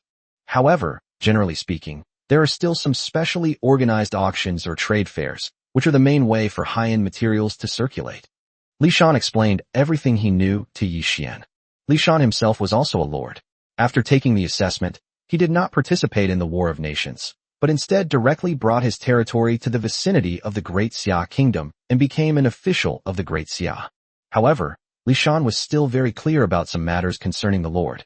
Sir, there are very few ways to obtain high-end materials, and they are controlled by powerful forces. Even our Wanxing group does not have many high-end materials in reserve. If you need them, I can have them sent over from home. At this moment, young Master Wang seized the opportunity and quickly stated his position. No need. I need a lot of materials, I just lack the channels. Yi Xian politely declined, as he had no inclination to take things from others for free. Young Master Wang was somewhat disappointed, as this was a golden opportunity to befriend Yi Xian. Sir, when you have time, you can go and take a look at the Blue Star trading platform. It's a virtual space that feels just like a real place. It has branches of chambers of commerce from all over Blue Star. You might find something there. Li Shan offered his advice. After returning, Yi Xian was busy and didn't check the lord system, so he didn't know that such a trading platform existed. Lordly, what are the lords and powers in Hushan City? If I establish a chamber of commerce, will it cause conflicts with these powers? Yi Xian asked casually, wanting to understand the lordly power in Hushan City. My lord, the main ruling forces in Hushan City are only a few families, a few large enterprises, and the government. Generally speaking, the establishment of your chamber of commerce would attract attention from all sides, and even suppression. But given your situation, I think there shouldn't be any problems in that regard. Most of the lords on Blue Star were aware of Yi Xian's situation, and the lords of Hushan City were naturally aware that Yi Xian was someone not to be trifled with. Once the Nine Heavens Chamber of Commerce is fully operational, these people probably won't have the guts to cause trouble. They'll only seek cooperation. This is the benefit of changing one's identity. Yi Xian was just a little unaccustomed to it at first. Soon, the banquet ended, and Li Shan took his leave. Seeing this, young Master Wang felt embarrassed to stay any longer and could only leave reluctantly. Looking at young Master Wang's resentful eyes, Yi Xian almost blurted out that he should just let him stay, but fortunately, Yi Xian held back. Yu Yin, you and the maids need to get used to life on Blue Star as soon as possible. I'll leave things here to you. Yi Xian planned to leave Zhu Yuyin on Blue Star to take care of his life, but Zhu Yuyin and the others were all from ancient times and needed time to adapt to modern lifestyles and unfamiliarity with some things. Husband, don't worry, the sisters will adapt quickly. By the way, should we summon Jiao Chan and the others as well? Zhu Yuyin joked. No need. They are all in the learning phase right now. There's no need for them to come over for the time being. We'll talk about it later. Yi Xian planned to discuss it later.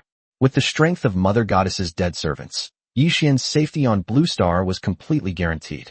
Leaving Jiao Chan and the others on Blue Star would definitely not be a problem, and besides, These girls were not just pretty faces. Only when they reached the limit of the first job advancement can they truly rest easy. After sending Zhu Yuyin away, Yi Xian sat alone on the sofa, lost in thought. For Yi Xian's territory, the biggest factor limiting development, the points system, has been resolved thanks to the system's assistance, as well as 20 resource dungeons, 30 material dungeons, and thousands of divine springs and spirit fields.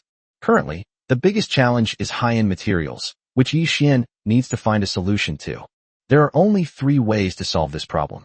First, we should vigorously develop commerce and promote the circulation of goods.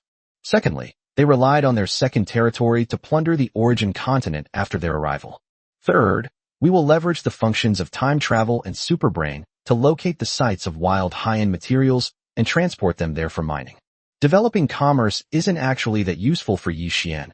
His main purpose is to acquire information on the trade of high-level materials. The latter 2 steps can only be taken after the territory is established. In the limited time available, Yi Xian plans to establish a business, which will be of great benefit to future development. Having figured out the direction, Yi Xian began to examine the territory information. Just as Li Shan had predicted, significant changes occurred after the assessment.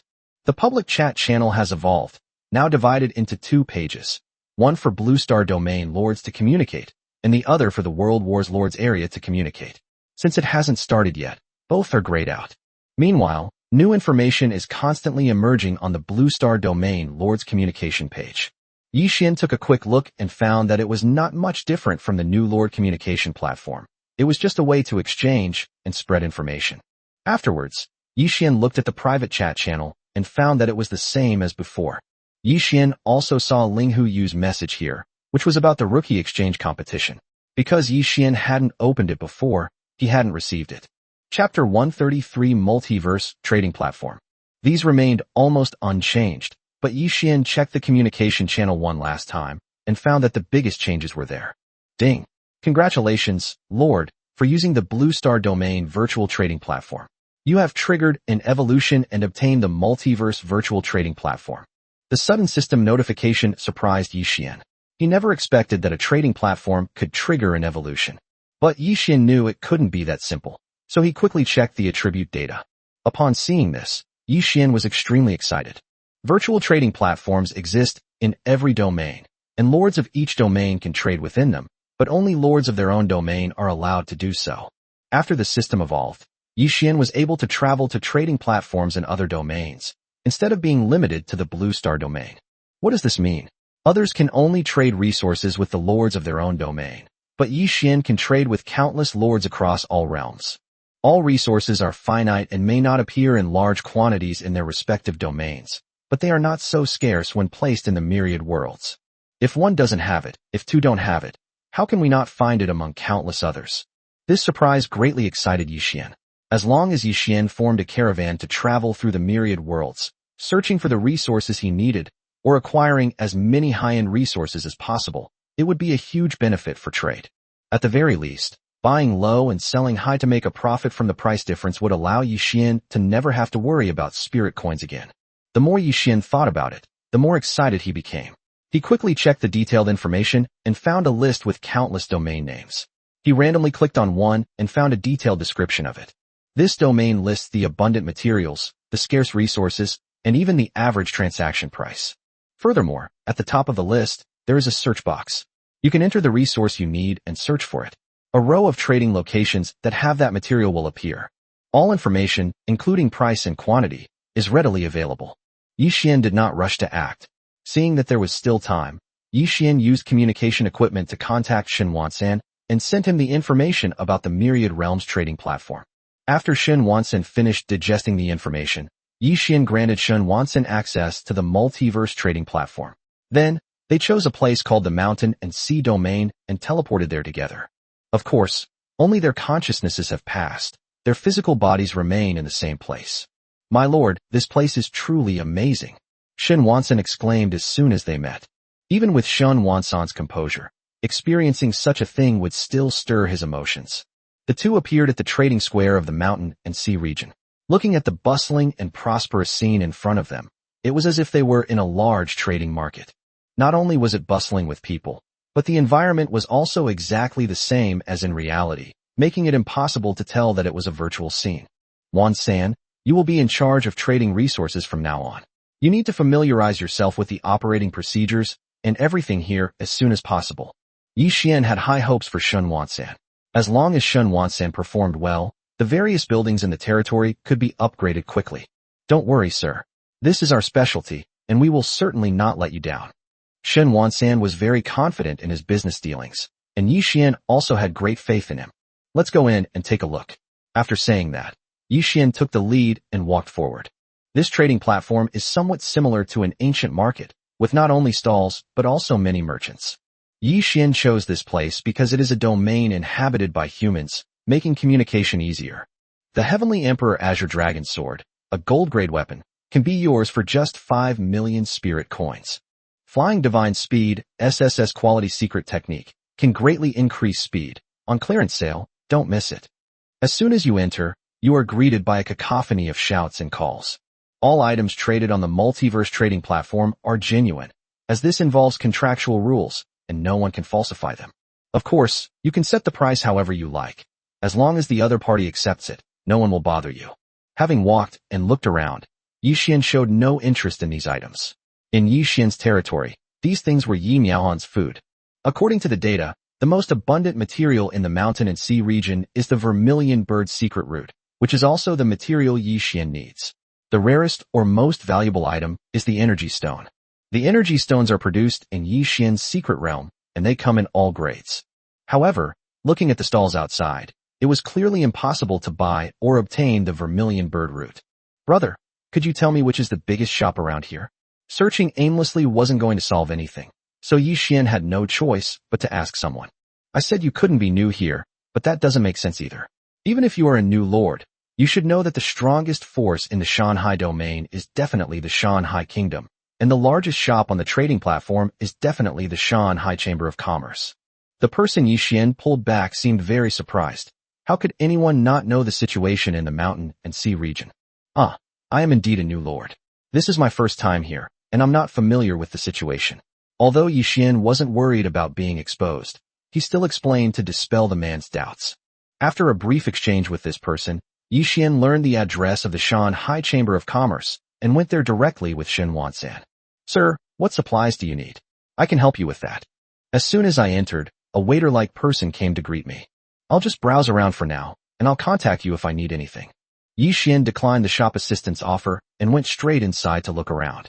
The Mountain and Sea Chamber of Commerce truly lives up to its reputation as the largest power in the mountain and sea region. The items here are clearly several levels higher than those outside. However, for Yi Xian, these things were still somewhat useless. However, Yi Xian finally saw the vermilion bird secret root here, but the highest grade was only 5th grade, which Yi Xian had no use for. Only materials of 7th grade or above were what Yi Xian urgently needed. Hello, I'd like to buy some vermilion bird secret roots of the 7th rank or higher. Do you have any here? Helpless, Yi Xian could only ask the shop assistant. Sir, we only have 7th tier items here. We are not authorized to sell items of higher tiers. When the waiter saw that the two needed 7th tier materials, he immediately became enthusiastic. You see, 7th tier materials are not cheap, and once the transaction is completed, the benefits will be great. Oh, is there a way to purchase it? I'm sorry, sir. 7th tier vermilion bird secret roots can be traded with spirit coins, but higher tier ones cannot be traded with spirit coins. They can only be exchanged for goods. Moreover, we do not have the authority to trade with them. The waiter didn't know whether Yi Xian was a big customer or just teasing him, but out of instinct, he still answered Yi Xian's question seriously. How about this? Could I meet with the person in charge here? Yi Xian knew that his needs couldn't be met by a mere waiter, so he made a request. Chapter 134 Materials Trading. The waiter thought for a moment and figured that no one would be so foolish as to cause trouble at the Shanghai Chamber of Commerce, so he quickly left to find the person in charge. Soon, the waiter returned, bringing with him a middle-aged man. Does this gentleman want a high-grade vermilion bird secret root? The visitor asked. Yes, there is some demand. I am the head of the Mountain and Sea Chamber of Commerce on the Mountain and Sea Trading Platform. You can call me Li San.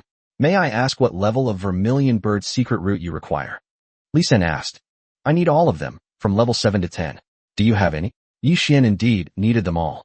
7th tier items are fine, but items above the 8th tier cannot be traded with spirit coins and must be exchanged for goods.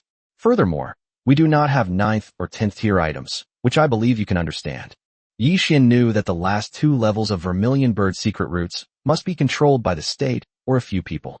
Very few circulated outside, and once they appeared, they would probably have been bought up long ago. Alright, how many 7th or 8th tier Vermilion Bird secret routes can you provide? Yi Xian asked, as he was unsure of their inventory. 1,000 units for the 7th tier, 100 units for the 8th tier, and that's all. Yi Xian didn't know if this was the other party's bottom line, but he was quite satisfied with the acquisition. Okay, how do we trade? Yi Xian asked. Although he had checked the prices, they were only approximate. The price of each material would definitely be different depending on its rarity. I wonder what materials you would like to exchange. Li San did not mention the price of spirit coins, but instead directly chose to barter. This not only reveals Yi Xian's financial resources, but also allows for a general assessment of his capabilities, which is beneficial for future cooperation. Yi Xian didn't think too much about it, and directly took out 7th and 8th tier energy stones. How about this one? Upon seeing that Yi Xian had taken out energy stones, the other party immediately perked up. Energy stones were exactly the kind of resource that the Mountain and Sea Chamber of Commerce urgently needed, and once they acquired a large quantity, the third brother would also benefit from it. How about a 1:2 exchange rate? The other party offered a price. Yi Xian thought about it and decided that the price was fair, since the other party needed energy stones more, while the Vermilion Bird secret route, which had a larger production volume, was naturally less valuable. Sure, I'll take all your Vermilion Bird secret route inventory, Yi Xian said generously. Yi Xian does indeed possess a considerable number of 7th and 8th tier energy stones. He can obtain 1,000 units of 7th tier energy stones and 100 units of 8th tier energy stones per day. This is just the daily output. It will increase over time. No problem. We'll sign the contract now and then proceed with the transaction. This is also the trading method used by the trading platform. Bound by the contract, no one dares to violate it. After going through the process, the two successfully completed the transaction. Manager Li, I want a higher level of Vermilion Bird route. Is there any way to do that? Yi Xian asked. Do you have any higher grade energy stones? Li San asked hurriedly. Yi Xian didn't speak, but instead took out a unit of 10th tier energy stone. Upon seeing this, Li San stood up in shock. In the Mountain and Sea domain, not just anyone is qualified to control 10th tier materials, let alone the rarest energy stones in the Mountain and Sea domain. This made Li Shan even more curious about Yi Xian's identity. 10th tier materials are only possessed by the absolute upper echelons of a kingdom, but clearly, Yi Xian is not a high-ranking member of the Mountain and Sea Kingdom. As a high-ranking member of the Shanghai Chamber of Commerce, Li San held a relatively high position in the Shanghai Kingdom. Naturally, he needed to be familiar with the kingdom's high-ranking figures. Even if he didn't know them personally, he would at least recognize their appearances. This was an essential basic skill for doing business. However, Li San had absolutely no memory of Yi Xian, and he was certain of this. How much of this material do you have? Li San asked, trembling. If he could obtain a large quantity, no, even just a few units of Tier 10 energy stones, Li San's status in the Mountain and Sea Chamber of Commerce would be greatly enhanced. The Mountain and Sea Chamber of Commerce has been established for so long, but the opportunities to trade 10th tier energy stones are few and far between. As for Li San, this is the first time he has encountered one. Not many, but I have a way to get them, though it will take some time to prepare. Yi Xian didn't actually have many Tier 10 energy stones, only a few dozen units, since the secret realm only produces 1 unit per day. Yi Xian had only acquired these secret realms a little over 10 days ago, but fortunately, there was more than one energy stone secret realm. Are you going to exchange a 10th tier energy stone for a 10th tier Vermilion Bird secret route? Li San asked, even using a respectful title in his excitement. If Yi Xian is willing to exchange, Li San will immediately notify the kingdom's high-ranking officials to come and negotiate. He believes the kingdom will be very interested in this. Yes, I need 9th and 10th tier Vermilion Bird secret routes. If possible, I can exchange them for the corresponding energy stones. Yi Xian also needs energy stones, but with the secret realm available, if he can exchange them for other Tier 10 materials, he will definitely do so. Okay, please wait a moment. I will inform the president immediately. The president is a high-ranking official in the kingdom, and I believe the kingdom will be very happy to make the exchange. Li San knew that his opportunity had arrived. If he seized it, his position in the Chamber of Commerce would be very secure, and he might even be able to advance further. No need. I have other things to do. This is my butler, Shin Wansan. He is in charge of all business matters and can allocate my resources at will. Once you have made arrangements on your end, just contact him. It was getting late, and Yi Xian didn't want to waste any more time. Besides, business matters were originally Shun Wansan's responsibility. Yi Xian trusted professionals to handle things. The only reason Yi Xian had come along today was out of curiosity about the multiverse trading platform. Otherwise, Yi Xian wouldn't have come here so late at night. There will be a great many commercial transactions in the territory in the future, even every moment, and Yi Xian cannot do everything personally. Yi Xian was unaware that his words had completely shocked Li San. Li San truly had no idea when such a figure had appeared in the mountain and sea region, someone who disdained even 10th tier materials and handed them over to his subordinates to handle. This is not just a matter of courage, it is confidence that comes from strength. In any field, such a person would be regarded as a VIP and someone not to be trifled with. Yes, sir. I'll contact the chairman as soon as possible, and he'll come over to discuss things in detail with Lord Shun. Li San didn't dare to ask any more questions, for fear of offending a major client. Moreover, Li San knew that he was just a middleman and had no real decision-making power. He certainly wouldn't be qualified to participate in the later stages, but that was enough. After making the arrangements here, Yi Xian kept Shun Wansan behind and granted him certain permissions to store his storage space, making it easier for Shun Wansan to conduct business transactions. After that, Yi Xian ignored it and returned directly to the Blue Star region to rest and think about what he needed to do the next day. Chapter 135 The Chamber of Commerce Encounters Obstacles. Just one day after returning to Earth, Yi Xian's life underwent a dramatic change. The illegitimate child who was previously ignored has now become a figure of great interest to all parties. Even with Yi Xian's temperament, he felt slightly uncomfortable. Yi Xian adjusted quickly. Now that he had embarked on this path and had been given a second chance at life, everything would inevitably change. With Mother Goddess's dead servants around, Yi Xian had nothing to worry about regarding his safety on Blue Star. He slept soundly that night and got up early the next morning. Yi Xian, do you have something to do today? Yi Xian, who had just gotten up, ran into Nangong Waner. Let's go check out the South City Trade Center. It'll be good to have a plan and preparation for business matters. Yi Xian felt it was best to go and see for himself, as this would become his base on Blue Star in the future. After breakfast, Yi Xian took Nangong Waner and left home. At the entrance stood a row of luxury cars, which Nangong Waner had transferred from her family overnight, so that she wouldn't encounter any snobbish people wherever she went. Yi Xian did not go to Changnan Trade Center immediately, but instead went back to the house he used to rent. Yi Xian took his mother's portrait and some items he couldn't bear to throw away with him. These things were worthless, but they were Yi Xian's memories. Yi Xian then contacted the landlord and canceled the lease. By this time, the landlord already knew that Yi Xian had become an extraordinary figure.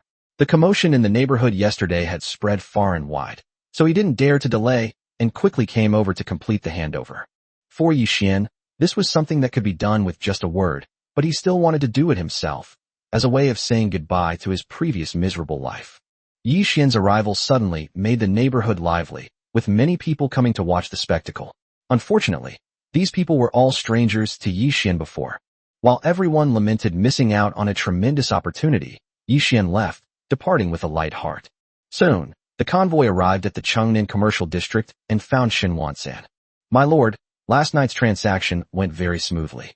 We successfully acquired 100 units of the 10th tier Vermilion Bird secret route, Shun Wansan reported on last night's transaction. Very good.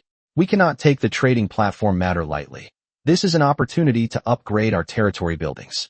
I finally got 100 units of tier 10 materials. Now, the buildings in my territory that rely on materials for upgrading can finally be upgraded gradually. Previously, only a very small number of buildings that relied on points for upgrading reached the maximum level. Now that he had found a way, how could Yi Xian possibly give up the opportunity? However, the quantity is still too small. You have to know that there are tens of thousands of buildings in Yi Xian's territory. Upgrading them all to the maximum level is a long and arduous task. Fortunately, the materials needed for basic and defensive buildings are not in such short supply. It's just that the materials for tier 10 buildings are a bit more difficult to obtain. Wansan, the multiverse trading platform, is very important to us. We must keep a close eye on the markets in each domain and not miss any opportunities to acquire high-level materials. I will provide you with more talent later. The Temple of Heaven could easily summon business talents. but Yi Xian hadn't done so because the territory didn't need them at the time.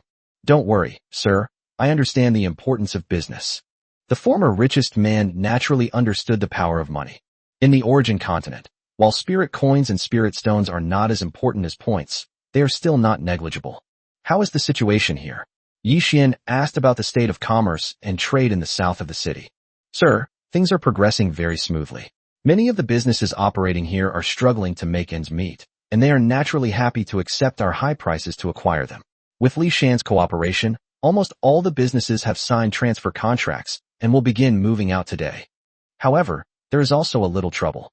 The Zhou family in Hushan City is a lord family with some power and influence in Hushan. They somehow learned about our plan and organized the Zhou family and its vassals to stay and obstruct our plans. The situation described by Shen Wansan was beyond Yi Xian's expectations. Yi Xian originally thought that since this place was going to fail and someone was going to take over, these people would naturally be happy to do so, and there shouldn't be any obstruction. Moreover, his reputation at this moment should be enough to intimidate a family that can't even be considered a third-rate power, yet someone still dares to seek death. What's the deal with this Zhou family? There must be someone behind them. Soon, Yi Xian realized that a small family wouldn't dare to act recklessly. There must be someone supporting them. The Zhou family was forced into this situation. Sir, the reason we refuse to investigate the Zhou family is because they have the power of the provincial government behind them, and their biggest backer is the Liu family of the Southwest Prefecture, a power no weaker than the Nangong family. If my guess is correct, the Zhou family's underhanded action should be due to instructions from the Liu family, and the Zhou family would not dare to disobey. Clearly, Shen Wansan had done some investigation. You proceed as planned here, and I'll handle the Zhou family's affairs. Yi Xian didn't make things difficult for Shen Wansan and decided to deal with the matter personally. Since some people are so eager to jump out, how can we not teach them a profound lesson? After giving his instructions, Yi Xian returned to his car and found Nangong Wanner waiting inside. Miss Nangong, how much do you know about the Liu family? Tell me about it, Yi Xian asked directly. The Liu family? What? Did those treacherous guys offend you? Nangong Wanner asked curiously. Well, if nothing unexpected happens, these people are trying to test my limits.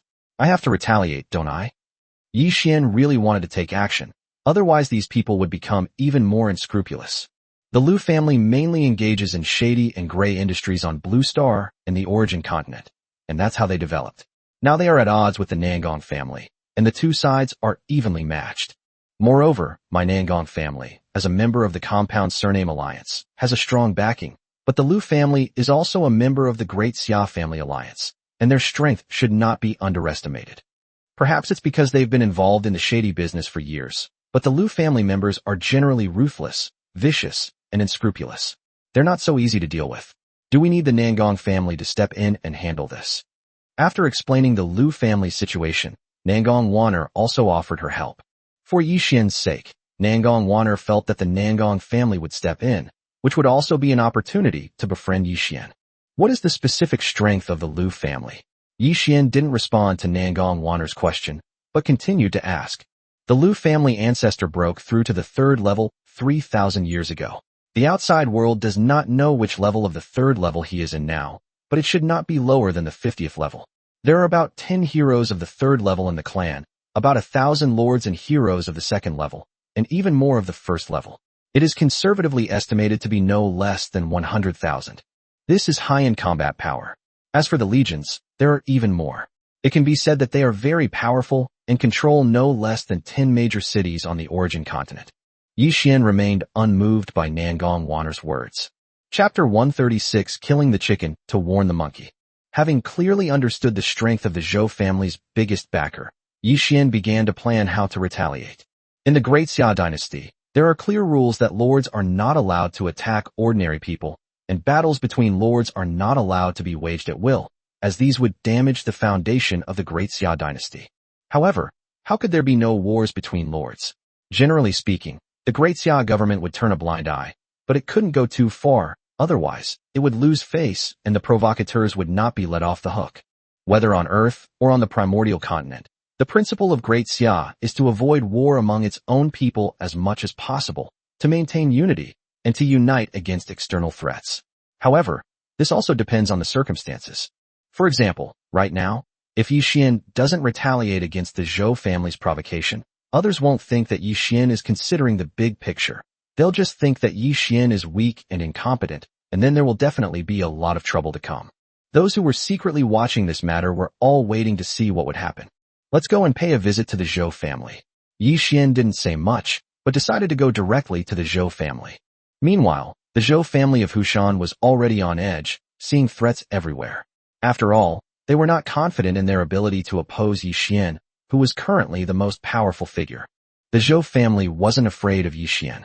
In their eyes, even if a new lord was strong, he couldn't possibly be stronger than an entire family. What the Zhou family feared were the law enforcers and the multi-surname alliance behind Yi Xian.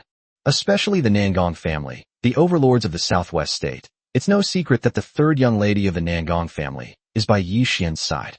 This represents the attitude of the Nangong family, while the Zhou family's actions undoubtedly offended the Nangong family. Patriarch, is it really okay for us to do this? It's just a rundown shopping mall. We can give it to Yi Xian. Besides, Yi Xian isn't taking it for free. He paid a high price to acquire it. Many members of the Zhou family did not understand the family's decision. Is it really worthwhile to become enemies with Yi Xian for the sake of a lousy online store? Alas, how could I not know? But this is an order from the Li family of the provincial government, and it is said to be the Lu family's intention. Do you dare not do it? With a single sentence from the clan chief, Zhou silenced all dissenting voices. Indeed, Yi Xian is not to be trifled with and has enormous potential, but the Lu family is an entity that the Zhou family cannot afford to offend. If they had to choose between the two, the Zhou family would definitely side with the Li and Lu families. I ordered you to mobilize the strongest forces in your territory. How are your preparations? When the Zhou family decided to confront Yi Xian, they began to mobilize the high-end forces in their territory. After all, the combat power of Yi Xian's mother goddess death servant had spread far and wide, and the Zhou family naturally knew about it. Moreover, they might also face a threat from the Nangong family. Even if the Nangong family only sends a small force, it would be something the Zhou family couldn't handle.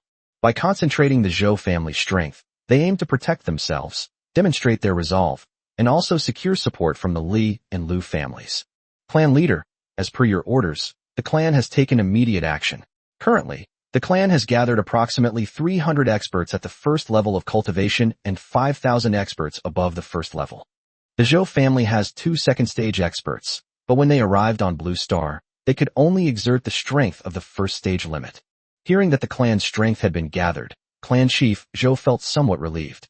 At this moment, the Zhou family chief's thoughts were very simple. All the preparations he had made were only for self-preservation. As for killing Yi Xian, the Zhou family would never dare to do it, even if they could. If this is done, the Zhou family will be destroyed, and no one can save them. Just as the Zhou family was getting ready, Yi Xian arrived at their door. Miss Nangong, you stay here, I'll go in by myself. Nangong Wanner wasn't a lord yet, so she couldn't help if she went in. Are you sure you don't need me to mobilize my forces? Nangong Wanner was unsure about Yi Xian's strength. Don't worry, I can handle it. Yi Xian didn't say much, got out of the car, and headed towards the Zhou family. At the same time, Yi Miaohan followed. Inform your patriarch that Yi Xian has come to visit.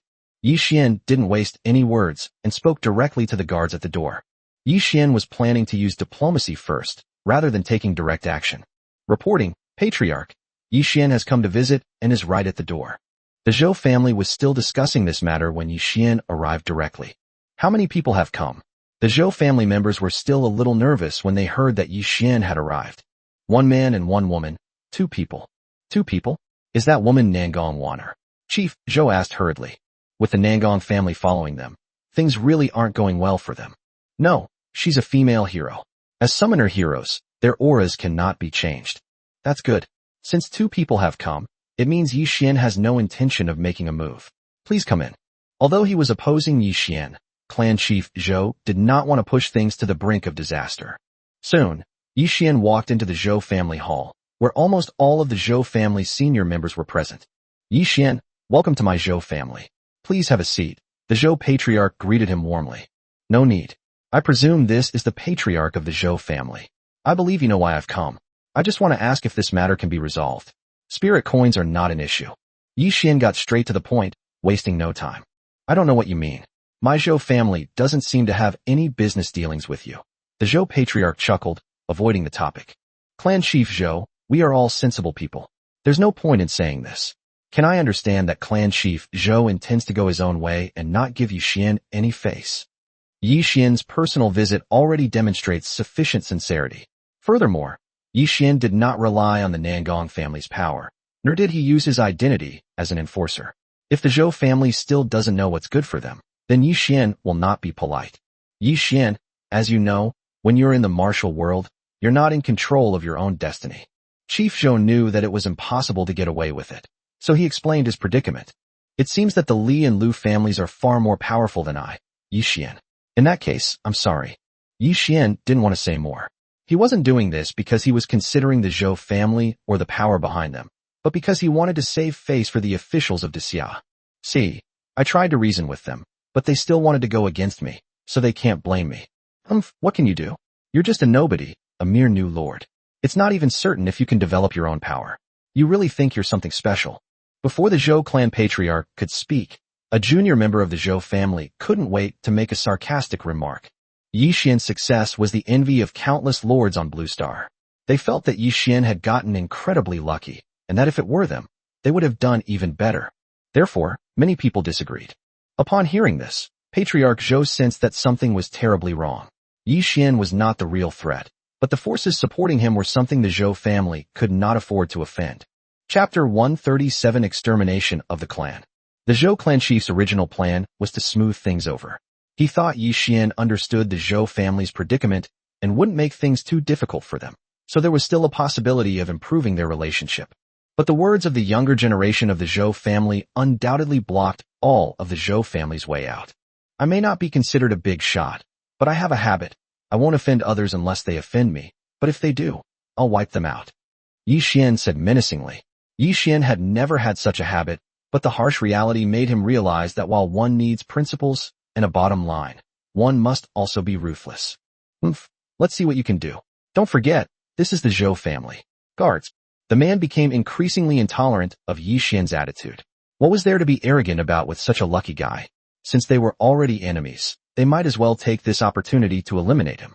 Once he was dead, what could the people of the Fuxing Alliance do? This person's thinking was simple. Even if Yi Xian were killed right now, the Zhou family would surely perish. Yi Xian's matter involved the face of powerful forces, and face was more important than life in the eyes of those powerful forces. At that time, the Zhou family's backer will never help the Zhou family. In fact, it is very likely that the Zhou family's backer will be the one who destroys the Zhou family. They shifted all the blame onto the Zhou family in order to ease tensions with the alliance of families with multiple surnames. This is consistent with the usual practices of powerful forces. Unfortunately, this naive young man from the Zhou family didn't understand these things. Ignorance is bliss. At his shout, thousands of powerful members of the Zhou family appeared instantly. The Zhou family had made preparations in advance to guard against any eventuality, and now, everyone jumped out. Hee, good, everything's ready. Yi Xian chuckled sinisterly. Miaohan, let's do it. Leave no Zhou family lords or summoned heroes alive. Yi Xian issued the order with a murderous aura. Yi Xian, stop. This is all a misunderstanding. At this moment, the Zhou clan chief, realizing what had happened, quickly shouted, trying to stop Yi Xian. Yi Xian didn't respond at all. At the same time, Hua Yi appeared with her team of Mother Goddess Death servants, nearly 1,000 first-stage limit experts, beside Yi Xian and Yi Miaoan. Impossible. How can there be so many? Didn't the intelligence say there were only 100 Mother Goddess Death servants? Seeing the Mother Goddess Death servants appear, Clan Chief Zhou fell into deep despair. As a fellow expert at the first level of the Ultimate Realm, Clan Chief Zhou could naturally sense the realm of the Mother Goddess's Death servants. They were all at the first level of the Ultimate Realm, and each of them possessed a magnificent aura, making him no match for them at all. The Zhou family has really bitten off more than they can chew. Yi Xian is not weak at all. Based on the strength he has revealed at this moment, he completely crushes the Zhou family. And no one knows how many of Yi Xian's Mother Goddess Death servants there are. It's over, the Zhou family is finished. The Zhou patriarch muttered to himself, his former high spirits completely gone. After this great battle, regardless of the outcome, the Zhou family is finished. Even if they are not wiped out by Yi Xian, they will lose countless experts. At least the summoned heroes present will hardly survive. The forces left on the origin continent alone will not be able to preserve their foundation. Moreover, just to be on the safe side. The Zhou family recalled 99% of its lords this time. Once these people are eliminated, the Zhou family will be a mere shell of its former self. No matter how grief-stricken Chief Zhou was, the Mother Goddess Death's servant began to act the moment she appeared. Within the ceiling formation, ordinary members of the Zhou family could only watch helplessly as the great battle unfolded before them. Protected by the formation, ordinary people would not be harmed, but the brutal battle still terrified them. Although the Zhou family appears to be numerous and powerful, their strength is far inferior to that of the Mother Goddess Deadpool. The battle between the two sides had just begun when the Zhou family's weaker summoned heroes quickly perished. The remaining people were also unable to contend with the Mother Goddess's death servant. Often, a member of the Zhou family would die after just a few moves. Ignore those women. Focus all your energy on attacking Yixian. Only by killing Yixian will we have a chance. The Zhou patriarch was heartbroken to see the Zhou family members falling one after another. But this was clearly not the time to be sad. The Zhou family was now at a critical juncture, facing life and death. Chief Zhou quickly rallied and took command of the battle. Amidst the chaos, Patriarch Zhou found the most rational strategy. Eliminating any number of Mother Goddess Death servants was not as effective as directly killing Yixian. Once Yixian was dead, all the Mother Goddess Death servants would be teleported back to Yixian's territory, thus resolving the Zhou family's crisis. After losing Yixian, the heroes of Yixian's territory became free and naturally could no longer seek revenge against the Zhou family. Seeing the Zhou family's summoned heroes attacking him, Yixian didn't care at all. With the Mother Goddess's death servant by his side, and especially with Yi Miaohan right beside him, no matter how many enemies there were, they couldn't hurt Yixian in the slightest. In fact, Yixian could have chosen to directly kill the hundreds of lords from the Zhou family present. But in order to maximize his interests and create a sufficient deterrent, Yixian chose a completely different approach from the Zhou patriarch. Eliminate all the summoned heroes, and then wipe out the Zhou family. This is probably the cruelest punishment imaginable. The Zhou family's summoned heroes had already unleashed their full power, charging towards Yixian like madmen. Unfortunately, the Mother Goddess's dead servants formed a defensive line, and these people simply couldn't break through. Even heroes with special skills can't get past Mother Goddess Deadpool. Although the battlefield appeared to be fierce, it was actually a torment for the Zhou family. Every minute, every second, Zhou family's summoned heroes die, and it pains the Zhou patriarch to see it. With less than 1,000 of the more than 5,000 people the Zhou family had prepared remaining, the Zhou clan chief could no longer bear it. Yixian, stop. Otherwise, the Great Xia will not let you off the hook. My Zhou family admits defeat and will do whatever you say. Chief Zhou gave in, but unfortunately, it was too late. Yixian ignored the words of the clan chief and simply watched the battlefield coldly as the enemies disappeared one by one. Yixian, you are too ruthless.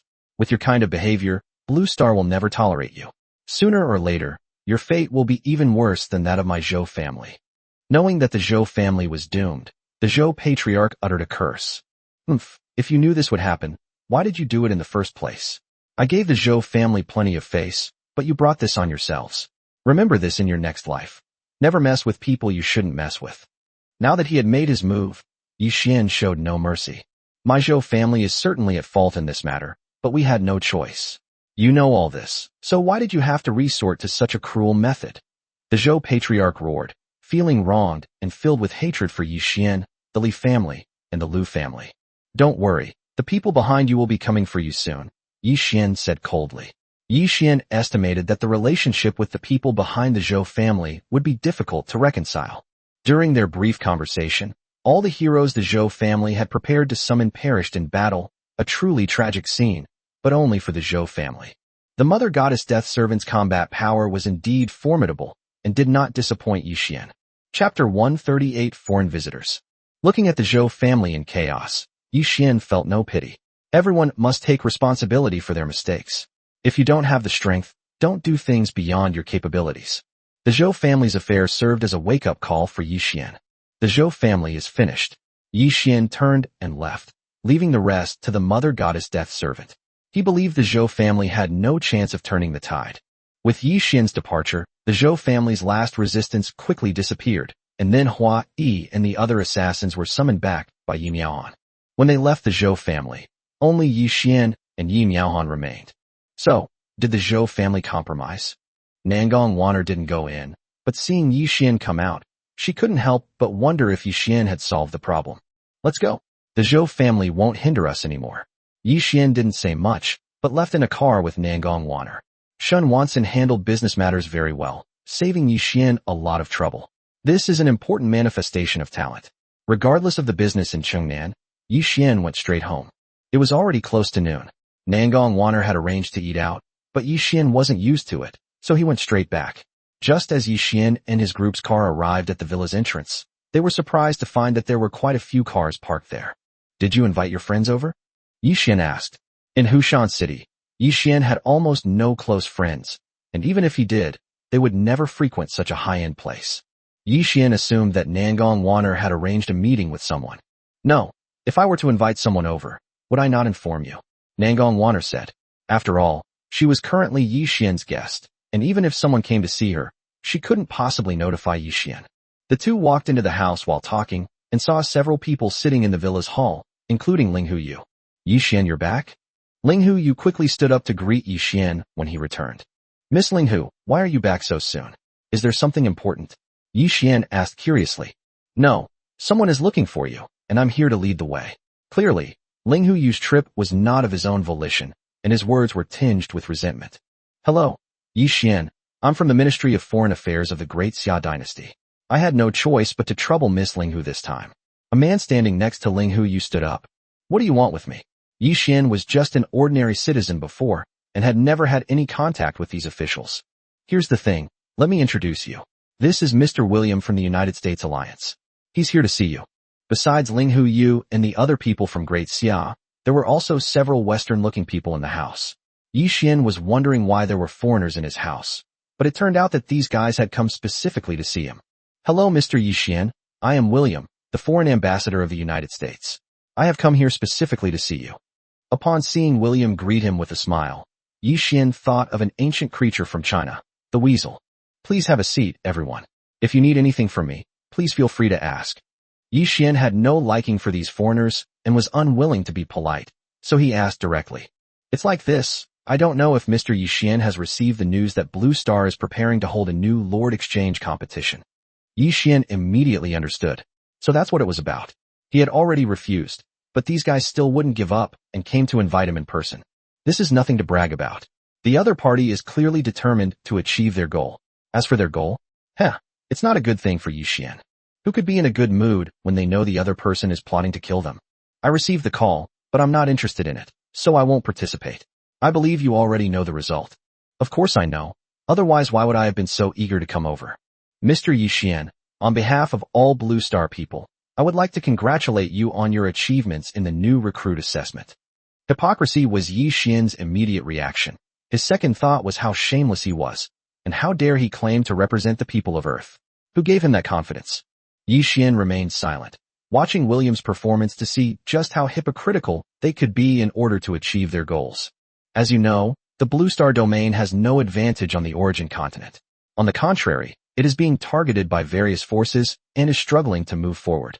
Your appearance has given the Blue Star domain hope. Therefore, we sincerely invite you to participate in the newcomer competition.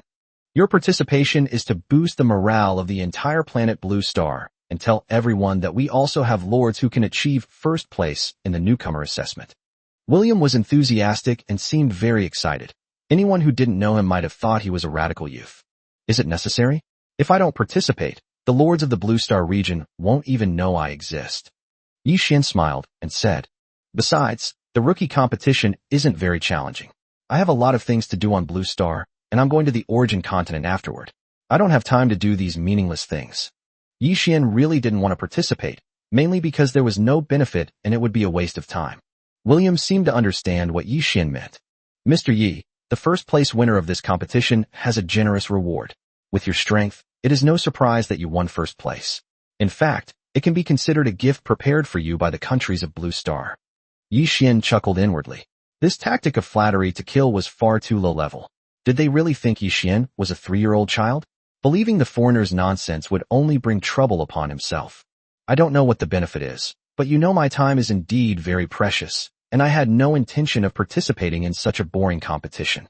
Yi Xian knew that if he kept refusing, it would make him seem petty, as if the people of Great Xia were afraid of outsiders. For the sake of Great Xia's image, Yi Xian could not back down. However, Yi Xian wouldn't let these guys achieve their goals so easily. There had to be enough benefits for them. This is why Yi Xian is confident enough and unafraid of the enemy's schemes, which is why he dares to plot against these international forces.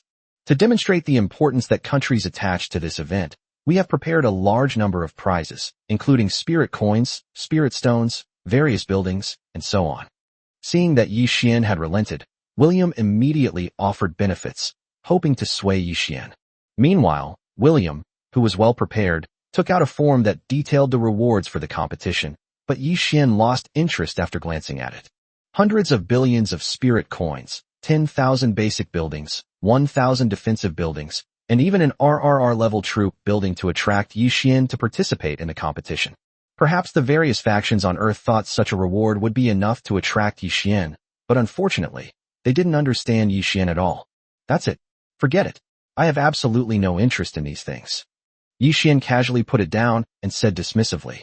William was stunned, feeling indignant. Yi Xian's appetite was too big. Weren't these things enough to attract him? Mr. Yi, these things are more than enough to express our sincerity. Is there anything you are dissatisfied with? Having no other choice, William had to ask in order to complete the mission. Mr. William, we are both sensible people. The purpose of the rookie tournament is simply for you to see the strength of my territory. It is very risky for me, and these things are indeed not worth my risk. Yi Xian's words were very tactful, but they were actually pointing out that the purpose of holding this so-called competition was to deal with him, and Yi Xian would not take the risk for something so trivial. Chapter 139, An Outrageous Demand. William showed no sign of embarrassment whatsoever. He's a seasoned veteran. Mr. Yi, given your current reputation in the Blue Star region, it would be a real shame if you didn't participate. How about this? You can make your request, and I can report it to Gaozeng immediately. I believe that for the sake of the overall situation, the higher-ups will be willing to meet your needs. William was really going all out for his mission. 1 trillion spirit coins, 100 types of Tier 1 materials, 100 units of each type, 100,000 basic buildings, 10,000 defensive buildings, 5 special buildings, 1 mysterious building, and 100 sets of equipment blueprints. Yi Xian stated his requirements. By the way, to ensure fairness, you can decide the format of the competition, but only the new lords of this year can participate, and all participating lords must sign a contract. To lure William into a trap, Yi Xian gave them another convenient way to deal with him. Yi Xian believed that he could not possibly lose against a new lord. Even if something unexpected happened, he could simply use a special scroll to teleport away. It's nothing more than losing the game. My life is not in danger. If it weren't for wanting to teach these guys a lesson, Yi Xian would have preferred to recuperate on Blue Star for a few days and prepare for his arrival on the origin continent. He wouldn't have had the leisure to play house with a bunch of kids. Mr. Yi, this request is a bit too high. Seeing Yi Xian's outrageous demands, William couldn't help but gasp and quickly tried to bargain. The things in front are manageable, but the things behind are also important resources for the United States alliance. They can't just be given away casually, and who will provide them is also a big problem. Who would be willing to give them away for nothing? I only have this one small request. Whether you agree or not is up to you to discuss and decide. Let me know when you've made your decision. It doesn't matter whether I participate or not. Yi Xian stopped wasting words. How could someone who wanted to deal with him not pay a price? This also shows Yi Xian's attitude. If you want a chance to deal with me, you have to offer resources of equal value in exchange.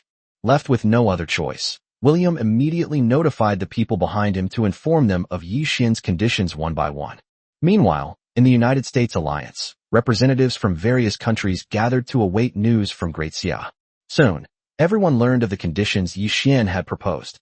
This Yi Xian is far too arrogant. He really dares to ask for it. Some people were dissatisfied and roared. It's nothing. We want to deal with Yi Xian, and Yi Xian isn't stupid. He knows that. If we don't bleed a little, how could Yi Xian take the bait? That's right. And as long as we are well prepared, we can kill Yi Xian directly. No matter how many benefits we promise, it will be useless. Yi Xian will get nothing. Some people scoffed and didn't think Yi Xian could win. Moreover, Yi Xian also said that we will decide the format of the competition. I know that there is a mysterious space in the United States. Why not set up the competition there? Then Yi Xian will have no way to escape. These words made everyone present realize that the United States did indeed possess a mysterious space that did not restrict strength, and could be manipulated to send people in at will. The United States, playing on its home turf, can still use some underhanded tactics. Even if Great Xia finds out later, so what? Can they start a war over a dead person? A fallen genius is nothing. When the time comes, as long as Yi Xian is lured in, the new lords here will launch a full-scale attack. If they still can't take down Yi Xian, they can send in the old lords. Although doing this would mean the old lord would be killed upon release for violating the contract, it would all be worth it as long as Yi Xian could be eliminated. Among these international forces, there is no shortage of assassin lords. For Yi Xian, certain sacrifices are perfectly acceptable to these forces. Soon, everyone reached a consensus and agreed to Yi Xian's request. They then contacted William to inform him of the result. These people were absolutely confident that they could definitely kill Yi Xian by relying on the mysterious space of the United States. Therefore, they were not prepared for the conditions proposed by Yi Xian. Instead, various factions began contacting their own new lords. As long as the lords who performed reasonably well in this round, or even those who destroyed their lordly ambitions at the start of the assessment and returned to Blue Star to descend upon the origin continent, they were all summoned. When they intended to eliminate Yi Xian, they never imagined that their stupidity would lead to the complete loss of their new lords, creating a talent gap. Mr. Yi, we agree to your terms. We are willing to pay any price so that the world can appreciate the splendor of your territory. William's words were eloquent, but Yi Xian didn't care, as long as the goal was achieved. Next, the two agreed on some details and then signed a contract, setting the date for the newcomer lord competition to be held 4 days later. During their discussion, Linghu Yu kept giving Yi Xian meaningful glances, signaling him not to agree, but Yi Xian pretended not to notice. Linghu Yu was anxious, not knowing what Yi Xian was planning. On the contrary, Nangong Waner, who had spent a day with Yi Xian, trusted Yi Xian's decision more and pulled Linghu Yu back to prevent her from ruining Yi Xian's plan. Soon, everything was settled, and William left satisfied. Yi Xian, you've been too hasty. You knew they were after you, yet you still agreed. With no one else around, Linghu Yu finally snapped. It's all right, let's see who's more cunning. Yi Xian didn't seem to care. They decide the format of the competition, which means you're handing your life directly to them. How will you cope when so many lords attack you? No, I must report this to the higher-ups immediately and organize the new lords of Great Xia to fight against foreign forces together. Linghu Yu felt uneasy, not believing that Yi Xian could escape danger under such circumstances. Forget it, don't bother. If I'm not mistaken, they won't let the other lords of Great Xia participate. Yi Xian left the competition format to the other party for 2 reasons. First, to reassure them, and second, to leave an opening and eliminate the possibility of the Great Xia lord participating. In that case, Yi Xian can deal with them without restraint. Upon hearing this, Linghu Yu became even more anxious. Given the shameless nature of those people, they were indeed capable of doing such a thing. Sister Yuer, don't worry. I believe Yi Xian must have his reasons for doing this, so let's not worry about it. Nangong Waner, however, had great faith in Yi Xian. You've already been captivated in just 1 day. You have no idea how dangerous this is, Linghu Yu said, expressing his dissatisfaction. Yi Xian ignored them, turned around, and went upstairs, letting the two of them fill in the blanks with their own imaginations. Just as Yi Xian reached an agreement, a major event occurred in Great Xia, which quickly spread. Furthermore, the implications behind it have made countless forces nervous, fearing that being involved would bring them annihilation. Chapter 140. The Great Xia dynasty was in an uproar. After Yi Xian left the Zhou family, the remaining non-lord members of the Zhou family finally dared to come out and move around, but what they saw before them plunged the Zhou family into deep despair. Yi Xian single-handedly wiped out almost all of the Zhou family's lordly power, leaving the Zhou family with absolutely no hope. For the Zhou family, this was undoubtedly a tremendous tragedy. As a result, the authorities learned of this, and the forces behind the Zhou family also received the news. Consequently, the news that the Zhou family had been wiped out by Yi Xian alone spread rapidly, reaching almost all the lords and forces in the Great Xia dynasty. Yi Xian actually wiped out an entire clan. This man is so cruel. It is probably not a blessing for the Great Xia. Who would have thought that an ordinary person born out of wedlock could commit the crime of wiping out an entire family once he gained power? This person should not be underestimated. Discussions surrounding Yi Xian unfolded throughout the entire Great Xia dynasty. No, this person cannot be let go. He must be punished accordingly. The methods used were far too cruel. It's no wonder Yi Xian was provoked first. The Zhou family was the ones who provoked him. Did they think Yi Xian couldn't retaliate? Although his methods were a bit ruthless, he is, after all, a young man who has just become a lord and made a great name for himself. He is at the height of his career. It's all the fault of this so-called Zhou family.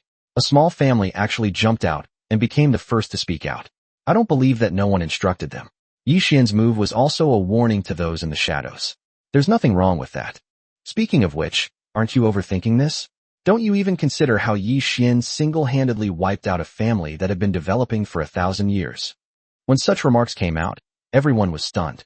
Yes, when the tragedy happened, everyone's first thought was about Yi Xian's cruelty and the Zhou family's self-destructive actions, but they didn't expect the process. How did Yi Xian, a new lord who had just returned to Blue Star, manage to do that? Tell me quickly, what's the news? Someone asked impatiently. According to ordinary people in the Zhou family, Yi Xian only brought one beautiful woman into the Zhou family. As the conflict between the two families broke out, Yi Xian summoned a team of about 1,000 people, all of whom were beautiful women. These people were so powerful that they completely wiped out the Zhou family's lord in a short period of time. It is said that in order to guard against Yi Xian, the Zhou family had transferred all the forces in their territory back in advance. There were more than 5,000 summoned heroes of level 1 or above present, but they still couldn't stop Yi Xian's people. It can be basically confirmed that the woman Yi Xian summoned is the so-called Mother Goddess Death Servant of the First Legion. Those with inside information rattled off all the information they knew in one breath, and even after finishing, they were still in shock and couldn't recover for a long time. The news was shocking, but some people didn't believe it. Are you sure the Nangong family didn't intervene secretly, or that someone from the law enforcement side got involved? Yi Xian spared the ordinary people of the Zhou family. So many people witnessed it, so it should be true. The one who made the move was Yi Xian's Mother Goddess Death Servant. After all, so many people see it that the information is unlikely to be wrong. Upon learning the truth, all the various factions were shocked by the incredible speed of Yi Xian's development. Yi Xian is too much of a threat. If we let him go unchecked, it may be the end of our family's power. Judging from the ruthlessness he shows, he is not friendly to our family's power. This can be considered the first time the Zhou family, as a powerful clan, has clashed with Yi Xian.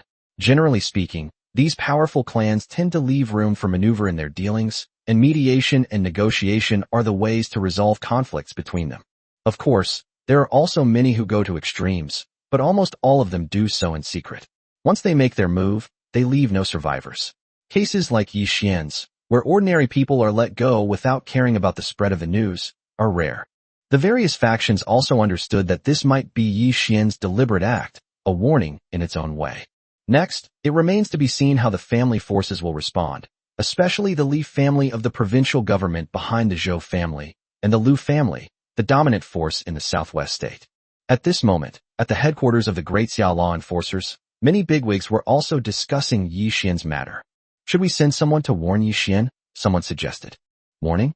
If this kid cared about that, he wouldn't have dared to attack directly. If you ask me, there's nothing wrong with what Yi Xian did, since he's in the right anyway. Some big shots disagreed, and even admired Yi Xian's actions. No matter what, this is Blue Star, not the primordial continent. We still need to consider the consequences of our actions. It just so happens that Ling Huyu is with Yi Xian. I'll contact him later, and tell him not to leave any handles for others to use against him. He needs to consider all aspects, and not everything needs to be solved by force. The person in charge decided that Yi Xian should be warned and asked to consider the potential impact. Originally, Ling Huyu was preparing to leave and return to report to the higher-ups after failing to persuade Yi Xian, hoping to find a way to help Yi Xian. Just as Ling Huyu was about to leave, he received a message from the law enforcement headquarters, leaving him stunned on the spot. What's wrong? Nangong Wanner asked curiously, as she hadn't received the news yet. You just said that you and Yi Xian went to the Zhou family to persuade them not to obstruct Yi Xian's business plans. Were you there at the time? Ling Huyu asked Nangong Wanner directly. No, I was waiting in the car. Yi Xian talked very quickly and came out in less than half an hour. I just got back and saw you.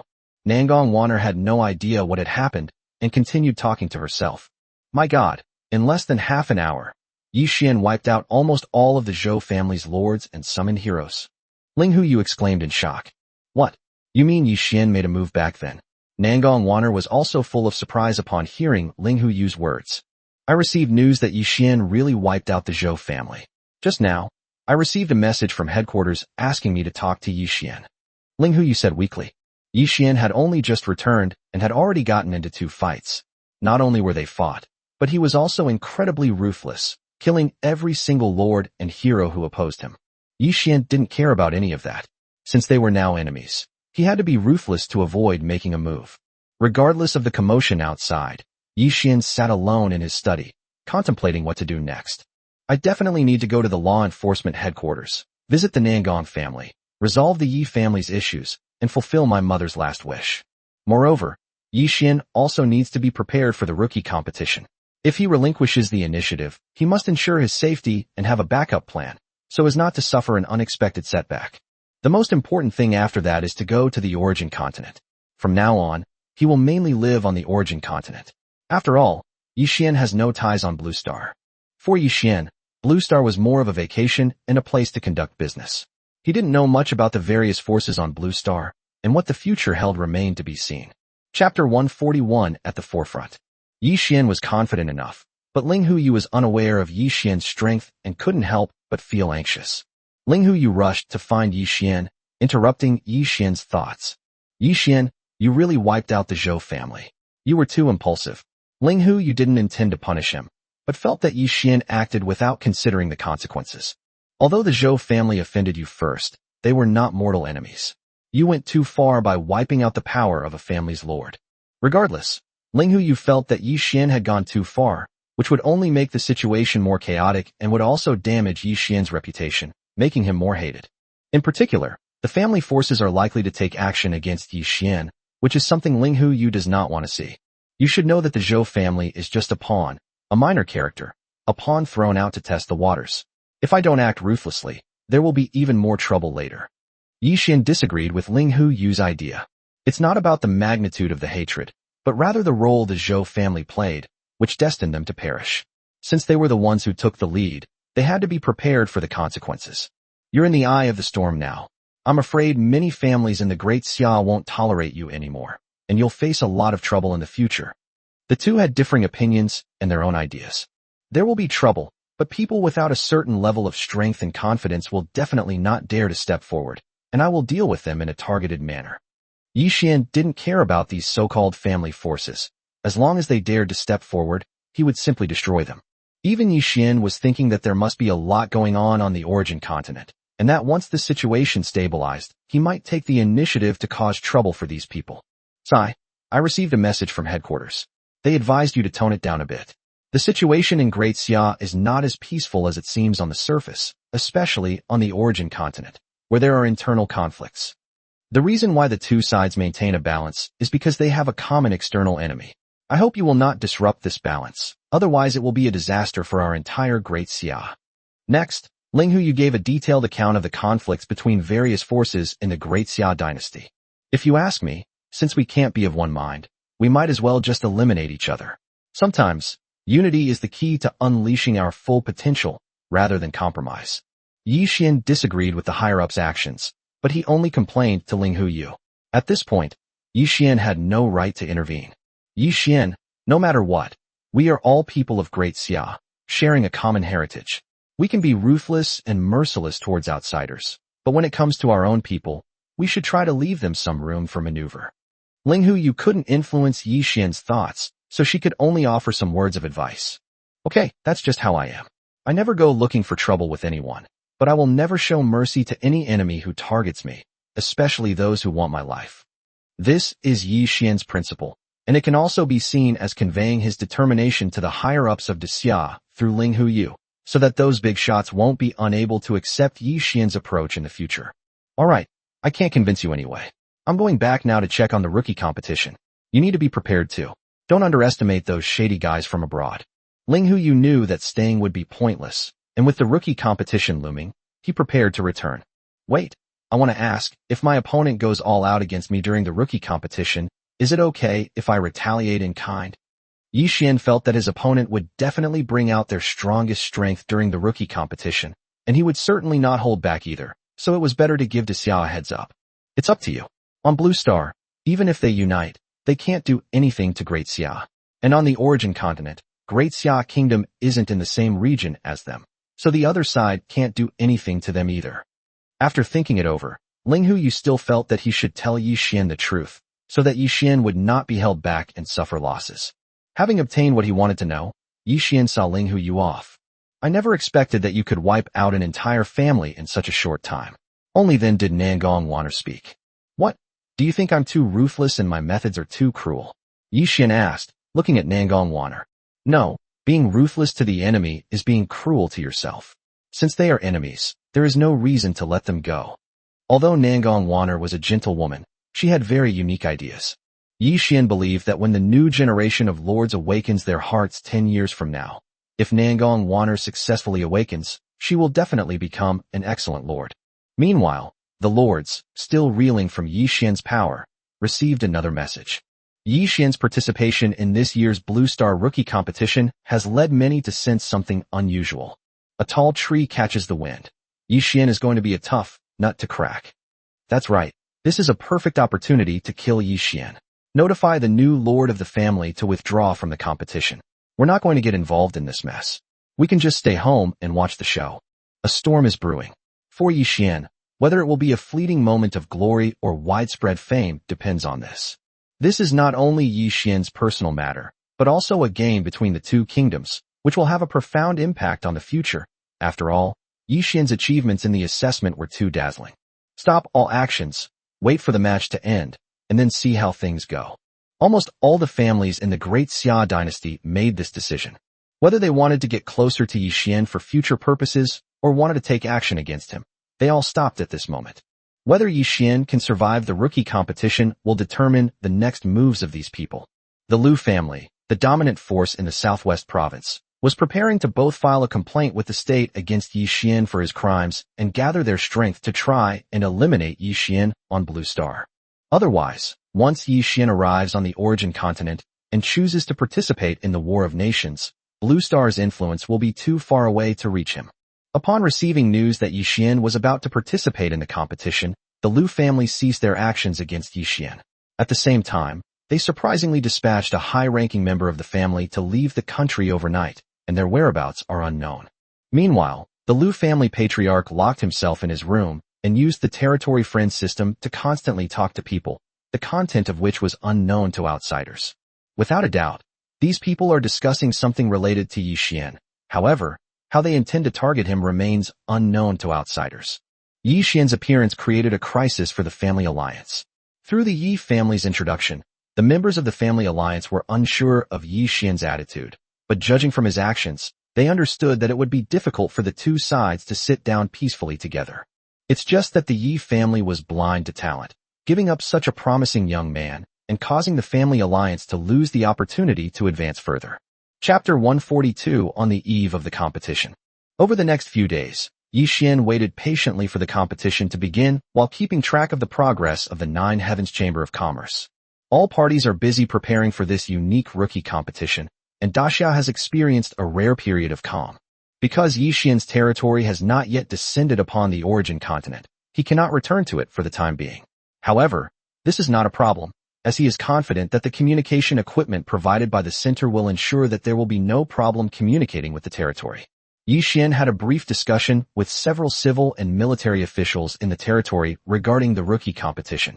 Actually, it was mainly Yi Xian who informed them of this matter, so that the human army in the main territory could prepare. In Yi Xian's plan, only the forces of the main territory would be used in this battle. As for the Dark Knight Army, the Beast Army, the Special Forces Army, and the Mothership in the Second Territory, Yi Xian did not intend to use them. Regarding high-end combat power, Yi Xian plans to send out the heroes from the command platform, which is sufficient to deal with the new lords of international forces. If any unforeseen circumstances arise, he will decide on a different strategy. After all, the heroes on the god list have not yet shown their faces since their emergence. At worst, revealing some of the heroes on the god list would be enough to deal with any crisis. Yi Xian, the competition is tomorrow. Let's go over tonight. Ling Hu Yu, who had disappeared for several days, suddenly reappeared. Okay, where will it be held? Have you received any information about the rookie competition? Yi Xian asked, wondering what preparations the enemy had made. Yi Xian hadn't been paying attention these past few days. only knowing that the news of the rookie competition was spreading like wildfire and that almost everyone on Blue Star knew about it. There's not much news. The other side is controlling things very strictly. We don't know the location, format, or participants of the competition. It seems they've made a big decision, and your target is you. Linghu Yuye was quite helpless. In the past few days, Xia had used a lot of connections to try to spy on them, but the result was unexpected. In the past, there were always some traces to follow, but this time, the other party was well prepared. If we don't know the location, where are we going? Yixin asked. We need to gather in Antia's city, the city of beauty, to know what's next, Linghu Yu said. This is also a very famous city in the United States. Let's go, we'll see then. Yixin didn't seem to care about the competition. Soon, under the arrangement of Xia, the two flew overnight to the city of Antia. Mr. Yixin, welcome to the great city of Antia. William appeared as soon as Yixin arrived at the airport, seemingly having been waiting for him. Mr. William, you've really gone to great lengths, Yixin said, not asking about the competition, but speaking with a hidden meaning. Not at all. It's all to showcase the prowess of the strongest new Lord to Earth, William chuckled, continuing to flatter. Yixin couldn't be bothered with this hypocrite. They traveled in silence. William arranged accommodations for Yixin and the others and suggested hosting a banquet to welcome Yixin, but Yixin declined. Yixin was quite annoyed by this pointless pretense and politeness. After settling in, Linghu Yu left to seek connections with the great Xia and try to gather some information. Sir, there are at least 100 first-stage limit experts around us, scattered in different locations in the hotel. Yi Miaohan was the only one left, and she quickly noticed the arrangement around her. It's all right, they're not that stupid. If they really wanted to take action, they wouldn't have sent so few people. Yixin had already anticipated being monitored. Ding ding ding. Just as the two were talking, there was a knock on the door. Mr. William, are you here so late to inform me of the competition plans? The visitor was indeed William. Yixin thought the competition was tomorrow, so he came today to inform him of the details. Mr. Yixin, my visit here is not about the competition, or rather, it is related to it. After William entered, he sat down on his own. Now that he was on American soil, William's confidence was noticeably higher. Mr. Yixin, I am representing the United States to invite you to join our United States Special Forces. If you agree, you will not need to participate in tomorrow's competition. So it turns out they've come to persuade me to surrender. They've made it sound nice to join the American Special Forces, but I guess I won't even have my freedom anymore, and Mother Goddess Deadpool will also become part of America. As for not having to participate in the competition, it was clearly a threat to Yixin. No need. I'm sentimental and find it hard to leave my homeland. Yixin despises the way petty people get ahead. Before they even exchanged blows, Yixin assumed he had him cornered and was unlikely to give him a friendly look. In fact, both sides are well aware of their relationship and motives. Mr. Yixin, I advise you to think this over carefully. The strength of the American alliance is beyond your expectations. Joining us will only benefit you. William was still trying to persuade them. After all, for them, the benefits of subduing Yixin far outweighed the benefits of eliminating him. In particular, the Mother Goddess Deadpool, through the 2 battles he fought after returning to Earth, demonstrated combat power that every faction would want. William was even filled with lingering fear. Just before he spoke with Yixin had ordered the Mother Goddess Death Servant to wipe out a Great Xia family. If Yixin had attacked him then, he would never have been able to leave Great Xia. No need. I don't like handouts. I have to get what I want myself. Yixin's resolute decision also meant that America's plan had failed. Yixin, if you regret it, you can sign this anytime. William said, somewhat exasperated, throwing down a contract scroll before leaving. In William's view, this was a lifesaver. He would definitely sign Yixin when he was about to die in the rookie competition, and the United States goal could also be achieved. What William didn't know was that Yixin tore up the contract without even reading its contents. My lord, should we teach them a lesson and wipe out all the summoned heroes in the vicinity? When outsiders were present, Yi Miaohan rarely spoke. After William left, Yi Miaohan was very angry. These people had been plotting against her and her parents. Yi Miaohan wanted to teach the other party a lesson. No need. Let's not cause any trouble. It's fine to let them be smug for a while. They'll have their day. Once we finish the competition and get what we want, if they dare to complain again, we'll wipe them out. Yixin came here entirely to reap the benefits before heading to the origin continent. Otherwise, he would have been too bored to bother coming here. That evening, Yixin saw Linghu Yu return, presumably because his investigation had not gone smoothly. The next morning, Yi Xian saw Ling Hu Yu, whose complexion was not good. What's wrong? Who made Miss Ling Hu angry? Yi Xian teased, seeing that Ling Hu Yu had been humiliated. Although he hadn't known Ling Hu Yu for long, Yi Xian could still sense that Ling Hu Yu's help to him was entirely sincere. Chapter 143 The Sky. Ling Hu Yu remained silent, sulking to himself. Just then, William arrived. Mr. Yi Xian, this is a competition token, unique to each participating lord. The competition venue is in an independent space where you can summon your territory, not be restricted by the heavenly Tao, and unleash your full strength. This token is like a pass. Yi Xian took the token, looked at it, and didn't find anything unusual. What? You're actually going to use that space? Is it really worth paying such a high price for a rookie tournament? Ling Hu Yu, having overheard all of this, was no longer calm. Soon, Ling Hu Yu gave Yi Xian a detailed explanation, and Yi Xian finally understood that these people had indeed gone to great lengths to deal with him. This is a special space. You can only enter, not exit. It takes a week to get out, and a large amount of rare resources and spirit stones are needed outside to open it. Paying such a price for a rookie competition is definitely not worth it, but for Yi Xian, or rather for the Mother Goddess Death Servant in Yi Xian's hands, it is all worth it. The space is completely isolated from the outside world. Once inside, no one knows what happens inside. They can only wait a week for it to be opened from the outside. If it is not opened from the outside, those who go in will be trapped inside forever. This is what Ling Hu Yu knows. What Ling Hu Yu doesn't know is that people outside also have a way to roughly judge the situation inside, which is that token. This token that opens the space is bound to the user once they enter, and its only function is to determine the user's fate. This is a secret known only to the highest levels of the United States. Even its allies are unaware of it. Based on this characteristic, people in the United States can actually roughly judge the situation inside. In other words, if Yi Xian wins this competition, the United States may abandon all the new lords participating in the competition and trap Yi Xian and his territory in this special space. Ling Hu Yu didn't know these things, and Yi Xian was even less likely to know them. However, even if Yi Xian knew, he wouldn't care, as he had more than 1 or 2 life-saving items. Wait, why don't I have a token?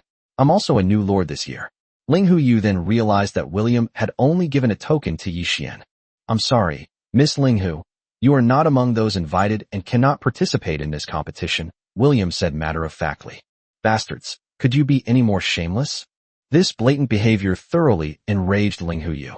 Miss Ling Hu, what do you mean by this? Great Xia is a land of etiquette. Please do not speak hurtful words. I reserve the right to file a lawsuit. Upon hearing Ling Hu Yu's words, William showed his displeasure. All right, go back and wait patiently. I'll be back in a week. At this moment, Yi Xian was also a little angry. Since the United States treated him this way, then Yi Xian would not be surprised if they left him with a deep memory. When does the competition start? Yi Xian asked. It's possible anytime. Some new lords have already gone in. Good grief, William's words have once again lowered the bar. He must have already arranged for people to lie in ambush. Ling Hu Yu was about to argue when Yi Xian stopped him. Ling Hu Yu wanted to persuade Yi Xian to give up, but then he realized that Yi Xian had already signed the contract, and no matter what, this battle could not be avoided. Hold on, we must get through this week. I'll contact Xiao right now. If they dare not release the people after a week, then we'll start the war. In his anger, Ling Hu Yu spoke without thinking. Yi Xian held the token, ready to activate it, and head to the special space. Yi Xian, what I said before still stands. As long as you sign the contract, the competition can be terminated at any time.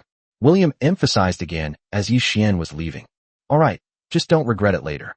Yi Xian smiled faintly and disappeared with Yi Miaohan. William still hadn't figured out the meaning behind Yi Xian's words. At this moment, this space, which the United States named Sky Dome, was already quite lively. The alliance led by the United States, along with new lords from other countries, including the Great Ghost Empire in India, and even a group of lords from the Great Xia, arrived late last night. Tens of thousands of territories are scattered throughout the Sky Dome, waiting for Yi Xian's arrival at any moment. At this moment, in one of the largest territories, a group of people gathered to discuss the upcoming war.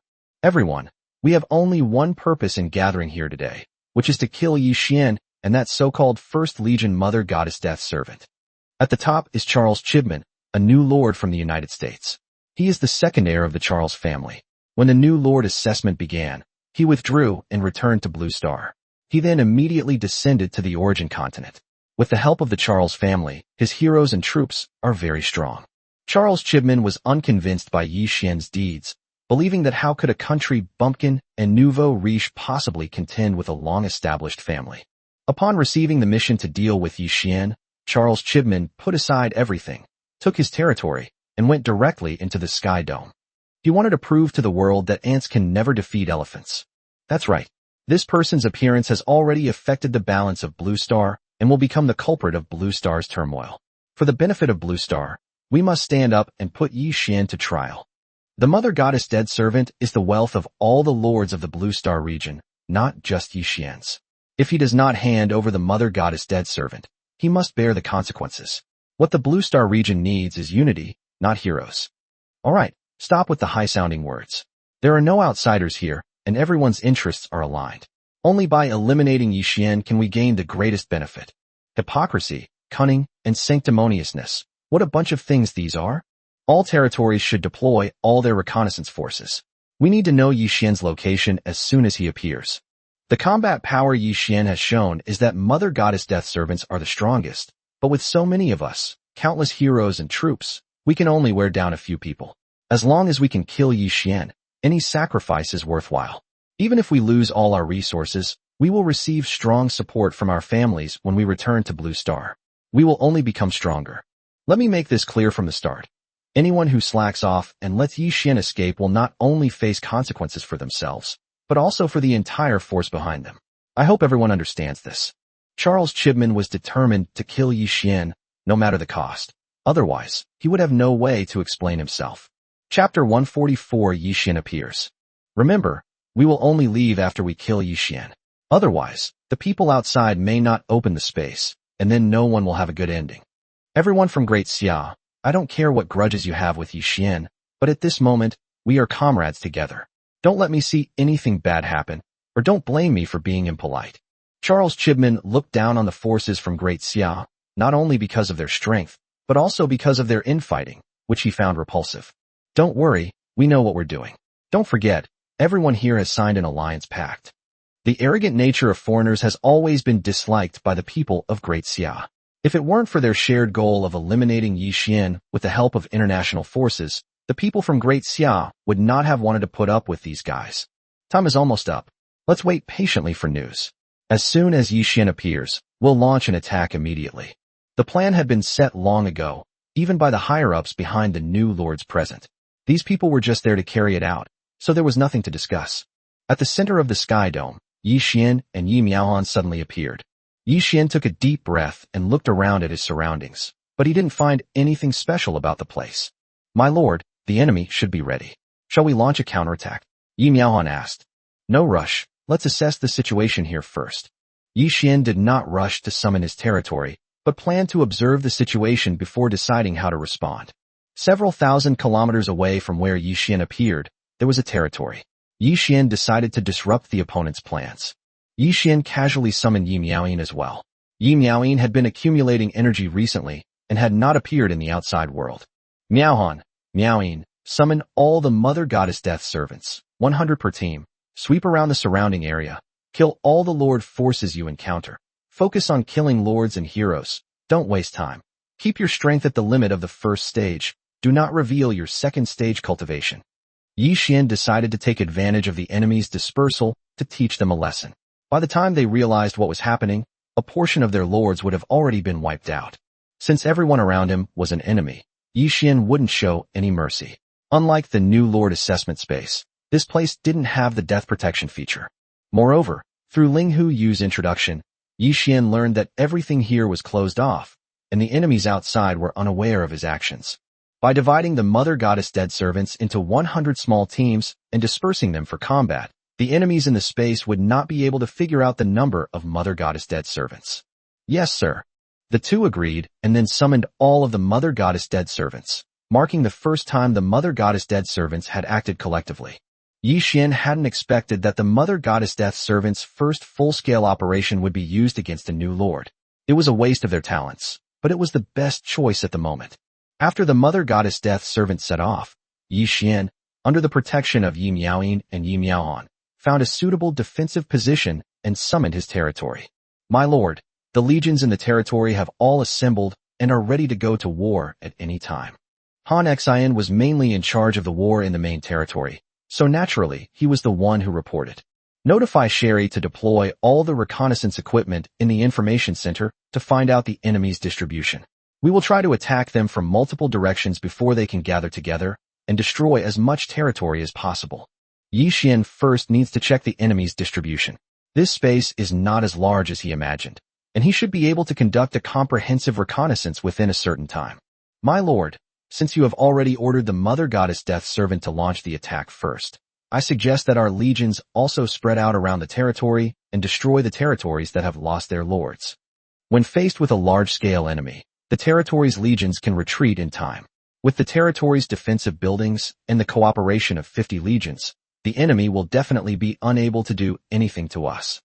If we wear down the enemy for a few days, and then launch an attack when the enemy is helpless, we can win the battle in one fell swoop. Han Xian offered his suggestions. Okay, leave the ranged legions like the god-slaying archers behind, and let the other legions, along with their mounts, freely choose their attack routes. After the expansion of the Divine Weapon Pavilion, the weapons and armor of the human troops in the territory were greatly replenished, and Yi Xian no longer had to worry about weapons and equipment. Moreover, there are enough mounts spawning in the Tower of 10,000 Beasts, and each legion has chosen a mount that suits them. Even the heavily armored legions are able to support rapid attacks. However, ranged legions like the god-slaying archers are indeed not suitable for raids. It's better for them to stay and defend. Under Yi Xian's orders, generals such as Qiu Yongkong and Wang Xiaoxiao set off with their respective legions. Afterwards, Yi Xian used the teleportation array to arrive at the edge of the territory. After accumulating resources over a period of time, Yi Xian obtained a batch of high-level materials from the material dungeon, and now was the time to use them. The Thorn Wall, the only defensive wall in this territory, has reached RRR quality after being synthesized by Yi Xian multiple times. However, because few forces directly attack Yi Xian's territory, its level is not high.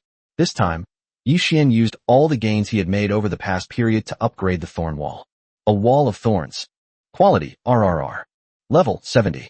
Height, 70 meters. Attributes, territory attack power 35%, defense power 70%. Skills, agile assassination, spear throwing, trapping the enemy. Upgrade, 70 million spirit coins, 100 units each of Tier 7 wood and Tier 7 black iron stone. A 70-meter high city wall surrounds Yi Xian's territory, with a total length of 280,000 kilometers. The Thorn Wall is not an ordinary city wall. It is inherently highly offensive. When enemies attempt to climb, spears will be fired randomly from the wall, making it difficult to defend against. This creates a scenario where the enemy not only has to defend against attacks from the defenders on the city walls, but also from attacks from the city walls themselves. Exhausted from dealing with these attacks, the enemy is bound to suffer heavy losses. Moreover, the height of the Thorn Wall is despair-inducing. Unless it's a flying legion or a special legion, such as giants, other ordinary units would have a hard time breaking through it. Looking at the city wall that had grown significantly, Yi Xian was very satisfied. If they were to attack it, how could they possibly succeed without paying a heavy price? Besides, the soldiers guarding the city walls are no pushovers either. Order Ganjiang to immediately prepare a batch of bows and arrows. Yi Xian believed that with the capabilities of the Divine Weapon Pavilion, it would not be difficult to mass-produce a batch of bows and arrows in a short period of time. Chapter 145 The Moonlit Night, Over the 24 Bridges. In order to teach the enemy a painful lesson, Yi Xian decided to use a building that he had acquired before, but had never used. Ding! Does the Lord wish to use the defensive building, Fire Dragon? Use. This is a special defensive structure, not a defensive tower, but a structure similar to a moat. However, it is very different from an ordinary moat. Ding! Congratulations, host, for using the special construction Flame Dragon, triggering its evolution and granting you the special defensive building, Lava Lava. As the notification sound faded, a river of lava appeared in front of the thorny wall surrounding Yi Xian's territory. Although it appeared to be only a few meters wide, and the flames were not high, Yi Xian knew that this was because it had not yet been upgraded. After checking the attributes, Yi Xian discovered that the main material for upgrading the blazing magma was Fire Spirit Stone. Yi Xian didn't lack this thing. After all, he possessed an entire secret realm. Without further ado, the upgrade was completed immediately. The lava river outside visibly widened rapidly, while raging flames continued to surge forth. Inferno lava. Level 80. Quality RRR. Attributes. Width 8,000 meters, depth 1,000 meters, high temperature. Within the building area, the temperature can reach 80,000 degrees. Upgrade. 70 million spirit coins, 100 units each of 8th tier fire spirit stones and 8th tier space stones. The extreme heat makes it impossible for enemies to pass through unless they use special means, such as scrolls or formations. Currently, the regular buildings in Yixian's territory can only be upgraded to level 80 at most. After all, even with the secret realm, Yixian doesn't have enough 9th tier materials needed to upgrade to level 90. Standing on the city wall and looking into the distance, the lava river, which is 8 kilometers wide, is truly magnificent. How desperate the enemy would be if they discovered this scene. On the origin continent, moats are not particularly valuable structures. Many territories have them. However, ordinary moats have few means of attack and are easily breached. However, Yixian's moat is not so easy to deal with, and the enemy will soon prove this point. However, Yixian was considering something else at that moment. Such a vast expanse of lava not only blocked the enemy's attack, but also hindered travel within the territory. Fortunately, Yixian was prepared. Yixian then took out another building, which was also a special building. Ding, would you like to use the special building Elon Bridge, Lord? Use. What Yixian took out was actually a very rare type of bridge-like structure. You see, bridges are nothing special, just ordinary buildings in a territory. But bridges that appear in special buildings are completely different. As long as it is located in a special building, it will definitely have special attribute bonuses. Ding. Congratulations, host, for using the special building Elon Bridge, triggering an evolution and obtaining the special building 24 bridges under the moon. Hearing the system notification, Yixian was very surprised. The evolution of the bridge was as expected, but the name of the evolved building was the source of Yixian's surprise. The green hills are faintly visible, and the waters stretch far and wide. Autumn ends in Jiangnan, yet the grass remains green. On the night of the bright moon over the 24 bridges, where is the beautiful maiden teaching the flute? This is a poem that Yixian is very familiar with. Dumu's sent to Judge Hanshua of Yangzhou. Unexpectedly, the newly appeared building's name actually came from a poem that Yixian was familiar with. The 24 bridges did exist, but that was in a past life. We may never have the chance to see it again in this one. That was just an ordinary bridge. So what kind of wonder does the evolved 24 bridges under the moon possess? With these questions in mind, Yixian checked the attribute data of 24 bridges under the moon. Moonlit night over the 24 bridges. Level 1. Quality RRR. Attribute 1. When troops from the territory travel and fight across this bridge, their movement speed increases by 10%, morale increases by 10%, and recovery increases by 10%. 2. Enemy troops attacking territory via this bridge will have their movement speed reduced by 10%, morale reduced by 10%, and recovery power reduced by 10%. Upgrade. 100,000 spirit coins, 10,000 points, 100 units each of Tier 1 Space Stone, Tier 1 Energy Stone, and Tier 1 Azure Sky Divine Iron. Excellent. The 24 bridges under the moon skill not only increases the attributes of the territory's troops, but also restricts the attributes of the enemies, making it very practical. At the same time, as its name suggests, the 24 bridges under the moon is not a single bridge, but a total of 24 bridges. In this way, even with the presence of flames and magma, there would be enough space for Yixian's troops to enter and exit.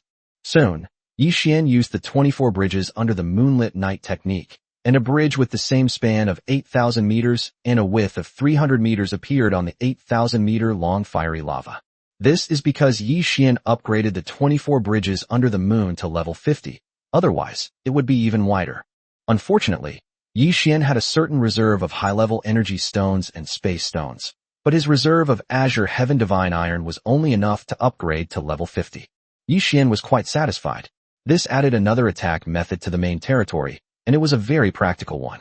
This is because most of the defensive buildings in Yixian's territory are at level 50 to 60, and their attack range is almost 10,000 meters. The difficulty for the enemy to withstand attacks from tens of thousands of defensive towers and then pass through fire and lava is unimaginable. Yixian was ruthless, giving no chance to the various forces on Blue Star. He was truly going all out. Just as Yixian was making preparations, The Mother Goddess Death Servant side had already begun to achieve results. At the same time, dozens of human legions rushed to the battlefield from all directions. Meanwhile, Charles Chibman and the other Earthlings had not yet noticed Yi Xian's arrival. In fact, Charles Chibman and his team had already made preparations, sending out many scouts to search for Yi Xian if he appeared. However, Charles Chibman never expected that after Yi Xian appeared, he would immediately order the Mother Goddess Death Servants to attack separately. As a result, the scout was in trouble. Even though he discovered the Mother Goddess Dead Servants, he didn't have time to report it and was easily killed by them. In a short time, while Charles Chibman waited anxiously, hundreds of his territories were wiped out by the Mother Goddess's dead servants. Only then did Charles Chibman learn that Yi Xian had arrived and the approximate location of Yi Xian's appearance. This is because Mother Goddess Deadpool attacked a territory, wiped out the territory's hero, but failed to discover the Lord's existence. After casually destroying the Lord's heart, Mother Goddess Deadpool left. Just as the Mother Goddess Deadpool made her move, the attacked Lord, who was on his way to a meeting, noticed the anomaly and quickly reported that his territory had been attacked. Then, under Charles Chibman's watchful eye, the Lord vanished before him. Charles Chibman knew that the Lord's heart of lordship must have been destroyed, and a Lord who lost his heart of lordship had only one fate. Chapter 146 The Great Battle is about to begin. The primordial continent is both fair and cruel to the lords. When a lord is in power, he enjoys supreme authority and glory, as well as inexhaustible wealth and resources. But once he is defeated, his will to live is destroyed. Heroes who lose their territory can still survive, either by banding together for warmth or by relying on other forces for survival. But lords are not so lucky. There are gains and losses. At this moment, Charles Chibman disregarded everything else. Upon learning of Yi Xian's arrival, he immediately notified everyone to assemble and surround Yi Xian's location. The location of a territory is random and cannot be moved. You can only send out a large army. But deploying so many troops to the battlefield is no easy task. Even with Charles Chibman's thorough preparations, it would still take time to mobilize them. During this time, several of the lords who were meeting in Charles Chibman's territory had vanished into thin air. This invisible pressure was terrifying. Everyone was worried about their own territory, and at the same time, they were shocked by Yi Xian's strength and ruthlessness. Without any prior contact with the Blue Star Lord, Yi Xian launched an indiscriminate attack. Was this due to confidence, or had information been leaked? Yi Xian already knew that everyone in the Sky Dome space had come to deal with him. Yi Xian didn't know this at first, but after asking Ling Huyu, he learned that all forces that had a good impression of him were excluded from the competition, and all the participants were lords of opposing forces. Given this, what did Yi Xian have to worry about? Lord Charles, we cannot sit idly by and wait for our doom. We don't know how long it will take for the Legion to be fully assembled. We must send someone to stop Yi Xian's attack. Some people, concerned about the safety of their own territory, made the suggestion. No, this would give Yi Xian the opportunity to attack from multiple directions, greatly weakening the allied forces. Charles Chibman did not take his advice.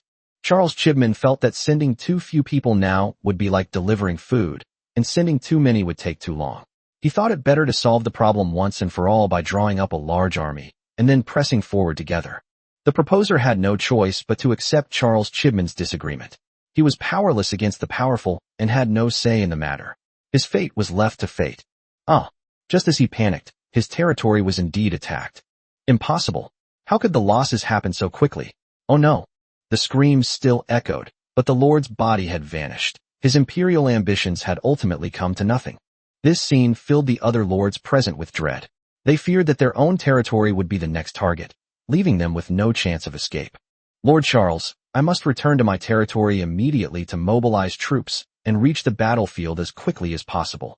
Finally, all the lords could no longer sit still and were eager to return to their own territories. Although going back won't make any difference, it's better than waiting to die here. Maybe I can even get a chance to surrender. For some lords, surrendering was not an unacceptable thing. As long as they could save their lives and enjoy endless wealth and glory, that was what they were after. Charles Chibman was speechless at the sight of these good-for-nothings. But since all the lords were eager to leave, he couldn't force them to stay on his own. All right, let's stay in touch. I need to see all the legions assembled within 3 hours. That will be the time to start the war. I don't want to see anyone absent. Otherwise, I will report this to the higher-ups and punish them severely. Charles Chibman had no choice but to set a deadline. Otherwise, these guys would dawdle and miss the opportunity. Watching the lords fleeing with their men on horseback back to their territories, Charles Chibman had his first premonition that this journey might not be so smooth. Was it really the right thing for me to volunteer for this task? Notify all lords, announce Yi Xian's location coordinates, and rush there at all costs. Charles Chibman had no choice but to continue with his previous plan. War had to begin as soon as possible. If war doesn't break out soon, this hastily assembled rabble will likely disband immediately. If everyone fights their own battles, or even flees in panic, the battle will be a complete defeat. To lose before even truly engaging in combat is an outcome no one can accept. Meanwhile, Charles Chibman's own army was being rapidly mobilized, and his allies, his family's direct descendants, and his vassals were also making preparations in earnest. As for the lords who had just left, they returned to their territories at the fastest speed they had ever seen. However, they did not rush to send troops, but instead concentrated all their forces in their territories to guard against Yi Xian's attack and wait for the next development. Unfortunately, these people's actions were merely wishful thinking. Under the Mother Goddess's focused attacks, especially the endless assassinations targeting lords, these people were simply unable to withstand them. In less than half an hour, thousands of lords died inexplicably in their own territories.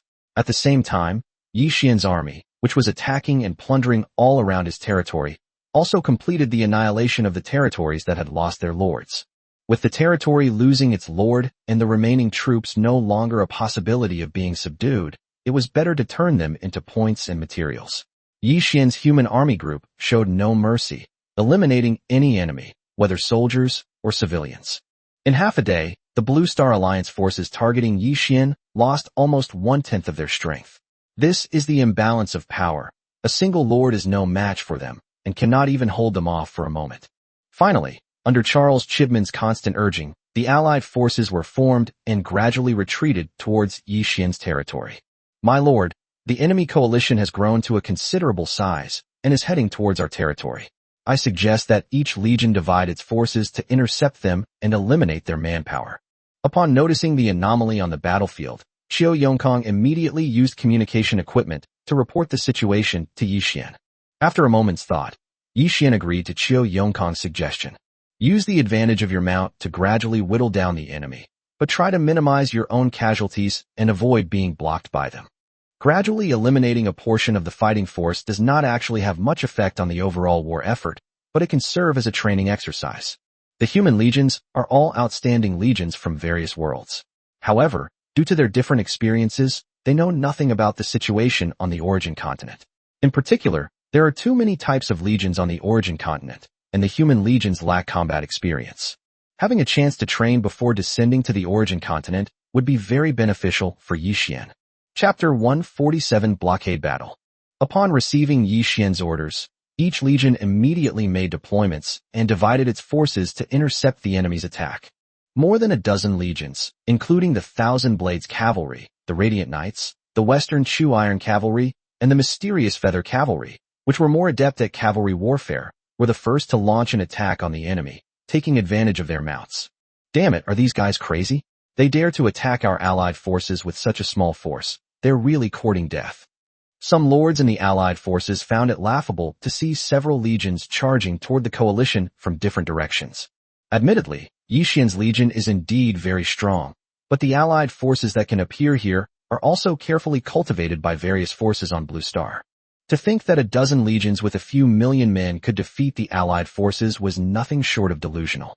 After all, with a large number of people, there are quite a few legions in the allied forces that have reached the maximum level. Based on the results of previous newcomer assessments, it would be impossible for the Blue Star domain to produce so many max-level legions in a short period of time. However, with the presence of Yi Xian and the Heavenly Emperor, the various forces in the Blue Star domain are supporting this year's new lords at all costs. However, these people were not acting out of kindness. The reason they went to such great lengths to cultivate a new legion of lords was to deal with Yi Xian and the Heavenly Emperor. For all major powers, killing talents like Yi Xian and the Heavenly Emperor would be a real pity. The best outcome would be enslavement. In this way, everything Yi Xian owns will belong to these people, and they will strongly support Yi Xian's development. However, taking down Yi Xian and the Heavenly Emperor will not be so simple. Unfortunately, the Heavenly Emperor was nowhere to be found, and Yi Xian was a person of the Great Xia dynasty, so there was almost no room for maneuver for either side, which led to this whole mess. The Allied forces scoffed at the actions of Yi Xian's legion, considering it a suicidal act, but their faces were proven wrong so quickly. The outermost legions of the Allied forces were cannon fodder, varying greatly in strength, but there were certainly no powerful legions among them. Under the charge of the cavalry, the outer legions could not hold them off. This was as everyone expected. The Allied forces had not expected anything from these low-level legions. Their role was to deplete the energy of Yi Xian's territory's defensive buildings. However, once a breach was torn in the outer perimeter, the main force inside rushed forward, and the Allied forces were truly surprised and shocked. Even the seemingly invincible max-level legion was no match for Yi Xian's legion. The better teams managed to hold their ground, with both sides trading blows. Although the better teams suffered significantly greater losses than the opponent, they thankfully did not collapse. However, the legions that performed worse were not so lucky. They were completely chased and killed by Yi Xian's legions. The entire battlefield was filled with wailing and lamentation, and everywhere was littered with blood and flesh. The lords in the Allied forces don't have a system like the 6 paths of reincarnation. When their subordinates die, they truly disappear. This inevitably leads to the manifestation of human nature. The fear of death is a flaw inherent in people from all worlds. But Yi Xian's legion members were truly fearless in the face of death. Every single one of them knew that even if they died in battle, they could be resurrected, so they were naturally fearless in combat. As one side gained and the other lost, the battle became one-sided. However, Yi Xian's army did not maintain its advantage for long. After all, the Allied forces were too numerous, and Yi Xian's men suffered heavy losses, which also affected his ability to perform. Pass down the order. The entire army is to retreat. Knowing when to stop, Yi Xian's dozen or so legions quickly withdrew from the battlefield. Damn it, chase them. We must wipe them out. The Allied forces were unwilling to accept defeat and refused to let the enemy in front of them go. No, don't be impulsive. There are still more than a dozen of Yi Xian's legions ahead. The enemy is well rested and waiting. We must not act rashly. While the battle raged at the front, the rest of Yi Xian's army had already formed ranks and were ready to support the cavalry units engaged in combat. Cavalry and infantry are completely different military branches. Even if infantry are equipped with mounts, their combat power is still incomparable. For infantry, the role of mounts is almost only for traveling, and they cannot fight like cavalry. Damn it, where did Yi Xian get so many legions, and with such powerful combat strength? Yes, this battle is going to be tough.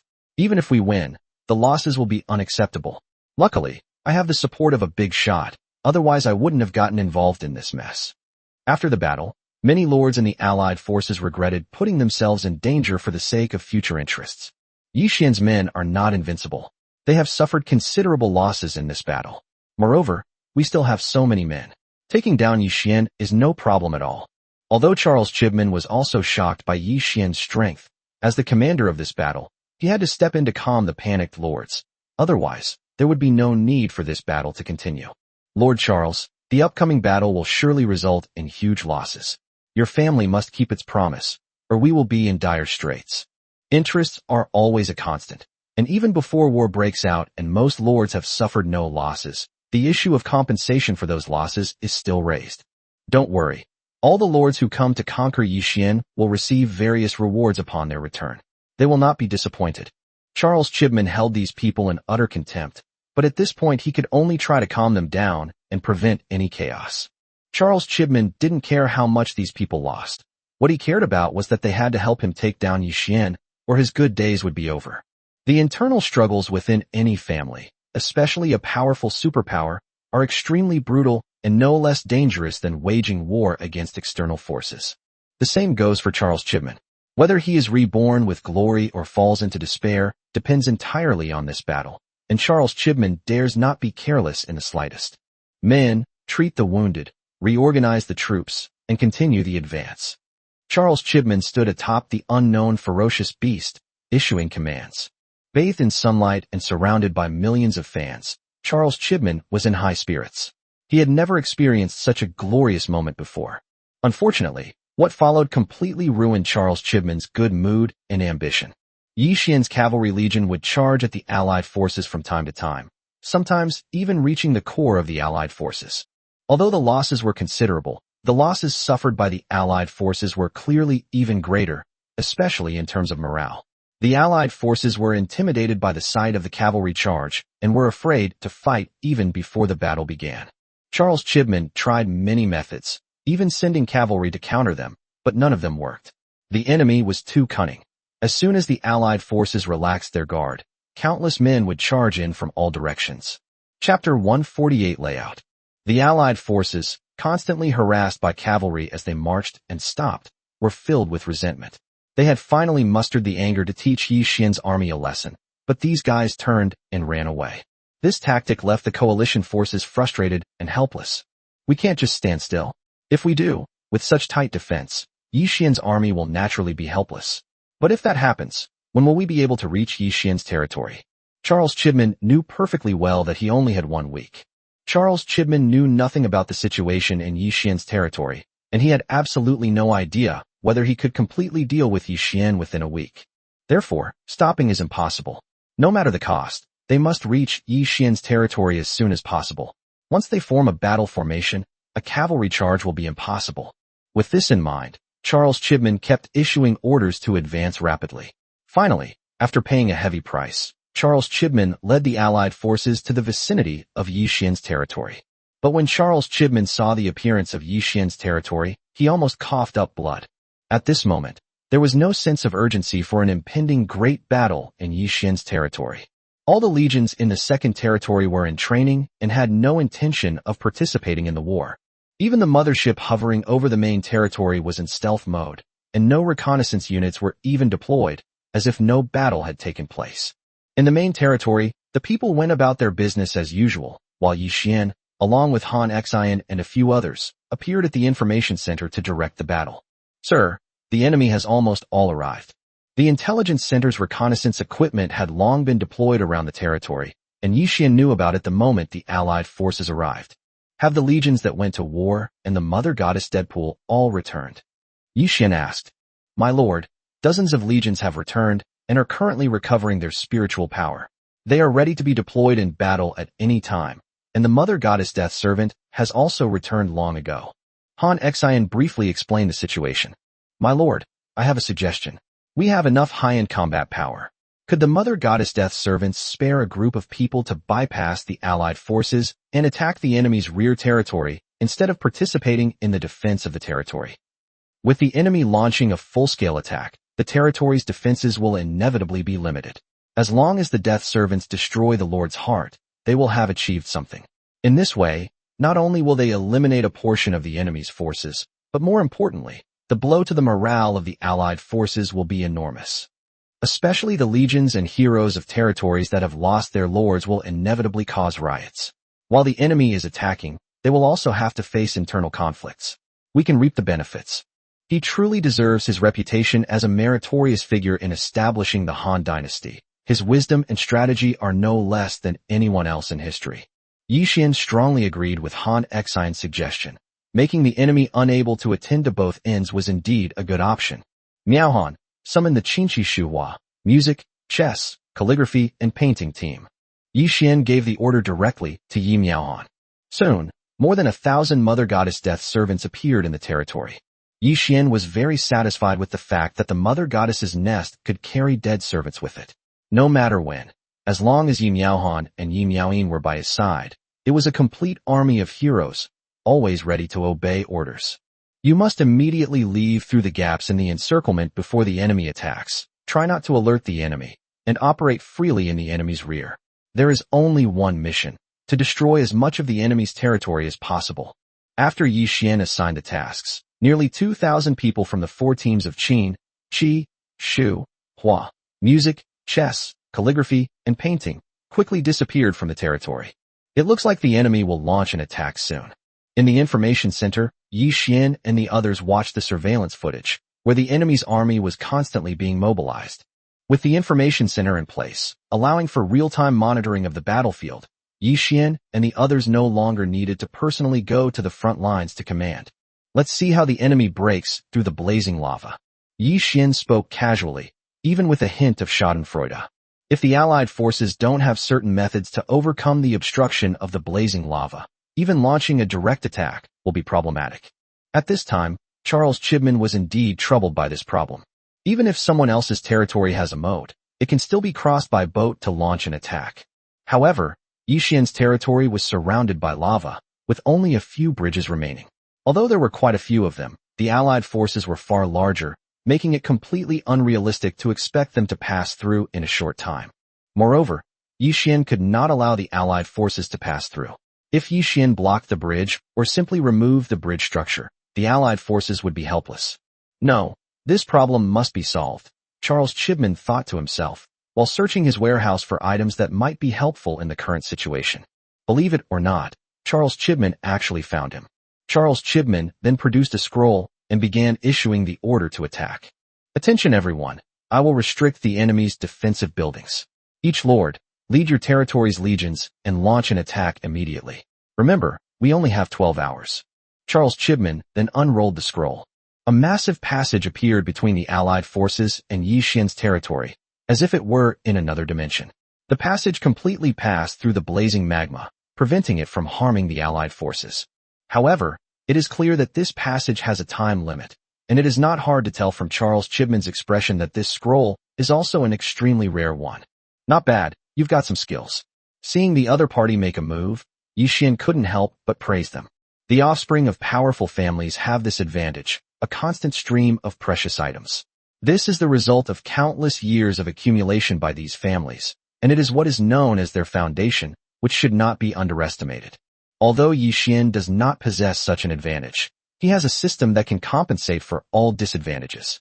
Order all legions to take defensive positions. Since the enemy can pass through the blazing lava, they probably also have special items that can affect the territory's defensive structures.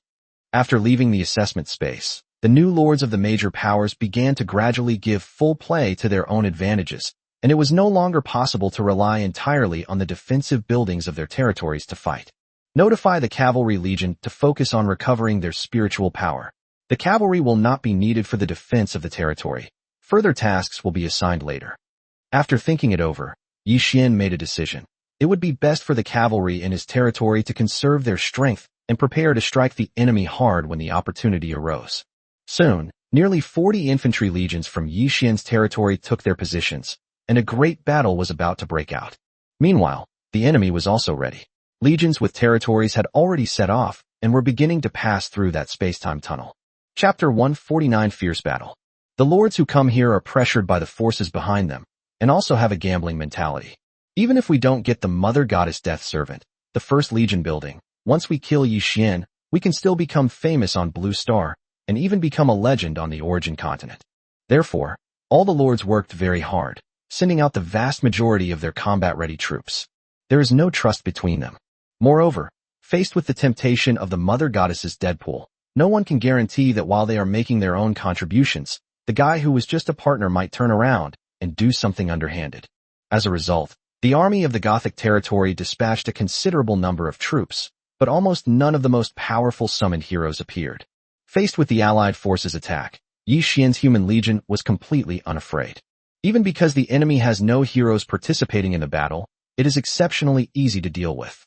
Faced with a thorny wall 70 or 80 meters high, the enemy began to climb it using their own strength, and at the same time, they also began to use the corresponding siege equipment.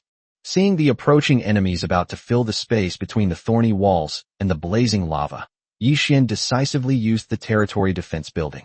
However, each of these people held back a few tricks up their sleeves. While launching a full-scale attack, they also had to be wary of their own people, since it was a hastily assembled coalition. In order to maximize profits and kill as many enemies as possible, Yixian took control of the territory's defensive buildings, preventing them from attacking on their own. In an instant, countless energy arrows and various magical attacks rained down from the sky. Oh no, defend now, quick. Don't push me, move aside and let me go back. Chaos ensued. The Allied forces were in complete disarray. The soldiers could tell the destructive power of the energy released from the defensive structures. They simply couldn't defend against it. Some charged forward desperately, some tried to escape, and some defended themselves. The list goes on. But clearly, the efforts of the Allied soldiers were in vain. Without the help of powerful summoned heroes, these soldiers were utterly vulnerable. The battlefield before us was ravaged by various energies that lingered for a long time. Although this group of attacking soldiers was not the main force of the Allied army, they were numerous and of a high level. Eliminating them still brought Yi Xian a lot of benefits, especially with the system's 100-fold critical hit. Even if the probability is low, the sheer number of cases makes up for it. Looking at the hundreds of millions of treasure chests that suddenly appeared in the storage space, Yi Xian couldn't even imagine how many enemies had been eliminated in this round of attacks. Although these people are summoned characters, they have been living, breathing human beings or life forms since they were summoned into existence. Yi Xian felt a pang of sorrow at the loss of so many lives. A little over a month ago, Yi Xian was just an ordinary guy, as insignificant as dust. Now, he has killed so many people because of a single order from me. Most people would find it really hard to adapt to such a change. But this is the harsh reality of life on the primordial continent. Those who cannot adapt will inevitably be eliminated. Shaking his head, Yi Xian dismissed these thoughts and focused on the battle at hand. After Yi Xian used the territory's defensive structures, the densely packed army was wiped out, and the remaining enemies fled in a frenzy. Send out the enforcement team. Anyone who deserts will be executed without mercy, Charles Chibman immediately ordered. Charles Chibman had anticipated the situation on the battlefield. He knew that Yi Xian's territory would not be so easy to take, and heavy casualties would be inevitable. Moreover, the legions that first went to the front were either low-level legions or legions of other lords, so they did not have a significant impact on the overall combat strength of the Allied forces. This could be considered a probing attack. Although the casualties were heavy, it was not without purpose. It served to deplete the energy of Yi Xian's territory's defensive buildings, thus acting as cannon fodder. Under Charles Chibman's brutal repression, the rout was finally halted. My lord, this cannot go on. Yi Xian's territory has many defensive structures, and they are also very powerful. We must find a way to restrain them. Otherwise, no matter how many people rush in, it will be useless. Having grasped the situation, the Lord immediately offered advice to Charles Chibman, since Charles Chibman was in charge of this operation and would certainly be prepared. Charles Chibman was also aware of the situation. He had been prepared for this, but he hadn't expected Yi Xian's territory to be so strong. He didn't know if his prepared backup plan would be effective. Charles Chibman didn't dare delay and took out another scroll. The Scroll of Restraint is a rare scroll that can significantly limit the power of defensive buildings in a territory. It can even completely suppress defensive buildings in a normal territory, but Charles Chibman was unsure to what extent it could suppress the defensive buildings in Yi Xian's territory. Charles Chibman opened the binding scroll, and a white light shot towards Yi Xian's territory. At the same time, the power of the defensive buildings in Yi Xian's territory began to weaken significantly, stopping when they could exert half their power. Seeing this, Charles Chibman breathed a sigh of relief. Although it hadn't completely suppressed the power of Yi Xian's territory's defensive structures, limiting them to half their strength meant the Allied forces could barely hold them off and wouldn't be killed on sight. Charles Chibman was somewhat satisfied. Quickly, launch an attack immediately. The binding scroll's effect is limited in time. Charles Chibman urged the army to advance. Such scrolls were not something a new lord like Charles Chibman could possess. They were a gift from his family, and this was Charles Chibman's first time using them. Urged on by the various lords, the armies of each territory launched another fearless charge, with significantly better results than before. Although the losses were still enormous, at least some soldiers managed to charge forward. Order the summoned heroes in each territory to immediately advance and assist the soldiers in the attack. Charles Chibman knew that it was unrealistic to rely solely on soldiers to conquer Yi Xian's territory. The assistance of summoned heroes was necessary to minimize losses. Soon, the Allied forces regained their footing, and their attacks became more organized and effective. My lord, it seems the enemy is indeed well prepared. We must prepare for close combat. Han Xian was not surprised by the situation on the battlefield. Despite the enemy's thorough preparations, the intelligence gap was too large, and the enemy had no idea of the strength of Yi Xian's territory. So what good were their extensive preparations? Order all legions to prepare. Stop watching the show, the enemy will be charging in soon. Yi Xian's side was also prepared. A large-scale melee between the two sides was about to break out. My lord, I suggest that the cavalry corps not participate in the defense, but instead prepare at each city gate. When the time is right, the cavalry can go out of the city to fight, which will surely catch the enemy off guard. Han Xian made the suggestion again. Yi Xian agreed with this point. Since they were already here, they should all stay. Chapter 150 Defensive Battle. In less than 10 minutes, the Allied forces of the United States, after suffering heavy losses, finally stormed the Thorn Wall. Logically, with the properties of the Thorn Wall intact, enemies shouldn't be able to rush up so easily. However, under the constraints of the Binding Scroll, the power of the Thorn Wall is also limited, preventing it from exerting its full potential. This is the function of special and rare scrolls. They can always play a special role at critical moments. Yi Xian has accumulated quite a few of these scrolls, and even has scrolls that can solve immediate problems. Yi Xian simply didn't use it. It wouldn't be worth wasting such a precious scroll on a new Lord of Blue Star. Furthermore, the territory's 50 human legions are sufficient to handle the Allied forces' attack. Soon, the melee began. In addition to the regular human legions, the Allied forces also include some alien legions, which are quite powerful. Unfortunately, the Yi Xian Legion they faced consisted of members who were all RRR-level beings. Due to the difference in quality and level, the Allied forces could not gain any advantage at all. How is this possible? Why are all of Yi Xian's soldiers so strong? Watching the one-sided massacre on the battlefield, Charles Chibman stared wide-eyed in disbelief, his gaze fixed intently on the scene before him. Order the lords at the front to send out their strongest legions. Will, take your knights of honor and open a breach. This couldn't go on, so Charles Chibman had no choice but to intensify the attack and also dispatched his strongest legion. At this point, Charles Chibman had no one to rely on but himself. Only by creating a breakthrough can the Allied forces, with their numerical advantage, leverage their strengths to disrupt the building bonuses in Yi Xian's territory.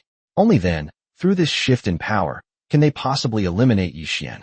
Will, a general under Charles Chibman, led his Knights of Glory, joined forces with powerful legions from other territories, and charged towards Yi Xian's territory. General Gao, the enemy's main force is charging towards us. Xiahou Yuan, the general stationed here, noticed the enemy's movement immediately and reported the situation to Gao Shan. Indeed, the direction Will chose to attack was the same army defending the city that was Gao Shan's elite trapped camp. The trapped camp in history numbered only about 800 men, yet it made a name for itself during the turbulent Three Kingdoms period, demonstrating its immense strength. Upon arriving at the origin continent, Gao Shan's trapped camp initially failed to play its due role due to equipment limitations. Later, as the main combat legions increased, they had almost no opportunities to make contributions except for defending cities. This greatly frustrated Gao Shan and the generals of the trapped camp. Today, the opportunity that Gao Shan has been waiting for has finally arrived. The vanguard camp is renowned throughout China, and now it will soon spread its fame across the origin continent. Brothers, the Lord is watching us. Today is the day our vanguard camp will make a name for itself. We are ready to fight to the death. With each resounding slogan, the morale of the trapped camp was completely mobilized. Although the enemy in front of them outnumbered them by more than 10 times, the soldiers of the trapped camp were not afraid at all. Han Xian, send some of the heroes from the general's platform to provide support. Yi Xian learned of the enemy's offensive changes immediately.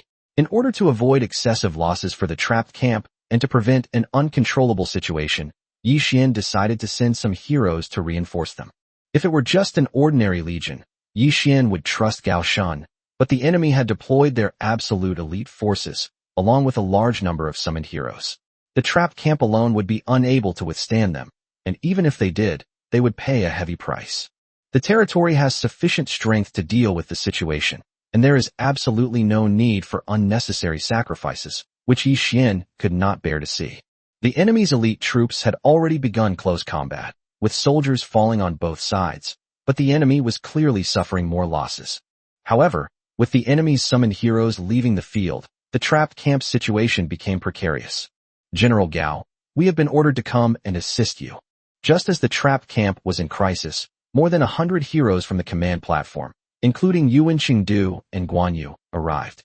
Hold the line and never retreat a single step. With strong reinforcements arriving, the enemy's experts were able to handle the situation, and Gao Shan resumed commanding the legion in battle. Within the Allied forces, many heroes have emerged under the strong support of their backers, but their skill levels are generally not high. The heroes under Yi Xian's command platform had hardly carried out any missions since their emergence, focusing instead on cultivation, and their cultivation levels were clearly superior to their opponents. Especially with their superior quality and the various bonuses from their territory buildings, the summoned heroes in the Allied forces are simply no match for them. Guan Yu swung his broadsword horizontally, and several people fell. Lin Chong thrust his spear straight through a man's chest. Guan Yu and his men charged fiercely, penetrating directly into the enemy's formation. They eliminated the enemy's top fighters and cleared out an area, frightening the enemy's soldiers so much that they dared not advance. With the help of these formidable figures, the situation on the battlefield stabilized once again. Sir, the enemy is too strong. We are no match for them. Charging in would just be suicide, someone said to Will, sounding aggrieved. With a whoosh, Will drew his broadsword and slashed the man who had just spoken. Those who shake the morale of the army shall be executed. Those who fear the enemy and refuse to advance shall be killed. All troops, listen to my command and attack with all your might.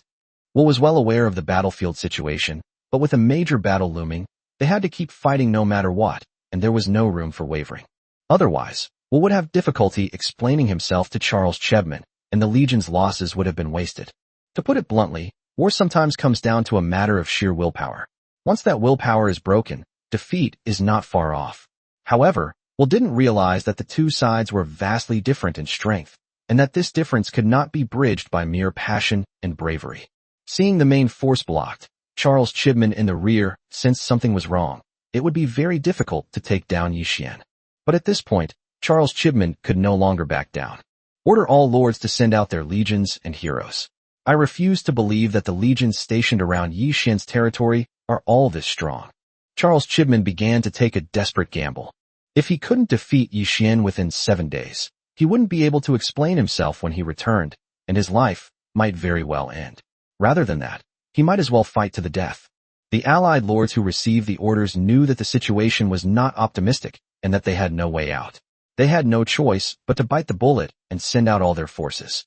They only hoped to end the battle as soon as possible so that their losses could be compensated by their family upon returning home. At this moment, these people naively believe that even if they fail, their lives will not be in danger. But soon, they will pay the price for their actions and regret getting involved in this mess. Chapter 151 The Great Battle continues. While Yi Xian's territory was engulfed in a great battle, Qin Shi Shuhua, along with their respective teams of Mother Goddess Death servants, were ready to launch their attack. Before Qin lay the territory of an allied force. Judging from its size, its strength was not very great. Moreover, the legion left to defend it was neither the main force nor numerous. Qin had no interest in even exchanging a word and immediately led her team to launch an attack. My lord, enemies have appeared ahead. The city guards immediately reported to their general upon seeing the figure of the Mother Goddess Death servant. Haha, Yi Xian is out of options. He sent some delicate beauties to attack. Are they offering him freebies and begging to live? This person is incredibly naive, completely unaware of the power of the Mother Goddess Deadpool, and may not even have heard of the Mother Goddess Deadpool's name. Soon, the man's smile vanished. In his eyes, his seemingly impregnable territory was breached in an instant by the Mother Goddess's dead servants, and even the defensive structures within the territory were completely unable to harm the enemy. Quickly, all troops defend. Immediately notify the Lord that the territory is under attack. Although the person reacted, it was too late. While he was spouting nonsense, Mother Goddess Deadpool had already shown his terror. In less than 10 minutes, the more than 100,000 soldiers stationed there were all slaughtered. Who exactly are you? The defending general asked angrily, his face full of resentment. This guy is really a nobody. He doesn't even know the famous Deadpool. Maybe his death is the best outcome. Sure enough, the Mother Goddess Deadpool didn't even look at him before beheading him with a single sword stroke, since everyone had heard his foul-mouthed words. While not exactly hostile, it's impossible to let such a person live. Don't forget the origins of the Mother Goddess's dead servants. Leave 2 people to handle the follow-up matters, and the rest of you continue on your way. Qin didn't take this small territory seriously. After leaving the 2 behind, she headed to the next territory.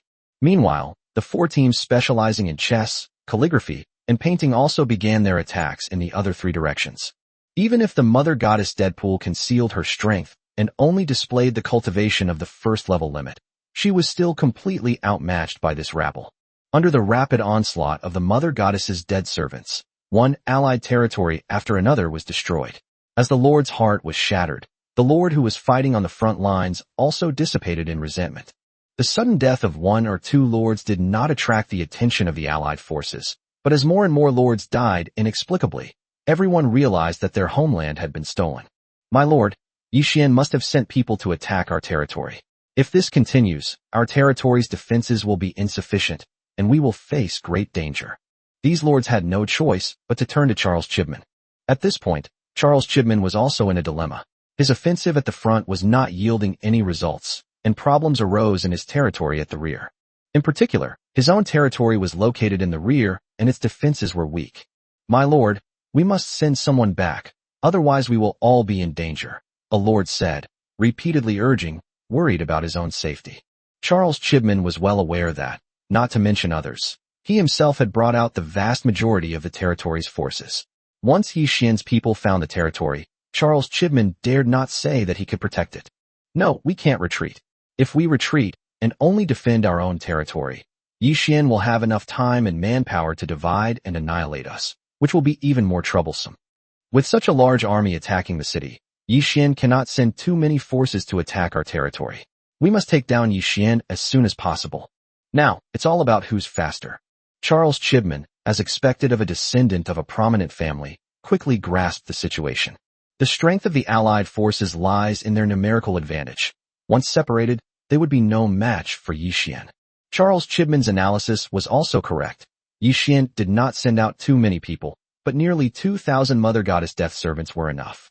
Charles Chibman was unaware that the outcome of failure was already predetermined. Now it's all about luck. Remember, we must attack with all our might. No one can guarantee which territory Yi Xian will attack next. Charles Chibman once again raised the issue of stakes. Yi Xian hadn't expected that his actions would actually foster great unity among the Allied forces. These lords were all afraid that they would be the next to disappear, so they frantically ordered their legions to launch an attack, as if they had been injected with chicken blood. The Allied forces launched a fierce attack, which caused some trouble for Yi Xian's territory, but it was completely under control. These guys are surprisingly united. Yi Xian knew these lords very well. They were all driven by self-interest and always focused on preserving their strength. Why were they suddenly launching a reckless attack? "My lord, it must be the Mother Goddess's dead servants who made their move. These guys are worried about their own safety and are eager to end the battle." Han Xian glanced around and immediately understood the true nature of the matter. "In that case, we don't need to rush. We just need to hold off the enemy's attack and give Mother Goddess Deadpool enough time. I believe these guys won't last long before they collapse." Yi Xian understood. This way, there was no rush. Just hold these people off. They were in danger of dying, and the inner torment they were going through was unimaginable. He believed that the Allied forces would collapse soon. That will be Yi Xian's moment to strike back. The legions in Yi Xian's territory have ample divine liquid and spirit stones, so they are least afraid of protracted battles. They don't even need reinforcement legions. The legions in battle can adjust, rest, and recover their spiritual power on their own. And just like that, 3 days passed quickly. In order to capture Yi Xian as soon as possible, the Allied forces launched a continuous attack for 3 days and 3 nights without sleep. In order to deal with the defensive buildings in Yi Xian's territory, Charles Chibman had already used up 10 rare scrolls. After 3 days, Charles Chibman had almost used up all his trump cards. This is troublesome. Charles Chibman looked at Yi Xian's thorny wall in the distance and muttered to himself with a worried expression. The Allied forces had lost almost half their strength, yet there was still no sign of them on Yi Xian's city walls. In these 3 days, a third of the tens of thousands of Allied lords have died, all thanks to the Mother Goddess's death servant. As more and more lords died, the legions and heroes without lords became increasingly difficult to control, and even mutinies broke out. To resolve this problem, Charles Chibman had no choice but to forcefully send the legions from these territories to the front lines as cannon fodder. Otherwise, the coalition would have collapsed from within long ago. Chapter 152, A Dilemma. Although Charles Chibman took effective measures to prevent the legions from collapsing without their lord, the situation had reached its limit. No lord is a fool. Everyone can see the life or death crisis they may face, and how their subordinates will be targeted after their death. If it weren't for the influence of Charles Chibman's family and the power of several other leading families, these lords would have quit long ago. However, such threats gradually become insignificant in the face of life and death. Some lords have already secretly led their legions and summoned heroes back to their territories, eagerly awaiting the arrival of the 7 days so they can finally leave this hellish place. What? How dare you? Those who desert in the face of battle will be executed without mercy. Immediately send men to wipe out this lord. At the same time, Warn the other lords that anyone who dares to run away will not only die, but their entire family will also be wiped out when they return. In times of chaos, harsh measures are necessary. Charles Chibman knew that if the trend of lords fleeing was not stopped, there would be no point in continuing the war. However, Charles Chibman was unaware that such an order was not only cruel but also chilling, and countless lords had already regretted their decision and were pondering how to survive. As a result, the Allied forces' offensive intensity was weakened once again. My lord, it seems the situation has progressed as we predicted, and it's time to counterattack. These past few days, Han Xin has been on the front lines, and he is the quickest to sense changes in the enemy's attacks. Now that we've achieved our goal, let's give the enemy a good beating and show them what happens when they offend me. Yi Xian had no intention of holding back against the lords who came to participate in the competition. Although doing so would make Yi Xian a mortal enemy of the forces these people belonged to, Yi Xian didn't care.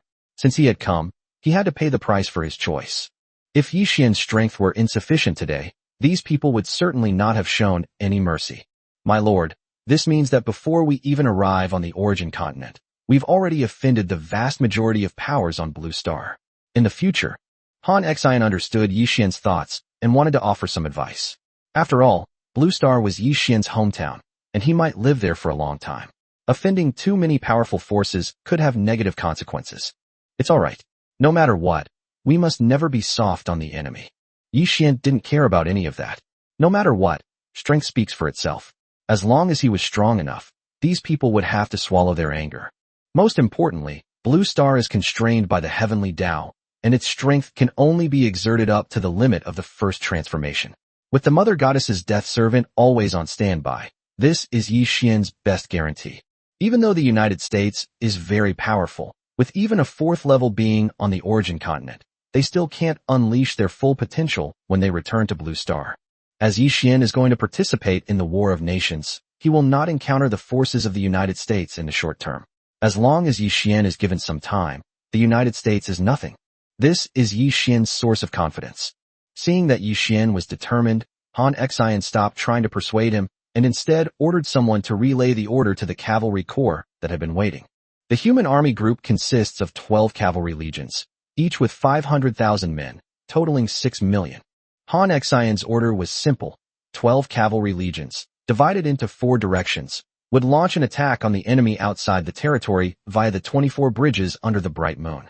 After breaking through the enemy lines, they will form a counter-encirclement. Although the number of cavalry corps is insufficient to form a complete encirclement, their presence on the perimeter will harass the enemy and seize opportunities to annihilate them. This will both slow down the enemy's advance and prevent them from escaping. Meanwhile, in order to control the battlefield, Yi Xian equipped each cavalry legion with 200 heroes from the command platform. With the assistance of these powerful heroes, we are sure to achieve terrible results. The Thousand Ring Cavalry, Radiant Knights, and Western Chu Iron Cavalry legions had long been resting and preparing, just waiting for Yi Xian's orders. Soon, following Yi Xian's order, the 200 heroes assigned to each legion arrived at their respective legions. The entire army shall launch an attack and annihilate all enemies in front of us. The various legions began to move.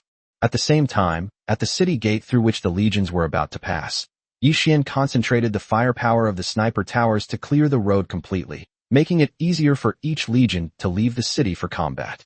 A surging torrent, like a river flowing into the sea, burst forth from Yi Xian's territory. Meanwhile, the various legions besieging the city were caught completely off guard, never expecting that any legion from Yi Xian's territory would dare to venture out of the city to fight, and were thrown into chaos. By the time the Allied forces reacted, the cavalry regiment had already plunged into their ranks like sharp blades. In order to quickly launch a counter-encirclement of the enemy, the summoned heroes of each legion took the lead and, like sharp knives, tore apart the enemy army. Quickly, gather the cavalry from all territories and make sure to annihilate Yi Xian's troops who have left the city. Although Charles Chibman was unaware of Yi Xian's intentions, the cavalry regiment's sudden attack had disrupted the Allied forces' offensive rhythm, and several battlefields were in chaos. Moreover, Charles Chibman, considering the losses suffered by the Lord over the past 3 days, dared not allow these cavalrymen to charge out. If these cavalrymen joined the clearing of the Allied forces' rear territories, it would be a catastrophic disaster for the Allied forces. The Allied forces quickly responded, mobilizing their cavalry to encircle and annihilate Yi Xian's cavalry regiment. However, the Allied forces are enormous. Even though they have lost more than half of their forces in the past 3 days, they still have hundreds of millions of troops. It is not so easy to mobilize them and form an effective offensive. Moreover, many lords were worried about their own safety and had no heart to fight, giving Yi Xian enough time and opportunity. My lord, Yi Xian's cavalry has broken through the encirclement. An hour later, someone came to report that Yi Xian's cavalry was indeed powerful, and they had all charged out as planned and reached the designated location. It's over. If these cavalrymen disperse and attack our territory, it will be a disaster. One of the lords present felt despair. My lord, let's retreat. Our rear territory is no match for the enemy, and as you've seen on the front lines, the soldiers have done their best, but Yi Xian's territory is too strong. We simply can't break through. The group was disheartened and worried about their own safety. They no longer cared about the mission and all demanded that Charles Chibman give the order to retreat. They said that if anything happened, Charles Chibman would be the one to take the lead. At this point, it's better to die for a fellow Taoist than for myself. Who can care about anything else? The messenger soldier, looking at the chaotic lords, felt for the first time that these high and mighty lords weren't so powerful after all. Putting aside any inappropriate thoughts, the messenger quickly continued his report. Chapter 153 Helpless. Charles Chibman was extremely annoyed. These hastily assembled allied lords came from various factions, and when the battle was going well, they were all arrogant and charged forward with great fanfare. When faced with a tough nut to crack like Yi Xian, they all cowered like turtles, trying to push themselves out to take the fall while they reaped the benefits later. How could that be possible? Just as Charles Chibman was pondering how to resolve these troubles, the messenger spoke again. My lord, after the enemy cavalry broke through the encirclement, they did not leave, nor did they attack our allied territory. Instead, they are roaming around our perimeter, seemingly looking for an opportunity to attack us. Upon hearing this, everyone present breathed a sigh of relief. As long as Yi Xian's cavalry doesn't head towards his own territory, there's still a chance. Only Charles Chibman realized something was amiss. Logically, since these cavalrymen had already charged out, the best option would undoubtedly be to attack the territory of the allied lords and force the allied forces to retreat. That would be the best choice. Why is Yi Xian adopting a posture as if he wants a decisive battle? This is not normal. Immediately mobilize the cavalry, and at the same time draw upon the summoned heroes under the command of each lord. We must eliminate these 12 cavalry units as soon as possible. Regardless of Yi Xian's plans, the allied forces' first priority is to eliminate these cavalry as soon as possible in order to resolve their worries about the rear. All the lords realized the threat posed by these cavalrymen and spared no effort in sending their main cavalry forces to try to eliminate them as soon as possible. But soon, an awkward scene unfolded. The mounts Yi Xian provided for his subordinates were not only the most suitable, but their levels were also raised to the maximum. They could no longer be simply called mounts. They could even be described as individual demon beast races, possessing formidable combat power, especially their speed, which was as fast as lightning. In this respect, the allied forces are at a complete disadvantage. It is already quite difficult to form a large-scale allied force with a certain combat capability. As for obtaining high-level, high-quality mounts, the allied forces simply cannot do so. This led to a ridiculous result. The allied cavalry couldn't catch up at all, and not only that, Yi Xian's cavalry kept finding opportunities to wipe out a large number of their men. What should we do? We can't catch up at all. Isn't Yi Xian only powerful because of the mother goddess Death Servant? How come the other legions are also so strong? Why was there no news about these legions during the new lord assessment? At this moment, the bewildered lords had no idea what was going on. They could only watch helplessly as their cavalry legions were gradually worn down, a far cry from what they had anticipated. Order the cavalry to engage the enemy, and at the same time send out heavy infantry to set up a defensive line on the perimeter, so as not to give Yi Xian's cavalry a chance to charge. The remaining legions should launch a full-scale attack on Yi Xian's territory. After much deliberation, Charles Chibman could not come up with a better solution and could only issue the order to destroy Yi Xian's territory as soon as possible. Charles Chibman was well aware of the allied forces' losses, but he believed that under such intense attacks, Yi Xian's losses over the past 3 days must also have been substantial. Even though Yi Xian's legions are all very strong, their numbers are limited. Even if it means using human lives, they will overwhelm all the legions in Yi Xian's territory. Although this move is cruel, It is the best solution Charles Chibman can think of at the moment. But little did Charles Chibman know that Yi Xian not only had enough points, but also possessed a heaven-defying structure like the 6 paths of reincarnation within his territory. Over the course of 3 days, the defending legions did suffer considerable losses, but with Yi Xian around, these were not problems at all. The lost personnel were constantly replenished by Yi Xian, and the legions remained at full strength. A war of attrition is what Yi Xian is least afraid of experiencing right now, especially when facing novice lords. This was without Yi Xian using his second territory and mothership. Otherwise, these allied forces would have been wiped out by Yi Xian long ago. With the help of the communication equipment in the information center, the 12 legions that went out of the city to fight maintained close contact with each other, seized every opportunity, and manipulated the enemy at will. The attacks of the Mother Goddess's dead servants did not stop. If this continued, it would not be long before the allied forces were completely defeated, and only death awaited them. Yi Xian was very confident about this, while Charles Chibman gradually came to realize the situation. But Charles Chibman had no choice but to go down this path. If they stopped fighting now, not only would Yi Xian not let them go, but he also wouldn't be able to explain himself when he returned. Moreover, it remains to be seen whether those outside will let them leave. The only way is to persevere and wait until the rookie competition ends in 7 days. Then I can go back and explain myself.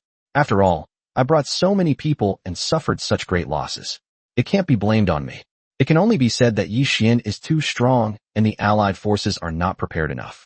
Time passed slowly, and every minute and every second, the allied forces paid the price with countless lives. Although they are all summoned characters, they are still living beings. Some lords could no longer endure the torment in their hearts, and Yi Xian's goal was about to be achieved. While the coalition forces were holding firm, the outside world was in an uproar.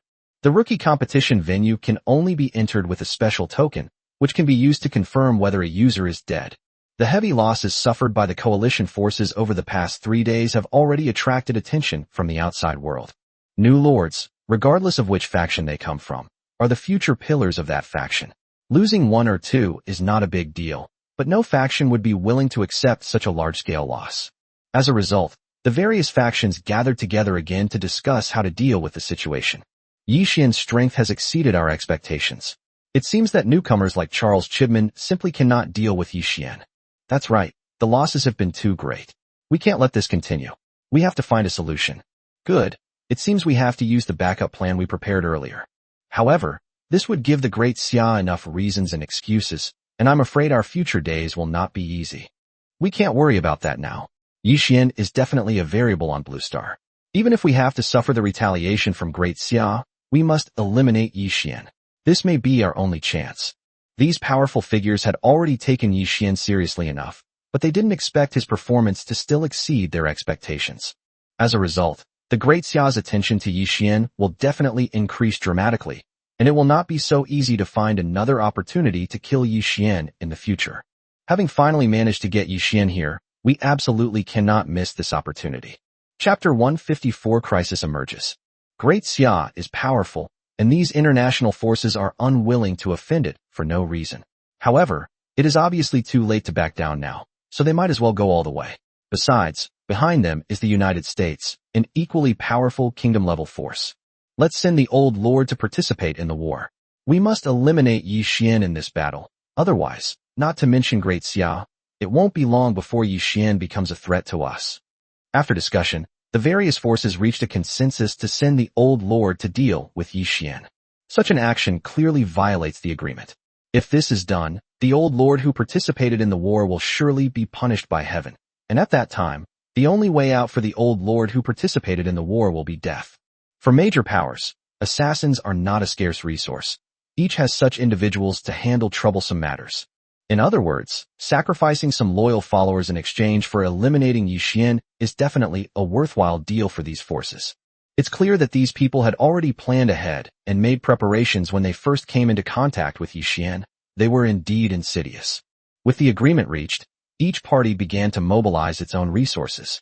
The old lords have already brought their territories to the origin continent. Even if they sacrifice themselves to go to the rookie arena, they cannot take their territories with them. But it doesn't matter. It's an offensive war, so territory isn't that important. All that's needed is for the lord to lead his legions and summon heroes. However, this will take time. Just as the outside world was preparing, the coalition forces also faced a crisis.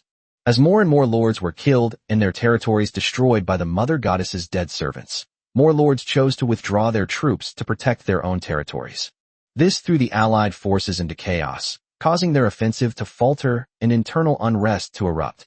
In order to suppress this group, Charles Chibman chose to use force, and these lords naturally would not surrender without resistance, and small-scale battles broke out between the two sides.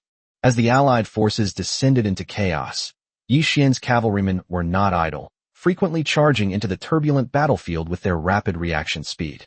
Some helped the rebelling lords, while others simply killed both sides together.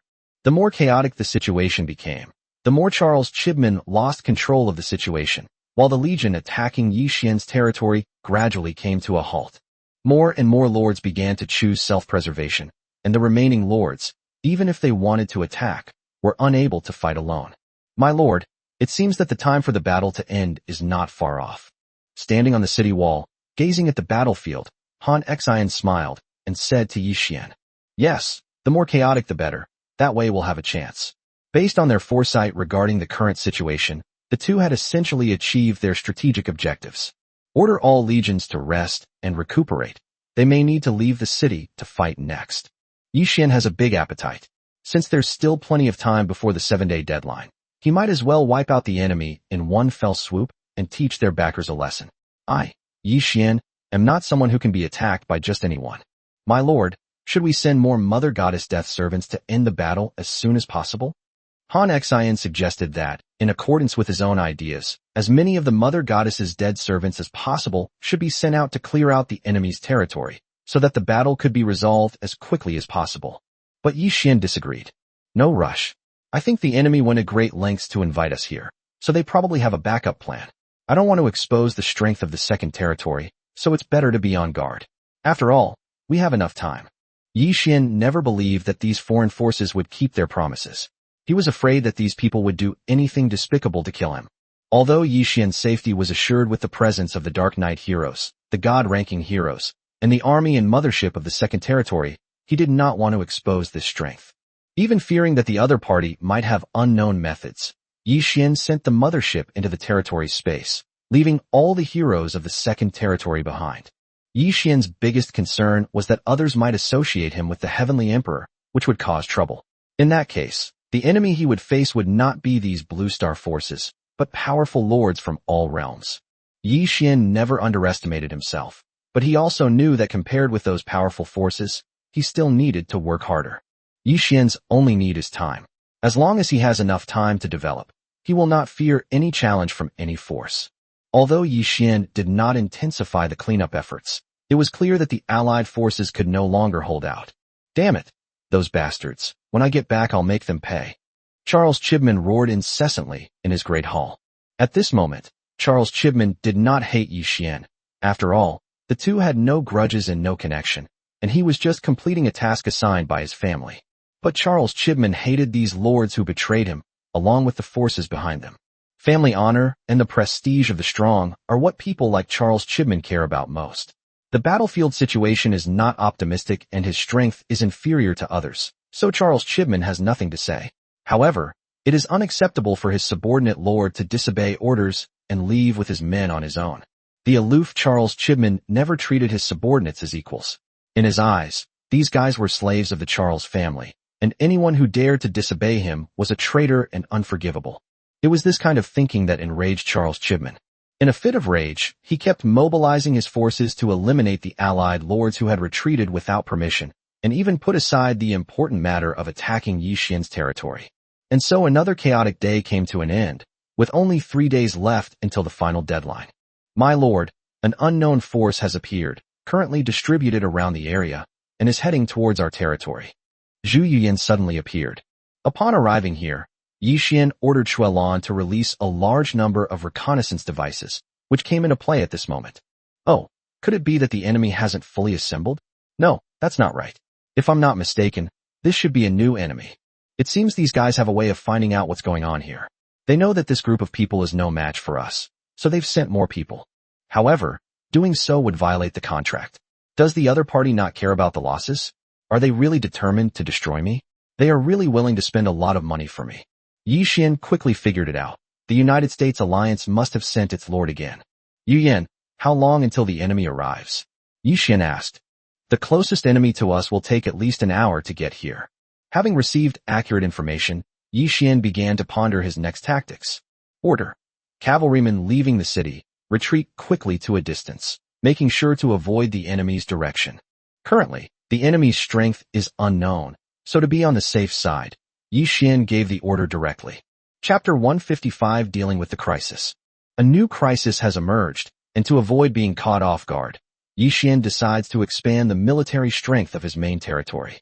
After all, the lords who are sent in at this time must be stronger than the previous ones, and they may even have sent the old lords at the cost of their own lives. With the title of number 1 under heaven, Yi Xian's territory's military strength could have been doubled long ago, but since no major battle had taken place, Yi Xian had not summoned them. After all, the assessment had just ended, and Yi Xian had returned to Blue Star. His territory was in a mysterious transit space, so Yi Xian wasn't in a hurry. But in order to cope with the new crisis, Yi Xian felt it was time to expand his strength. So, Yi Xian used the teleportation array to return to the core. Yi Xian went directly to a place with many buildings, which was the human race army's troop buildings. There are 50 troop-type buildings, each at level 60, capable of summoning 500,000 troops. With the help of the title, they can summon up to 1 million troops. Because Yi Xian's territory has not yet descended upon the origin continent, and the multiverse trading platform has only just opened, the time is short, and Yi Xian has not yet obtained many Tier 7 materials. At the very least, most of his territory buildings are not enough to upgrade. For Yi Xian, the acquisition of high-level materials became the only limitation restricting the development of his territory. Fortunately, Yi Xian had enough troop buildings. Since he couldn't upgrade to gain more summoning authority, he had no choice but to use more troop buildings. But at this moment, Yi Xian doesn't need to. Using the title attribute to double the strength of the human army should be enough to deal with the crisis. If the United States alliance is truly willing to sacrifice a high-ranking lord to eliminate Yi Xian, then Yi Xian will use the power of his second territory, even at the risk of being discovered. At the same time, since the emergence of the god ranking, it has not participated in territory activities, and even if it uses some of its power, it will not cause any harm. Yi Xian has no shortage of high-end forces. He simply needs to expand his military strength. Yi Xian quickly moved between the 50 human unit buildings, replenishing the remaining 25 million people. Immediately afterwards, Yi Xian spent another 25 trillion points to upgrade all the summoned troops to the maximum level. Each human legion soldier needs 3 million points to advance to the first class. Although this is less than the points required for hero class advancement, the number of human soldiers is simply too large. This was only the first job change, the easiest one. Yi Xian couldn't even imagine the enormous number of points required for the second and third job changes.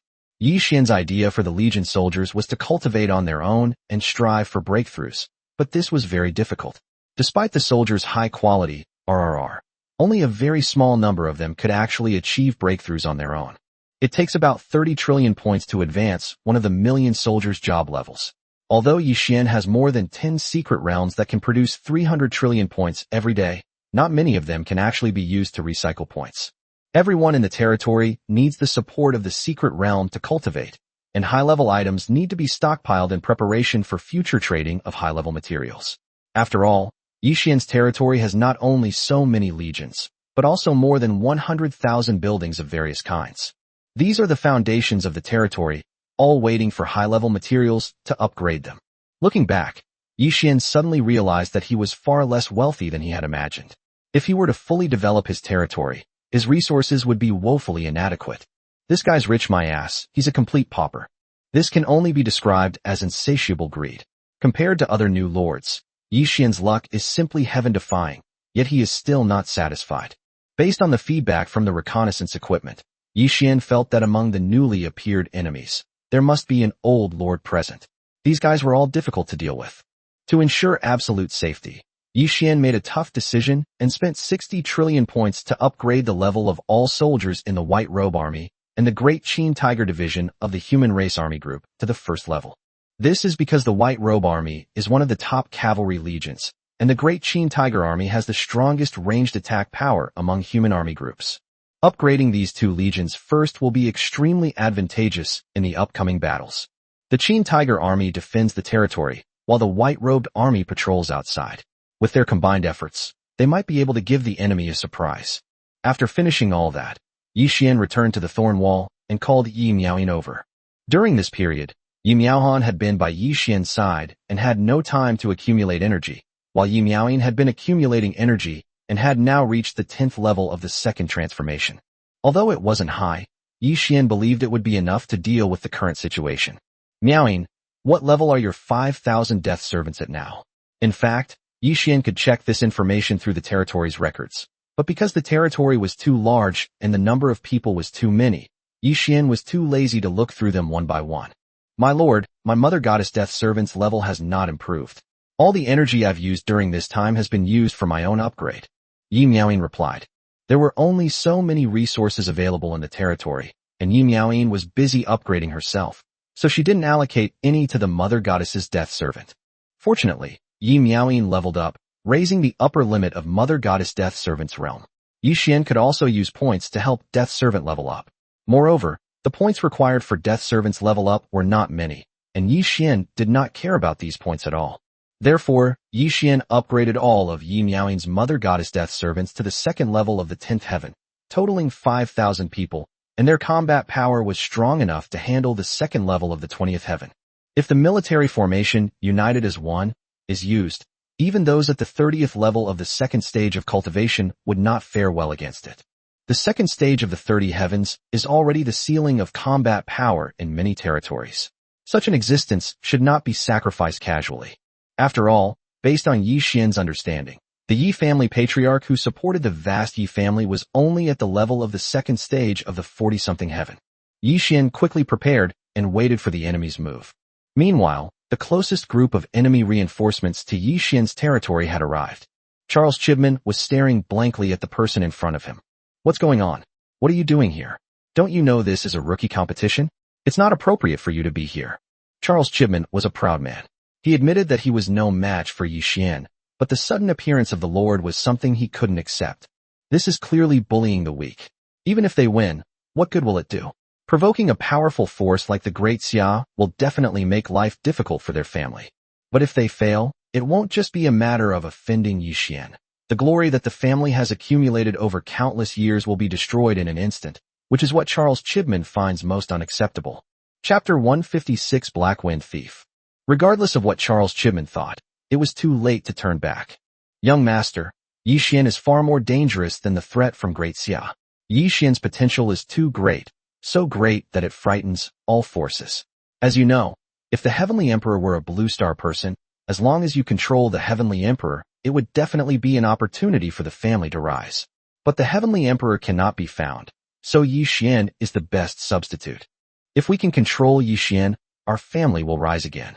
If not, we must kill Yi Xian and not give others a chance, especially the Great Xia. Otherwise, the family's glory will truly come to an end. The visitor seemed to know Charles Chibman's personality well, and went straight to the point. Charles Chibman opened his mouth, but couldn't utter a rebuttal. Even someone as proud as Charles Chibman had to admit that he was far inferior to Yi Xian. Besides you, who else has come? Charles Chibman knew that the family was serious and was willing to sacrifice some of their resources to obtain or eliminate Yi Xian. Young master, the families have reached an agreement, with each family sending 2 people, totaling 240 death squad leaders. Moreover, the families have used their connections to invite the youngest member of the Black Wind Bandits. The visitor explained the situation to Charles Chibman in detail. What? Has the family gone mad? Sending so many people wasn't enough. They even brought in the Black Wind Bandits. Once those guys are exposed, the family will never have peace again. Charles Chibman was truly shocked this time. With 240 elite lords, at least several thousand second-tier heroes, and tens of thousands, or even hundreds of thousands of first-tier heroes, their strength is more than enough to deal with a new lord like Yi Xian. Why provoke the Black Wind Bandits? The Black Wind Bandits are a force that has taken up residence on the Origin continent.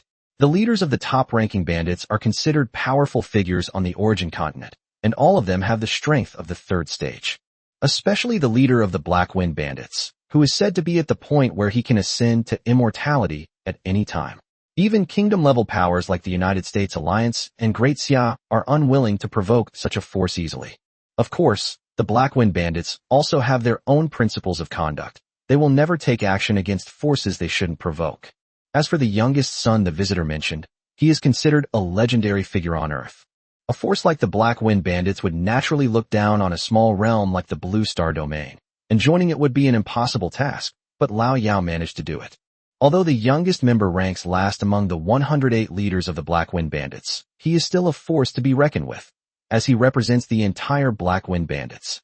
This is a matter of face. However, no one knows the identity of the youngest brother on Blue Star. Even the strongest forces have not been able to find out his true identity. Because they were wary of the Black Wind Bandits, no one went too far. Because he was born on Earth, the youngest son had some contact with Earth's forces, which gave the Charles family the opportunity to find him to take charge at this crucial moment. The youngest brother's strength is not very strong. He has just broken through to the second stage and is only considered a third-rate player on Blue Star. It is said that he joined the Black Wind Bandit leader by chance. However, no one dared to underestimate Lao Yao. After all, he represented the face of the Black Wind Bandits, and to be his enemy was equivalent to being his enemy as a whole. Apart from the United States and Great Xia, no other power on Earth has such courage. It seems that Yi Xian is doomed to die this time. Charles Chibman knew that since the Black Wind Bandits had been brought in, none of the families could get Yi Xian alive. The youngest brother would never give up the fight, and none of the families would agree to it. Therefore, the moment the youngest brother appeared, it meant that Yi Xian had to die, which was the only outcome that everyone could accept. Even if Yi Xian is extremely powerful and manages to turn the tide of battle, or even wipe out the allied forces, he himself will not have a good ending. Offending the Black Wind Bandits, especially killing their leader, would never be a peaceful end for them. Even if Yi Xian hides in the all-nations conquest zone, it will be to no avail. The Black Wind Bandits will definitely pay a huge price and use all sorts of methods to kill Yi Xian. Charles Chibman firmly believed this. Young master, the family's point is that Yi Xian is too dangerous and has too much potential. Even if the family takes control of Yi Xian, it may not be a good thing for the family. Charles Chibman understood the family's considerations. As the saying goes, the bigger the tree, the more the wind blows. Controlling Yi Xian could bring harm to the family, or even lead to their extermination. That's why they came up with this plan. By pinning Yi Xian's death on the Black Wind Bandits, even if the Great Xia wanted to cause trouble, they would seek revenge against the Black Wind Bandits, thus absolving themselves of any responsibility. Moreover, the Black Wind Bandits are not part of the family's power. Even if they were to enter, the other lords would die for violating the contract, but the youngest brother would not, which further ensures that everything goes smoothly. Alright, in that case, I'll leave the rest to you. The new lord I brought is almost crippled, so I won't participate in the upcoming battle. I'll take them to the rear to rest and recuperate. At this moment, Charles Chibman realized that Yi Xian still had a portion of his forces constantly attacking the territories of the new lords in the allied forces. In the ensuing battle, Charles Chibman was of little help. He had to return to protect his own territory and eliminate Yi Xian's peripheral forces. Young master, please rest assured. Go back to the territory to rest and wait for the space to open. Leave the rest to your subordinates. The person who came did not object. For a suicide squad member, the safety of their master is always the top priority. Unfortunately, the assassin who had just entered was unaware that the outer perimeter was not safe either, and that he could lose his life at any moment. But he would never know. For the next period of time, the battlefield remained calm. The new lords in the allied forces began to lead their men back to their respective territories, and the battlefield was handed over to the lords of the Suicide Squad, who appeared one after another. Yi Xian and Han Xian had both observed the changes in the allied forces' strength, but they did not take any action. Order Qin Xingji to lead the cavalry regiment and launch an attack as soon as these new lords are far away. Since they're here, let's keep them all here. Yi Xian began to deploy his forces. He had no intention of letting these new lords go, and Qin Xingji's cavalry was the perfect choice to deal with them. Yi Xian did not recall the Mother Goddess Death servants who were away. There are still more than 6,000 Mother Goddess Death servants in the territory, all of whom have reached the second stage. Moreover, there are thousands of heroes on the command platform, most of whom are at the level of the 60th level of the first stage to the limit of the first stage. Dealing with the enemy's experts is no problem. On the Legion side, the enemy has deployed approximately 500 million soldiers, including about 20 million max-level soldiers and less than 100,000 first-tier soldiers. Yi Xian side, on the other hand, has 38 million soldiers, including 1 million first-tier soldiers. This is the Death Knight Lord. He possesses powerful high-end combat capabilities, but his legion's strength is much weaker since he serves his master. Chapter 157 The Youngest Son's Arrogant Remarks. As the new lords on the allied side gradually withdrew, the newly emerged suicide lords took over the battlefield. Thank you for your help, Chief. The youngest brother appeared, and the lords present dared not be negligent. Even though they knew that they would die after this operation, no one was willing to provoke a powerful enemy for the sake of the family. It's all right, but we agreed that whatever we get this time, it's all mine. With the Black Wind Bandits as his backer, the youngest brother doesn't take ordinary forces on Blue Star seriously and seems arrogant. Although everyone was dissatisfied with the youngest's attitude, they didn't care anymore, as long as they achieved their goal. Of course, we will definitely keep our promise. What do you think? Should we launch an attack directly and take down Yi Xian as soon as possible to avoid attracting the attention of Great Xia? For the leader of the assassins who came this time, the mission was the top priority. Otherwise, the sacrifice of these people would be meaningless. No rush. Let me go and talk to Yi Xian. Wouldn't it be better if we could take him down without bloodshed? The appearance of the youngest brother was not accidental. The youngest brother naturally knew about the legend of Yi Xian. The power of the Mother Goddess Death Servants Legion was rumored to be incredible, and the youngest brother naturally wanted to obtain it. Boss, as agreed, we must launch an attack as soon as possible and eliminate Yi Xian so that we can give an account to the family. Everyone knew what the youngest brother was thinking, but no one wanted him to achieve his wish. For the Blue Star forces, the best outcome for Yi Xian was death, so that everyone could rest assured. Moreover, no matter what, even if it means a complete falling out, we will never let Yi Xian fall into Lao Yao's hands, as this is not in the interest of the various forces on Blue Star. Oh, are you questioning my decision? The youngest brother said sinisterly. At the same time, his subordinates released their auras and pressed down on the assassin lord present. Black Wind Bandits are indeed very strong. Even the youngest of the lowest-ranking members has summoned heroes who have mostly reached the second tier. Seeing how assertive the youngest brother was, the others had no choice but to compromise. If they were to turn against him now, a major battle would surely break out, with the outcome uncertain and the plans for the future affected. A dozen minutes later, the youngest brother and the other lords, along with some of the summoned heroes, appeared at the front line. Summon Yi Xian to answer. The youngest son was arrogant and domineering, completely disregarding Yi Xian. My lord, enemies have arrived at the front lines and request your presence. Yi Xian received the message quickly. Let's go. We've come this far. Let's see what the enemy has to say. Yi Xian knew that the enemy's goal was nothing more than the Mother Goddess's dead servants. The two sides had fought to this extent, so how could they possibly stop and make peace? Soon, Yi Xian appeared on the city wall with Yi Miaohan, Yi Miaoyin, Han Xian, and others. Yi Xian, I believe you understand why we're here. Make a decision now, so you won't regret it later. The youngest brother still maintained an air of superiority, as if he were bestowing a handout. You really went to great lengths, didn't you? You're willing to sacrifice so many lords to deal with me in a mere rookie tournament. Have you thought about the consequences?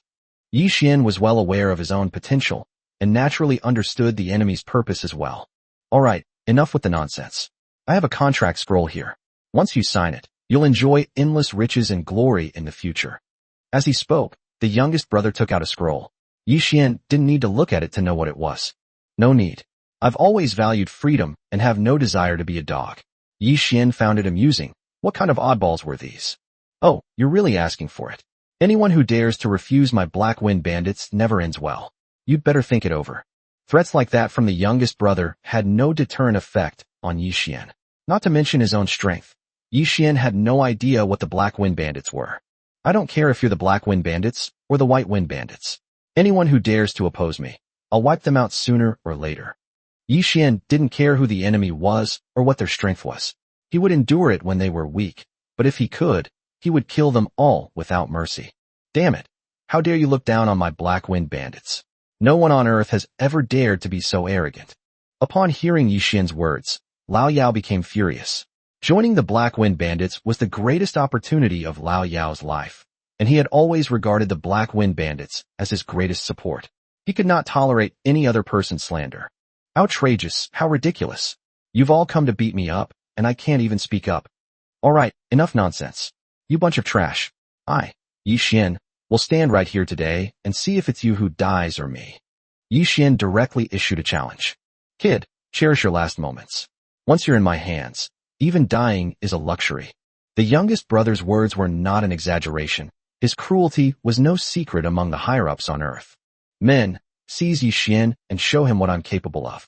Without waiting for the battle to begin, the youngest brother immediately ordered his summoned heroes to attack. In Lao Yao's understanding, it was already an incredible opportunity for a new lord to obtain the mother goddess's dead servant and develop to the limit of the first transformation. But that was not enough. There were more than 500 heroes that Lao Yao brought who had reached the second transformation or above. Stop watching the show. Send your experts to capture Yi Xian, and at the same time, order your legions to launch an attack. The youngest doesn't want to wait and doesn't care about tactics. Crushing the enemy with sheer strength is what the youngest likes to do most. As the numerous assassin lords issued the order to attack, they also dispatched their most skilled warriors to head straight for Yi Xian on the city wall. The current situation is exactly what many assassin lords wanted to see, and they spared no effort in carrying it out. More than 3,000 second-level experts and tens of thousands of first-level experts flew directly into the sky and headed towards Yi Xian. This was the first time Yi Xian had ever seen so many experts, which showed how much these forces feared his existence. Eliminating these experts would be a heavy blow to these forces. Even within kingdom-level forces, the number of second-tier experts is limited, representing the backbone of the kingdom. Third-tier experts are the absolute top echelons, and their numbers are even rarer.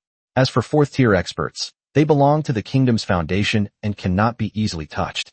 As for those of higher rank, they basically don't exist in the kingdom anymore. Otherwise, they would have already risen to become the weakest dynasty. The Death Knight Lords are trained by various families with all their might to carry out various missions. Although they have no say in their families, their strength is absolutely top-notch, and may even be no less than many direct descendants.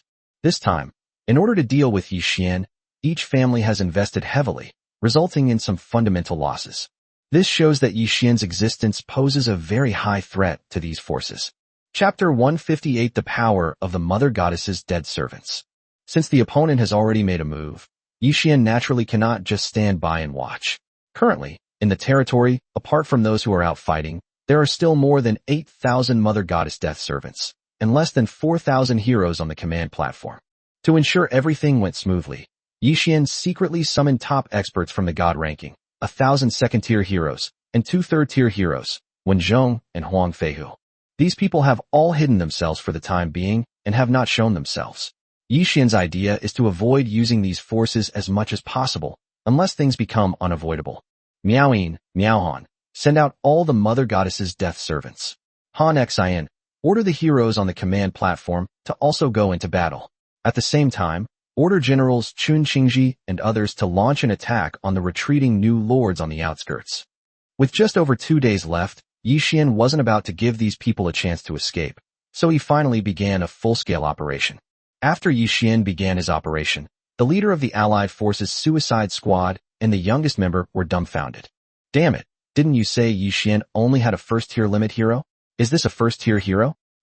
Over 6,000 second-tier experts. Are you trying to kill me? The youngest child was furious. The reason the Allied Forces sent so many experts was just in case. They were willing to sacrifice more people to kill Yi Xian. Of course, the people in the United States alliance also did this for the sake of balance. They thought, I've made sacrifices, how can you just sit back and reap the benefits? That's why each country sent people. To put it bluntly, it's about maintaining balance. But these people never expected that Yi Xian would have so many second-tier experts. Quickly, send out a large army and deploy them into battle formation. We must tie down a group of enemies, or we'll be in trouble. The youngest son reacted quickly and immediately issued the order. Lao Yao knew that even if the opponent had just broken through to the second stage, the second stage experts he brought might not be a match for them, since their summoned heroes had only recently broken through as well. The second transformation is an evolution of physique, and breaking through to the next level is not so easy. But once this step is taken, the strength will increase by leaps and bounds, and even the weakest second-tier hero will be able to deal with dozens of first-tier, top-tier experts. Lao Yao knew perfectly well that since Mother Goddess Deadpool was rated as the top rookie legion, her quality must not be low, which directly relates to Mother Goddess Deadpool's combat power, which must be very strong. If they don't restrain some of the Mother Goddess's dead servants, their side may have a large and powerful force, but the outcome is really hard to predict. The Allied forces had just begun their operation when Lao Yao and the others witnessed a scene they would never forget. Suddenly, hundreds of beams of light flew out from Yi Xian's territory, heading straight for the second-tier heroes of the Allied forces on the battlefield. As the light faded, hundreds of second-tier heroes from the Allied forces also disappeared. It turned out that Yi Xian suddenly activated the sniper tower's concentrated fire mode without the enemy using any special scrolls, consuming trillions of spirit coins in one fell swoop. The effect was surprisingly good. The enemy was completely unprepared, and more than 500 second-tier heroes were wiped out. At the same time, thousands of first-tier experts along the energy ray path also disappeared. Seeing the results, Yi Xian was very satisfied. Although the sniper tower's concentrated fire mode consumed a lot of spirit coins, the effect was surprisingly good. Damn it! Yi Xian actually has such a defensive tower. Quick, use the restraint scroll. We can't let Yi Xian use it so recklessly. The youngest brother roared at the leader of the Charles family's assassins. Yi Xian's sudden move just now had focused on the heroes under the youngest brother's command. The youngest brother led more than 500 people, and half of them were lost in this attack. He was so angry that his eyes turned red, and he wished he could tear Yi Xian apart. At this point, the youngest son no longer had any intention of subduing Yi Xian. He had to make Yi Xian suffer the most cruel death in order to relieve his hatred. The Death Knight Lord dared not delay and quickly used a restraint scroll to restrict the defensive buildings in Yi Xian's territory. During this lull, Yi Xian launched another attack. This time, the second-tier heroes were highly focused and quickly dodged, losing less than 100 men. However, the first-tier heroes were not so lucky. A concentrated barrage of fire took away thousands more top-tier players. At the same time, the restraint scroll came into effect, and Yi Xian could no longer resort to underhanded tactics. The close-quarters battle between the two sides began. The second-stage experts in the Allied forces are generally not very powerful. Each Mother Goddess Death Servant can deal with several people. Only a few people have reached the 20th level of the second stage and need to be attacked by several or even more Mother Goddess Death Servant. With this, the Mother Goddess Death Servants still had more than 3,000 men left, ready to deal with the tens of thousands of first-level experts. Although the numbers were unequal, the battle was tilted in favor of the side with fewer people. Moreover, besides the Mother Goddess Death Servant, there are thousands of heroes from the command platform. Although these heroes are all at different levels in the first stage, each one is a leader of their time, capable of fighting beyond their level and invincible among their peers. As soon as they clashed, the two sides engaged in a fierce battle, with people constantly being knocked off the sky, falling to the ground, and never getting up, thus perishing. The vast majority of these were summoned heroes from the Allied forces. Of course, Yi Xian's side also suffered losses, with heroes from the command platform and Mother Goddess Death Servants constantly falling. Yi Xian didn't care at all, since he had the 6 paths of reincarnation. The fierce battle raged in the sky, while on the ground, the enemy's various legions also launched attacks, including those targeting Yi Xian's territory and those deploying their forces to deal with the summoned heroes in the air. My lord, I have observed that the enemy does not possess any special scrolls to restrict the flames and lava, and they must cross the 24 bridges to launch their attack. Therefore, I suggest that a heavy infantry regiment be deployed at the bridgehead to block the enemy's advance. After observing the situation on the battlefield for a while, Han Xian offered his suggestions. At the same time, we leave 1 legion to defend each city gate, and we also have 14 legions that can form 2 mobile legions to first eliminate one side of the enemy, and then go out of the city to besiege the enemy in other directions. The ratio of enemy to friendly forces was 1 to 10, but the enemy legion was not very strong. Yi Xian's legion, on the other hand, had all its soldiers at max level. If the plan was right, they could do exactly what Han Xian had said. Wu Qi, what do you think? As the leader of the human race army group, Yi Xian still wanted to ask for his advice. My lord, what Lord Han said can indeed resolve the battle in a short time, and I have no objection. Wu Qi agreed, saying that although doing so might involve greater sacrifices, how could a fight not result in deaths? All right, send orders to Yu Fei and Wang Jian, each leading 7 legions to form an attack formation. As for the specific action plan, Han Xian and Wu Qi, you go and discuss it with Yu Fei and the other generals. Yi Xian's goal is to leave all the enemies behind. It's only a matter of time before he leaves the city to fight. Chapter 159. The counterattack begins. Just as the battle began on Yi Xian's side, Charles Chibman led his new lords back to their own territories. On the way, Charles Chibman received a message from his subordinates. "My lord, cavalry are pursuing us from behind. Our rearguard has suffered heavy losses, and we have failed to stop their attack." "What? Yi Xian still has the strength to attack us at this time? Quickly, order everyone to stop retreating. Send out heavy infantry to form a military formation to guard against the enemy cavalry's charge, and also send out cavalry to counterattack the enemy. Running away now is practically impossible. Even if they manage to escape back to their territory, they will suffer heavy losses. How will they defend themselves when Yi Xian comes to attack?" Charles Chibman's decision was arguably the most appropriate at the moment. However, these remnants of the army were already terrified and demoralized, making them doomed to be unable to resist. The White Robe Army, in particular, with a full 1,000,000 first-tier soldiers, was simply beyond the capabilities of these new lords. Moreover, to make matters worse, the territories of the new lords and the allied forces were constantly attacked by the Mother Goddess's dead servants, and several of them would disappear from time to time. Such pressure was undoubtedly despairing. You can't escape, you can't fight back. Nothing is more frustrating than that. Not far from the allied forces, Chen Qingji and his men had already led their troops to catch up. Although their numbers were far fewer than the coalition forces, their combat strength was incomparable. Seeing that the enemy had reacted, Chen Qingji decisively divided his forces. One part of the army charged directly into the enemy lines, while the other part went to deal with the cavalry sent by the allied forces. In this battle, Yi Xian's cavalry no longer used harassment tactics, but instead launched a war of annihilation. As time passed, battles raged across the battlefields. Although Yi Xian's cavalry was far more powerful than the allied forces, the allied forces' numerical advantage was simply too great, making it impossible to resolve the conflict in a short time. Another day has passed, and of the men Charles Chibman brought, only a few dozen lords remain, and his legion has dwindled to less than 10 million. On Chen Qingji's side, only the White Robe Army maintained a relatively good organizational structure and suffered minimal losses. As for the other 11 cavalry legions, they had already lost more than half their personnel, bringing the total to less than 6 million.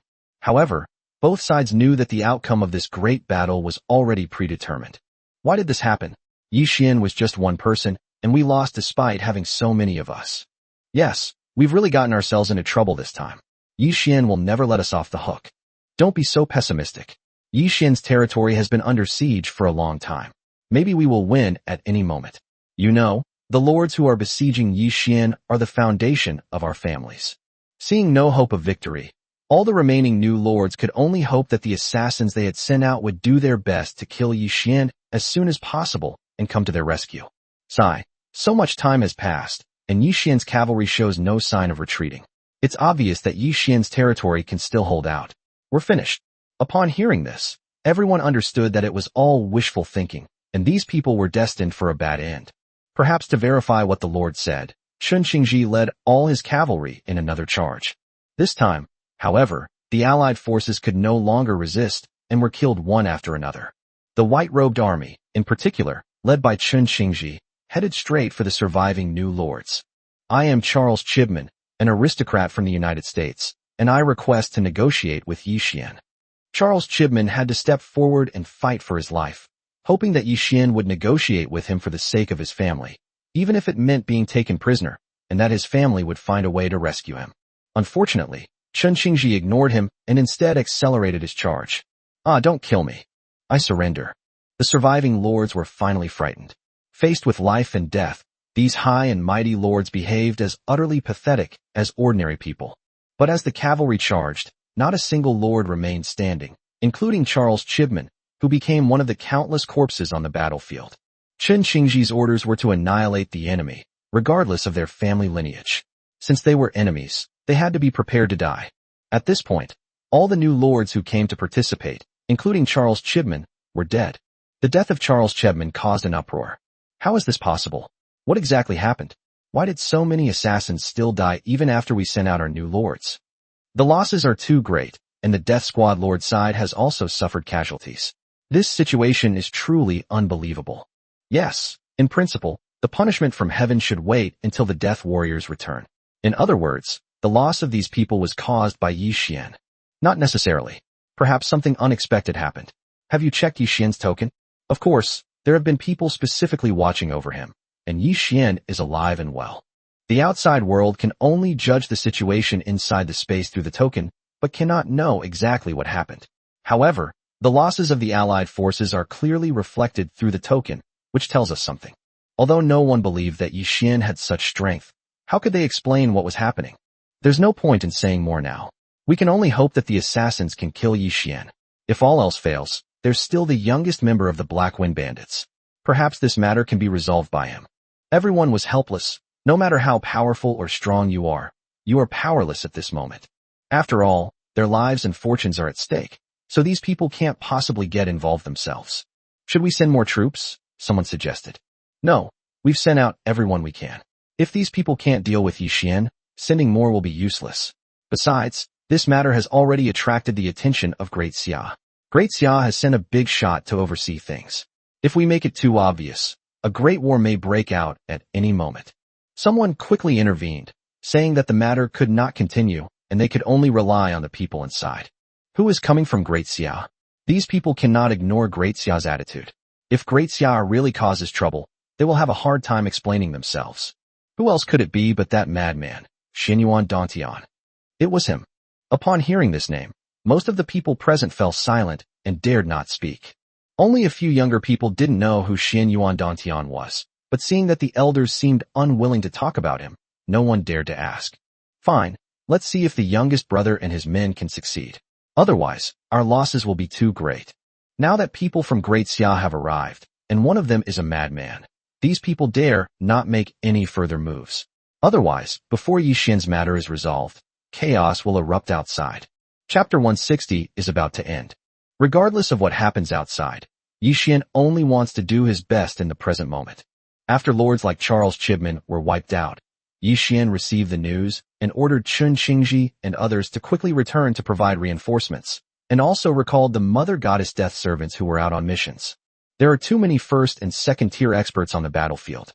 Even with the power of Mother Goddess Deadpool, it is impossible to defeat them all in a short time. However, Mother Goddess Deadpool has already gained the upper hand. As the enemy's summoned heroes continue to fall, the war is about to end. Moreover, under the leadership of Yu Fei and Wang Jian, more than a dozen legions have outflanked and captured several enemy legions. Do you have any other tricks up your sleeve? If so, use them quickly, or this place will be our burial ground. At this point, Lao Yao was filled with regret. He had brought most of the territory's forces, hoping to gain an advantage and improve his status among the Black Wind Bandits. Little did he expect that his attempt to steal a chicken would backfire. Yi Xian is simply inhuman. He's hidden his true strength far too well. With so many elite warriors and his own power, he could easily take down most ordinary lord forces below the kingdom level, yet he's helpless against a mere new lord. Seeing his carefully nurtured heroes and legions fall one by one before his eyes, Lao Yao's heart was bleeding. But this damned space is something you can't give up even if you want to, and Yi Xian can't just leave. From Yi Xian's attitude, Lao Yao realized that Yi Xian is very ruthless and probably doesn't know about the existence of the Black Wind Bandits. Threats are useless against someone like Yi Xian. Before coming here, Lao Yao had learned about Yi Xian and knew that Yi Xian was unburdened, strong, and had no weaknesses or vulnerabilities to exploit. Unless there is a balance of power, it is difficult to negotiate amicably. The allied forces, being the instigators, were perfectly normal to relentlessly attack Yi Xian when he was clearly in the lead, especially since he was clearly the one with the upper hand. The youngest lord hoped that the other lords would be prepared, but unfortunately, he didn't know that these guys knew they would die on this trip and had already handed over their precious supplies to their families, so they were completely unable to deal with the current situation. Just as everyone was looking at each other in bewilderment, the situation on the battlefield changed once again. The first to return were, of course, the powerful Mother Goddess Dead servants. Led by Qin Shi Shu Hua, nearly 2,000 Mother Goddess Dead servants joined the battlefield. The allied forces used human lives to hold off the Mother Goddess's dead servants and barely maintained the situation. However, the arrival of the musicians, chess players, calligraphers, and painters became the final straw that broke the camel's back. Especially when Chun Qingji returned with millions of cavalry and displayed astonishing strength, The Allied forces, which had been holding back the experts, had to join the battle, and the Allied forces completely collapsed. The freed Mother Goddess Deadpool did not attack the Allied forces' regular legions, but instead charged directly at the Allied forces' summoned heroes. Already at a disadvantage and suffering heavy losses, the Allied forces summoned their heroes, but with the addition of thousands of Mother Goddess Death servants, they were completely overwhelmed. Corpses rained down, all of them Allied forces. It's over, we have to find a way out. This battle is lost. The battlefield situation changed drastically, and Lao Yao knew that defeat was inevitable. Unlike the other Death Squad leaders, Lao Yao still had a chance to survive, provided that he could escape Yi Xian's men. The youngest brother, along with a dozen or so people who had been protecting him, secretly broke away from the Allied forces without saying goodbye. Everyone in the Allied forces was busy fighting desperately, and no one noticed the youngest's actions, but surely discovered them. Under the monitoring equipment of the information center, Lao Yao and his group had nowhere to hide. Sir, that arrogant fellow is trying to escape. Shirley reported the situation to Yi Xian immediately. Oh, I see. Yi Xian wasn't going to let this person off the hook. Miaoyin, send 50 death servants to bring this guy back to me. A group of assassins remained by Yi Xian's side to protect his safety, and they came in handy at this moment. At Yi Miaoyin's command, 50 Mother Goddess Death servants chased after the youngest sister who had fled. Yi Xian believed that this person was bound to not escape, so he stopped caring and started paying attention to the situation on the battlefield. As more and more enemy heroes are killed, the balance of power shifts, and the aerial battle will soon come to an end. On the ground, as the cavalry continued their relentless charges, the Allied legions were already in disarray and were fleeing in all directions. However, in the face of the highly mobile cavalry, it was nothing short of a pipe dream for these men to escape.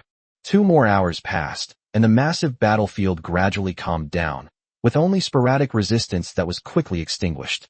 Standing on the city wall, Yi Xian looked into the distance. Such a tragic scene was something Yi Xian could not have imagined before. The experiences of the past month were too bizarre. Fortunately, Yi Xian was quite adaptable and adapted to his new identity. My lord, the enemy has been completely wiped out, and the battle is over. Han Xian confirmed through Shirley's reconnaissance that the enemy had been eliminated. Send out half of the Mother Goddess's dead servants to annihilate all the territories and enemies in this space, leaving no one alive. It wasn't that Yi Xian was ruthless. He understood the principle of not eliminating the root of the problem. Moreover, Yi Xian also wanted to conceal his strength and didn't want anyone to expose the battle. As for how to deal with the forces from outside Earth, Yi Xian had his own ideas.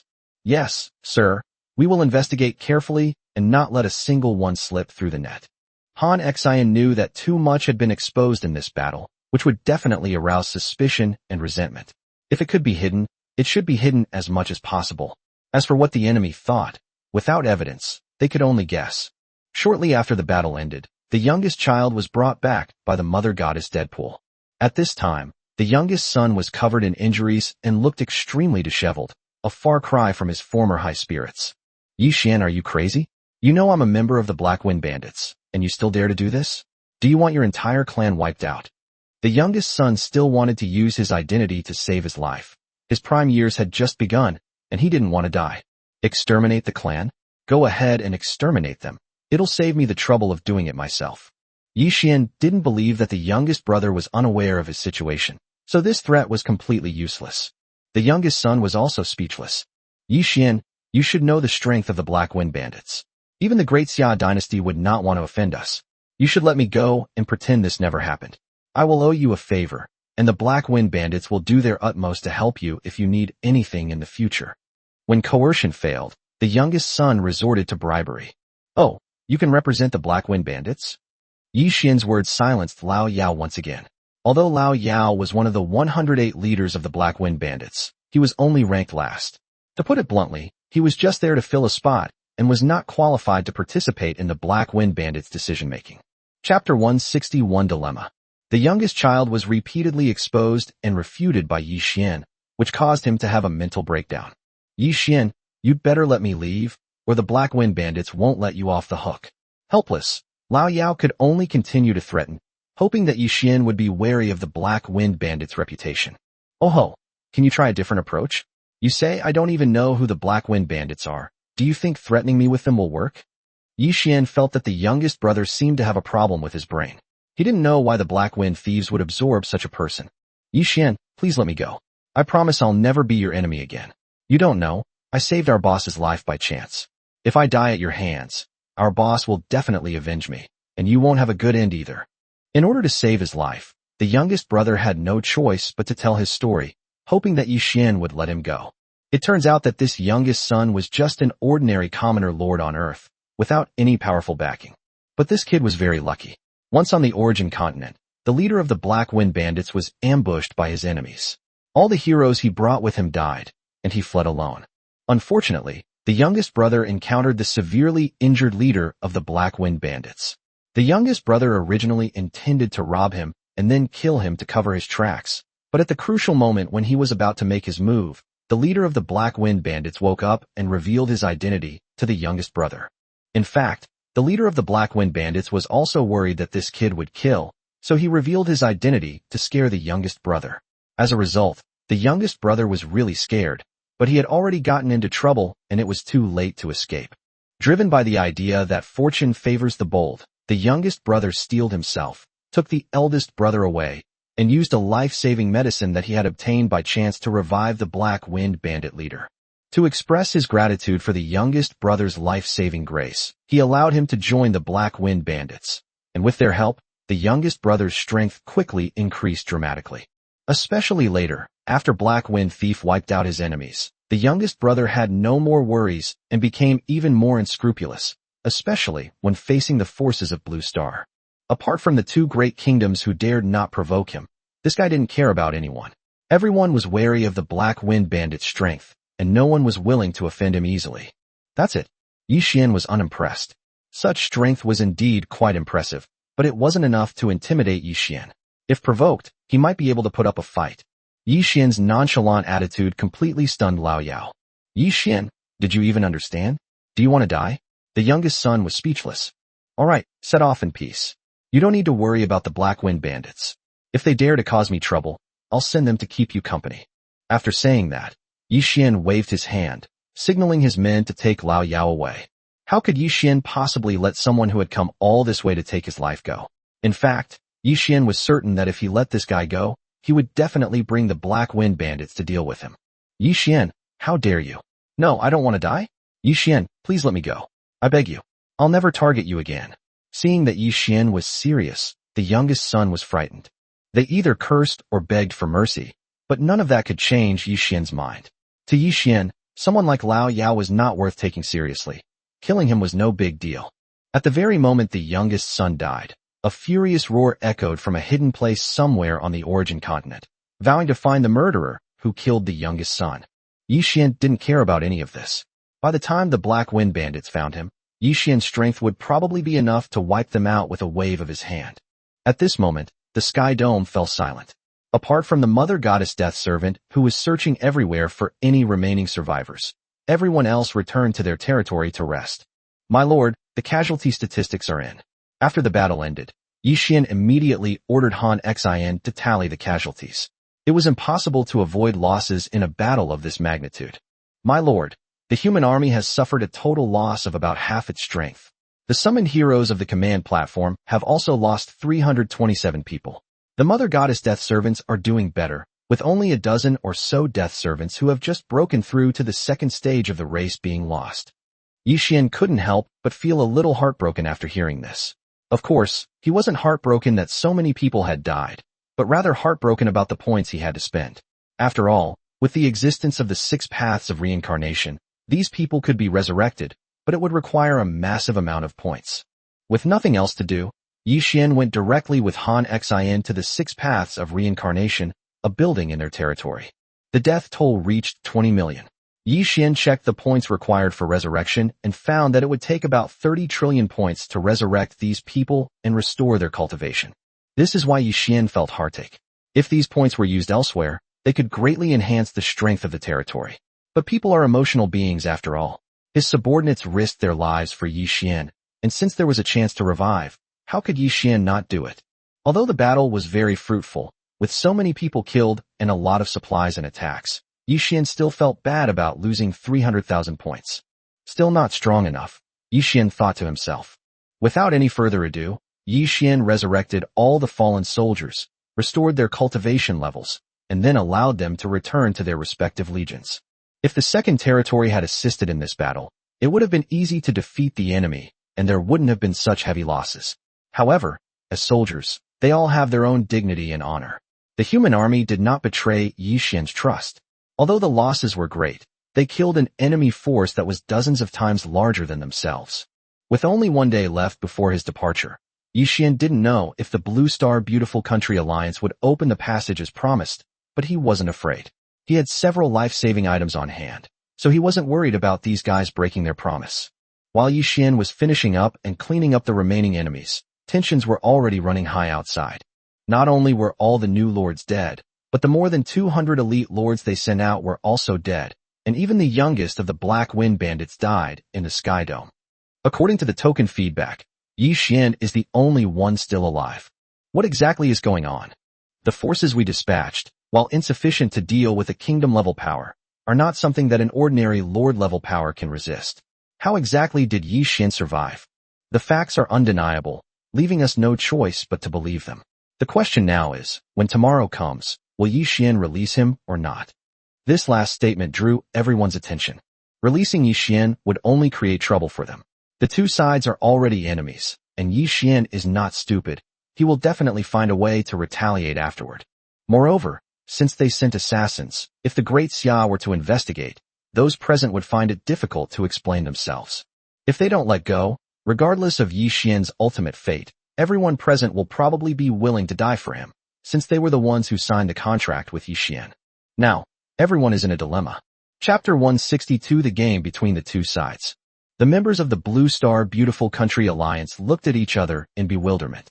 No one had expected things to develop to this point, putting them in such a precarious situation, unsure of what to do. Let Yi Xian out. Risi is waiting for an opportunity to make a move. Besides, the Black Wind Bandits won't let it go after their youngest brother died at Yi Xian's hands. When it comes to their own life and death, none of these important figures are willing to sacrifice themselves for Yi Xian. Yes, Xianyuan Dantian has arrived. If we don't open the Sky Dome, the higher-ups will not want to see Xianyuan Dantian cause trouble. Some people agree, but no one disagrees, which is understandable. Nobody wants to die. Just then, someone came in from outside. My lords, orders from above forbid opening the Sky Dome space to release Yi Xian. The higher-ups will send someone to negotiate with Great Xia. Everyone was stunned when they heard the report from the visitor. If Yi Xian isn't released, what will happen to me? Will I be buried with Yi Xian? Wouldn't that be like shooting myself in the foot? The crowd was deeply dissatisfied. The higher-ups' intentions were very clear. They were willing to sacrifice themselves to eliminate Yi Xian, this potential threat. However, they dared not speak freely in public, lest they bring trouble upon their family, and could only secretly ponder how to break the deadlock. This move by the U.S. leadership has put these people in a very difficult position. They were clearly serving the country, yet they've ended up like this. Alright, don't be pessimistic. There's still one day left until the deadline. Let's see what the higher-ups plan and how things go with the contacts with Xia. This is also the best solution at present. Meanwhile, as expected, the United States sent people to contact Ling Huyu, Xianyuan Dantian, and others. Lord Xianyuan, I didn't expect such a small matter to alarm you. Claire Kenneth, the Foreign Minister of the United States, personally intervened. Xianyuan Dantian is a notorious madman, both on Blue Star and on the Origin continent. He's the kind of person who will resort to violence at the slightest provocation and will solve problems with his own hands rather than with words. Moreover, he is incredibly powerful, having already broken through to the third rank and progressed far on the path to the third rank. His territory is also very strong, with several heroes at the third rank and many more below the second rank. Faced with such a madman, the United States dared not be negligent. Secretary Claire Kenneth, you know perfectly well why I'm here, so there's no need for us to waste words. Xianyuan Dantian disliked dealing with these international forces. They were too hypocritical. Even though they were enemies and could go to war at any time, they insisted on acting as if they were old friends meeting. I know you came here because of Yi Xian, but I'm afraid you can't take Yi Xian with you now. You should have also received the news that Yi Xian killed all the new lords in the rookie competition. Such a brutal act must be explained to all parties. This is tantamount to the guilty party accusing the innocent first, putting a big accusation on Yi Xian. So what if he killed someone? What's the big deal? Which lord doesn't kill people? It's nothing. If you're going to participate, you have to be prepared to die. Does that mean others are allowed to kill Yi Xian, but Yi Xian isn't allowed to fight back? Your theories are as ridiculous as ever. You're not as strong as others, so what excuses are you making? Although Xianyuan Dantian said he didn't care, he was actually very shocked. He never expected that Yi Xian was so ruthless. He wiped out nearly 100,000 lords and an army of hundreds of millions.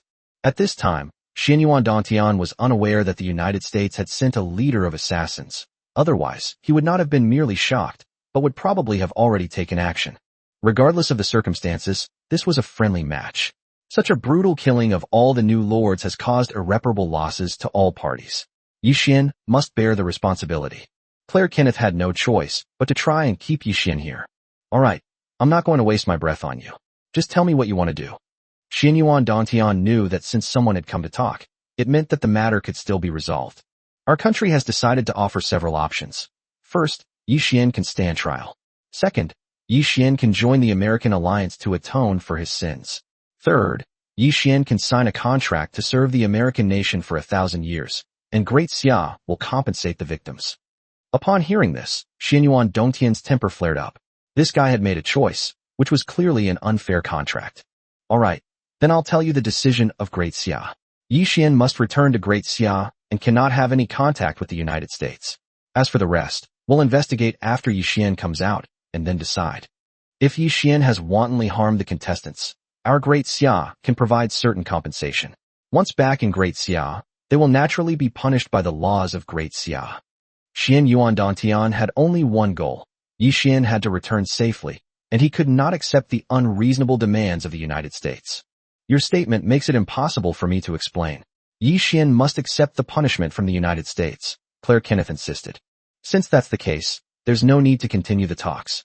Let's each rely on our own abilities. If things get really bad, we can go to war. My Great Xia is having a hard time on the origin continent, and your beautiful country is also struggling. If things get really bad, we might as well fight to the death. Xianyuan Dantian started acting arrogantly. There was no reasoning with these hypocrites. By the way, let me remind you, I am on the Emperor's orders. If anything happens to Yi Xian, the Emperor and the elders will go directly to your United States Alliance headquarters to speak with the chairman in person. Xianyuan Dantian threw out another sentence. The ancestors of the Great Xia dynasty were all fourth-level experts. Although the United States also had some, they were slightly inferior in terms of actual combat strength. If these people were to go to the Alliance headquarters on the origin continent for a major battle, not only would they lose face, but the losses would be incalculable, and they might even give other forces an opportunity. Claire Kenneth hadn't expected that Yi Xian would be so highly regarded in Great Xia, with even several patriarch-level figures going so far as to personally intervene. For a junior who has made a mistake, your Great Xia really dares to defy the world? Claire Kenneth was unsure of Great Xia's true attitude. I've told you everything I need to say. You should go back and report it. Xianyuan Dantian was too lazy to waste any more words. The matter was escalating rapidly, and Claire Kenneth dared not delay, so she quickly went back to report it. Before the high-ranking officials of the United States could reach a conclusion, they received intelligence again that the Great Xia had sent people again. This time, not only the Xianyuan family came, but also other families from the Compound Surname Alliance, and none of them were minor figures. If this group causes trouble in the United States, it will be really difficult for the United States to deal with them, especially since it is difficult to control the situation. If they kill people, the United States will not be able to withstand the retaliation from Great Xia after creating a grudge. If they don't kill anyone, the United States will have a hard time handling the situation, and they'll lose face. Chapter 163 Business Planning. While the two sides were vying for power, Yi Xian had also completed the final cleanup. Within the Sky Dome, apart from Yi Xian's territory, there was no one else present. With one day left before his departure, Yi Xian didn't want to waste any time, so he summoned the cabinet and family, among others, to discuss the development of commerce in the territory. I have already instructed Shen Wansan to establish the Jiutian Chamber of Commerce in Daxia. The Jiutian Chamber of Commerce will become a directly affiliated chamber of commerce of the territory, responsible for all commercial transactions in the territory. The territory has opened a multi-dimensional trading platform, which we must make good use of. I will summon a group of business talents later. Family, You should arrange these people and make good use of them to develop the territory's commerce as soon as possible. Yi Xian briefly explained the situation. My lord, the virtual trading platform plays a significant role in the accumulation of resources and wealth in the territory. However, we still need to find a way to obtain the high-quality materials that the territory urgently needs. I suggest that after we arrive on the origin continent, we organize several caravans to travel among the various forces on the origin continent, try to find a batch of high-quality materials, and at the same time obtain resource intelligence. This will require military protection, and I hope that Your Excellency can make arrangements. For Yi Xian's territory, other resources are not very important, and there is no shortage of ways to obtain them. The only thing that is most scarce is materials of the 7th rank and above. In particular, some defensive buildings, due to their large number, require hundreds of thousands of units of high-level materials. We need to take multiple approaches and make full use of the superbrain's functions to find the source of the required materials, and then organize people to purchase or collect them. However, this raises a problem. It's practically impossible to buy high-level materials with spirit coins or spirit stones. They almost always require exchanging them with materials of the same level. Therefore, what we need to do most is to stockpile them. The best way to stockpile high-level materials is to mine them or even rob them. This is also why high-level materials are hard to find on the origin continent. Those who obtain them by chance keep them in their hands, waiting to exchange them for those that suit them. It's impossible to buy them with spirit coins. Would a lord or faction that possesses high-grade materials lack spirit coins? My lord, there must be plenty of high-grade materials on the origin continent. As long as we make full use of our advantages, it's only a matter of time. Indeed, with so many lords on the origin continent, especially those who have developed their power, they all need high-level materials, so their reserves must be huge. Yi Xian only has one territory, so how could it not be enough? He just needs time to collect them. There's really no need to plan the general direction of business. It's nothing more than buying, mining, and plundering. Doing these things isn't as difficult as you might imagine. The multiverse trading platform allows you to purchase materials up to tier 8, and with a bit of luck, you can even get tier 10 materials. As for mining, with the superbrain around, it's much easier. With enough military support, they can mine with peace of mind. The final method of acquisition will be left to the second territory. In Yi Xian's mind, the mothership and Dragon Island will also play a role. However, there is no time to implement these measures. They must be done after we arrive on the origin continent. This group of new lords has already arrived on the origin continent. If it weren't for this newcomer competition, Yi Xian would have already arrived on the origin continent by now. There's no other way. Things have to be done one step at a time. After making the arrangements, Yi Xian arrived at the Temple of Heaven. Temple of Heaven. Level 50. Quality unknown. Attribute. Summon either a skilled talent or a professional talent. Choose one. Summon characters range in quality from bronze to supreme for skilled talents, and from S to RRR for professional talents. 1. Law enforcement officers. 2. Civil officials. 3. Strategist. 4. Merchant. 5. Educators. Summon. Starting score is 10,000. The score increases tenfold for each level gained. Upgrade. 3.2 billion points. The required points double every 10 levels. Considering the complexity of business and the large number of talents required, Yi Xian directly summoned 10 top-quality RRR level talents, with the number of talents of other qualities increasing tenfold. After summoning more than 10,000 people, Yi Xian stopped and began to upgrade them. Entering the multiverse trading platform requires no cultivation and poses no danger to life, but these people will encounter dangers everywhere as they travel across the origin continent, requiring them to raise their level to a certain extent. Unfortunately, using points to level up can only help these people advance to the first job advancement. The rest is up to them. To ensure the safety of these people, Yi Xian considered whether to use the hero platform to summon heroes for protection, but this would affect the combat strength of the second territory. My lord, there is no need to form too many caravans. I estimate that organizing 10 teams and sending 100 heroes to accompany them will basically ensure safety. Fan Li's words enlightened Yi Xian. In the initial stage, it was indeed unnecessary to make it so large. As for the number of accompanying heroes, 10 or 20 people would be enough for a caravan. After all, they were going out to do business, not to fight a war. Furthermore, second-tier heroes are already a force to be reckoned with on the origin continent.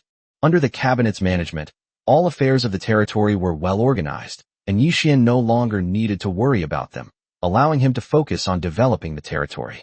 After dealing with these matters, Yi Xian waited patiently in his territory for the appointed time to arrive, while simultaneously planning his actions after descending upon the origin continent. As the time was about to expire, Yi Xian teleported away from his territory, leaving only Yi Miaohan behind. At this point, both sides had basically reached an agreement. The United States demanded that Yi Xian take responsibility for his crimes and pay compensation, and put forward a series of agreements. Its purpose was nothing more than to keep Yi Xian, this potential threat, under the control of the United States. The Great Xia side was well aware of the United States' intentions, so they firmly stated that everything would be decided after Yi Xian came out and the matter was investigated. Even if Yi Xian was wrong, that would be an internal matter for Great Xia. Meanwhile, the Charles family and other high-ranking members who signed the contract with Yi Xian were also working tirelessly, as they did not want to die. Therefore, regardless of how things unfold, Yi Xian must be released, and all parties can accept this. When the time came, the United States acted swiftly, opening the Sky Dome, and Yi Xian followed Yi Miaohan out. Yi Xian, do you know your crime? As soon as Yi Xian came out, he saw a lot of people waiting outside. Before Yi Xian could do anything, a loud shout suddenly came. Who is this, shouting in public? Can't they have any manners? Yi Xian had anticipated the United States' reaction. But Yi Xian was confident and prepared. He was determined to teach these guys a lesson this time. Chapter 164, Turning the Tables. Yi Xian knew that the guy who jumped out at this time was arranged by the enemy without even thinking, and Yi Xian naturally wouldn't tolerate it. Yi Xian, you wantonly harmed the new lords of Blue Star, causing a generational gap on Blue Star and seriously affecting Blue Star's development and strength. Do you know your crime? As the foreign minister, Claire Kenneth was the most appropriate person to step forward and rebuke Yi Xian, especially with officials from the Great Xia dynasty present. Who are you? Don't label me so easily. Who did I harm? You should know that I don't offend others unless they offend me. These bastards only care about their own interests and come to intercept and kill me. Do you expect me to just stretch out my neck and wait to die? Although Yi Xian was stating the facts, the arrogance in his words made Claire Kenneth raise her eyebrows, but the people from the various families of Great Xia found it very satisfying and nodded frequently. The consistent principle of the Great Xia dynasty is to avoid provoking trouble, but when trouble comes, they are not afraid of it and will fight if anyone disagrees. It can be said that Yi Xian's temperament is very much to everyone's liking.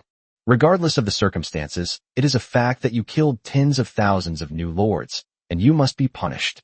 Claire Kenneth was eager to define the nature of the matter so that she could hold Yi Xian accountable later. Bullshit.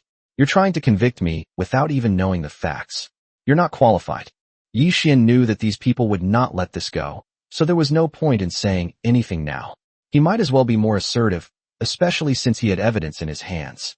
You bastard, you are unrepentant. What did my new Lord of the United States do to offend you? How could you be so ruthless? Such a loss is unprecedented in the 10,000 years of the earth. Claire Kenneth was heartbroken and blamed everything on Yi Xian. A bunch of hypocrites, shameless indeed. Let me show you this. Yi Xian stopped wasting words and took out a recording stone, which clearly recorded the scene of the Blue Star Alliance attacking Yi Xian. The image recording stone is a unique item of the origin continent. It is not very precious, but it is not something that just anyone can take out. Claire Kenneth hadn't expected that Yi Xian would have one. A moment later, the playback ended, and everyone could clearly see that Yi Xian was on the defensive. Mr. Claire, shouldn't your United States give my Great Xia an explanation? What happened to the rookie competition? What's the meaning of all these people surrounding Yi Xian? It was already clear that Yi Xian was absolutely in the right, and Xian Yuan Dantian finally had an excuse. In fact, Xian Yuan Dantian had known all along that the United States had ill intentions, but he did not expect it to go so far. He could not say anything before because he had no evidence, but now that there was evidence to show that Yi Xian was the victim, he naturally went out to support Yi Xian. What else do you have to say? You're not going to say this is fake, are you? Yi Xian toyed with the recording stone and said sarcastically, given Earth's technological level, videos can indeed be faked, but no one on the primordial continent has the ability to forge the recording stones used by other planets. The recording stone is of course genuine, but we don't know the details of what happened yet. Maybe it was you, Yi Xian, who used tricks to set a trap for other new lords. In any case, it's a fact that you killed so many people. Claire Kenneth had no way to refute the claim, and could only insist on the fact that Yi Xian had committed murder. Alright, let's leave it at that. The fault doesn't lie with Yi Xian. Your people deliberately provoked us. So what if they die? It's no big deal. Xin Yuan Dantian didn't want to escalate the situation. He just wanted to get Yi Xian back as soon as possible, since they were on someone else's territory. No, Yi Xian must be put on trial. Our people cannot have died in vain. Claire Kenneth would never let such a good opportunity slip by. Who knows when she'll get Yi Xian out of Great Xiao again. Humph, you still have the nerve to hold me accountable? Let me tell you, I won't leave until you give me a satisfactory explanation. As he spoke, Yi Xian took out another recording stone. This time, the footage shown was of the various clan leaders attacking Yi Xian's territory. Of course, Yi Xian recorded it cleverly, without revealing too much or showing the process of these experts' deaths. Damn it, what's going on, Mr. Claire? I will report this to the kingdom. If you can't give a satisfactory explanation, my great Xia will not let this go. The two major powers on Blue Star have a deep understanding of each other. The great Xia also has records of these Death Squad lords. Xin Yuan Dantian recognized them immediately, and these lords were definitely not newcomers. Seeing the footage playing, Claire Kenneth was speechless. He never expected that Yi Xian had prepared evidence in advance. The conflicts between the new lords can be explained, and even attributed to Yi Xian, but the appearance of an old lord is simply unacceptable. As the host country, the United States allowed the old lord to enter the arena, which cannot be covered up by words alone. Claire Kenneth never expected that Yi Xian would be so insidious as to record the whole thing.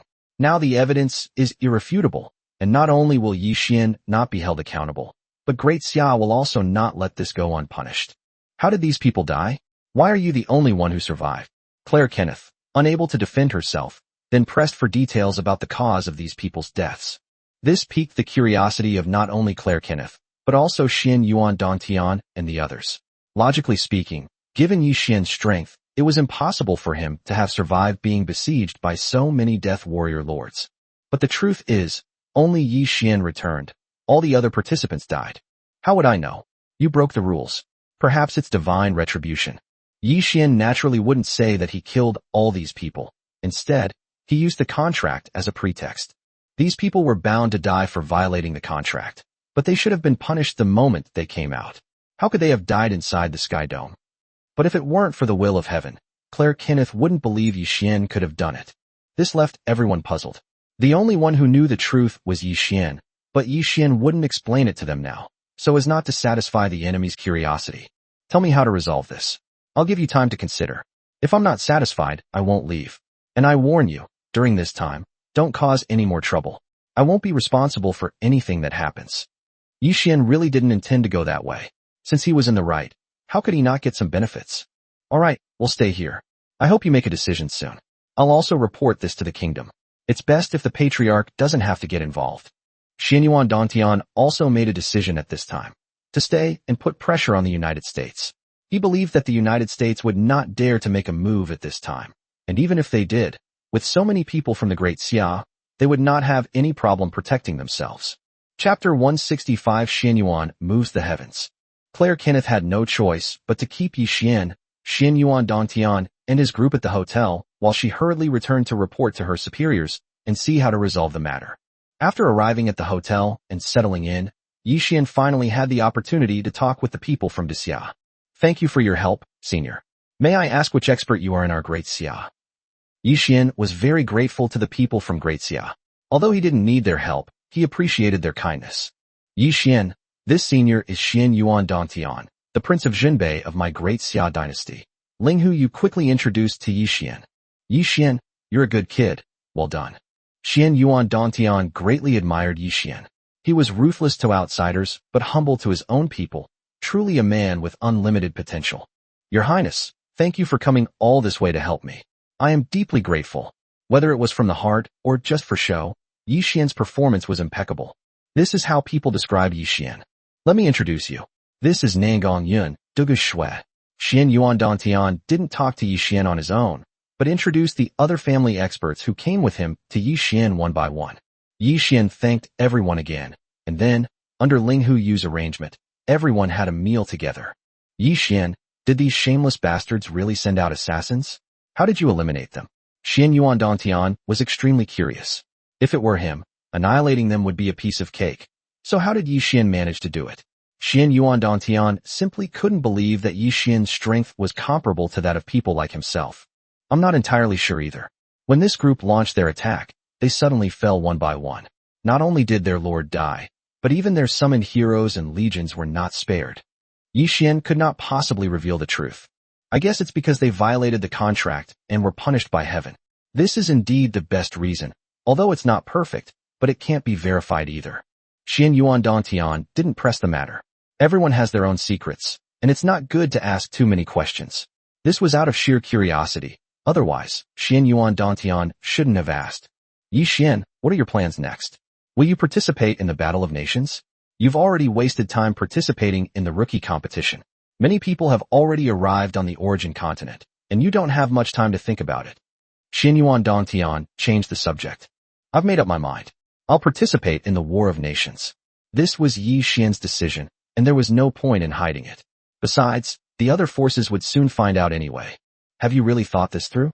You should know that your generation's Heavenly Emperor is a monster.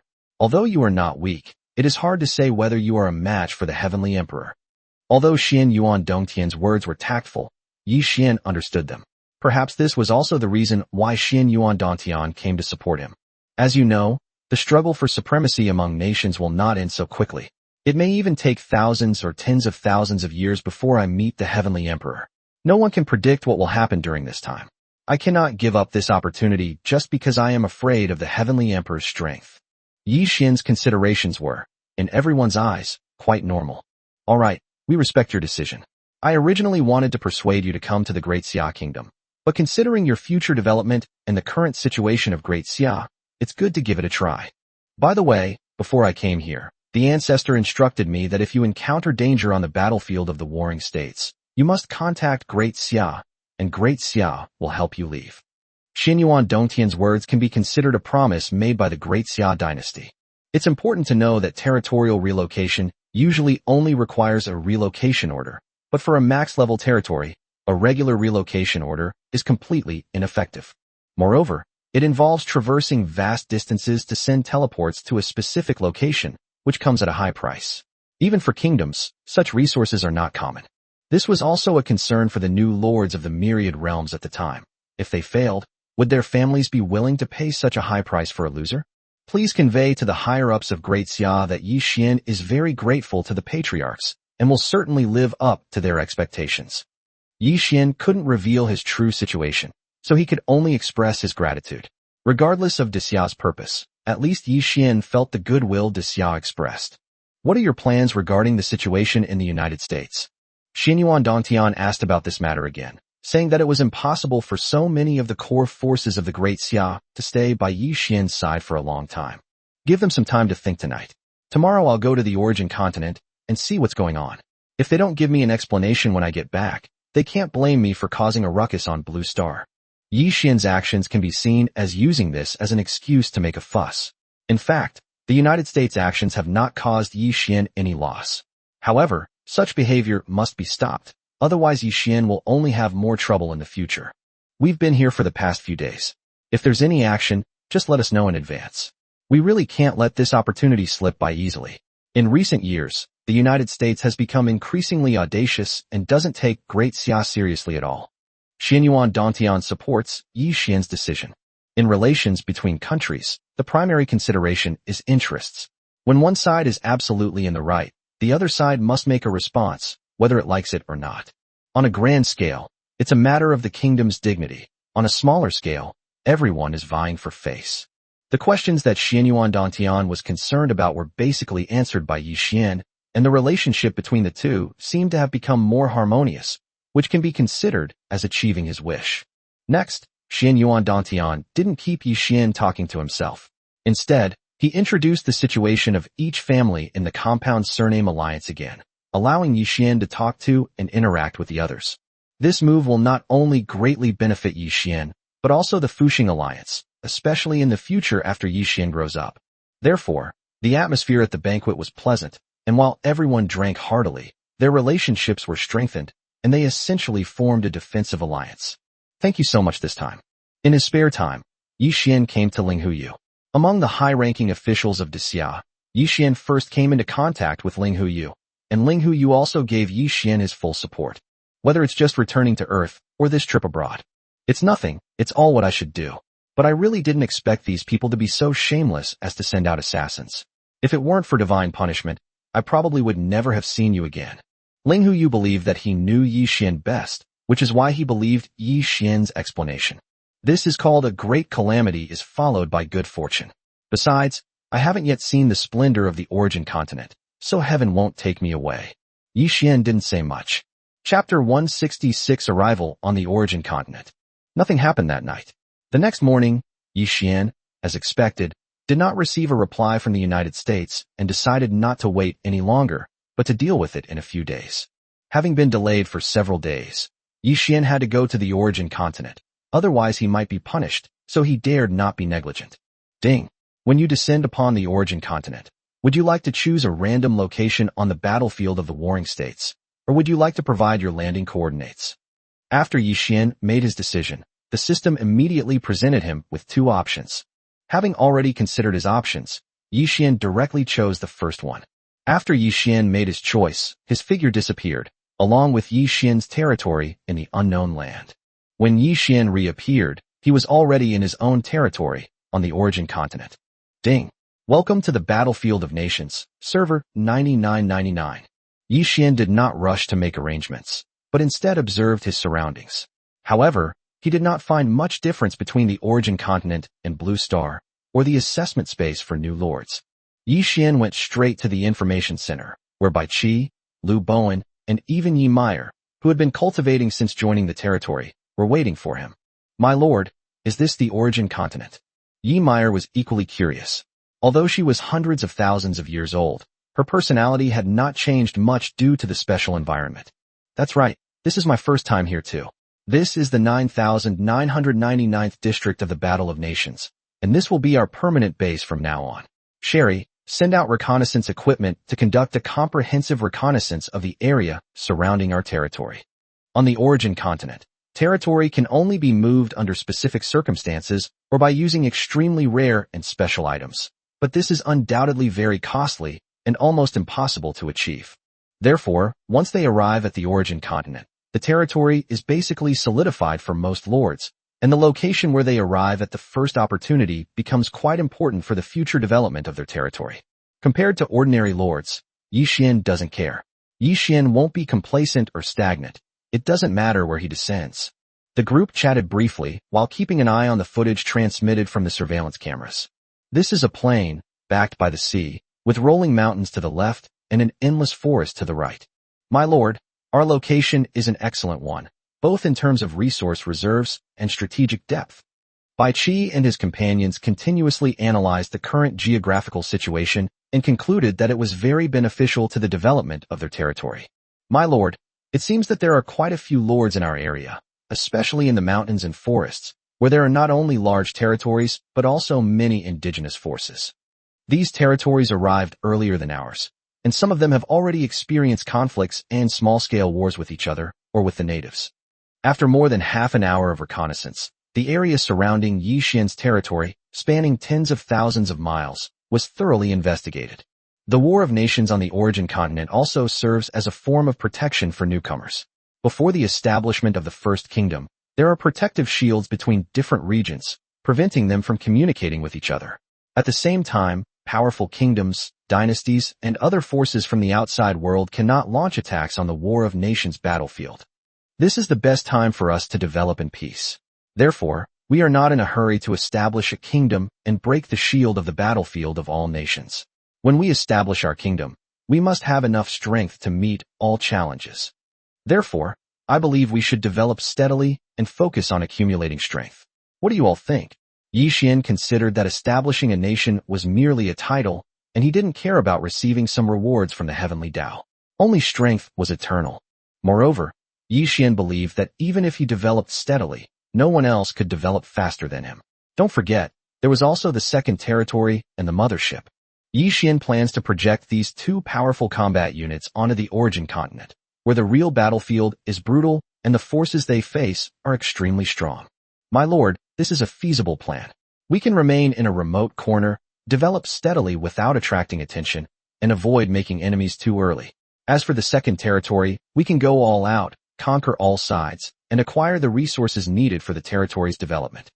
Although Yi Xian's idea was somewhat underhanded, it was still the best choice.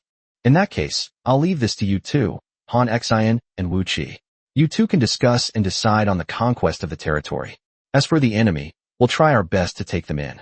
With the Lord statue here, there's no need to worry about any trouble. However, you don't need to be lenient with some dark races, natives, and mortal enemies. We will try to recruit those with potential, but that doesn't mean we'll take just anyone. You can decide for yourselves. In addition, the development of other industries in the territory must also keep up. I will bring some supplies from Blue Star later. As for commercial matters, Fan Li will be in charge. The multiverse trading platform must be made good use of. As for the formation of caravans, that can also be done. I will place the caravans in the second territory to develop in the origin continent. There is no need for trade here. In addition, we will continue our city building plan, build cities in the conquered territories and natives according to the previous plan, and at the same time exploit the surrounding resources. Yi Xian expressed his thoughts one by one, which can be regarded as setting the tone for the development of the main territory. Moreover, Yi Xian felt at ease in trusting the main territory to Han Xian and others for planning, and he still needed to focus his main efforts on the second territory. My lord, our Dark Knight army cannot just guard the evil race's spatial passage. Please do not forget us when assigning tasks. Seeing Yi Xian begin to make arrangements for the next steps, Yi Meyer, not wanting to be left behind, made a request. Don't worry, the Dark Knight Legion's combat strength is no weaker than other legions, especially the Dark Knight Hero Legion. Not only are there many people, but their strength is also strong enough. I will certainly not forget them. However, with the human army and heroes of the command platform on our main territory, we should be able to handle the battlefield of the warring states. Our main focus should be on the origin continent, which is our main battlefield. Yi Xian had long planned for the Dark Knight army group. As for the passage leading to the evil clan, Yi Xian did not want to use it for the time being. He would first adopt a passive defense for a period of time, and then give himself some time to develop his strength before deciding what to do next. Yi Xian was unsure about venturing into a new world, especially since even the super brain couldn't find anything about the evil race, which meant that the world the evil race lived in was no longer the same as the myriad realms. If anything happens in the main territory, contact me immediately, or go directly to the second territory to discuss with the cabinet and Bai Qi and others. After handling the affairs of the territory, I still need to return to Blue Star, which may take up some time. Yi Xian made the final arrangements. Chapter 167 Material Shortage. After making the basic arrangements in the main territory, Yi Xian left Han Xian and the others behind and led the remaining people to the second territory. At this moment, in the second territory, the main generals of each legion were waiting for Yi Xian's arrival.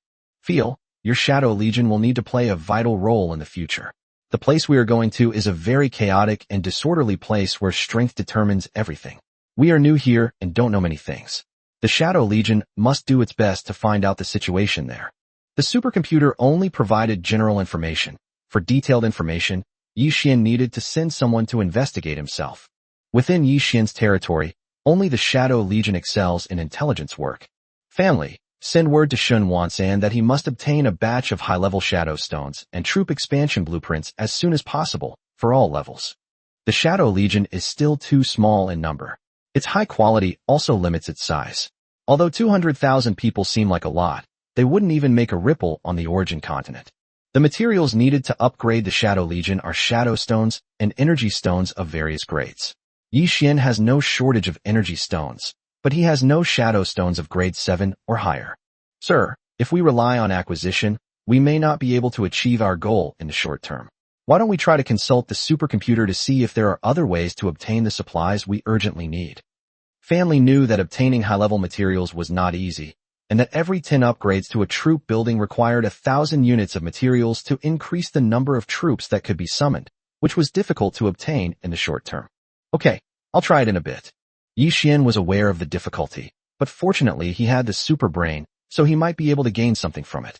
Regardless, the Shadow Legion must increase its numbers. This is crucial for its future plans. Yi Xian did not rush to project the information to the second territory, but instead sorted out the situation there. The second territory was, at this point, arguably Yi Xian's strongest combat unit. The Night Elf Army Group, commanded by Yi Tiannan, comprises 50 legions of the Night Elf race, totaling 25 million people. The Beast Legion, led by Wolfheart, comprises 50 legions including the Shadow Wind Fang Duck and the Purple Star Wolf, totaling 25 million people. The Special Forces Group Army, commanded by Huoweir, includes the 5 Elements Legion, the 4 Mad Legion, the 4 Flames Legion, and other Special Forces Legions, totaling 7.76 million. There is also an Ancient Barbarian Legion that has been cultivating since it was summoned and has not yet participated in the Great War. Although it only has 2 million people, its combat power should not be ignored. In terms of summoning heroes, the Second Territory has 6,000 members of the Dark Knight Heroes Corps, 6,000 members of the Heroic Platform, 1,000 members of the God Ranking, and 100,000 members of 10 powerful Dragon Legions that are secretly training. It can be said that the strength of the Second Territory accounts for more than half of Yi Xian's overall strength. In addition, the main territory's human army has 50 million soldiers, and the command platform has 6,000 heroes. Mothership, 1,010 heroes below Catherine, 2 million fighters, and 5 million mechanical warriors. With the addition of the Mother Goddess Death Servant, this constitutes all of Yi Xian's main combat force. Everyone, the place we are going to next is a very chaotic place on the Origin continent. There is constant warfare and plundering, with almost no rest. Countless lords disappear at any time. Even kingdom-level forces must be careful there. After we get there, because we lack top-tier combat power, we shouldn't be too flamboyant in the early stages and make enemies everywhere. But we don't need to be afraid of trouble either. Even if we encounter a kingdom-level power, I have a way to deal with it. Jiangxia, Wenzhong, Yimiaoing. Your main task, along with the heroes of the God Ranking and the Mother Goddess's Death Servants, is to improve your strength and break through to the 3rd and 4th stages as soon as possible. As long as we have enough 3rd-tier heroes and 4th-tier experts, we will have no fear of any opponent in the chaotic domain. The safety of the Second Territory depends on you. Generally speaking, when several forces are at odds, they will not quickly mobilize their hidden strength. Therefore, Yi Xian is still at ease about the safety of the Second Territory. However, he is afraid that unexpected events may occur, such as some rule breakers jumping out or a passing powerful figure suddenly making a move. Although the possibility is slim, we still have to be on the safe side. Moreover, the Origin continent is simply too vast. For anyone, fighting is not the difficult task. The difficult task is traveling. Especially in wars between kingdom-level forces, a single major battle could mobilize tens or even hundreds of billions of troops, making it extremely difficult for so many people to reach the battlefield. Moreover, the teleportation arrays on the Origin continent have limitations. The number of people teleported each time is simply insufficient for mobilizing a large army. Therefore, on the Origin continent, many powerful territories or kingdoms emerged, but they could not solve the problem of excessive size by simply plundering without occupying them. When Yi Xian first arrived in the chaotic domain, he adopted the same strategy, to focus on eliminating and plundering enemies, rather than occupying land outside of enemy territory. Unless it's like the main territory, gradually swallowing it up step by step, but that takes time, the role of the Second Territory must not be wasted on this. Once we project the image, each legion will immediately take up its combat position and await orders. The Shadow Legion will then infiltrate the surrounding area to ascertain the situation. There are many powerful forces in the chaotic domain, and some of the equipment in the information center is easy to be discovered. It is not as efficient as the Shadow Legion. Moreover, the main territory is more suitable for using the information center, so Yi Xian left the information center in the main territory. Catherine, you will follow the Second Territory for now, but do not reveal yourselves. We will see how things go later. Yi Xian's plan was to deploy the mothership as an independent combat unit elsewhere. Yes, sir. Recently, the technology on the mothership has advanced. After you invested points to increase research and development efforts, we found a way to improve the combat power of the mechanical warriors. However, it requires 2 materials, iron cutting core and holy stone, with a minimum quality of 6th rank or higher. Seeing that Yi Xian had mentioned the mothership, Catherine took the opportunity to report back. Yi Xian knew that with enough materials, the mechanical warrior's level could be increased. If nothing unexpected happened, this upgrade would allow the mechanical warrior to reach the 1st level. Yi Xian then checked the storage space and found that of the 2 materials Catherine mentioned, there were only a few dozen units of the 6th rank or higher, which was undoubtedly insufficient for the massive mechanical warriors. In particular, when the mothership is operating independently, expanding its fleet is also essential. Materials again, this is Yi Xian's biggest worry right now. Okay, I understand. Family, you should also try to get some of these urgently needed materials. After the territory was properly arranged, Yixin needed to find a way to obtain the materials. Chapter 168 Chaotic Domain. With the initial arrangements for the second territory completed, the entire territory began to be projected onto the origin continent. The chaotic domain is a place that is quite famous throughout the origin continent. No one knows exactly how big it is, but it is much larger than other domains. This area is nominally ruled by the Yongqing dynasty and the Tianyu dynasty respectively, but the chaotic region sandwiched in between is a complex situation with various forces entrenched, making it both a battlefield and a buffer zone for the two sides.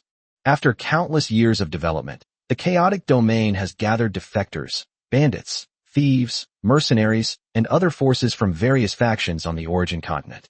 In short, they are all forces that walk in the shadows and cannot see the light of day. A small number of more righteous and just forces are also struggling to survive here, thanks to their own strength.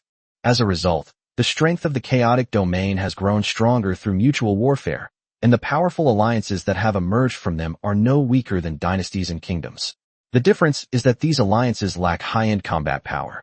Kingdom-level forces must have 4th-rank experts, while Imperial-level forces must have 5th-rank experts. Otherwise, they cannot gain the recognition of the heavenly Tao, and their legitimacy will be questionable.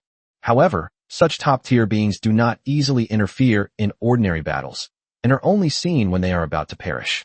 Therefore, 2nd and 3rd-tier experts, as well as countless max-level legions and 1st-tier legions, are the main theme of the chaotic domain. This is also why Yixin chose this place. He can't compete with high-end combat power, but he has never been afraid of anyone in terms of conventional combat power. Only after a period of settling in and giving the territory's heroes ample time to cultivate will Yixin be confident in dealing with all sides. The chaotic realms are fiercely contested, with forces disappearing every day. Open and covert struggles, treachery and cunning abound, and people will stop at nothing to achieve their sole purpose, resources. Many items obtained elsewhere that are difficult to sell or cannot be sold in the open are brought here for sale. Moreover, there are 2 unspoken rules in the chaotic domain that everyone must abide by, or they will face the hostility of the entire chaotic domain. First, it protects merchants, because the chaotic domain has a bad reputation, which almost cuts off the possibility of developing outside the domain, and merchants are the only people who can bring resources to the chaotic domain. If we offend the merchants, the development of the entire chaotic domain will be hampered. In the chaotic realm, no one will openly kill a merchant. As for killing them behind the scenes, as long as you do it discreetly and don't leave any evidence, it can happen from time to time. Secondly, faced with the threat of the 2 great dynasties, all forces in the chaotic domain must put aside all grudges and unite against the external threat. Once the external threat is resolved, no one will say a word if people in the chaotic domain burn, kill, and plunder at will. This is the basic information about the chaotic domain that Yixin obtained through the superbrain. As soon as the projection of the territory was completed, Yixin's 2nd territory appeared in a mountain range in the chaotic domain. This is the most suitable place for Yixin to settle down. The 2nd territory appeared on a mountain peak, a very large mountain whose summit had been somehow flattened, just as the territory was about to descend. Around this mountain, there are 8 other mountains slightly lower than the main peak, which are perfect for deploying troops as the first line of defense for the territory. My lord, this is an excellent location. As long as we make use of the 8 surrounding peaks, deploy our legions, and set up a grand formation, it will not be so easy for the enemy to attack our territory. I looked around and was quite satisfied with the place. There are too many types of legions on the origin continent, with all sorts of strange abilities. We still can't let our guard down, especially here. Those who can survive here all have some special methods. Caution is a principle Yixin has always maintained. No matter what, only by staying alive can one have a chance. Yes, sir, I know I was wrong. The constant success of their campaigns had led the heroes of the territory to underestimate the threat posed by the origin continent. By Qi, the 8 surrounding mountain peaks, each with 4 legions, will be transformed into military bases, serving as the first line of defense for the territory. As for the selected legions, let's leave them to the Dark Knight Army Group. We'll draw 32 legions from them, and the remaining 16 legions will continue to guard the evil clan passage. The Dark Knight Heroes Corps has also been dispatched to distribute around the area and complete the base construction as soon as possible. Once the teleportation channels are set up, things will be much more convenient. Time was of the essence, so Yi Xian immediately issued the order. Fire! Your Shadow Legion will set off immediately to explore the surrounding area and ascertain the strength and location of each faction as quickly as possible. Yi Xian's plan was to take a defensive stance for the time being and investigate the surrounding situation. Once we have thoroughly investigated the situation, we can then consider launching an attack. Moreover, in the chaotic domain, Yi Xian's forces, apart from those left for defense, consisted only of the Beast Corps and the Special Forces Corps, which were insufficient in number and required expansion. However, large-scale battles are unlikely to break out between the two territories in the short term, so there is plenty of time. Yi Xian plans to deal with matters on Blue Star first, especially business matters, before starting his conquest. Catherine, I'm still a little worried about the mothership going out to fight independently. Let's wait for the intelligence and upgrade materials first, and then I'll make arrangements. Your current task is to increase research and development efforts and build more weapons. The mothership's defenses are in perfect order, and its speed is fast enough, so even if it goes out now, there is not much danger. However, their military strength and combat power were still insufficient to deal with a powerful lord. Now that he had found a way to upgrade, Yi Xian decided to play it safe and not rush things. Watching the entire 200,000 Shadow Legion soldiers disappear into the mountains, Yi Xian felt relieved. He handed over the affairs of the Second Territory to Bai Qi, Liu Bowen, and others, and prepared to return to Blue Star. A day has passed, and Yi Xian has not received any message from Ling Huyu, which means that the United States alliance has not yet provided an explanation or sufficient compensation. Since that's the case, Yi Xian felt he needed to do something. He wouldn't be satisfied if he didn't teach these guys a lesson. If it were simply a struggle between new lords, regardless of the outcome, it would be a matter of strength. But since it involves old lords and even death squads, the nature of the conflict changes. Yi Xian has seized a handle and must maximize his gains. Especially now that we have the support of the Great Xia, we don't need to worry about the enemy's experts. In fact, Yi Xian wasn't worried at all. On Blue Star, no expert could get away with anything against Mother Goddess Death Servant. If the United States sent a 3rd or 4th level expert to deal with Yi Xian would be very happy. But the enemy isn't stupid either. Such a master wouldn't easily return to Blue Star. Even Xian Yuan Dantian was always accompanied by enough people to ensure he wouldn't be ganged up on. Chapter 169 Taking Action in Secret. When Yi Xian returned to the Blue Star Hotel, it was already evening. Has Claire Kenneth not replied yet? Yi Xian asked Feng Yi as he was leaving. My lord, there is no news. Miss Ling Hu came by earlier but didn't mention it, Feng Yi replied. Yi Xian planned to talk to Ling Hu to find out what was going on. If these people didn't know what was good for them, he would really need to do something. Yi Xian, you're back so soon. Which district did you descend to? I really envy you guys. You can fight for your future. I can't do that. I can only rely on Great Xia. Lords like Ling Hu you generally choose to rely on the forces behind them, which is not a decision they can make on their own. That's good too. You're a very busy person, and the law enforcers of Great Xia can't do without you.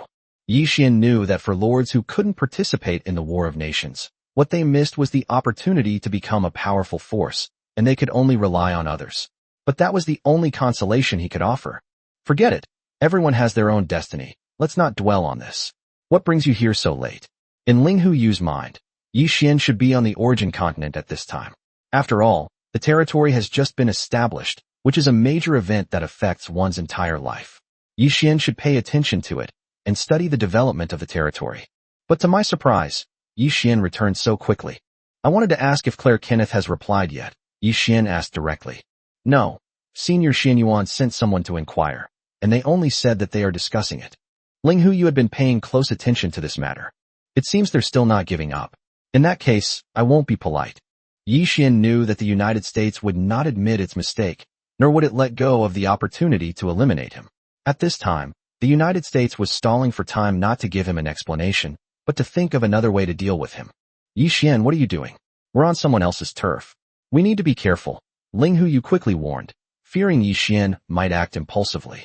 Have you investigated all the forces targeting me this time? Yi Xian didn't say what to do, but instead asked about the investigation results. Yi Xian knew that the moment Xian Yuan Dantian arrived, he used all means to investigate the matter, and even made some sacrifices in the process.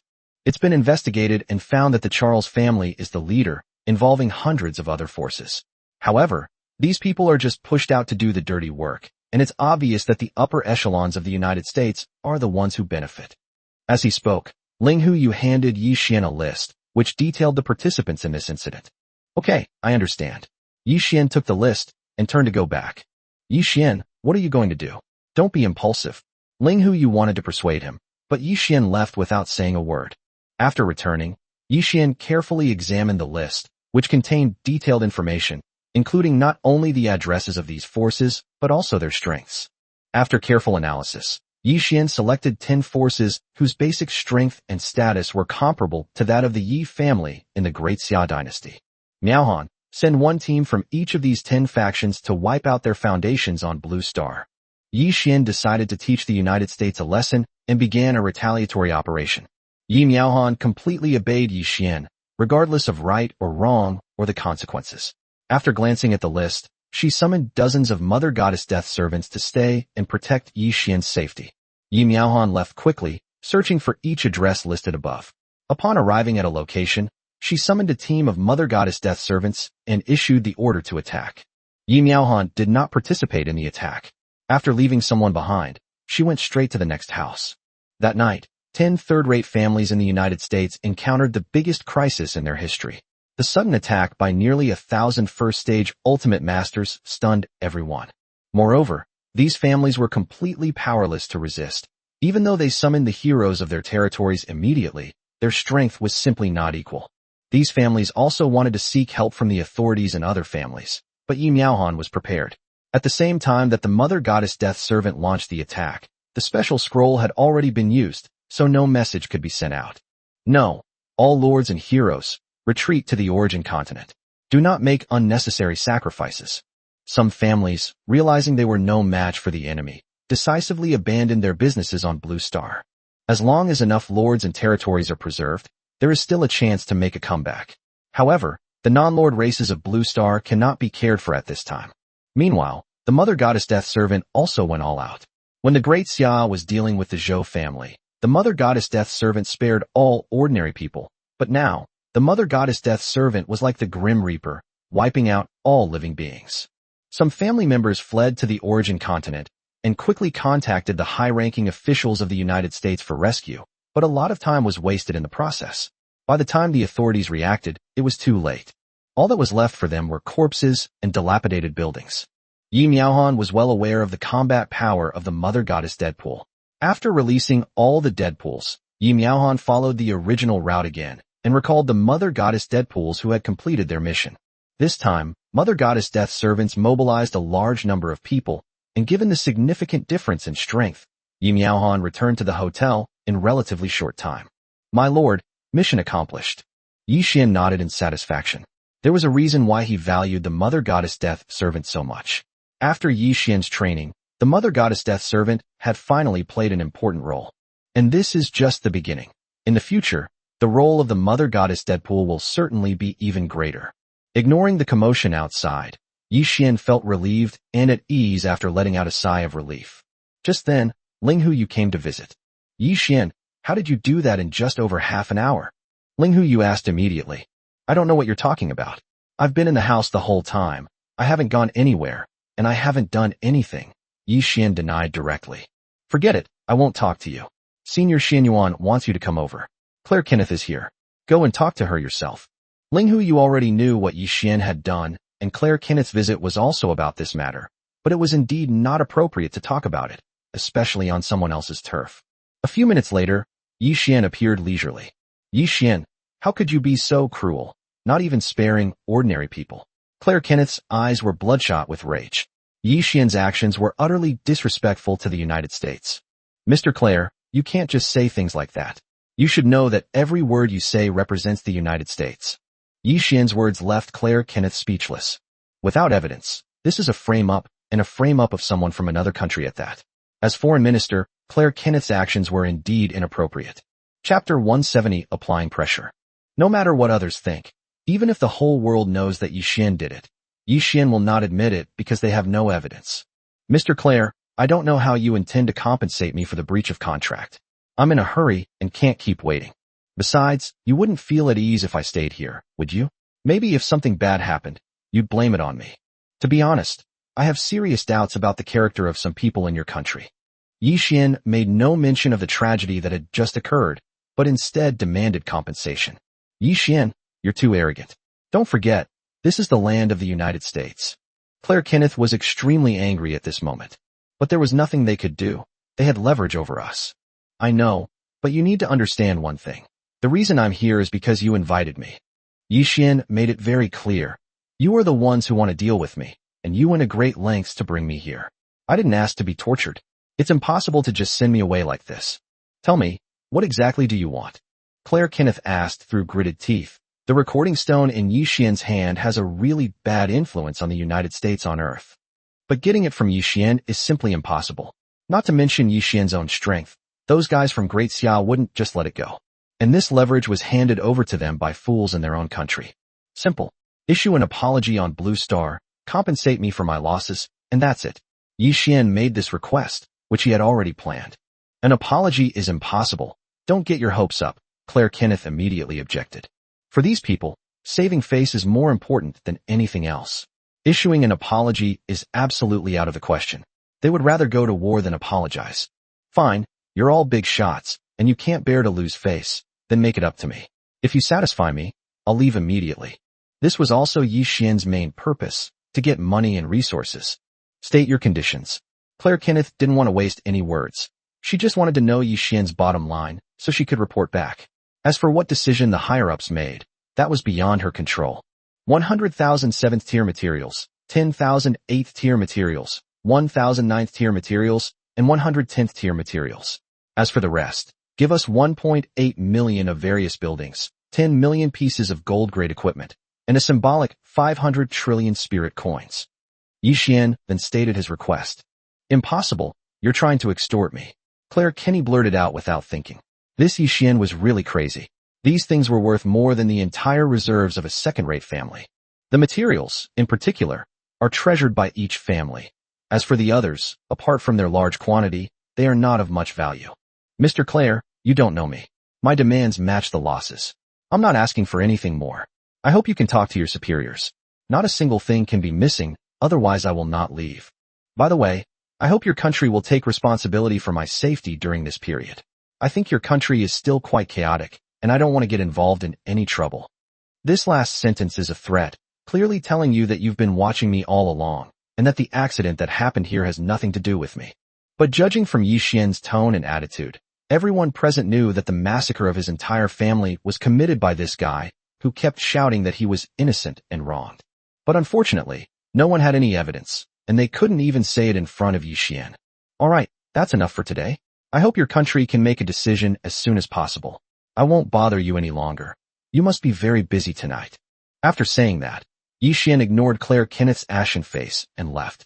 Your Highness, aren't you going to do anything about Yi Xian's actions? This is robbery. Claire Kenneth could only vent her frustrations to Xian Yuan Dongtian. Mr. Claire, you should understand Yi Xian. If you hadn't breached the contract first, almost causing Yi Xian's death and resulting in such a huge loss, Yi Xian wouldn't have made such a request.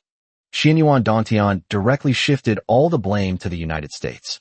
If it weren't for your malicious intentions, you wouldn't be in this situation. It's just that Yi Xian's strength is insufficient. Otherwise, even if he destroyed the United States, no one would say anything bad about Yi Xian. Claire Kenneth met with setbacks everywhere and could only leave with a belly full of grievances. She went back to report to her superiors, but whether or not to agree to Yi Xian's conditions was not a decision Claire Kenneth could make. Yi Xian, you're really ruthless. In less than half an hour, you wiped out 10 families in the United States, and tens of thousands of people lost their lives as a result. After Claire Kenneth left, Xian Yuan Dongtian found Yi Xian and hoped that Yi Xian would restrain himself. In Xian Yuan Dongtian's opinion, Yi Xian's actions were even more insane than his own. This is on their territory. If things really break down, the United States is determined to keep Yi Xian at all costs. Great Xia's support is too far away to solve the immediate problem. After all, some mysterious scrolls cannot be broken through in a short period of time. Xian Yuan Dongtian was unaware of Yi Xian's confidence. Yi Xian could return to his territory at any time without any restrictions. Moreover, if pushed too far, Yi Xian could spare no expense to create 100,000 or even hundreds of thousands of second-stage Mother Goddess death servants. as well as the 100,000-strong Dragon Clan Legion. Once Yi Xian releases these on a blue star and launches a full-scale war with the United States, it's really hard to say who will be defeated. Especially since Yi Xian can retreat at any time, accumulate strength, and make a comeback at any time. How will the United States deal with this? This was Yi Xian's confidence, but Xian Yuan Dantian was unaware of it. You overestimate me. I only want to recover my losses. As for other things, they are none of my business. The United States is used to being domineering. Maybe this is God's punishment. Yi Xian will not expose the matter. Xian Yuan Dantian was speechless. Anyone with eyes could see that Yi Xian was the one who wiped out the clan, but the kid just wouldn't admit it, and no one could do anything about it. All right, I believe you are confident in doing these things. You have your own considerations, so we old guys won't say any more. In that instant, Xian Yuan Dantian suddenly felt that he might really be getting old and had lost his drive. Even heroes grow old, but Xian Yuan Dantian is a third-level master, and he is not very old. He has a great chance of ascending to immortality in this lifetime. It can only be said that it is a matter of mindset. The more you care, the more concerns you have. Regardless of what others thought, Yi Xian simply rested peacefully and awaited the United States' decision. At the same time, Yi Xian was determined that if this matter could not be resolved perfectly, the next steps would not stop. These shameless bastards must be taught a profound lesson. Chapter 171: The Final Ultimatum. Meanwhile, Claire Kenneth gave a detailed report on the whole matter to higher-ups overnight. Can we be sure that Yi Xian did this? Someone questioned, which, to put it bluntly, was a doubt about Yi Xian's strength. Although there is no evidence, all 10 families that were wiped out participated in this operation against Yi Xian. It can't be such a coincidence. It must have been Yi Xian who did it. Moreover, Yi Xian has the strength to wipe out so many new lords in Sky Dome. The most puzzling thing is the death of the Death Warrior Lord. We all know that these Death Warrior Lords were bound to die, but they should have died the moment they left Sky Dome, after completing their mission. This makes me suspect that our leader of the Death Squad did not die from some divine punishment, but from the hands of Yi Xian. Claire Kenneth spoke her mind without reservation. Nonsense. Yi Xian has only been a lord for a short time. How could he possibly have such strength? You should know that we sent 240 Death Squad lords, the youngest of the Black Wind Bandits, and thousands of second-level experts. How could Yi Xian possibly do that? No sooner had Claire Kenneth finished speaking than a rebuttal arose. In fact, Claire Kenneth didn't believe Yi Xian could do it either, but the truth is, only Yi Xian came back alive. As for the process, it all depended on Yi Xian's words. How could Claire Kenneth believe it, given how unbelievable the result was? Regardless of the circumstances, what Yi Xian has puts us in a very passive position, and the Great Xia is also aware of this matter. Let's discuss how to deal with it. Someone proposed Yi Xian's conditions. Yi Xian really dares to make that request. We can't agree to it, someone said with dissatisfaction. How's the contact going with those people? Will they make a move? Someone suddenly asked. The contact has been made, and it's certain that we'll take action, but the other party hasn't revealed when or in what form we'll do it. However, we cannot rely on them. These people are not benevolent. Cooperating with them would be like asking a tiger for its skin. If this is exposed, the impact on us would be too great. It might even lead to a direct war with the Great Xia. Some people oppose the decision made by the higher-ups, which shows that the people they contacted were notorious figures on Earth. Alright, the situation is settled now, no need for further discussion. Let's try to delay Yi Xian as much as possible and see when they make their move. If they don't make a move, we'll have to let Yi Xian go and think of another way. We'll also pass on the news that Lao Yao died at Yi Xian's hands to the Black Wind Bandits. If Yi Xian can die at their hands, we should try to keep the matter of the Black Wind Bandits a secret to avoid complications.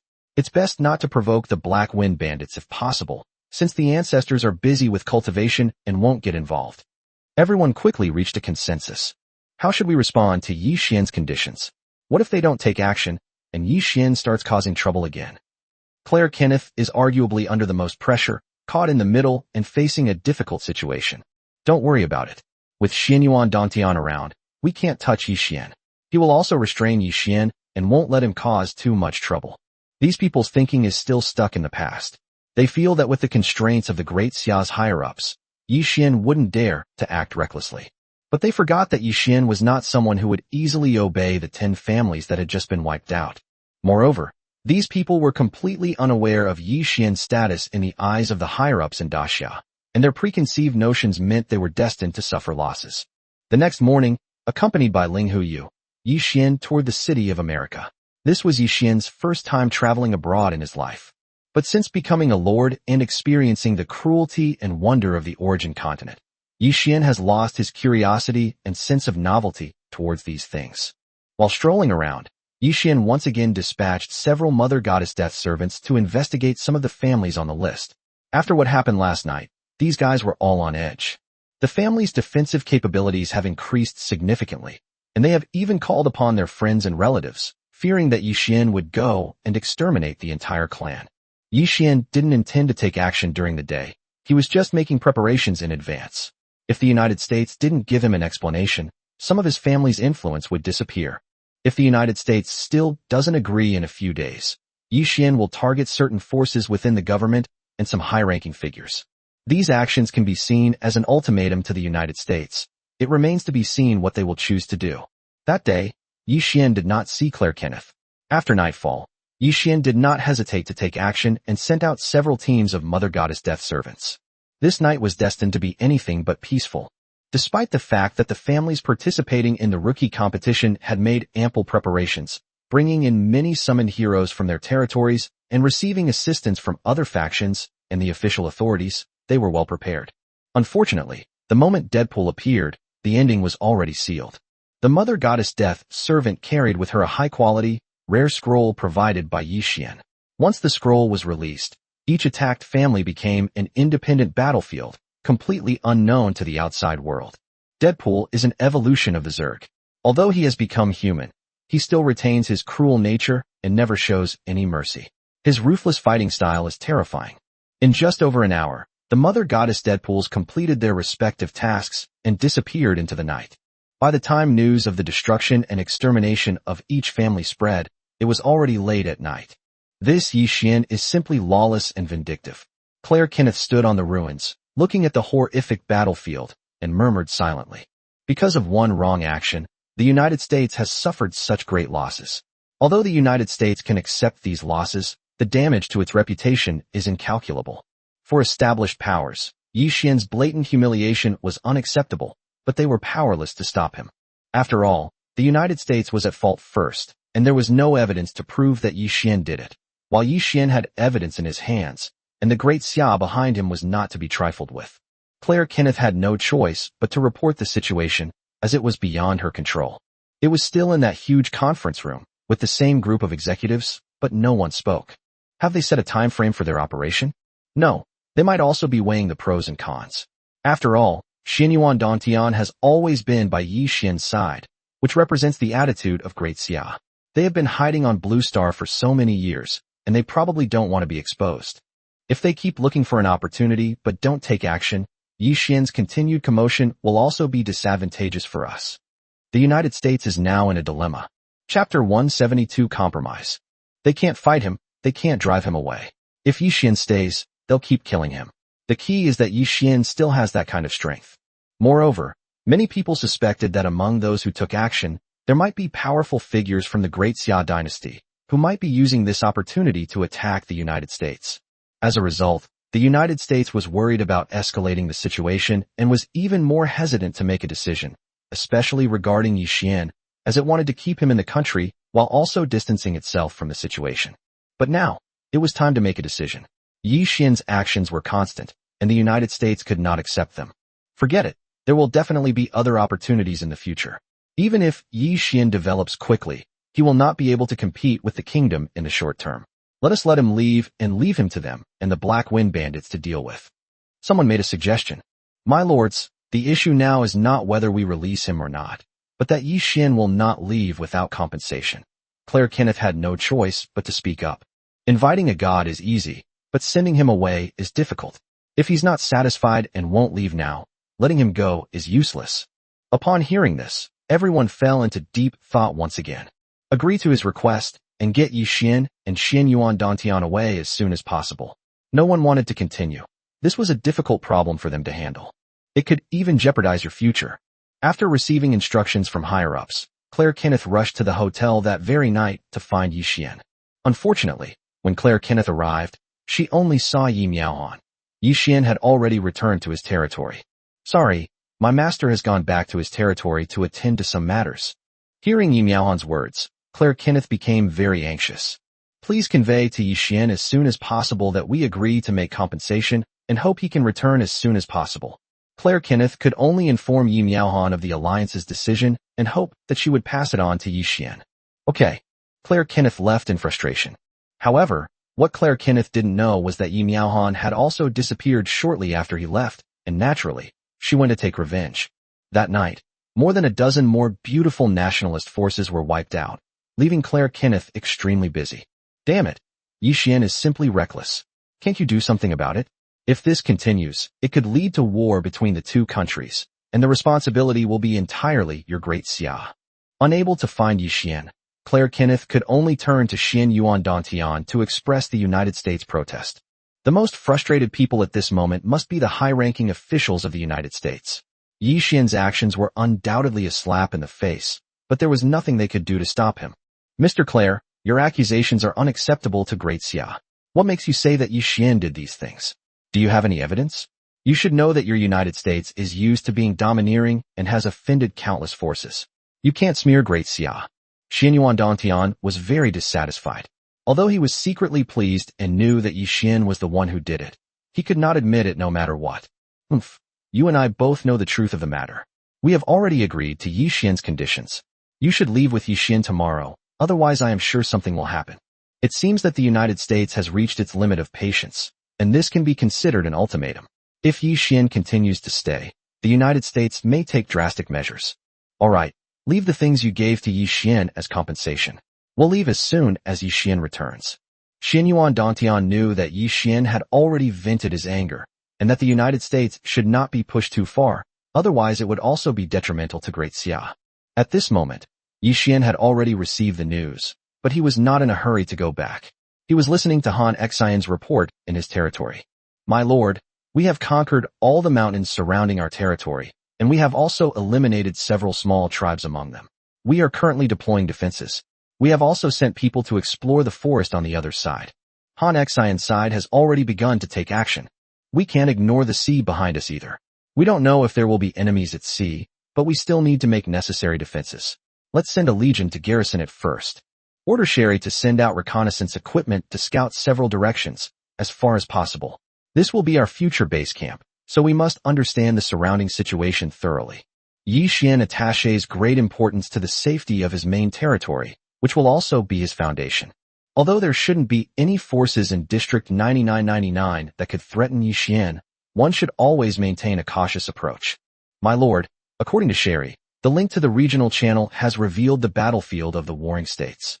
Many lords have spontaneously formed alliances to prepare for the upcoming battles. Should we contact the forces on Earth? This is an inevitable trend, and it has been the case for many years. No need. If we encounter forces from the Great Xia, we will give them a chance to surrender, depending on the situation. As for other forces, they are all enemies. Yi Xian didn't want any trouble, and he also looked down on the strength of the Blue Star forces. My lord, when shall we launch our attack on the other territories? Han Xian asked. No rush. We'll proceed step by step, developing and advancing gradually. As for the timing of the attack, you can decide for yourself. Our main focus remains on the second territory. The main territory is not in a hurry to establish a nation. With the existence of a protective shield, it is a stable period of development for the main territory, especially with the assistance of the second territory. This period is particularly important. The most urgent task is to figure out the situation in District 9999. When to unify the district depends entirely on the needs, and there is no need to rush. After chatting with Han Xian for a while in the main territory, Yi Xian went to the second territory. My lord, we have already captured 8 surrounding mountain peaks. During the capture process, the news of our arrival has probably already spread.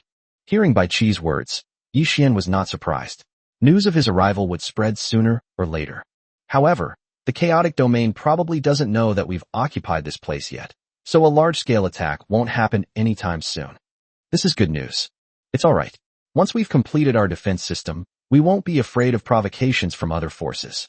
However, there are still a few powerful forces in the chaotic domain, including many 4th-tier heroes and even 5th-tier heroes as their foundation.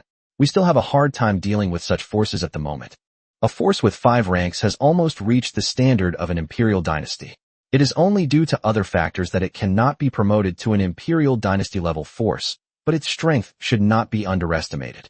The number of 4th and 5th level characters is too small, and they generally do not appear on the battlefield in person. However, once the enemy learns that our territory is the Heavenly Emperor, things will be different. This was Yi Xian's only worry. After all, once the title of Heavenly Emperor spread, countless people would covet it.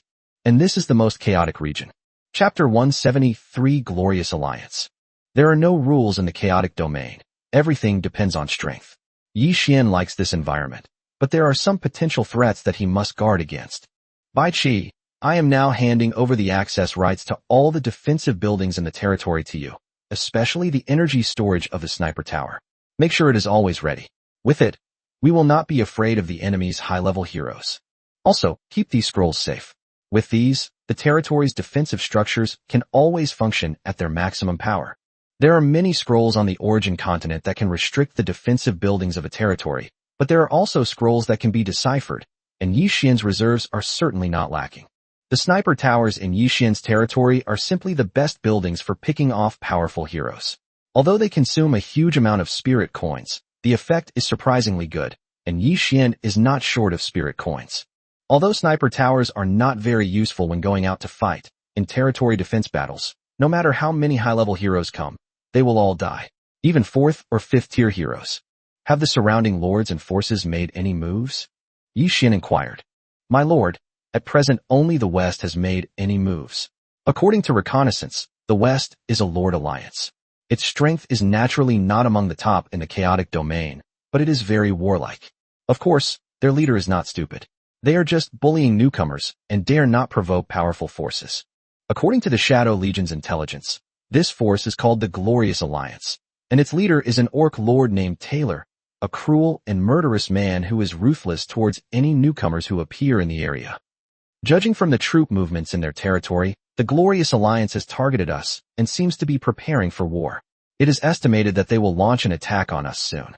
Yi Xian didn't expect that someone would jump out so eagerly as soon as he arrived. What about the other directions? Yi Xian asked.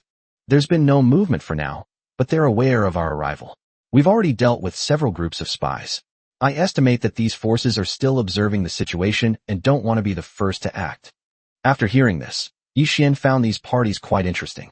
In the chaotic domain, a newly arrived lord is like a piece of fat meat, and they wouldn't even take it if it were offered to them. But after thinking about it, Yi Xian understood. The lords who dared to come here were not simple people. Almost all of them were vicious and ruthless, or had offended powerful forces and could not survive, so they had no choice but to come. Their strength was extremely high. There are almost no lords like Yi Xian who come here directly after leaving the newcomer assessment space, unless they are direct descendants of powerful forces in the chaotic domain. But even these people will only bring their territories to the vicinity of their own forces. Therefore, the enemy's caution was not without reason. They were all afraid of kicking a hornet's nest. Forget it. No matter what the enemy is, our purpose in coming here remains the same. We are going to face them eventually, so what difference does it make if we come a day earlier or a day later? Yi Xian decided to stop considering these people's thoughts. They would become enemies sooner or later anyway, so why bother thinking so much? As long as he was strong enough, nothing would be a problem. The Glorious Alliance, in Taylor's territory, has gathered its lords to discuss attacking Yi Xian. Our leader, we know nothing about the lord who just arrived, or his strength. Should we investigate thoroughly before taking any action?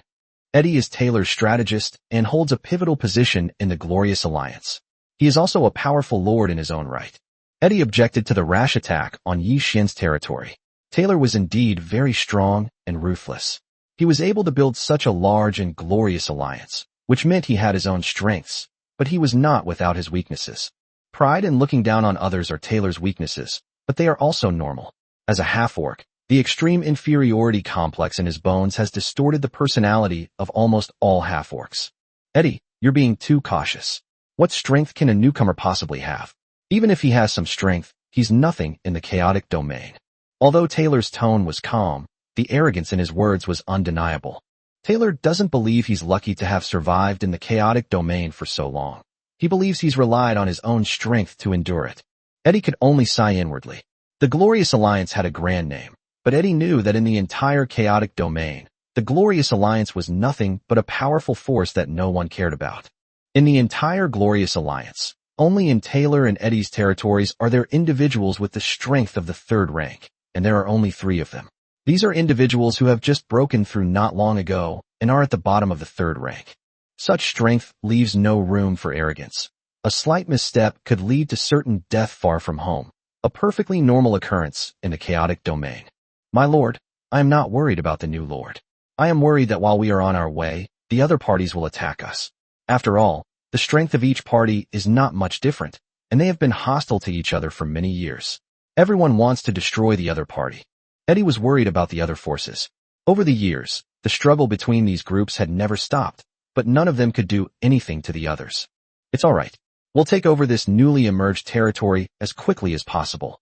Perhaps after we've digested the spoils, we'll have a chance to deal with the other factions. Over the years, there have been far too few territories appearing around us. We can't miss this opportunity.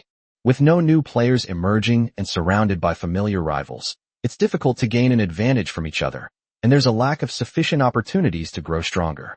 Taylor saw Yi Xian's arrival as a rare opportunity. Any movement from the other parties? Taylor asked. No, they probably want to preserve their strength and make us the first to act, so they can reap the benefits later. Eddie had already been secretly scouting in other territories and was very clear about the situation on all sides. Of course, Eddie was also very clear that the other side was also very clear about his own situation. As allied forces, it's impossible for them to be completely united. It's perfectly normal for them to plant their own people in each other's camps. They're dreaming. Now that I've chosen to take action, I'm not going to give them the chance.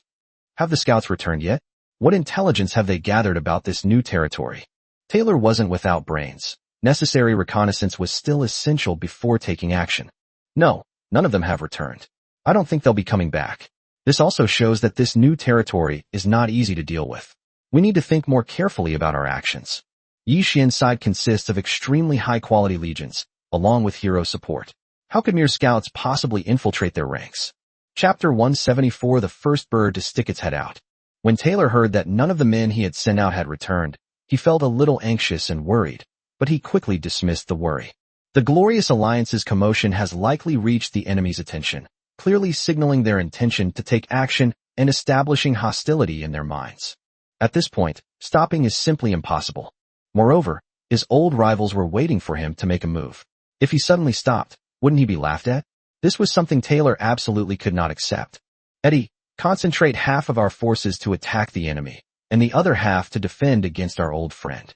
Taylor decided that once he took action, he had to see results. Deploying half of his forces should be enough. Sir, should we wait until we have gathered sufficient intelligence before taking action? Right now, we know nothing about the enemy. Eddie wanted to persuade him further. Eddie, there's no need to say more. My mind is made up. Let's carry it out immediately. Taylor was adamant and refused to listen anymore.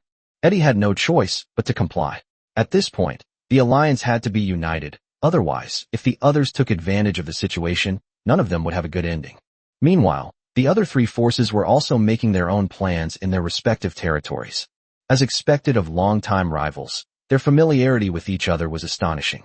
The parties ultimately made a surprisingly unanimous decision to send Taylor as the first to test the waters of the new territorial power, and then find an opportunity to wipe them out together. The reason why the parties did not act together was twofold. Firstly, they were wary of each other and worried about being attacked. Secondly, they knew nothing about the situation in Yi Xian's territory, and the scouts, and even heroes they sent out never returned, which was worrying. As the saying goes, only a mighty dragon dares to cross the river. Those who dare to come alone to the territory of the chaotic domain are no ordinary people. With the hot-tempered Taylor around, there was absolutely no need for the group to take any risks. It would be better to wait until the war started and then see how things went. If Taylor can easily take over Yi Xian's territory, it means that Yi Xian's territory is not valuable and they don't need to take action. If the two sides are evenly matched and the war becomes stalemate, there might be some advantages to be gained. With proper planning, it is not impossible to wipe out both sides. If that's the case, the gains will be enormous, equivalent to wiping out 2 forces of the same level. As for the claim that Yi Xian's territory is stronger, none of the parties considered this point. Generally speaking, those who come to the chaotic domain are lords who can't make it in their original places. No matter how strong they are, their strength is limited. After all, it's just the power of a territory. Of course, powerful territories have appeared in the chaotic domain before, but they are very rare. None of the forces believe they would be so unlucky as to encounter one. Yi Xian also began making deployments within his territory. In this battle, the West will be the main battlefield, and our primary strategic objective is to take down the Glorious Alliance. Order the Five Elements Legion and part of the Dark Knight Legion to defend the South, the Mech War God, the Dark Knight Hero Legion and part of the Dark Knight Legion to defend the North, and the East to be left to the Dragon Legion and part of the Dark Knight Legion. Our main offensive direction is to the West, which is led by the Beast Legion, while the Five-Colored Giants, for Flames, for Flying, for Mad Legions, and Ancient Barbarian Warrior Legion join in, with the heroes of the Hero Platform providing assistance. In order to deal with the possible experts among the enemies, the heroes of the God list will protect all directions. Yi Xian made arrangements for the entire battlefield. As for the possible appearance of third-tier heroes among the enemies, there shouldn't be much of a problem with the experts on the God ranking. Although only 3 heroes on the God ranking have reached the 3rd rank, the heroes on the God ranking are all extremely powerful and have many tricks up their sleeves. Even heroes who have reached the 2nd rank can be easily dealt with by the 3rd rank heroes when they work together after being strengthened by the system. Even if we can't win, we can stay calm and avoid failure. Moreover, heroes on the God ranking can use points to upgrade to the 3rd rank at any time. While the heroes summoned by the Hero Platform did not reach the 3rd rank, there were quite a few 2nd rank heroes, including martial arts masters from the original China, especially those from Qin's Moon, none of whom were simple characters. Therefore, Yi Xian had enough confidence in the upcoming war.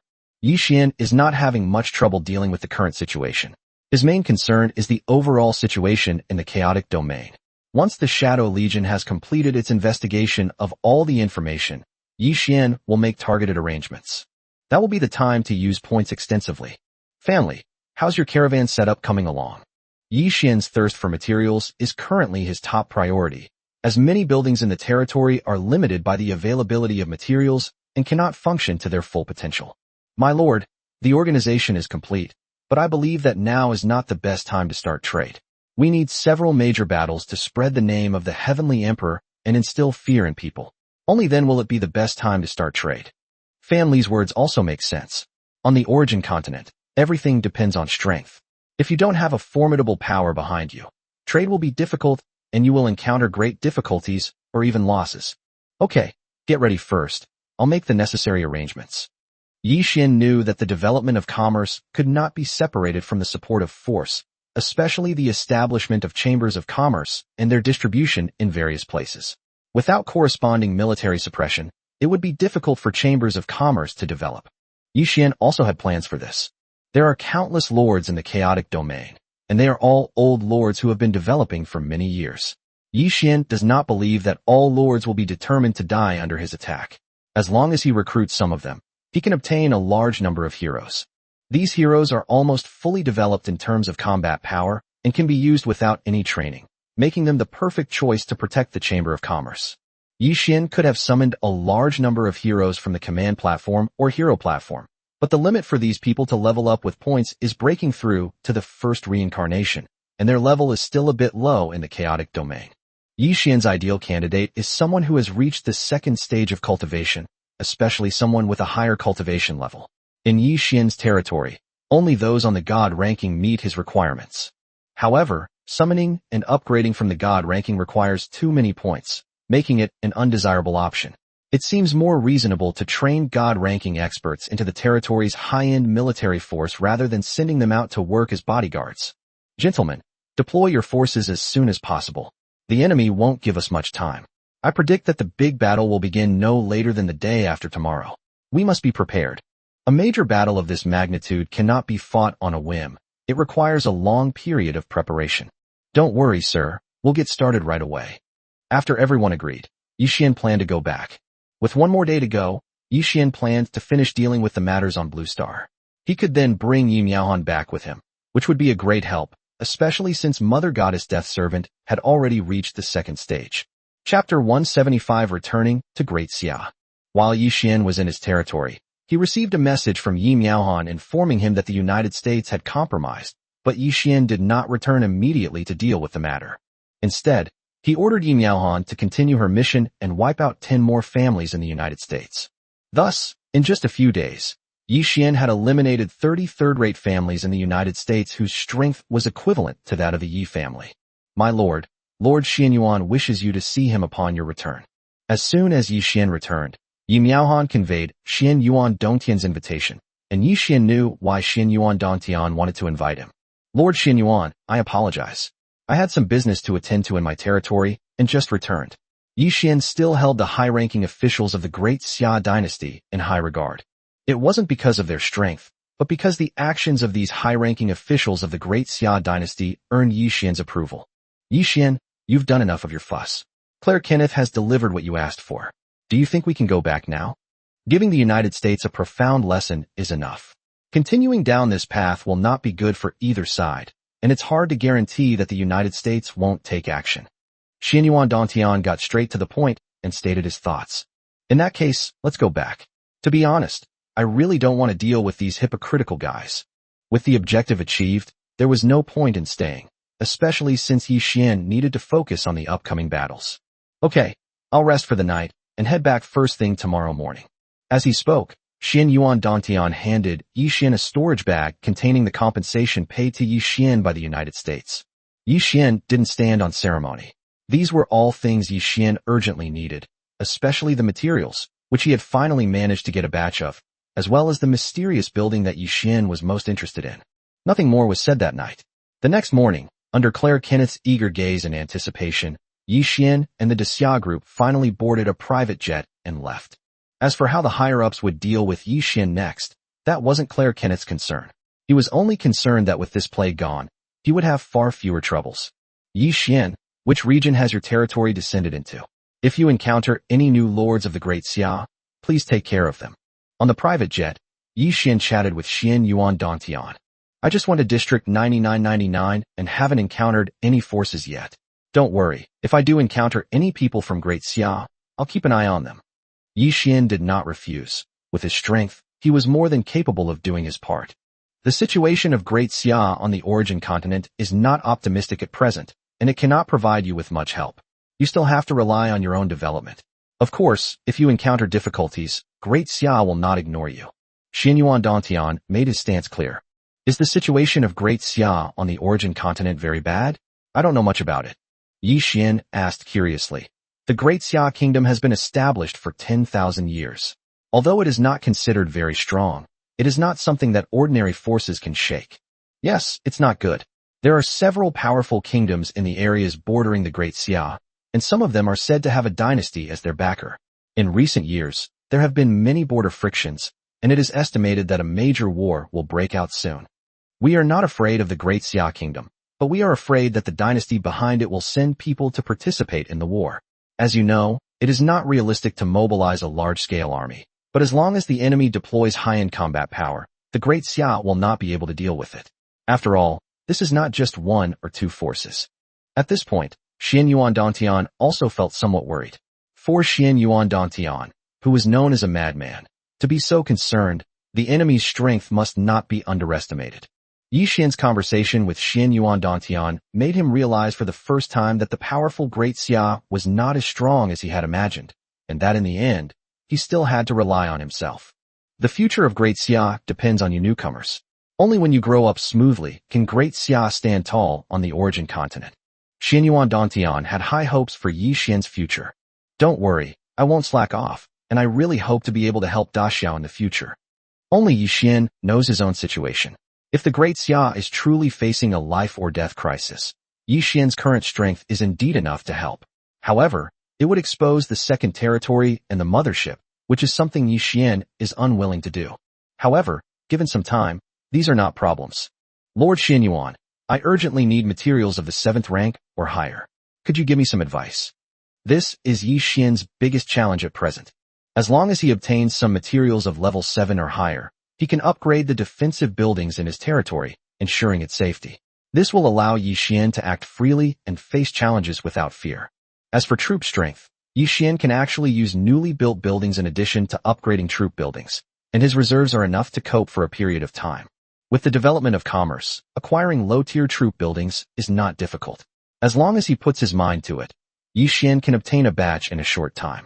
The most powerful defensive building in Yixian's territory right now is the Sniper Tower's concentrated fire mode, but it can only deal with 5th-tier experts, and not too many, otherwise it won't achieve the desired effect.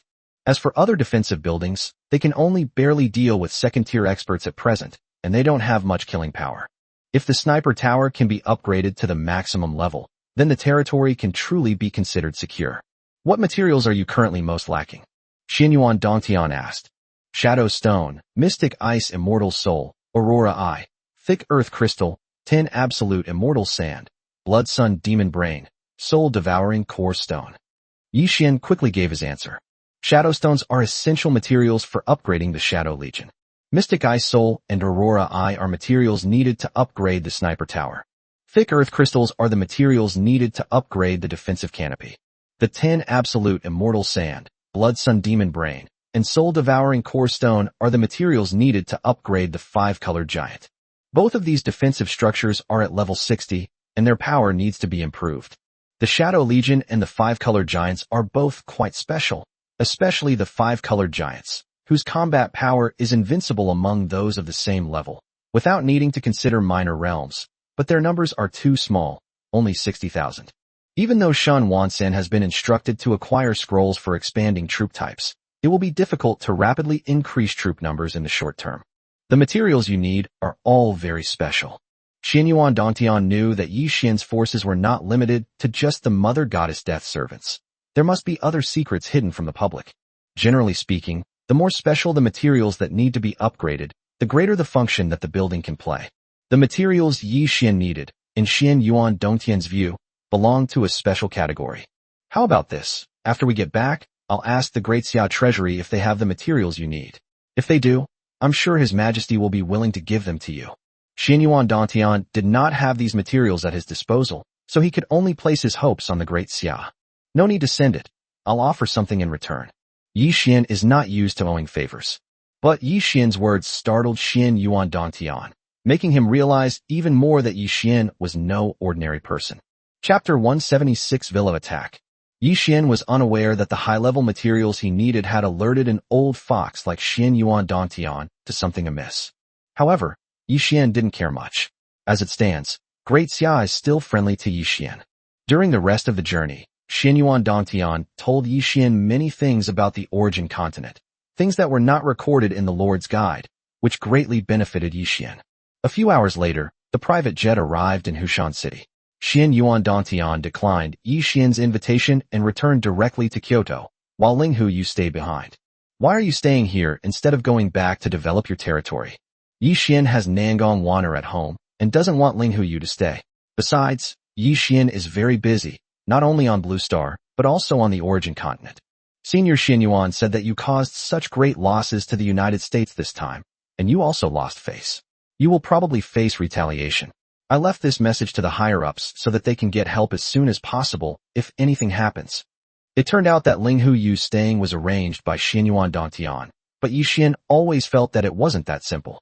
Let's go straight to the Chamber of Commerce.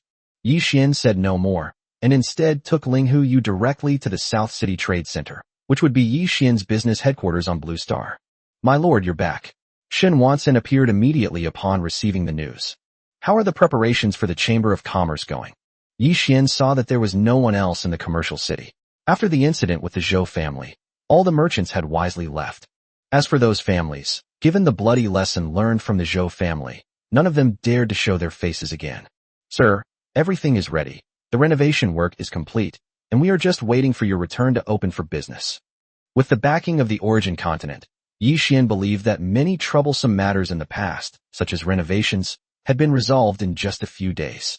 How are the personnel preparations? On Blue Star, Yixian doesn't plan to use the people from the territory on the Merchant Guild side, as that would attract too much attention, since there are limitations to manifesting heroes from the origin continent. Yixian didn't want others to know that he was no longer under any restrictions. If this is exposed, not only will the various families and powers of Great Xia be uneasy, but Great Xia itself will probably not feel at ease either. Sir, we have already recruited 3,000 people and are currently training them. They can handle general business matters without any problem. Shen Wansen has everything ready. All that's missing is the goods, which haven't arrived yet. Although Shen Wansan had the authority, he dared not make decisions arbitrarily without Yi Xian's permission. All right, our Nine Heavens Chamber of Commerce will officially open in 3 days. You can also consider who we need to invite. We'll leave the etiquette to you. Considering that there was still war to be fought in the chaotic domain, Yi Xian set the official opening date of the Nine Heavens Chamber of Commerce for 3 days later. Yi Xian had almost no acquaintances in Daxia, but he was still quite famous there. In order not to be impolite, some formalities still had to be done. As for who comes, Yi Xian doesn't care. Rest assured, sir, I will take care of this matter. Shen Wansan was well aware of this kind of thing. Yi Xian further enhanced Shen Wansan's access to the territory's storage space, allowing him to mobilize items below the 6th tier within the territory.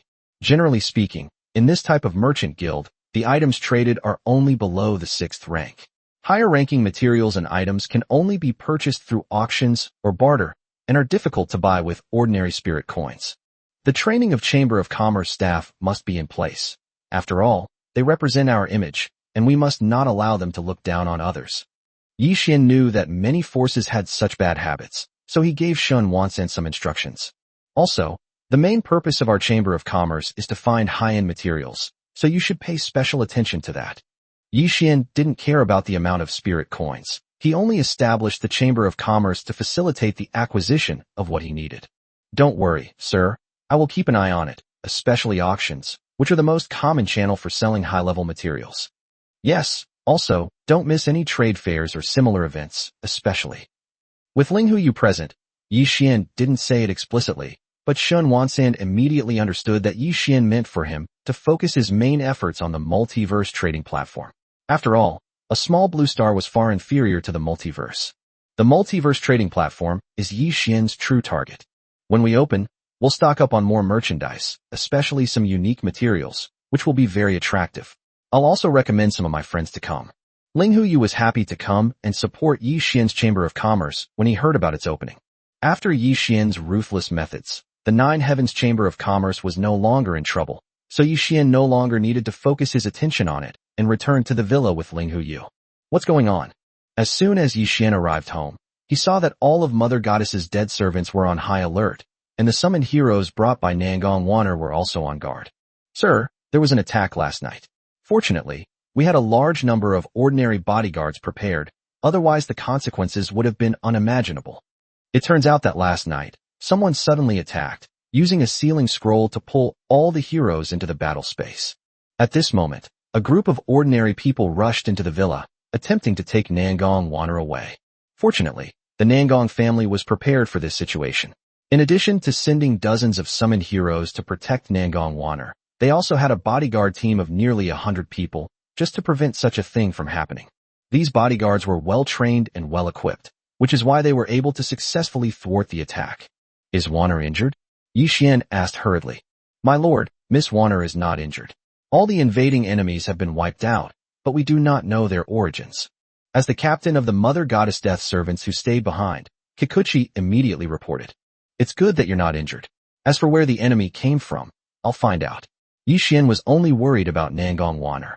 As for who the enemy was, with the supercomputer there, the enemy would have nowhere to hide. Yi Xian, you're back. Hearing the commotion outside, Nangong Waner quickly came out. Are you alright? I'm sorry you were frightened. If I'm not mistaken, these people were probably targeting me. I'm sorry you got dragged into this, Yi Xian said apologetically. Yi Xian knew that he had made too much of a commotion in the United States, and the United States would definitely not let it go. This attack must have been aimed at him. The other party wanted to capture Nangong Waner in order to negotiate or achieve other goals, but they did not expect that Yi Xian had left behind sufficient defensive forces. However, these people who dared to take action in Daxia must not be ordinary forces. The relationships behind them must be complex and involve the interests of many people. Chapter 177, The Dragon Slayer. After comforting Nangong Waner, Yi Xian entered the villa, let everyone rest, and then returned to his bedroom alone before immediately returning to his territory. In Yi Xian's plan, Blue Star will be his base of operations, and he will live on Blue Star for a long time to come. Yi Xian will not allow anyone to threaten the foundation of Blue Star. My lord, you're back. Jiao Chan's joyful voice was heard as soon as they arrived at the Spirit Vein Cottage. Yi Xian was simply too busy, and the women living in the Spirit Vein Cottage didn't have much time to interact with him. How have your studies been lately? These women couldn't possibly go to war. They spent their free time learning modern knowledge from Catherine. It went smoothly. I never expected there would be so many interesting things. My sisters all enjoyed it very much and look forward to seeing it for themselves in the future. New things are always attractive. Yes, it won't be long before I take you to see Earth. It's also a technological civilization, and there are many things you've never seen before. The situation on Blue Star is still unclear, and Yi Xian has no intention of letting them go out for the time being, which is also for the safety of Jiao Chan and the others. You all go and rest first. I have something to do, and I have to leave soon. Yi Xian returned this time to investigate the identity of the person who attacked the villa, and he won't stay for long. Helpless, Jiao Chan could only leave in disappointment. Yi Xian took out his supercomputer and quickly searched for the information he needed. Yi Xian was shocked. He never expected that such a force was hidden in the peaceful Blue Star. The Dragon Slayers are the name of this faction. Their purpose is to target the Great Xia. They will launch attacks on the Great Xia whenever they have the opportunity, especially when a promising new lord emerges in the Great Xia, who will become their target. As for this attack, the Dragon Slayers and the United States have reached a cooperation agreement. Both sides share the same goal and objective, to eliminate Yi Xian. What shocked Yi Xian even more was that the Dragon Slayers had already amassed considerable strength in the Great Xia dynasty, with even remote lakeside mountains having peripheral members. Sure enough, there will always be traitors like this. These people choose to betray others, whether for personal gain, ambition, or hatred. After learning about the other party's situation, Yi Xian knew that he had to do something, not only for himself, but also to help Great Xia eliminate this threat.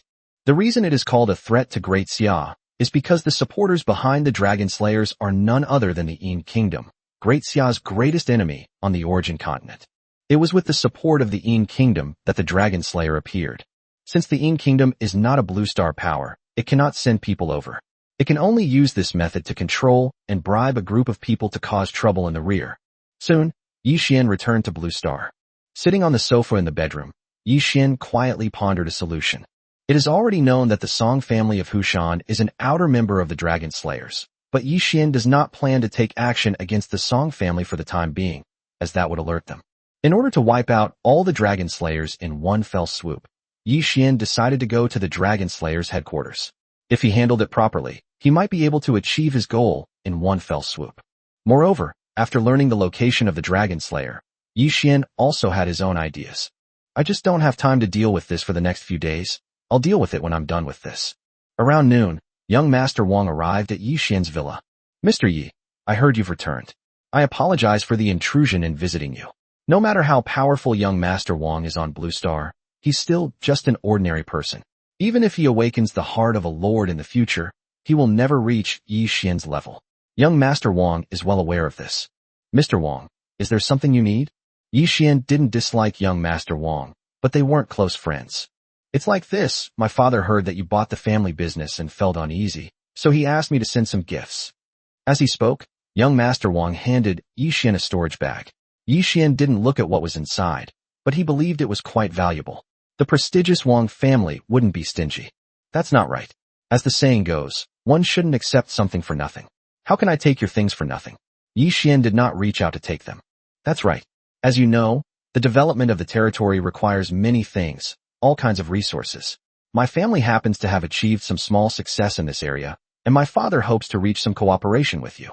This was the Wang family's goal, to both curry favor with Yi Xian and cultivate relationships with the law enforcers behind Yi Xian, the Nangong family, and even the entire alliance of compound surnames. Cooperation is both logical and effective. Okay, I do need a lot of business collaborations. Yi Xian did not refuse. In Daxia, Yi Xian did not know many people, especially businessmen. The appearance of the Wang family made up for this deficiency. As for whether the Wang family had ulterior motives, Yi Xian didn't care. As long as he was strong enough, the Wang family wouldn't dare to use underhanded tactics. That's wonderful. Just let us know if the Wang family can do it. Young Master Wang was quite excited, not expecting the trip to go so smoothly. Well then, as you know, the development of the territory, besides buildings and materials, also requires the development of various industries, which in turn requires a lot of resources and equipment. I hope the Wang family can help with this. As for the price, we can discuss it. Yi Xian wants to develop agriculture, industry, and other sectors, which requires a lot of raw materials and equipment, and these things can be purchased from Blue Star. Yi Xian had originally planned to wait for the Chamber of Commerce to be established so that it could make the purchase, but now that the Wang family was seeking cooperation, he decided to entrust the matter to them. For the Wang family, this was not a big deal, since the materials and items were not high-end. In this way, Shen Wansen did not have to worry about these things and could focus on finding materials and resources that would be helpful to the territory. Don't worry, there's no problem at all. I'll inform my father to make preparations immediately, and I guarantee the supplies will arrive within 3 days. Young Master Wang patted his chest and guaranteed it. All right, then I'll leave it to you. Once the supplies arrive, hand them over to Shen Wansan of Chengnan Commerce. I will establish a chamber of commerce there. In the future, you can directly contact Shen Wansan for any business matters. He can represent me fully. Now that the cooperation had been reached, Yi Xian had no intention of handling things personally and directly pushed young Master Wang to Shen Wansan. Don't worry, leave this to me. Oh, and there's one more thing. There's an auction in the Demon City in half a month. I heard there will be some high-end items. My father said you might be interested, so he specifically asked me to deliver the invitation. The news that young Master Wang brought was what truly interested Yi Xian. Demon City is a major city in the Great Xia dynasty that cannot be ignored. It is home to many powerful forces and has a strong overall strength, holding a pivotal position in the Great Xia dynasty. An auction held here must be of a high standard, and Yi Xian certainly wouldn't miss it. Chapter 178 First Battle in the Chaotic Domain. Auctions, in order to increase visibility and expand influence, generally offer very attractive items, especially in large cities like Magic City, where the items are of a very high standard. Yi Xian happily accepted the invitation. This was the first time Yi Xian had prepared to attend such a high-level event. Okay, please thank your father for me. I will definitely go and broaden my horizons when the time comes. Okay, I'll be there in half a month. I'll come find you then. How about we go together? Young Master Wang said expectantly. This was a rare opportunity to get to know Yi Xian. 2 months ago, Wang Xiao would never have given Yi Xian a second glance, but things are different now. Yi Xian's potential is so great that no force dares to ignore him. Now that young Master Wang had the opportunity to get in touch with Yi Xian, how could he possibly give it up? This was a rare opportunity not only for him personally, but also for the Wang family. Moreover, putting aside Yi Xian himself, the forces behind him, not to mention anything else, even Nangong Waner and Ling Huyu in the villa right now, are not people that young Master Wang can easily contact. Of course, no problem. I tend to lose track of time when I'm busy. Come find me when it's time. If I'm not here, we'll meet up in Shanghai, Yi Xian said nonchalantly. And so, the two reached an agreement, and young Master Wang left happily. In the afternoon, Yi Xian didn't go anywhere, quietly contemplating what to do next. The development of the main territory. The conquest of the second territory. How can the mothership maximize its effectiveness? How should the Dragon Slayer act to maximize their own benefit? Yi Xian needs to seriously consider all of these and have a clear direction for development. Nothing happened that night. The next morning, Yi Xian received a report from Bai Qi that the Glorious Alliance was preparing to attack. Miss Linghu, Waner, if you're bored, you can go out for a walk. The people I've left behind are enough to protect your safety. I have some important matters to attend to these few days and will remain on the origin continent. Before leaving, Yi Xian found the two of them. Yi Xian, you go ahead with your work. We'll take good care of ourselves. I also need to buy some things, so we can arrange it ourselves. Ling Huyu's territory is near the Great Xia, and with the protection of law enforcers, nothing bad will happen. However, Ling Huyu knows that Yi Xian has just arrived on the origin continent and is still very busy. Moreover, the origin continent is different from the newcomer assessment. If there is any mistake, it is a matter of life and death, and no carelessness is allowed. Kikuchi, you're in charge of protecting the safety of the house. I'm leaving the two young ladies in your care. Yi Xian made the arrangements. If nothing unexpected happens, the Linghu family also intends to form a marriage alliance, which is why they sent Ling Huyu. As for why various families are so keen on this marriage alliance, besides valuing Yi Xian's own strength, there is another crucial factor. All the lords on the origin continent have no shortage of partners in their territories. However, within their respective local forces, all lords also have their own family backgrounds. This is because children born on the origin continent will never have the opportunity to become lords. In order to ensure the continuation of their lineage, all major powers must marry and have children in their native world. Only such children have the potential to awaken the heart of a lord in the future. If Yi Xian truly becomes powerful in the future, even surpassing the Great Xia dynasty. His children will undoubtedly benefit, and the status of the families that marry into his family will naturally rise accordingly. However, Yi Xian has no such consideration for the time being. Yi Xian has just turned 20 years old, and it is too early for him to think about inheritance. Besides, Yi Xian's goals are far-reaching. Ignoring the two women, Yi Xian finished his instructions and returned to the main territory with Yi Miaohan. They then used a teleportation array to travel directly to the second territory of the chaotic domain. My lord, the Shadow Legion reports that the Glorious Alliance is ready. In the west, the Glorious Alliance has deployed its troops and may launch an attack on us at any time. Bai Qi reported the latest intelligence to Yi Xian. Are all our legions in place? Yi Xian asked. After a night of mobilization, all our legions have arrived at their respective deployment areas. Although Yi Xian's territory was quite large, with the strength of his army, it wouldn't be a problem for them to reach the designated location overnight. Have the other parties made any moves? No. It seems these people are determined to reap the benefits without lifting a finger. They haven't appeared on the front lines yet, but I estimate their internal mobilization is complete. As for whether they will make a move and when, it depends on how far our battle with the Glorious Alliance goes. Yi Xian trusted Bai Qi's judgment. These people couldn't possibly be just there to watch the show. It's a pity they didn't choose to launch an attack like the Glorious Alliance, thus missing a golden opportunity. From now on, the initiative will no longer be in their hands. Let's go see the front lines. After Yi Xian sent his legion to occupy the 4 mountain peaks, the teleportation array was established. Large-scale troop mobilization was not feasible, but it was still possible to travel quickly. Meanwhile, within the Glorious Alliance. Sir, I still think our decision was too hasty, Eddie said in a final attempt to persuade Taylor. At this point, only the two of them were present. Otherwise, Eddie wouldn't have publicly questioned Taylor, which would have been detrimental to the League's development. Eddie, I know your concerns. Besides worrying about the enemy's strength, you're also worried that those bastards might take the opportunity to attack us. But I believe that with our strength, we can definitely take down the enemy in a short time and not give those bastards any chance. Taylor remained adamant in his opinion, and Eddie felt a sense of powerlessness seeing Taylor's stubbornness. Taylor is just too reckless. If Taylor hadn't helped Eddie when he was in his most difficult time, Eddie would have left long ago.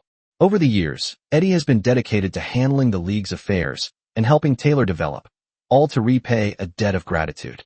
But after years of getting to know Taylor, Eddie became increasingly disappointed with him.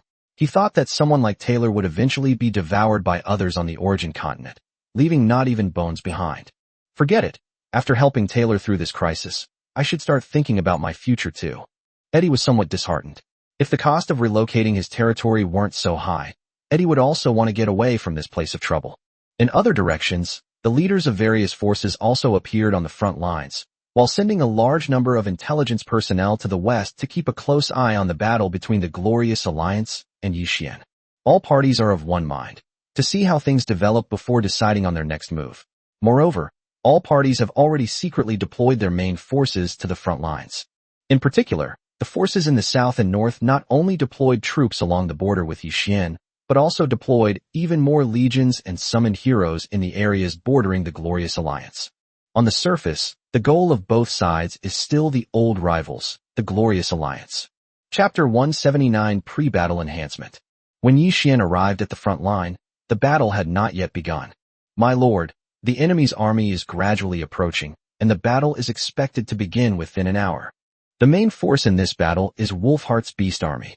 As the commander-in-chief, Wolfheart began to report the military situation to Yi Xian as soon as he saw him. What is the size of the enemy forces? What is the strength of the heroes? This is what Yi Xian is concerned about at this moment. Although preliminary investigations have shown that a Glorious Alliance is not enough to threaten Yi Xian's territory, detailed intelligence will be more helpful for deployment before the great battle begins. My lord, according to our investigation, the enemy's overall strength is not weak. They have tens of millions of max-level troops, nearly 2 million first-tier troops, more than 30,000 first-tier heroes, more than 5,000 second-tier heroes, more than 300 experts who have reached the second-tier limit, and 3 third-tier experts. Hearing the detailed information from the other party, Yi Xian still felt the pressure. The forces responsible for the western battlefield this time, besides a portion of the Dark Knight clan legions, consist only of the Beast Legion, the 4 Madmen, the 4 Flying, and the 4 Flames, totaling approximately 30 million people, with less than 1 million reaching the first level of power. Also included is the Ancient Barbarian Legion, but only the Ancient Barbarian Legion has reached the first level of power, with a mere 500,000 people. Yi Xian was at a disadvantage in terms of the number of troops in his legion. On the heroes' side, Yi Xian mobilized 6,000 heroes from the hero platform, 500 heroes from the god ranking, and 9,000 Mother Goddess Death servants. Regardless of strength or numbers, they were inferior to their opponents. The heroes summoned by the hero platform are currently only at the early stage of the second tier, with most still at the high stage of the first tier. The Mother Goddess Death Servant is of the same strength. As for the heroes on the god ranking, they are currently at different stages of the second transformation, but most of them are in the early stages. In terms of legions, Yi Xian is not much different from the Glorious Alliance. The high quality of his legions is enough to make up for the lack of numbers, so Yi Xian is not worried. Having significantly fewer first-tier heroes than the opponent, but more second-tier heroes, can compensate for the gap. Yi Xian also has 3 players in the third round, which is the same as the opponent. In Yi Xian's view, the only difference, and the biggest change in this battle, is the difference between a second-stage high-level expert and a peak expert. Yi Xian must find a way to deal with those 320-level experts. This is the key to this battle. Yi Xian had accumulated a lot of points over the past few days, and now is the time to use them. Yi Xian was the first to enhance the strength of the heroes on the god ranking. Each of the heroes on the god ranking is currently in the second stage of advancement. Reaching the limit requires approximately 100 billion points per person, and completing the third stage breakthrough requires 1 trillion points. Yi Xian directly spent nearly 100 trillion points to raise the level of all the heroes on the god ranking to the second tier limit. Afterwards, in order to meet the needs of various battlefields, Yi Xian raised the level of 20 people, including the 4 demon generals, to the third tier, spending another 20 trillion points. In this way, Yi Xian also gained confidence in terms of high-end combat capabilities. Sensing the change in their strength, the heroes on the god ranking knew that Yi Xian had used points to help them improve, saving them countless hours of hard work. The heroes on the god ranking, scattered in all directions, all turned to the west to pay homage. Thank you, sir. Yi Xian didn't care, but instead considered which part to improve next. Miaohan, can your Mother Goddess Death servants be replenished to 10,000? Yi Xian asked, as he had been unclear about the progress of the Mother Goddess Death servants. My lord, after this period of accumulation, the number of Deadpools has more than enough to reach 10,000. Yi Miaohan gave a precise answer. What is the limit? Yi Xian asked. Since he was going to improve, he wanted to do something big to deal with the remaining forces.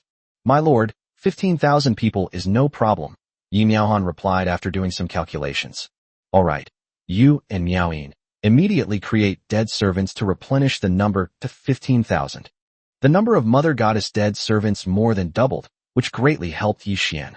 Soon, Yi Miaohan and her companion completed their mission. With enough energy and points, creating the Mother Goddess dead servants became much easier. Yi Xian didn't waste any words. He spent nearly 40 trillion points again to raise the level of all the Mother Goddess death servants to the same level, the 20th level of the second transformation. Next, Yi Xian did not choose to summon ordinary legions, nor did he upgrade the level of the soldiers in the ordinary legions. Instead, he increased the number of ancient barbarian warriors to 10 million. Summoning and upgrading each of the ancient barbarian warriors to the maximum level requires approximately 1 million points, and the entire summoning process cost 8 trillion points. As for the soldiers' class advancement, Yi Xian did not do it.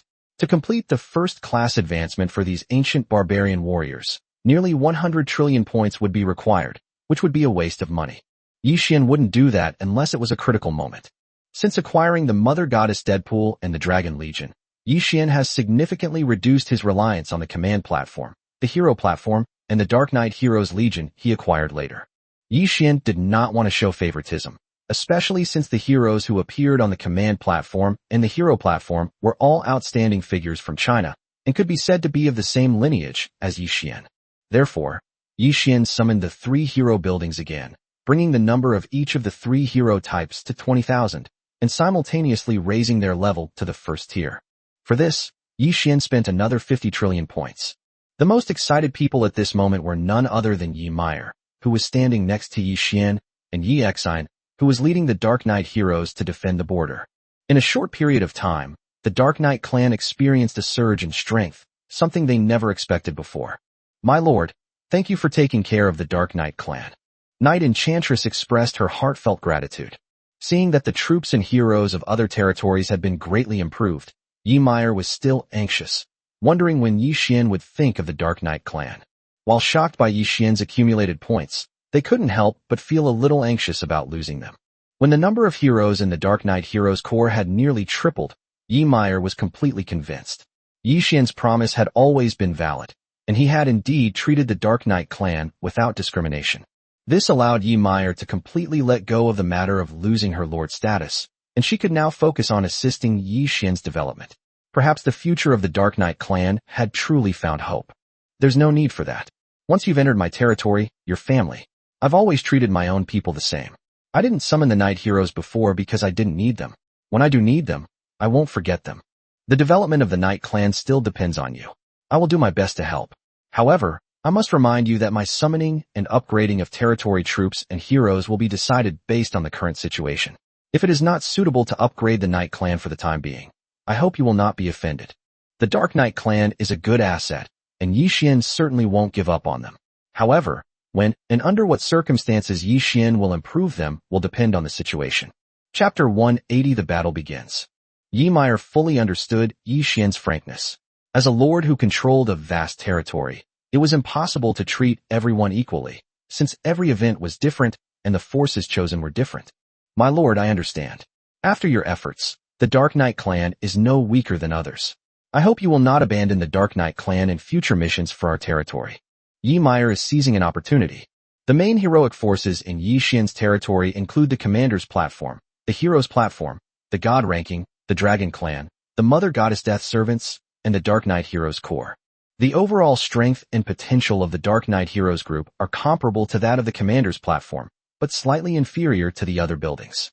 In this situation, Yi Xian would have many choices each time he went on a mission. However, for the Dark Knight clan, if they did not have the opportunity to carry out missions, they would naturally lose the opportunity to improve their strength and would become worthless and eventually be eliminated. Yi Meyer was well aware of this, and she also knew about Yi Xian's situation. This young man, who had been a lord for less than 2 months, already had such powerful forces under his command. Yi Meyer simply couldn't imagine how many heroes and legions Yi Xian would have under his command in 2 years, 20 years, or even longer. However, Yi Meyer knew that no matter what, she could not let the Dark Knight clan fade from Yi Xian's sight. Once they were marginalized and had no value, there would be no point in cultivating them, and the Dark Knight clan would lose their future. Well, I'll decide based on the situation, Yi Xian said noncommittally. Yi Xian was unsure of Yi Meyer's thoughts, but he had a general idea. However, for Yi Xian, it really depended on the situation. He would neither deliberately cultivate her nor abandon her. After a period of improvement, Yi Xian's overall strength increased significantly, making it much easier for him to deal with the enemies in front of him. Bai Qi, you are in charge of the western battlefield. Yu Fei, Wang Meng, and Li Jing, you will each go to the other directions. Your primary objective is to block any possible enemy attacks. Once I have dealt with the western front, I will deal with the other 3 directions. With these people in charge, Yi Xian was no longer worried about the situation on the battlefield. Without further ado, the men accepted the order and left. Bai Qi, I think this place has an excellent geographical location, and there must be plenty of resources around it. After this battle, arrange for the Legion to protect Sherlin, Mu Yu and others, and to explore and develop the surrounding resources.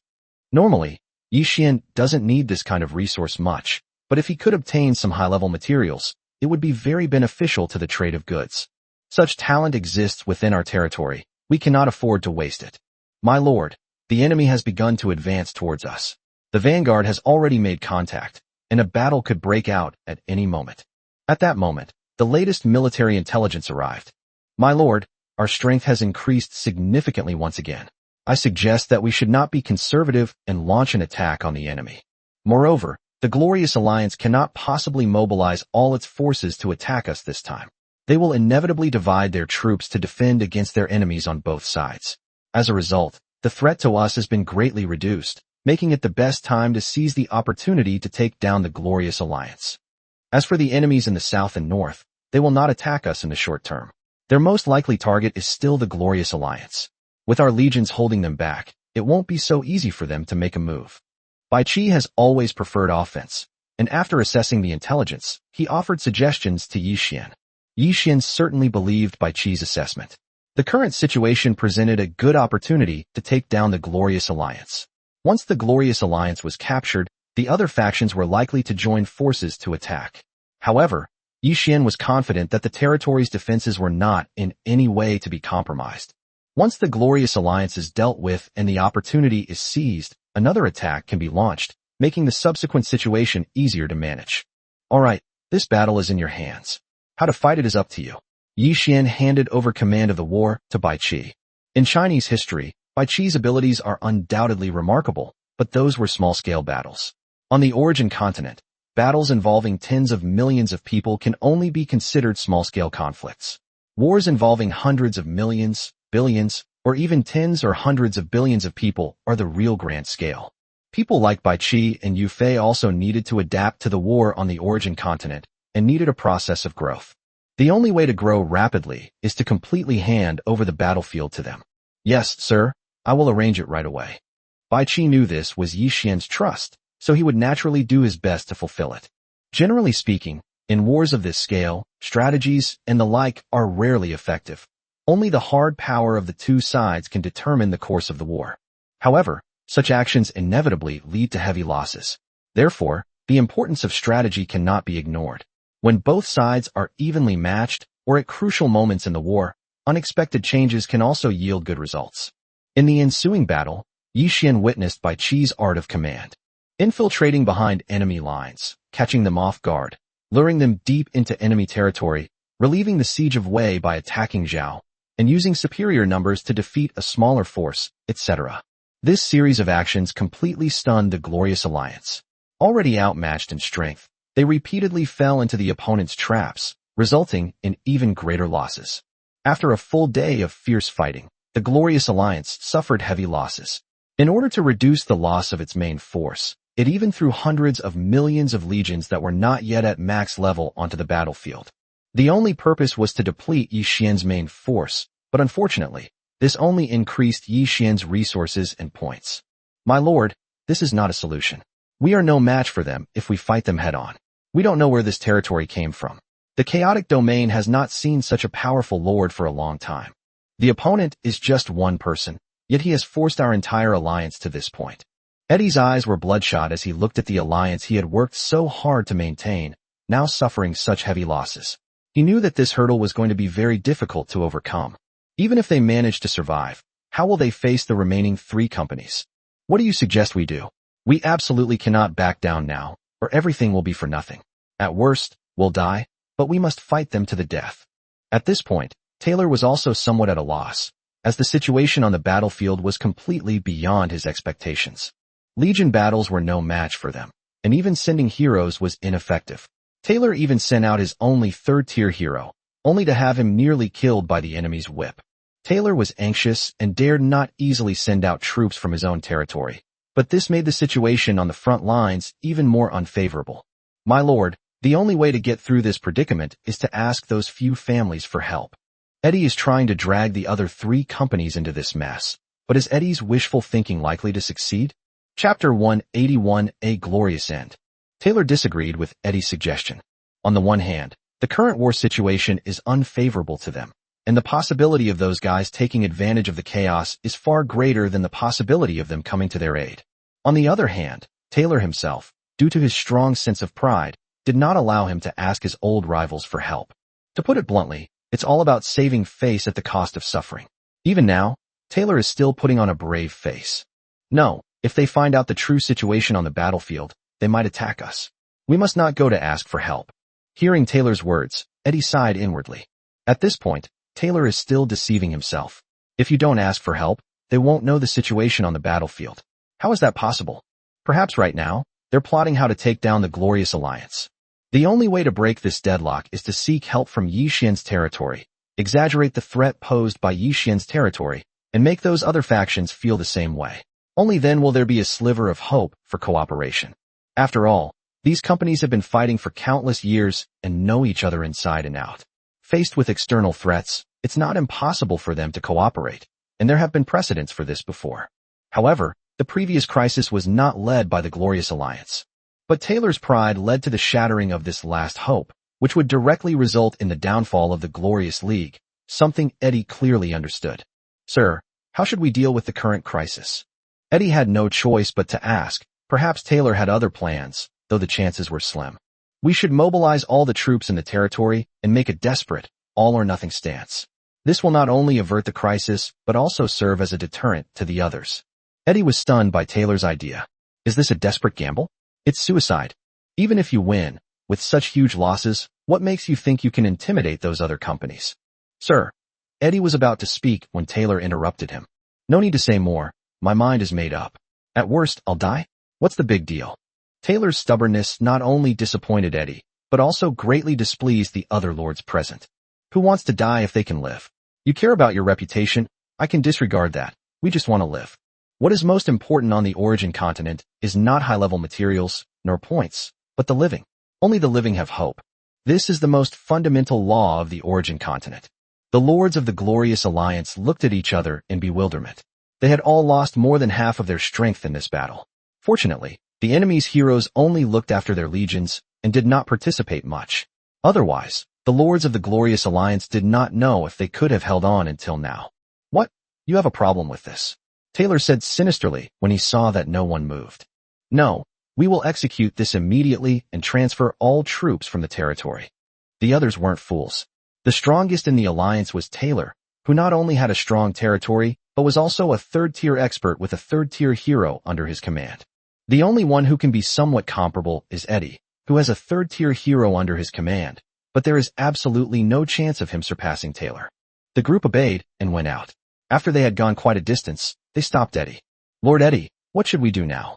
Are we really going to fight to the death of our territory?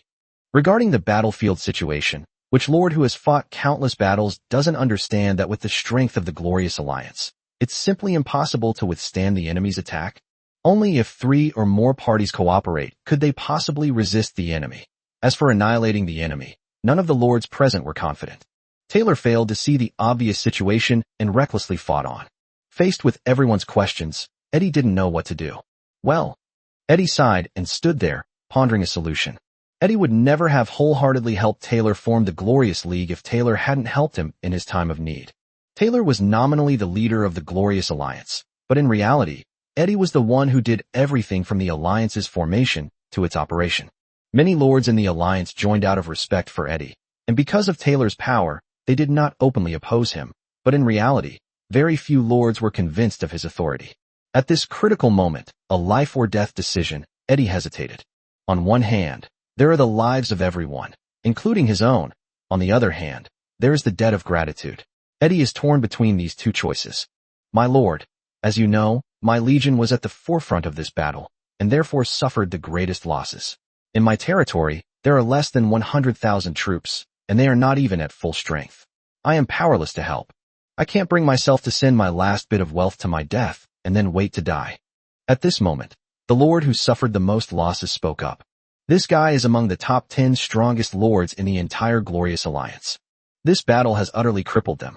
Such a huge loss will take countless years to recover. For the League, this person did his best. When he makes his decision, no one dares to say no. Sir, the brothers have all done their best in this battle. Over the years, everyone knows how much wealth each family has, and it's obvious whether they're holding back. If this continues, we'll all be finished. Many people express their dissatisfaction. What are you planning to do? With so many of us, it's unrealistic to think about moving our territory. Eddie was also wavering.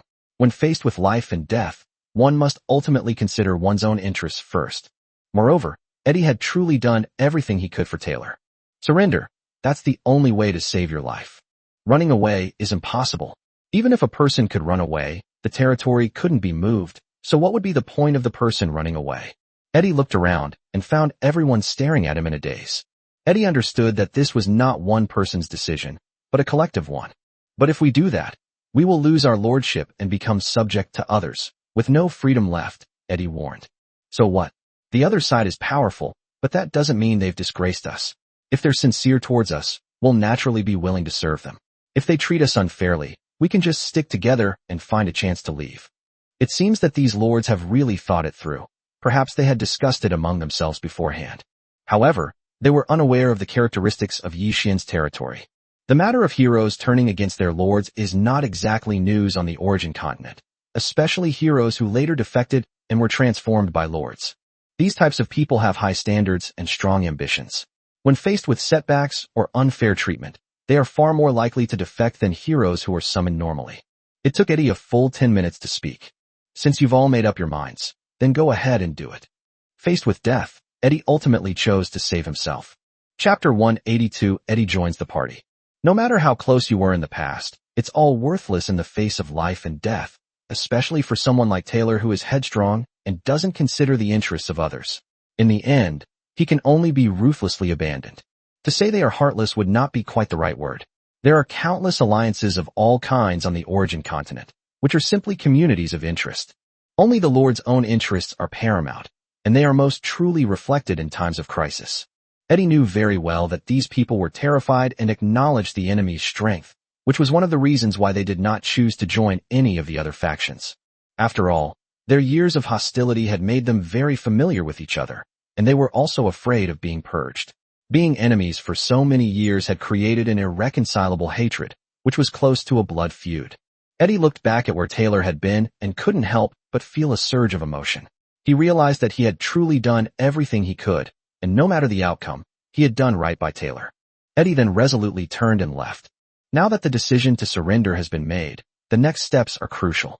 The plan must be accepted by the other side without arousing Taylor's suspicion.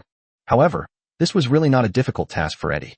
Upon returning to his territory, Eddie did not immediately mobilize troops to support the front lines. Instead, he used the friend system to reconfirm the surrender plan with the other lords of the Glorious Alliance, and then began to devise how to surrender to the other side. After all, Taylor is the strongest in the Glorious Alliance, and if things are not handled properly, these lords could all be in danger of dying. As the commander-in-chief of this battle, Eddie began to plan how to send Taylor's legion to the front lines, especially Taylor's third-tier hero, who posed the greatest danger to them. Meanwhile, Eddie decided to personally go to the other side to negotiate the surrender. He didn't trust anyone else with this task, so he had to do it himself. Finally, Eddie ordered all the lords to concentrate their forces and move to the front lines, but at a slow pace. The purpose of this mission was to annihilate Taylor's defeated army. Eddie is far superior to Taylor in both scheming and cunning. Once he decides to rebel, he will never give Taylor any chance to turn the tables. Just as Eddie was making his move, the other three forces had also received accurate information from the battlefield. In the south, there is a family power entirely composed of their own members. The Zhang family, because their Wan Kuorda, a spoiled second-generation member, offended a powerful force, had to flee to the chaotic domain. Coincidentally, the Zhang family had obtained a special collective teleportation talisman back then, which allowed them to escape when they were on the verge of annihilation. Meanwhile, the east and north were occupied by the Tsangshuan Alliance and the Baihang Alliance, respectively.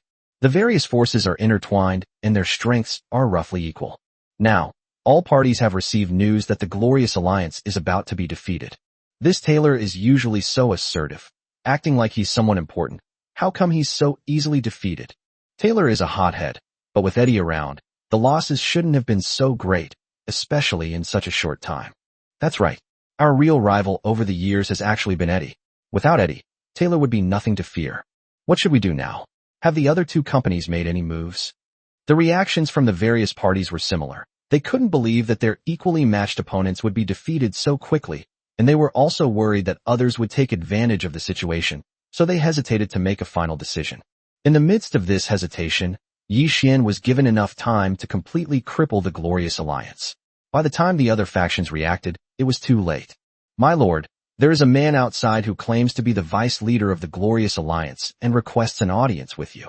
News of Eddie's arrival quickly reached Yi Xian. My lord, with the battle escalating to this point, anyone who comes here is either surrendering or taking a risky gamble to assassinate you. Bai Qi, who was standing nearby, quickly made a guess when he heard that the other party's second-in-command had come to request an audience. It's all right, since you're here, let's meet. Yi Xian didn't care about the other party's purpose. My lord, just in case, please ask Generals Huang Feihu and Wen Zhong to come over. Bai Qi knew that these two were currently the strongest fighters in the territory, and the other third-tier heroes were somewhat inferior to them. All right. After a moment's thought, Yi Xian agreed. A wise man avoids dangerous situations, and besides, it would also serve as a deterrent to the visitors. More than half an hour later, after traversing numerous battlefields and dodging Taylor's troops, which wasted a lot of time, Eddie finally met Yi Xian. "Hello, I am Eddie, the vice leader of the Glorious Alliance. May I ask how you should address me, Lord?" After fighting for so long, Eddie still had no idea who the enemy was. "I am the Heavenly Emperor. Perhaps you have heard my name before." Yi Xian did not change his appearance. This was the first time Yi Xian had shown his true face to outsiders. This also means that Eddie had no other choice. The Heavenly Emperor? The Heavenly Emperor who just won first place among the newcomers. Eddie had certainly heard of the Heavenly Emperor. It was the first time in the Origin continent that a new lord had caused such a huge uproar. "Yes, it's me." Eddie was completely shocked to receive Yi Xian's confirmation. "Is this Heavenly Emperor a newcomer? Are you kidding me? A newcomer can defeat an alliance like this, especially one from the chaotic domain. The people here are more warlike and aggressive than those from other regions, so their strength is naturally greater. Moreover, why is the Heavenly Emperor coming to the chaotic domain instead of participating in the War of Nations, quickly raising his own power level and establishing a kingdom?" But soon, Eddie roughly guessed Yi Xian's thoughts. What's the point of going to the World Championship with this level of strength? Bullying newcomers, is that interesting? With such strength, why can't a country be established anywhere?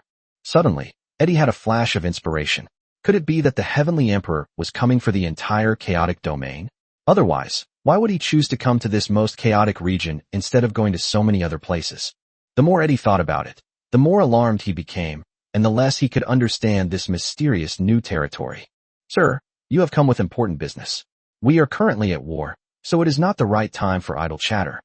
Seeing Eddie standing there lost in thought, Bai Chi couldn't help but tease him and offer a reminder. Yes, sir. I have indeed come here to discuss something," Eddie quickly said, realizing his earlier rudeness. Yi Xian didn't speak, gesturing for Eddie to continue. Now, Eddie couldn't, and didn't dare, speak up easily. Previously, Eddie's idea was to check out the enemy's territory, and if possible, lead the people of the Glorious Alliance to directly surrender to Yi Xian and form a new alliance. For them, this was no big deal. They even got a more powerful leader. But after Eddie learned that the other party was the Heavenly Emperor, he no longer thought that way. Chapter 183 Backstab. Eddie knew that a new lord, especially a powerful one, would inevitably be arrogant. Moreover, the Heavenly Emperor's purpose is probably not to seize territory, but more likely to target the entire chaotic domain, with the aim of establishing a nation. Is it really appropriate for us to join the Heavenly Emperor's camp? Eddie knew he didn't have the ability to fight against the various forces in the chaotic domain, nor did he believe that a new lord like the Heavenly Emperor could do it. But this is also a bold investment, betting on the potential and future of the Heavenly Emperor. However, the risk was considerable, and Eddie hesitated. "My lord, may we pledge our allegiance to you and form a new alliance to fight against the surrounding forces?" Eddie asked tentatively. "No need. I won't go through all that trouble. Forming any alliances is useless when it really matters, just like what you're doing now." Yi Xian refused outright. What's the point of an alliance? When things are going well, they praise each other and fight when they're winning. But when difficulties arise, their own interests come first. Like Eddie, who betrayed Taylor for his own benefit, such an alliance would only be a hindrance to Yi Xian and would be utterly useless. I painstakingly nurtured them, but they all turned out to be ungrateful wretches. Eddie ignored the sarcasm in Yi Xian's words and instead pondered what he should do. What are your plans? Eddie could only ask questions and then try to negotiate the price himself. Simple.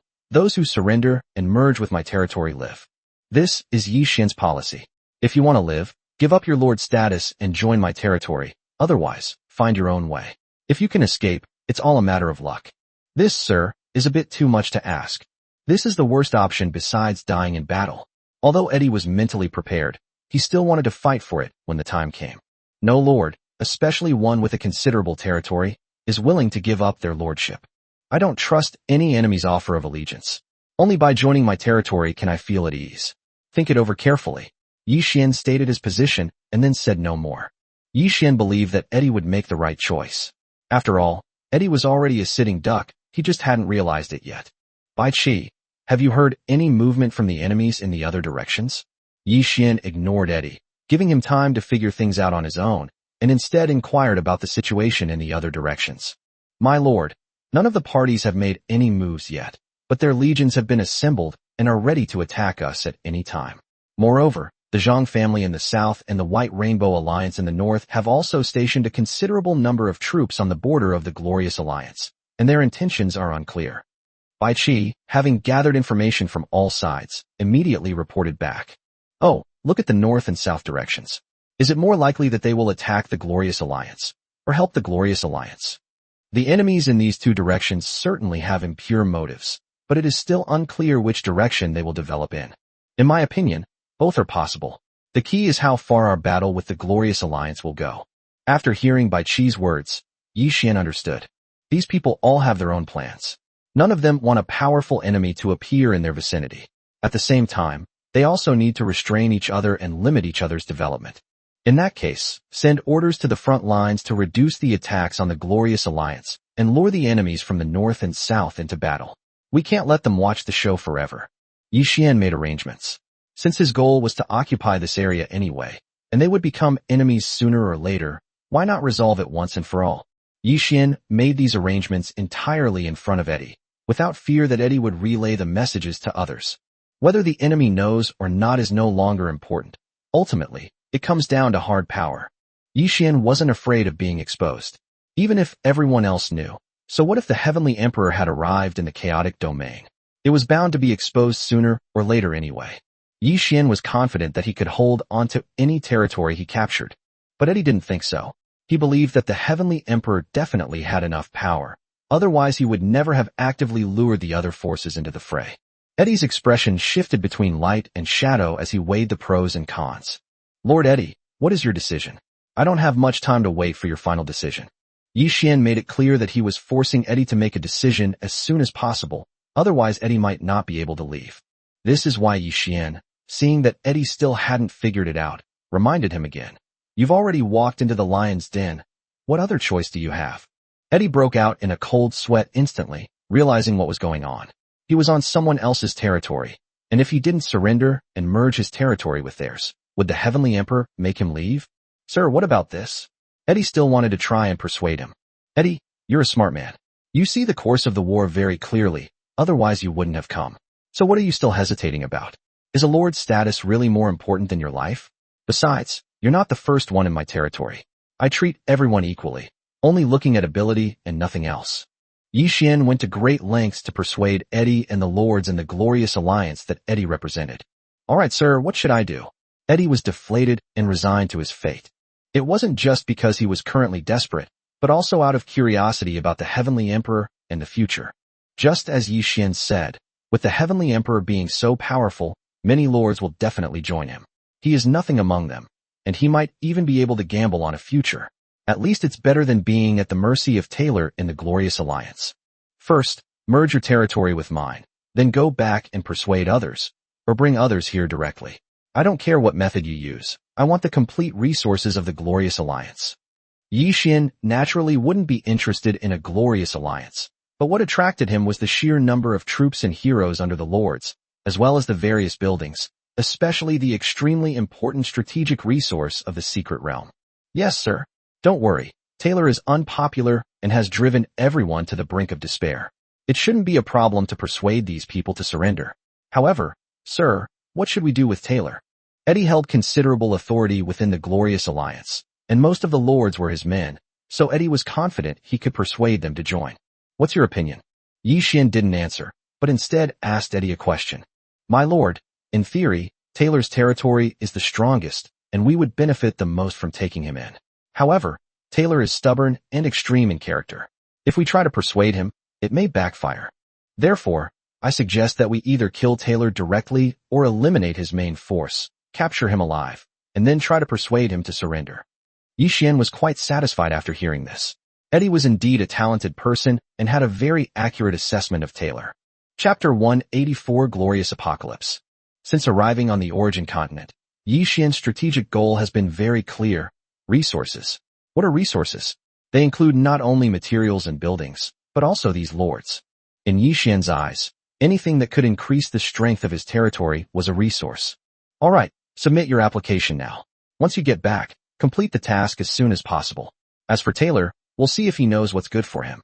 Yi Xian didn't take Taylor seriously. He was just 2 third-tier heroes. It didn't matter if he didn't get them. The biggest gain was to take down the Glorious Alliance and use it as a springboard to take down the other teams. Eddie had no way out.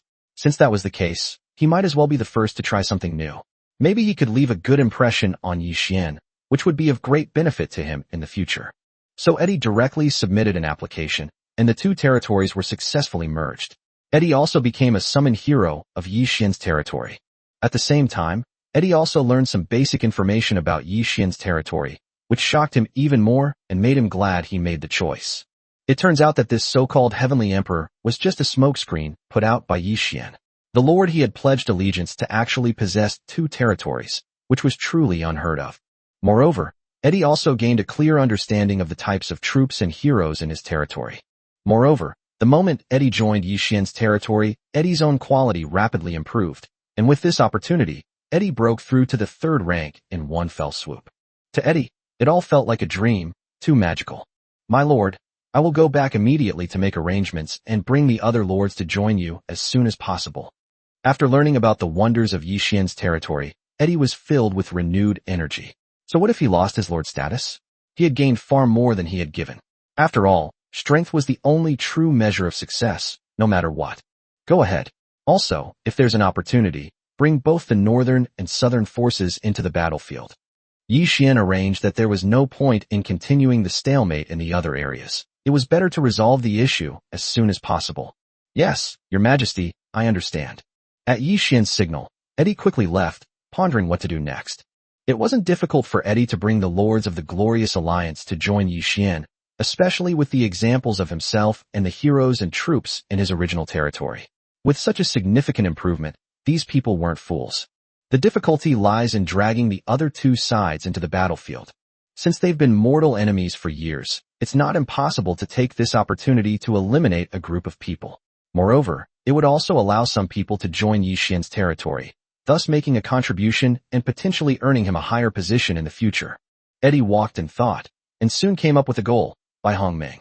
The Zhang family in the south is a powerful clan that has always been very united, making it difficult to break through from within. Even if the Zhang family is defeated, Eddie doesn't dare say how many people he can persuade to surrender. After all, the cohesion of a family is incomparable to that of a loose alliance. Eddie quickly returned to his territory, while the lords of the Glorious Alliance anxiously awaited the outcome. As time passed, the situation on the front lines became increasingly precarious. This concerned the lives and livelihoods of everyone involved. So how could they not be anxious? For them, the outcome of Eddie's mission was their only hope. Lord Eddie, you're finally back. How did the talks go? No, Lord Eddie, you. Upon seeing Eddie's figure, the crowd rushed forward to inquire, but soon they realized something was amiss. Eddie has lost his lordship and become a territory hero, and everyone present knows what that means. Everyone, I have successfully joined their territory. As for their origins, I cannot say for now, but I can tell you that if you make the same choice as me, you will definitely not regret it, and you will even line up to thank me.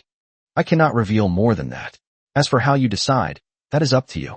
However, I will pass on a word to you. Sir, people are either friends or enemies. Eddie was completely uncompromising and even threatened those present. Eddie, did you betray us? Isn't this incredibly dishonest? Aren't you afraid we'll all perish together? Some voiced their discontent, saying that although the defeat was inevitable, after being lords for so long, who didn't have some pride? If you're going to try to persuade someone to surrender, you should talk to them nicely and offer them benefits. Why do you start by threatening them? A fight to the death, folks. I'm afraid you don't have that ability. As he spoke, Eddie released his aura, and everyone clearly sensed that Eddie had broken through. Eddie has been stuck at the second job advancement limit for a long time. The reason he has a position second only to one person in the alliance is because of a third job advancement hero in his territory. Now that he has broken through, isn't he now as strong as Taylor? The people present are no match for him, and the idea of fighting to the death is just a joke. Eddie, what exactly happened? How did you break through? What conditions did they offer? You can talk things out. It's not like we can't discuss it. If we can't win, we can keep negotiating. Once you join the adults' territory, you will naturally know everything. If you don't join, there's no point in knowing. You won't get any benefits, and you might even die on the spot. As for conditions, there are none. Whether you join or not is your own choice. However, Considering that we've worked together for many years, I would like to advise you all to think about my changes and not make any rash decisions. Eddie made his point very clear. The people present finally began to seriously consider it. Previously, everyone shared the same idea, to try to form an alliance with the other side. But judging from Eddie's expression, that's definitely not going to work.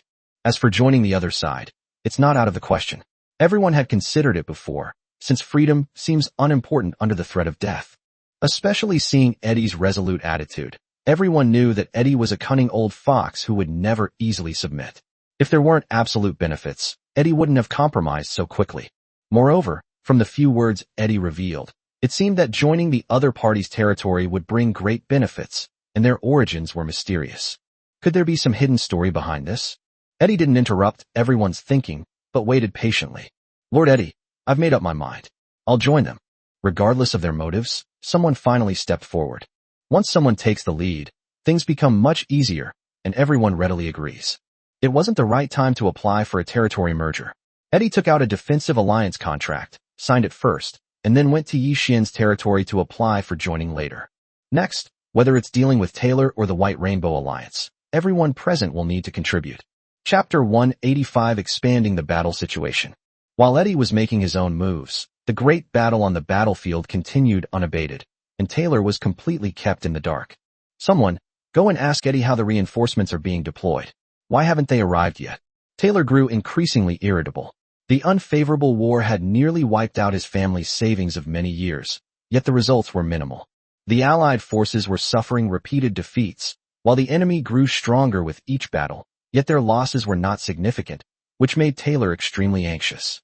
Meanwhile, Taylor also discovered the movements of the Zhang family and the White Rainbow Alliance, which made him even more anxious. My lord, we have no information about Lord Eddie. We have sent people to investigate, but we have not received a reply yet. After listening to his subordinate's report, Taylor suddenly realized that something might have gone wrong. Taylor trusted Eddie completely, believing that Eddie had made significant contributions, even sacrifices, to his current strength and status. Taylor absolutely refused to believe that Eddie would betray him, but the current situation left him completely baffled. Taylor calmed down, opened the private chat channel, found Eddie, and sent him a message to ask about Eddie's situation. However, Eddie did not reply for a long time. Eddie's sudden disappearance made Taylor realize that this hastily initiated war might. My lord, the enemy has launched a massive attack. Apart from us, the legions of other lords have suffered heavy losses and have had to withdraw from the battlefield. Just as Taylor was feeling troubled, someone came to report the latest battle situation. What? That means we're the only ones left on the battlefield, and everyone else has run away. Taylor was reckless, not stupid.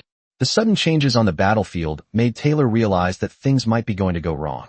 Even if so many lords suffered heavy losses, it was impossible for them all to escape. If there wasn't something fishy going on, how could Taylor possibly believe it, especially considering Eddie's disappearance? Either Eddie orchestrated this, or Eddie was trapped by these lords. However, Taylor leans more towards the former, since Eddie is the strongest in the alliance besides himself, and he also has third-tier heroes protecting him.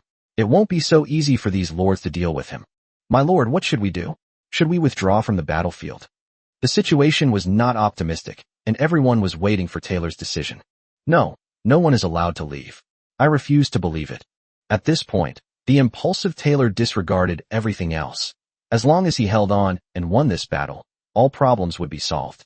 It's a pity that Taylor didn't consider what would happen if he failed.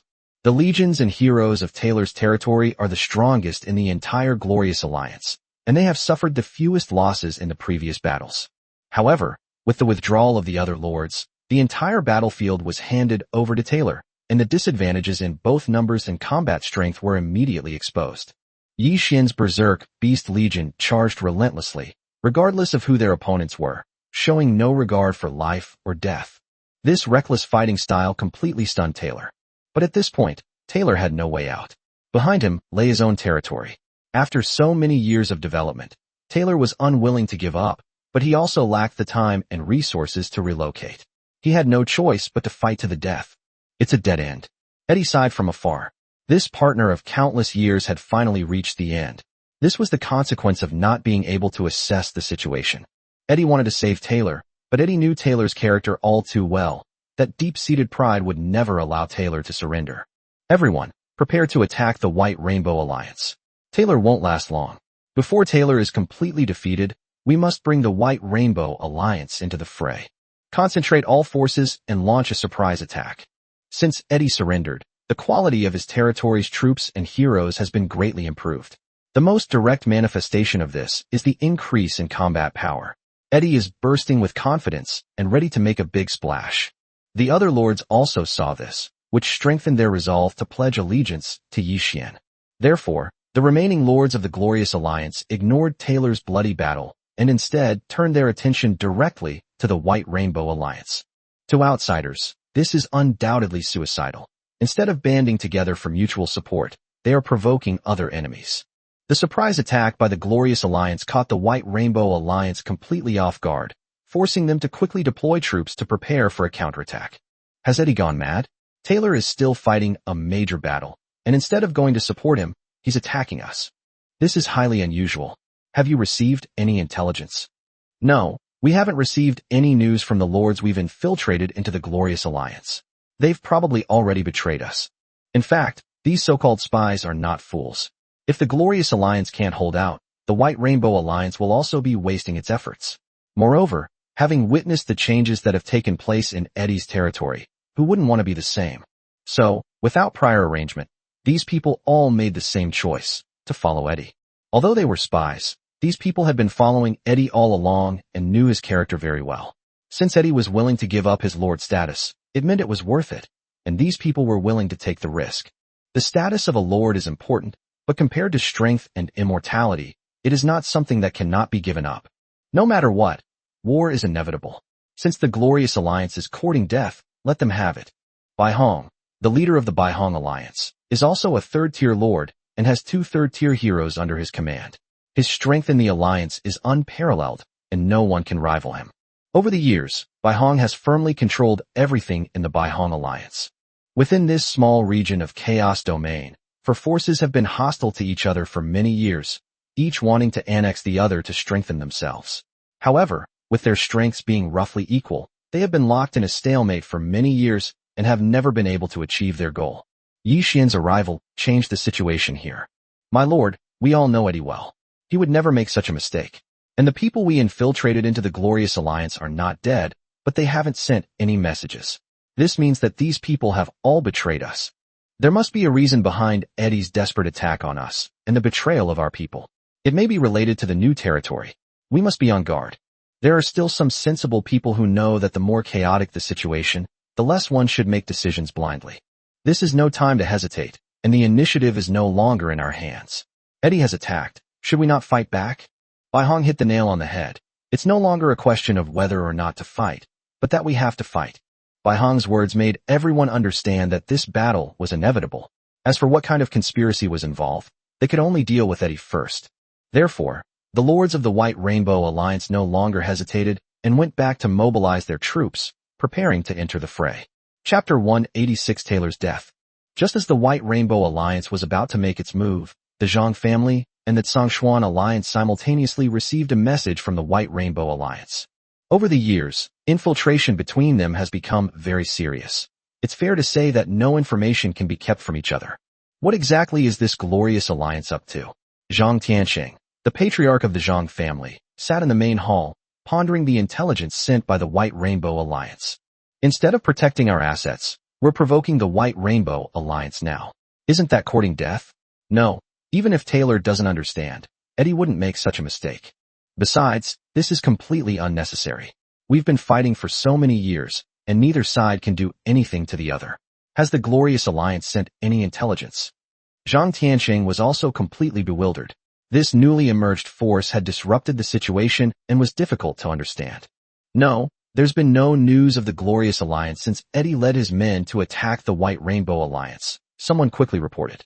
This is very unusual. There must have been a huge change in the Glorious Alliance. Maybe the problem lies with Eddie. Could it be that Eddie wants to take this opportunity to start his own faction? But that doesn't make sense either. Zhang Tianxing considered various possibilities, but none of them made sense.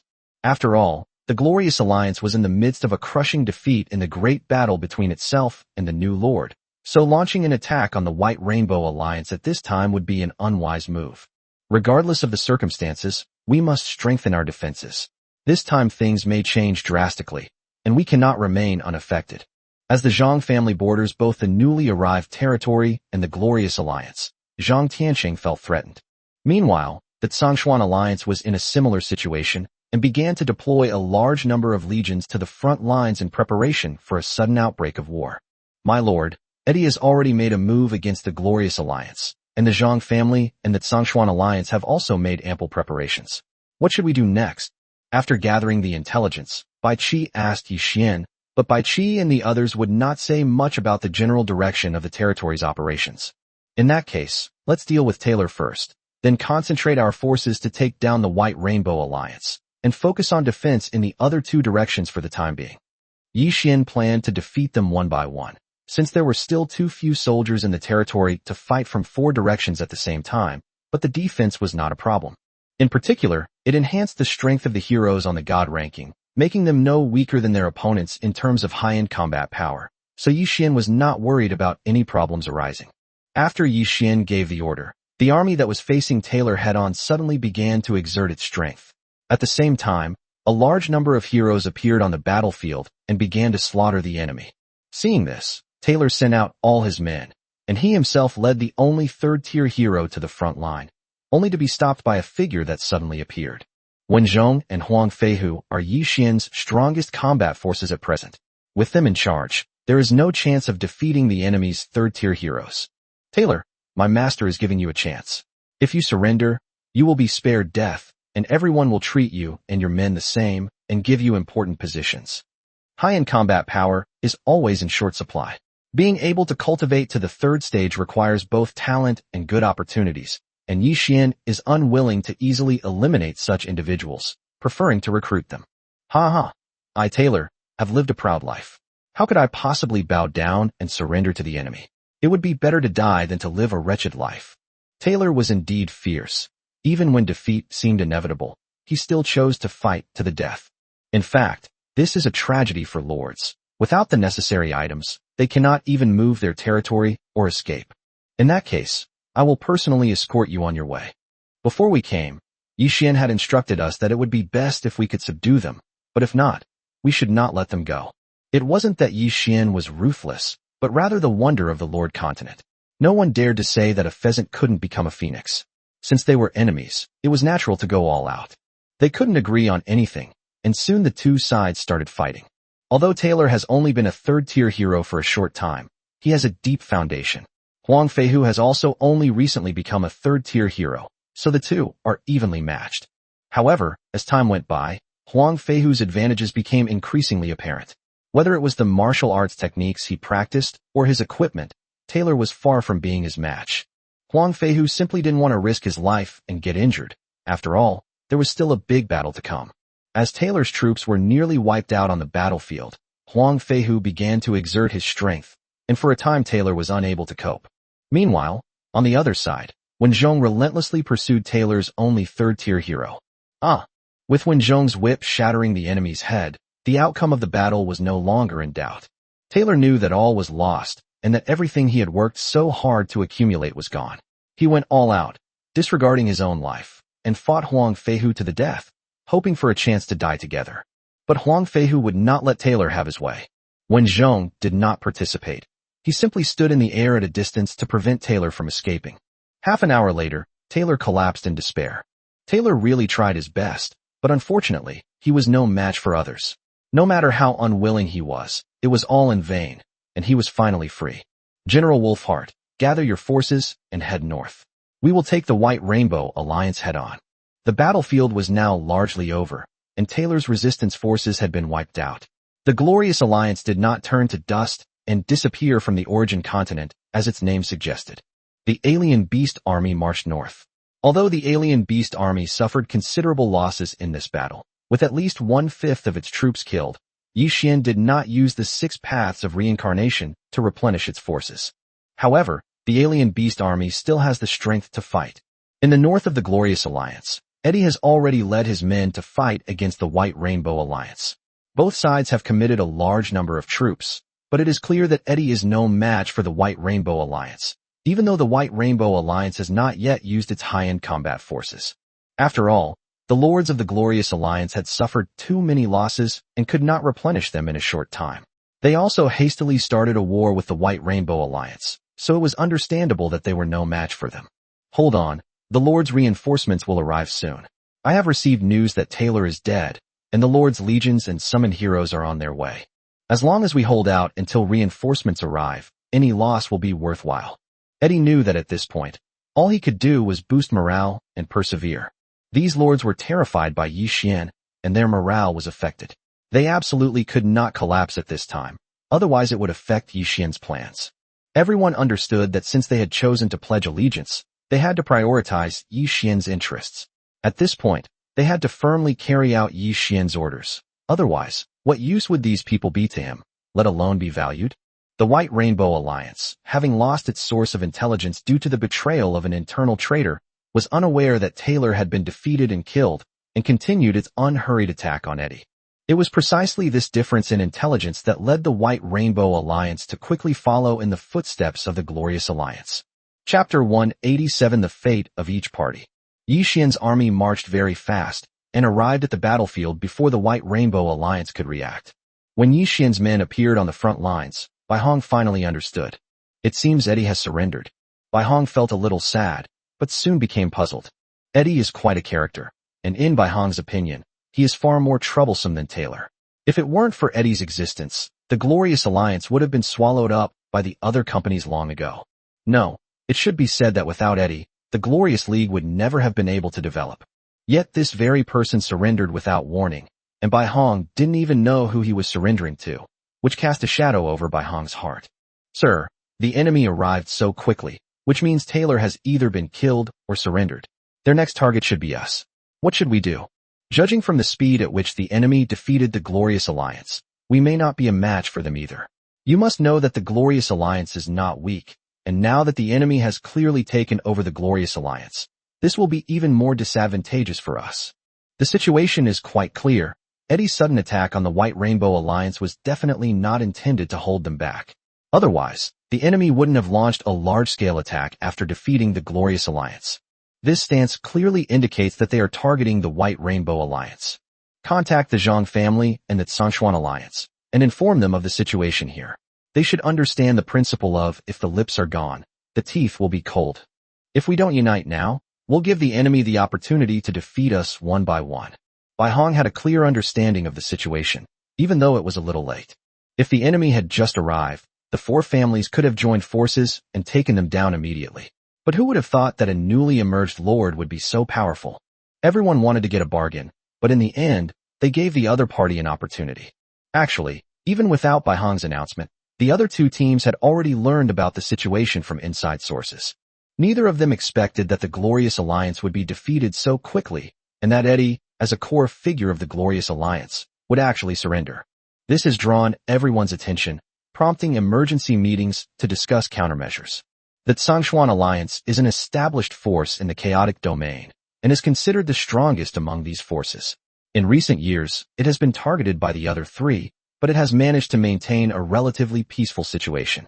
Yi Xian's appearance not only disrupted the balance, but in the eyes of the Zhongshuan Alliance, this might be a great opportunity for the Zhongshuan Alliance to achieve unification.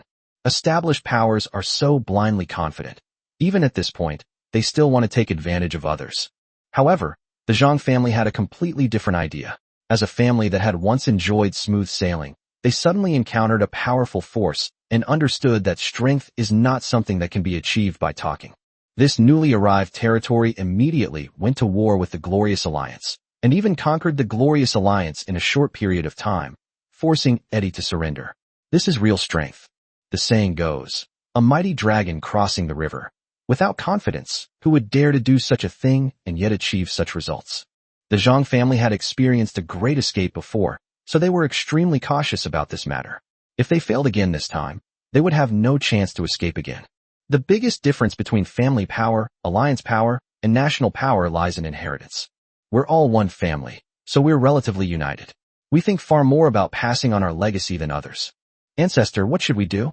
The White Rainbow Alliance is about to start a war, and they have already sent a letter urging us to cooperate. Faced with the current situation, The core members of the Zhang family also began to worry. If the White Rainbow Alliance were to lose again, what would become of the Zhang family? Having already lost one glorious alliance, and now with the loss of the White Rainbow Alliance, the Zhang family is left as nothing but lambs to the slaughter, given that the ambitions of the Zhongshuan Alliance are no secret. Is there any movement from the Zhongshuan Alliance? Zhang Tianqing asked. Yes, they are actively preparing for war, but the front lines are holding back and have no intention of launching an attack. I guess they are thinking of taking advantage of the situation to achieve unification in one fell swoop. Have we received any news from our people? Zhang Tianqing continued to ask. No, Song Xian has only been constantly deploying troops, but he has never explained his intentions. No one can figure out what he is thinking. Everyone knows there's a mole. Song Xian isn't stupid. He won't reveal the whole plan. Instead, he wants to seize the initiative. First, we need to observe the Zhang family's attitude. Second, we need to assess the battlefield situation. We are ready to engage in battle at any time, but the timing is crucial, and this is what both the Zhang family and Bai Hong are concerned about. Zhang Lan, you are the patriarch of the Zhang family in this generation. What is your opinion on this matter? Zhang Tianqing was very cautious and dared not make a decision lightly. Ancestor, my Zhang family offended the imperial court back then and had no choice but to flee here. The imperial court was too far away to reach us, which gave us a chance to survive. However, over the years, we have been constantly embroiled in conflicts here, and the family has not been able to advance any further. To be honest, I still hold a grudge about what happened back then. The fault did not lie with my Zhang family, but we were forced to flee in a sorry state because we were not as strong as others. However, my Zhang family will hardly have the opportunity to take revenge. Zhang Lan didn't talk about the current situation, but instead brought up what happened back then. Just tell me your thoughts. Zhang Tianqing knew that Zhang Lan must have her own reasons for saying this. Ancestor, with just one territory, you can destroy an old alliance, relentlessly attack another alliance, and still have the strength to defend against my Zhang family and the Zhongshuan Alliance.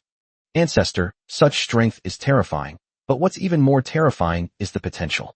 The combined strength of our families is almost enough to rival the kingdom, yet the other party has achieved this with just one territory. Who exactly is this person? To be honest, I'm really curious. With such potential, who dares to say what the upper limit of growth is? What I mean is, I want to go and see, to understand the other party's situation. I want to take revenge and see if I can use the other party's power. Zhang Lan blurted out her innermost thoughts in one breath. The idea of revenge had always been there. It was Zhang Lan's son who caused trouble back then, but Zhang Lan didn't blame her son, even though he had brought such a big problem to the family. But Zhang Lan couldn't swallow this insult and always wanted revenge, but unfortunately, her strength didn't allow it. Yi Xian's appearance gave Zhang Lan a glimmer of hope. Zhang Lan had never heard of any territory with such powerful strength, and even if it did, it wouldn't appear in the chaotic domain. Yi Xian's arrival is destined to disrupt the peace of the chaotic domain, and Zhang Lan dares not say what the future holds. But Zhang Lan wanted to use the guise of negotiation to make contact and see who the other party was and whether the Zhang family was worth relying on. After listening to Zhang Lan's words, Zhang Tianqing fell into deep thought. Leaving aside the matter of revenge in the future, just looking at the present, a decision must be made on whether to fight or make peace. If it is delayed, the Zhang family may lose the initiative. Chapter 188 Zhang Lan. Zhang Tianqing was quite shrewd. If it weren't for his decisiveness back then, the Zhang family might not exist today. Zhang Lan, I understand what you mean. Go there, and we'll make a decision when you come back. Zhang Tianqing decided to contact Yi Xian anyway, which meant he had another option. As for whether it would work out, they would know when Zhang Lan returned. The Zhang family is considered a relatively united family. Otherwise, it would not have been possible to appoint Zhang Lan as the clan leader even after her son caused such a big mess and brought such a disaster to the family. No one objected to the two men's decision. At this point, no one was sure what to do. They could only try to move forward. At worst, they would have to fight. In any case, the Zhang family was already prepared for war. Regardless of the decisions made by the Zhang family and the Zhongshuan Alliance, the battle between the Northern White Rainbow Alliance and Yi Xian has begun. Yi Xian had committed all of the main forces that had wiped out the glorious alliance to the battlefield. At the same time, the Dark Knight Legion and the Mech War God Station in the north also launched a surprise attack. In particular, the Mech Warrior first transforms into a car to quickly transport part of the Dark Knight Legion into the battlefield, and then transforms into a flying vehicle to harass enemy gatherings from high altitudes, creating opportunities for ground troops to annihilate the enemy. With the cooperation of all parties, the war proceeded very smoothly. Eddie, lead the former lords of the Glorious Alliance to see the Lord. We will take over command of the front lines. Upon Wen Zhong's arrival, he directly relayed the orders to Eddie. It's not that I don't trust Eddie and the others, but apart from Eddie's territory legion and heroes, the other people's subordinates are really lacking and can't keep up with the progress. Instead of wasting time on the front lines, it would be better to go back and see Yi Xian and submit a Lord merger application to him. Only in this way can the quality of the legion and heroes be improved with the system's enhancement, and that will be the time for them to play their role. As long as the Lord himself returns and the others stay behind, the new fighting force will be formed once the merger is complete. Yes, we'll go back immediately. Eddie knew what to do when he got back, so he immediately accepted the order, and only by completing the task as quickly as possible could Eddie feel at ease. Come on, your chance has come. Next time you come out, your strength will have improved. Eddie gave the group a piece of advice to prevent them from being naive. Having witnessed the power of Yi Xian's army firsthand, and regardless of what was happening at the front, everyone followed Eddie to see Yi Xian with a mix of tension and curiosity. A battle of this scale is clearly not going to end anytime soon, and the fighting on the front lines is proceeding in an orderly manner. Clan Chief Zhang, I never expected to meet you here. Eddie, who had just arrived in the territory, immediately spotted Zhang Lan approaching from afar. Zhang Lan was also surprised. After going through layers of reporting, she finally got an audience with Yi Xian. Zhang Lan was in a hurry to get on her way, but she didn't expect to run into Eddie. Eddie, you really surrendered. Upon meeting, Zhang Lan sensed the unique aura of a hero. Wait, you actually broke through. As longtime rivals, they knew each other all too well, and Zhang Lan couldn't possibly have missed Eddie's changes. Hehe, this is all thanks to Lord Bai. Clan Chief Zhang, why aren't you staying at the Zhang family? What are you doing here? Eddie asked the question knowingly. With the war already in such a state, how could the Zhang family possibly stay put? Eddie, we've been old friends for a while now. Can you tell me who your parents are? This was what Zhang Lan was most curious about, especially after seeing the defensive buildings, troops, and heroes of Yi Xian's territory along the way, which greatly impressed Zhang Lan. To be fair, the Zhang family was no match for them. This was only a small part of Yi Xian's territory. Zhang Lan was well aware that most of Yi Xian's forces were attacking the White Rainbow Alliance, and a portion was defending against the Zhongshuan Alliance. If all the troops in Yi Xian's territory are of this level and combat strength, then the defeat of those other factions is truly not unjustified. Now that we're here, we'll be seeing the adults soon, so how could I presume to do it for them? Without Yi Xian's approval, Eddie dared not say anything more. It's fate that we met. Let's go together. I also need to take them to see the adults. At this moment, Zhang Lan noticed the others and realized that they were all lords of the Glorious Alliance. Zhang Lan knew without a doubt what they were doing going to see Yi Xian, especially since some of them were people bribed and supported by the Zhang family. When they saw Zhang Lan's evasive eyes, Zhang Lan knew that these people had made up their minds to surrender to the other side. This further piqued Zhang Lan's curiosity. Who could have done this? Soon, the group arrived at the core of the second territory and met Yi Xian. My lord, by order of General Wen Zhong, I have brought these former lords of the Glorious Alliance to surrender. Please accept them. Yi Xian was very satisfied. The addition of these people greatly enhanced the strength of the territory. With more lords joining, Yi Xian has access to a wider variety of troops and heroes, all of which are of the highest quality. Yi Xian glanced at Zhang Lan beside him, but didn't pay any attention. Before Zhang Lan arrived, Yi Xian and Bai Qi had discussed the purpose of Zhang Lan's trip. Just then, Eddie returned with his men, and Yi Xian decided to give the Zhang family a warning, which might have a surprising effect. Welcome to my territory. I reiterate that although you have lost your status as lords, everyone in my territory will be treated equally, and your future will be determined by your merits. Without further ado, you'll see the benefits of joining a territory once you do. I'm sure you've all witnessed Eddie's transformation. Now, apply for a territory merger. By the way, my territory is called Heavenly Emperor. When applying for a merger, the other party naturally needs to know the names. Otherwise, how can a merger be conducted? Heavenly Emperor. It's actually a new Heavenly Emperor. This is simply unbelievable. Our opponent is actually a new lord, and he has beaten us up like this. Eddie is right. The Heavenly Emperor has great potential. This failure is a rare opportunity for us. Everyone was shocked, But then they realized that they were about to become a member of the Heavenly Emperor, so this failure was not unacceptable. This is truly a tremendous opportunity. Putting aside any maybes, everyone knows clearly that the Heavenly Emperor has only been around for a short time. 3 months, perhaps? Such a powerful territory, wouldn't it be foolish not to join?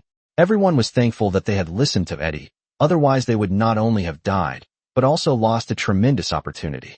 Everyone hurriedly submitted their applications, having forgotten to operate the system in their shock. Among those present, the one who was even more shocked was Zhang Lan.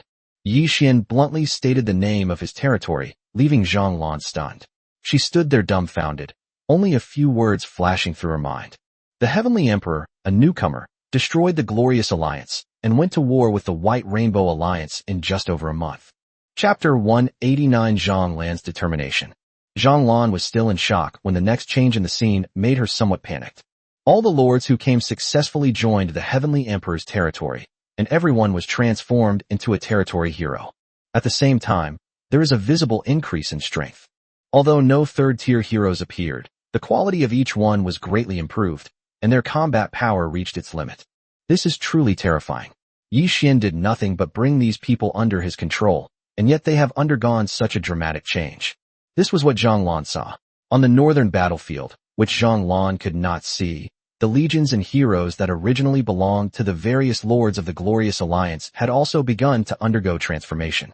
Even the legions that were previously used as cannon fodder have now reached the RRR level, and their combat power is no less than that of the main combat legions.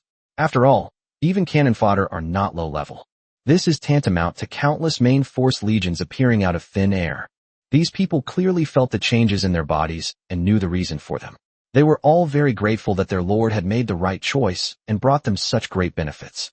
As a result, these people fought even more fiercely, especially after taking over some territories and learning about the existence of the 6 paths of reincarnation. Their fighting style could not even be described as fearless. It was a life-or-death struggle, with the intention of perishing together with the enemy. Eddie, you take everyone to the north to help out. As for the arrangements for the newly joined legions and heroes, we'll talk about that after the battle is over. Yi Xian didn't have time to deal with this at the moment, as the war was still raging. Clan Chief Zhang, may I ask what brings you here? Yi Xian's previous actions did not avoid Zhang Lan.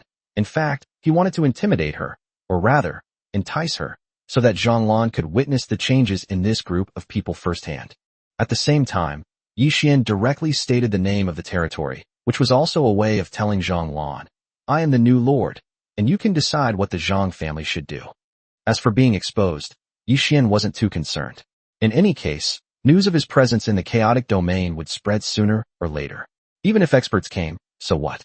Yi Xian's territory was enough to protect him. If all else fails, we can simply project the second territory to other regions. After all, it's all about resources, so it doesn't matter where it is. I never expected that the territory that appeared here would be the Heavenly Emperor. You, a new lord, have such strength. It really makes us all feel ashamed. This is Zhang Lan's heartfelt sentiment. My lord, Zhang Lan's original intention in coming here was to cooperate and develop peacefully. At the very least, the Zhang family could choose to become your subordinate force. However, what you just did has already given me the answer. My Zhang family probably has no way out. Moreover, you made no attempt to hide the name of the territory. If this gets out, my Zhang family will probably only face extermination. Zhang Lan was very clever and saw through Yi Xian's intentions. Zhang Lan didn't blame Yi Xian for pressuring her. Wasn't her purpose in coming here precisely to find out who the other person was? Now that she knew, although it was unexpected, she had achieved her goal, hadn't she? The fact that the Heavenly Emperor has developed to its current scale and strength in just over a month since its establishment is truly astonishing. But at this moment, Zhang Lan had no greedy thoughts at all. Why? Because the Zhang family was not worthy. Even if the secret were handed over to the Zhang family wouldn't be able to keep it. Zhang Lan was aware of this. So how can one enjoy the benefits? Yi Xian has already given the answer. The newly joined lords are the best example. Zhang Lan saw all of this clearly and knew that since she appeared here, the Zhang family had no way out, even though they never had one to begin with. Even if the name of the Heavenly Emperor is mentioned, the Zhang family will inevitably suffer bloody retaliation, and death and extermination of the clan are inevitable. But what if the Zhang family joins? The benefits are obvious, and Yi Xian's meaning is also clear. As long as the Zhang family is willing, he will definitely accept it. Otherwise, Zhanglan wouldn't be able to see all of this. Moreover, Zhanglan simply couldn't imagine how far things would develop if the Heavenly Emperor were given 10 or 100 years. The kingdom, no, the Heavenly Emperor, has already possessed kingdom-level strength. The establishment of a dynasty is practically a done deal. It's just a matter of time, but it's by no means the limit for the Heavenly Emperor. No need for anything higher. As long as they reach the imperial dynasty level, with a powerful backer, the Zhang family will have hope of revenge. Even in that instant, Zhanglan was no longer so fixated on hatred. As long as he followed in the footsteps of the Heavenly Emperor, becoming powerful was inevitable. So, did the hatred that had plagued the Zhang family for countless years still matter? Perhaps one day, without the Heavenly Emperor's help, the Zhang family will be able to take revenge on their own. Who knows? In a short time, Zhanglan's mind raced, and she thought of far too many things. Chief Zhang is indeed a smart man on par with Eddie. He figured out so many things so quickly. Yi Xian gave a compliment. Both the White Rainbow Alliance and the Azure Profound Alliance are ruled by a single person, while the Glorious Alliance and the Zhang family are able to stand against them because of Eddie and Zhanglan. I wouldn't presume to say that. In the end, everything on the origin continent depends on strength. Zhanglan lamented. What's the use of being smart if you don't have the strength? You'll just end up being someone else's slave. Since that's the case, I won't waste any more words. I won't force you to make a decision immediately. Go back and discuss it properly with the Zhang family patriarch before making a decision. By the way, I can only give you a week. The Zhang family will be my last target. Finally, Yi Xian gave a hint and set a final deadline. This surprised Zhanglan once again. The Heavenly Emperor was truly incredibly confident. Yi Xian's words were clear. He would take down the White Rainbow Alliance and the Azure Profound Alliance within a week, and if the Zhang family did not make a final decision, he would be the last to attack the Zhang family. Thank you, sir. Zhanglan takes her leave. Zhanglan didn't waste any words and was eager to return to discuss with the patriarch and the higher-ups whether to fight or make peace. There will be more time to prepare for war. The sooner the price is lowered, the more sincere it represents. Although Zhanglan had her own thoughts, the Zhang family was a large organization and could not be ruled by Zhanglan alone. It still needed to be discussed. Yi Xian readily ordered his men to send Zhanglan away. As for what the Zhang family would choose, Yi Xian didn't care much. At worst, they could just fight it out. It's just a matter of losing some points. That's right. For Yi Xian, this great battle concerning the survival of his race was actually just a matter of losing points. By not fighting, we can save money and gain access to support and resources. If you play, you'll have to spend points to make up for it. However, it must be said that war is a really fast way to acquire resources. Not only resources, but also troops and heroes are readily available and can be used directly after being accepted and reorganized. Yi Xian is increasingly valuing the second territory. At the same time, he was also thinking about how to use the mothership, but at this moment, the level of the mothership unit was still a bit low, and he had not yet obtained the necessary materials. Chapter 190 by Hong's Defeat. Yi Xian had everything arranged and was just waiting for the results, but the other parties were not having an easy time. The White Rainbow Alliance was under tremendous pressure. Unlike Taylor, who would stubbornly bear it all alone, the White Rainbow Alliance immediately sought help from the Zhang family and the Zhongshuan Alliance when things went wrong. Unfortunately, the two families that Bai Hong regarded as saviors were divided. One was thinking about negotiating to benefit their family, while the other was waiting to reap the benefits. They concentrated their forces but did not take action, waiting for a situation where both sides would suffer heavy losses. This put the White Rainbow Alliance in a difficult position, as they struggled to survive alone despite heavy losses. How is it? Is there still no news from Zhang Tianqing and Zhongshuan? Bai Hong was anxious. Although there was no immediate life or death crisis, this was a battle of wits, with the family fortune they had accumulated over the years at stake. If we lose this battle, what's the point of winning it if we've lost our very foundation for survival? The other two companies must be dragged into this, so that they can solve the problem together and share the losses. Send orders to retreat as much as possible, creating the illusion of being defeated and fleeing in the face of the Zhang family and the Zhongshuan Alliance. Tell all the lords that if the White Rainbow Alliance is gone, no one will have a good end.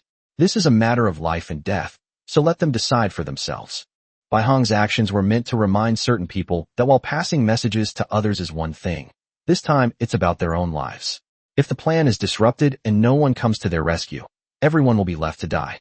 As expected, after the White Rainbow Alliance withdrew, neither the Tsongshuan Alliance nor the Zhang family received any real intelligence, and some even sent out requests for help. Bai Hong's plan was supposed to have some effect, but unfortunately, the Zhang family ruined it, turning the feigned retreat into a real rout. The Zhang family was busy discussing the future and had no time to pay attention to the White Rainbow Alliance. Seeing that the Zhang family showed no signs of making a move, the Tsongshuan Alliance did not dare to rush into action, fearing that the Zhang family would steal their home base. And so, the White Rainbow Alliance was in trouble, as Yixian's various legions directly invaded their territory. Now there's no way to retreat, whether they like it or not. They have to fight to the death. The alliance has many lords, and their territories are connected, making it seem powerful. However, in reality, the strength of each individual territory is not good. This is not only due to the lack of troops, but also because the power of the defensive buildings is far from sufficient. Therefore, Yixian's attack did not encounter much resistance, and he quickly broke through one territory after another, destroying the hearts of one lord after another. As a result, the number of lords in the White Rainbow Alliance continued to decrease, which further exacerbated the panic in everyone's hearts. Alliance leader, this can't go on. The Zhang family and the Tsongshuan Alliance haven't made a move yet. They're definitely going to abandon us and let us die. We either surrender, like the Glorious Alliance, or fight to the death. Running away like this isn't a solution. Besides, our territory is all here. Where else can we escape to? Bai Hong never imagined that the feigned defeat designed to lure the Zhang family and the Tsongshuan Alliance would become the beginning of a real rout. But Bai Hong also knew that this couldn't be entirely attributed to her own mistake in decision-making. The main reason was that the other side was simply too strong. In particular, a strange scene appeared on the battlefield, which not only Bai Hong noticed, but the other lords also noticed. Previously, the soldiers of the Glorious Alliance were roughly equal in strength to the soldiers under his command, and in each battle, the two sides fought evenly. However, during this encounter, these lords discovered that the soldiers of the former Glorious Alliance seemed to have undergone some kind of transformation. Not only had their combat strength increased significantly, but their fighting spirit had also become extremely formidable. What were once evenly matched opponents are now no match at all. Everyone guessed that these people's changes were related to the enemy in front of them, since they had all joined the enemy's territory. The enemy's soldiers were even more powerful, confirming everyone's suspicions. What should we do? Are we really going to give everything we have away? Bai Hong was also in a dilemma. Meanwhile, the Zhang family was also discussing the situation in Yixian's territory. After Zhang Lan returned, she told everyone she knew without reservation, so that the Zhang family could discuss and make a decision together. Clan leader, is the opponent really the Heavenly Emperor? Is he really that strong?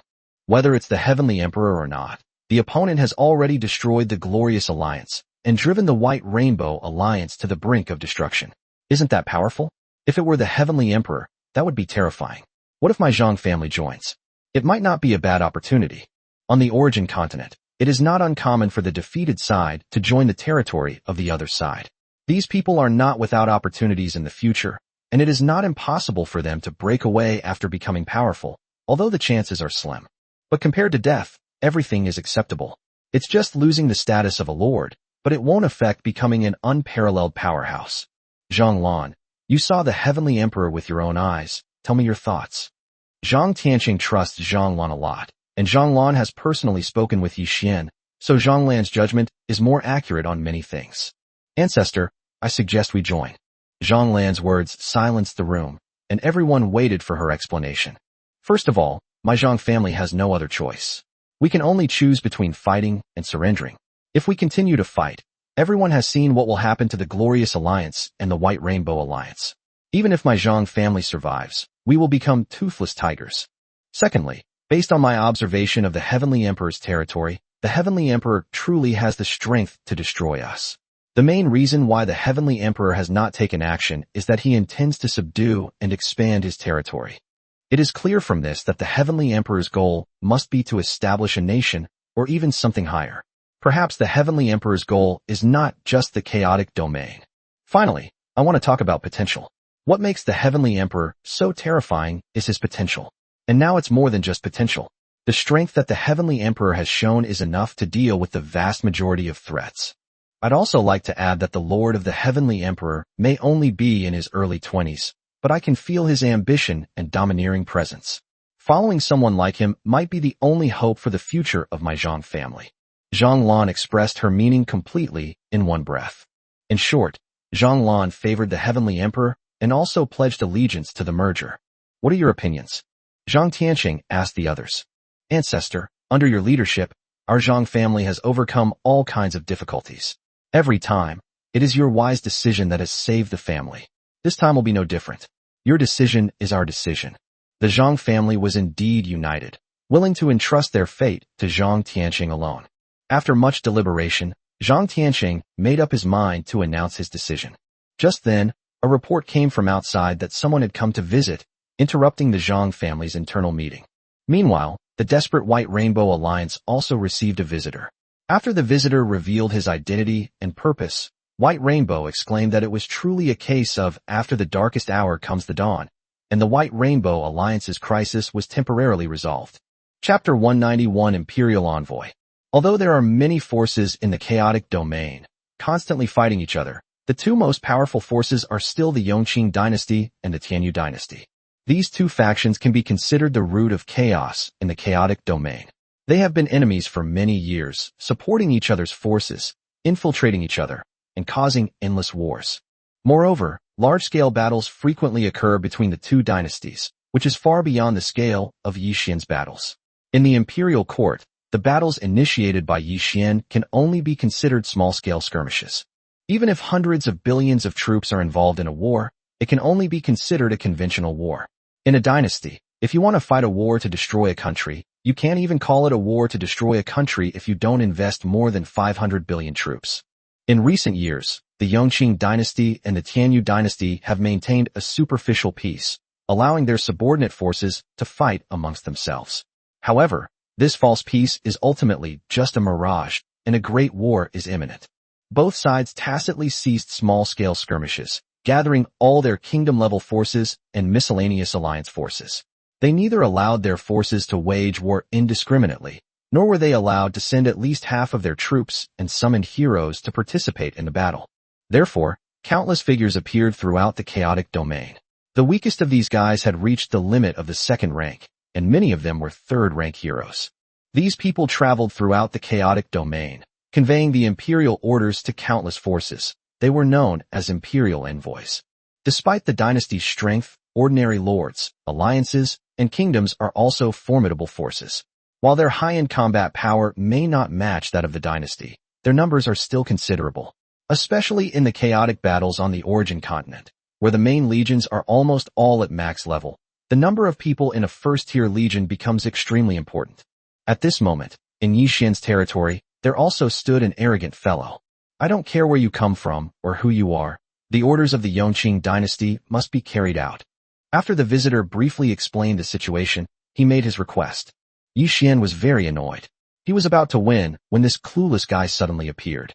With the White Rainbow Alliance about to be captured at the front, how could Yi Xian be willing to back down now? Yi Xian weighed the pros and cons and gains and losses in his mind, without answering. "What? You don't think you can fight against the dynasty just because you have some strength? Take a good look at yourself." This person may be from an imperial dynasty, accustomed to being high above others and not taking them seriously. Little did they know that these words would thoroughly enrage Yi Xian and plunge the Yongqing dynasty into the abyss. "How dare you? You lowly envoy have no manners. Who gave you the audacity?" A second-stage limit cultivator is nothing in Yi Xian's territory, but this person's arrogant words angered Jiang Zia, who immediately took action to teach this guy a profound lesson. Yi Xian ignored this and did not stop it. "That's not all. Send orders to all sides. Seize all imperial envoys you encounter, but do not kill them. Imprison them first." Yi Xian gave the order directly. "Bastards, if you dare to rebel, the dynasty will not let you get away with it." The newcomers were surprised by the audacity of this force, which dared to make a move on Yongqing dynasty's territory. "Shut up and get down." Jiang Zia wasn't about to let him get away with it, and immediately struck him down. Jiang Zia did not kill them. These imperial envoys were all summoned heroes, and their deaths would alert the imperial court and likely cause unnecessary trouble. "Send the order to quickly take down the White Rainbow Alliance." Yi Xian issued another order, to take advantage of the time difference and end the battle as soon as possible in order to prepare for the upcoming war between the dynasties. Although it seemed like a case of burying one's head in the sand, the imperial court couldn't detect it for the time being. Yi Xian will naturally consider whether to participate in this matter and what benefits he can gain from it. That will be discussed later. Yi Xian's actions can be said to be somewhat risky. If the imperial court finds out, it will certainly not let it go. How could the high and mighty imperial court accept such a provocation? After Bai Hong saw off the imperial envoy, he immediately felt a significant reduction in pressure. That's good. Although participating in the imperial war is quite dangerous, it's still better than what we're doing now. That's good. We can send troops there when the time comes. We'll be safe until the battle is over. The enemy is very strong. We can't let our guard down. What if they make a move after the imperial dynasty war ends? Once the war between dynasties begins, it will take decades or even centuries to end. We have enough time to find a solution and see if we can reach a reconciliation. If not, we will have to find a way to relocate. The pressure on the many lords was relieved, and they no longer had to face the threat of death. Report, sirs, the enemy has launched another attack, and it is even more intense than before. They have even summoned heroes to appear on the battlefield in large numbers. Just as these people were discussing excitedly, someone came in to report the latest situation on the battlefield. What's going on? Didn't they receive orders from the imperial court? That shouldn't be the case. Send the order. All legions and summoned heroes, go up and hold on. The enemy should receive the imperial order soon and stop their attack. Bai Hong never expected that Yi Xian would refuse the imperial court's order and continue the attack, assuming that the imperial court's special envoy had not yet arrived. As long as we hold out until the special envoy arrives, everything will be fine. Although there will be losses in the meantime, there's no other way. Bai Hong had no chance of contacting the imperial court or the special envoy. He wasn't at that level yet. All he could do now was desperately resist. What Bai Hong didn't know was that one of the imperial envoys he had placed high hopes on had been captured by Yi Xian, and the other had just left his territory when Huang Feihu arrived and took him away. A ceasefire is impossible. But Bai Hong didn't know that by the time he realized it, it would be too late. Yi Xian's sudden attack completely stunned the White Rainbow Alliance. Already suffering huge losses, they were now even less of a match. Most of the territory has already been destroyed. If this continues, the territories behind it will eventually suffer the same fate. Leader, what should we do? Did the other side receive the orders? The lords who had survived by chance were all uneasy. If things continued like this, these people would soon be dead. Bai Hong was in a panic, but couldn't think of a solution. Finally, with a long sigh, Bai Hong understood that the other side must have received orders, but they didn't want to let go of this great opportunity and were determined to take down the Bai Hong alliance. Although Bai Hong didn't know where the other party's confidence came from, it was clear that the other party had done it. Let's negotiate, otherwise the enemy won't stop their attack. Left with no other option, Bai Hong still pinned her hopes on the imperial court's orders. Since the other party was pretending to be confused, she might as well be upfront and see if they dared to continue. Yi Xian's actions dealt a blow to the White Rainbow Alliance, deterred the Zhongshuan Alliance, and more importantly, strengthened the Zhang family's resolve. Chapter 192. Two families come to seek help. Yi Xian's seemingly reckless behavior is, in a way, a demonstration of his strength. At least that's what the Zhang family thinks. Ancestor, as you predicted, the Heavenly Emperor ignored the imperial court's orders and continued his attack on the White Rainbow Alliance. Zhang Lan informed her ancestor of the latest situation. Good. This Heavenly Emperor truly lives up to his reputation as the #1 newcomer in the history of the Origin continent. He is indeed bold. This is enough to show that the Heavenly Emperor's goal is at least to become a dynasty. Now that he doesn't take the dynasty seriously, does he have the means to confront it? Zhang Tianqing never even considered whether Yi Xian was ignorant and fearless, because that was simply impossible. How could someone who had developed a territory to such a scale be so clueless about such a simple matter? Zhang Lan, go again. As long as the Heavenly Emperor is willing to take over us, my Zhang family will unconditionally join the Heavenly Emperor. Zhang Tianqing finally made a decision. Zhang Tianqing did not propose any conditions, because he knew that once he chose to join, all the wealth accumulated by his family over countless years would be given to the Heavenly Emperor. When he wanted to take revenge in the future, how could the Heavenly Emperor stand idly by? Instead of setting conditions, it's better to fully express your determination.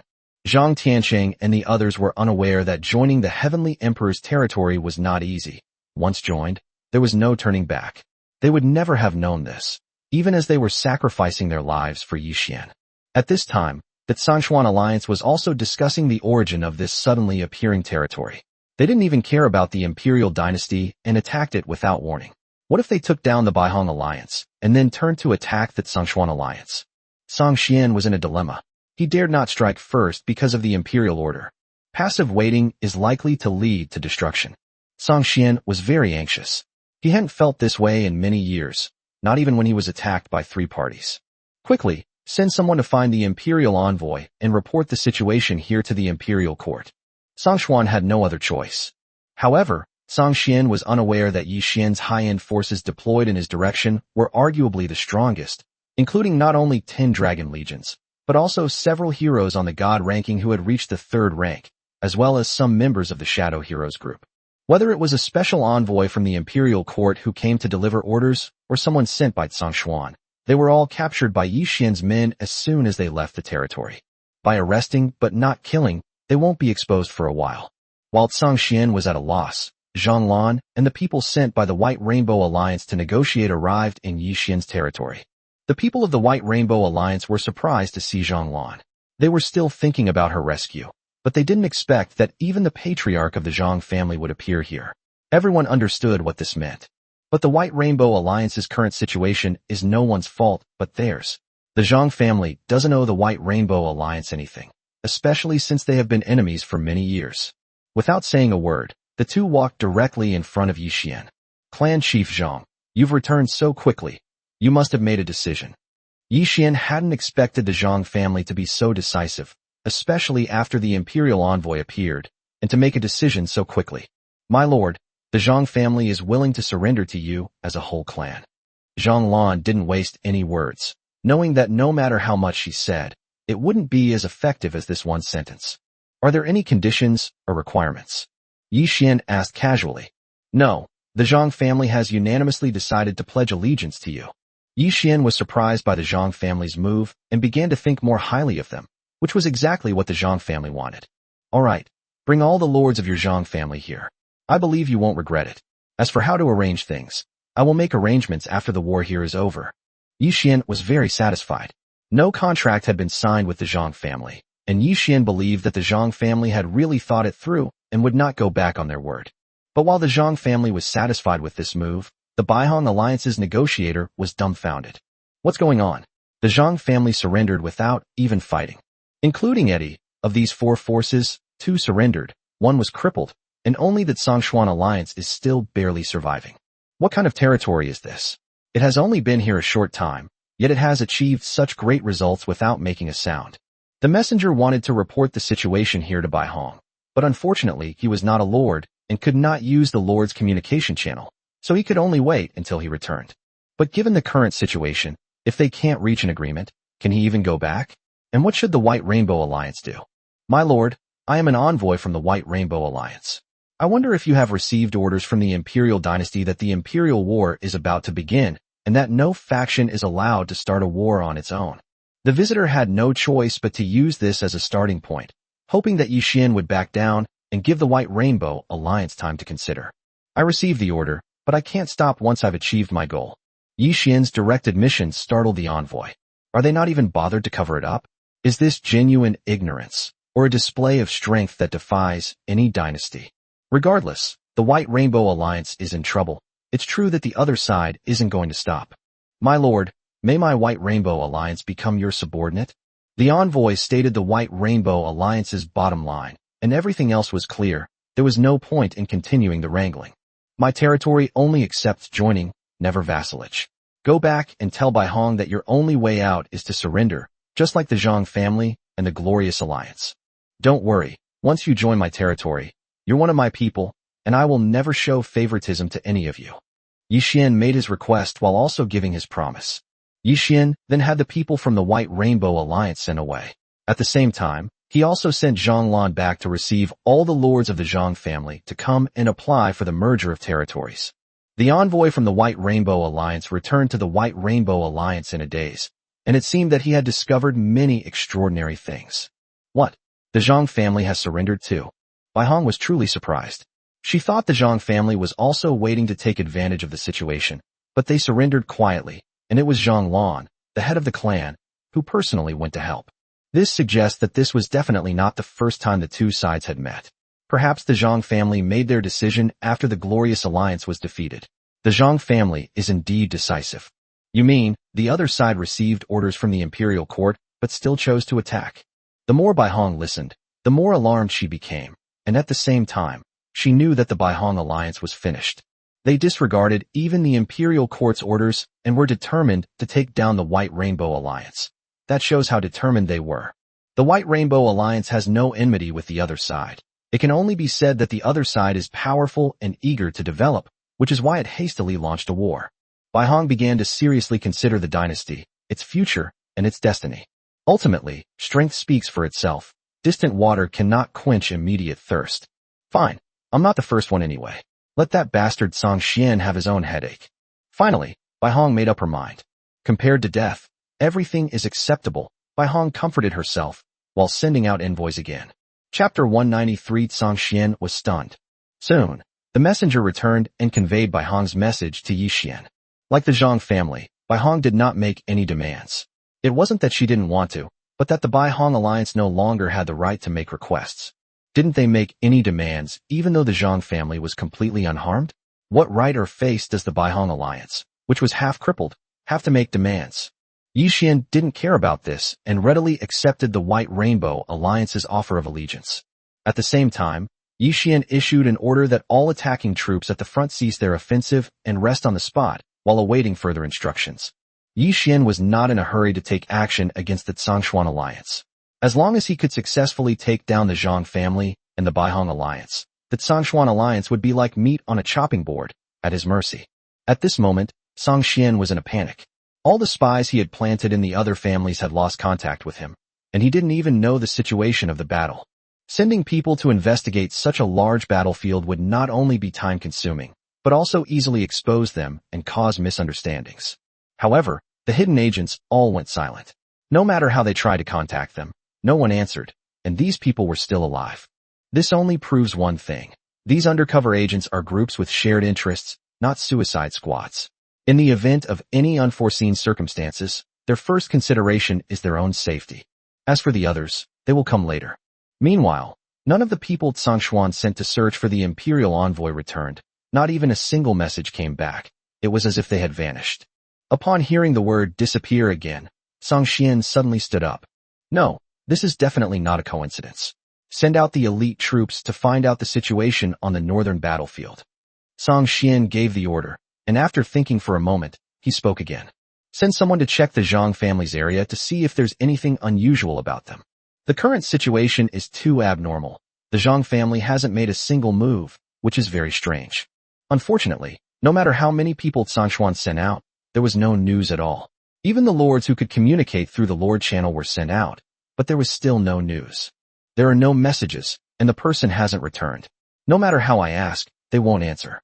Song Xian had no idea that those who weren't lords were simply captured, while those who were lords were knocked unconscious by Yi Xian's men, who then used methods to ensure that the person wouldn't wake up for a while. And so, the Zhongshuan alliance became completely blind, receiving no useful information whatsoever.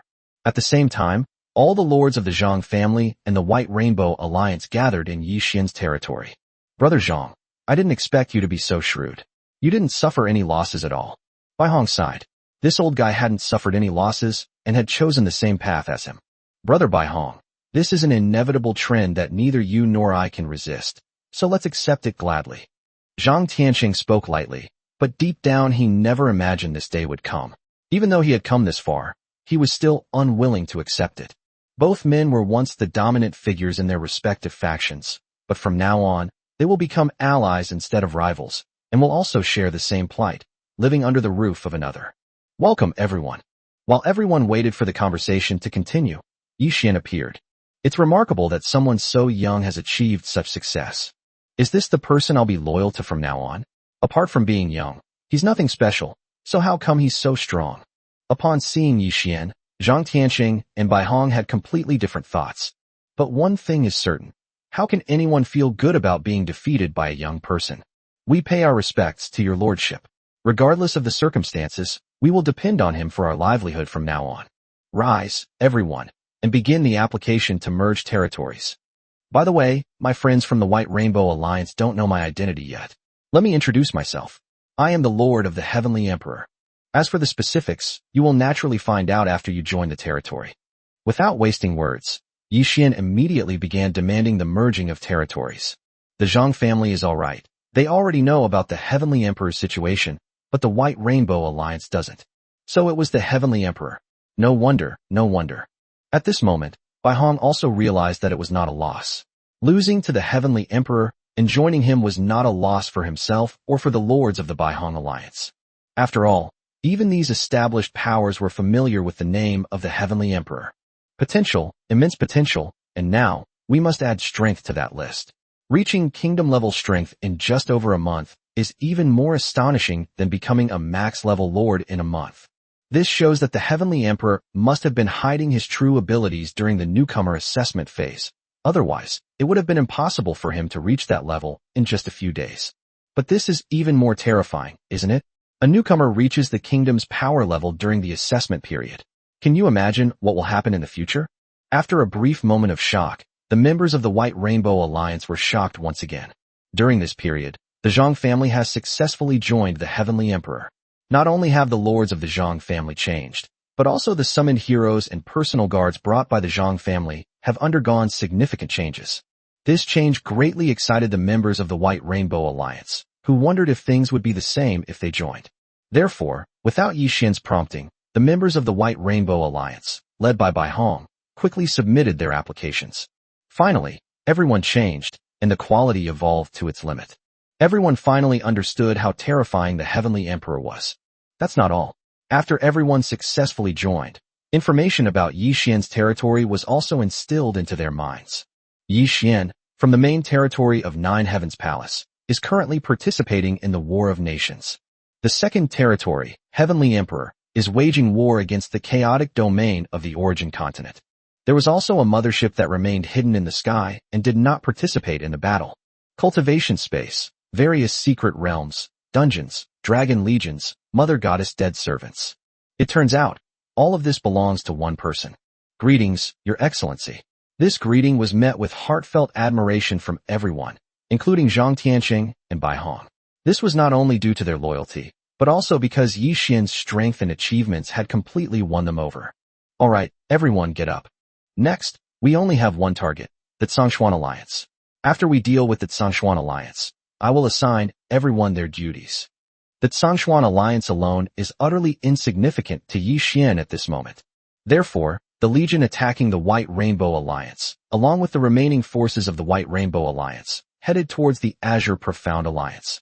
In the south, the various legions formerly under the Zhang family's command also headed towards the Tsongshuan Alliance. On the front, Yi Xian's troops also began to assemble, all with the same goal, to head towards the Tsongshuan Alliance. By the time Tsongshuan received the accurate information, the encirclement had been largely completed by all parties. What exactly happened? Why did such a big change occur in just a few days? Tsongshuan was dumbfounded. The Tsongshuan Alliance, which had been planning to take advantage of the situation, was now being targeted by all the forces. Tsongshuan was unaware that his former opponents had all surrendered, otherwise, he would have been even more devastated. But I imagine Tsongshuan will find out soon. Chapter 194: The Origin of Tsongshuan. Yi Xian's forces were rapidly encircling the Tsongshuan Alliance, and Tsongshuan quickly received reports from the front lines. My lord, it seems the others have all surrendered, leaving us all alone. What should we do?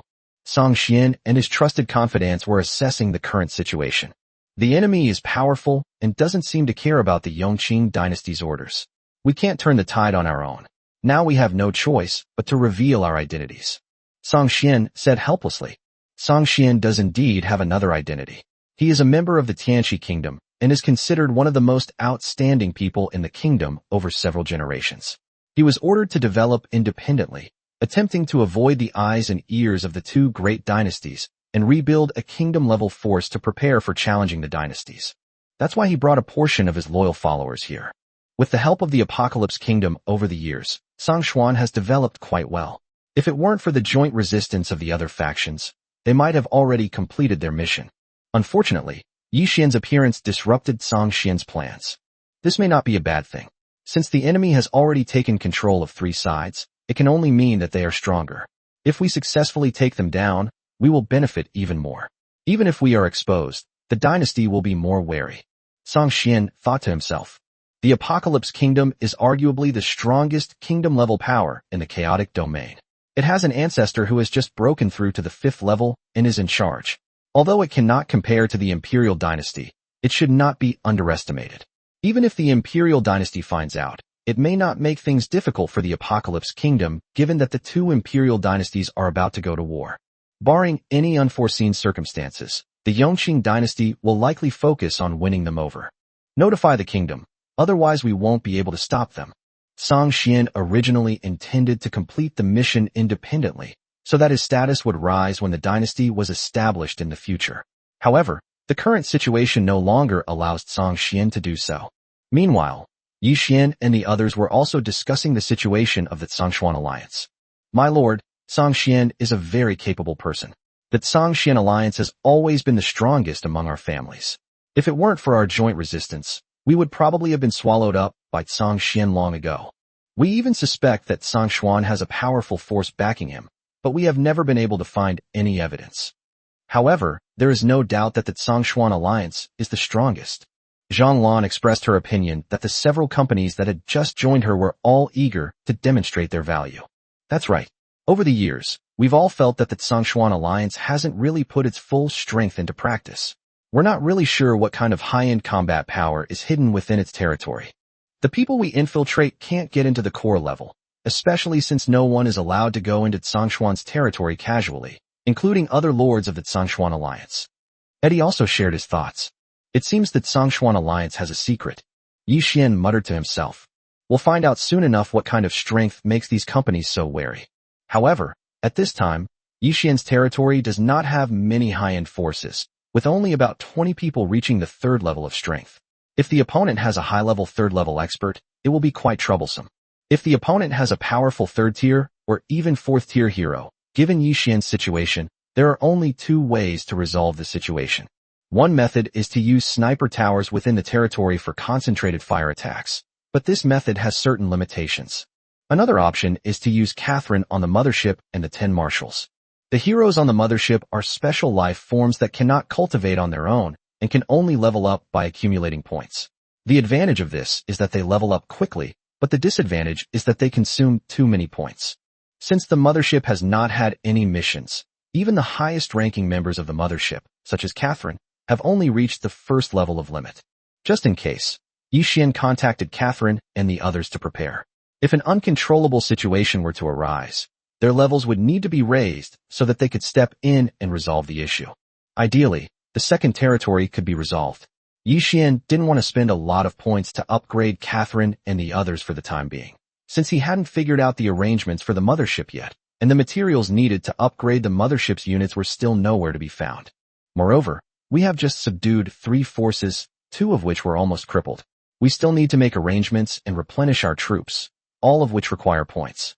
A day later, Yi Xian's forces were deployed, and they began a standoff with Song Xian. Eddie, Zhang Tianqing, and Bai Hong led their respective forces to the forefront of the battlefield, while Yi Xian stayed behind to deal with any unexpected situations. Song Xian, should we continue fighting? Eddie shouted towards the distance, knowing that Song Xian must be on the front lines. You shameless bastards, what right do you have to stand in front of me like stray dogs? Let your real leaders come out. Song Xian did indeed appear. This time, Song Xian no longer showed any fear or unease, but instead appeared calm and composed. Sir, something's not right. The other party's fearless attitude doesn't seem fake. They must have received strong reinforcements. Bai Qi quickly discovered the problem. It's all right. This is the border of our territory. Even if the other side sends experts, they won't be able to do anything to us. With the sniper tower in place, Yi Xian was not worried about the safety of his territory. Humph. What's the point of being stubborn when things come to a head? We've all learned our lesson the hard way about being stubborn. Bai Hong couldn't stand Song Xian's attitude and said sarcastically, so what if you're arrogant now? You'll be defeated in the end. Humph, you frogs in a well. I've given you countless opportunities over the years, but you're ungrateful and end up siding with this inexplicably appearing force. If I had known this would happen, I wouldn't have wasted so much time with you. Today I'll show you where the strength of my Songshuan alliance lies. Your luck has run out. You actually joined the enemy's territory and shamefully lost your status as lords. There's no point in keeping you around. After saying that, Song Xian waved his hand, and several figures immediately appeared behind him. As expected, there were 50 high-level players at the 3rd tier, 1 player at the ultimate 3rd tier, but no 4th-tier heroes appeared. Moreover, upon seeing the unfamiliar faces opposite them, Eddie and the others knew that their guesses had come true. There was indeed someone behind Song Xian. Listen up, Lord on the other side. I am from the Kingdom of Apocalypse. If you surrender your territory to the Kingdom of Apocalypse, we will guarantee your interests. Otherwise, we will annihilate everyone. Song Xian knew that the news of the kingdom's people appearing here could not be kept secret, so he might as well make it public to intimidate the enemy. If he could force them to surrender, that would be even better. So you're from the Kingdom of Apocalypse. No wonder you're so confident. During his time here, the Shadow Legion has already been deployed, and Yi Xian has gained some understanding of the situation in the Apocalypse Kingdom, knowing that it is a kingdom that is about to be promoted to a dynasty. But Yi Xian didn't care. So what if it was a kingdom? It didn't have the power to destroy Yi Xian's territory, not even if their 5th-level ancestor came. Chapter 195, Battle Ends. The Apocalypse Kingdom only sent some high-end combat forces. The ordinary legions were not mobilized. This was partly because the number of teleportation units was limited, and partly because they did not want to attract too much attention from the Yongqing dynasty.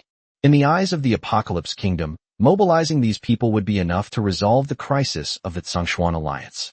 Listen up, Lord on the other side. Don't make a mistake. Surrender immediately.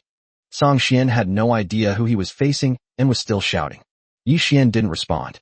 To prevent the other party from using special scrolls to restrict the territory's defensive buildings, Yi Xian decided to strike first. Yi Xian quietly deployed half of the sniper towers, targeting the appearing 3rd-tier heroes, especially the 3rd-tier ultimate expert. With the remaining half, Yi Xian increased the energy reserves and directly targeted the teleportation array in the Zhongshuan Alliance territory. These types of teleportation arrays need to be connected to other teleportation arrays to be used, unlike Yi Xian's space-time travel, which can be used as long as there are coordinates. Yi Xian intends to eliminate the Zhongshuan Alliance's reinforcements in one fell swoop. As long as the teleportation array is destroyed, it will be impossible for the Tianqi Kingdom to arrive in a short time, giving Yi Xian enough time to deal with the Zhongshuan Alliance. As a result, countless powerful energy rays were launched directly from Yi Xian's territory. Before the enemy could react, the support that Song Xian was so proud of was blasted into nothingness. Even the 3rd-stage peak expert perished without a chance to react. At the same time, a massive explosion occurred within the Zhongshuan Alliance, completely destroying the territory's teleportation array. The sudden change left Song Xian completely bewildered.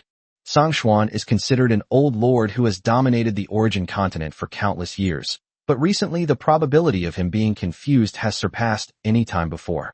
What's going on? Song Xian hadn't figured out what had happened yet.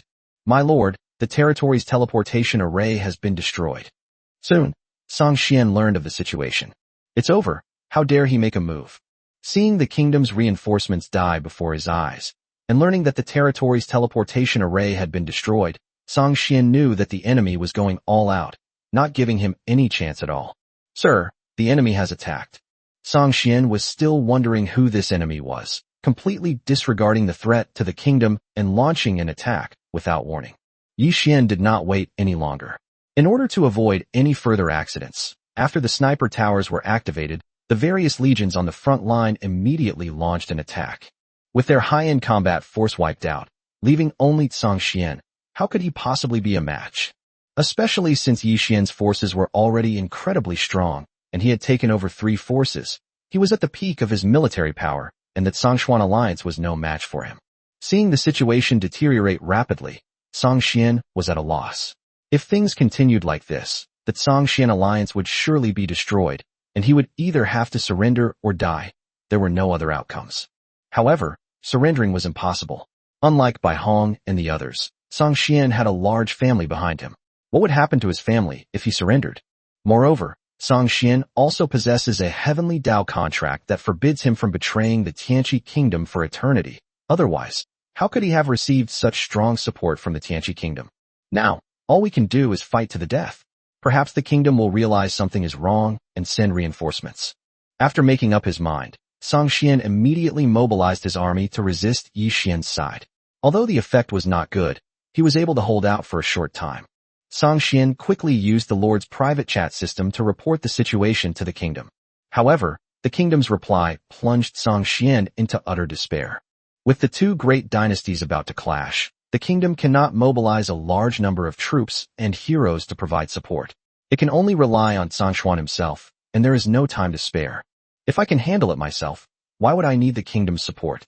Song Xian was helpless and desperate, and could only watch as the foundation he had painstakingly built over the years was gradually eroded by his enemies. Perhaps it was because Song Xuan hadn't made any moves for a long time that the other lords in the alliance felt uneasy, especially after learning that Song Xuan was backed by the Kingdom of Apocalypse. Wasn't this treating them like fools? Some lords who were not direct descendants of Song Xuan simply gave up resistance and surrendered to save their lives. As for whether the Tianxi kingdom would retaliate in the future, they would deal with that later. For now, saving their own lives was the most important thing. Thus, apart from Song Xian's own territory and his direct subordinates who were fighting desperately, the other lords gradually realized the situation and chose to cease hostilities and surrender. As a result, the battle progressed unexpectedly smoothly. Another day passed, and the Song Xuan alliance was completely defeated. With no way to change the situation, Song Xuan chose to commit suicide. This can be considered as doing his last bit of effort for his family. Otherwise, his failure would have inevitably implicated his family as well. As for whether his family could escape this calamity, Song Xian no longer considered it. My lord, most of the lords of the Song Xuan alliance have surrendered and are awaiting their fate. The others who resisted will be annihilated. This battle was mainly fought by the forces of the original Zhang family, the White Rainbow Alliance, and the Glorious Alliance, and Yi Xian did not personally command it. All right. Order all surrendered lords to submit applications for territorial merger. Those who relinquish their lordship status may live, while those who oppose it shall be executed. Yi Xian would show no mercy to these people. The only way to survive was to join them. These people dared not object and joined Yi Xian's territory one after another. This battle is now completely over, and all the armies are cleaning up the battlefield. My lord, the gains from this battle are truly substantial, especially in terms of legions, which have expanded several times over, and there are still many legions that have been decimated and have not yet been restored to their original state. My lord, what are our plans for the upcoming war between the dynasties? With the battle over, it was time to plan the next step, so Bai Qi and the others proposed it. I need to gather everyone for a meeting tomorrow. I need to have a general understanding of the gains from the territory before making any decisions. As for the war between the dynasties, let's wait and see. A war of this scale won't break out anytime soon. However, this time we've gone against the grain. We need to be wary of the dynasty's retaliation. I'll be increasing the territory's strength later. Yi Xian hadn't yet figured out whether to participate in the Great War of the dynasty, how to participate, or how to maximize his benefits. He could only deal with the immediate problems first. Especially the Tianxi kingdom, they must know of my existence. I not only slapped the Tianxi kingdom in the face, but also disobeyed the Yongqing dynasty's orders. Both sides may take action. Over the next day, Yi Xian briefly checked the gains from the battle. Countless materials, equipment, and treasure chests. He transferred all these low-level items to the separate storage space used by Yi Miaohan and Yi Miaoyin to allow them to accumulate energy. The Mother Goddess Deadpool is powerful and can level up without cultivation. However, accumulating energy takes time. So far, Yi Miaoyin's level has only reached the 40th level of the second transformation, while Yi Miaohan's level is even lower because she is by his side. There are many special buildings in Yi Xian's territory, many of which are helpful for cultivation, but there are no time-related buildings. Other buildings are not very helpful to Mother Goddess Death Servant, so he has to think of other ways. Chapter 196 Post-War Gains. Yi Xian also possesses a mysterious building, which he extorted from the United States Alliance, or rather, it was a reward from a competition.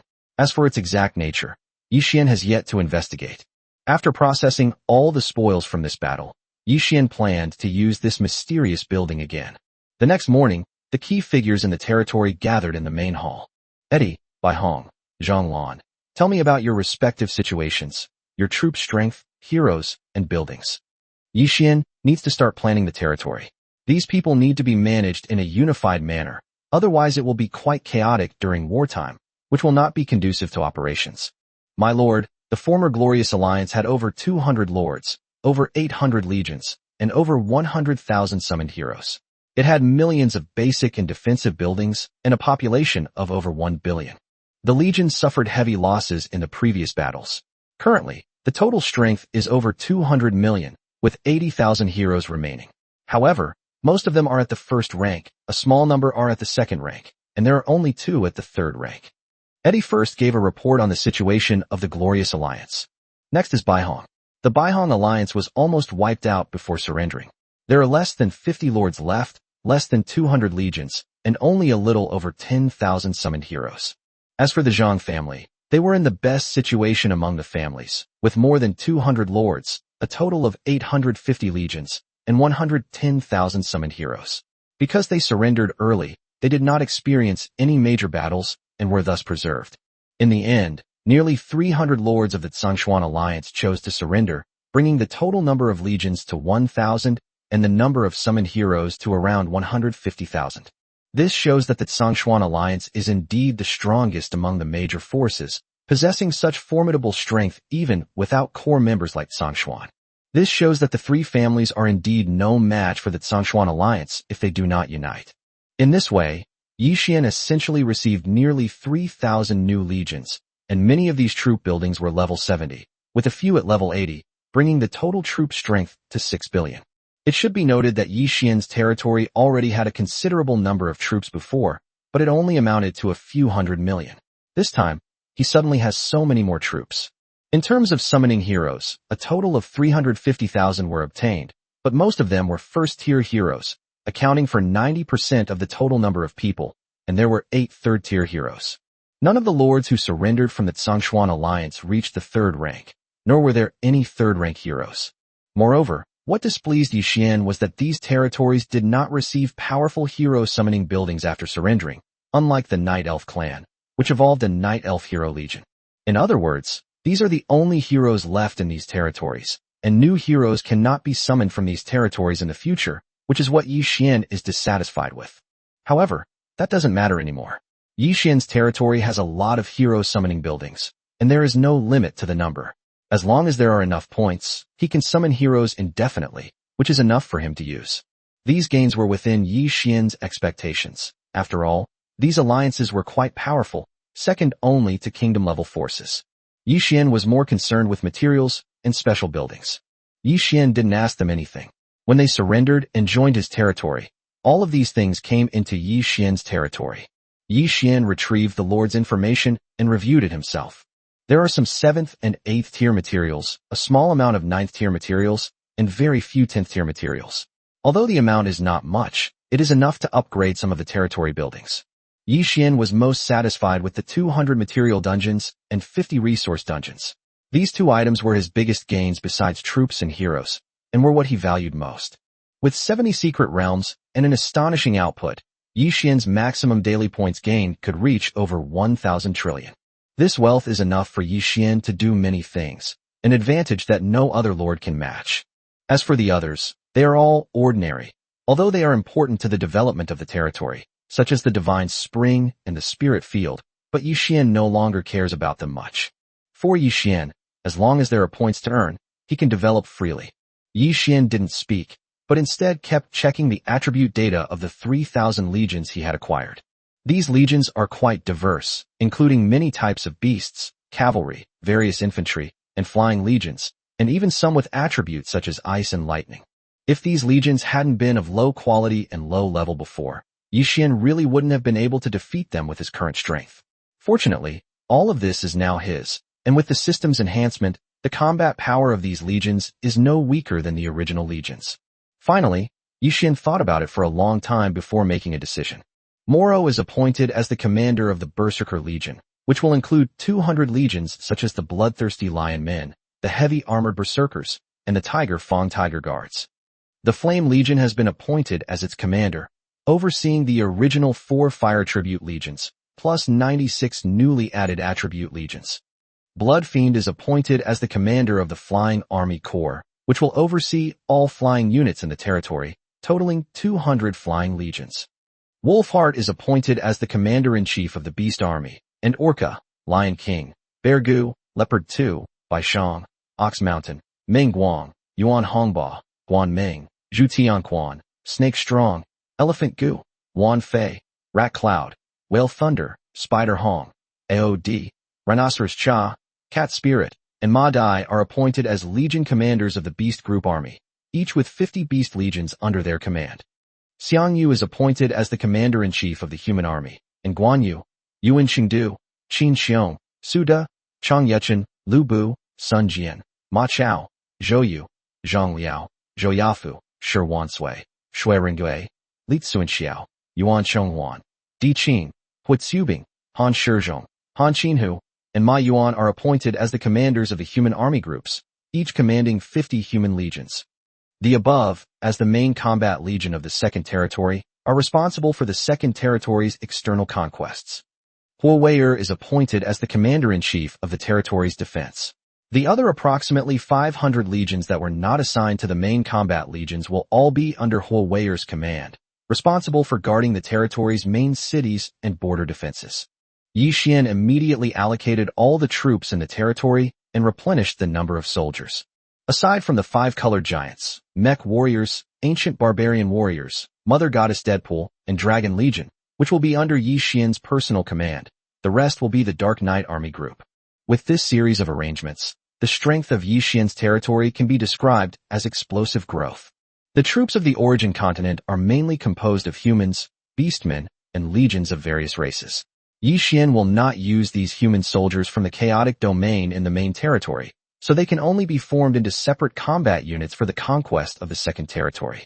As for the main territory, there will be no shortage of troops once war breaks out. Chapter 197, The Kingdom of Apocalypse. From Yi Xian's perspective, the troop strength is sufficient for the time being, and the number of heroes is also adequate. With these forces combined, they are already approaching the level of a kingdom-level power, but they still lack heroes of the 4th rank or above. However, this requires time to accumulate. Of course, Yi Xian can also improve the strength of Catherine and others, but there is no need for the time being, especially since Yi Xian plans to use the mothership as an independent combat unit and does not want to expose it so quickly. They also did not want to associate the mothership with the Second Territory. After arranging the troops, Yi Xian began to plan the use of the summoned heroes. Finally, you can now use time travel to develop chambers of commerce in other regions. I will add more people to your existing staff and allocate an additional 100,000 heroes to assist you in your operations. Most of the newly acquired heroes are first-tier heroes and cannot play a significant role in the territory. However, they are generally sufficient to assist Fan Li and provide support for the initial construction of the Chamber of Commerce. At the same time, Yi Xian selected some second-tier heroes to join, as well as a few third-tier heroes, which should be enough for the initial stage. Bai Hong, you are in charge of the heroes' security for the Chamber of Commerce. You will liaise directly with Fan Li. As a third-tier hero, Bai Hong's abilities are sufficient, especially in the treacherous chaos domain, where he can survive and stand alone. Bai Hong's abilities should not be underestimated. Yes, sir. For Bai Hong, as long as there is something to do, he can make use of his abilities and not be marginalized, so he can continue to be valued and thus make contributions and enhance his strength. Yi Xian didn't value the newly acquired heroes much. It wasn't that he disliked them, but rather that they hadn't evolved the corresponding buildings. In the long run, they were far less useful to the territory than the Knight clan. With troops allocated, generals assigned, and heroes mostly settled, Yi Xian's next task was to upgrade the territory's defensive structures. This campaign yielded a considerable amount of resources, especially the energy needed for Yi Xian, Yi Miaohan, and Yi Miaoyin to level up, enough to last them for a while. More importantly, Yi Xian obtained a batch of materials of rank 7 or higher this time. After checking, Yi Xian found that most of the buildings that could be upgraded were ordinary defensive buildings and basic buildings. The materials required to upgrade powerful buildings were more special and not enough to upgrade them. However, to Yi Xian's surprise, the White Rainbow Alliance actually had a considerable amount of Xianbing Immortal Souls and Aurora Eyes, both of which were essential items for upgrading sniper towers. With these resources, the sniper tower's level was finally raised to 80, its power greatly increased, and the number of spirit coins required to activate it each time was reduced significantly. For Yi Xian, this was good news. He could launch a surprise attack before the enemy used the special scroll, which might yield excellent results. Moreover, Yi Xian also has a considerable reserve of scrolls that restrict enemies, which greatly increases the security of his territory.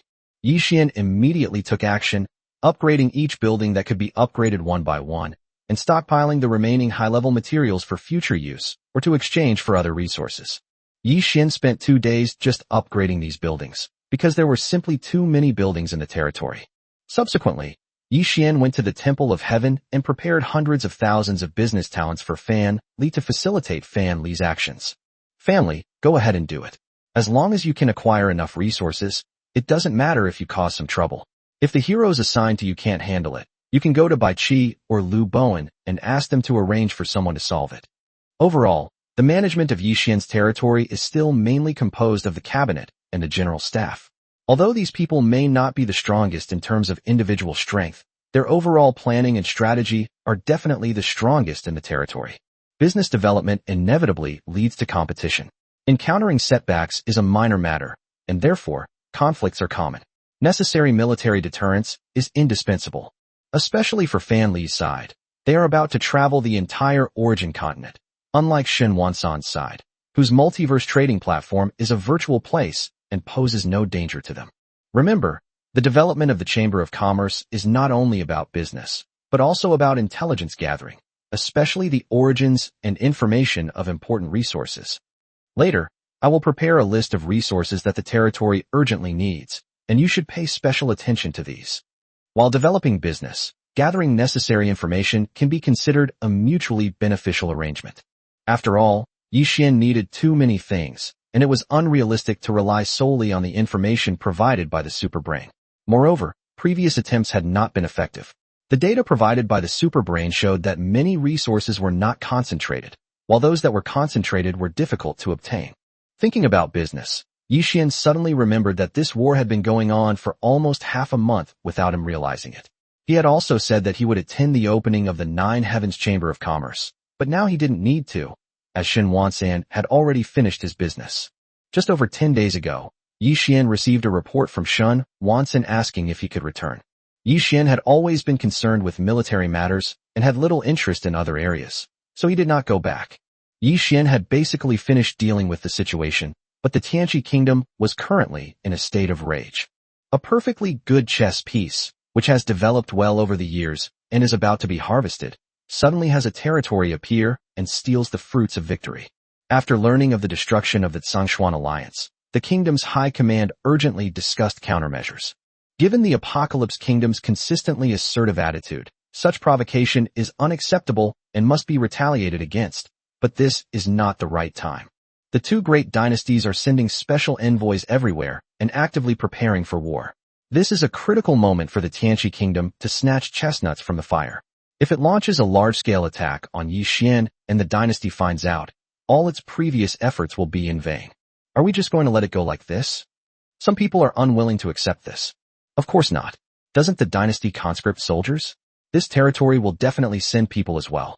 We'll find an opportunity to transfer them to our side, and then we can do whatever we want with them.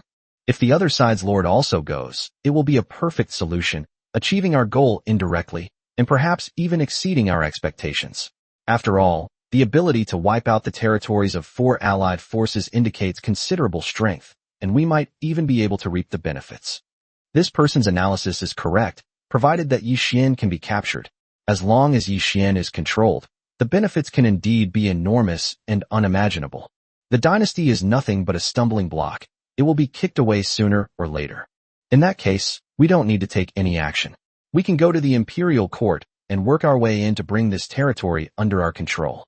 This person's suggestion received unanimous approval from the kingdom's high-ranking officials. If this were to actually happen, taking advantage of the two great dynasties' war and their mutual destruction, it might not be impossible to achieve a three-way balance of power.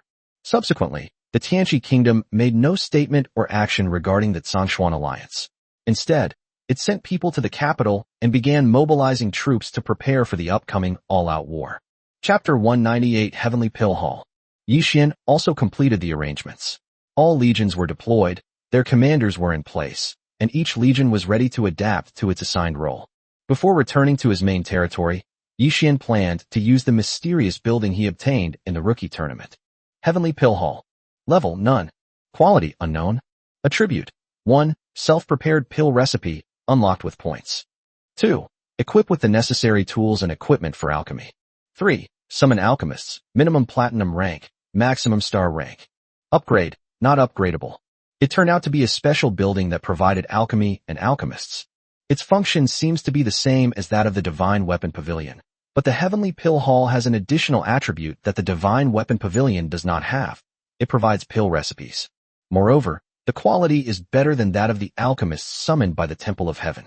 Alchemy requires not only high-quality materials and skilled alchemists, but also an indispensable and even more important formula. Yi Xian carefully examined the information and discovered that unlocking the pill formula that would help with first-stage cultivation only required 100 million points, second stage 10 billion, third stage 1 trillion, and fourth stage 100 trillion. The required points increase 100-fold, while the points required to summon an alchemist are much less, even for the highest-level alchemist. At this moment, Yi Xian had enough points in reserve, and pills were the best items to assist cultivation. Yi Xian had thought about building some pill refining buildings before, but he was not satisfied with the buildings he obtained, especially since he did not have any pill recipes. Now, the appearance of the Heavenly Pill Hall has solved Yi Xian's biggest problem. As long as there are enough pill formulas to use, everything else will be easy. In this way, the cultivation speed of everyone in the territory can be several times, or even dozens or hundreds of times faster. This is the unique effect of elixirs. Moreover, elixirs are also a very important means of creating wealth and trading high-level materials. Yi Xian was very satisfied with the result, as it solved a very big problem for him. Obtaining a large quantity of pills would be of great help in the future. Therefore, Yi Xian directly spent a huge sum of money to unlock the Heavenly Pill Hall's pill formulas to the 4th level, and millions of pill formulas with various effects appeared in the Heavenly Pill Hall. At the same time, Yi Xian used a large number of points to summon more than 100,000 alchemists of various levels, especially the highest-level Star Glory alchemists, of which Yi Xian directly summoned 100. These people can not only refine higher-quality pills, but they can also refine them very quickly. Dan Shinzi, what is the highest grade of pills you can refine? Yi Xian asked. Dan Shinzi was the leader selected by Yi Xian from among 100 star-level alchemists. My lord, in theory we can refine pills for 7th-rank experts, but we need pill formulas and alchemy materials. Yi Xian was very satisfied after hearing this. Alchemists of this level could be considered top-tier in the origin continent. As for pill formulas, that's not a problem either. As long as Yi Xian accumulates enough points, he can get any pill formula he wants. As for resources needed for alchemy, such as spiritual plants, Yi Xian's territory's spiritual fields can provide some low to mid-grade ones, but for high-grade ones, Yi Xian will need to find another way. Look at the pills made from these resources. What level of person could they possibly use? Yi Xian directly granted Dan Shinzi the access to the storage space for storing spiritual plants. My lord, we can refine most of the pills used by 4th-rank experts, except for a few special ones. As for those used by 5th-rank experts, we can only refine a small portion of them, and we can't refine any higher-rank ones. After carefully examining the document for more than 10 minutes, Dan Shinzi gave his answer. That's enough, Yi Xian thought to himself, feeling incredibly lucky. The highest level of summoned heroes in the territory is currently only at the 3rd tier, which is more than enough with our own reserves. We just don't know how many there are and whether we can supply them all. Guojia, I will entrust you with the responsibility of planting spiritual fields from now on. Plant according to Dan Shinzi's requirements while meeting the needs of the territory. Yi Xian's spiritual field has a special function. The growth cycle of the spiritual plants he grows can be shortened using points, allowing him to obtain a large number of spiritual plants in a short period of time.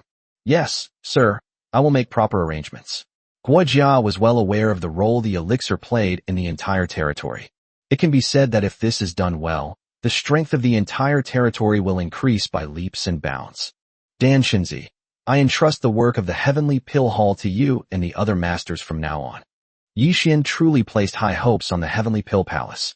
Since leveling up cannot be done using points, and everyone has to cultivate on their own, even though Yi Xian's subordinates are of high quality, cultivate quickly, and have various special buildings to assist them, Yi Xian still feels it slow.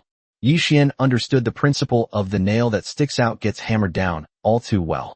Now that he had offended both the kingdom and the dynasty, Yi Xian was extremely eager to improve his strength.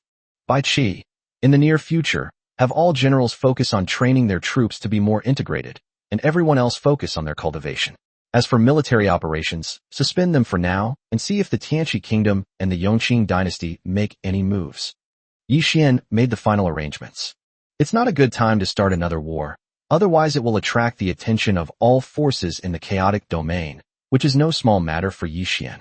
Instead of waiting for all sides to prepare for war, everyone in the territory should seize the opportunity to cultivate and improve their strength. As for the mothership, Yi Xian still hasn't made any arrangements. During this time, Yi Xian decided to find a way to obtain materials for upgrading the mothership's troops.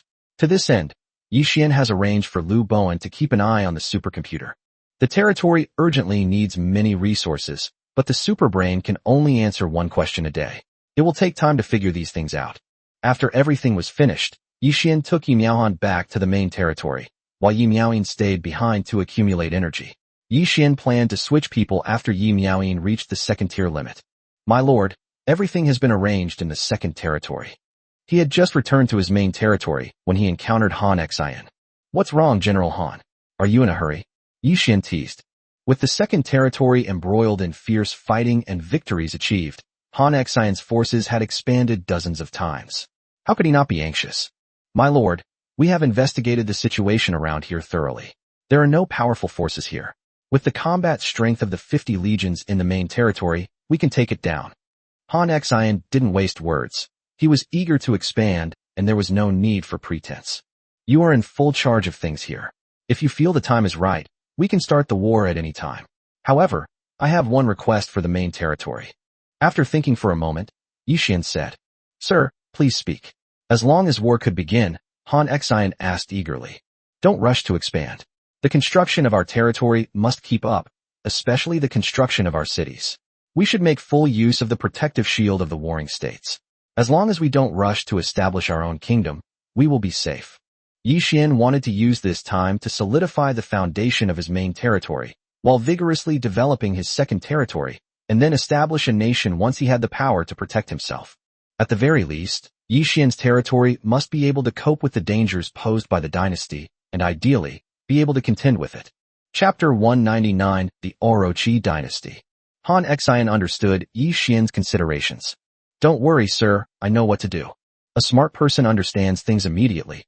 We should accept more human lords to join us in the main territory, but we should not accept other races unless they are special races or have special abilities. Yi Xian plans to primarily use human forces in the main territory. It's not that Yi Xian looks down on other races, but rather that they are more suitable for the second territory. However, Yi Xian cannot temporarily transfer the other races he has subdued in the main territory to the second territory, mainly for fear of being discovered by others. After the founding of the nation, with sufficient strength, Yi Xian no longer cared about being exposed. With Han Xian in the main territory, Yi Xian felt at ease, and everything could proceed smoothly as planned. So, Yi Xian took Yi Miaohan back to Blue Star. This time, Yi Xian planned to resolve the troubles of the Yin Kingdom, not only on Blue Star, but also on the origin continent. 2 days ago, Yi Xian received a message from Ling Huyu that several countries surrounding the Great Xia Kingdom on the origin continent were stirring up trouble and seemed to be planning to take action against Great Xia. Although Yi Xian can't be of much help for the time being, as a member of the law enforcement, he can still handle some of the troubles on Blue Star. Through his super brain, Yi Xian learned the identities of the dragon slayers that the Yin Kingdom had bribed in China, and also knew that these people were supported by foreign forces such as the United States and the Great Ghost Empire. These people actually tried to harm Yi Xian.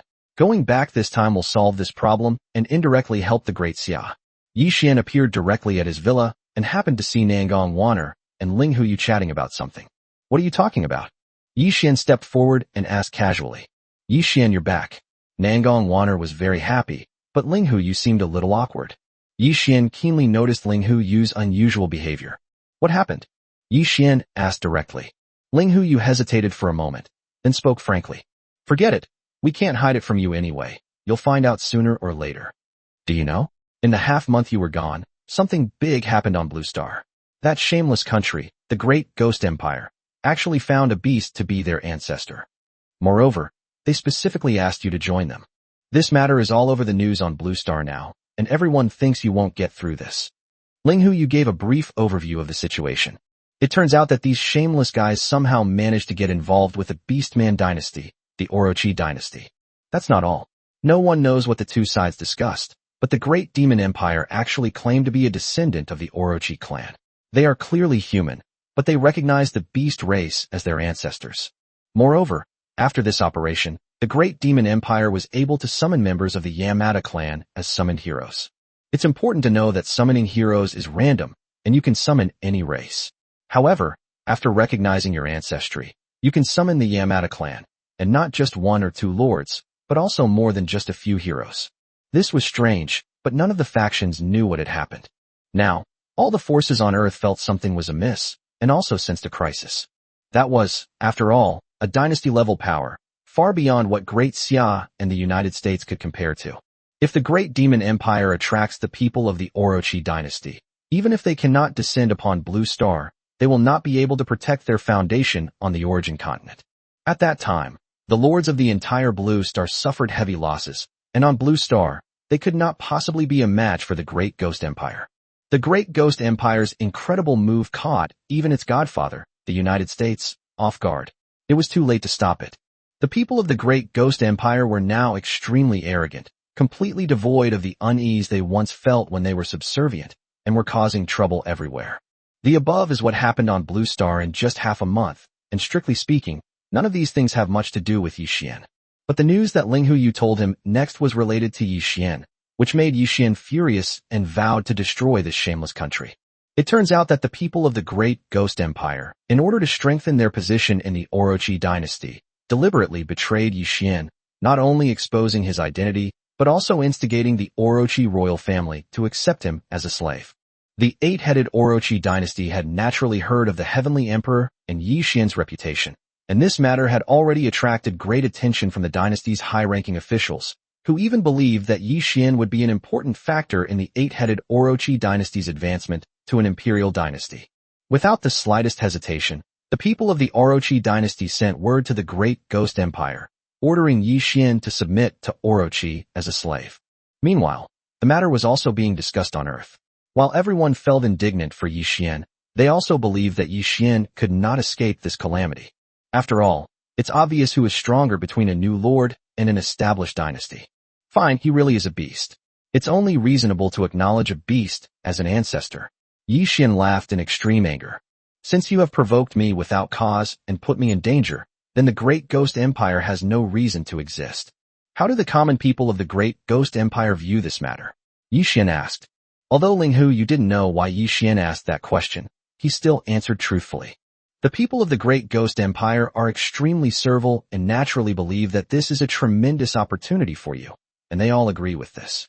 What does Great Xia think about this matter? Yi Xian asked again, which would determine his next course of action. The higher-ups naturally disagreed and were willing to go to war for it. They have even deployed troops on the border with the Great Demon, including not only lords but also ordinary soldiers. Yi Xian was very satisfied with this. Great Xia had not betrayed him. What about international powers? How do they deal with these things? Yi Xian asked. The forces led by the United States are currently taking a wait-and-see approach. Although they do not want the Great Ghost Empire to rise, they have not taken any active measures at this time. Ling Huyu explained the current situation very clearly. Contact Senior Xin Yuan. I'd like to meet with the higher-ups of the Great Xia dynasty.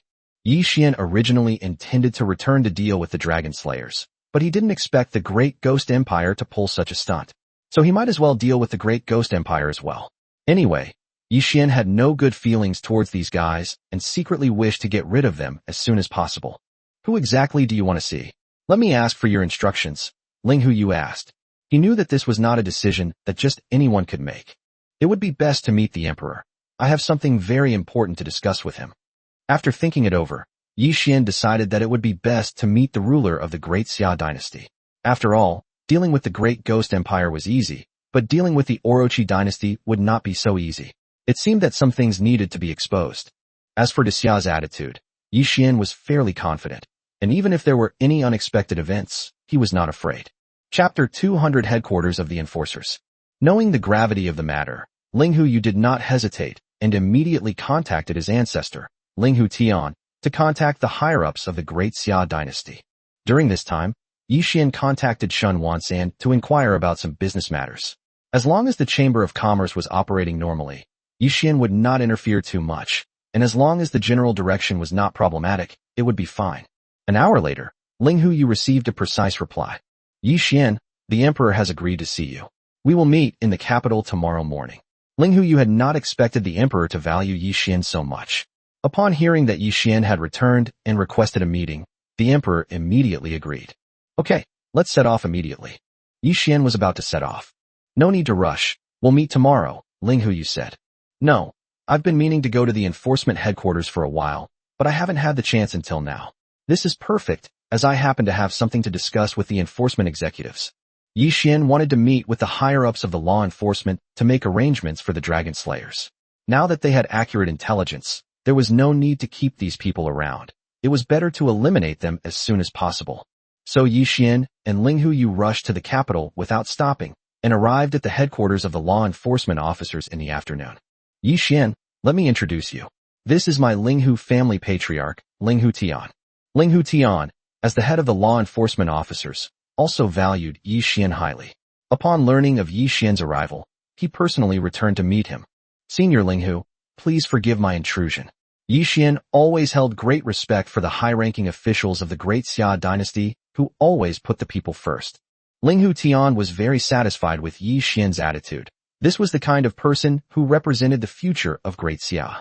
As for those guys who become incredibly arrogant just because they have a little bit of power, they only care about their own personal interests. Yi Xian, I've wanted to see you for a long time, but I haven't had the chance until today. It's just a coincidence. After exchanging a few polite words, Yi Xian got straight to the point. Ancestor Ling Hu, I have a document here. Please take a look. It may be of some help to Great Xia. Yi Xian handed Ling Hu Tian a document containing a list of Great Xia traders who had joined the Dragon Slayers, along with their detailed information. Ling Hu Tian began to read it carefully. Yi Xian, all of this is true. Ling Hu Tian hadn't expected the Dragon Slayers' power to grow so quickly. This list includes not only third-rate families of the Great Xia dynasty, but also many second-rate families, as well as a first-rate family, which is the Lu family of the Southwest State, who previously targeted Yi Xian. Ancestor, how can Yi Xian treat such an important matter lightly? You can find out whether it is true or false by checking. Yi Xian provided the answer given by the superbrain, but he believed it without a doubt. All right, I'll arrange an investigation right away. If it's true, you don't need to get involved in this matter. De Xia will handle it. Traitors are hated by all factions, regardless of their power. These are some of the domestic Dragon Slayers' subordinates. There are many more internationally. In order not to cause trouble for Great Xia, I will take care of the international Dragon Slayers. For any country, once external forces are involved, there are more things to consider, so Yi Xian directly took the responsibility upon himself. Ling Hu Tian thought about it, and finally agreed. It would indeed be troublesome for the national level to intervene, but Yi Xian not only had the will, but also the ability, so handing it over to Yi Xian might be a good choice. Yi Xian, what's your opinion on the Great Ghost Empire? After dealing with the matter, Ling Hu Tian asked Yi Xian for his opinion. This incident was also difficult for Great Xia to handle. Handing over the missing persons was out of the question, even if it meant going to war. If war were to break out, Blue Star would be easier to handle, but the origin continent would be more troublesome. The Great Xia Kingdom was already being targeted by several countries, including the Yin Kingdom. If the Great Ghost Empire were to get involved, especially if it attracted experts from the Orochi dynasty, the situation would only worsen. I have already thought this through, and I will discuss it with the Emperor later, hoping to gain his support. Yi Xian didn't explain the specifics of how to do it. For the time being, it's better to have as few people as possible who know about certain things. Yi Xian, don't be impulsive. I know that on Blue Star, the Great Ghost Empire can't directly target you. However, you are in the battlefield of the warring states. Unless you don't want to go any further and always stay hidden, you can't escape the pursuit of the Orochi dynasty. Even if the Orochi dynasty is strong, it cannot enter the battlefield of the warring states period at will unless it sends out a small number of experts. However, the Orochi dynasty does not aim to kill, so Yi Xian can return to Blue Star. Since the territory cannot be destroyed, Yi Xian can hide at any time, so there is no point in sending people. However, this cannot continue indefinitely. With the support of the Orochi dynasty, the great Oni Empire's strength on Earth will definitely grow stronger, especially after more Orochi summoned heroes appear. At that time, Earth could very well become a battlefield. Faced with the ambiguous attitudes of various countries, Great Xia dared not say that it could definitely win. If that happened, The situation would be difficult to manage, and Yi Xian would have no way out. Don't worry, anyone who wants to control me, Yi Xian, will have to pay a heavy price. I've already experienced that in America. The fact that this ignorant and arrogant great ghost empire still dares to show its face shows that I didn't kill enough people last time. Yi Xian spoke these words with a chilling, murderous intent, fully expressing his determination. Want to enslave me? Fine, come on then. As long as you can withstand the killing, that's all that matters. That was Yi Xian's thought and attitude. Yi Xian was even more confident now, not only because he had received billions of troops, but more importantly because the mysterious building sent by the United States had evolved into the Heavenly Pill Palace. With such generous assistance, how could Yi Xian not repay it? Yi Xian only needs a little time. By then, the Orochi dynasty will be nothing. Putting everything else aside, if Yi Xian is pushed too far, he might recklessly convert all the resources into points and use them to boost Catherine and the others, or to build structures based on the classic of mountains and seas. It's not impossible that they could produce a dozen or so 6th rank or even top-tier 7th rank experts and wipe out the Orochi dynasty in one fell swoop. With such confidence, Yi Xian didn't care about the threat from the Orochi dynasty at all. However, Yi Xian could not tell the people of Xia about these things and could only make plans in silence. Alright, I believe you have your own judgment, but no matter what, Great Xia will always stand behind you and will never let the enemy succeed. This is not only my personal attitude, but also the attitude of the law enforcers, the Fuxing Alliance, and Great Xia. The old man's words reassured Yi Xian. Although Yi Xian didn't need them, he was still touched, since the Great Xia didn't know his strength or that he was the Heavenly Emperor. The enemy's strength is plain to see.